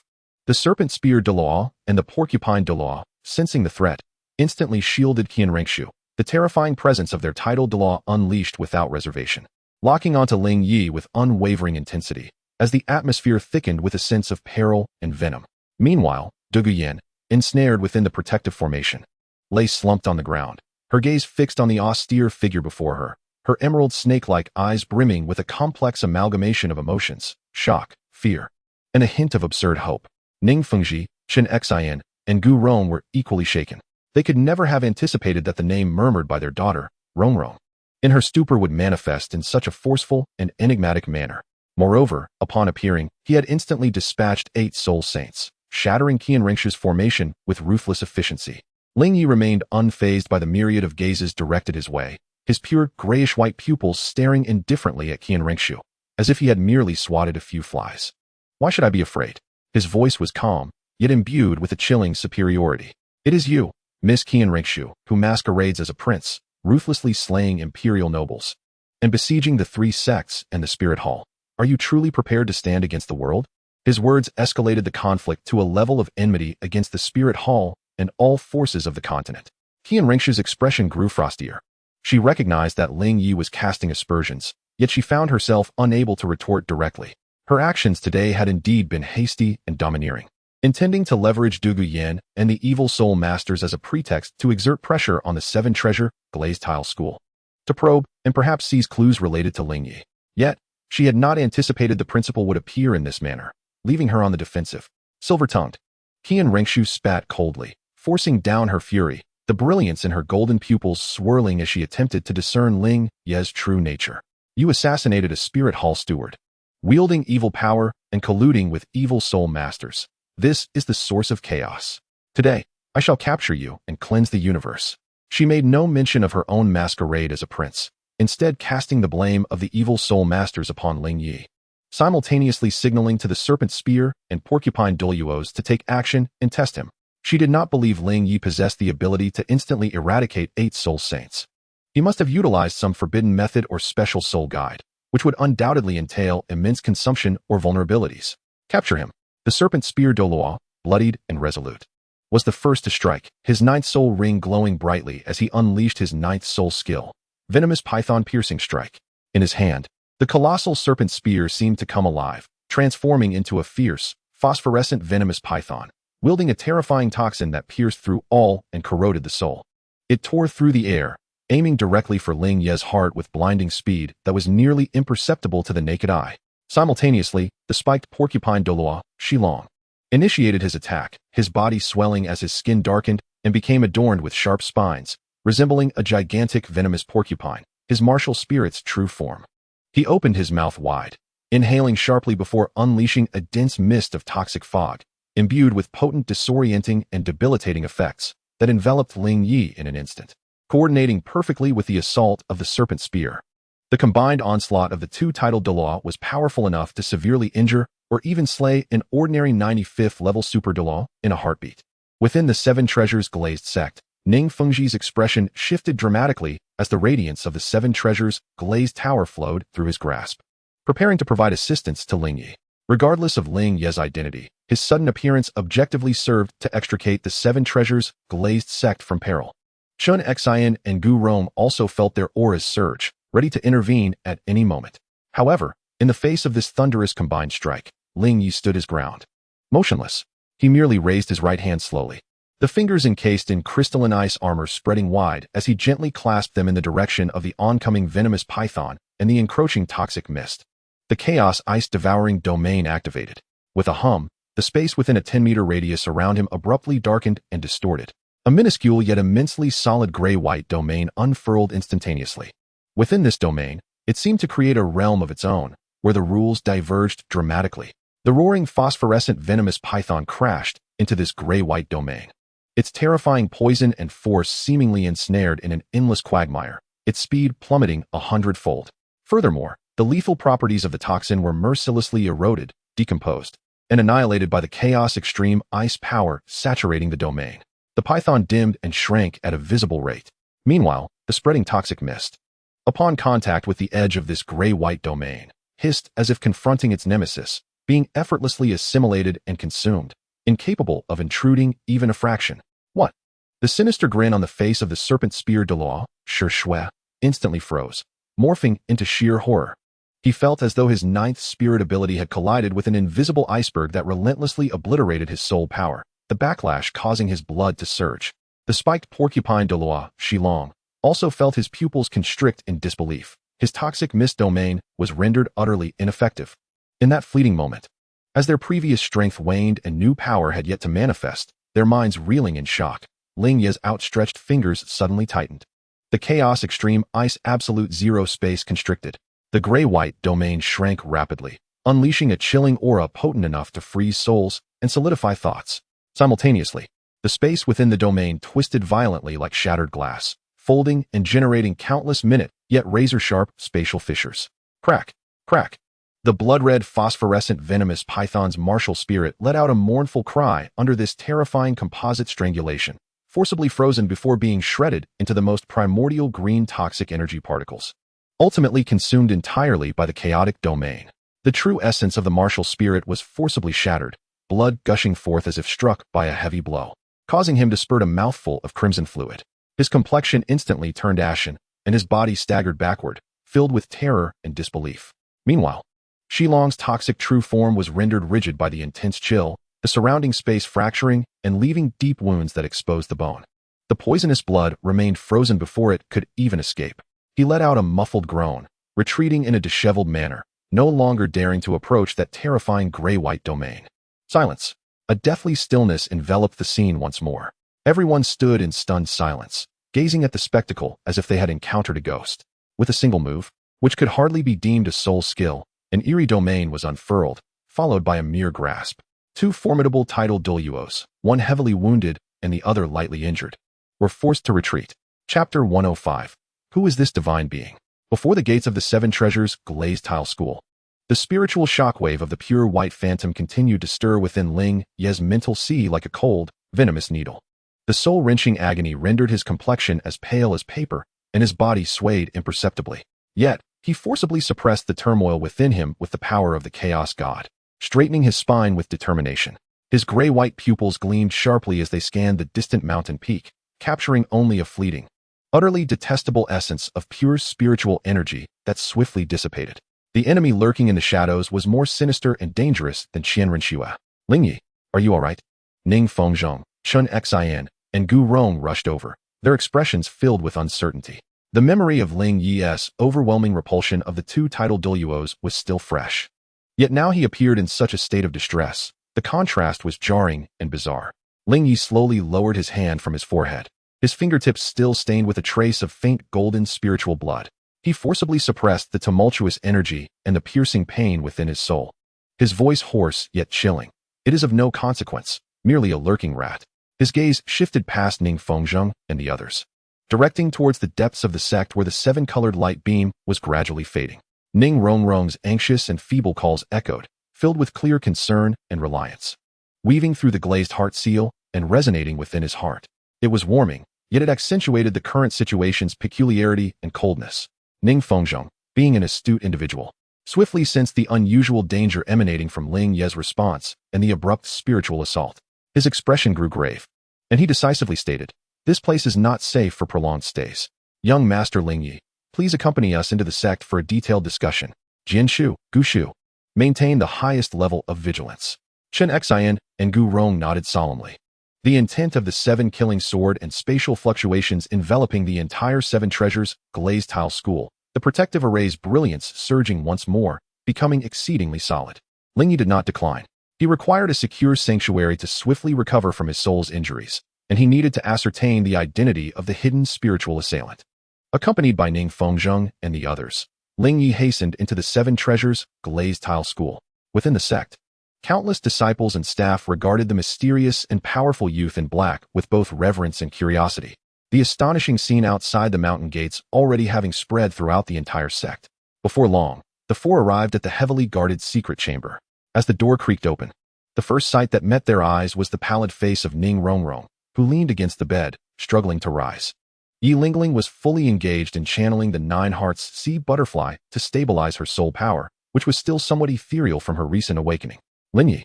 Upon seeing Lin Ye enter, Ning Rongrong's eyes instantly brimmed with tears, her voice quivering with a blend of joy and relief. "It's really you. You're safe. How wonderful. I knew you would be." Her words abruptly halted as she took in Lin Ye's exceptionally pale complexion, the bloodstains that had yet to be fully wiped from his lips, and the faint weariness that lingered in his otherwise cold, grayish-white pupils. "You're injured." Ning Rongrong's heart clenched tightly, and she struggled to reach out to him. "Rongrong, do not move." Ning Fengzhi hastily restrained his daughter, casting a complex glance at Lin Ye. "Young Master Lin Ye has just fought valiantly against the tidal Douluo of the Spirit Hall to break free from the encirclement, only to fall victim to an ambush." Lin Ye approached the bedside, observing Ning Rongrong's anxious and tear-filled expression. He felt the intense emotional fluctuations emanating from the glazed heart seal in his chest, which softened his icy gaze for a brief moment. Extending his hand, he summoned a gentle, grayish-white chill imbued with the vitality of the chaos source core, lightly touching her forehead.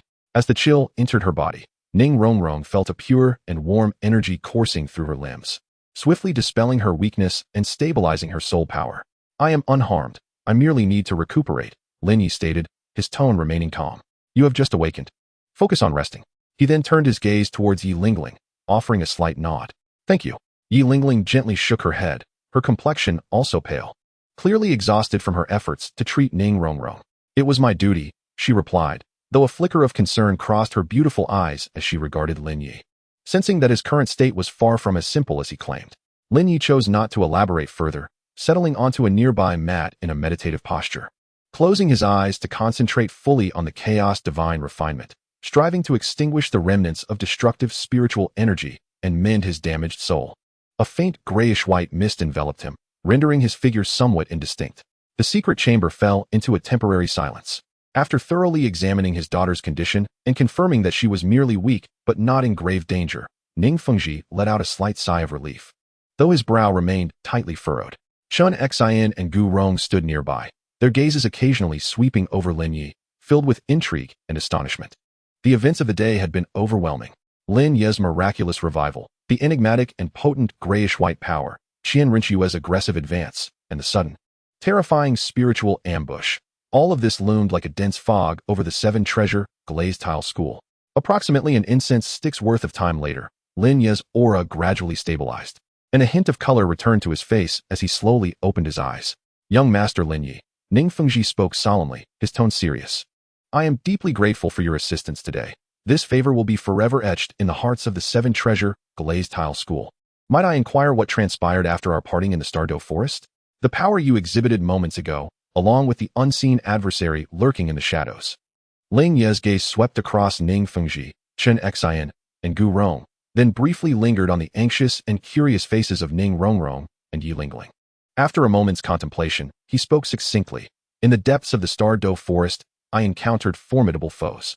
By a stroke of fortune, I survived and found myself in the extreme north, where certain fortuitous events allowed me to transcend my previous limits.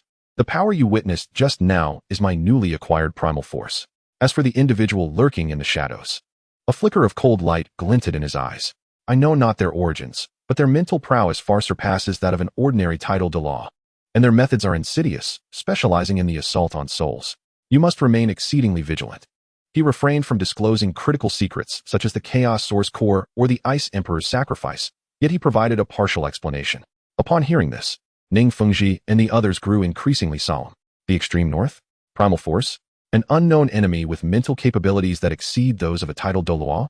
Each piece of information was enough to send ripples across the continent. Regardless, I am profoundly grateful for your assistance today, young master. Should you require anything in the future, the seven-treasure glazed tile school shall offer its unwavering support. Ning Fengji declared earnestly. Ling Ye nodded slightly, acknowledging this goodwill. Given the formidable adversaries surrounding him, allies were indeed essential. Father, Ning Rongrong suddenly interjected, her voice urgent as she grasped Ning Fengji's sleeve. Ling Ye saved our sect, and he is injured. There are so many people outside who wish to harm him. Please let him stay within the sect. It is the safest place for him. Ning Fengji looked into his daughter's pleading eyes, then glanced at Ling Ye, whose expression remained indifferent. With a bitter smile, he replied, Rongrong, it is not that your father is unwilling. However, young Master Ling Ye's identity is exceptional. After today's events, both the Spirit Hall and the adversary lurking in the shadows will undoubtedly view our sect as a thorn in their side. While it may be safe for him to remain here, it would also mean dragging our sect into the eye of the storm. At that time his words trailed off, but his meaning was unmistakable.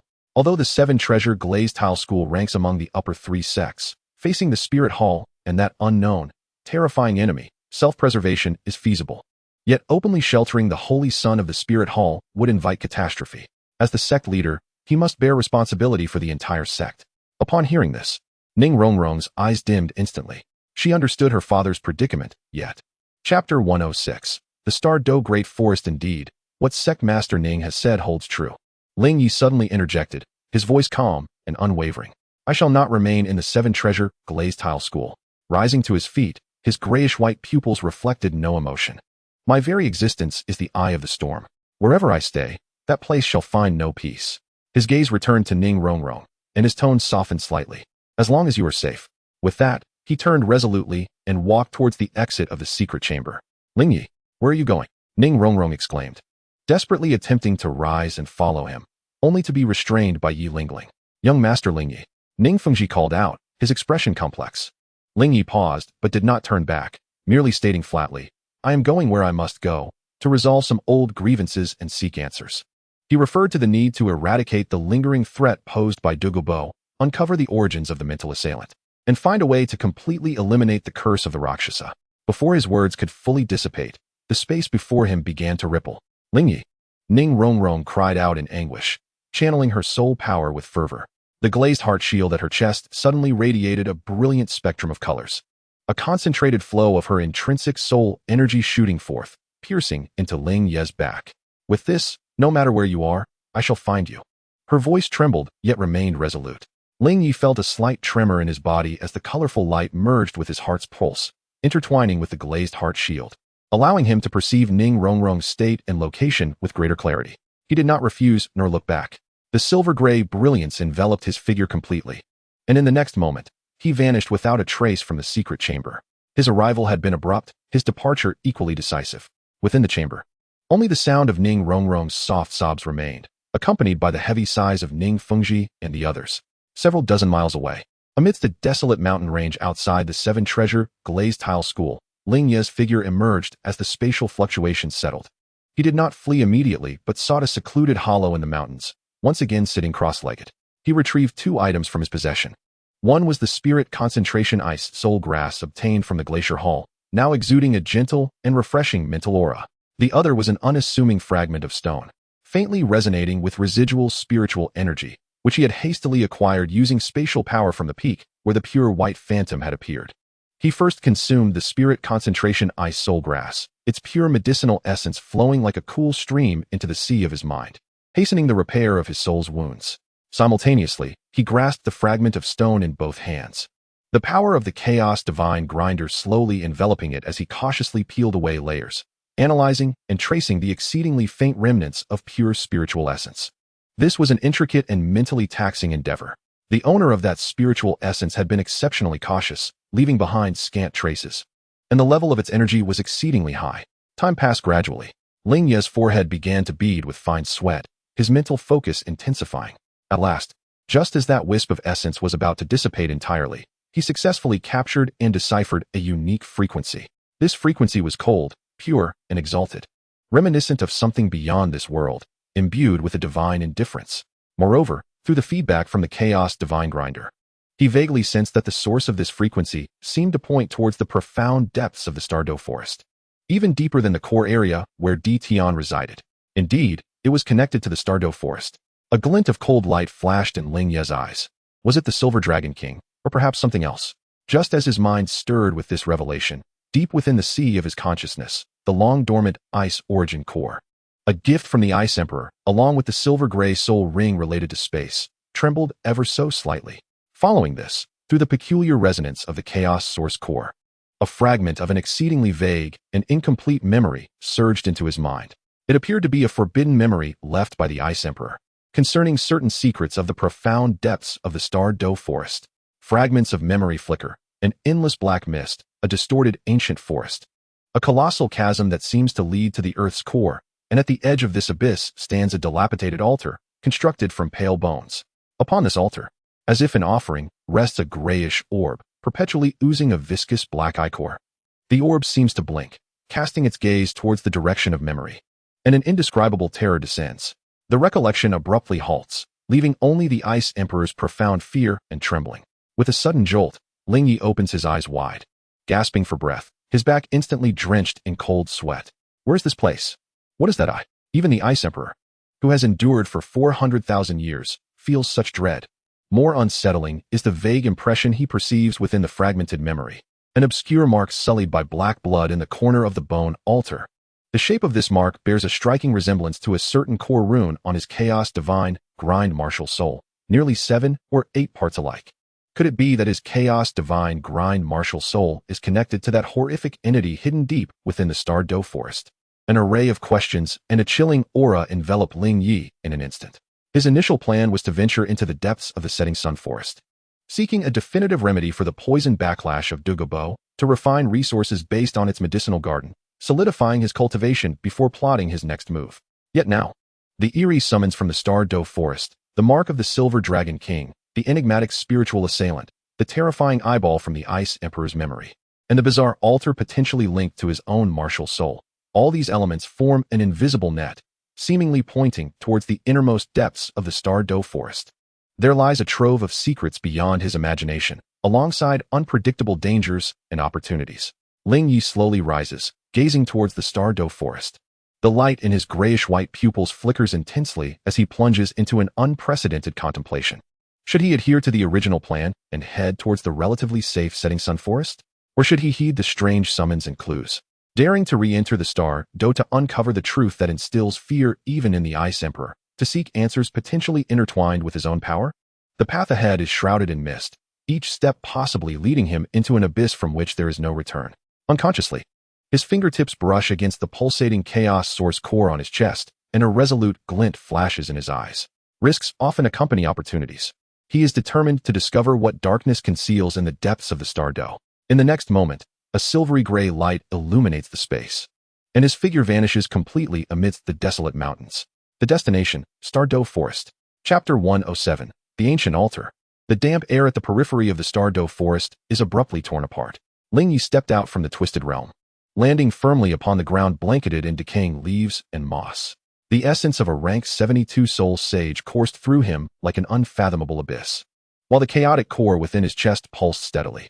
In the depths of his grayish-white pupils, a faint trace of violet flickered, colder and more inscrutable than the shadows lurking in the forest's innermost recesses. He did not linger, nor did he conceal his presence. His mental energy surged forth like an invisible tide, reaching into the depths of an ancient, shadowy primeval jungle. Unlike his previous search for Douluo, this time his perception bore a distinct purpose: to seek the terrifying skeletal altar of the Ice Emperor's fragmented memories, to find that peculiar eyeball, and to discover the resonance that might connect his chaotic martial soul to its origins. The forest seemed to sense this audacious intrusion, growing increasingly silent. Lower-tier soul beasts had already retreated in fear, and the air was thick with a sense of impending storm. As he ventured deeper, the light diminished further, with towering ancient trees blocking out the sun and thick vines hanging like monstrous serpents.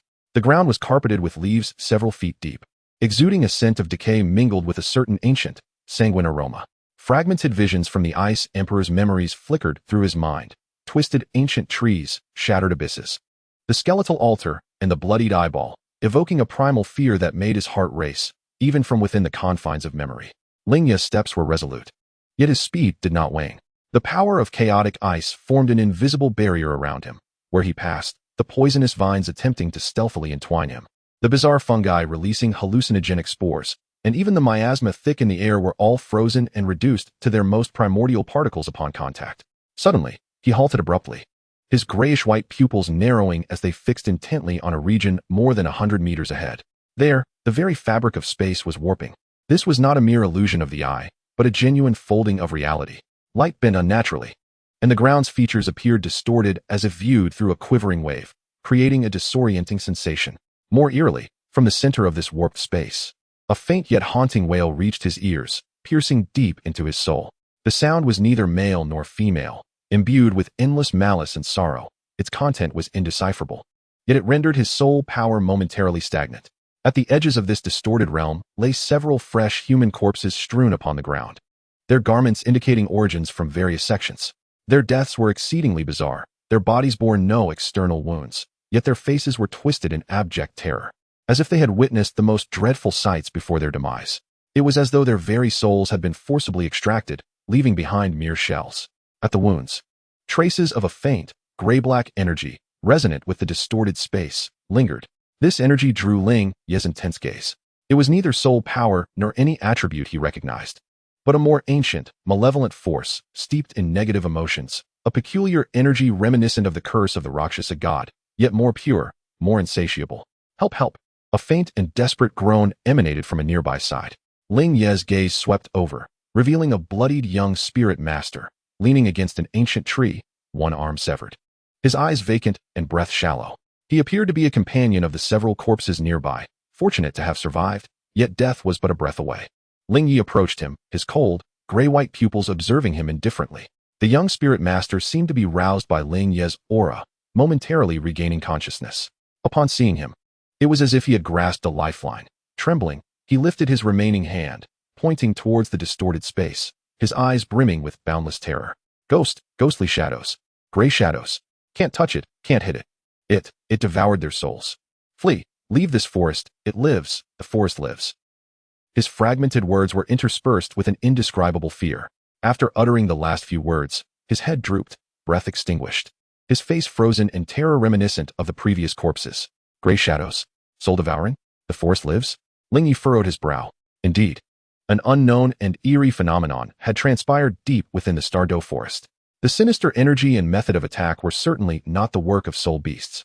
Just as he pondered, a blurred, semi-transparent gray-black shadow darted silently from the distorted space, hurtling towards Ling Ye's face. Its speed was astonishing, and its trajectory defied all logic. At times vanishing, at others reappearing, as if traversing the gap between reality and void. A chilling, vengeful force targeting the soul enveloped Ling Ye in an instant. He could even discern the distorted, ever-changing faces of tormented souls within the gray shadow. Playing tricks. Ling Ye scoffed coldly, standing firm without flinching. He merely raised his right hand, clad in icy crystal gauntlets, fingers splayed as he gently grasped at the incoming gray shadow, invoking the Chaos Devourer. A minuscule gray-black vortex materialized before his palm in an instant. The gray shadow seemed to encounter its nemesis, emitting a piercing, soul-piercing shriek, its advance abruptly stalling, revealing an instinctual fear and desire to retreat. But it was too late. The terrifying suction of the chaotic vortex firmly ensnared it. The gray shadow, like a snowflake tossed into flames, struggled and twisted, ultimately being violently torn apart, elongated, and then howling as it was drawn into the vortex, vanishing completely. A pure yet chilling energy, mingled with countless fragments of negative emotions, surged back into Ling Ye's body, effortlessly crushed, refined, and absorbed by the Chaos Devourer. A pure spiritual energy entity, intertwined with some ancient malice. A flicker of understanding and gravity crossed Ling Ye's eyes. This entity lacked a physical form. Physical attacks were futile, focusing solely on the soul. No wonder those spirit masters perished so mysteriously. Had it not been for his possession of the Chaos Devourer, a soul-destroying martial soul, dealing with such a foe would have proved arduous. Moreover, the emergence of this phenomenon appears to corroborate certain ominous feelings lingering in the Ice Emperor's memory. Deep within the starry forest, it seems that a grave issue has indeed arisen. He disregarded the few corpses and cast his gaze once more upon the space that continued to twist and undulate. Intuition whispered to him that this bizarre occurrence and the gray shadow bore a connection to the objective he sought. He stepped forward, deliberately entering the distorted realm. Upon crossing the threshold, the surrounding scenery transformed instantaneously. No longer was it the dim forest, but rather a desolate, lifeless expanse, with the ground fissured and the sky hung with two blood-red crescent moons in a surreal plain. A chilling, malevolent wind howled, sweeping up the ashes from the ground, while the vengeful wails surged, assailing his mental fortress from all directions with a frenzied onslaught. Was it an illusion, or merely a spatial overlap? Ling Ye could sense that the structural integrity of this area was exceedingly unstable, akin to a fragile membrane. Beyond it lay an abyss of chaos and void. Countless, more corporeal gray-black phantoms emerged from the cracked earth, the blood moons, and the howling winds, issuing spine-chilling shrieks as they surged toward Ling Ye like a tidal wave.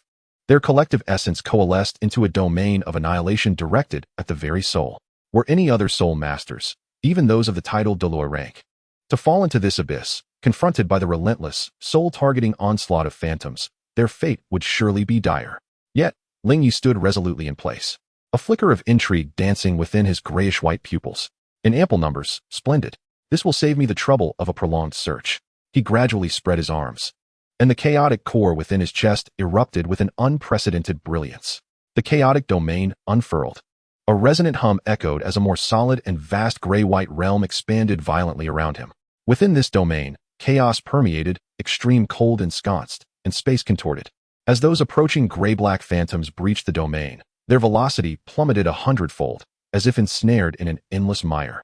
Their pure forms of spiritual energy, under the corrosive influence of chaotic power, unleashed even more mournful howls, their bodies disintegrating like ice under the sun. The negative emotions and grievances they harbored were forcibly stripped away by the domain, crushed and transformed into the primordial sustenance of chaos. Ling Ye did not actively attack. Rather, he devoted himself entirely to maintaining the expansion and operation of the domain. He resembled a mobile black hole, leaving in his wake the annihilation and disappearance of those fearsome, uncanny phantoms. The domain's expanse widened, gradually eroding and assimilating this distorted illusory space. The crimson sky began to fade, the fractured earth started to heal, and the vengeful wails were supplanted by the resonating hum of chaos. Just as this twisted illusion was on the verge of being entirely consumed and dismantled by the chaotic domain, a deeper, more ancient hum, as if emanating from the very depths of the earth, suddenly reverberated from beneath the center of this realm. The entire earth trembled violently.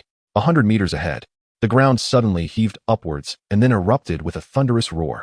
An ancient altar, constructed entirely from an array of ghastly white beast bones and even human skeletons, rose slowly from beneath the surface, though it was incomplete and weathered by time. Chapter 108. Pollution. Upon the altar, countless twisted, malevolent, and incomprehensible dark red runes were inscribed, seemingly painted with desiccated blood, now emanating a faint crimson glow, accompanied by a nauseating stench of blood and overwhelming resentment. At the very center of the altar, instead of the bloodied eyeball from the Ice Emperor's memories, there floated a swirling mass of thick black mist. Within this murky cloud, it appeared as though innumerable anguished faces were writhing and wailing. The shadowy figures that had appeared earlier seemed to be manifestations born from this very black mist. The aura of the altar was malevolent, ancient, and brimming with pure negative energy, starkly contrasting with the chaotic essence of the divine grind of Ling Ye, which encompasses all and obliterates everything. Yet it too harbored a certain primal force of law. Having found it, Ling Ye's gaze sharpened, yet his brow furrowed in discontent. This was not the altar from his memories. Rather, it appeared to be a replica, or perhaps a secondary source of pollution. He could sense that the power emanating from this altar was far inferior to the terror recalled from the Ice Emperor's memories, resembling more a secondary creation tainted by the influence of a higher being. Just as the altar fully manifested, in the moment when the black mist surged most violently, deep within the recesses of Ling Ye's spiritual sea, the long-dormant Rakshasa curse mark and his newly awakened power, infused with the destructive traits of the Rakshasa, began to stir with fervor. It was as if they were irresistibly drawn to the altar's malevolent essence. A tempestuous impulse, filled with the desire for slaughter and destruction, surged into Ling Ye's consciousness without warning. His grayish-white pupils were instantly veiled in a deep purple-black hue. Kill, destroy, devour. The cold and malevolent whispers echoed in his mind, as if emanating from the depths of a hellish abyss. The Rakshasa curse, spurred by the allure of this evil altar, began to stir once more, attempting to seize control. Ling Ye let out a muffled groan, immediately channeling his chaotic divine grind with all his might to suppress the restless curse power, a glint of fierce determination flashing in his eyes. This entity could indeed provoke the Rakshasa curse within him. There was undoubtedly a connection between them. Meanwhile, the white bone altar seemed to sense the higher, yet kindred essence of the Rakshasa destruction within Ling Ye, the product of the fusion with chaotic extreme ice, causing the black mist at its apex to churn even more violently. Emitting an excited shriek, more solidified gray-black phantoms surged forth from within, yet instead of attacking, they encircled the altar, roaring silently in Ling Ye's direction as if venerating a sovereign. Did they perceive him as one of their kind? Or perhaps as a superior being? Ling Ye coldly regarded the aberrant altar and the surrounding phantoms, a thought suddenly striking him. Perhaps it need not be destroyed. Chaos, capable of encompassing all things, can also dominate them. He slowly raised his right hand, the tip of his finger gathering a strand of the grayish-purple power of chaotic extreme ice, infused with the destructive essence of the Rakshasa. Yet this time, it was not an act of aggression. Rather, he sought to convey a subtle intent of control and consumption to the altar. He wished to test whether he could, through this shared essence, exert a reverse influence over the malevolent altar. However, just as his intention and the chaotic extreme ice were about to make contact with the altar, an unexpected transformation occurred. The swirling black mist at the altar's center suddenly contracted inward, followed by a violent explosion. At the heart of the explosion, a point of profound darkness abruptly emerged. This darkness was not a void, but rather a living entity, imbued with consciousness. It resembled a minute black hole, instantly consuming all ghostly apparitions and the sanguine glow of the altar surrounding it. Subsequently, that point of darkness stretched and morphed, transforming into an indistinct claw formed purely of shadows. This claw, no larger than an infant's palm, emanated an ancient, pure, and despair-inducing malevolence far exceeding that of the entire altar. The moment it materialized, the surrounding space seemed to collapse downward. The claw gently swiped towards Ling Ye, producing a soundless slice. In an instant, the formidable chaotic domain enveloping Ling Ye was torn open as if it were fragile fabric. An indescribable force of annihilation, targeting the very essence of his soul, surged through the fissure and descended upon him. Ling Ye's pupils constricted sharply. The depth of this attack transcended the previous ethereal mental onslaught of the pure white specter. This was a genuine death threat, potent enough to endanger his life. He had no time to deliberate. Instinctively, he unleashed the suppressed Rakshasa destruction power and the chaotic extreme ice power in a simultaneous eruption. A feral roar, filled with brutality and icy chill, erupted from his throat. Instantly, his right arm became enveloped in a thick layer of chaotic ice crystals, shimmering with purple-black destructive lightning. As he boldly thrust a fist towards the oncoming shadowy claw, the chaotic extreme ice Rakshasa destruction fist. The collision of fist and claw produced no earth-shattering roar, but rather a dissonant hissing sound, as if the very rules of two worlds were annihilating one another. Grayish-white, purple-black, and that ultimate darkness intertwined and clashed in a frenzied dance of consumption. The chaotic ice crystals enveloping Ling Ye's right arm instantly became riddled with cracks. As the purple-black lightning flickered erratically, and an extremely cold energy of annihilation slithered like a venomous serpent into his arm, relentlessly corroding his body and soul. The ground beneath him silently caved in, forming a deep pit. The shadowy claw, too, twisted violently in the collision, becoming increasingly indistinct, as though it had sustained damage. In that singular clash, both parties found themselves gravely wounded. The shadow claw seemed taken aback by Ling Ye's sudden surge of power, hesitating momentarily before unleashing a sharp, malevolent wave of psychic energy filled with malice and greed. It swiftly retreated into the black mist of the altar, vanishing from sight. Subsequently, the entire skeletal altar dimmed rapidly, emitting crackling sounds as if it had exhausted all its strength, slowly sinking into the ground and disappearing completely. The distorted space then returned to normal, revealing the forest once more. All that remained was a vast pit and Ling Ye, who lay there, half an arm covered in shattered ice crystals. A trickle of pale golden blood seeping from the corner of his mouth, his eyes swirling with a maddening blend of purple-black and gray-white, gasping for breath. He pressed down firmly on his trembling right arm, which emanated wisps of dark energy, as the chaotic divine grind operated frantically, erasing the terrifying annihilative force that had invaded his body, his complexion turning ghastly. What on earth was that? Merely a projection? Or perhaps a claw manifested from a thought? Such terrifying power could actually rend his chaotic domain and injure his very essence. The secrets buried deep within the Stardow forest were far more horrifying than he had ever imagined. Just then, a sudden and intense heat radiated from the Lioli heart protection seal at his heart. Something had happened to Ning Rongrong. Ling Ye abruptly lifted his head, a flicker of urgency flashing in his gray-white pupils. He could no longer afford to tend to his arm's injuries or the strangeness of this place. The silver-gray brilliance of space burst forth, and his figure vanished in an instant. He must return to the Seven Treasures glazed sect immediately. Chapter 109, Instant Kill. Silence. An oppressive silence enveloped the skies above the Seven Treasures glazed sect. The wind seemed to have ceased its flow, with only the subtle crackling sounds of the intertwining gray-white, purple-black, and shadowy energies emanating from Ling Ye's right arm, along with his hoarse and eerie inquiries, resonating in the ears of everyone present. Instant kill against the title Douluo, in the most brutal, violent, and direct manner. At that moment, to the remaining 5 title Douluo, Ling Ye was no longer human, but a completely uncontrollable demon of destruction clawing its way up from the abyss. Qian Renxue's exquisite visage drained of color, her golden pupils constricting violently, her hand gripping the angelic holy sword trembling slightly. Even the 6-winged angelic figure behind her seemed to dim a bit. The power Ling Ye exhibited at this moment, along with that pure, frenzied will of annihilation, surpassed all her expectations and even instilled within her a long-forgotten sense of fear. Damn it.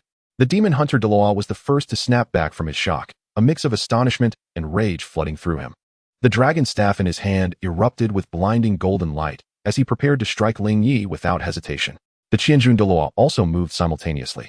Their synergy allowed for a synchronized attack, another dragon staff descending with the force to shatter mountains and split seas, blocking all of Ling Ye's escape routes.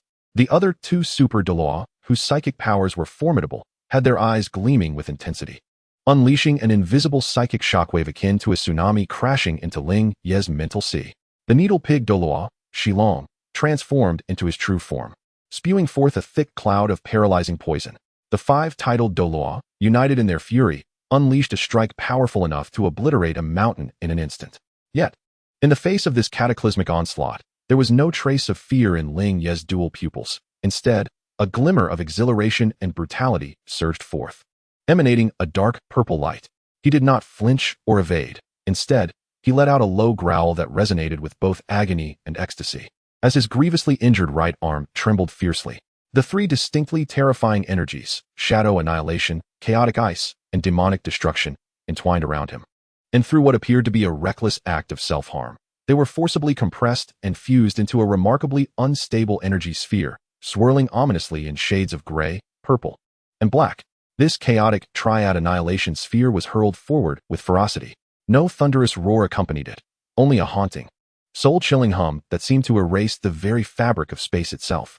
Everything in its path, the golden light of the dragon's staff, the ripples of mental shockwaves, the dense toxic mist, was ruthlessly consumed, dismantled, and obliterated by the three-colored vortex, as if it had never existed at all.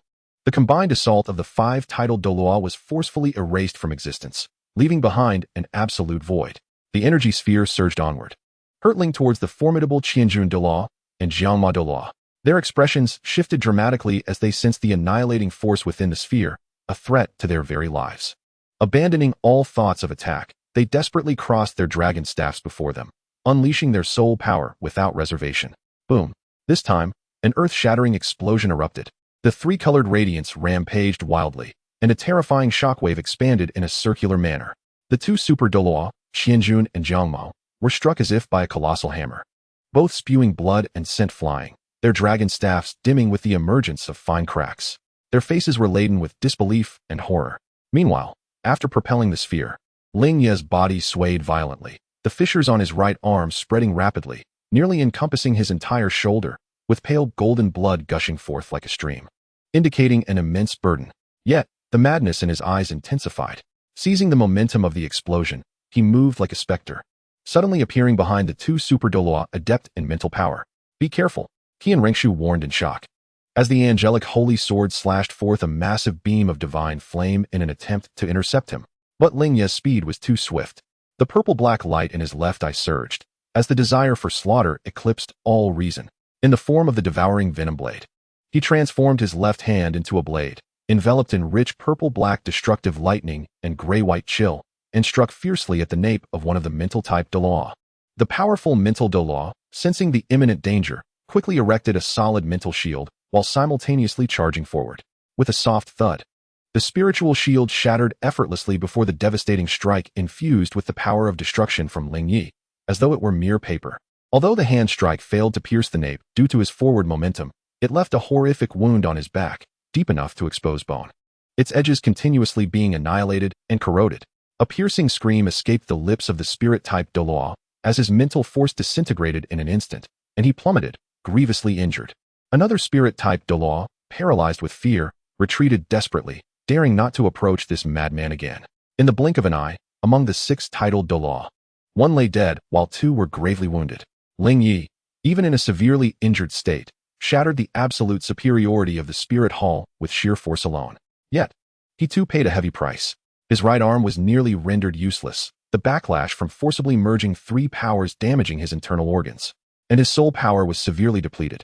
Particularly, the purplish-black glow in his left eye intensified, threatening to completely engulf the last remnants of his gray-white reason. He gasped for breath, suspended in midair, surrounded by unstable, yet terrifying energy fluctuations, his frenzied double pupils fixated intently on the final target, Qian Renxue. It's time for you, he rasped, his voice laced with chilling intent. Qian Renxue beheld the figure before her, as if returned from the depths of hell. Witnessing the madness and destruction nearly spilling from those double pupils, a sense of despair, named for the first time, blossomed within her heart. She understood that today's plan had utterly failed, and even she might fall here. Protect the young master, roared the injured Qianjun Douluo, struggling to advance once more. The demons subduing Douluo and the remaining spirit-type Douluo also fought against their injuries, attempting to intervene. Yet, Ling Ye paid them no heed. His gaze was solely fixed on Qian Renxue. His figure blurred again. Propelled by an unwavering resolve, he lunged towards her. That nearly useless right arm rose once more. 3-colored energy began to coalesce recklessly. Even at the cost of shattering the arm entirely, he was determined to seize Qian Renxue.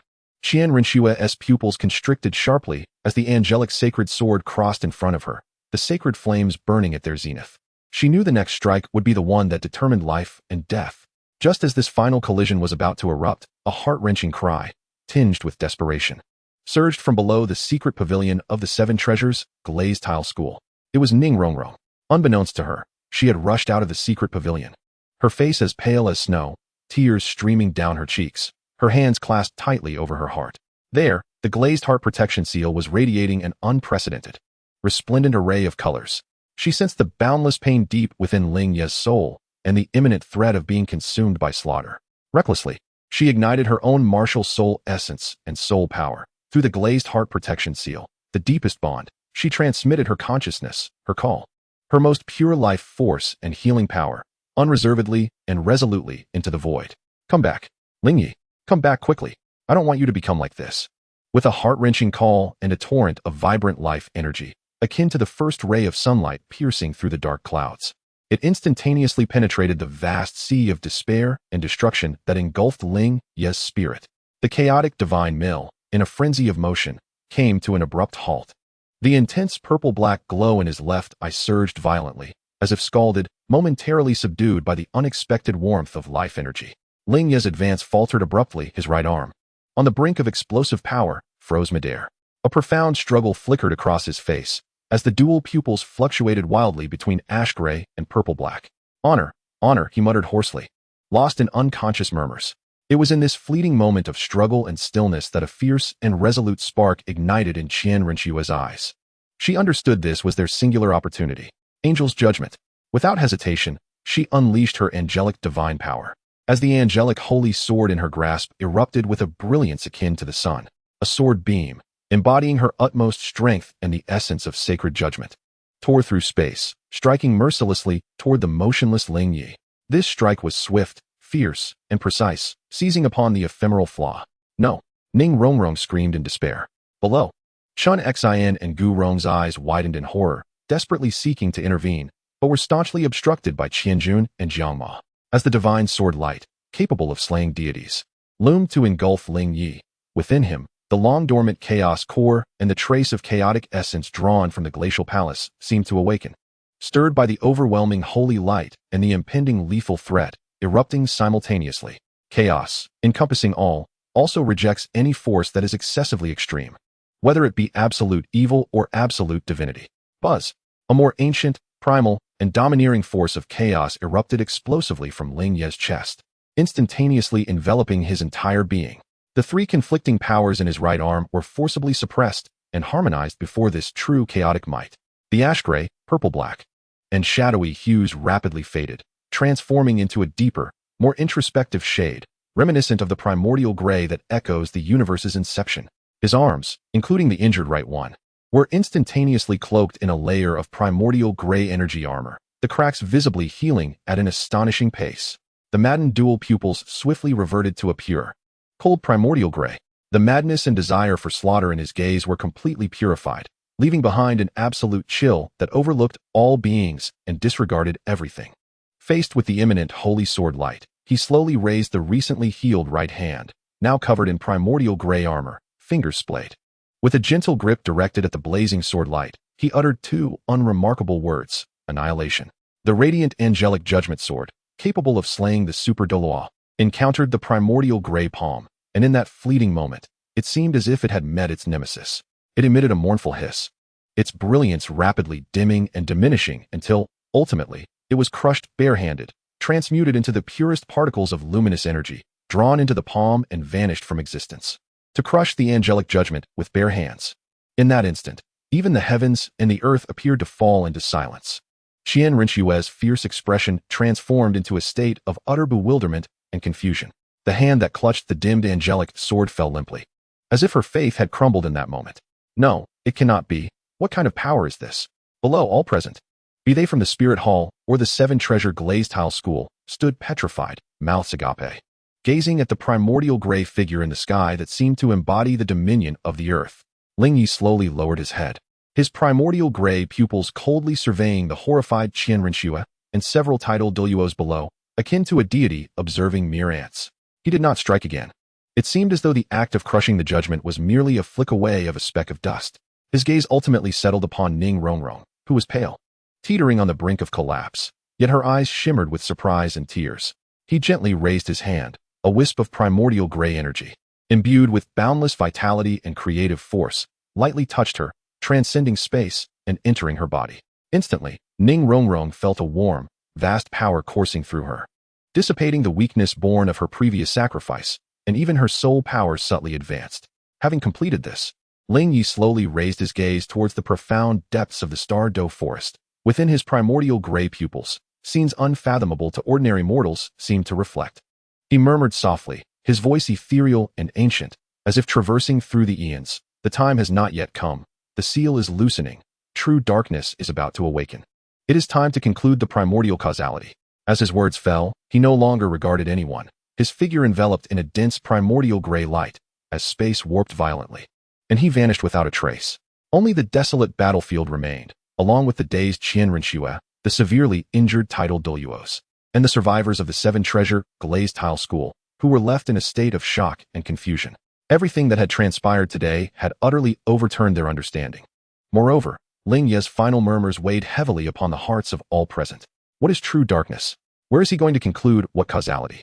Above the Seven Treasure Glazed Tile School, the suffocating aftermath of the collision between primordial gray and divine golden radiance had yet to dissipate. The air thick with the void of obliterated energy and a faint scent of blood. Ling Ye's figure had already disappeared, leaving behind a scene of devastation and countless stunned figures rendered speechless. Qian Renxue floated in the air, lost and dazed. The light of the angelic sword had dimmed. Her golden attire stained with a hint of dust, and her once imposing and ambitious gaze was now filled solely with confusion and an indescribable sense of dread. The final scene of Ling Ye crushing the angel's holy judgment with his bare hands was etched into her soul like the most profound nightmare, nearly shaking her faith in the divine status of angels. Among the 5 titled Douluo, 1 lay dead, 2 were gravely injured, and the remaining 2 were left breathless, their faces etched with fear and humiliation. They dared not look at Qian Renxue. Today's defeat was a remarkable disgrace for the Spirit Hall, unparalleled in the past century. Below, the members of the Seven Treasures Glazed Tile School were equally immersed in a profound shock and a surreal sense of survival. Ning Fengji, Chen Xian, and Gu Rong exchanged glances, each reflecting the weight of solemnity in the other's eyes. The unfathomable power Ling Ye had displayed, coupled with his whispered words before departing, cast a heavy foreboding over them. Ning Rongrong, supported by Yi Lingling, still bore a pale countenance, yet her beautiful eyes sparkled with an unusual brilliance. She clutched her chest tightly, where the lingering life force of the glazed heart seal warmed her, still resonating with Ling Ye's final cold yet benign gaze. He had heard her call, he had responded to her. This realization filled her heart with an indescribable bittersweetness and a flicker of faint hope. Let us go? After a long pause, Qian Renxue managed to squeeze out a dry word from between her teeth, her voice hoarse and strained. She lacked the courage to utter any further harsh words. The blow she had received was too severe, transforming into a somewhat disheveled golden light. She fled towards the Spirit Hall without looking back. Chapter 111, A Blessing in Disguise. Above the Seven Treasures Glazed Tile School, the suffocating clash of primordial gray and sacred golden radiance lingered in the air, the remnants of energy extinguished, permeating a sense of void and a faint trace of bloodshed. Ling Ye's figure had vanished, leaving behind a scene of devastation and countless speechless witnesses. Qian Renxue hovered in a daze, the light of the angelic sword dimmed. Her golden palace attire tainted with dust. The eyes that once brimmed with authority and ambition now reflected only confusion and an unspeakable tremor. The image of Ling Ye crushing the angel's holy judgment with his bare hands remained imprinted in her soul, a haunting nightmare that nearly shattered her belief in the divine. After a prolonged silence, Qian Renxue managed to emit a dry word through her clenched teeth, her voice hoarse and barely audible. She lacked the courage to utter any further harsh words, for the blow she had received today was too overwhelming. Transforming into a somewhat disheveled beam of golden light, she fled towards the Spirit Hall without looking back. Qianjun and the others, as if granted a reprieve, hastily followed behind, carrying the wounded and the blood-stained remnants, as if they could still be deemed remnants, quickly vanishing into the horizon. Before the gates of the Seven Treasure Glazed Tile School, a temporary tranquility was finally restored, yet the oppressive and shocking atmosphere that lingered in the air refused to dissipate. Hundreds of miles away, deep within a desolate and ancient mountain range, the fabric of space warped, and Ling Ye stumbled out, his form staggering. The primordial gray light enveloping him receded like a tide, revealing his originally stern but now strikingly pale visage. With a sudden cough, he expelled a mouthful of dark red blood, mingled with fragments of internal organs. His body swayed precariously, nearly collapsing to the ground. the forced activation of the primordial power within the chaos source, which harmonized three conflicting energies, and the barehanded shattering of the divine angelic judgment, resulted in a backlash far exceeding his expectations. The recently healed primordial gray crystal armor on his right arm was instantly riddled with fine cracks, dim and lifeless, as if it might shatter once more at any moment. His meridians felt as though they had been seared by fierce flames, and his soul power was nearly exhausted, with waves of weakness reverberating from the depths of his being. Compounding his troubles, the forcibly suppressed Rakshasa curse and the power of shadow annihilation began to stir once more, the hint of a purplish-black hue flickering ominously in his left eye. He swiftly scanned his surroundings, locating a hidden cave. After deploying a few rudimentary spatial disruption and concealment barriers, he could no longer maintain his composure and sat cross-legged, hastily consuming a substantial amount of 10,000-year-old ice marrow and the remaining essence ice spirit grass, fully entering a state of healing. The chaos divine grindstone worked laboriously, gradually erasing the foreign energy within him, repairing his damaged meridians and soul core. This injury was more severe than any he had previously endured. Time slipped away quietly in the stillness of his recuperation. Uncertain of how long had passed, perhaps a day, perhaps several, when Ling Ye finally reopened his eyes. His complexion remained somewhat pale, yet his breath had stabilized significantly, and his soul power had recovered to about 70%. The cracks in his right arm had begun to stabilize, although the lingering weakness still required time to mend. He exhaled a deep, murky breath, and the primordial gray light in his eyes had long since faded, returning to its original grayish white, now deeper and colder, as if it had settled into eternal ice. Recalling the state of the chaos source's autonomous eruption in those final moments, he felt a sense of absolute power that seemed to command the heavens and disregard all else, so potent it was intoxicating, yet chilling enough to cause unease. This was not a power he had completely mastered. Rather, it felt more like an instinct triggered, immensely taxing and fraught with future repercussions. I must swiftly gain complete control over it, Ling Ye murmured to himself, his gaze sharpening. This feeling of being ungoverned was profoundly unsettling to him. He attempted once more to sense the connection to the poison pill of Douluo. This time, the feedback was considerably clearer, although still faint. It became evident that Douluo resided deep within the sunset forest. His condition remained dire, yet it appeared to have stabilized for the moment, without further deterioration. Through the Liuli Heartguard seal, he could vaguely perceive the worry and concern emanating from Ning Rongrong, indicating that the Seven Treasure Glazed Tile School seemed to be safe for the time being. As for the hidden mental assailant, along with the enigmatic altar deep within the Stardoe forest and the terrifying ocular projection, the clues remained elusive, yet the animosity was unmistakable. At this juncture, the utmost priority was to restore his strength and address the potential threat posed by Douluo, transforming him into a reliable ally. Resolute, Ling Ye ceased to procrastinate, his form shifting as he intended to leave the cave and head towards the sunset forest. However, at the very moment he rose, an unexpected transformation occurred. It was neither an attack nor a curse rebounding upon him. Instead, deep within his sea of consciousness, the eternal divine furnace martial soul, which had long coexisted with the chaos divine grindstone, along with the black life soul ring from the emerald swan Biji, began to tremble violently, without warning. The eternal divine furnace's phantom materialized behind him, its once dim runes now glowing vibrantly, while the lid slightly parted, releasing an extraordinarily pure and overwhelming emerald light, infused with the essence of ultimate life and healing. This radiant energy, intertwined with a glimmer of the furnace's eternal and indestructible nature, surged forth, enveloping Ling Ye entirely. Simultaneously, the black soul ring radiated brilliantly. As Biji's gentle yet formidable life apparition flickered above the soul ring, Ling Ye was momentarily taken aback, but then his eyes ignited with astonishing brilliance.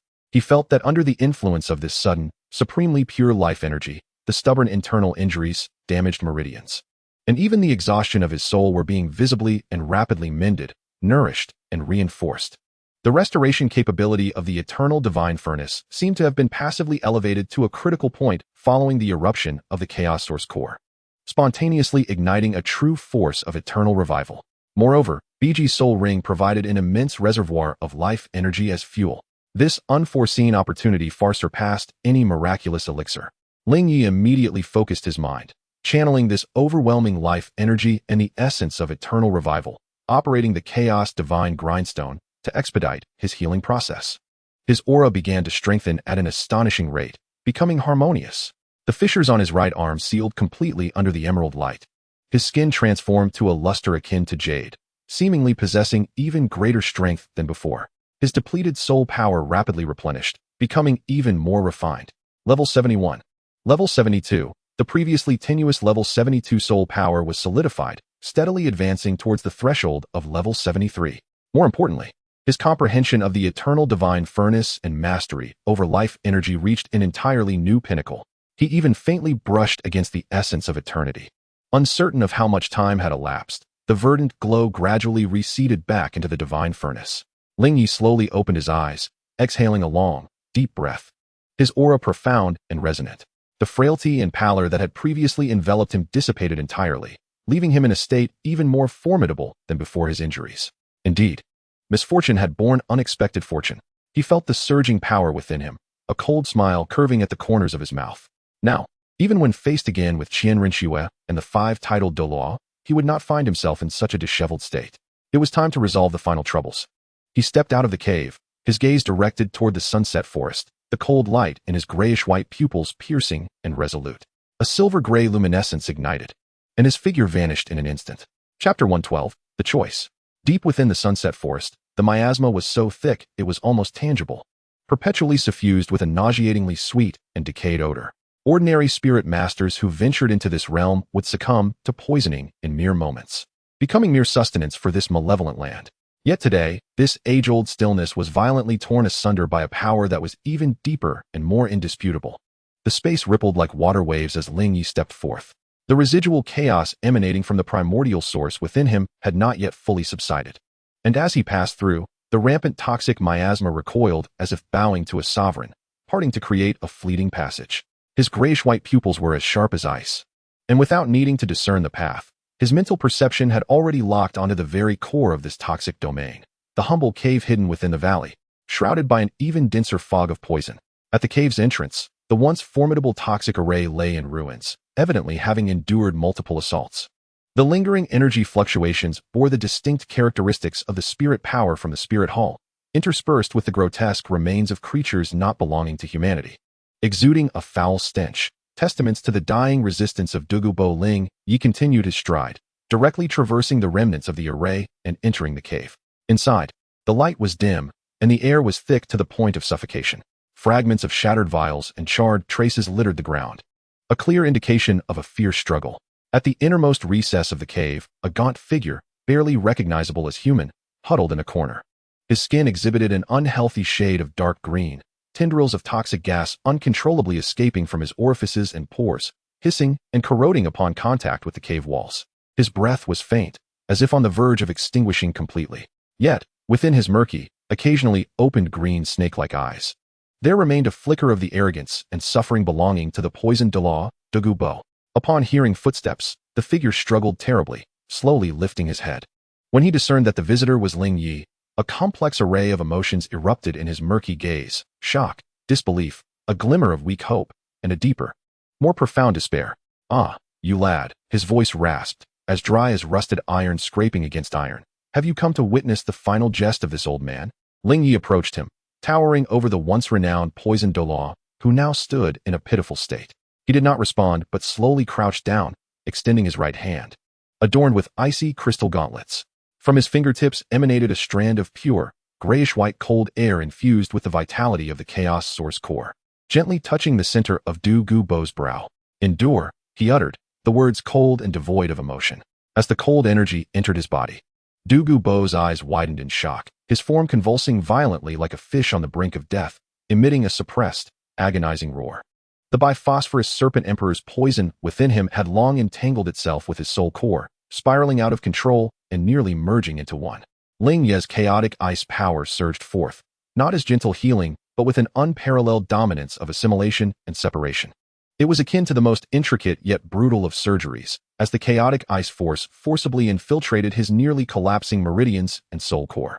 Wherever it passed, the violently rebounding poison was mercilessly frozen, dismantled, and stripped away, only to be consumed by the chaotic attributes and transformed into the most primal form of toxic energy.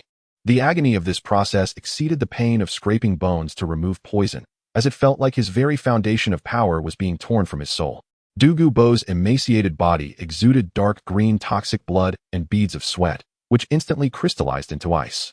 He emitted a series of inhuman, hoarse cries, his nails digging deeply into the rocky ground, leaving profound marks.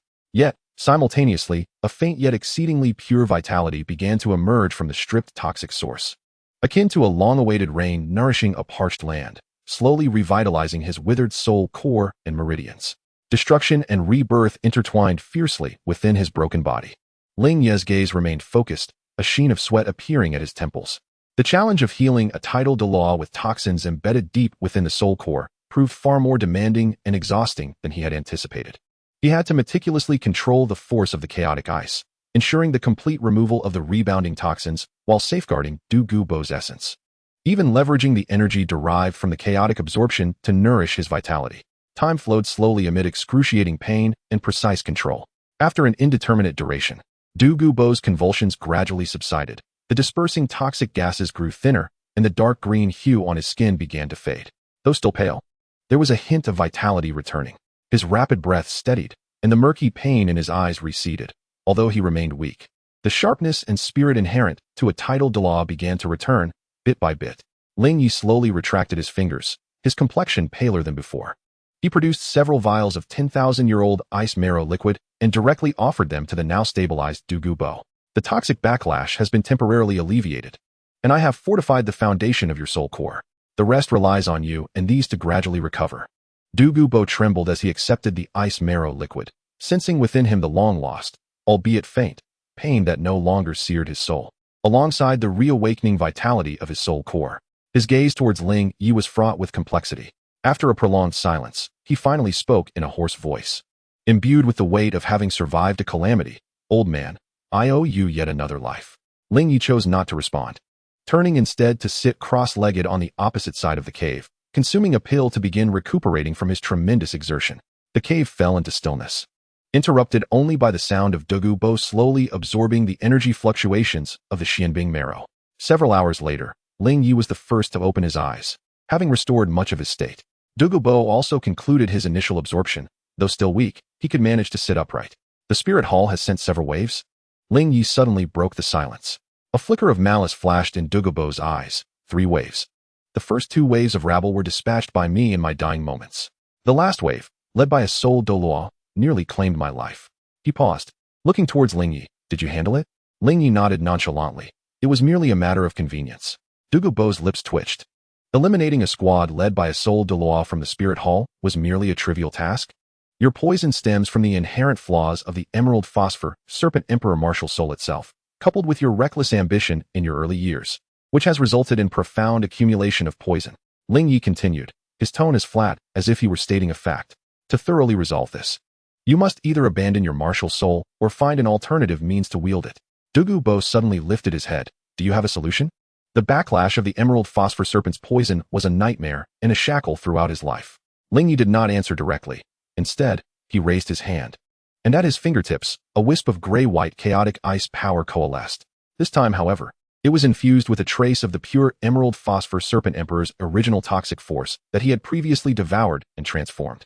The chaotic force can transform all things, he stated as he gazed at Douluo. I can attempt to completely refine your Emerald Phosphor Serpent poison, separating it from your soul core, condensing it into an external poison pill. This pill will be under your control, yet will no longer be intertwined with your life. He continued, moreover, I can impart to you a secret technique for poison mastery, enabling you to refine your body with poison. Although the soul power cultivated will no longer possess toxicity, it will exhibit increased corrosive and penetrating properties, potentially leading to broader prospects. He paused, his voice turning frigid.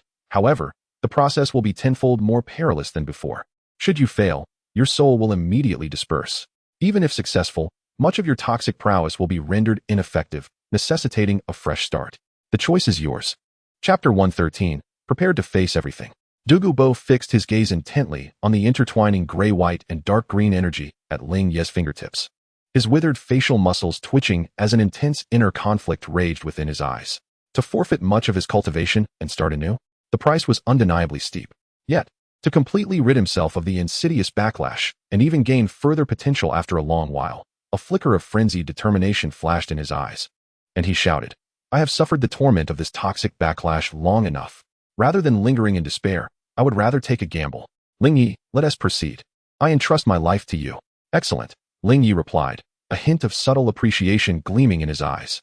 He ceased further conversation and signaled for Douluo to sit cross-legged and focus his mind. In the next moment, he thrust both hands forward.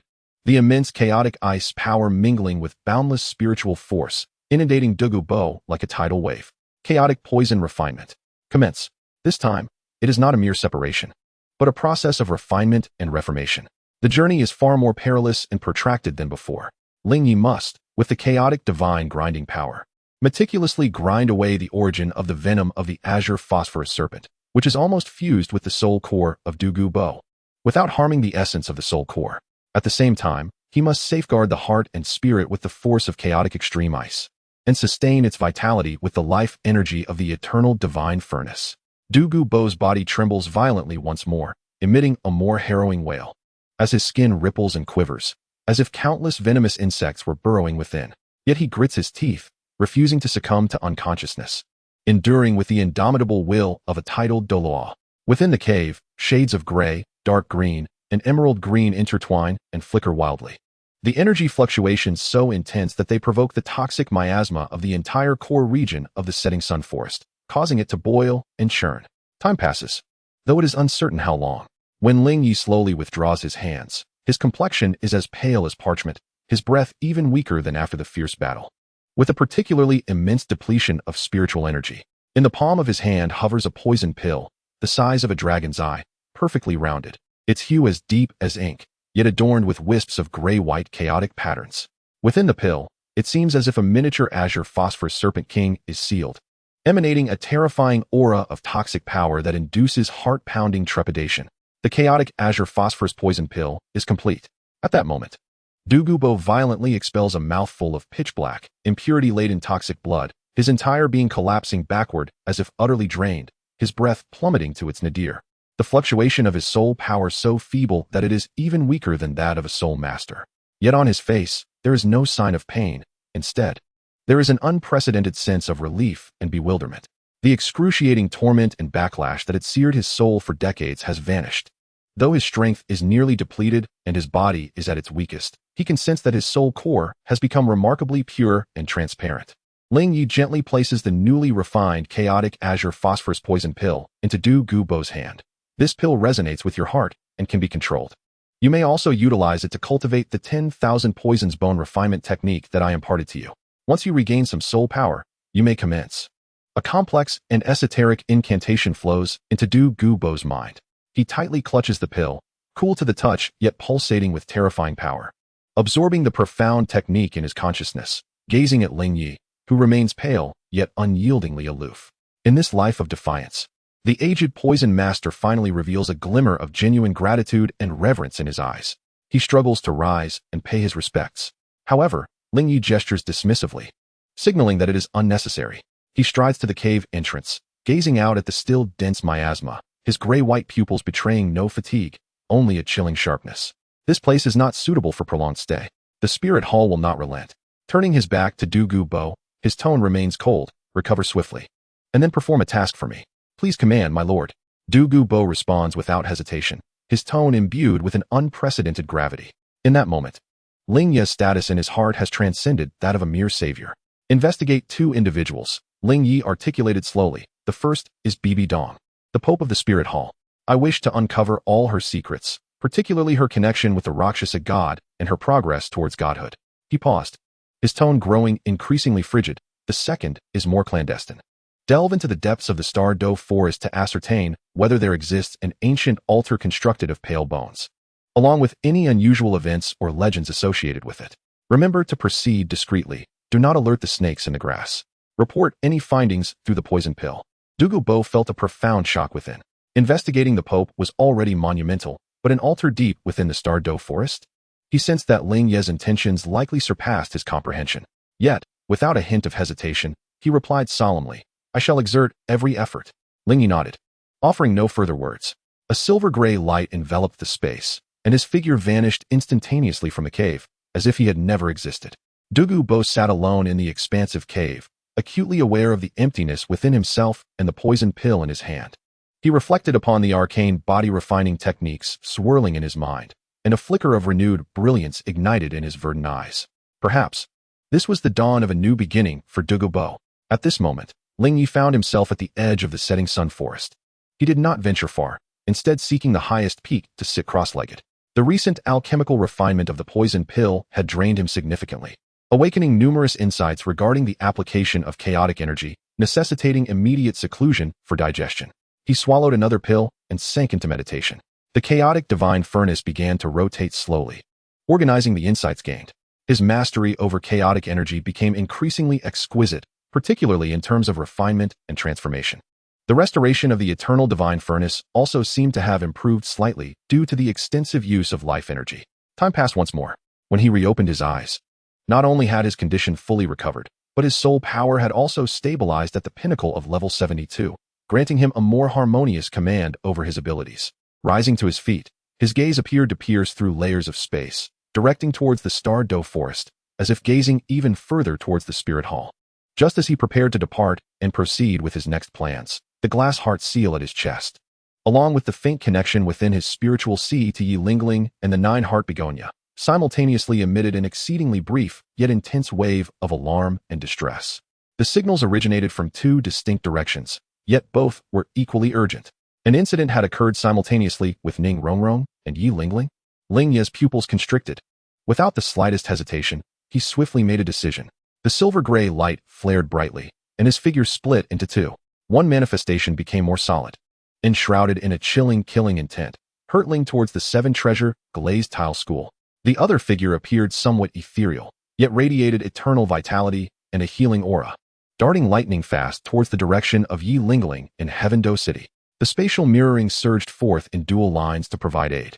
With his profound understanding of spatial power and mastery over his own abilities, he can now, in a fleeting moment, manifest spatial projections that possess a certain degree of combat capability for remote assistance. Although their duration is limited and their strength pales in comparison to his true form, they suffice to address immediate crises. In the next instant, two figures vanished into the void simultaneously, leaving no trace. Ling Ye's true self stood resolutely in place, his gray-white pupils glimmering with a cold radiance akin to stars.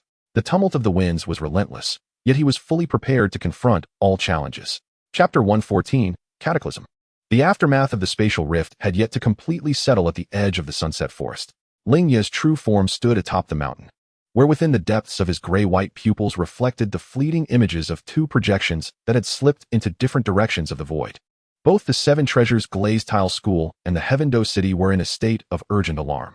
The sense of crisis felt by Ning Renxue and Yi Lingling pierced sharply through his awareness via distinct connections. The projections were sent to buy time. But he understood well that the power of the images had its limits. The true heart of the storm perhaps lay beyond those two locations. His gaze traversed the endless mountains and rivers, ultimately locking onto an ancient, profound expanse. The ominous primordial forest, the Douluo Great Forest. Fragments of the Ice Emperor's memories. The eerie bone altar, the blood-dripping eye, the faint resonance of the chaotic divine grindstone, along with the possible connection to a lurking mental assailant. All clues distortedly converged upon that very place. The source of it all, Ling Ye murmured softly, as the space around him warped once again, his figure fading instantaneously as he sped towards the Douluo Great Forest. This time, he concealed his aura no longer, accelerating to his utmost, resembling a gray meteor streaking across the sky. The deeper he ventured into the Douluo, the more oppressive and deathly still the atmosphere became. The once boisterous chirps of insects and birds had vanished entirely, replaced by a spine-chilling, low hum, as if something deep within the earth was awakening. The trees twisted into grotesque forms, their branches and leaves taking on a foreboding purple-black hue, while the mist enveloping the forest bore a faint scent of blood and an oppressive sensation at the soul level. Along the way, he encountered several waves of those soul-devouring gray-black specters, and at one point, he faced a small group of 10,000-year soul beasts, tainted by some malevolent force, their eyes glowing crimson as they viciously attacked everything in sight. Yet in this moment, Ling Ye had regained his full strength and, with his mastery of the chaotic domain, found no need to pause. As his gray-white domain expanded slightly, those specters and frenzied beasts were reduced to nothingness, akin to moths drawn into flames. His objective was clear, the core area, the direction indicated by the Ice Emperor's memory fragments. As he delved deeper, the ground took on a dark red hue, as if stained by blood over countless ages. Occasionally, he glimpsed enormous, pale bones half buried in the earth, remnants of creatures belonging to no known soul beast species. bearing terrifying bite marks and eerie gnawing imprints. Finally, at the edge of an unusually vast depression, where the earth seemed to have collapsed under immense force, Ling Ye came to a halt. His pupils constricted sharply. At the center of the basin, a sight most horrifying awaited him. An ancient altar, far grander and more intact than the Ice Emperor's recollections, stands resolutely, constructed entirely from massive, twisted, pallid beast bones, towering to a height of 100 zhang. The altar is divided into 9 tiers, each inscribed with a plethora of malevolent runes that glimmer with a dark crimson hue, pulsating as though alive, exuding a torrent of resentment and maddening blasphemous whispers. At the pinnacle of the altar, instead of the blood-dripping eye from the Ice Emperor's memory, hovers a colossal, tumultuous mass, a grotesque tumor that expands and contracts violently. This tumor, dark red bordering on black, is riddled with thick, throbbing veins and countless ghastly eyes that continuously open and close, revealing a spectrum of extreme negative emotions. Beneath the tumor, numerous robust, tendril-like crimson strands extend deep into the altar's foundation and the surrounding earth, resembling a gigantic, malevolent living heart, ravenously siphoning the vitality and soul energy from the entire forest. Even more chilling is the sight surrounding the altar, where thousands of figures kneel in fervent submission. The majority of them are soul beasts with crimson eyes, their expressions vacant and bodies grotesquely distorted. Like the most devout of worshippers, they incessantly bow before the tumor at the altar's apex, each act of reverence releasing a faint essence of life that is absorbed by the pulsating mass. Further out, a number of humans clad in tattered black robes, their faces obscured, also prostrate themselves, chanting incomprehensible blasphemous prayers, emanating a pure negative spiritual energy akin to that of the spectral figures. Their strengths vary widely, from soul emperors to soul Douluos, with 2 or 3 among them exuding an obscure aura that unmistakably signals their status as titled Douluos. Yet they are imbued with a nauseating sense of decay and madness. These are the harbingers of the forest's aberration, the progenitors of the spectral entities, the fallen devoted to the malevolent eye of the dark god. The arrival of Ling Ye, unmasked and imposing, shatters the sinister atmosphere of the ritual. All kneeling soul beasts and fallen ones momentarily stiffen before abruptly raising their heads, thousands of eyes brimming with brutality, madness, and greed converge upon Ling Ye at the edge of the basin. The enormous tumor atop the altar seems stirred, its multitude of eyes fixating intently on Ling Ye. A colossal, chaotic surge of spiritual energy, saturated with thirst and malice, descends upon him, attempting to erode his will. Intruder, blasphemer of the sacred ground, kill him. Offer him to our master. After a brief silence, a frenzied roar akin to a tsunami erupts. The tainted soul beasts and fallen ones surge toward Ling Ye like a relentless tide.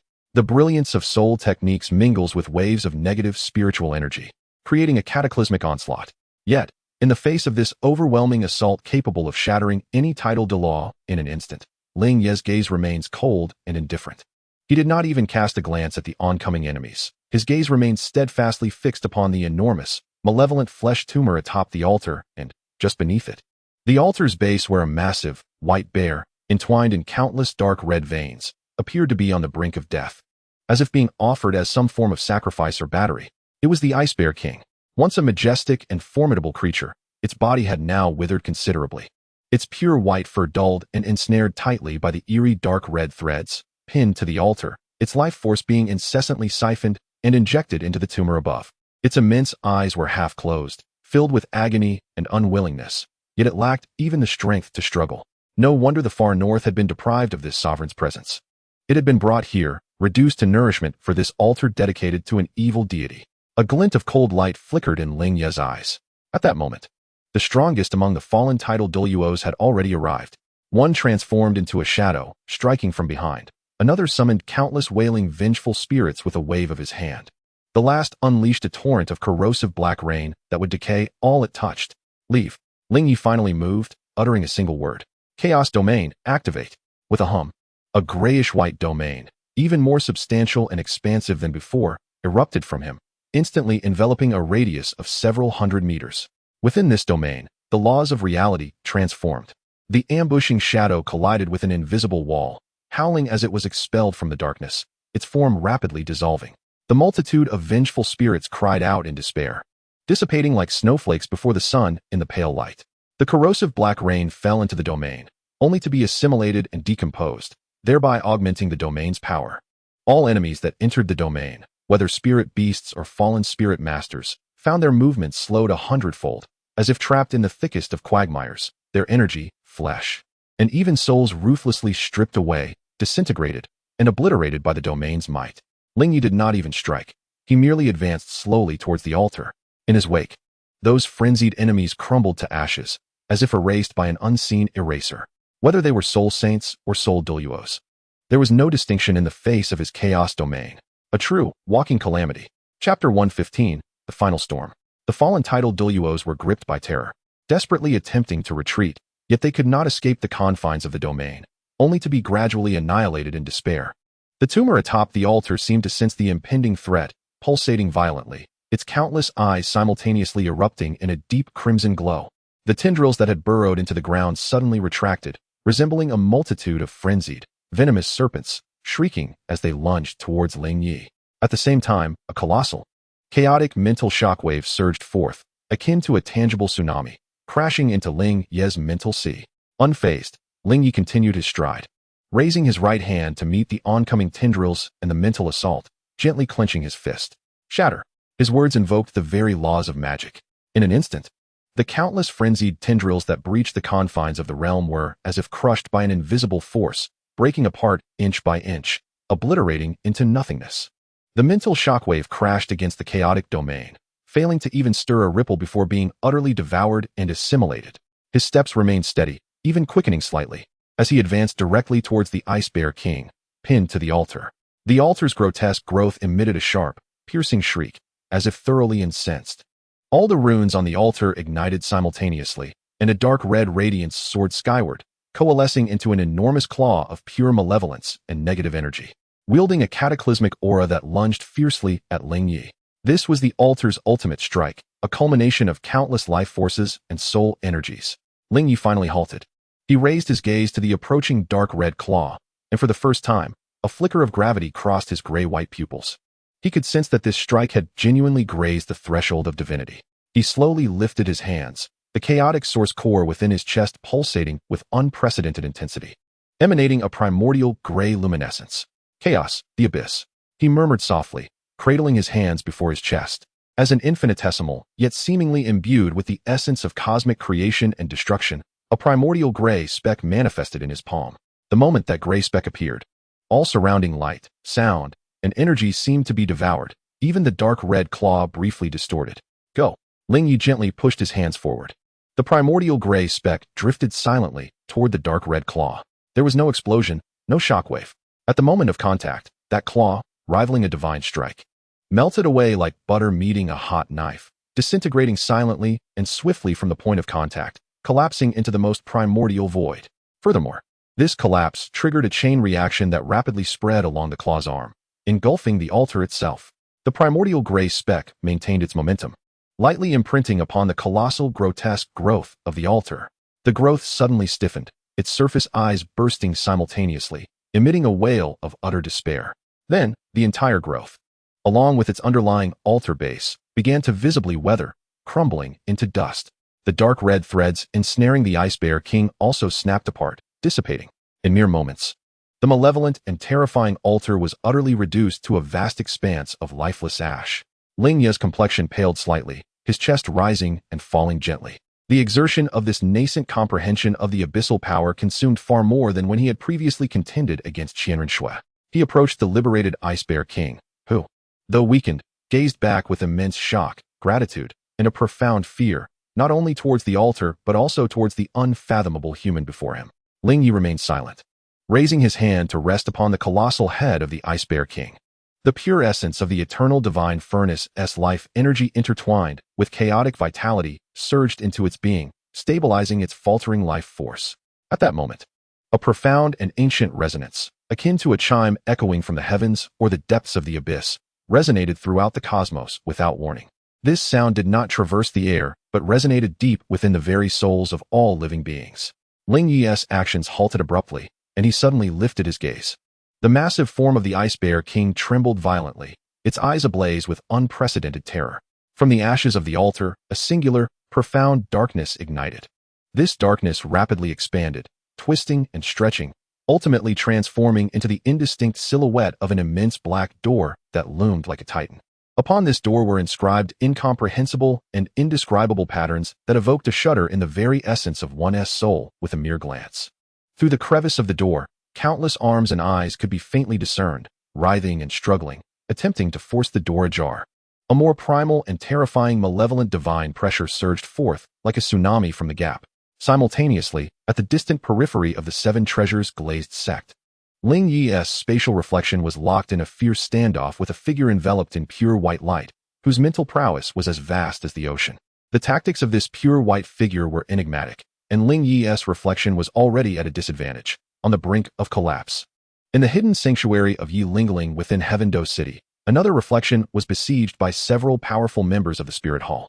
Blood trickled from the corner of Yi Lingling's mouth, and the light of the nine-heart begonia dimmed, her situation perilously precarious.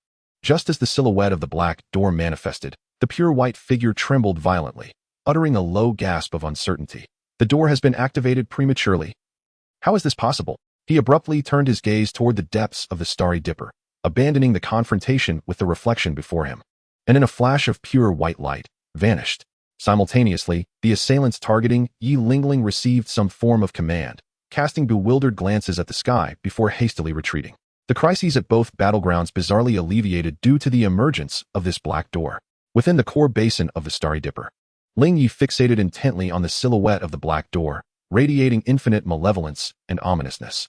The chaotic divine mill within his spiritual sea whirled into frenetic motion at an unprecedented speed, emitting a hum that signified both extreme desire and acute vigilance.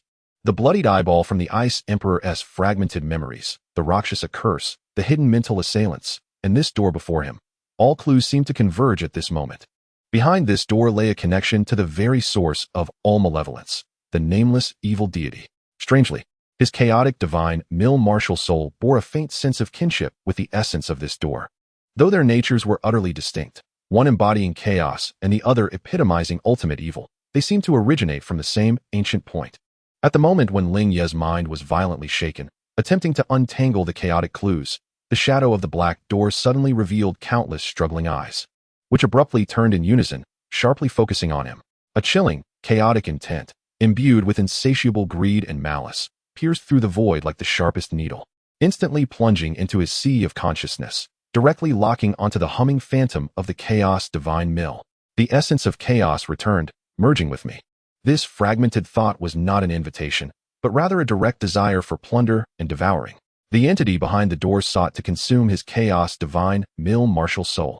Ling Ye let out a muffled groan, as if his soul were being torn apart, yet a terrifying light and icy battle intent erupted from his eyes.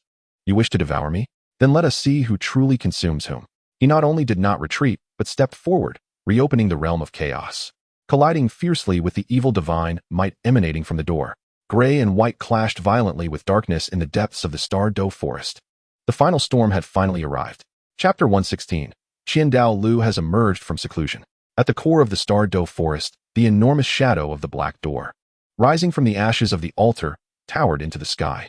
Upon the door, indescribable horrific patterns writhed, while countless pale arms and murky eyes struggled through the crevice, emanating an ancient evil divine might capable of annihilating all. Ling Ye's realm of chaos collided fiercely with that sinister divine pressure, producing a maddening hissing sound at the boundary of gray and darkness, as space continuously shattered and reformed, as if the rules of two worlds were eroding each other. The entity behind the door appeared increasingly exhilarated by Ling Ye's resistance. The struggling eyes in the crevice became more frenzied, and that icy intent surged once more into Ling Ye's mind, carrying a soul-freezing greed. Resistance is futile. Chaos shall return to the void, becoming part of me. Accompanying this thought, the countless struggling pale arms within the crevice suddenly united their strength, pushing the door open a fraction wider. A more intense, almost palpable darkness and evil surged forth. This darkness was not void but a living, terrifying energy with the capacity to devour and assimilate all. A condensed, palpable wave of darkness, akin to a breath from the abyss, silently shot forth from the crevice, causing space to collapse inch by inch, returning all to silence. Directly striking at Ling Ye. The power of this blow far exceeded any attack from the altar, even more terrifying than Qian Renxue's angelic judgment by several folds. It truly approached the divine realm. Ling Ye's pupils constricted suddenly, An overwhelming sense of death's crisis gripped his entire being. He could sense that even with his current realm of chaos, he could not completely withstand this strike. Retreat? Behind him lay the Ice Bear King, just freed and on the brink of collapse, as well as the forest and innocent, perhaps, lives further afield that might be affected. He could not retreat. A flicker of near-mad determination surged through Ling Ye's eyes. Instead of retreating, he compressed the chaotic realm to its utmost limit, coalescing it before him, while his hands forcefully came together at his chest. Chaos Divine Mill, manifest. With a thunderous roar, an enormous, ancient, and desolate phantom of the Chaos Divine Mill emerged behind him, clearer than ever before, almost taking a solid form. The Divine Mill began to rotate slowly, and the once indistinct ancient runes upon its grinding plate now shone brilliantly, manifesting terrifying visions of the elemental forces of earth, water, fire, and wind, as well as the cosmic cycle of creation and destruction. He was resolutely preparing to confront the dark god's strike with the essence of his martial soul. A desperate and feeble roar erupted from the Ice Bear King below. It sensed the dreadfulness of that impending strike. The dark shockwave surged forth in an instant, colliding violently with the meticulously refined chaotic realm. A crack. It barely held for a moment before the chaotic domain emitted a groan under the unbearable strain, and fine cracks began to appear on its surface. Ling Ye stifled a grunt, a trickle of faint golden blood oozing from the corner of his mouth. Yet his gaze remained icy and frenzied as he thrust his hands forward. In my name, obliterate all laws. The phantom of the Chaos Divine Mill behind him emitted a resounding hum, its rotational speed suddenly soaring as it fiercely collided with the dark shockwave. A terrifying sound erupted, as if two worlds were grinding against one another, causing the very laws to shatter. The gray-white Chaos Divine Mill intertwined with the ultimate darkness, annihilating and devouring everything in its path. Ling Ye's body trembled violently as his soul power surged forth like a torrential flood, waves crashing in his mental sea. His very essence feeling as though it would be crushed by the terrifying will of the dark god. Though powerful, the Chaos Divine Mill could not fully unleash its might against such a true divine force due to Ling Ye's insufficient cultivation. As the light of the phantom began to dim and its rotation slowed, the dark shockwave threatened to breach his defenses. In this moment of dire urgency, an unexpected change occurred. Deep within Ling Ye's spiritual sea, the long-dormant core of ultimate ice, gifted by the Ice Emperor's sacrifice, along with a silver-gray soul ring connected to space, seemed to resonate simultaneously, stimulated by the clash of extreme evil and chaos. Fragments of the Ice Emperor's fearful memories from the depths of the stars surged forth once more, but this time, unlike before, these memories bore deeper, more profound revelations.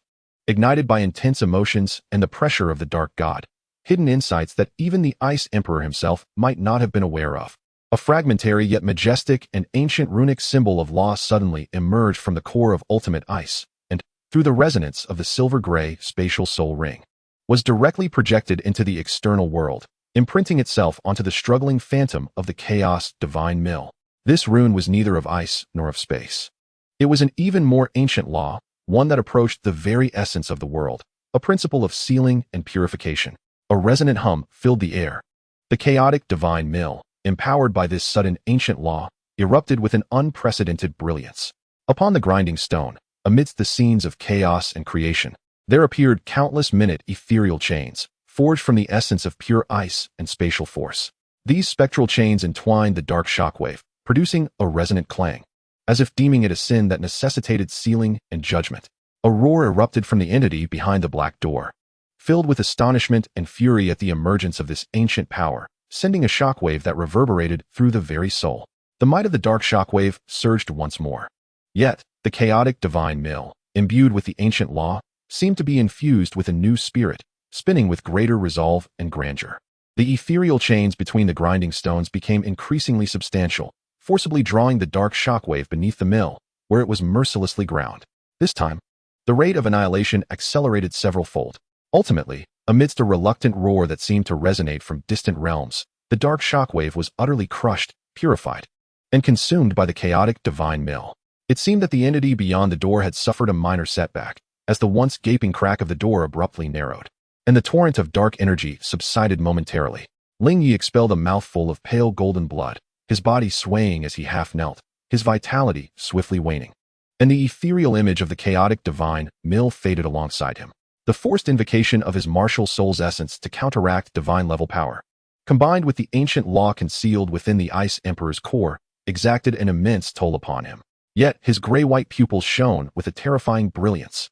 He fixed his gaze upon the still-standing, albeit temporarily subdued black door, rapidly processing the information that had just unfolded in his mind. Why does the core of the Ice Emperor harbor an ancient sealing law against this malevolent deity?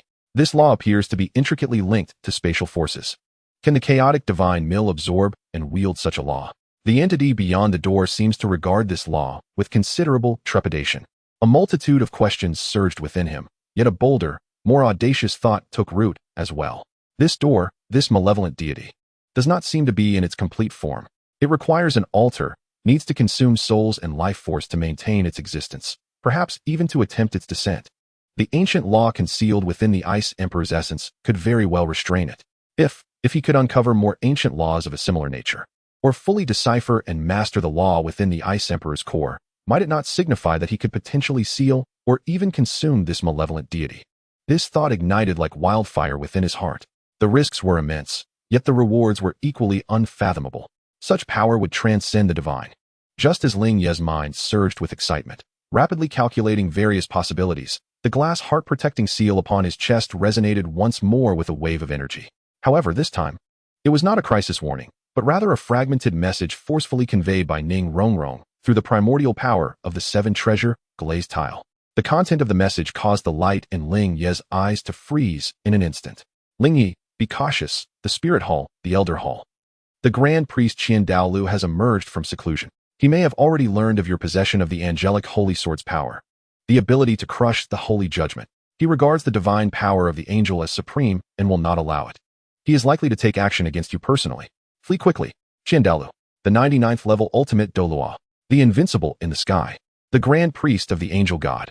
He actually chose this moment to emerge from seclusion. Moreover, he may already be aware of Ling Ye's feat of shattering the angelic holy judgment with his bare hands. Chapter 117, Miracle. With an unresolved malevolent and bizarre gate of the evil god behind him, he was about to face a pursuit from a pinnacle ultimate Douluo of the human realm. Even Ling Ye felt an immense pressure at this moment. With wolves in front and tigers behind, it was a true deadlock. Ling Ye slowly rose to his feet, wiping the blood from the corner of his mouth. His gaze once again fell upon that enigmatic black door, as if he could penetrate space and perceive the terrifying aura rapidly approaching from the direction of the spirit hall. After a moment of seriousness, his expression transformed into an icy calm, even curving into a dangerously sinister smile. A dead end? No, this was the finest hunting ground. His mind whirled, and an exceedingly audacious yet singularly viable plan took shape in the face of the current predicament, a plan that could even be described as daring. Lure the calamity. Drive the tiger to swallow the wolf. He intended to exploit Qian Douluo's obsession and might regarding the divine power of the angel, utilizing the terror and greed of this evil god's gate, inciting a conflict between them, a dog-eat-dog scenario. Meanwhile, he would seize the opportunity amidst their strife to accomplish a task of utmost importance, to thoroughly refine the ancient sealing principle hidden within the core of the Ice Emperor's origin and attempt to merge completely with the god of chaos. Should he succeed, he might seize the initiative. In the next moment, he hesitated no longer. First, he waved his hand to unleash a gentle force of chaotic extreme ice, enveloping the feeble Ice Bear King and sending it into a nearby relatively safe and concealed spatial rift. Then, taking a deep breath, he swiftly formed a complex and ancient seal, a fragmented technique he had learned from the runes of that principle. He summoned the little soul power he had just regained, blending it with the power of the chaotic source core, and once more activated the ancient principle within the Ice Emperor's core. A faint yet supreme sealing and purifying aura took shape as a gray-white chain of shadows at his fingertips. He fixed his gaze upon that black door, exerting all his strength to hurl this chain of law, embodying his current might, with great force towards the door. Beasts, look here. He simultaneously emitted a provocative roar, unabashedly unleashing an energy fluctuation imbued with chaos and a trace of angelic judgment. The shadowy gray chains shot forth with precision, like maggots burrowing into flesh, targeting the crevice of the door. The entity behind the door seemed utterly infuriated by this provocation, which bore the essence of restraining power. The door flung open once more, unleashing an even more terrifying surge of dark energy that instantaneously engulfed the chain, transforming into a colossal hand of darkness, filled with wrath capable of obliterating all. Reaching out towards Ling Ye, at that very moment, from the distant horizon, an overwhelmingly sacred and formidable pressure descended as if it were merging with the very sky, crashing down like a tsunami. A golden finger, seemingly forged from the pure divine power of heavenly angels, pierced through the clouds, carrying the cold will to judge all that defiled angelic sanctity, arriving ahead of the rest, and pointed directly at the dark hand reaching for Ling Ye. Douluo had arrived. As Ling Ye had anticipated, he regarded the utmost evil and darkness emanating from the gate of the evil god, along with the lingering essence of angelic judgment surrounding Ling Ye, as the gravest blasphemy and target. The blasphemer must be punished. Douluo's voice, resounding with the solemnity and chill of a deity, echoed through the heavens and the earth. The clash between the dark hand and the angelic finger, two forces capable of effortlessly annihilating Ling Ye, collided fiercely above him with no embellishment. Boom! The indescribable explosion erupted instantaneously. The sky seemed to tear open a colossal gash, while the earth heaved and collapsed like tumultuous waves. A cataclysmic energy storm swept in all directions. At the moment of the collision between the two divine powers, Ling Ye coughed up blood once again, yet his eyes sparkled with a maniacal glint of triumph. He propelled himself like a meteor toward the depths of the starry forest, guided by the fragmented memories of the Ice Emperor, to a forbidden place where ancient clues might still linger. Simultaneously, he meticulously concealed all traces of his presence, merging into the chaos and turbulence of space. His plan had successfully taken its first step. Next, he sought to secure enough time, in the interval of their fierce struggle. While the two terrifying entities were preoccupied with each other, he aimed to refine the laws, to transcend his limits, and to seize the power capable of determining the ultimate outcome. His figure swiftly vanished into the depths of the destructive storm in the dense forest. Behind him, the cacophony of the even more intense and terrifying divine battle reverberated throughout the cosmos. The hunt had commenced. However, the roles of hunter and prey were yet to be determined, as the outcome remained uncertain. The storm of destruction roared behind him, the sky was torn asunder, and the earth lamented. The residual waves from the clash of divine powers surged like a tangible tsunami, mercilessly ravaging the heart of the starry forest. Relying on this devastating momentum, Ling Ye soared like a kite severed from its string, yet wielding an impeccable control, shooting deeper into the forest, towards the forbidden realm that even the Ice Emperor feared to remember. Blood continuously trickled from the corners of his mouth as he forcibly directed the clash of two divine powers. Even the residual waves exacerbated his already grievous wounds. However, his grayish-white pupils shone with an astonishing brilliance, devoid of any hint of panic, filled instead with absolute calmness and a nearly frenzied obsession. An opportunity, a once-in-a-lifetime chance. The confrontation between Douluo and the gate of the evil god was undoubtedly the only respite he could grasp at this moment. His sole possibility of seizing a chance amidst the flames. He must swiftly refine the ancient laws within the Ice Emperor's essence, achieving complete mastery over the deeper powers of the chaotic divine mill. He stabilized his figure in a space that had been flattened by the tremendous shockwave, scarcely taking the time to assess his surroundings.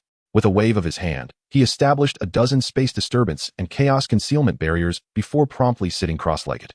Within the sea of his consciousness, the shadow of the chaotic divine mill appeared dim and rotated sluggishly, evidently having suffered immense depletion from withstanding the evil goddess strike. Yet the core of the extreme ice essence, left by the Ice Emperor, now radiated an unusual vitality, its surface inscribed with ancient runes emanating a faint yet resolute glow. Ling Ye concentrated all his spirit, disregarding the piercing pain in his soul and the frailty of his body, fervently urging the residual power of the chaotic source core, delicately engaging with, analyzing, and refining the ancient runic law. This was an exceedingly perilous endeavor. The runic law contained a power far beyond his comprehension. A single misstep could ignite a conflagration or even lead to his own assimilation by the law, resulting in the loss of self. Time seemed to thicken and slow.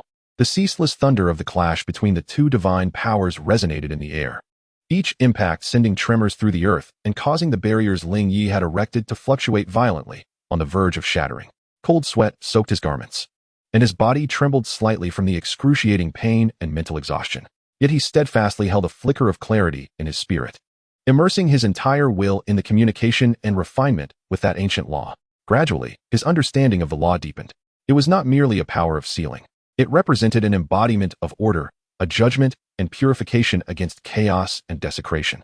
It was both a contradiction and a complement to the chaotic essence of the chaotic divine mill, which encompasses all and obliterates all laws. Does chaos encompass order? And does order define chaos? A vague thought flickered through his mind, just as he was beginning to grasp a thread of the refinement technique. Deep within his sea of consciousness, the eternal divine furnace, which had always accompanied the chaotic divine mill. Along with the black life soul ring from the jade swan biji above the furnace, resonated spontaneously without warning. Buzz. The lid of the eternal divine furnace opened, unleashing a more pure and majestic emerald green life energy mixed with an essence of eternal undying significance, instantly nourishing and repairing his damaged body and soul, providing invaluable support for this arduous process of refinement. The radiance of Bijia's soul ring shone brilliantly as the gentle yet formidable silhouette of life re-emerged. This time, her emerald-like eyes seemed to penetrate the fabric of time and space, casting a glance at the ancient runes of law. Then, she delicately raised her hand, and a thread of pure essence, embodying the very source of life's creation, gently entwined itself around the runic symbol of law like the finest silk. A miracle unfolded. In Chapter 118, at the pinnacle of Level 79, the once cold, abstract, and elusive ancient runes softened upon contact with Bijia's life-creating power. It was as if unyielding ice met the warmth of the sun. Though its essence remained unchanged, it became more comprehensible and accepting. Ling Ye's heart trembled with astonishment. Could Bijia's life force truly be the optimal catalyst for refining this ancient law? Heaven has indeed favored me. No longer hesitating, he fervently guided Bijia's source of life, intertwining it with his own chaotic soul power, as if weaving a tapestry, gradually drawing the ancient runic symbol towards the chaotic divine mill, attempting to imprint it upon the core of the mill. This process remained excruciating, akin to pressing a scorching brand deep into the soul. Yet, Ling Ye gritted his teeth, enduring the torment. Outside, the battle between Douluo and the Gate of Evil Gods seemed to reach a fever pitch. Sacred roars intertwined with sinister howls. The collision of energies grew ever more frequent and terrifying, causing the entire star forest to tremble. The barrier Ling Ye had established could no longer withstand the relentless onslaught, emitting a mournful cry before shattering. A horrific maelstrom of mixed sacred and malevolent energy surged forth. Just as this tumultuous energy was about to engulf Ling Ye, he abruptly opened his eyes wide. Within the depths of his gaze, a complex new rune, woven from shades of gray-white, ice blue, and emerald green, flickered and vanished. He had succeeded. Under the immense external pressure and the unexpected assistance from Bijia's life source, he had indeed managed, in such a brief span of time, to preliminarily refine the ancient order-sealing law and imprint it onto the core of the chaotic divine mill. Though he had yet to fully master it, he could now initially invoke a trace of its power. Confronted with the approaching energy maelstrom, he did not rise. Instead, he slowly raised his right hand, palm up, as the newly formed tricolored rune at his fingertips glimmered faintly. Order, protection. A thin yet remarkably sturdy tricolored light shield enveloped him instantaneously. The energy maelstrom, potent enough to rend a soul Douluo asunder, collided fiercely with the shield, causing it to ripple violently, yet it held steadfast, unbroken. The surface of the shield shimmered with three intertwining powers, gradually dissipating, transforming, and absorbing the chaotic energy that surged forth. Although merely a preliminary refinement, its might was already evident. Ling Ye exhaled a long breath laden with icy remnants, feeling the rejuvenated power within him, as well as the order of law that had intertwined more closely with the chaotic divine mill. A newfound confidence radiated from his eyes, shining with an unprecedented brilliance. He slowly rose to his feet, his gaze piercing through the raging tempest of energy, fixated on the two divine battlefields in the distance, still embroiled in fierce conflict. It was time to reclaim a measure of interest. His figure melded once more into the fabric of space, but this time, it was not in a frantic retreat.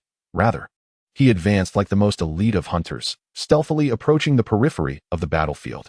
At the heart of the conflict, the scene resembled an apocalyptic vision. Douluo hovered in the air, enveloped in resplendent angelic light, the ethereal form of the six-winged angel solidifying with immense presence. Each swing of his radiant sword manifested divine edicts, purging vast swathes of darkness and malevolence. Yet, a trace of gravity marred his once imposing visage, and within the depths of his golden eyes lay an almost imperceptible weariness. The resilience and strangeness of the abyssal gate exceeded his expectations. The pure darkness and negative energy seemed inexhaustible and severely restrained his divine power. Were it not for his unparalleled cultivation, he would have long since succumbed. The black door itself was now significantly damaged, with several massive cracks marred by the sacred sword S strikes, oozing thick, black ichor. The entity behind the door emitted furious and resentful roars. Although the dark energy it released remained formidable, it was evidently more chaotic than before. It seemed unprepared for the revelation that this insignificant human possessed such pure and potent divine power, capable of wounding its very essence. Mutual destruction. This was precisely the opportune moment Ling Ye had awaited. He stealthily approached the battlefield's edge, suppressing all presence, his grayish-white eyes coldly scanning for that fleeting chance. At last, as Qian Renxue summoned the full might of the angelic sword, cleaving a colossal cross of holy light that struck the door with tremendous force, purging a significant amount of dark energy, though his own sacred light dimmed slightly in the process, Ling Ye sprang into action. His target was neither Qian Renxue nor the abyssal gate itself, but rather a fissure on that black door, from which thick black ichor flowed. A cleft created by the sacred sword. His form emerged like a specter before the crack, his right hand infused with the power of new order. Fingers poised like a blade, he thrust deep into the fissure with a fierce dig. A pull. Chaos devoured. A piercing, indescribable wail erupted from beyond the door. A sound that seemed to emanate from the very essence of the soul, reverberating with a pain that eclipsed even that which followed Qian Renxue's holy sword strike. In Ling Ye's grasp, a mass of dark matter twisted and pulsated, radiating the purest essence of evil and divine power. This was no ordinary dark energy, but rather a fragment of the core essence of the abyssal gate, a piece of the entity lurking beyond. He had forcibly ripped a piece of flesh from the very body of the abyssal god. "Ant, how dare you?" The entity behind the door descended into madness. As countless dark tendrils surged forth from the crevice like a frenzied serpent, recklessly coiling towards Ling Ye. Qian Renxue was momentarily taken aback by the sudden turn of events. Yet he reacted swiftly, though he could not fathom how Ling Ye had accomplished such a feat. It was undoubtedly an opportune moment to deal a severe blow to that malevolent entity. The angelic holy sword shimmered anew, striking fiercely at the writhing tentacles. "Your opponent is me," Qian Renxue declared sternly, firmly holding back the retaliatory strike from the evil god. Ling Ye paid no heed to the chaos behind him. The instant he grasped the primordial substance, he pressed it against his chest, directing it towards the chaotic source nucleus.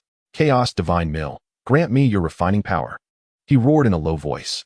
The chaotic source nucleus erupted with an unprecedented devouring force, voraciously refining the essence of the evil god. This was the true divine essence. Although it was merely a minuscule fragment, the energy and shards of laws it contained surpassed all imagination. Ling Ye's body swelled like an inflated balloon, his skin adorned with countless intertwining patterns of darkness and ash. Terrifying energy clashed and surged violently within him, almost tearing apart his consciousness. Yet he held steadfast, as the chaos divine mill operated frantically, with the newly refined powers of order joining in to aid in suppressing and dismantling the resistance of the evil god's essence. His soul power surged at an astonishing rate. Level 73, level 74, level 75. It continued to ascend until it approached the threshold of level 79, where it gradually stabilized. Moreover, his comprehension of chaos, his understanding of the laws of order, and even his insight into the very nature of that evil god's power were rapidly advancing. The chaotic source nucleus became denser, its size seemingly expanding imperceptibly.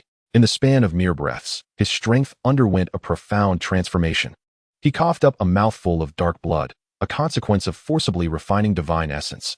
Yet the fierce brilliance burning in his wide-open eyes remained undiminished. Peak level 79. He stood just a step away from becoming a soul Douluo. Furthermore, he could sense a peculiar connection forming between himself and the door of the evil god, as if he could faintly perceive its pain and fear. He slowly raised his head, gazing at the black door, which had dimmed and shrunk slightly due to the loss of part of its essence, and then glanced at Qian Renxue, who stood some distance away. His aura disordered, and his expression a mixture of confusion and suspicion. A cold and sinister smile curved on Ling Ye's lips. He uttered no words, merely making a provocative gesture across his throat towards Qian Renxue and the door of the evil god. In the next instant, the space shimmered with light, and his figure vanished without a trace. His accomplishments concealed, he left behind the nearly exploding door of the evil god and Qian Renxue, whose face was darkened to the point of dripping water. In the struggle between the clam and the heron, the fisherman profits, and Ling Ye, the fisherman, not only reaped the benefits, but also savagely carved a piece of flesh from the two combatants. Deep within the Stardow forest, the echoes of the evil god's impotent fury and Qian Renxue's icy murderous intent resonated through the air. The true hunter, laden with abundant spoils, silently retreats into the shadows, preparing for the next, even more lethal hunt. Chapter 119, The Gate. The destructive tempest of the starry forest continues to rage. The anguished roars of the dark deity clashing with the furious holy light of the thousand paths, echoing like distant thunder. Ling Ye's figure materializes within a natural cave. Enveloped by the massive roots of an ancient tree, his chaotic aura swiftly stabilizes. In his recently elevated gray-white pupils, Coldness intertwines with fervor, a reflection of his surging power and an insatiable thirst for grander prey. He does not rush into action, but instead sits cross-legged, channeling the chaos divine grind with all his might, solidifying the remarkable surge from devouring the dark deity's essence, while meticulously comprehending the newly birthed chaotic power infused with the laws of order. The threshold from level 79 to 80, the pinnacle of Soul Douluo, proves far more formidable than any prior challenge, necessitating painstaking effort and deeper understanding. Patience is essential. Just as he immerses himself in his cultivation, a hum resonates. Two faint yet distinct spatial fluctuations ripple almost simultaneously before him. The spatial mirrors leading to the Seven Treasures glazed sect and the Heaven Do City, having exhausted their energy, fulfill their purpose, returning with the last glimpses and memories to their origin. Ling Ye opens his eyes, and two streams of starkly contrasting information flood through his gray-white pupils. From the memory of the mirror reflecting the Seven Treasures glazed sect. In the imagery, the ethereal figure clad in pure white unleashes an enigmatic mental assault. The mirror struggling valiantly, yet retreating steadily. Just as the mirror is on the verge of collapse, and the pure white figure is poised to strike, the gate of the dark deity erupts from the depths of the starry realm. A terrifying aura of malevolence transcends space, striking the pure white figure like a bolt from the blue. In a moment of astonishment, he abandons the imminent victory, vanishing in an instant. His gaze lingering on the direction of the starry realm, imbued with an unmistakable hint of trepidation, perhaps even fear. The mirror then dissipates. A flicker of understanding crosses Ling Ye's eyes. Indeed, the mental assailant lurking in the shadows is connected to the gate of the starry deity, potentially a minion or collaborator. Moreover, he seems profoundly surprised and unsettled by the premature activation of the gate. This suggests that the emergence of the dark deity's gate may not have been part of their orchestrated plan. Or perhaps some of his actions, like consuming the Chaos Source Core or invoking the Ice Emperor's Law, have inadvertently accelerated this process. From the memory of the mirror reflecting Heaven Do City, the scene is even more chaotic. Yi Lingling is besieged by several formidable spirit hall powers. Her 9 hearts see peony dimming perilously. The mirror arrives, barely sustaining itself through the bizarre power of Chaos Extreme Ice, yet fists alone cannot fend off multiple attackers. Just as it seems she cannot be protected, the eruption of the Starry Gate causes those spirit hall powers to receive some paramount directive simultaneously. Their expressions shift dramatically as they glance anxiously at the sky, and without hesitation, they swiftly retreat, as if something far more critical than pursuing Yi Lingling is unfolding. In the final moment before the mirage dissipated, it captured Yi Lingling, who, after escaping danger, did not flee immediately. Instead, she, despite her injuries, held up the 9-heart begonia with both hands and, facing the direction of the vanishing mirage, poured forth her last remnants of soul power to release a beam of pure, radiant light imbued with a heartfelt wish for life. Within that luminous essence lay her most sincere gratitude and blessings. Silently following the mirage and merging into the direction of its origin, Ling Ye was momentarily taken aback, feeling a warm and gentle yet resolute life energy flow through the distant space, gradually integrating into his being, soothing the restless blood and soul stirred by his forced refinement of the evil god's essence, even bestowing upon him a subtle insight into the life force of the eternal divine furnace. This woman, a faint, imperceptible ripple flickered in his eyes before swiftly vanishing. 2 strands of memories converged, pointing to several critical points. The shadowy mental assailant, the pure white figure, was profoundly connected to the evil god's gate and felt panic at its unexpected opening. The actions of the Martial Soul Hall also seemed directly influenced by the evil god's gate, indicating a high priority. Yi Lingling was safe, yet her thoughts were intricate. Ling Ye quickly integrated this information with the current situation. Douluo and the evil god's gate were mutually weakened, leaving them momentarily unable to intervene. The hidden enemy might become disorganized due to the gate's disturbance. This was indeed an opportune moment for him to take further action and expand his gains. The next objective was clear: locate that pure white figure. He was undoubtedly the key to unraveling the secrets of the evil god's gate and possibly finding a way to confront or even utilize it. But how to find him? The opponent possessed formidable mental prowess and excelled in concealment, making conventional methods ineffective. Ling Ye's thoughts raced as his gaze fell upon his chest. There, within the chaotic core, the recently devoured essence of the evil god was being slowly refined, maintaining a tenuous yet unbreakable connection to the gate. A bold plan swiftly took shape. He closed his eyes once more, this time not for cultivation, but to immerse his entire consciousness into the chaotic core. No longer suppressing, but rather stimulating the essence of the evil god, allowing its emanating evil aura. originating from the same source as the evil goddess gate, to merge with a fragment of his own chaotic intent, releasing it like a beacon in the darkness. He was fishing, using himself as bait to lure the pure white figure closely associated with the evil goddess gate. This action was fraught with peril, potentially drawing the attention of the evil god's true form once again, or even attracting other unknown horrors. Yet, he calculated that Douluo was still outside. The evil god's true form would not dare to confront him with full force, and any other entities that arrived would be dealt with all at once. Indeed, just moments after releasing this pure essence of the evil god, a subtle yet unmistakable wave of mental energy, laden with suppressed fury and greed, shot towards him from a distant direction, locking onto his position. The essence fragments. On you. How is that possible? You dare to consume my master's essence. Hand it over, you thief. Blasphemer. It is indeed the spiritual resonance of that pure white figure. He has been irresistibly drawn in. His emotions are evidently stirred, as the act of Ling Ye devouring the essence of the malevolent deity has thoroughly provoked his deepest sensitivities. Ling Ye can distinctly sense a powerful spatial transmission wave rapidly coalescing in that direction. The adversary is recklessly rushing forth. The bait has been taken. A chilling light flickers in Ling Ye's eyes. Rather than restraining his aura, he amplifies the essence of the malevolent deity even further. Simultaneously, he moves his hands with great urgency, inscribing chaotic and extreme ice runes imbued with the power of the laws of order into the surrounding space and ground. He is orchestrating a deadly trap, using himself as bait, with this area transformed into a prison. Chapter 120, The Final Hunt. The radiance of space flickers violently as a pure white figure suddenly steps forth from the void, as though tearing through the fabric of reality. Appearing at the entrance of the cave, the outline remains indistinct, yet the mental fluctuations emanating from it are imbued with unprecedented fury and murderous intent. Fixating intently upon Ling Ye within the cave. Ant, return my master's essence. He emits a piercing mental roar, a condensed and potent spiritual annihilation spike, capable of instantly devastating a super Douluo's soul, has already taken shape, poised to strike at Ling Ye.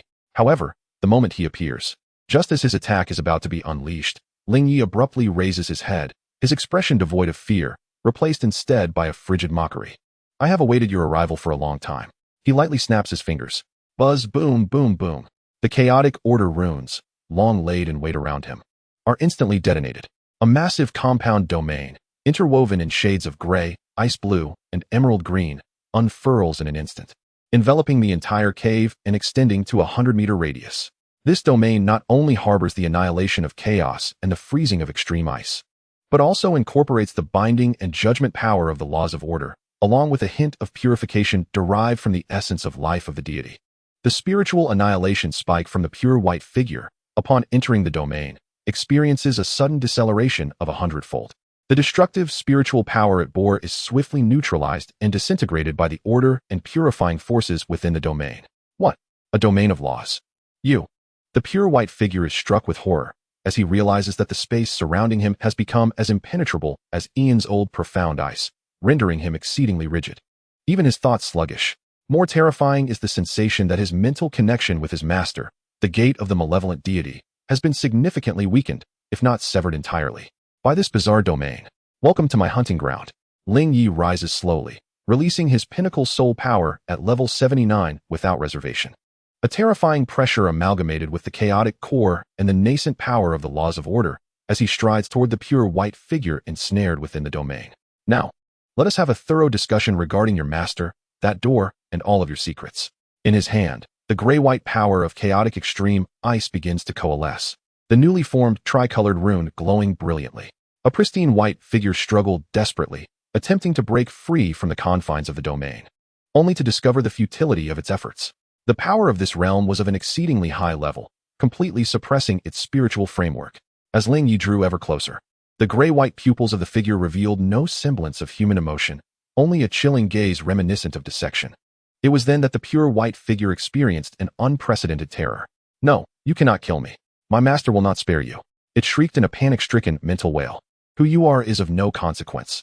Ling Ye interrupted, his hand, imbued with the laws of order, already pressing upon the figure's luminous essence. What matters is that I know what you seek. The soul-searching commenced. This time, it was not a crude plunder but a more intricate and brutal peeling away and analysis. With the might of the laws of order, Ling Ye forcibly stripped away the figure's memory shell, delving into its deepest secrets. A haunting wail emanated from the pure white figure, a sound so excruciating it defied description, as its body twisted violently, light flickering erratically. Countless shards of memory surged into Ling Ye's mind like a flood unleashed. Tales of an ancient door, a terrifying entity known as the Devourer of Nothingness. Rituals of sacrifice and desecration to summon divine power, hidden altars scattered across the continent, plans to infiltrate major factions and harvest negative emotions, and even vague information regarding the corruption of certain high-ranking members within the Spirit Hall unfolded before him. Furthermore, there were insights into how to control or harness the power of this malevolent deity through special rites. The sheer volume of information was staggering and terrifying. Ling Ye's eyes flickered with brilliance as he rapidly assimilated these astonishing revelations. It became evident that the Dark God was named the Devourer of Nothingness, whose intent appeared to be the consumption of the entire world. The pure white figure before him was not human, but rather a servant crafted from immense negative spiritual energy and fragmented divine essence of that Dark God. Just as the soul-searching was on the verge of uncovering the core secret regarding how to completely close or control that door, a deeply concealed and malevolent self-destruct spell within the pure white figure was suddenly triggered. Desecrator, let us perish together. The divine servant uttered its final curse with venomous intent. Boom! Its body swelled violently, a surge of terrifying spiritual energy, rivaling the self-detonation of an ultimate Douluo, mixed with the essence of the Dark God, was about to erupt. It aimed to drag Ling Ye and this domain into annihilation. At this critical juncture, a fierce glint flashed in Ling Ye's eyes. Instead of retreating, he advanced.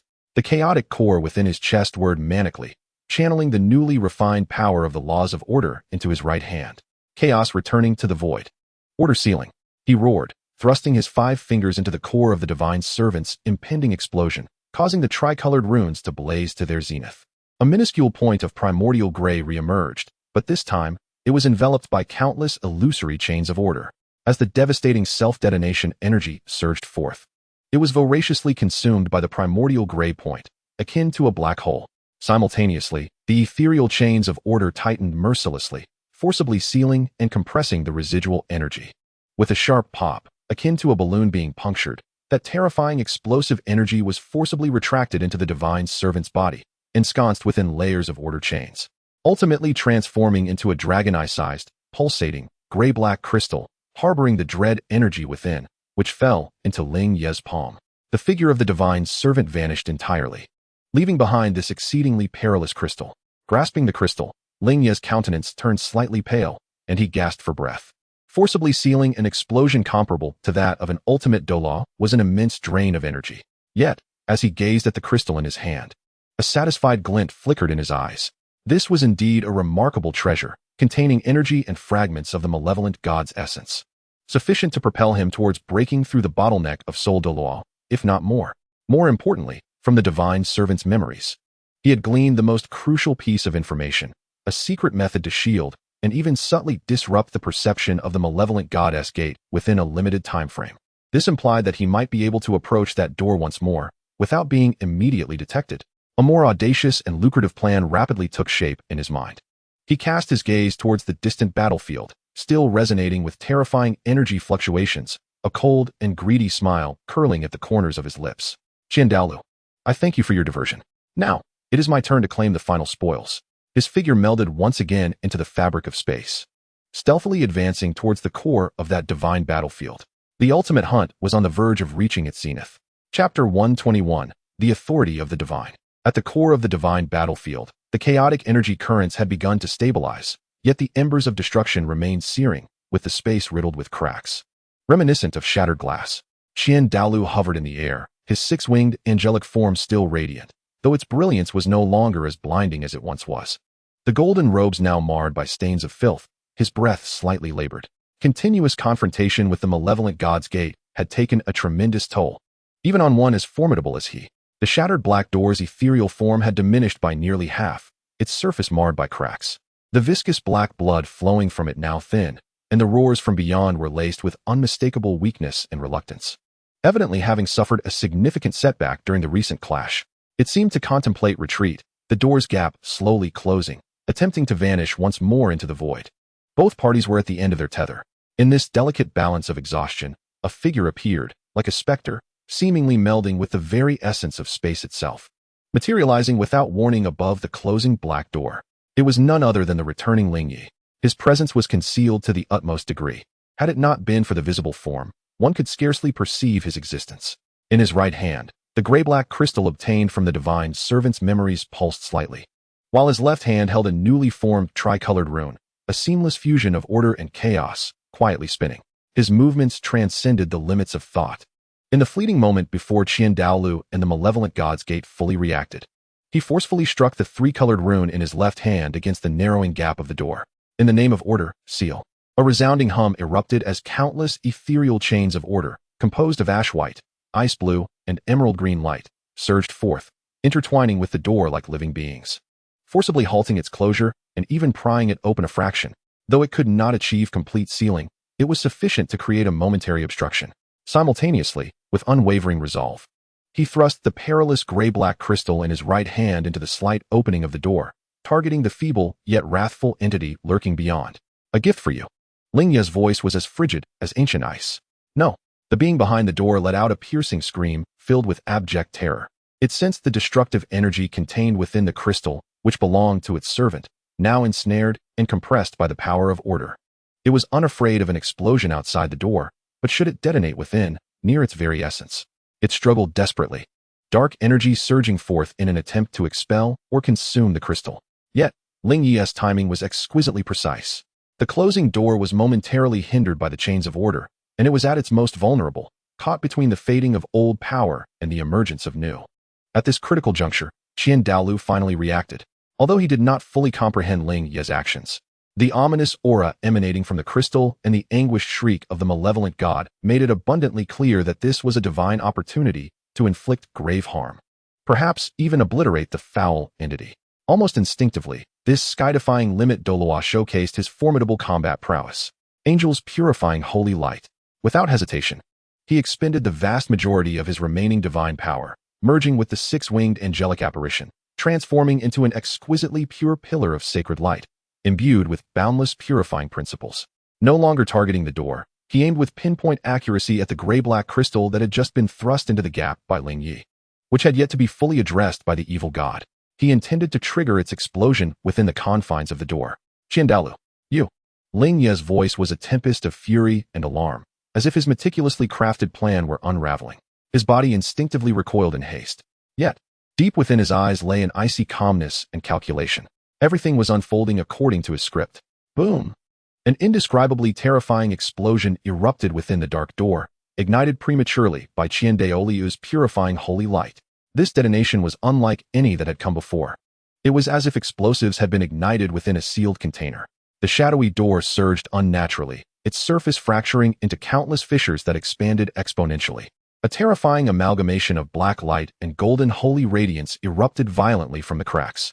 And then, with a resounding bang, the entire door shattered into countless fragments, mingling with viscous black blood and twisted dark energy, splattering outward like a torrential downpour. A piercing, vengeful roar, filled with endless anguish and resentment, erupted from the depths of the abyss, resounding from the center of the explosion before abruptly ceasing. That terrifying door had been utterly destroyed from within. The shockwave from the blast sent both Ling Ye and Douluo hurtling backward. Douluo let out a muffled groan. The angelic light dimmed to its nadir as a trickle of golden blood escaped his lips, indicating he had sustained considerable backlash. Yet, as he beheld the obliterated door, a fleeting glimmer of relief and triumph flickered in his eyes. Meanwhile, Ling Ye, amidst being thrown into the air, struggled to stabilize his form, his pallid complexion and erratic breath suggesting he too had been gravely injured. However, within his lowered gaze, an unseen, terrifying brilliance sparkled. His mental prowess had already honed in on the explosion's epicenter like the sharpest of hunting hounds.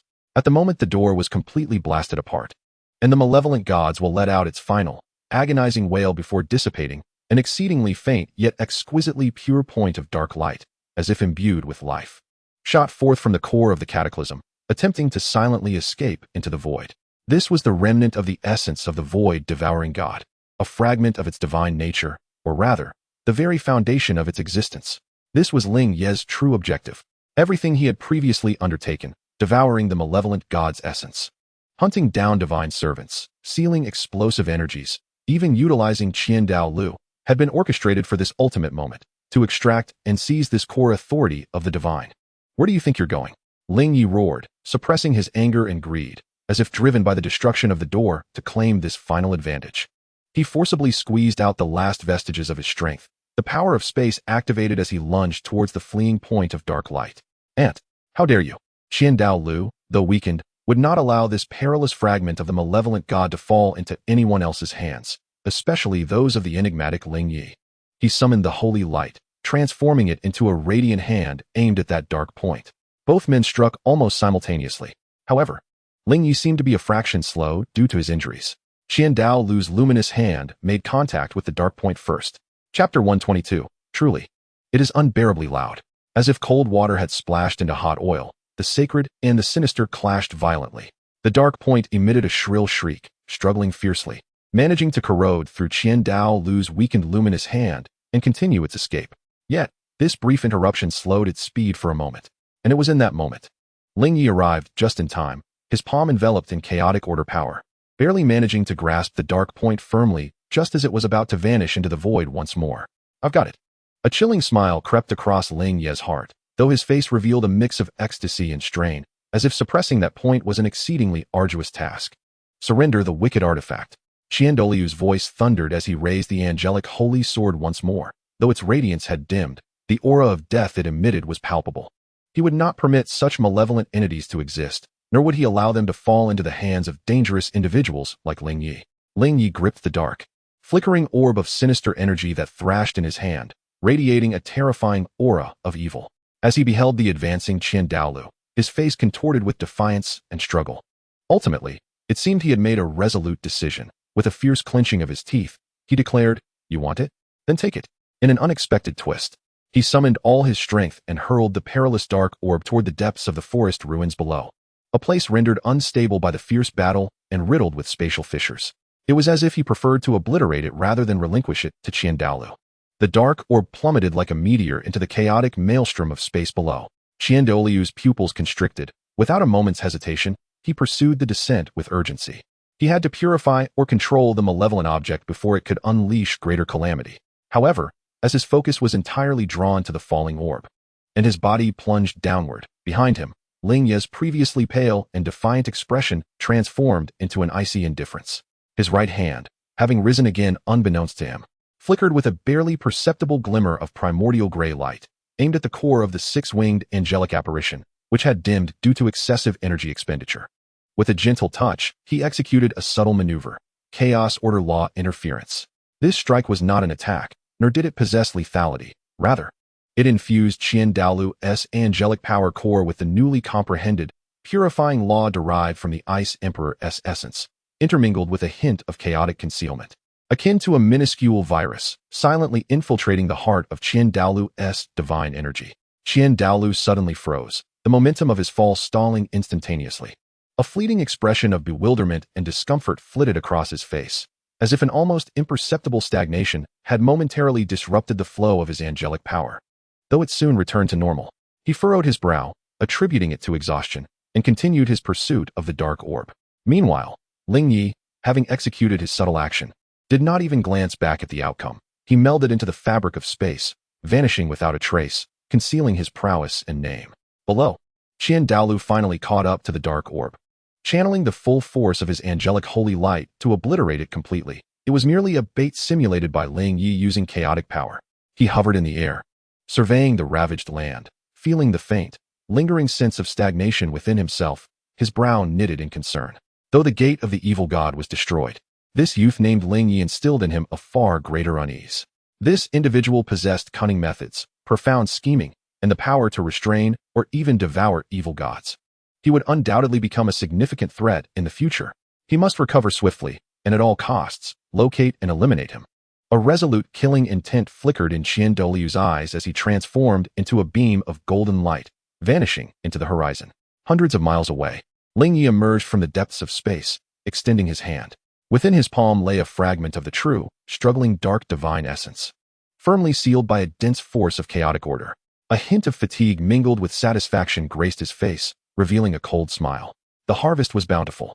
Not only had he acquired this shard imbued with the law of annihilation, but he had also implanted a deadly pin within Qian Douluo. That thread of order interference, seemingly innocuous in ordinary times, even subtly enhancing Qian Renxue's perception of evil, would, when he attempted to accept the angelic divine trial or fully harness angelic powers, manifest as a minute-law conflict, magnified infinitely, enough to become the last straw that broke the camel's back. Next, Ling Ye's gaze swept over the fragment in his palm before turning towards the distant direction of Tiando City. It was time to thoroughly resolve those mundane troubles. Then, the true journey of devouring divinity would commence. His figure once again faded, melding into the snow and wind. The tumult of the continent was destined to change dramatically due to his actions today. In Tiando City, the ominous clouds of the ailing Snow Knight Emperor had yet to dissipate, as an even fiercer cold wave silently swept through. Since Prince Xue Qinghe began his regency, he had employed ruthless measures to eradicate rebels, casting the heart of the empire under a shroud of deadly seriousness. In the deepest water prison of the royal city's dungeons, the chilling, murky waters reached her chest. Heavy iron chains pierced through Douluo Yan's shoulder blades, suspending her against the cold stone wall. The lingering venom of the green phosphor snake had yet to heal, and with new wounds added. Her complexion was as pale as paper, her breath faint. Yet, within her emerald snake-like eyes, a stubborn flame burned fiercely, fixed upon the bright yellow figure surrounded by numerous guards outside the cell door. Douluo Yan, I shall grant you one final opportunity. Xue Qinghe's voice betrayed no emotion. Icy and condescending. Surrender the secrets of Douluo Bo's poison techniques, and accuse the seven-treasure, glazed tile school of harboring the evil soul master. In return, I may spare your grandfather Douluo Bo from death, and even grant your family a lifetime of wealth and prosperity. Bah! Douluo Yan spat a mouthful of bloodied saliva, her voice hoarse, yet laced with derision. Xue Qinghe, no, perhaps I should call you the lapdog of the spirit hall. You wish to claim my family's secret techniques? Dream on. My grandfather, even in death, will not bow to you. A flicker of barely perceptible malice passed through Qian Renxue's golden pupils, but her face retained the prince's imposing demeanor, stubborn to the core. If that is the case, you shall witness how Douluo Bo is crushed, piece by piece. Before your very eyes, his soul extracted and refined. With a gentle wave of her hand, two cold-breathed soul saints from the spirit hall stepped forward, conjuring dark soul techniques that tormented the spirit, approaching another specially designed torture rack adjacent to the water prison. There, Douluo Bo's emaciated form was bound by even more runic chains, his aura weaker than when in the sunset forest, as if he could extinguish at any moment. You dare! Douluo Yan's eyes widened with fury, struggling madly, the chains rattling, yet she could not break free. Just as the dark soul technique was about to descend upon Douluo Bo, a sharp exclamation escaped the lips of an icy, detached voice, devoid of any semblance of human emotion, abruptly resonating within the suffocating silence of the dungeon. Though its volume was modest, it unmistakably overshadowed the sounds of water, the clinking of chains, and even the hum of soul techniques, akin to a frigid northern gale that instantly filled the entirety of the space. Startled, everyone spun around in unison. At the entrance of the dungeon, the heavy, soul-guide rune-imbued iron door crumbled into dust without a sound, as if made of mere paper.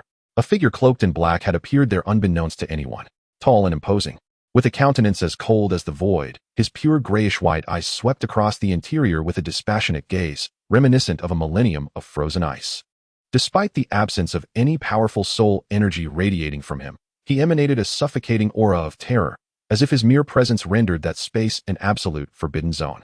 Who else could it be but Ling Ye? How did he come to be here? The royal city was heavily guarded, and the dungeon was of utmost importance. Qian Renxue's pupils dilated sharply, her heart racing with alarm. The manner of Ling Ye's appearance was too uncanny, and she could not ascertain his current depth of power. It was as if she were gazing into an unfathomable abyss. Ling Ye, Douluo Yan gasped in disbelief, her eyes igniting with incredulity, and a flicker of hope surged amidst her despair. Ling Ye's gaze traversed from her to Douluo Bo, finally settling on Qian Renxue. His tone as unperturbed as if discussing a trivial matter. This person, I shall protect. You have miscalculated. Arrogance. A titled Douluo-level royal guest beside Qian Renxue bellowed, his 9 rings gleaming as he took the initiative to strike. A colossal fiery hand, radiating an overwhelming heat, surged toward Ling Ye. He was a formidable warrior recently recruited by Xue Qinghe, yet he had never witnessed the terror of Ling Ye firsthand. Ling Ye did not even regard him. Casually, he raised his right hand toward the oncoming fiery hand, gently clasping it, as if to consume chaos itself. A minuscule gray-black vortex materialized. The immense fiery hand, capable of melting gold and iron, upon contact with the vortex, vanished without a trace, akin to a cow sinking into the sea, leaving not even a ripple in its wake. The sneer on the titled Douluo's face froze, transforming into horror as he stifled a grunt and staggered backward, evidently suffering a backlash from his shattered soul technique. With a mere gesture, Ling Ye had effortlessly neutralized the Douluo's attack. Silence enveloped the dungeon instantaneously. All the guards turned pale, retreating in haste. Qian Renxue's expression darkened completely, her unease intensifying.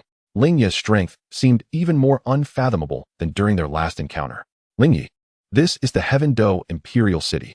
Do you truly wish to oppose the entire empire? Qian Renxue feigned composure, her voice icy as she attempted to assert dominance through the weight of authority. Empire? Ling Ye's lips curled into a frigid smile, a trace of faint mockery finally surfacing in his grayish-white eyes. Do you, a mere usurper, presume to represent the empire? Upon the utterance of those words, it was as if a stone had shattered the heavens. Outrageous. Preposterous. The guards erupted in furious shouts, yet their gazes involuntarily flickered towards Xue Qinghe. Qian Renxue felt a tumultuous shock within, though her countenance remained impassive. I know not what nonsense you speak. It appears you are indeed in league with the evil soul masters, intent on disturbing the order of the court. Soldiers, heed my command, form a formation, and spare none. The guards and soul masters behind her, steeling themselves, formed a battle array, their soul power intertwining, radiating a brilliant light. However, Ling Ye merely shook his head gently, as if he had lost all patience. Boring. He took a single step forward. Just one step. A hum resonated as an invisible yet profoundly terrifying domain suddenly expanded around him. It was not the previous chaotic ice-devouring domain, but rather a brand new realm. Having absorbed the essence of the malevolent god and initially fused with the laws of order, the chaotic ruins domain. Within this domain, light dimmed, sound vanished, and all energy, matter, even rules seemed to drift towards their ultimate fate, annihilation and nothingness. The guards and soul masters, bound in formation, could not even emit a scream. Their soul power, bodies, armor, and weapons disintegrated silently, like weathered sand sculptures, dissipating into the most primordial particles, consumed by the domain. This included the titled Douluo guest elder who had just attacked. In terror, he attempted to resist, raising his soul power shield, but under the domain's shroud, his shield, along with himself, lasted but half a breath before following suit. One step, just one step. Dozens of elite soul masters, including a titled Douluo, were annihilated, leaving not a trace behind. The entire dungeon instantaneously transformed into an empty, deathly silence. Only Ling Ye, Qian Renxue, and the suspended Dugu Yin and Dugu Bo remained. Qian Renxue stood frozen in place, her exquisite face drained of color, her golden pupils filled with unprecedented horror and terror. What kind of power is this? A domain. But what domain could be so terrifying? Even a titled Douluo was like an ant before it. She finally comprehended that Ling Ye before her had utterly transcended her understanding. This was not a being she could contend with. Flee. She must escape at once. A golden radiance erupted from her, and the angelic domain instantaneously unfurled, attempting to tear through space and escape. However, did I permit you to leave? Ling Ye's indifferent voice echoed. He extended his right hand towards Qian Renxue, his fingers slowly retracting. Chaotic order space confinement. The space surrounding Qian Renxue instantaneously became more solid than 10,000-year-old profound ice. The brilliance of her angelic domain was forcefully suppressed back into her body, the torn spatial passage collapsing before it could even form. She felt as if an invisible hand had grasped her tightly, immobilizing her midair, unable to move even a finger. Only the boundless terror in her eyes spread wildly. An absolute crushing. No power to resist. Ling Ye even spared her another glance, as if he had merely swatted a fly. He approached Du Gaiyan, and with a delicate flick of his fingertips, the dark iron chain that pierced her shoulder shattered like decayed wood. A gentle surge of chaotic vitality flowed into her body, swiftly mending her wounds. Subsequently, he rescued Du Gubo, imparting a similar vitality to stabilize his condition. Can you still move? He inquired, his tone remaining unperturbed. Du Gaiyan struggled to stand upright, feeling the rapid restoration of her strength, gazing at the man before her, who seemed to embody divine and demonic qualities. Her emotions became tumultuous, ultimately culminating in a firm nod. I can. Take your grandfather and come with me, Ling Ye commanded before turning away. His gaze fell once more upon Qian Renxue, suspended in midair, her eyes filled with despair. He slowly raised his hand, a thread of primordial gray light coalescing at his fingertips. Should he end her life? Or, in that fleeting moment of contemplation, an extraordinary event unfolded. A resplendent golden spear, infused with supreme sanctity and the will of judgment, abruptly tore through the multiple barriers and structures above the imperial city, akin to divine retribution. Wielding a terrifying pressure that shook the entirety of Tiando City, and precisely struck at Ling Ye within the dungeon. Simultaneously, a voice, authoritative and wrathful, resonating as if in harmony with the heavens, echoed throughout the realm. Evil spirit, you dare to harm the saintess of the spirit hall. Prepare to meet your end. It was Qian Douluo. He had arrived at this critical juncture, and with his first strike, he exhibited no mercy. The power embedded within that golden spear far surpassed the previous angelic holy judgment, clearly indicating that Qian Douluo, in his fury, was deadly earnest.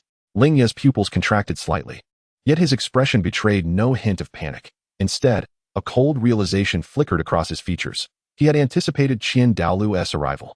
Faced with this cataclysmic assault, he chose not to withstand it directly. Instead, he abruptly grasped Du Guian and Du Gubois, activating the power of space. However, just before their escape, he flicked his fingers towards the imprisoned Qian Renxue. A minuscule, nearly imperceptible stream of gray-white energy, intertwined with a subtly concealed order of law, silently penetrated the depths of Qian Renxue's brow. This was not an attack, but rather a soul imprint imbued with the characteristics of chaotic concealment, accompanied by a faint aura disguised and originating from the gate of the evil god. Consider this a gift for your grandfather, he uttered coldly. The words lingering in the air as the figures of the three were engulfed by a silvery gray light, vanishing in an instant. The next moment, boom! The angelic spear struck fiercely at the empty dungeon, unleashing a terrifying energy that obliterated the entire dungeon and a substantial portion of the imperial city structures. Golden sacred flames ignited, purifying all impurities. Qian Douluo descended from the heavens, landing at the edge of the deep pit, his expression ashen as he surveyed the desolate ruins. His formidable spiritual power sweeping across the area, yet failing to capture even a trace of Ling Ye's presence. Once again, he had escaped. Qian Douluo let out a low grunt, his gaze swiftly falling upon the unconscious figure of Qian Renxue, shrouded in the protection of holy light at the bottom of the pit. He waved his hand, summoning her to his side for a meticulous examination. His brow furrowed in concern. It seemed his granddaughter was not gravely harmed, merely startled and slightly restrained. Yet, a faint and unsettling aura, almost imperceptible, tugged at his senses. Could it be connected to the malevolent forces of Stardo? Had that young man left behind a hidden mark as he departed? As Qian Douluo was engrossed in the subtle anomaly emanating from Qian Renxue's body, no one noticed a secluded courtyard deep within Heaven-Do City. In a heavily guarded quiet chamber, Yi Lingling sat cross-legged, healing. Suddenly, her nine-heart sea fairy martial soul manifested, a pale gray-white rune flickering briefly upon its leaves. Concurrently, within her spiritual sea, the cold, direct voice of Ling Ye echoed, "The spirit hall and Shui Qinghe can no longer accommodate you. If you wish to survive and possess the power to dictate your own fate, then relinquish your heart and embrace it." As the words resonated, an exceptionally pure yet overwhelmingly dominant source of chaotic energy surged forth, intertwined with a clear cultivation method, flooding into Yi Lingling's being through the suddenly illuminated sea fairy rune. This was not merely an infusion of energy, but rather a profound inheritance of power and the forging of a contract. Yi Lingling's delicate form trembled as color rushed to her face. She felt her soul power skyrocketing under the impact of this external force. The nine-heart sea fairy martial soul buzzed joyfully, its form beginning to undergo subtle transformations, its hues becoming more crystalline, the edges tinged with a hint of pale gray light. Even more astonishing was the fact that the method directly addressed higher realms of life and healing, delving into the mysteries of the soul, surpassing all legacies of the nine-heart sea fairy sect in its intricacy. With great opportunity came immense risk. To relinquish oneself meant to entrust everything to another, life and death no longer under one's control. In an instant, memories of her acquaintance with Ling Ye flashed through Yi Lingling's mind, his coldness, his strength, and the rare, faint glimmers of approval he had shown. Without much hesitation, a resolute glint shone in her eyes as she fully surrendered her resistance, actively guiding the chaotic source energy and method to merge with her soul core and martial soul. She chose to believe in him, or rather, to seize this singular straw that could alter her destiny. Her aura began to ascend at an astonishing rate, undergoing a transformation. Ling Ye's figure appeared on a mountaintop at the edge of the Stardo forest, casually setting down the Du Gu grandfather and grandson. He stood with hands clasped behind him, gazing toward the direction of Heaven-Do City, where the radiant holy light and chaos reflected in his gray-white pupils. Slowly, Ling Ye clenched his fist, feeling the stirring of the dark divine fragment within him that had been initially subdued, as well as the peak of level 79. A mere step away from the realm of Soul Douluo, it was time to find a tranquil place to savor this divine feast. His figure gradually melded into the shadows of the mountains and forests, as though he had never existed. Only the ruins and turmoil of the Heaven Do imperial city bore witness to the brief, yet formidable conflict that had the power to alter the empire's landscape. The mountain winds at the edge of the Star Do forest howled, carrying the scent of blood and scorched earth, stirring the silvery gray strands of Ling Ye's hair. He stood resolutely like a mountain, his grayish-white pupils apathetically sweeping over the trembling figures of the Douluo grandfather and grandson, who clung to one another for support. Douluo's vitality remained waning, yet within his emerald serpent-like eyes flickered a rekindled spirit of defiance and a trace of deeply concealed reverence. Douluo Yan's expression was complex as she gazed at Ling Ye, her eyes brimming with gratitude for having survived calamity, an indescribable shock, and a hint of bewildered uncertainty. The events of the dungeon today had utterly upended her understanding. Ling Ye spoke little, casually tossing them a storage soul guide containing a substantial amount of 10,000-year-old ice marrow. His voice cold and devoid of emotion. This place is no longer safe. The spies of the Spirit Hall will arrive soon. Recover and depart on your own. Before his words faded, he had ceased to regard them, his form shifting slightly as ripples in space widened, and he vanished without a trace. As if he had never been there. Douluo Yan instinctively reached out, seemingly wanting to say something, but all she grasped was a handful of the frigid mountain wind. She stared into the emptiness ahead, ultimately clutching the soul guide tightly, helping her grandfather to his feet, and gritting her teeth as she staggered away in the opposite direction of the Heaven Do city. Meanwhile, 1,000 miles away, in the core region of the extreme north, the wind and snow raged eternally, with temperatures low enough to freeze soul masters beneath the rank of soul emperor in an instant. Deep within a 10,000-year-old ice cavern, Ling Ye's true form slowly opened his eyes. Unlike the thunderous wrath displayed in the Heaven Do city, his aura now was both reclusive and vast, akin to an ocean frozen in time, serenely calm on the surface, yet underneath surged a force capable of reshaping the very heavens and earth. His peak soul power at level 79 had been thoroughly solidified, even brushing against the indomitable threshold of level 80. However, he did not hasten to break through. Instead, he focused all his thoughts on two matters of greater significance. The first was the fragment of the dark divine essence, suspended at the center of his mental sea, sealed by layers of chaotic order.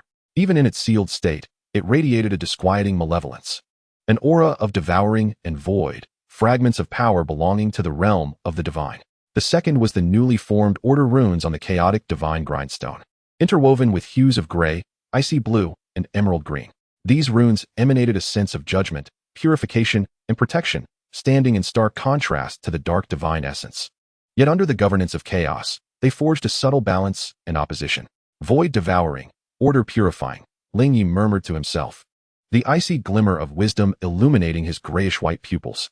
These opposing poles both stemmed from chaos. A bolder, more audacious thought began to brew in his mind, directly consuming the divine essence fragment, a venture fraught with peril, for even in success, he risked contamination by the will of the malevolent god within. Yet, if one were to utilize this newly birthed order as a foundation, with the chaotic divine mill as a hammer, and treat this fragment of divine essence as raw iron to be forged and tempered, stripping away its malevolent will and extracting only the purest essence of devouring and the principles of void, merging it with one's own order and chaos, perhaps a path hitherto unimagined could be carved, a path rooted in chaos, governing all laws, and ultimately, devouring the gods themselves. Chapter 125, The Storm. Without hesitation, Ling Ye's eyes gleamed with resolve. Within the sea of consciousness, the chaotic divine mill emitted a tremendous hum, slowly beginning to rotate. The tricolor order rune blazed with brilliant light, soaring away from the grinding stone to hover in the air, transforming into an ethereal yet radiant tricolor anvil that exuded an aura of absolute order. Come. With a mere thought, Ling Ye forcefully drew the sealed fragment of the dark divine essence onto the tricolor anvil. Sizzle. It was as if a red-hot branding iron met icy water. The dark divine essence fragment thrashed violently, twisting and releasing thick black smoke accompanied by venomous curses, fiercely assaulting the order anvil. The light of order clashed violently with the malignant black smoke, annihilating each other in a fierce confrontation. Calm, Ling Ye commanded. As the chaotic divine mill descended with a thunderous roar, the immense grinding stone, akin to an invisible hammer, descended upon the dark divine essence fragment with the overwhelming force of chaos that could obliterate all laws. Boom! The sea of consciousness trembled violently. Ling Ye's corporeal form shuddered slightly, his complexion paling. Yet, the fragment's resistance was brutally suppressed under this weighty blow. Refinement. Ling Ye guided the life force from the eternal divine furnace and the creative essence from the Biki soul ring, transforming it into a frigid tempering liquid. Mixed with the utmost cold essence of extreme ice, washing over the suppressed divine essence fragment. Hiss! An even more intense reaction erupted. The chaotic fragment, filled with grievances and malevolent wills, was gradually stripped away like impurities, purified and evaporated under the combined forces of order, chaos, life, and extreme cold. Among these, the most pristine essence regarding devouring and the law of void was forcibly retained, and under the enveloping power of chaos. It began to slowly merge with the tricolor order anvil and the chaotic divine mill itself. This was an exceedingly slow, excruciating, yet exquisitely intricate process. Ling Ye immersed his entire mind in this endeavor, akin to a master craftsman meticulously controlling each step. His mental energy was consumed at an unprecedented rate. Yet it slowly regained itself with the replenishment of the newly birthed chaotic order. Time quietly flowed by in the silent tempering.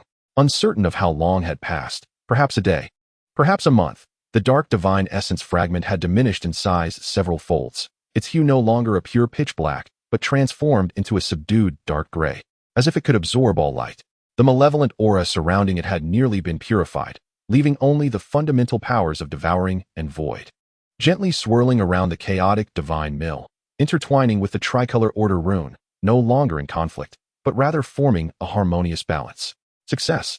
Ling Ye gradually opened his eyes, releasing a long breath imbued with a grayish aura. Although he had not completely refined all the divine fragments, an endeavor that required a more formidable power, he had successfully severed the malevolent will within them and initiated a preliminary fusion of devouring, void, order, and chaos. The benefits were immense.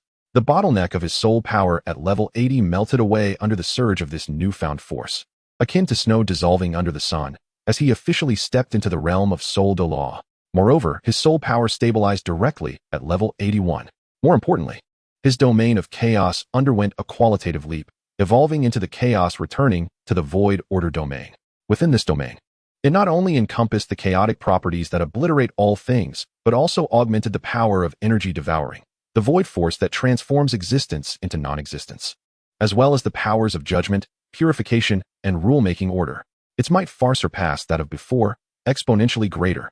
He even sensed that now, even when facing super Douluos below level 97, he could easily overpower them. Power. This was the true power that belonged to him. Ling Ye slowly clenched his fist, feeling the surging, controllable new strength within him, as a cold yet satisfied gleam flickered in his grayish-white pupils. At that moment, a sensation stirred within him, and his gaze seemed to pierce through endless layers of ice, looking southward, through several hidden spiritual marks left in the outside world. He perceived that the continental situation was undergoing a quiet yet profound transformation during his seclusion. The Spirit Hall publicly announced that the Crown Prince, Xueqinghe, had sustained severe injuries while eradicating evil soul masters and combating the Star Do anomaly, entering seclusion for recuperation, with Pope Bibi Dong temporarily assuming the regency. Simultaneously, the Spirit Hall intensified its efforts to purge evil soul masters across various regions, frequently taking action, creating a tense atmosphere. The seven-treasure glazed tile school remained closed, yet its defenses were even more stringent. Among the lower four sects, the previously ambiguous stance of the Elephant Armor sect seemed to have undergone a subtle shift, as its connections with the other three sects grew more frequent. Across the continent, dark currents surged, as if brewing a far greater storm. A cold smirk curled at the corners of Ling Ye's lips. A storm? Just as he wished. It was time to venture forth. Those debts owed were due for collection. His figure melded into the wind and snow, and in the next moment, he appeared outside the icy cavern. His gaze sharp as the most piercing icicle, sweeping over the vast northern ice field before ultimately locking onto a direction. There lay the closest imperial stronghold to the extreme north. A nexus of information. His first step would lead him there, to listen to the tales that the continent currently whispered. As he set forth, his movements appeared slow. Yet his figure glided like a specter across the ice field, transforming into a distant black dot in the sky. Ling Ye's silhouette traversed the boundless snowy expanse, seemingly walking at a leisurely pace, yet each step propelled him 100 meters away, compressing distance to mere inches, untouched by the wind and snow. With the cultivation of an 81st level soul Douluo, combined with the nascent fusion of divine fragments and the principles of order, he became almost one with this realm. His objective lay in the quaint town nestled within the glacial canyon, known as Icewind Town, situated 100 miles away. This locale serves as one of the few vital links between the far north and the outside world, where caravans, adventurers, and fugitives converge, creating a cacophony of information. Yet it is here that one can most readily sense the pulse of the continent's turbulence. As he approached the town, the air grew increasingly heavy with an ominous aura. The once bustling entrance to the town now appeared rather desolate. The thick snow had been trampled into a muddy mess, bearing the imprints of numerous wheels and chaotic footsteps, indicating that a large group had recently passed through. At the town's gate, a sentry had been established, with several attendants clad in the attire of the spirit hall scrutinizing the sparse comings and goings of individuals, the atmosphere palpably tense.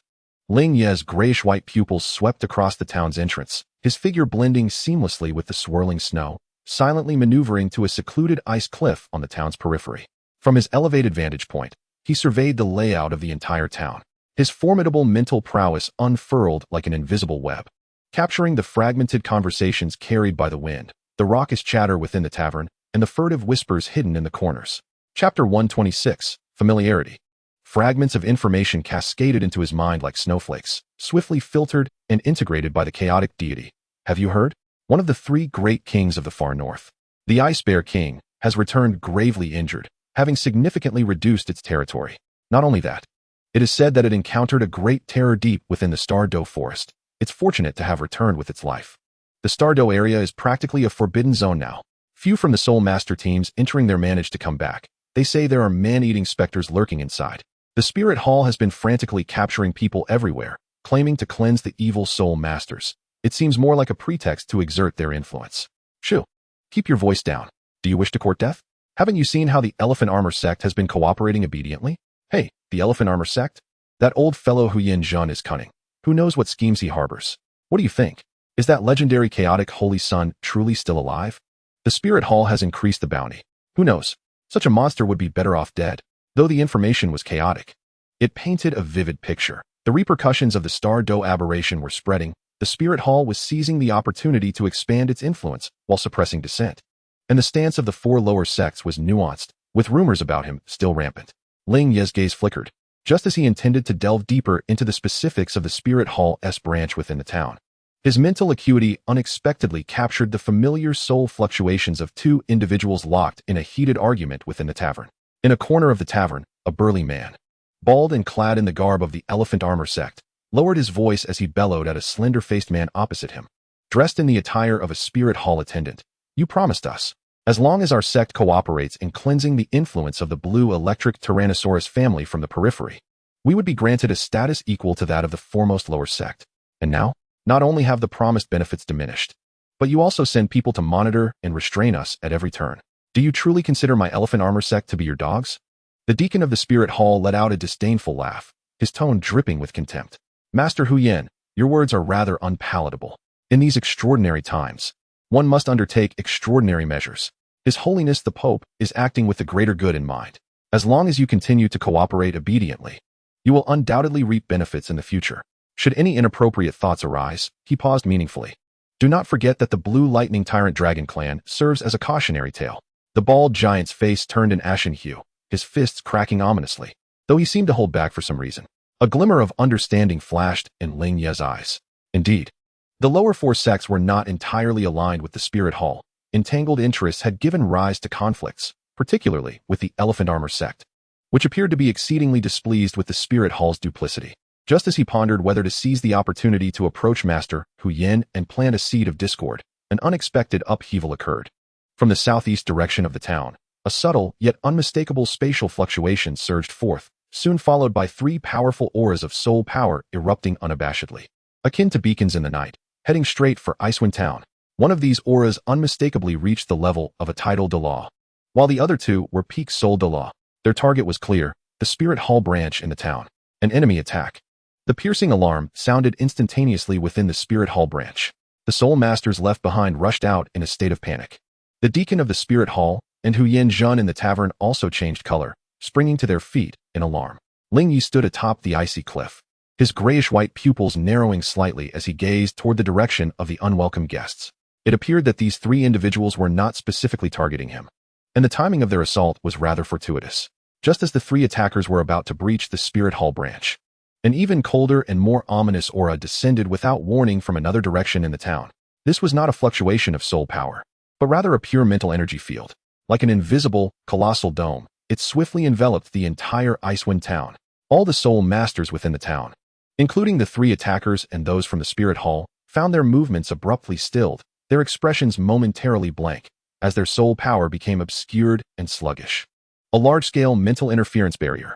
Almost simultaneously, whoosh, whoosh, whoosh. Countless poisoned crossbow bolts, inscribed with soul-piercing runes, shot forth from the ice houses, snowdrifts, and even underground without warning, blanketing all areas where the personnel of the Spirit Hall congregated, particularly at the entrance of the Spirit Hall branch and around the 3 attackers. This was no ordinary assault. It was a meticulously orchestrated hunt, targeting the Spirit Hall, while simultaneously ensnaring the 3 attackers within its scheme. Beware! An ambush!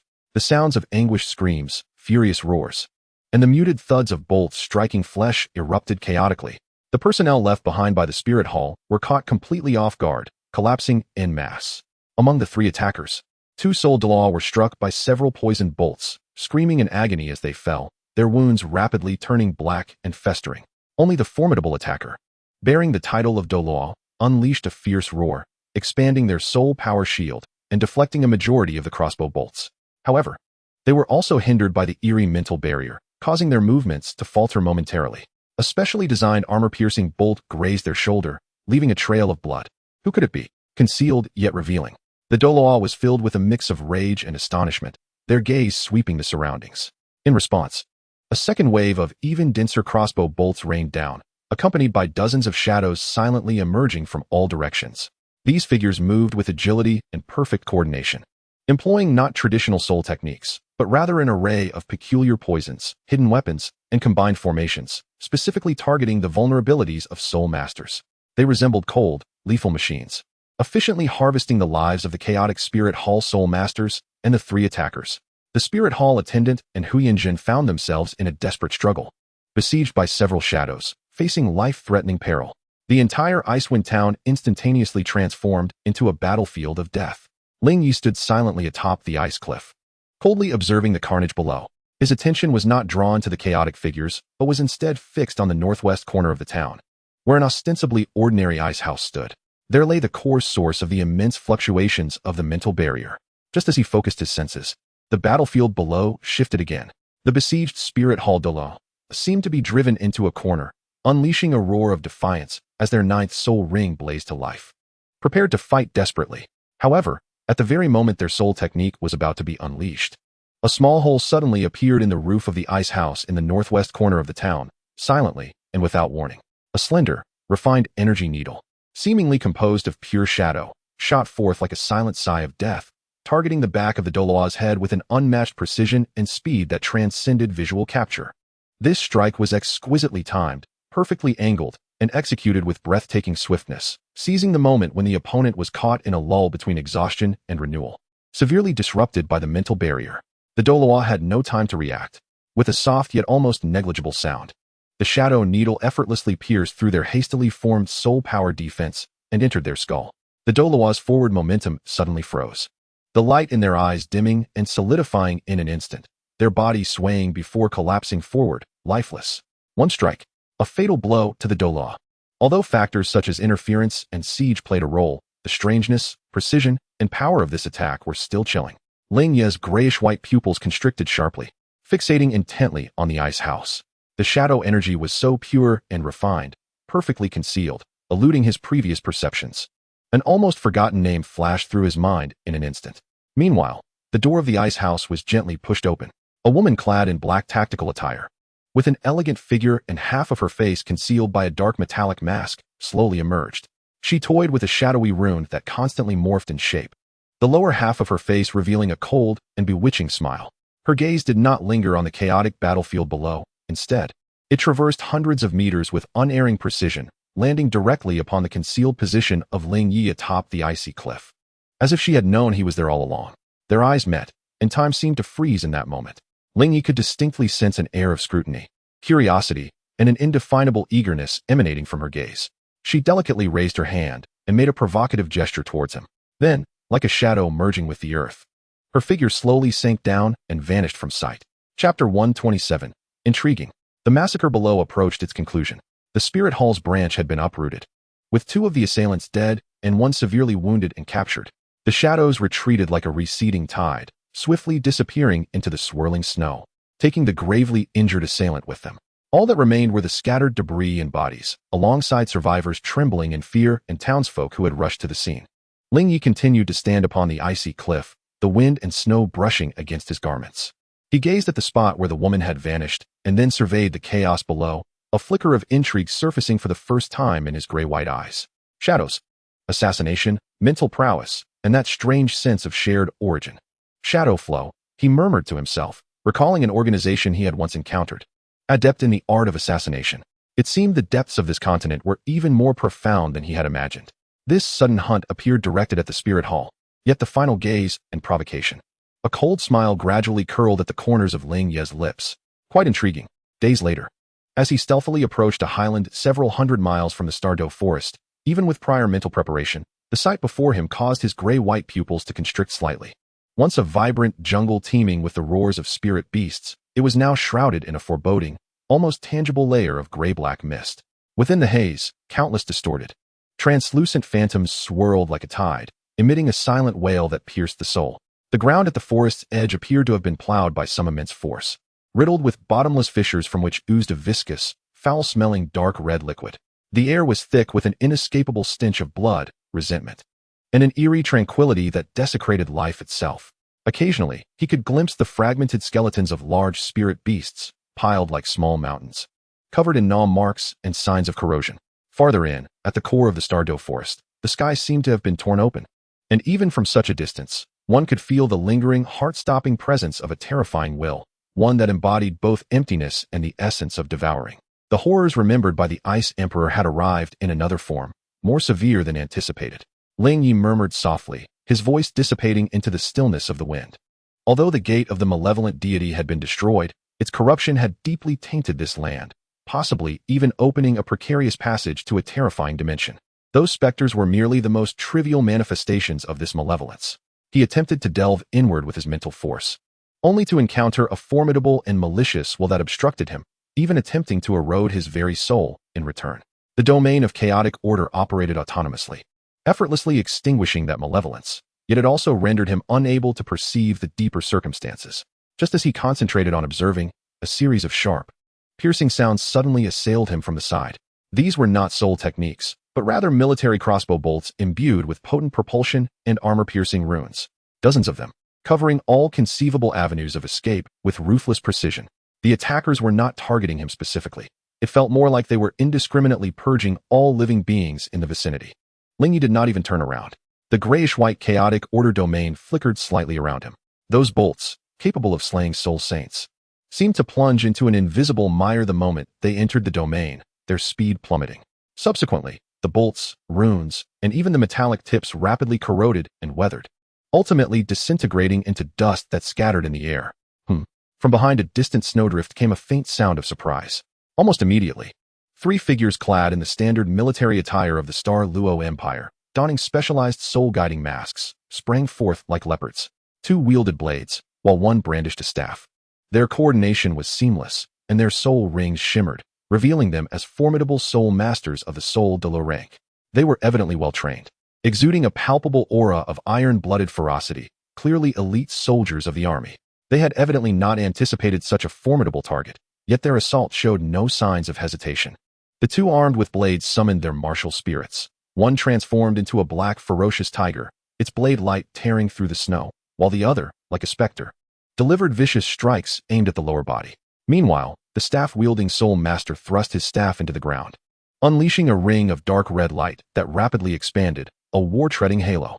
This could significantly hinder the opponent's movements and disrupt their soul power.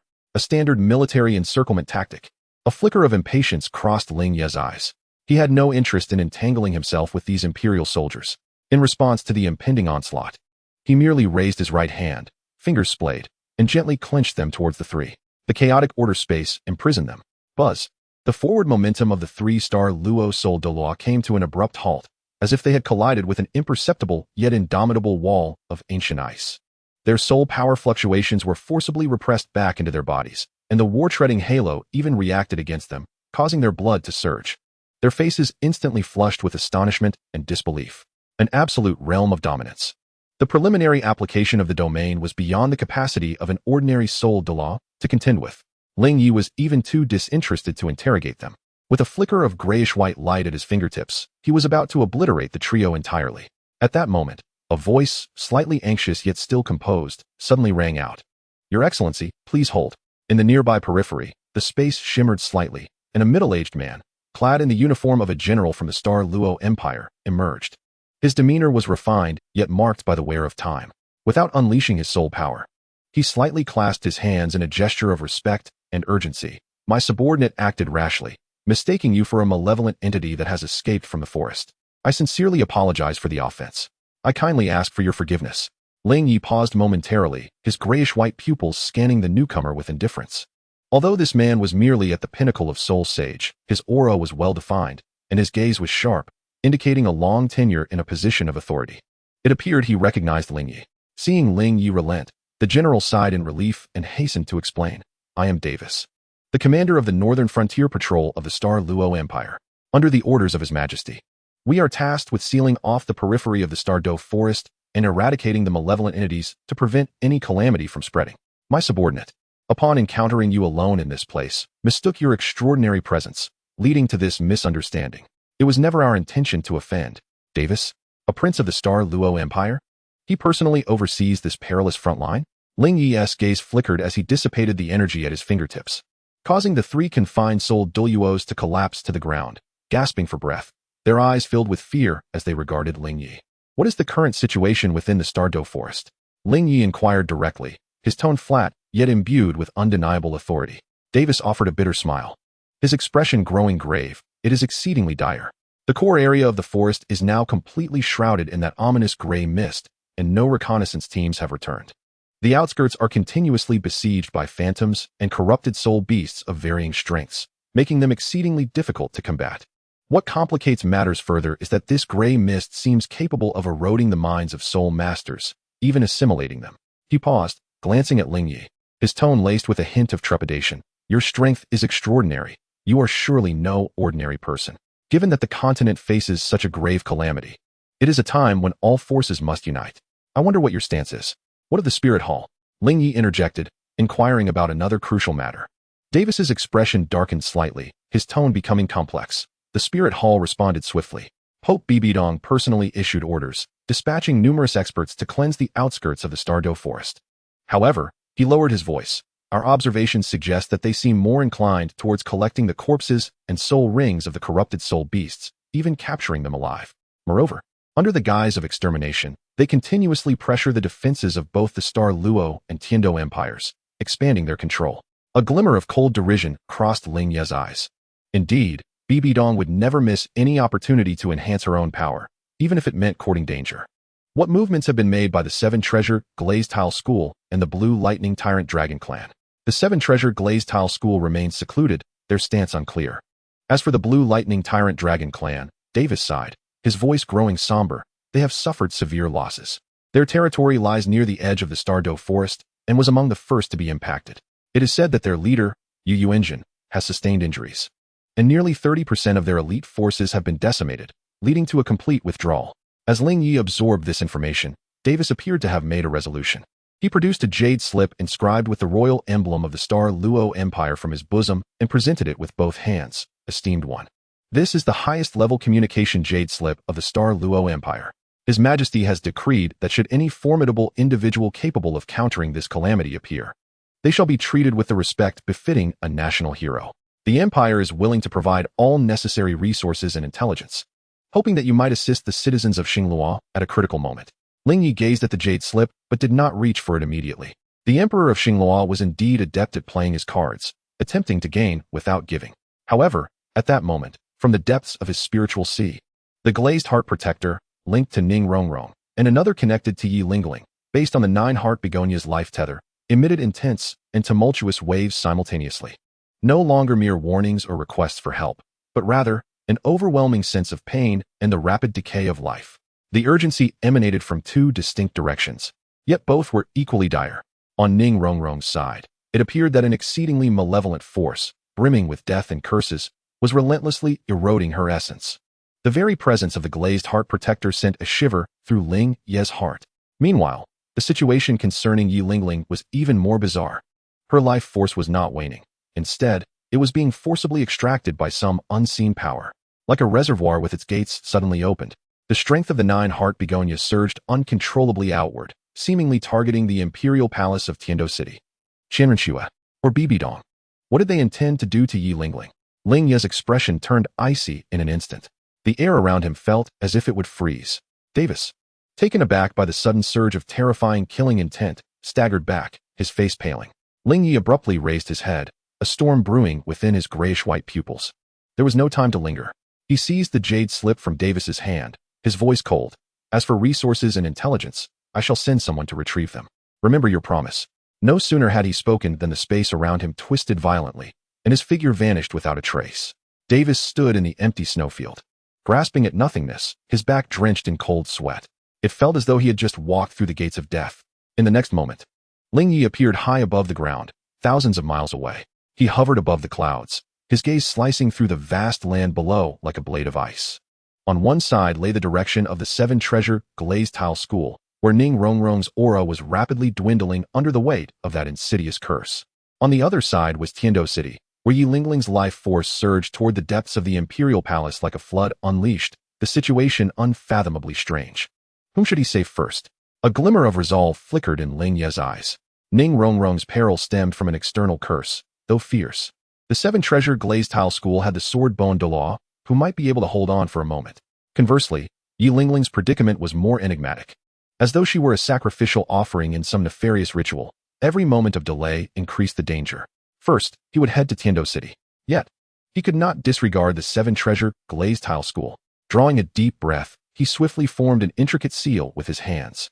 The chaotic source core within his chest pulsed with unprecedented vigor, a primordial gray light emanating from him. The chaotic mirror image dual projection. This time, it is no longer a mere spatial reflection, but a genuine projection infused with a fragment of divine essence and the principles of order. It possesses approximately 30% of his original power and can persist for a longer duration. Buzz, buzz, two remarkably solid figures, indistinguishable from his true form, stepped forth from either side, one enveloped in chilling chains of order, the other with a miniature vortex of chaos swirling in its palm. To the seven treasures. Break the curse and save the people, he commanded the order projection on his left. Those who obstruct me shall be mercilessly slain. He commanded the chaos projection on his right.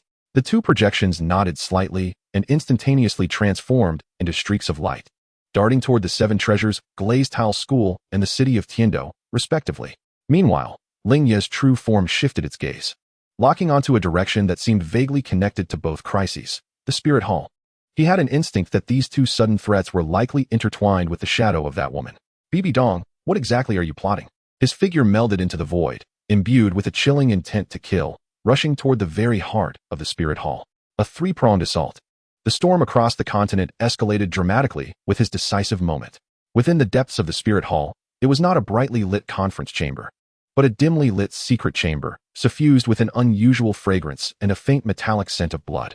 The walls were etched with intricate and eerie Rakshasa runes, and the ground was laid with black jade that absorbed both light and sound.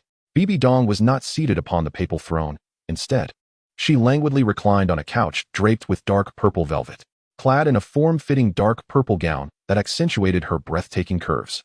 Her exquisite visage appeared even more bewitching under the dim light. At her fingertips, a tendril of purple-black Rakshasa divine energy coiled like a venomous serpent, exuding an aura of malevolence and authority that sent shivers through the soul. She seemed to have just concluded a communication, a cold and triumphant smile lingering at the corners of her mouth. Not far from her couch, within a floating crystal sphere, the reflection revealed not her likeness, but a turbulent sea of blood, filled with countless tormented faces. Deep within the blood sea, a colossal, fragmented Rakshasa idol could be discerned, emanating an endless aura of malice and slaughter. Oh, the essence of those two little girls is indeed so pure, especially that nine hearts begonia, which could slightly compensate for the missing fragment of the Rakshasa divine right of life plunder. Though negligible, the direction is correct, she murmured to herself, her voice laden with a chilling greed. It is a pity that that fool from the Star Doe was too hasty, prematurely disturbing forces that should not have been awakened, inadvertently drawing the attention of that old fellow, Qian Douluo, even closer. She slightly furrowed her brow, seemingly displeased with the upheaval caused by Star Doe, but then relaxed, nevertheless. Chaos makes it easier to fish in troubled waters. Once I thoroughly integrate this fragment of power and complete the 9th trial of the Rakshasa, her gaze shifted to the shadowy corner of the secret chamber, where two figures clad in blood-red robes, their faces completely concealed beneath hoods, knelt silently, exuding an aura as cold as corpses. Chapter 129. Some sacrifices are necessary. How goes the blood soul ceremony? Bibi Dong inquired casually. One of the figures draped in crimson robes rasped, "Your Holiness. The curse seed from the 7-treasure glazed tile school has been successfully implanted. Ning Fengji and the sword-bone Douluo are currently exerting all their efforts to suppress it, leaving them with no time to spare. The life absorption array in the Tiando Imperial Palace is functioning normally. Yi Lingling's essence is being continuously extracted. In no more than 3 hours, a drop of life essence will be refined for your consumption." Excellent. Bibi Dong nodded in satisfaction. Increase the intensity. It is imperative to complete the final step before anyone reacts. As for the Star Dough side, a glimmer of cunning flashed in her eyes. Let them create more chaos. It is time for the world to recognize who the true sovereign of this continent is. Understood, Your Holiness. The two figures in crimson bowed and vanished as if melding into the shadows. Bibi Dong slowly closed her eyes. The power of her Rakshasa god began to surge, guiding the pure life essence that flowed from the direction of the Tiando Imperial Palace, fostering a gradual fusion with her own divine energy. A faint, vibrant emerald glow began to struggle within her dark purple divine power, spreading forth. Meanwhile, at the 7-treasure glazed tile school, the protective grand array had been activated to its utmost, radiating a myriad of colors. However, it could not entirely isolate an invisible yet corrosive curse that relentlessly gnawed at the core of the sect. All disciples within felt a sense of unease. Their soul power became sluggish, and those with slightly weaker cultivation even began to have nightmares, haunted by countless souls demanding their lives. Inside the secret chamber of the sect, the atmosphere was tense to the extreme. Ning Rongrong lay upon the cold jade bed, her complexion pale and breathing faint. A bizarre purple-black symbol flickered ominously at her brow, continuously siphoning her vitality and essence. Even with Ning Fengji's full support and the sword-bone Douluo alternating with powerful soul energy to suppress the curse, it still spread slowly yet resolutely. Damn it! What sort of curse is this? It is so tenacious. The bone Douluo Gurong's face was ashen, as the spatial power around him fluctuated violently, yet he struggled to dispel the insidious energy that clung to them like a malignant parasite. The sword Douluo Chun Xian's expression was grave, enveloping Ning Rongrong in the intent of the 7-killing sword, severing the ceaseless curse that seeped from the void. Yet this was merely a temporary measure. Without addressing the root cause, Rongrong could not hold on much longer. "Fengji, have you not yet found the source?" Ning Fengji's forehead glistened with fine sweat. The light from the 7-treasure glazed tile tower flickered over Ning Rongrong, barely sustaining her life. His voice was laced with unprecedented fatigue and urgency. "The curse seems to originate from the direction of the Star Dough, but some force has obscured the heavenly secrets, making precise location impossible. Furthermore, the level of this curse is extraordinarily high, nearly divine in nature." Just as the three were on the brink of despair, outside the sect, the vibrant protective light shield suddenly rippled like water. In the next instant, a figure appeared within the secret chamber without warning. A figure clad in black entered, their countenance stern, as a pair of pure gray-white eyes scanned the surroundings with indifference, ultimately resting upon the curse inscription upon Ning Rongrong's forehead. It was none other than the order projection of Ling Ye. Who is this? Qian Douluo and Gu Douluo were simultaneously taken aback, their breaths instantly locking onto the newcomer, as if facing a formidable foe. The ability to silently penetrate the protective array of the sect revealed the profound strength of this individual. Yet, Ning Fengji abruptly raised his hand, halting the two, as he gazed into the gray-white pupils of Ling Ye, and sensed the aura of order emanating from the figure. One that was of the same origin as Ling Ye's true self, but more restrained. A flicker of astonishment ignited in his eyes. "Is it you? Did young Master Ling Ye send you?" The order projection gave a slight nod, choosing not to elaborate, and stepped directly to Ning Rongrong's bedside, raising a hand. The tricolored order insignia, gray-white, ice blue, and emerald green, suddenly blazed with an overwhelming will of judgment, purification, and protection. Order, purification. He gently directed his fingertip towards the curse inscription on Ning Rongrong's forehead, with a sound akin to a hot knife slicing through frozen butter. The obstinate purple-black curse inscription emitted a piercing wail, reminiscent of countless anguished souls, as dense black smoke billowed forth. Yet was ruthlessly purified and dissipated by the light of order. Ning Rongrong let out a pained groan, but the golden hue upon her face visibly faded, her breathing becoming significantly steadier. Effective. Ning Fengji and the others were both astonished and elated. However, the curse inscription proved to be exceptionally tenacious, seemingly rooted in the very essence of Ning Rongrong's soul. While the order purification could suppress it, eradicating it instantaneously was a formidable challenge. The order projection furrowed its brow, as if sensing something, suddenly turning to gaze in the direction of Tiando City, then casting a glance at the Stardo forest. The light within its gray-white pupils swirling as if calculating something. In the next moment, it took an unexpected action. Rather than continuing to exert full force to purify the curse, it divided a portion of its order power into countless minuscule chains of symbols, temporarily sealing, isolating, and halting the curse from further encroachment, though it was not entirely eradicated. The source of the curse, intertwined with the malevolent power of the Stardo and the divine might of the Rakshasa, required time for elimination. The voice of the order projection was cold and devoid of emotion, akin to that of a machine. Upon concluding, it paid no further heed to Ning Fengji and the others. Its figure began to fade slowly, as if preparing to depart. Wait! Ning Fengji called out urgently, "Young master." The silhouette of the order projection had completely vanished, leaving behind a chilling phrase echoing in the secret chamber. Protect her well. The true storm is about to arrive.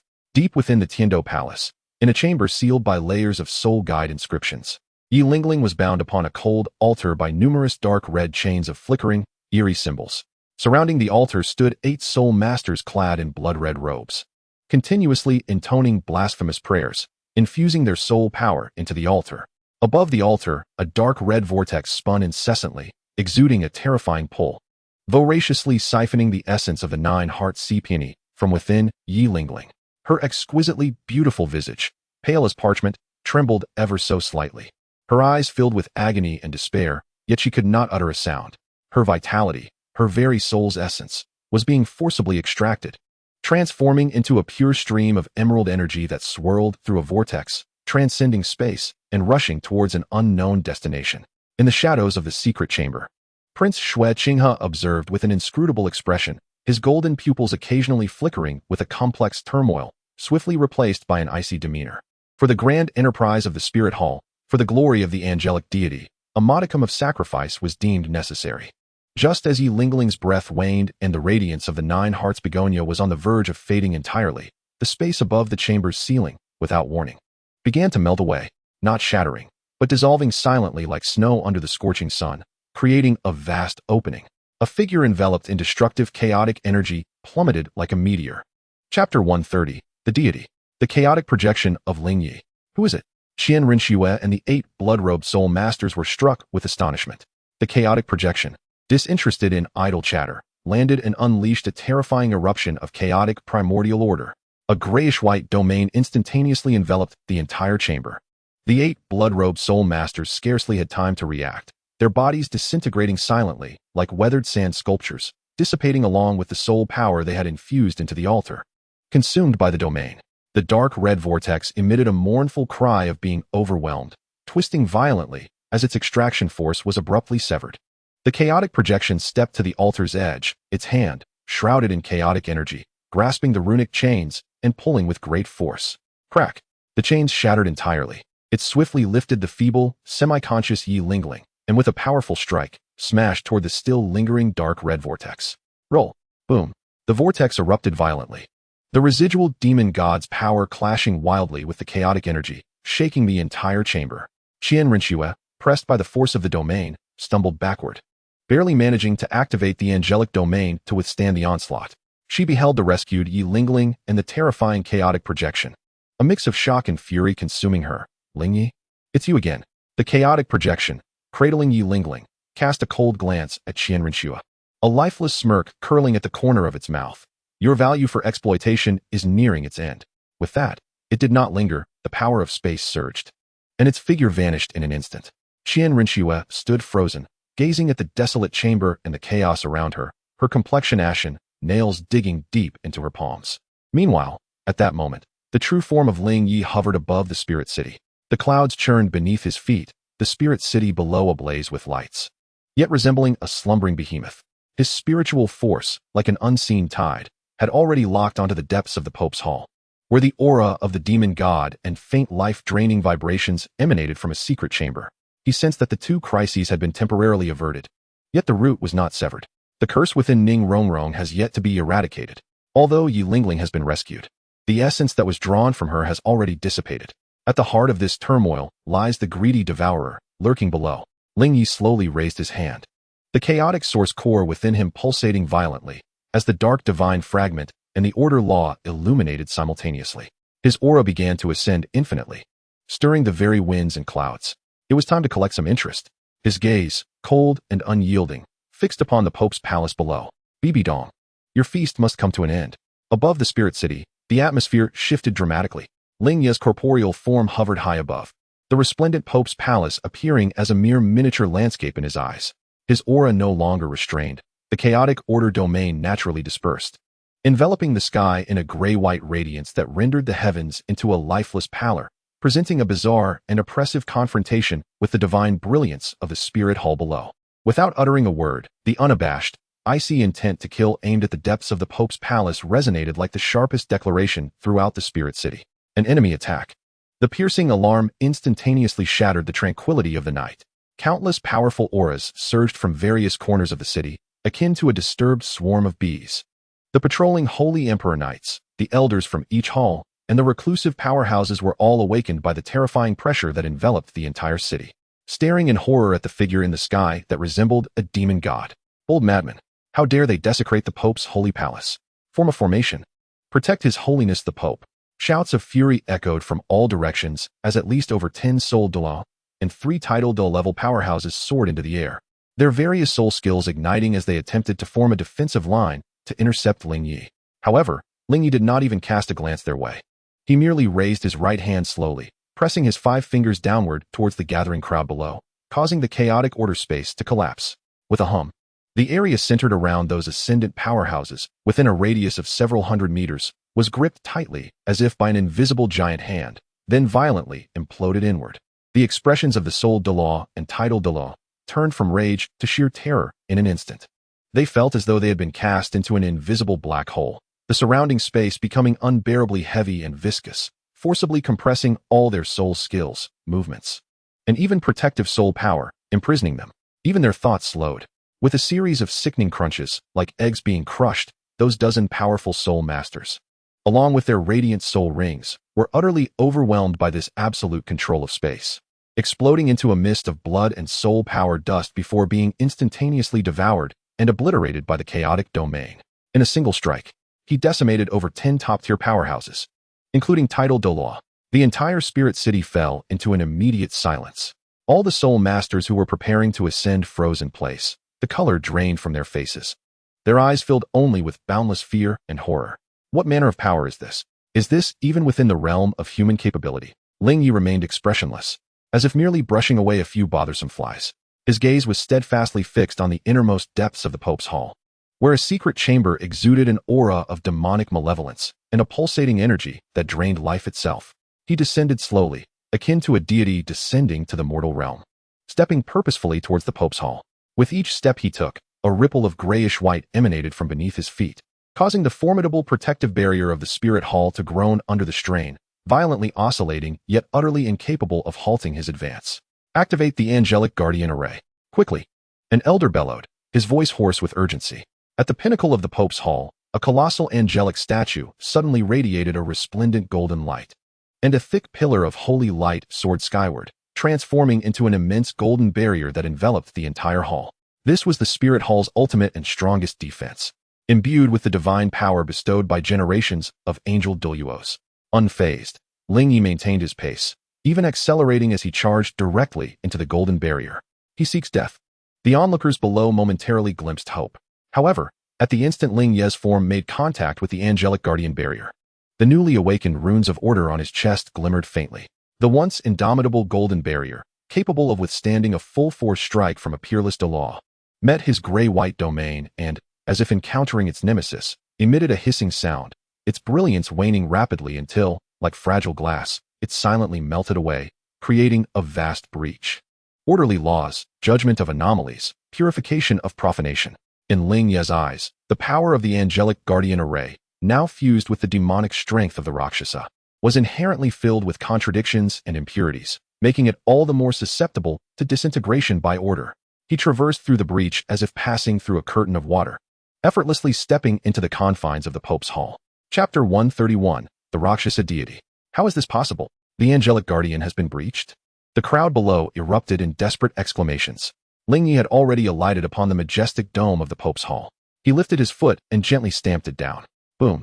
The entire hall trembled violently. The seemingly indestructible dome, centered on his point of impact, was instantly riddled with spiderweb-like cracks, then collapsed downward with a thunderous roar. Debris and dust shot skyward. Through the gaping hole, one could clearly discern the dimly lit secret chamber below, and within it, the breathtaking figure of Bibi Dong, who had just been roused, her eyes blazing with fury and incredulity. She was evidently at a critical juncture of absorbing the essence of life. Her body entwined in a fierce clash of purple-black Rakshasa energy and a thread of emerald life force, her breath somewhat unstable. Ling Ye's abrupt appearance and the brutality of his intrusion had completely surpassed her expectations. Ling Ye. Bibi Dong almost spat out his name through clenched teeth. Her beautiful countenance instantly enveloped in a chilling aura of murderous intent and a barely detectable tremor of fear. She had never anticipated that he would dare to storm into the spirit city and breach the Pope's hall. Moreover, the strength displayed seems even more terrifying than depicted in the intelligence reports. Disturbing others during their meal is indeed a breach of etiquette. Ling Ye's voice was cold and indifferent, descending slowly from the gaping hole in the dome, his gray-white pupils fixed on Bibi Dong as if gazing at a corpse. Particularly disdainful of her using such a filthy method, his gaze swept across the remnants of the verdant energy, a remnant of Yi Lingling's life essence. Still lingering in the secret hall, the chill in his eyes almost capable of freezing one's soul. What I do is not for you, a mere junior, to critique. Bibi Dong shouted fiercely, forcefully suppressing the tumultuous power within her, and abruptly rising from her couch. The overwhelming power of the Rakshasa erupted like a volcano. The purple-black radiance instantly flooding the entire secret hall, casting an otherworldly hue upon the debris of the collapsed dome. Since you seek your own demise, you shall remain here today. It is fortuitous that I can use your chaotic essence to compensate for my losses. She clearly coveted Ling Ye's power as well. Before her words faded, Bibi Dong had already made her move. Her ninth soul ring illuminated instantaneously, activating her ninth soul skill, Eternal Creation. Her hands transformed into purple-black claws, exuding a terrifying power capable of rending space and corroding souls, appearing before Ling Ye as if teleporting, fiercely clawing towards his head. The speed and might far surpassed that of the previous Qian Renxue. However, Ling Ye merely observed the approaching claws, neither dodging nor flinching. At the very moment the claws were about to reach him, the Chaos Order domain unleashed. A resonating hum echoed as a denser and more formidable gray-white domain expanded abruptly around him.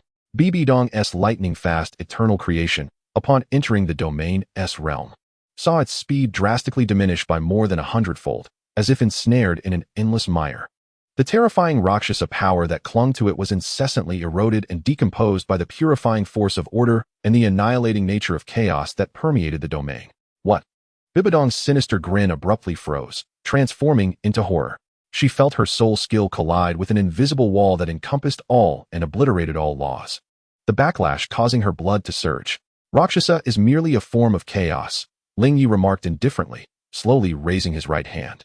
His palm, seemingly slow yet remarkably precise, pierced through Bibi Dong's sluggish claw strike, gently pressing against her chest. It was neither chaos devouring nor order purifying. Instead, it was the void. The principles of the void were invoked from the initially fused fragment of the dark divine essence. Bibi Dong felt an indescribable and bizarre power surge within her, as if it could reduce her entire existence to nothingness. Her Rakshasa power, her flesh and blood, her soul, seemed on the verge of disintegration, dissipating into the most primitive void. A terrified scream escaped Bibi Dong's lips as she desperately summoned her Rakshasa power to resist, her body clumsily flying backward, crashing through the walls of the secret hall, barely stabilizing herself, with a trickle of purple-black blood already staining the corner of her mouth. She cast her gaze downward towards her chest, where her garments and skin intriguingly manifested a bizarre, semi-transparent state, as though they might vanish at any moment. A chilling fear gripped her instantly. What manner of power is this? How could it directly threaten her divine essence? Ling Ye made no attempt to pursue. He merely retracted his hand slowly, as if having accomplished a trivial task. He glanced at his palm, slightly furrowing his brow, seemingly dissatisfied with the outcome of his previous strike. Indeed, it was but a fragment. The power was still somewhat lacking. However, this nonchalant demeanor and discourse, in the eyes of Bibi Dong, were nothing short of exquisite humiliation and terror. She completely retracted any feelings of disdain, her eyes igniting with madness and malice. You have forced my hand. Bibi Dong let out a piercing scream, her hands rapidly forming a bizarre and intricate seal. Behind her, the colossal phantom of the Rakshasa deity reappeared, but this time, the statue wielded a dark purple scythe, perpetually dripping with foul blood. The Rakshasa demon scythe, the divine artifact of the Rakshasa. Although merely a projection, the moment it emerged, the malevolent aura enveloping the entire spirit city surged exponentially. Countless wails of vengeful souls echoed from nowhere, as if the sky itself had been tainted with a layer of dark purple. To perish beneath my divine artifact is your honor. Bibi Dong gripped the immense projection of the demon scythe, pouring her Rakshasa power into it without reservation, and directed a fierce slash at Ling Ye. The Rakshasa soul-cleaving slash. A dark purple crescent blade of light tore through the heavens, slicing through space as though it were mere fabric, leaving behind enduring black fissures that would never heal. This strike contained a hint of true divine law's power, incomparable to her previous soul techniques.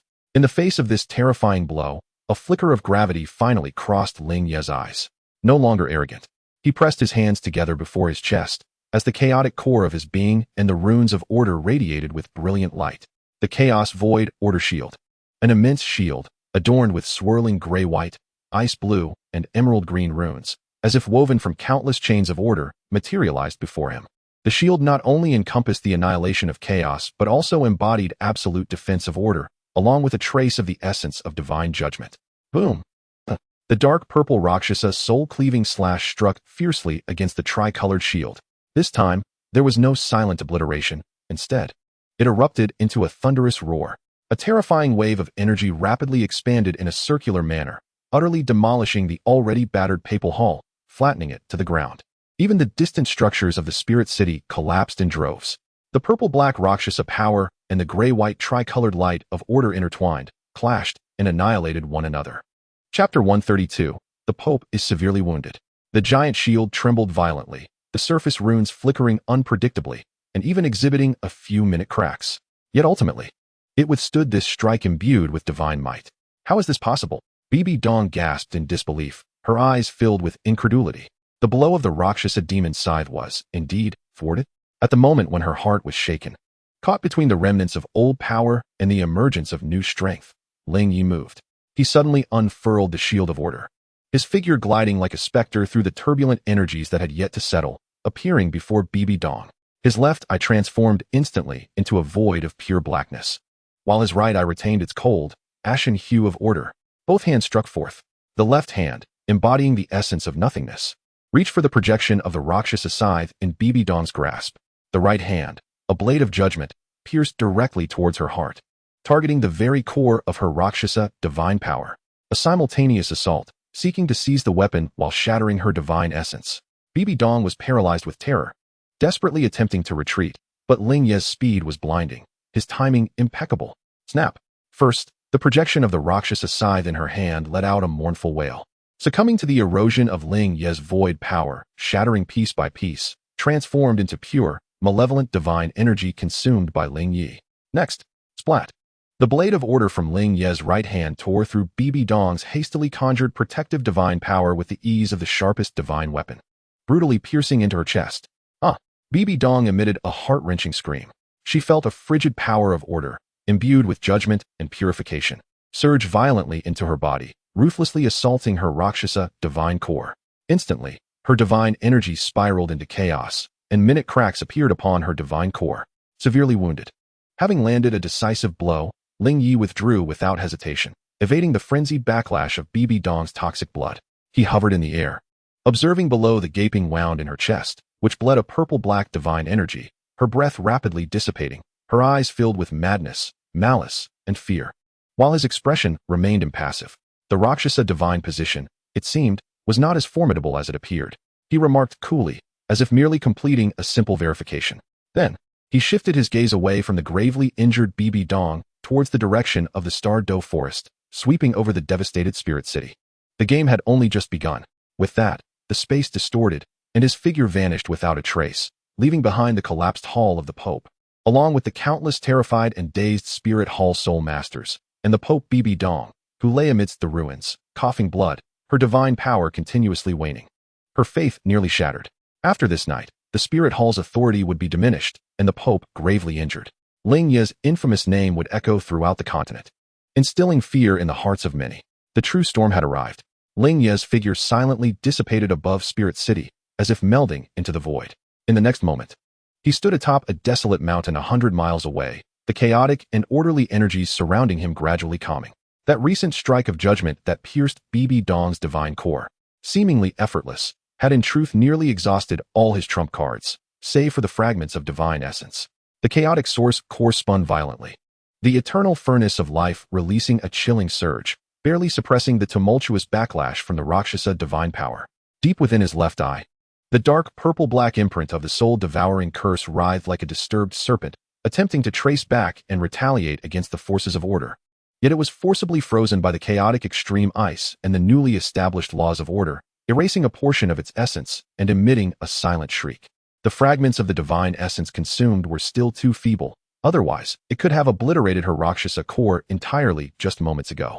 Ling Ye assessed coldly, extending his right hand, where a faint, persistently twisting and dissipating dark purple divine power was tightly ensnared by the gray-white chains of order, compressed until it transformed into a grain-sized crystal radiating an ominous and malevolent aura. This was a fragment of the most primal Rakshasa divine power, extracted from Bibi Dong's core. Almost simultaneously, deep within his spiritual sea, the previously unused tears of the ice god obtained from the glacier palace stirred slightly, sending forth a barely perceptible wave of longing. Ling Ye's mind flickered as he brought the tiny crystal of Rakshasa divine power closer to his forehead. With a soft hiss, the tears of the ice god emitted a circle of pure, crystalline azure light, enveloping the malevolent Rakshasa power as if cleansing impurities, purifying and absorbing it.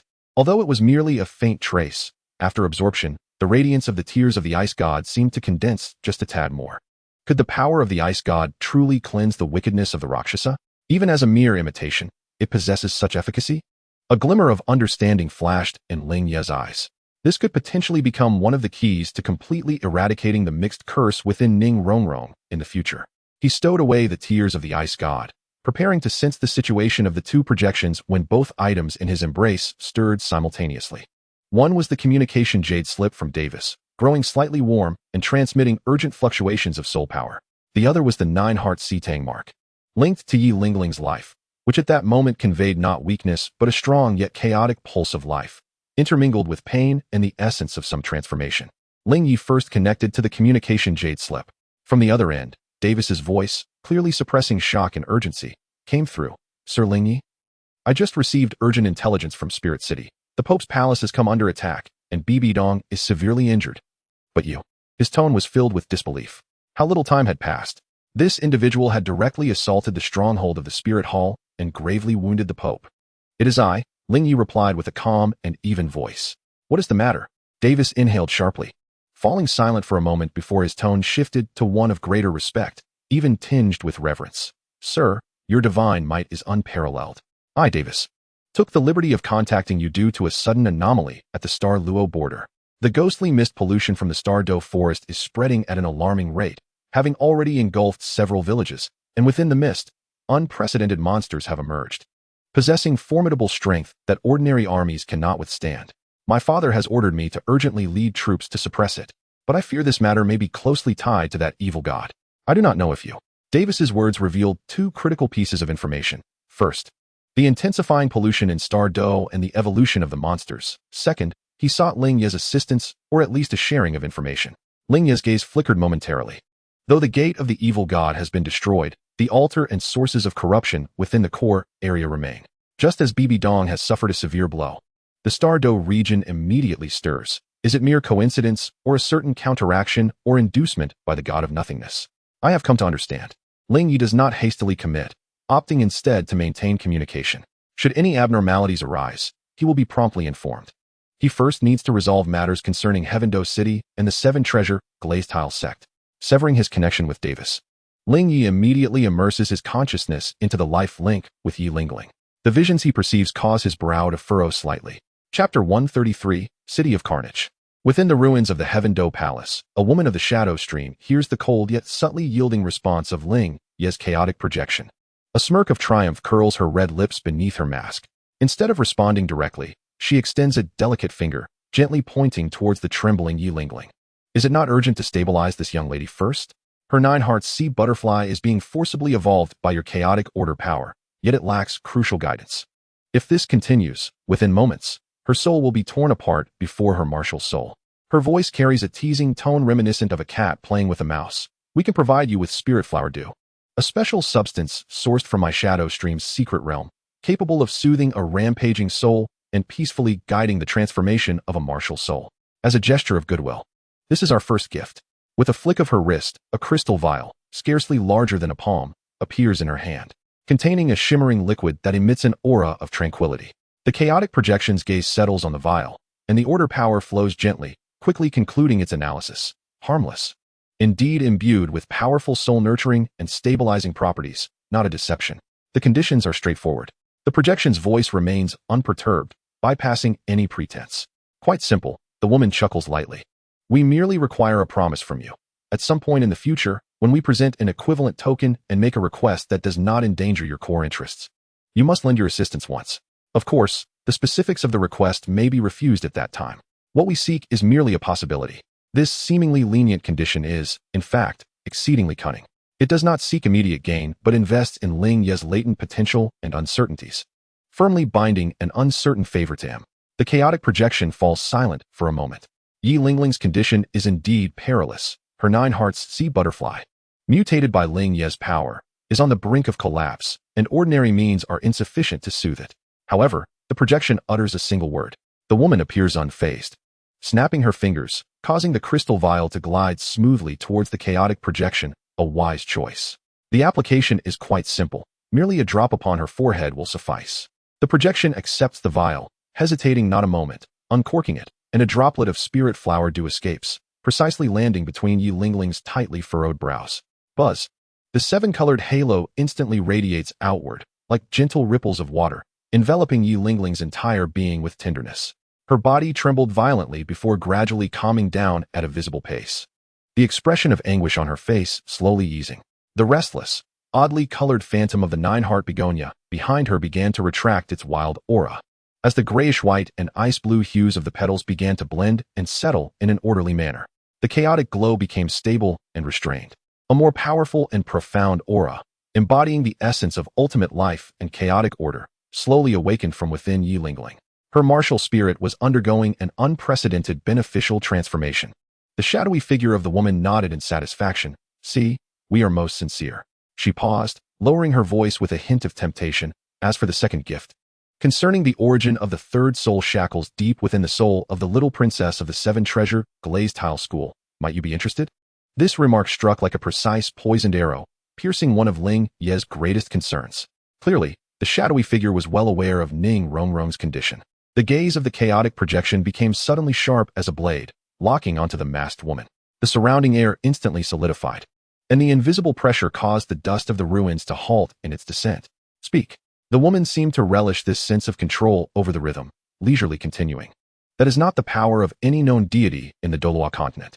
It is older, colder, and originates from an ancient pantheon that has long since fallen silent, yet whose influence has never truly vanished, associated with souls, curses, and mental domination. The powers of the Azura god and that of the Stardow forest are merely supplements and disguises that attach themselves later. Its existence allows mixed curses to root in the essence of the soul, making conventional purification or divine expulsion nearly impossible to eradicate completely, unless one finds the source of that ancient divine power or covers or replaces it with a more primordial force of law. Her words subtly hinted at the order laws that Ling Ye had mastered, and even that fragment of the void devouring divine power. Where's the source? The projection inquired. That involves deeper secrets, the woman replied, spreading her hands. Perhaps in some forgotten relic, or perhaps within an ancient organization of heritage. Who knows? The value of this information far exceeds that of a mere concentration flower dew. If you wish to know more, you may need to demonstrate greater cooperation. She was meticulously advancing, dangling the information before Ling Ye, compelling him to deepen his connection with the shadow stream. At that moment, Ling Ye's true self sensed the vibration of another clue through the chaotic projection, a hurried and obscure fluctuation emanating from Du Gubo's poison pill. That was the urgent signal they had agreed upon. Had Du Gubo's investigation yielded results regarding Bibi Dong and the Stardow altar?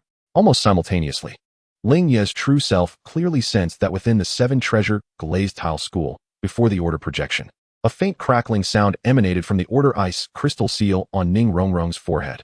The deeply hidden curse of the soul shackles seemed to react in some way to the woman's revelation of its origin, beginning to accelerate its erosion of the order seal. Ning Rongrong's condition suddenly worsened. Multiple unforeseen events erupted simultaneously. The shadowy woman seemed to sense something, smiling as she remarked, "It appears you have pressing matters to attend to. Perhaps we shall converse at a later time. Remember, the shadow stream eagerly anticipates your next encounter." Her form seamlessly melded into the shadows, vanishing like a droplet in the ocean, leaving behind a final, profound statement that echoed through the ruins. When you seek to delve deeper into the soul shackles or decide to explore the ancient origins, you might consider reaching out to the City of Carnage. The name, City of Carnage, caused Ning Ye's gaze to sharpen. This lawless land, the realm of the Azura's legacy, was somehow intertwined with this enigmatic third curse. At this moment, Ning Ye faced three urgent threats. Yi Lingling, though temporarily stable, still required protection for her soul's transformation. Ning Rongrong's curse had worsened, necessitating immediate reinforcement of her seal and a search for a permanent remedy. And Douluo had sent an urgent signal concerning Bibi Dong and the Star Do core altar, potentially linked to the continent's crisis. The clue of the City of Carnage, cast by the shadow stream, served as a guiding light, yet clearly pointed toward a deeper trap. Ning Ye's chaotic projection glanced at Yi Lingling, whose breath was gradually stabilizing as she approached a critical transformation phase, and without hesitation, he acted. The laws of space rippled as his chaotic projection became slightly ethereal. A somewhat weaker order avatar detached and remained behind to protect Yi Lingling. Meanwhile, the main body of the chaotic projection swiftly traversed the space toward the seven-treasure glazed tile school. Ning Rongrong's priority was always paramount. Simultaneously, Ning Ye's true form opened its eyes atop the mountain, directing its gaze toward the source of Douluo's signal, somewhere on the outskirts of the Star Do forest. He needed to ascertain immediately what Douluo had uncovered. The situation was rapidly evolving, and a storm was surging from all directions. Chapter 134, Killing Two Birds with One Stone. At the seven-treasure glazed tile school, in a hidden chamber, as Ning Rongrong's ice crystal seal began to crack, Ning Ye's order projection had already pressed his hands upon it. A torrent of immense and pure order power, mingled with a trace of extreme chaotic ice, surged forth like the most skilled craftsman, instantly mending and reinforcing the seal, forcefully pushing back the retaliatory power of the third soul shackles. The ice crystal thickened, the surface's order runes becoming increasingly intricate and resplendent, temporarily stabilizing the situation. However, Ning Rongrong let out an exceedingly faint whimper of pain, her brow furrowed, clearly indicating that even in her unconscious state, the agony of her soul being forcibly suppressed was unmistakably vivid. Rongrong.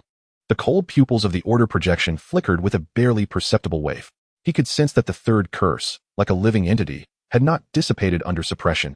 Instead, it cunningly lay in wait, intertwining more deeply with Ning Rongrong's soul essence.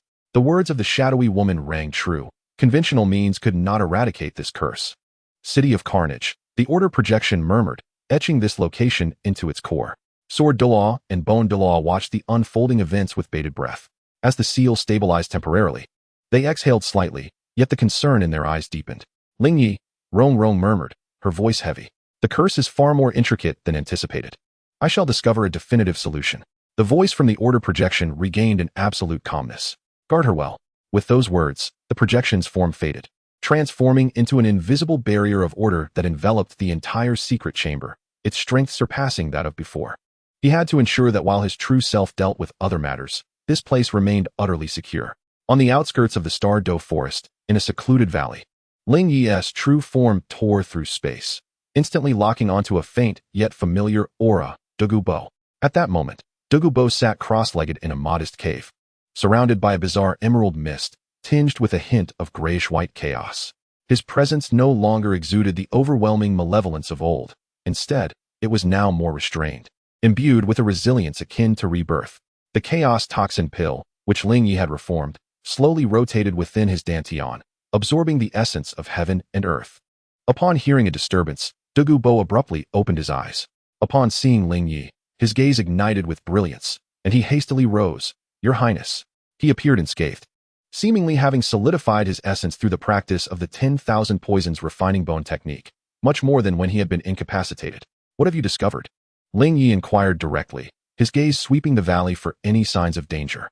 Douluo Bo's expression instantly turned grave, tinged with a hint of trepidation. Your Highness, I followed your instructions and secretly investigated the connection between Bibi Dong and the altar deep within the Stardo. Indeed, I uncovered some clues. A select few elite spirit masters from the Spirit Hall seem to possess a unique method that allows them to resist the encroachment of the ghostly mist in the core area for a limited time. I took the risk of infiltrating the edge of the core area and witnessed the scene from afar. He took a deep breath, his eyes reflecting lingering shock. The altar is still there, and it has grown larger, more sinister. Surrounding the altar are not mere ghostly figures. Rather, they are numerous grotesque monsters formed from the black mist. They appear to be guarding the altar, and it seems as if they are conducting some sort of ritual. Most terrifyingly, I sensed an extremely dreadful wolf slowly awakening deep within the altar, a wolf filled with hunger and destruction, seemingly calling out for something. Moreover, within me, the chaos toxin pill resonated faintly, trembling in response. Calling out, awakening will, resonating with the chaos toxin pill. Ling Ye's gaze sharpened. Was it due to his acquisition of that divine fragment that had provoked the existence deep within the altar? Or had Bibi Dong's severe injury disrupted some form of balance? Have you discovered anyone from Bibi Dong's side directly interacting with the altar? Yes, Douluo Bo asserted with certainty, despite the vast distance.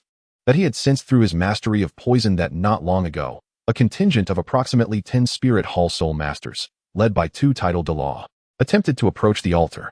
However, before they could truly draw near, they were mercilessly torn apart by those shadowy monstrosities.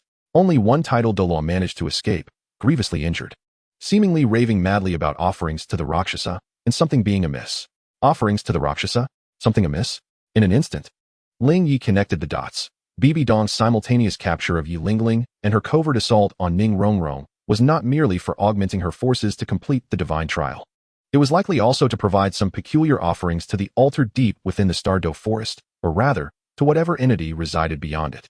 Yi Lingling's unparalleled life energy, coupled with Ning Renxue's soul entwined by a unique curse, constituted extraordinarily rare materials. The fact that the Spirit Hall's dispatch personnel were annihilated by the creatures, uttering that their offerings were incorrect, implied that their method of sacrifice or the type of offerings did not align with the requirements of the awakened will. Or perhaps, the taste of that will had shifted? At that moment, the communication jade slip given to Ling Ye by Davis, the Lord of Shilu City, began to tremble violently once more. Ling Ye promptly connected the call. Your Excellency Ling Ye, urgent military situation. Davis's voice was laced with palpable urgency and disbelief. The ghostly mist at the Stardo border has surged again. Moreover, an abundance of colossal creatures, previously unseen, have emerged, seemingly intent on breaching our defensive lines with a clear target. What was even more peculiar was that we had just intercepted encrypted intelligence from the Spirit Hall, indicating that a small team they dispatched to the core area of Stardo had been completely obliterated.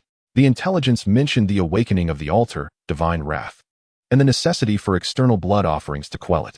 External blood offerings to quell it? A glimmer of icy light flickered in Ling Ye's eyes. He understood. The will deep within the altar had awakened prematurely due to certain reasons, most likely his theft of the divine fragment or his severe wounding of Bibi Dong, and was now in a state of fury. It craved more energy and blood offerings. The Spirit Hall's attempted sacrifice had failed, likely further inciting its wrath. Consequently, this awakened will began to actively command the black mist and the monstrous entities to expand outward, devouring life to nourish itself. The implication of the Spirit Hall's intelligence likely suggested a diversionary tactic, deliberately guiding these creatures to assault the armies of the Star Luo Empire, using the lives of soldiers and border civilians to appease the fury of that will. What a devious strategy, killing 2 birds with 1 stone. Davis. Ling Ye's voice turned frigid. Hold the line and withdraw civilians as much as possible. Leave those creatures to me. Your Excellency will personally, Davis exclaimed, astonished and elated. Ling Ye did not respond and ended the communication abruptly. He turned to Douluo Bo. Continue your cultivation here and restore your strength as swiftly as possible. Be ready at all times. Yes, Your Highness. Douluo Bo replied respectfully. Ling Ye raised his gaze towards the direction of the core area of the Stardo forest, where the black mist billowed skyward. Even from a distance, he could sense a disquieting aura of evil and hunger permeating the air. The curse of Ning Renxue requires a fundamental resolution, while Yi Lingling seeks a guardian. The intentions of the shadow stream remain unclear, and the latent dangers of Qian Douluo are on the verge of erupting. Now, the will of the Stardo altar awakens prematurely, beginning its rampage across the continent. The crisis grows exponentially, akin to a snowball effect. The figure of Ling Ye gradually ascends, as the order domain of the chaotic ruins unfolds silently around him. A grayish-white radiance engulfing the surrounding light. His right arm, clad in ice crystal gauntlets, emanates an extreme chill, while the depths of his left eye flicker with the intertwining of the Rakshasa curse and the power of the void. Since the storm is inevitable, then let it be devoured. His target is none other than the awakened altar at the core of the Star Dough. Chapter 135, The Pinnacle Confrontation. Ling Ye transforms into a gray-white meteor, tearing through the sky.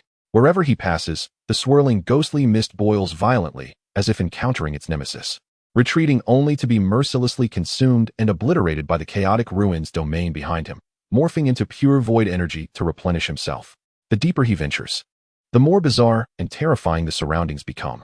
Towering ancient trees wither and decay, transforming into blackened char resembling coal, their surfaces covered with a layer of writhing, seemingly sentient black moss.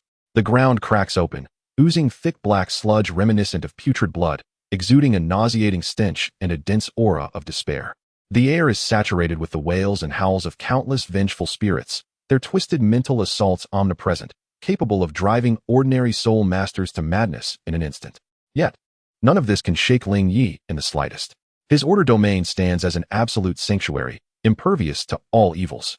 Soon, he encounters the new type of monster described by Davis. No longer mere indistinct ghostly figures, they manifest as enormous, grotesque entities.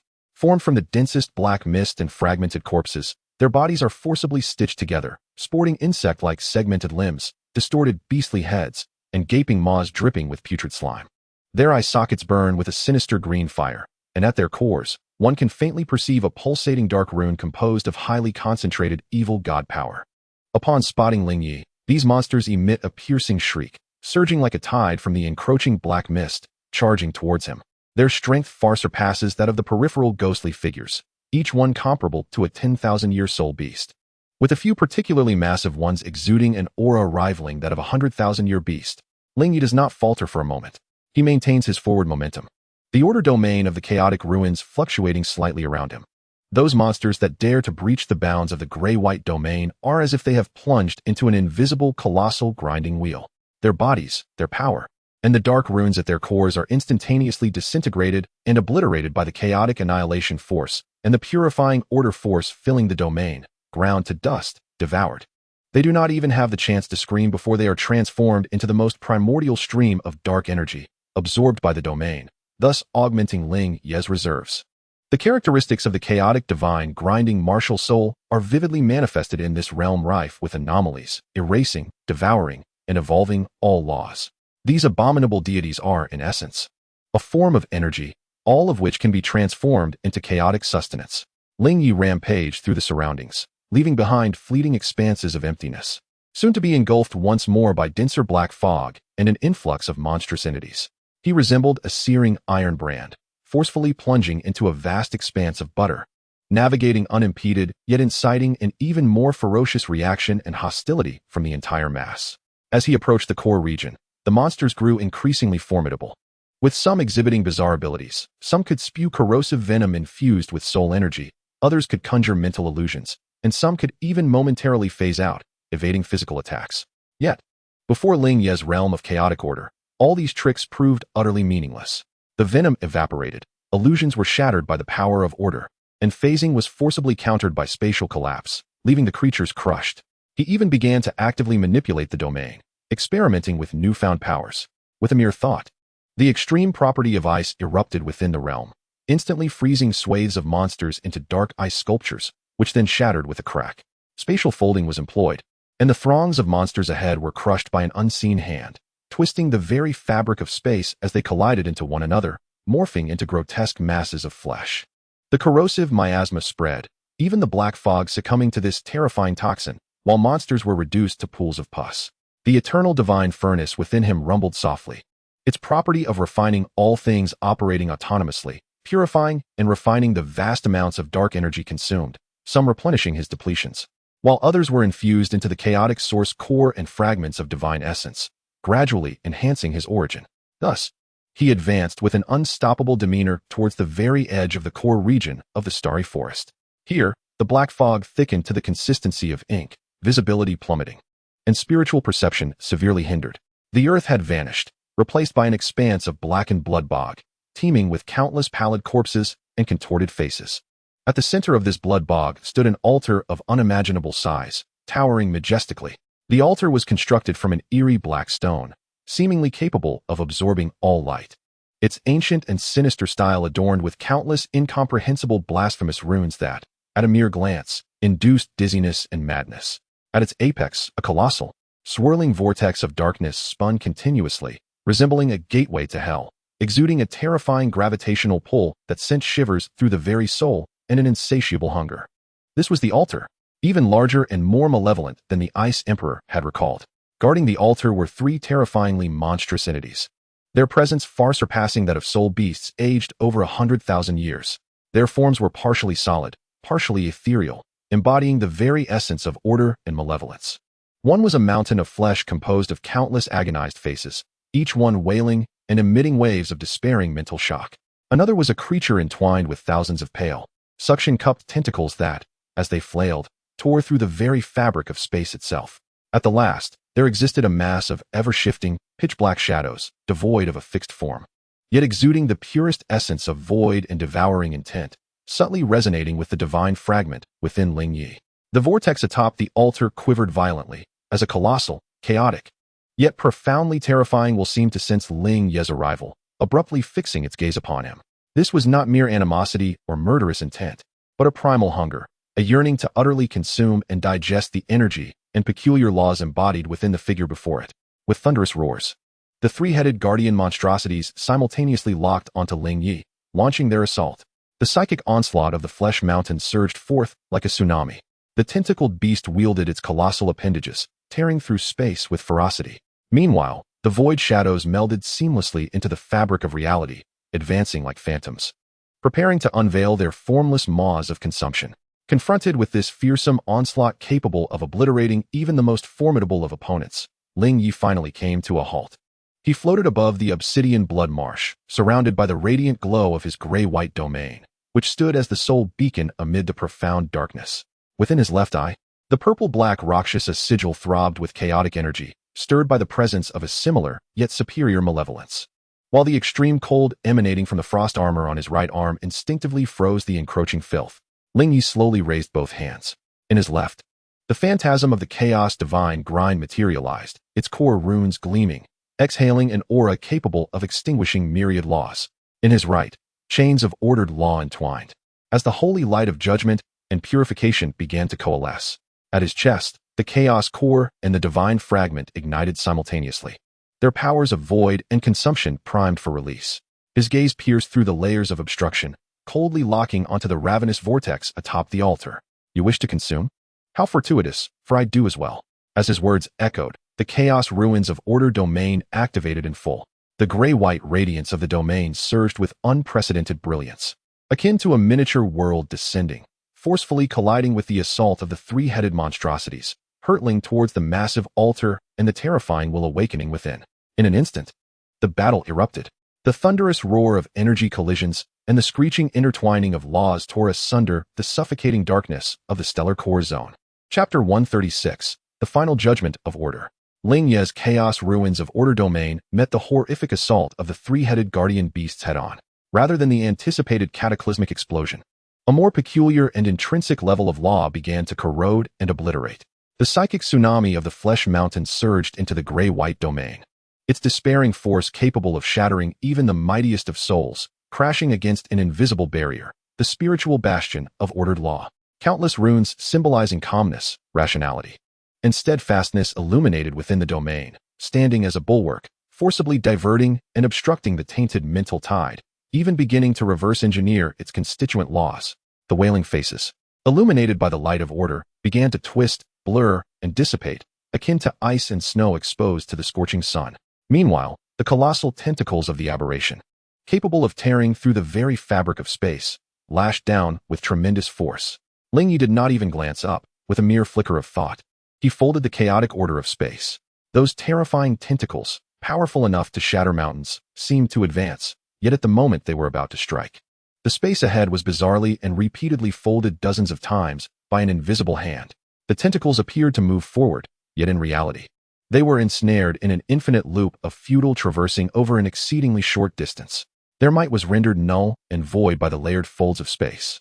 Subsequently, Ling Ye gently pointed his right index finger at the tentacles engaged in this fruitless endeavor, invoking the judgment blade of order, a blade of pure order, composed solely of ethereal chains and radiating a purifying holy light, manifested out of thin air, silently slicing through the trajectory of the spatial folds.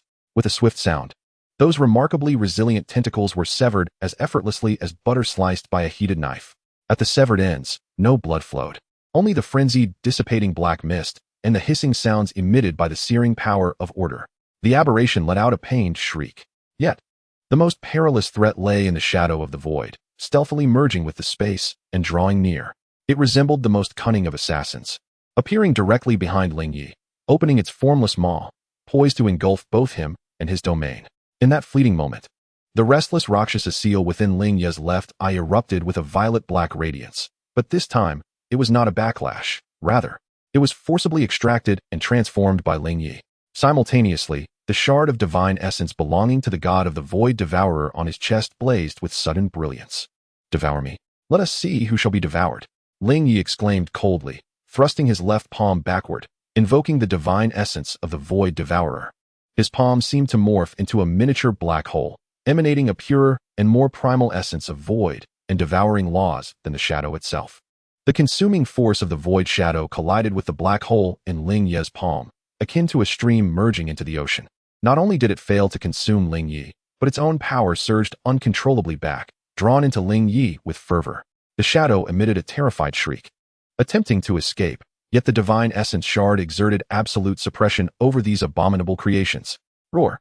At that moment, the monstrous creature, enraged by the severed tentacle, unleashed a frenzy, thrashing its remaining countless tentacles against the blood mire, stirring up towering waves of murky blood, mingled with surging black fog, crashing toward Ling Ye like a cataclysmic tsunami. The visage of a human face, a grotesque mound of flesh, coalesced once more, manifesting a more potent psychic assault. Ling Ye let out a cold snort, and in the face of this triad of assaults, he finally unleashed his core power, the chaotic divine mill. Buzz, a massive, ancient stone mill. Its surface adorned with arcane runes, the core runes had been mended, with newly inscribed ice scars, spatial patterns, and a swirling breath of poisonous miasma materialized behind him, slowly turning a notch.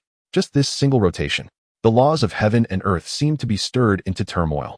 As the tumultuous waves of blood and the ominous black mist surged, they approached the illusory shadow of the chaos divine mill, akin to being thrust into an immense grinding wheel.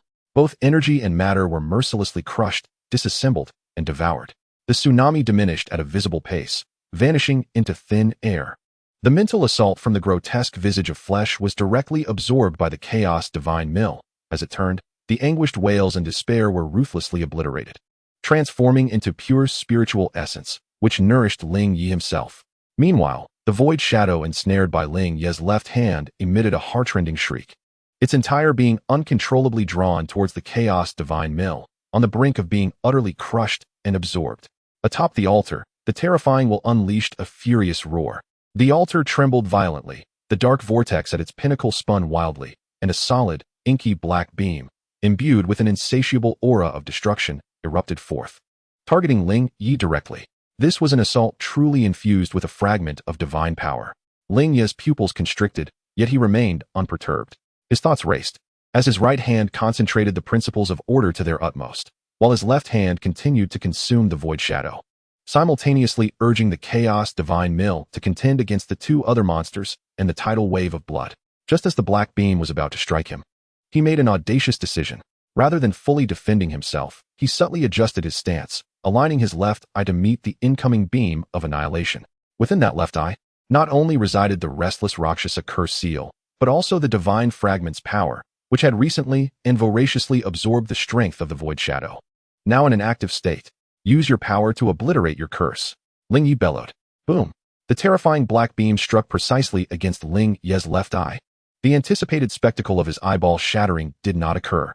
Most of the destructive, malevolent energy was instinctively repelled and absorbed by the divine fragment, while a portion violently surged against the stubborn Rakshasa, soul-devouring curse seal.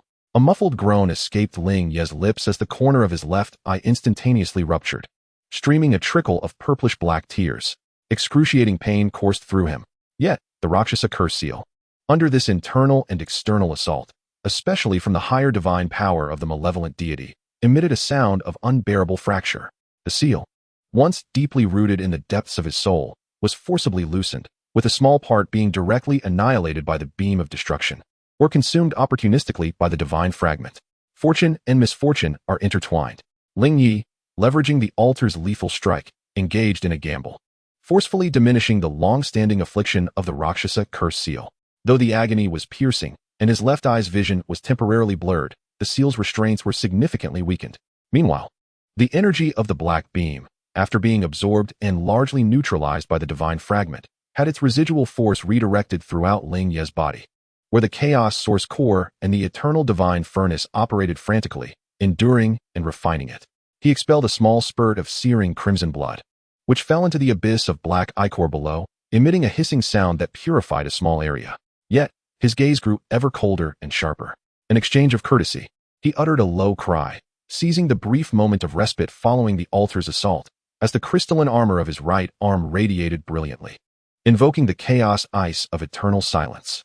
With a resounding crackle, the supreme ice, infused with chaotic annihilation properties, erupted from his center, sweeping outward in all directions. The black ichor below froze at an astonishing pace. A layer of grayish-white frost rapidly enveloped the tentacled beast and the flesh mountain, their movements becoming sluggish and rigid. Even the flow of their energy was obstructed. The judgment of order had arrived. Ling Ye clasped his hands together. As the chaotic divine shadow behind him began to whirl once more, countless chains of order shooting forth from the void, entwining the temporarily frozen, three-headed guardian monstrosity. The chains shimmered with runes of judgment and purification, forcibly dismantling their malevolent essence. Simultaneously, the runes of order inscribed on his chest detached, transforming into a stream of light. Akin to the sharpest arrow, aimed directly at the dark vortex atop the altar, he intended to strike the awakened embodiment of evil will with the power of order. Chapter 137, Dilemma. With a thunderous roar, the runes of order collided fiercely with the dark vortex. The sacred and the wicked intertwined in a chaotic dance of annihilation. The entire altar trembled violently, the blasphemous runes upon its surface flickering erratically, seemingly emitting a mournful groan. The awakened will let out a more furious and wild roar. Within the vortex, an immensely large, cold eye slowly began to open. The battle had escalated to its most intense phase. Ling Ye, single-handedly, suppressed the three great guardian monstrosities while facing the will of the altar head-on. He could distinctly feel that after refining a portion of the destructive light column and the void shadows, the soul power within him was boiling. The barrier of level 82 was loosening. Under the tremendous energy's impact, the barrier of level 82 shattered open with a resounding crash. An even more vast soul power, mingled with pure chaotic energy and the holy light of order, surged forth from the core of chaos, flowing throughout his being. The intense pain in his left eye swiftly subsided, his vision restored and even sharpened, allowing him to perceive the very essence of energy flow. The Rakshasa curse mark, forcibly weakened and cracked, was temporarily subdued beneath the newly awakened power lying dormant. The grayish-white domain of chaotic desolation and order expanded abruptly, its radiance condensing further. And within the domain, ice crystals began to form, the space folding, and the miasma of poison ebbing and flowing with an autonomous rhythm, its might surging dramatically. The three-headed guardian monstrosities, entangled by the chains of order and momentarily sealed within the eternal silence of ice, emitted terrified howls under the impact of this breakthrough momentum, their power being accelerated towards purification and obliteration. Break, Ling Ye uttered in a low voice. The chaotic divine shadow accelerated violently. Crack, crack. The colossal forms of the tentacled beast and the flesh mountain could no longer withstand the relentless pressure of internal and external assaults, and thus, they disintegrated first, transforming into the purest stream of dark energy, devoured entirely by the chaos god's mill. The pulsating dark runes at their core attempted to escape, only to be ruthlessly shattered and absorbed by the chains of order. Yet, that shadow of nothingness, due to its unique essence, at the very last moment of collapse, transformed into a slender thread of black, barely breaking free from the shackles of the order chains and the icy prison. Screaming as it fled back into the dark vortex atop the altar, Ling Ye did not pursue the escaping shadow. His entire focus was directed towards the dark vortex, which was fiercely contending against the runes of order. At that moment, the order runes, akin to a searing branding iron, were deeply embedded within the vortex. As the sanctified light of purification clashed violently with the tainted dark energy, emitting a painfully grating hiss, the rotation of the vortex visibly slowed, and the enormous cold eye that was opening within revealed both anguish and a more ferocious fury. The altar itself trembled violently, its surface adorned with blasphemous runes flickering wildly, striving to resist the encroaching power of order. The black mist throughout the core of the starry realm surged and roiled, frantically flowing towards the altar to replenish its energy. Defiantly resisting, Ling Ye's gaze was icy as he formed seals with his hands. The ethereal shadow of the chaos god's mill gradually ascended, hovering directly above the altar. The core runes on the grinding wheel radiating an unprecedented brilliance, with ice marks, spatial patterns, and the essence of toxicity all vividly clear. In the name of chaos, obliterate the illusions. By the might of order, judge the wicked. Suppress. With the terrifying momentum capable of crushing all realms, the chaos god's mill slowly descended. It was not a direct physical collision, but rather a suppression and obliteration at the level of the laws themselves. Before the grinding wheel could truly make contact, the dark vortex at the summit of the altar emitted a distorted sound of unbearable burden. The order runes affixed to it shone with renewed brilliance, as though empowered infinitely. Roar! Within the vortex, the immense eye finally opened fully. It was a sphere composed solely of darkness, hunger, and madness, devoid of any rationality. Driven solely by the most primal instinct, to devour, it fixated intently on Ling Ye, brimming with malice and greed. Subsequently, a vast and chaotic yet terror-laden intent surged forth, akin to a flood breaking its dam, rushing towards Ling Ye. This was not an attack, but rather a torrent of information. Fragments of memories, insights into the laws, and an insatiable hunger emanated instinctively from that will. Ling Ye's mind jolted violently. Countless chaotic images flashed before him, an expanse of nothingness, endless cold and silence. A spark of primal hunger beginning to instinctively consume everything around it, energy, matter, even concepts. Gradually, it grew stronger, forming a vague will, discovering this energy-rich world, instinctively constructing pathways, establishing coordinates, emitting pollution, attracting and transforming sustenance, and developing a preference for certain specific tastes. Disturbed, stimulated, prematurely awakened, and filled with wrath. Simultaneously, a torrent of fragmented insights concerning devouring and the laws of the void forcefully inundated Ling Ye's spiritual sea.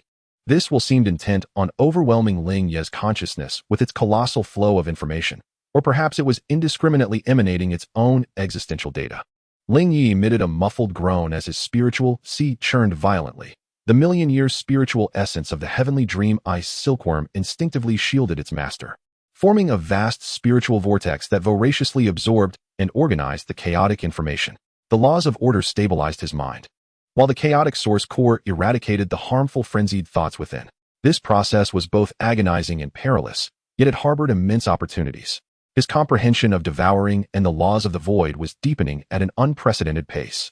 The divine fragment embedded in his chest grew searingly hot, resonating powerfully with the information flow, greedily assimilating the shared strength and knowledge. What further stirred Ling Ye's spirit was that amidst the tumultuous deluge of information, he detected a faint yet remarkably ancient resonance, akin to the third curse's soul shackles, but even more profound and frigid. It appeared to be concealed deep within the will of the altar, or rather, it was the residual remnants inadvertently assimilated by this devouring will over countless ages.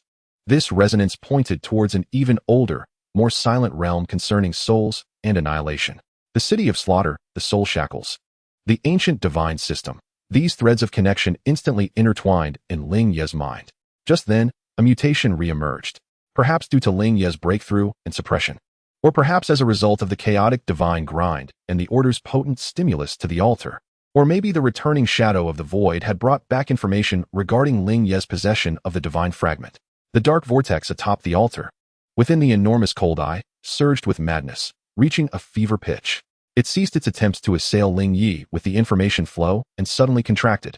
All the black mist, all the energy, all the malevolent intent compressed towards the core of the vortex in a cataclysmic manner.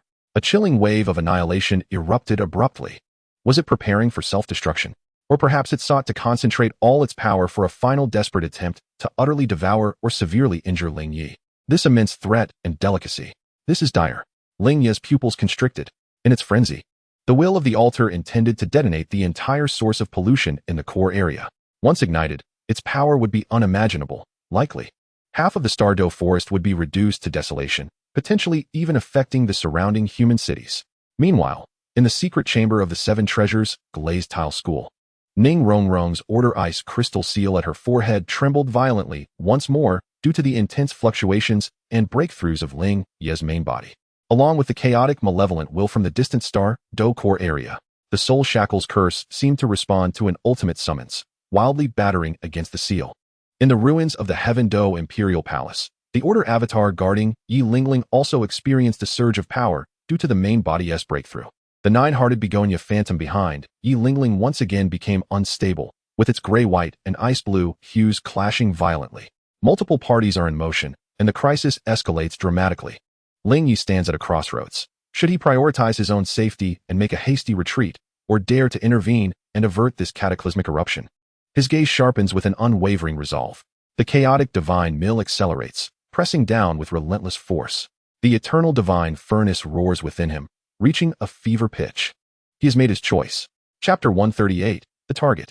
Confronted with the altar's will compressing furiously, poised to ignite a catastrophic chain reaction. Ling Ye's eyes blaze not with fear, but with an even more intense radiance. Retreat? Such a notion is utterly foreign to him. This explosion, fueled by the corruption and malevolent powers of the entire stellar core region, represents not only a dire threat, but also an unprecedented feast.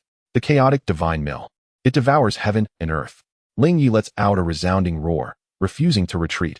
Instead, he propels the ethereal image of the chaotic divine mill downwards with a ferocity unmatched.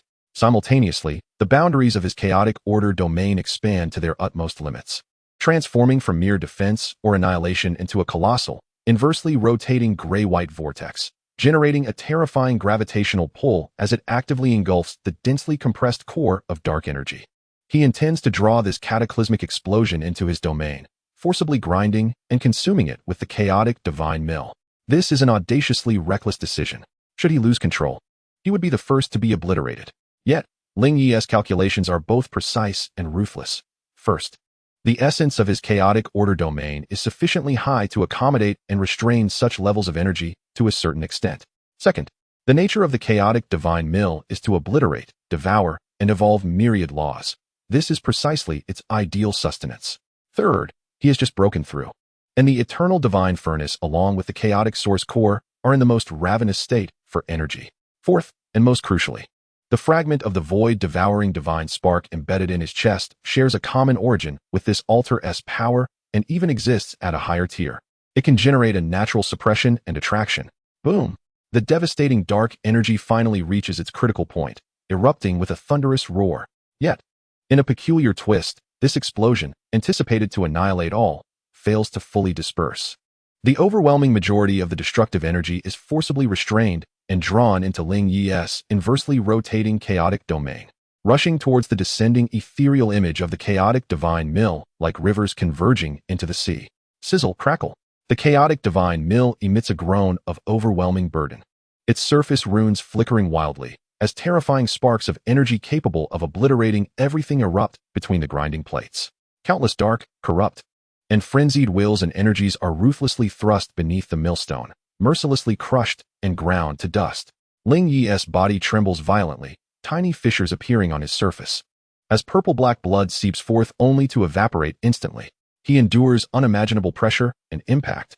Within his spiritual sea, the essence of the dreaming ice silkworm wails, besieged by a torrent of wicked and frenzied thoughts that crash against his consciousness, only to be forcibly stabilized by the laws of order. This is an exceedingly precarious balance. He traversed the precipice of an abyss, akin to walking a tightrope, perilously close to being overwhelmed by the vast expanse of malevolent energy, or succumbing to the frenzy of a chaotic will that could shatter his sanity. Yet, concurrently, torrents of pure, refined dark energy, having shed their ferocious attributes, surged into his being. The eternal divine furnace whirred with fervor, refining all matter within, as the chaotic source nucleus eagerly absorbed this kindred power, growing more solid and formidable.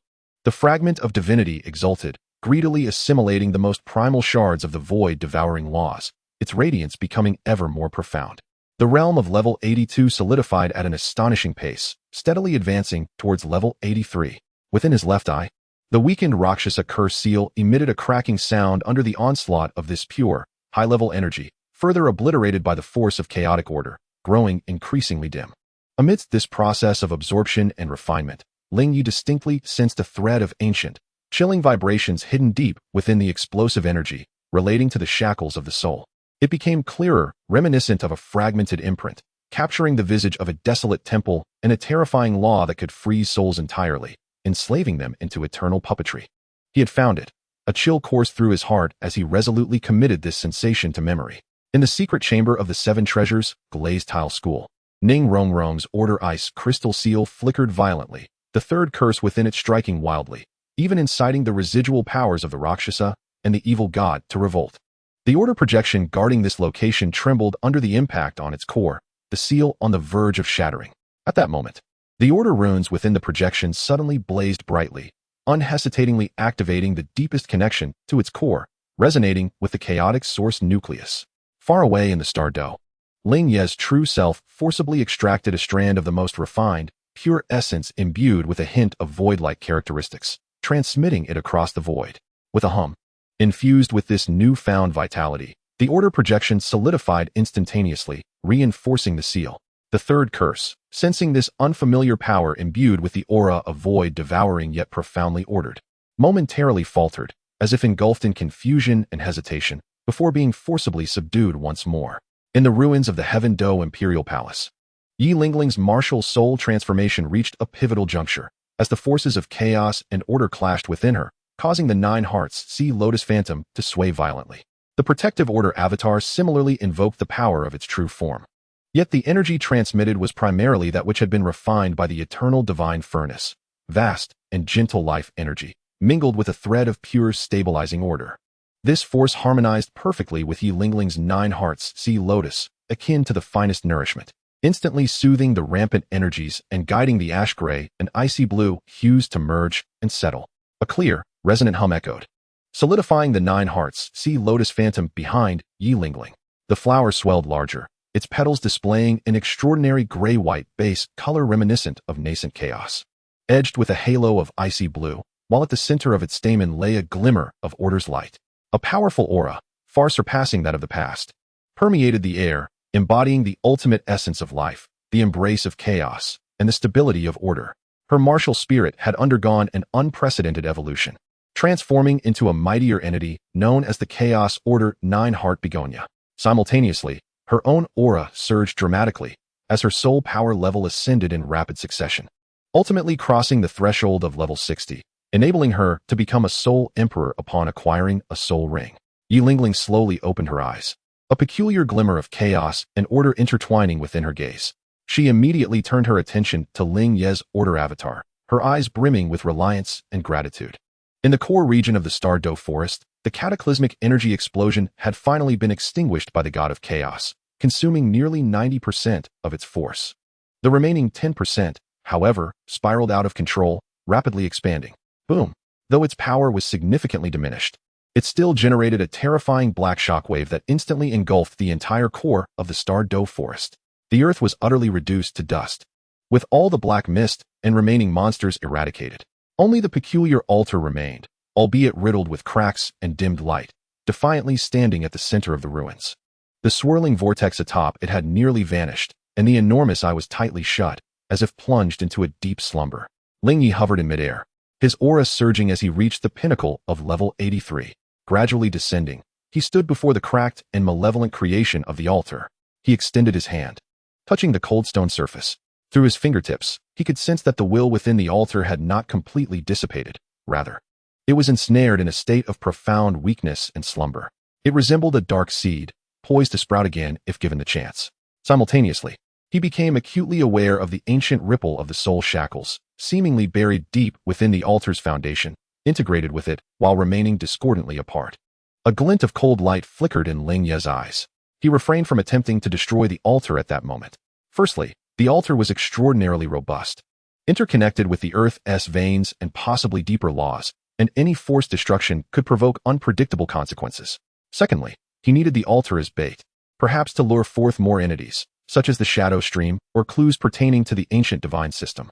More importantly, the source of Ning Rongrong's curse might not lie here, but rather in the City of Slaughter. Withdrawing his hand, He cast one final glance at the altar before his figure gradually melded into the void, disappearing from sight. The core region of the Douluo forest temporarily returned to silence. Only the dilapidated altar silently recounted the breathtaking battle of devouring that had just transpired. Ling Ye's next objective was now clear: the City of Slaughter. Chapter 139, The Inheritance Ground of the Shura God. Ling Ye's figure materialized from the desolate ruins of the core region of the Douluo forest, his aura now firmly established at the pinnacle of level 83. Within the domain of chaotic desolation and order, it remained contained, yet the occasional surge of energy distorted the surrounding fissures in space, restoring them to tranquility. He cast one last glance at the altar, marred by cracks and shrouded in eerie silence. This relic had become a mere hindrance, difficult to destroy and potentially alarming any lurking threats. Yet, its presence was akin to a festering wound, uncertain of when it might unleash its venom once more. However, more pressing matters demanded his attention. With a ripple in the fabric of space, he did not engage in a direct long-distance teleportation, but rather manifested above the ruins of the Tiando Imperial Palace. The protective avatar guarding Yi Lingling transformed into a beam of light, returning to its original form. Ling Ye's gaze settled upon Yi Lingling, who had recently completed her soul manifestation. Her aura profoundly altered. At that moment, she exuded an essence distinct from her former self, blending a chaotic depth with an air of formidable order, a striking contrast to her previous aloofness. Feeling Ling Ye's scrutiny, she instinctively lifted her gaze, her beautiful eyes shimmering with a complex interplay of emotions: concern, gratitude, and an almost instinctual bond born from their shared source of power. "Ling Ye, are you unharmed?" she inquired softly, her voice laced with a barely perceptible tremor. Clearly affected by the terrifying turmoil Ling Ye had experienced in the Douluo forest through their life link. Ling Ye shook his head gently, assessing her condition, a flicker of surprise crossing his eyes. The transformation of the Chaos Order 9-Heart Begonia was unprecedented. Its potential likely exceeded that of the original 9-Heart Begonia soul. "No harm done. Your soul," he remarked, "is thriving thanks to you." A faint smile graced Yi Lingling's lips as she observed the ethereal image of the begonia flower, shimmering with shades of gray and icy blue, emerging from her palm. It felt remarkably different, as if a broader path lay before her. After a brief pause, her tone turned resolute. "What can I do to assist you?" "Regarding Rongrong, I have my own plans," Ling Ye interjected, his tone leaving no room for dissent. "You have just broken through. Your stability is tenuous. We must leave this place at once and seek a secure location to solidify your cultivation and acquire your 6th spirit ring." He would not risk bringing Yi Lingling, still unsteady from her recent breakthrough, into the perilous depths of the Slaughter City. Though Yi Lingling was concerned for Ning Rongrong, she recognized her current state as a liability and nodded obediently. "All right." With a flick of his robe, Ling Ye enveloped Yi Lingling in spatial energy, and in the next moment, they found themselves amidst desolate mountains 100 miles away. With a wave of his hand, he created a temporary sanctuary, establishing concealment and defensive barriers. "Here, we shall cultivate in peace, undisturbed by any intrusions." He left behind several pure soul power crystals and a vial of foundational strengthening elixir before turning to depart. "Ling Ye," Yi Lingling suddenly called out, her eyes earnest. "Please, be careful, and do not forget to save Rongrong." Ling Ye paused momentarily, not turning back, merely responding with a soft acknowledgement before his figure melded into the void and vanished. In the secret chamber of the 7-treasure glazed tile school, Ling Ye's original form materialized. The vigilant Douluo, who had been standing guard, immediately tensed, but upon recognizing him, he exhaled a sigh of relief, though the gravity in his gaze remained unchanged. As the order projection returned to its source, Ling Ye approached the cold jade bed, his fingers delicately brushing against the thickened order ice crystal. Ning Rongrong lay still, her complexion pale, yet her breathing steady. The third curse, sensing the faint trace of the void-infused order power he had recently absorbed, seemed to retreat further into a dormant state, momentarily quieted. "What is the situation?" Douluo inquired in a low voice. "The source of the curse has been traced. It lies beyond this realm." Ling Ye spoke succinctly, declaring his intent to address the matter. "This seal is sufficient to hold for a while. Safeguard her well." He provided no further explanation. Sword Douluo and Bone Douluo exchanged glances, filled with questions, yet upon meeting Ling Ye's unyielding, frigid gaze, and sensing his profound and seemingly enhanced aura, they ultimately nodded in agreement. "Rest assured, as long as I draw breath, no one shall harm Rongrong," Sword Douluo asserted with unwavering conviction. Ling Ye nodded, casting one final glance at Ning Rongrong before his form faded into nothingness. In the next moment, he appeared near the northern military camp of the Douluo Empire. He activated the communication jade slip given to him by Davis. Almost instantly, Davis's figure soared out from the camp, his expression betraying a mix of astonishment and reverence.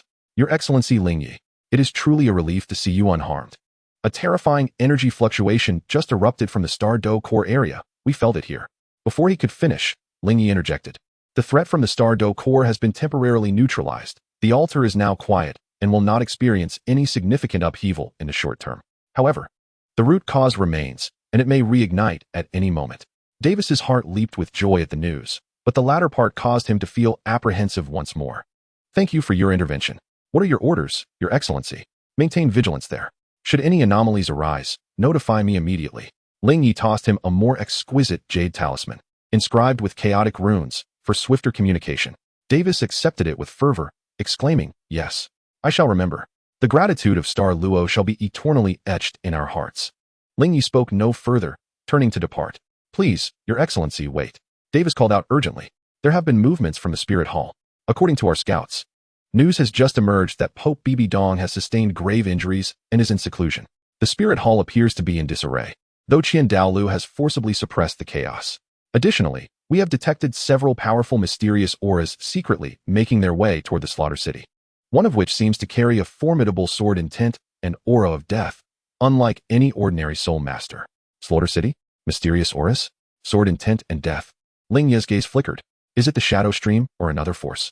It seems my journey to Slaughter City shall not be a solitary one.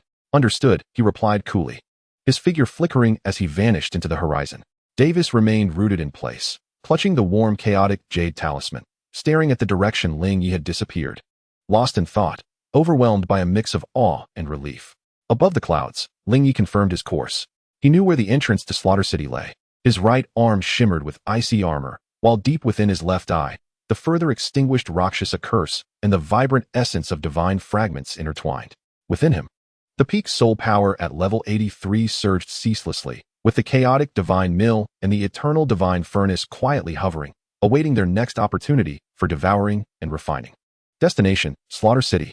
In pursuit of the origins of Ning Rongrong's soul shackles, and in light of the possible revelations concerning the ancient divine system hinted at by the shadow stream, as well as the intent to confront those elusive, chaotic entities that stir the winds of fate, his figure transformed into a streak of luminous energy. It tore through the clouds, hastening towards the infamous lawless territory of the continent, the fabled realm of the Azura god's legacy. Chapter 140, a unique performance. The entrance to the city of Slaughter lay concealed within the depths of a desolate black forest, a place seldom trodden by human feet. An ambient aura of faint blood and decay permeated the air, causing even the soul beasts to instinctively steer clear of this accursed domain. Ling Ye hovered above the threshold. A vast, pitch-black abyss seemed to descend into the earth, exuding a chaotic, violent energy that unnerved the mind, along with an unmistakable aura of cold death. The soil at the mouth of the chasm bore a dark crimson hue, as if soaked through the ages with blood. Any ordinary soul master daring to approach would likely succumb to the overwhelming essence, their minds corrupted, reduced to mere instruments of slaughter. Yet for Ling Ye, this tumultuous atmosphere heightened his senses. The elements of slaughter, death, and the Azura god's power intermingled, while the order runes within his grayish-white pupils discerned the chilling, silent remnants of the soul shackle's lingering essence. Indeed, a connection existed, though exceedingly faint, the ancient, frigid resonance, sharing a common origin with Ning Rongrong's soul, emanated from this very place. Without hesitation, Ling Ye transformed into a glimmering light and plunged directly into the obsidian abyss. The descent felt as though he traversed a frigid energy membrane. The light around him dimmed instantaneously, and the air thickened, saturated with the scent of rusted blood. A cacophony of chaotic howls, anguished cries, and maniacal laughter attempted to invade his mind, yet were silently nullified by the realm of order surrounding him. After a moment, he felt solid ground beneath him. He had landed in a dim, expansive underground world. The sky was perpetually shrouded in a dark crimson hue, resembling congealed blood. Distorted, grotesque black rock structures were haphazardly piled, forming a vast, chaotic city. On the streets, deranged figures wielding sharp weapons were ubiquitous, engaging in violent clashes or eyeing every newcomer with greedy, cautious gazes. Here, rules were non-existent. Only slaughter and survival prevailed. Ling Ye's arrival was akin to dropping a block of ice into boiling water, instantly capturing attention. The restrained yet undeniable chill emanating from him stood in stark contrast to this land of carnage, exuding a higher, awe-inspiring authority that instinctively instilled fear in the fallen souls. Several deranged individuals, unable to suppress their murderous intent, lunged forward with unholy soul techniques flickering dimly. Ling Ye did not even spare them a glance. A subtle shift in his field sufficed. In an instant, as those assailants breached his 3-zhang radius, their movements froze, and they crumbled away like weathered sand sculptures, dissipating into the ether without leaving a trace of dust behind. Their souls, entwined with the desire for slaughter, were swiftly obliterated and consumed by the chaotic realm, reduced to mere inconsequential sustenance. This scene instantly paralyzed the surrounding, restless fallen with terror, their eyes wide with horror. Here, death was commonplace. Yet such a bizarre and thorough annihilation had never been witnessed before. Ling Ye disregarded these insignificant beings, his awareness expanding like an invisible web, swiftly enveloping the entirety of the City of Carnage. He sought 2 specific entities. First, the precise source of the soul-binding fluctuations. Second, the mysterious auras referenced by Davis. Those who had arrived before him. The City of Carnage was vast, seemingly shrouded by a force that interfered with perception. Yet Ling Ye's principles of order and fragments of divinity were acutely attuned to that cold, shared resonance. Soon, he pinpointed a direction, deep within the city's core, where the tallest and most grotesque edifice emanated a profound aura of azura power and death, a veritable heart of the City of Carnage, the location of the hellish arena of slaughter. Simultaneously, he discerned several powerful presences, deliberately concealed, yet still unable to be entirely masked, converging near the hellish arena. Among them, one was sharp, frigid, imbued with an intent to extinguish all, harmoniously blending with the deathly essence of this slaughtering ground, yet transcending it. They were the ones he sought. Ling Ye advanced boldly, and as he did, the fallen around him recoiled in terror like a receding tide, clearing a wide path. He moved with the aloofness of a sovereign surveying his domain, coldly approaching the epicenter of this sinful city. The closer he drew to the hellish arena, the more pronounced the chilling fluctuations of the soul binding became, even eliciting a faint resonance from the fragment of divinity in his left eye. It was as if these 2 forces shared an extraordinary connection on some level. At that moment, a cold and beguiling female voice resonated directly within his mind. Bypassing his protective barriers, TSK, Tisk, truly deserving of your reputation for having wounded Bibi Dong and quelled the starry uprising, you found your way here so swiftly. However, the hellish arena is hardly a place for mere sightseeing, especially with today's special performance. It was the voice of that shadow stream woman. She was indeed present, seemingly well acquainted with Ling Ye's movements. Special performance? Ling Ye coldly mused in response, his pace unyielding. Indeed, the woman's voice replied with a hint of mockery. A performance concerning souls, enslavement, and liberation, perhaps precisely the answers you seek. Of course, the ticket may be rather costly. As her words faded, the voice vanished as though it had never existed. Ling Ye's gaze turned icy. The shadow stream was guiding him, or rather, manipulating a particular circumstance here, awaiting his entrance. He raised his eyes to behold the dark structure, sprawling like a great beast, the hellish arena. The massive entrance resembled a demon's maw, exuding a heart-stopping allure.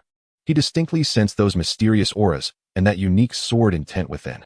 Without a moment's hesitation, Ling Ye stepped through the threshold of the hellish arena. Within the confines of the door lies an entirely different realm. The deafening cacophony of frenzied shouts and roars threatens to topple the very dome above.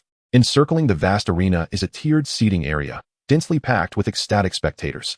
At the center of this arena stands a colossal platform, marred by dark crimson stains. At this moment, a brutal melee unfolds upon the stage. Over 20 soul masters engage in fierce combat, their soul skills illuminating the chaos, while blood splatters and shattered limbs paint a nightmarish tableau. In a concealed box at the highest tier of the seating area, several formidable presences subtly linger, coldly observing the carnage below. The entrance of Ling Ye instantaneously captivated countless gazes, ignoring the carnage on the platform and the frenzy of the audience. His focus was unwaveringly fixed on that box. Just then, a sudden transformation occurred on the stage. A participant, who appeared unremarkable, emitted a shrill cry that seemed inhuman. His eyes instantly turned a ghastly white, devoid of any emotion. A frigid, deathly aura, imbued with an overwhelming sense of subjugation, erupted from within him. With a series of sickening thuds, the soul masters closest to him froze in place, their gazes turning equally pale, before they inexplicably turned their weapons against their erstwhile allies in a mad frenzy. Soul enslavement. Ling Ye's pupils constricted. This power was akin to the third curse within Ning Rongrong. Although significantly weaker, its essence was unmistakably identical. As the soul master unleashed his power, he abruptly lifted his head, his ghastly white eyes piercing through the chaotic throng, locking onto the newly arrived Ling Ye. A rigid, sinister smile crept across his lips, as if to say, "You have arrived." Within the box, a sharp sword intent stirred slightly, seemingly intrigued. The special performance mentioned by the Shadowflow woman had commenced. Chapter 141, An Imminent Clash. On the platform, the transformed Soul Master's white pupils fixated on Ling Ye, his grotesque smile sending chills down spines. The enslaved Soul Masters, like marionettes, wildly attacked those around them, disrupting the original chaos and inciting further turmoil and death. The audience's frenzied screams escalated to a fever pitch, this bizarre ability only heightening their senses. "I have found you," Ling Ye murmured softly, a chilling glint in his grayish-white eyes. This was no mere coincidence. It was a trap laid for him. The power of soul enslavement had been deliberately triggered to draw him into action, or perhaps to test him. Inside the box, the sharp sword intent wavered slightly, marked by a hint of scrutiny and intrigue. Other concealed presences also appeared to pay closer attention to the arena. Ling Ye hesitated not for a moment. He did not ascend the platform, but stood at its edge, slowly raising his right hand, fingers slightly splayed, before suddenly clenching into a fist. Order's law, soul confinement. Buzz, an invisible force, specifically targeting the very essence of the soul, instantaneously transcended space and descended upon the Soul Master. The Soul Master's body stiffened abruptly, the peculiar smile on his face freezing in place. The chilling power of enslavement radiating from him was as if a wild stallion had been harnessed, struggling violently, yet unable to expand even a fraction further. The few Soul Masters under his command also froze, a fleeting confusion flashing in their eyes. With a primal roar, the Soul Master emitted a sound that was almost inhuman, his pale pupils reflecting a flicker of astonishment and rage, seemingly unprepared for Ling Ye's direct and essence-targeting strategy. He desperately summoned the icy power within him, striving to break free from the confinement. A mere parlor trick, Ling Ye coldly assessed, tightening his clenched fist once more. Crack! It was as if invisible chains had shattered. The Soul Master let out a piercing scream as viscous, pale fluid oozed from his orifices, the enslaving power being forcibly retracted back into his body, beginning to turn against him. Yet, at that moment, a new anomaly arose. The Soul Master's body swelled violently, his skin erupting with countless pale, crack-like patterns. A far more ferocious and desperate energy, intent on self-destruction, surged forth from within him. He was to be detonated like a one-time bomb, aiming to disseminate that bizarre enslaving energy to the fullest extent, tainting the entire hellish slaughterhouse. Within the VIP box, the sword intent suddenly sharpened, as if poised to intervene or protect itself at any moment. The fallen spectators in the stands instinctively sensed the lethal threat, their frenzied shouts transforming into terrified screams. "Annihilate!" Ling Ye uttered a single word. In his left eye, the shard of the devouring divinity quivered slightly, a nearly imperceptible black thread, crossing the boundaries of time and space, instantaneously penetrated the Soul Master's forehead. The shard of divinity was exiled into the void. There was no explosion, no energy shock. The Soul Master's inflated body deflated like a punctured balloon. The frenzied, imminent explosion of enslaving energy within him, along with his very soul and essence of life, seemed to be forcibly crammed into a non-existent point, which then silently vanished. Utterly gone, erased from the realm of existence. Not a single speck of dust was left behind. In its place remained an absolute vacuum, where even light and sound were momentarily consumed. The entire hellish slaughterhouse plunged into a profound silence. All cries, screams, and sounds of combat ceased abruptly. The fallen spectators on the stands gaped, their eyes vacant and filled with an incomprehensible terror. They could not grasp what had transpired, but that complete annihilation instilled a fear more profound than any bloody slaughter.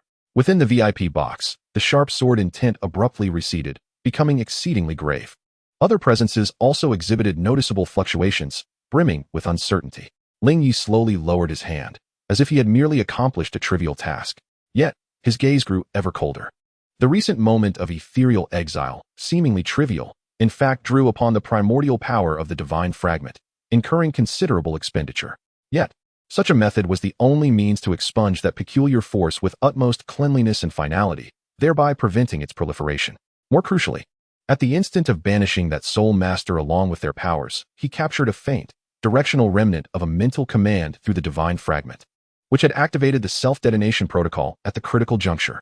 The source of this command did not reside within the arena, nor in the private box, but emanated from the depths of the hellish slaughter grounds, a dark passage leading to the true core, the road of hell. The chilling, ancient vibrations, laden with connotations of subjugation, revealed that the genuine source lay within this infernal pathway. The Soul Master merely served as a pitiful puppet, manipulated from afar. It appears that your ticket was insufficient. The languid voice of the Shadow Flow woman echoed once more in Ling Ye's mind, tinged with a hint of amusement. As the appetizing amuse-bouche concluded, while the main course awaited within. However, to gain entry, one must first pass the ticket inspector's trial.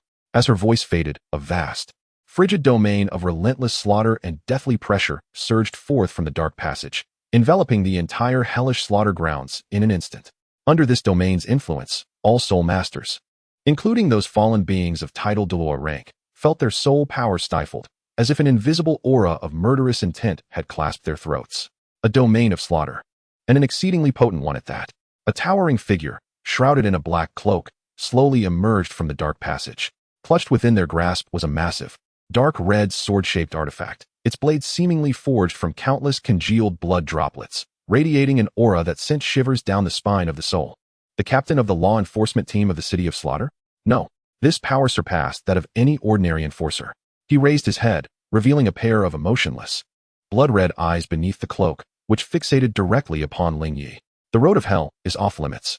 The voice, raspy and cold, resonated like metal scraping against metal, devoid of any vitality. Within the private box, the sharp sword intent surged once more, seemingly recognizing the identity of the newcomer, growing increasingly grave, even hinting at a trace of combativeness. The laughter of the Shadow Flow woman reverberated in Ling Ye's mind. Allow me to introduce.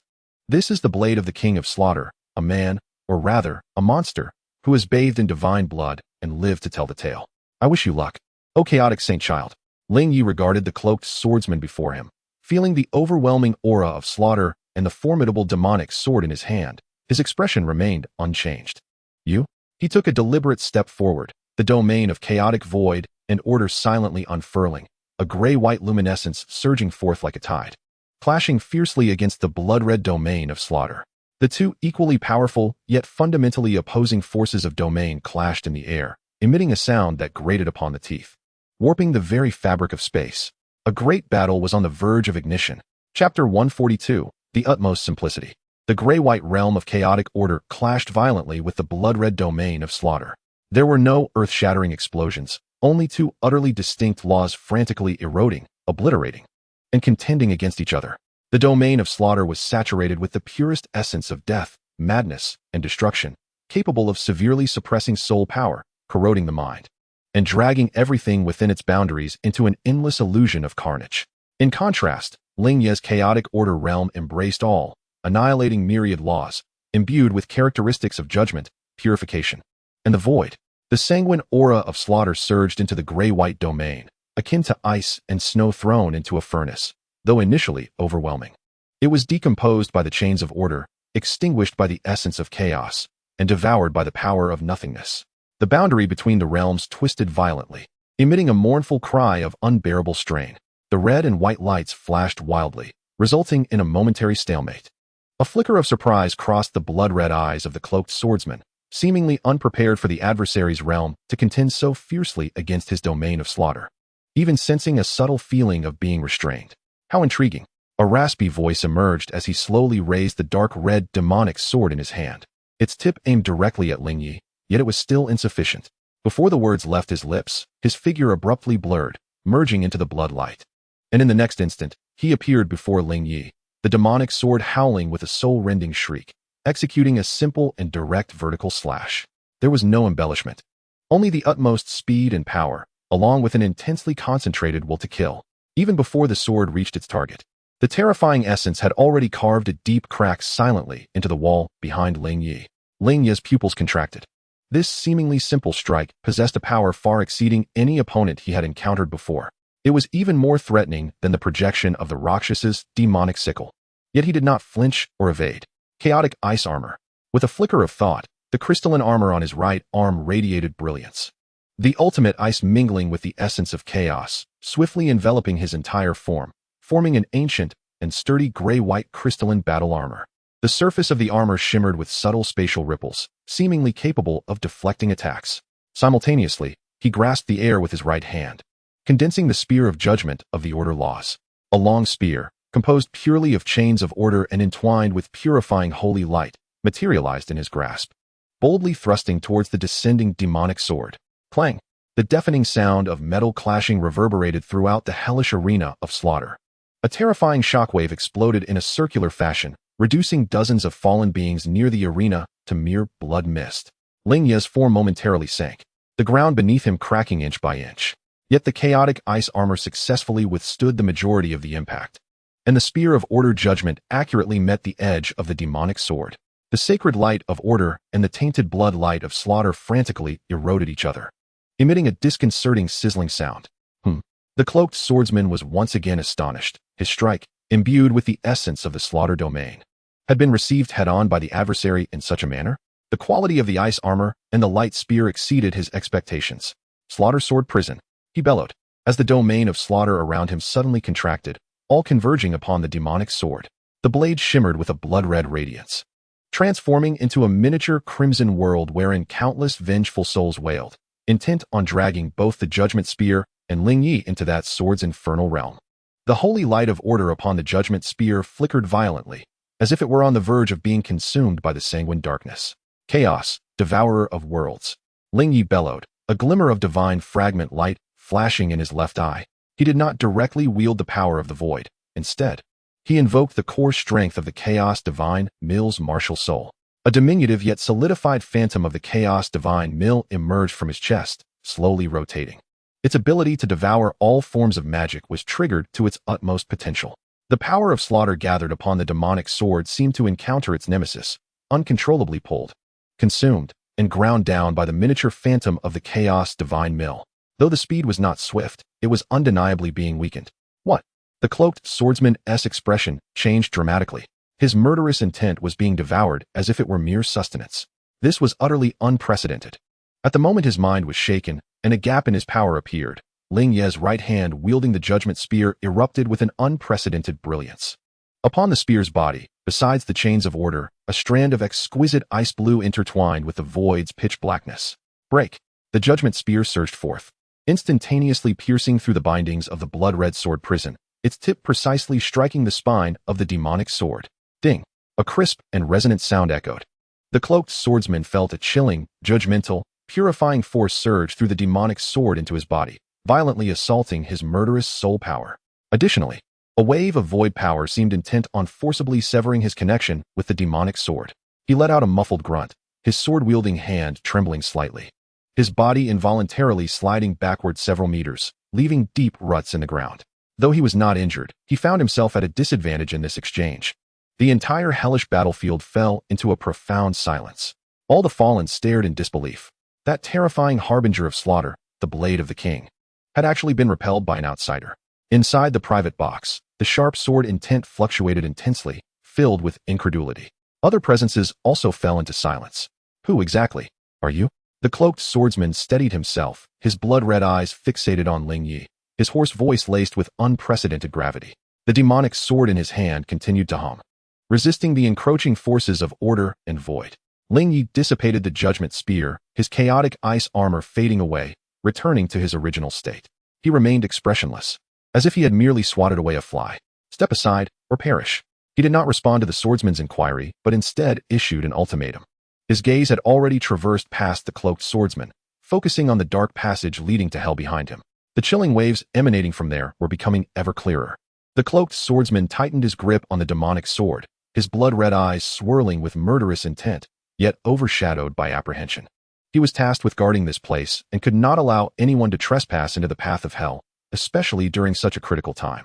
Yet the prowess of the individual before him was unfathomable, their methods enigmatic. To continue obstructing would render the outcome uncertain, perhaps even perilous. As he weighed his options, a deep and authoritative voice, imbued with an aura of boundless bloodshed and carnage, resonated throughout the arena of slaughter. At the instant this voice emerged, all the fallen, including the cloaked swordsman, froze, their visages betraying profound reverence and trepidation, and they collectively knelt upon the ground. Even the sharp sword intent within the private chamber momentarily diminished, revealing a palpable caution. The king of slaughter, the sovereign of the city of carnage. He had spoken. Without hesitation, the cloaked swordsman sheathed his blade and stepped aside, bowing deeply. As you command, my king. Ling Ye lifted his gaze towards a certain point in the void, where it felt as though an invisible, bloodstained gaze was scrutinizing him from above. Stranger of formidable strength, your power has garnered my acknowledgement. The voice of the King of Slaughter reverberated once more, devoid of discernible emotion. The path to hell lies ahead. Seek what you desire within, but be warned. The denizens therein may prove formidable. I wish you luck, he added. A chilling laughter tinged with profound significance echoing in the air. Evidently, the King of Slaughter had perceived the anomalies within the path to hell. Yet he seemed disinclined to intervene personally, instead appearing to relish the prospect of Ling Ye introducing an element of unpredictability into the fray. Ling Ye offered no reply, merely retracting his gaze indifferently, disregarding the kneeling cloaked swordsman beside him. With a decisive step, he vanished into the dark passage, leaving no trace behind. Only after his figure had completely dissipated did the oppressive aura enveloping the arena gradually subside.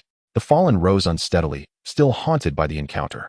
The cloaked swordsman stood, staring into the dark passage, his blood-red eyes flickering with uncertainty. Within the private chamber, the sharp sword intent fell silent for a moment before it too discreetly departed, transforming into an intangible beam of sword light that silently followed into the passage. A few other enigmatic presences hesitated briefly, ultimately opting to remain observant.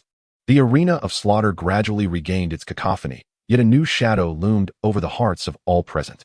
Meanwhile, deep within the entrance to the path of hell, Ling Ye sensed multiple formidable presences ahead, alongside the chilling, ancient waves of soul energy. The main event was finally set to commence. Chapter 143, The Path to Hell. The path to hell was not merely a straightforward passage. It constituted an independent and distorted realm.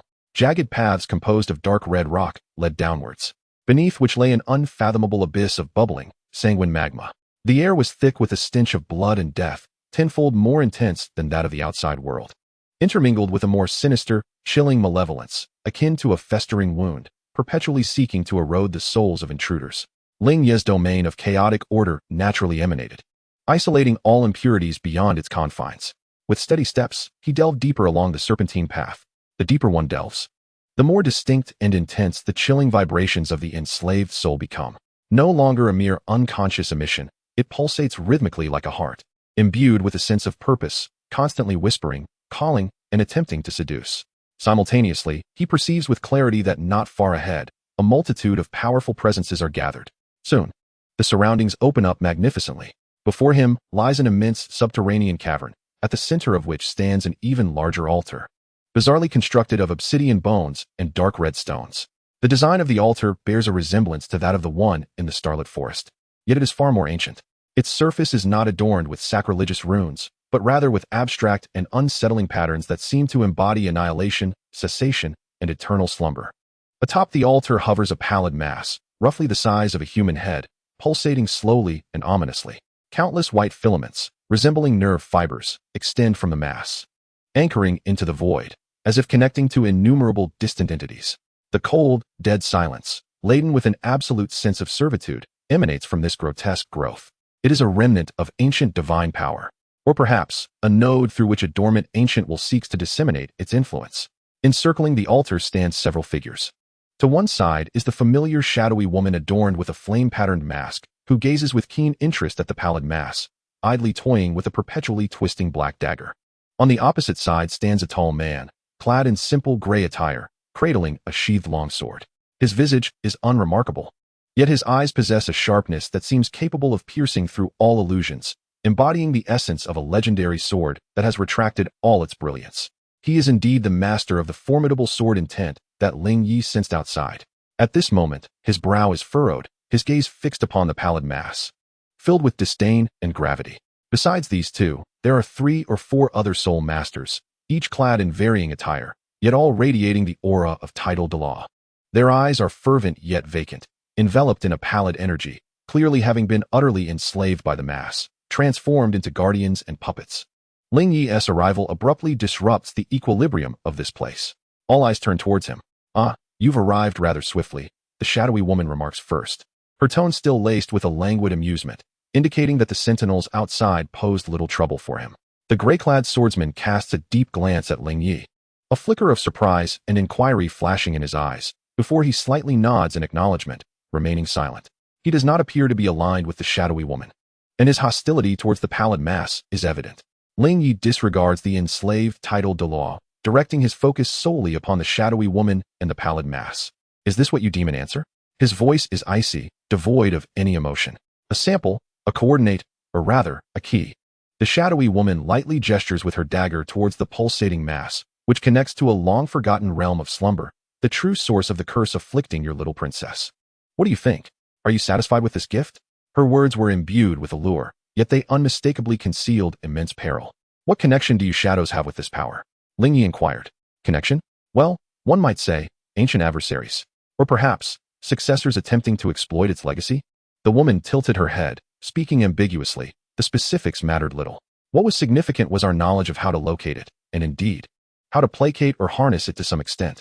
This, perhaps, is your sole hope of lifting the curse entirely. She paused, her tone laden with meaning. Of course. This is contingent upon your ability to afford the price.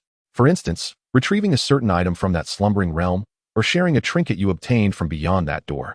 Her gaze flickered, seemingly brushing against Ling Ye's left eye. Certainly, it was still about the fragments of divinity. At that moment, the pallid tumor appeared to be agitated by Ling Ye's presence, its pulsations intensifying abruptly. A cold, enslaving will, tenfold more potent than before, erupted violently, sweeping through the entire cavern like an invisible tempest. The enslaved title Douluo's eyes flared with a ghastly light, as they roared and lunged toward Ling Ye, the gray-clad swordsman, and the woman of shadows. Simultaneously, a fissure appeared on the surface of the tumor, from which a solid, blindingly white beam of light shot forth, akin to a spear of judgment, aimed directly at Ling Ye. The soul enslavement power contained within this beam far surpassed that of the puppet in the arena. Humph! Wickedness! The gray-clad swordsman scoffed, finally springing into action. His sword remained mostly sheathed, merely nudged with his thumb to reveal a fraction of the blade. A sound rang out, pure and clear, reminiscent of a dragon's song. A dazzling sword light, pure to the utmost, seemingly capable of severing all filth and bondage in the world, erupted forth, arriving first and accurately cleaving through that pallid beam of light, with a sound akin to a knife slicing through grease. The terrifying white beam was cleaved in two by this strike, grazing past Ling Ye's sides, and striking the rear rock wall, silently melting two unfathomable holes. Such formidable sword intent, such pure severing power. Ling Ye's gaze shifted, taking a moment to regard the gray-clad swordsman. This individual's sword was no ordinary weapon. It seemed particularly adept at countering such malevolent forces. Meanwhile, the shadowy woman flickered like a specter, her black dagger tracing an eerie trajectory, effortlessly repelling the two enslaved title Douluo that charged at her. Her agility appeared to allow her to momentarily meld into the shadows, evading the direct influence of the enslaving will. As for Ling Ye, he did not even lift a finger against the two other enslaved title Douluo rushing toward him. Chaos and order domain, an absolute forbidden zone. The moment the two title Douluo breached the periphery of his gray-white domain, their movements froze instantly. The ghastly light in their eyes flickered violently, akin to a candle struggling against the wind, as if their enslavement marks were in fierce conflict with Ling Ye's domain of order, plunging them into a brief paralysis. Ling Ye cast a detached glance at them before his gaze returned to the pallid tumor. In his left eye, the fragment of divinity emitted a faint glow. He sensed that the core of this tumor, aside from the frigid power of enslavement, also harbored an exceedingly faint essence, akin to that of the void devourer, yet veering towards an opposite extreme, the meaning of eternal obliteration. This ancient divine power appeared to share a connection with the forces of the god of void devouring, suggesting a kinship that diverged into different branches. Perhaps this was what truly piqued the interest of the shadow flow. Was it also the reason they coveted the divine fragment? Clearly, without first addressing this troublesome matter, meaningful dialogue would be impossible. The woman of shadow flow chuckled lightly, evading yet another wave of attacks. What say you three? Shall we collaborate for the time being? Let us first eliminate these insignificant foes, and then discuss the ownership of the key. She cast her gaze towards Ling Ye and the gray-clad swordsman. The gray-clad swordsman stood poised with his sword, his intent clearly focused on the tumor, seemingly harboring the desire to eradicate it. Ling Ye slowly raised his hand, the phantom of the chaos divine mill appearing behind him, barely visible. His objective remained resolute. Very well, let us destroy it first.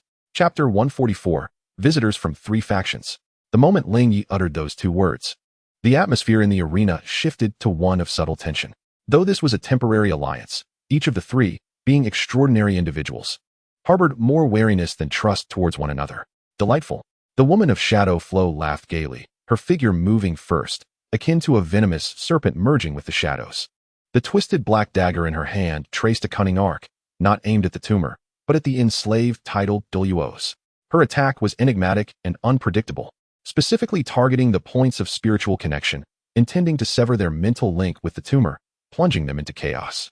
Evil spirits, be purged. The gray-clad swordsman spoke succinctly, finally drawing his long sword completely from its sheath. It was an ancient-style sword, its blade as bright as autumn waters, the moment it was unsheathed. An icy sword intent surged skyward, momentarily suppressing the pervasive atmosphere of slaughter and enslavement within the cavern.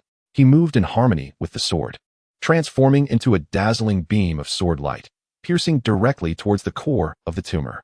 Wherever the sword light traversed, the pale threads of enslavement shattered and dissolved as though encountering their nemesis.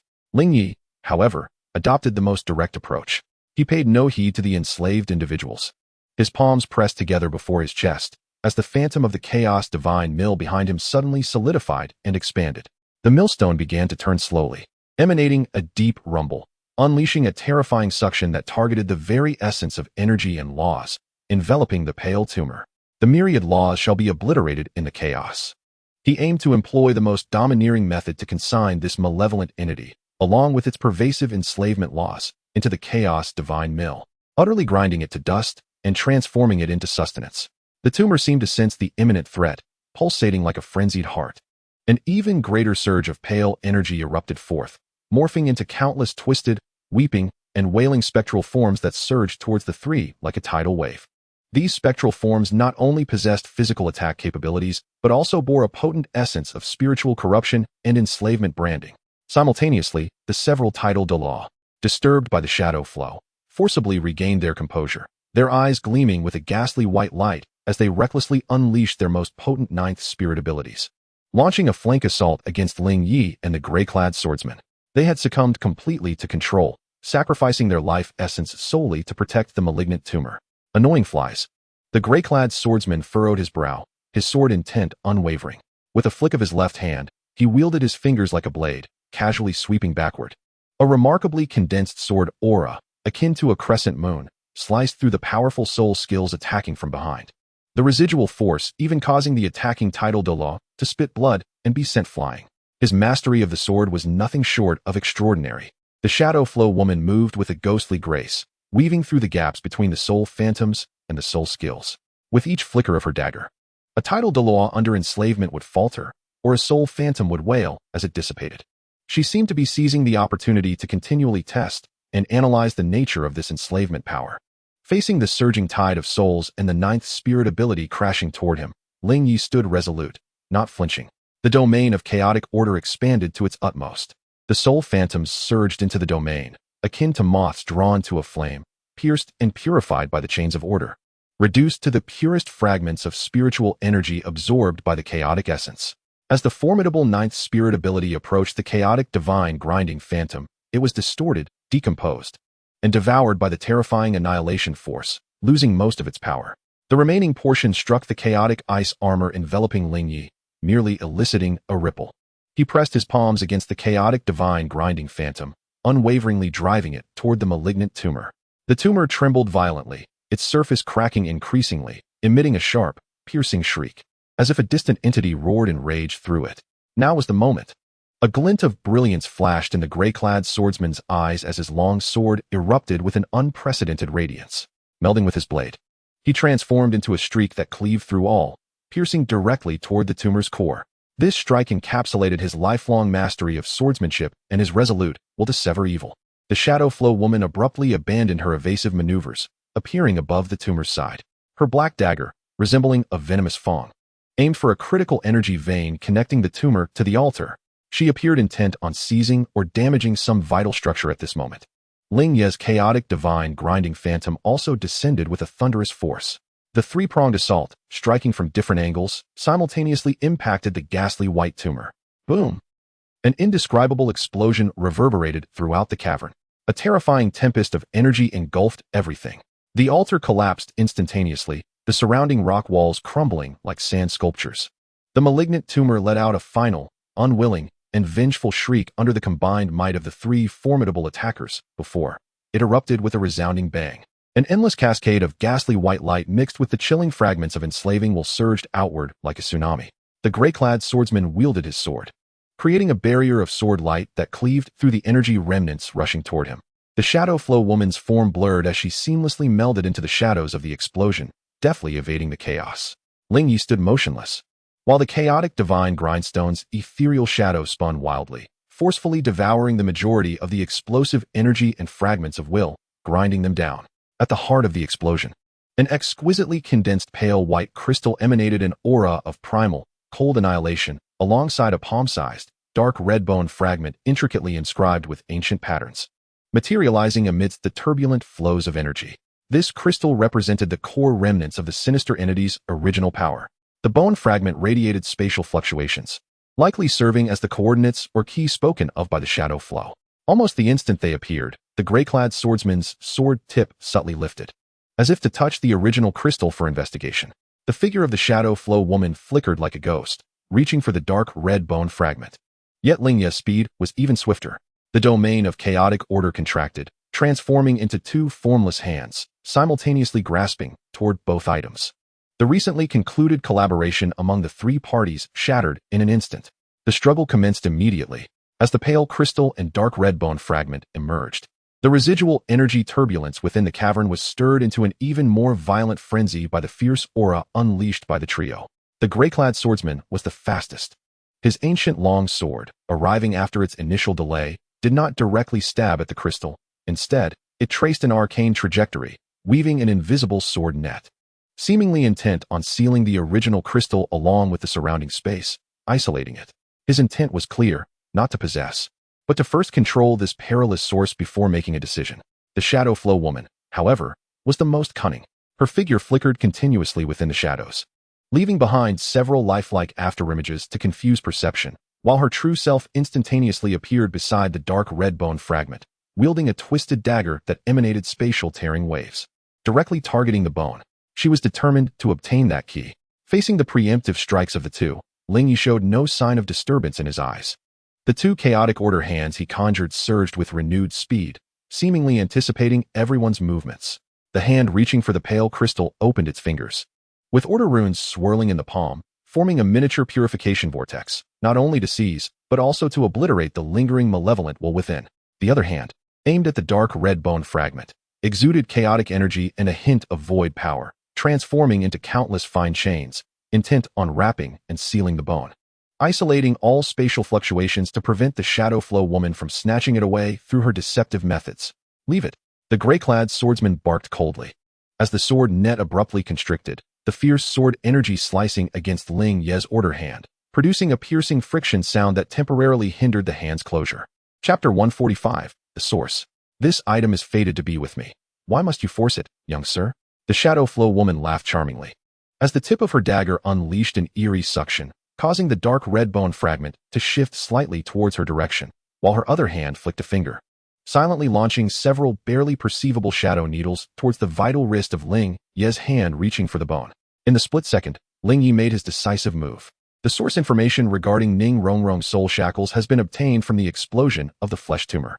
Although this crystal contains primal power, it is exceedingly malevolent and has caught the attention of the swordsman, making it difficult to seize. The coordinates of the bone fragment are crucial for determining the origin, and the Shadow Flow woman is determined to acquire it, posing an even greater threat. With a single thought, the Order's colossal hand shifted direction abruptly, not continuing the struggle for the crystal, but rather delivering a forceful strike upon the swordsman's web of swords. The laws of order trembled and began to unravel. Boom. The sword net quaked violently, revealing a minute gap. This strike was intended to create an opportunity for another hand. Simultaneously, the chaotic hand reached for the bone fragment without dodging, directly intercepting the Shadow Flow woman's shadow needles. The needles struck the colossal hand, producing muffled thuds, but their power was largely dissipated by the chaotic energy and the chains of order, failing to penetrate. The hand's fingers had already closed in, the chaotic chains entwining layer upon layer, on the verge of completely sealing away the dark red bone fragment. The expression beneath the Shadow Flow woman's mask shifted slightly. She hadn't anticipated Ling Ye's decisiveness, willing to relinquish the primal crystal in order to seize the bone fragment. A glint of ruthlessness flashed in her eyes, and she altered the direction of her dagger, no longer vying for the bone fragment, but instead lunging towards Ling Ye's vital point like a venomous serpent. A cunning and lethal strike, imbued with the insidious power to rend souls. However, Ling Ye seemed to possess eyes in the back of his head, as the chaotic ice armor instantly manifested around him. Clang! The dagger struck the ice armor, producing a resonant clash of metal, ripples cascading across the surface, yet failing to breach it. In that brief moment of delay, the chaotic hand had grasped the dark red bone fragment entirely, the chaotic order force surging forth, sealing it in an instant and drawing it back to Ling Ye's side.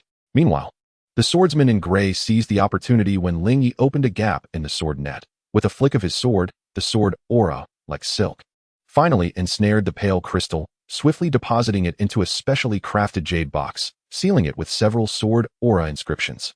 In the span of a heartbeat, the contest reached its conclusion. Ling Ye acquired the coordinates of the dark red bone fragment. The swordsman in gray obtained the sinister primal crystal. The Shadow Flow woman was left empty-handed. The cave fell into a brief silence, only the residual energy crackling ominously.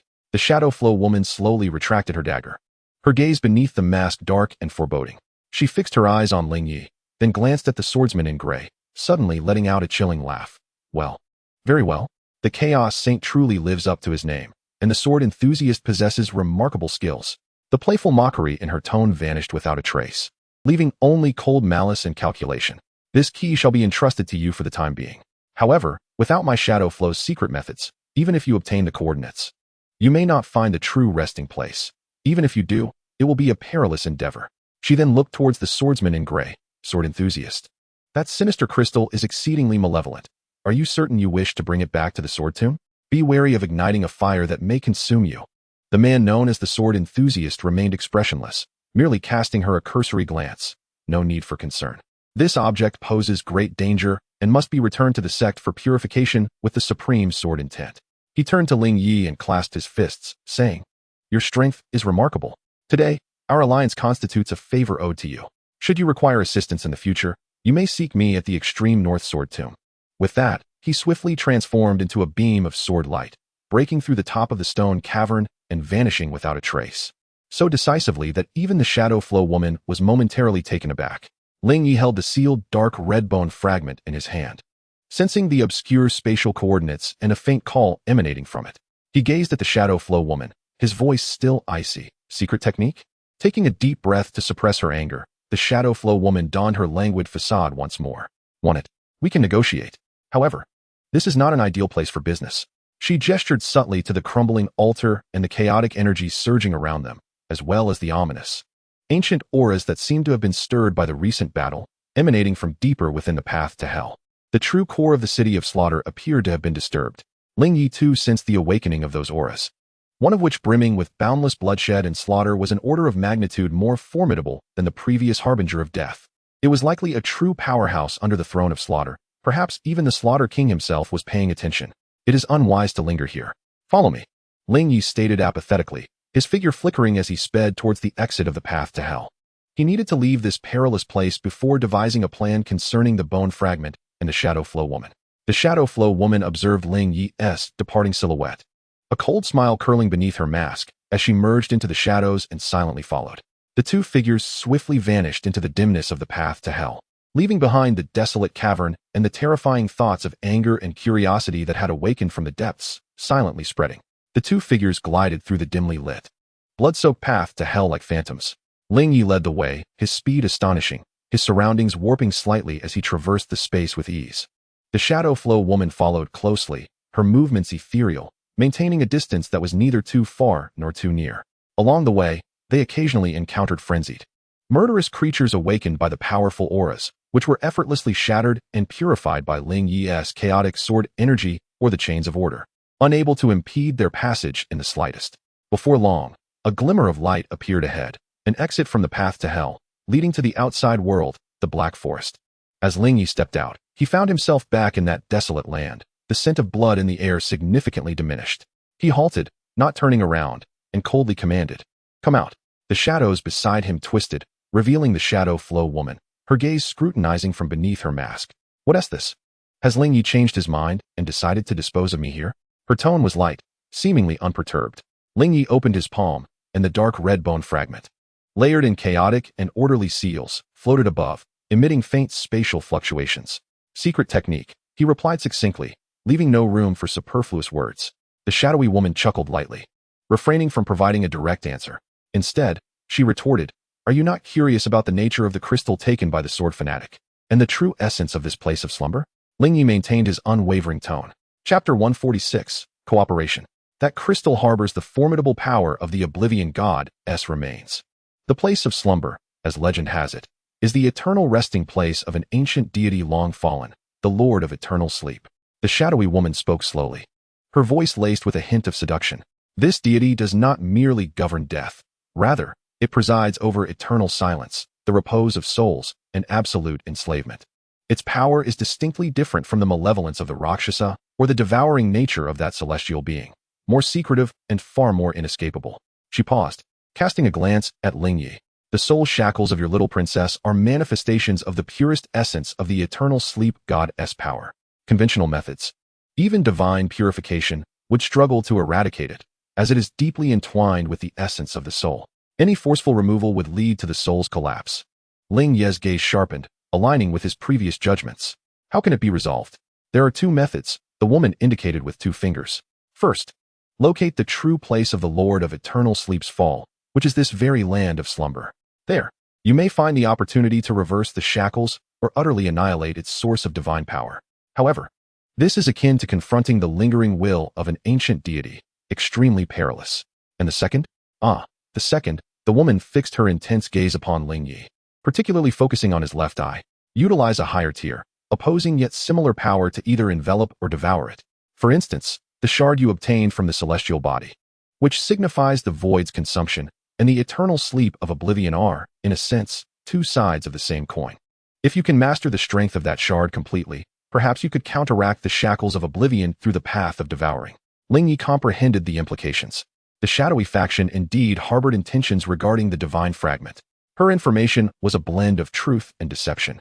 Yet her insights into the essence of power resonated subtly with his prior perceptions. The secret method, Ling Ye reiterated, disregarding her insinuations. Seeing Ling Ye unmoved, the shadowy woman remained undeterred, smiling as she stated, "While the coordinates to the place of slumber are inscribed upon the bone shard, without the corresponding spatial secret method to guide you, even if you locate the place, you would be unable to enter.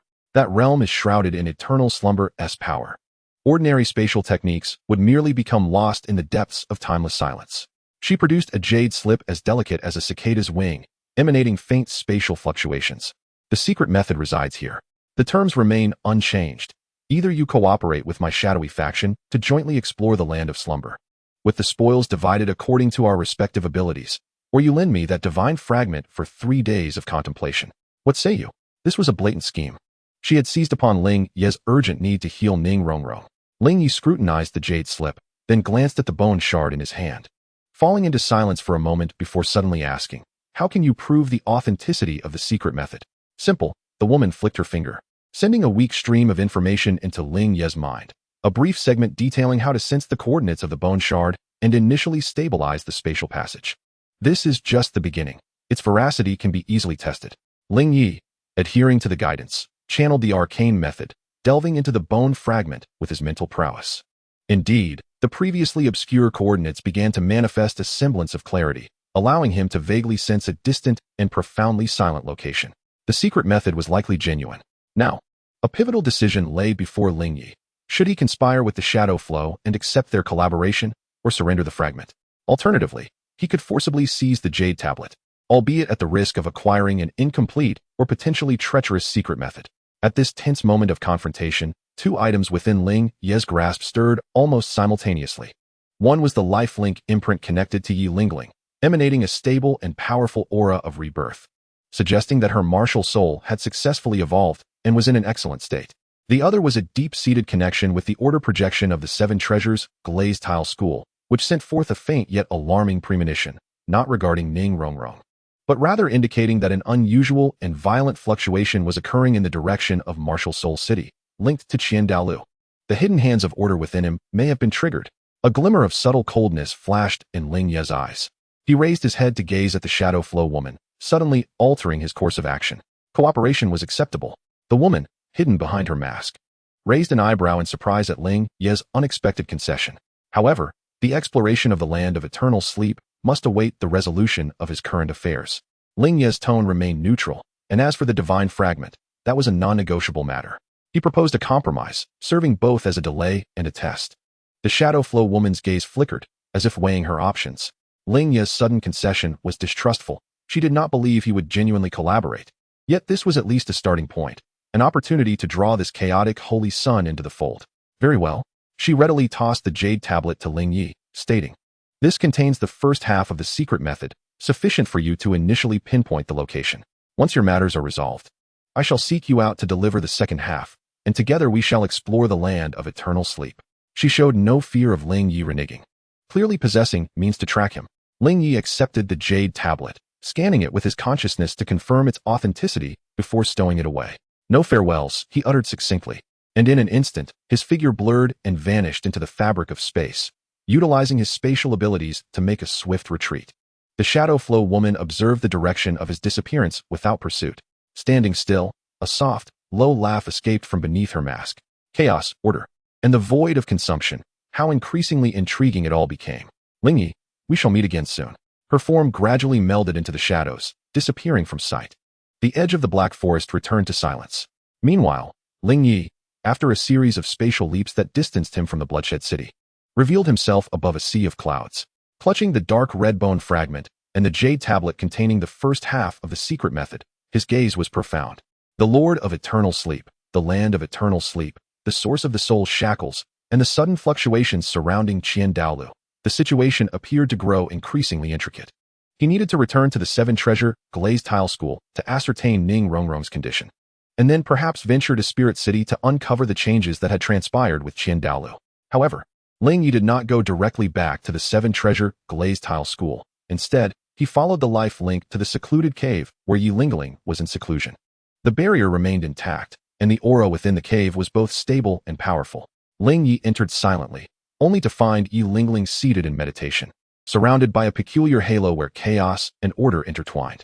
Behind her, the ethereal image of the evolved nine-heart sea lotus manifested, pure and sanctified, with the gray-white and ice-blue hues of its petals now perfectly blended, and a central point of ordered light emanating warmth and restraint. Her soul power stabilized at the pinnacle of level 60, merely one soul ring away from officially ascending to the rank of Soul Emperor. Sensing Ling Ye's presence, Yi Lingling gradually opened her eyes. Light danced within her gaze, adding an air of profundity. Upon seeing Ling Ye unharmed, a flicker of joy crossed her features, and she quickly rose. "Ling Ye, how are you?" Ling Ye assessed her condition and nodded slightly. The potential of the nine-heart sea lotus was indeed immense. Yi Lingling's current vitality and healing capabilities had certainly surpassed those of an ordinary healing-type soul master, even exhibiting formidable resistance to and purifying effects against malevolent forces. "Unprecedentedly well," Yi Lingling remarked, feeling the surging power within her, her tone imbued with gratitude and determination. "I believe the nine-heart sea lotus can assist Rongrong.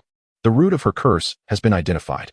Ling Ye interjected, succinctly relaying his experiences in the city of slaughter, the master of eternal sleep, the land of eternal rest, and the information regarding the soul shackles, while omitting the specific conditions of the shadow flow and details about the divine fragments.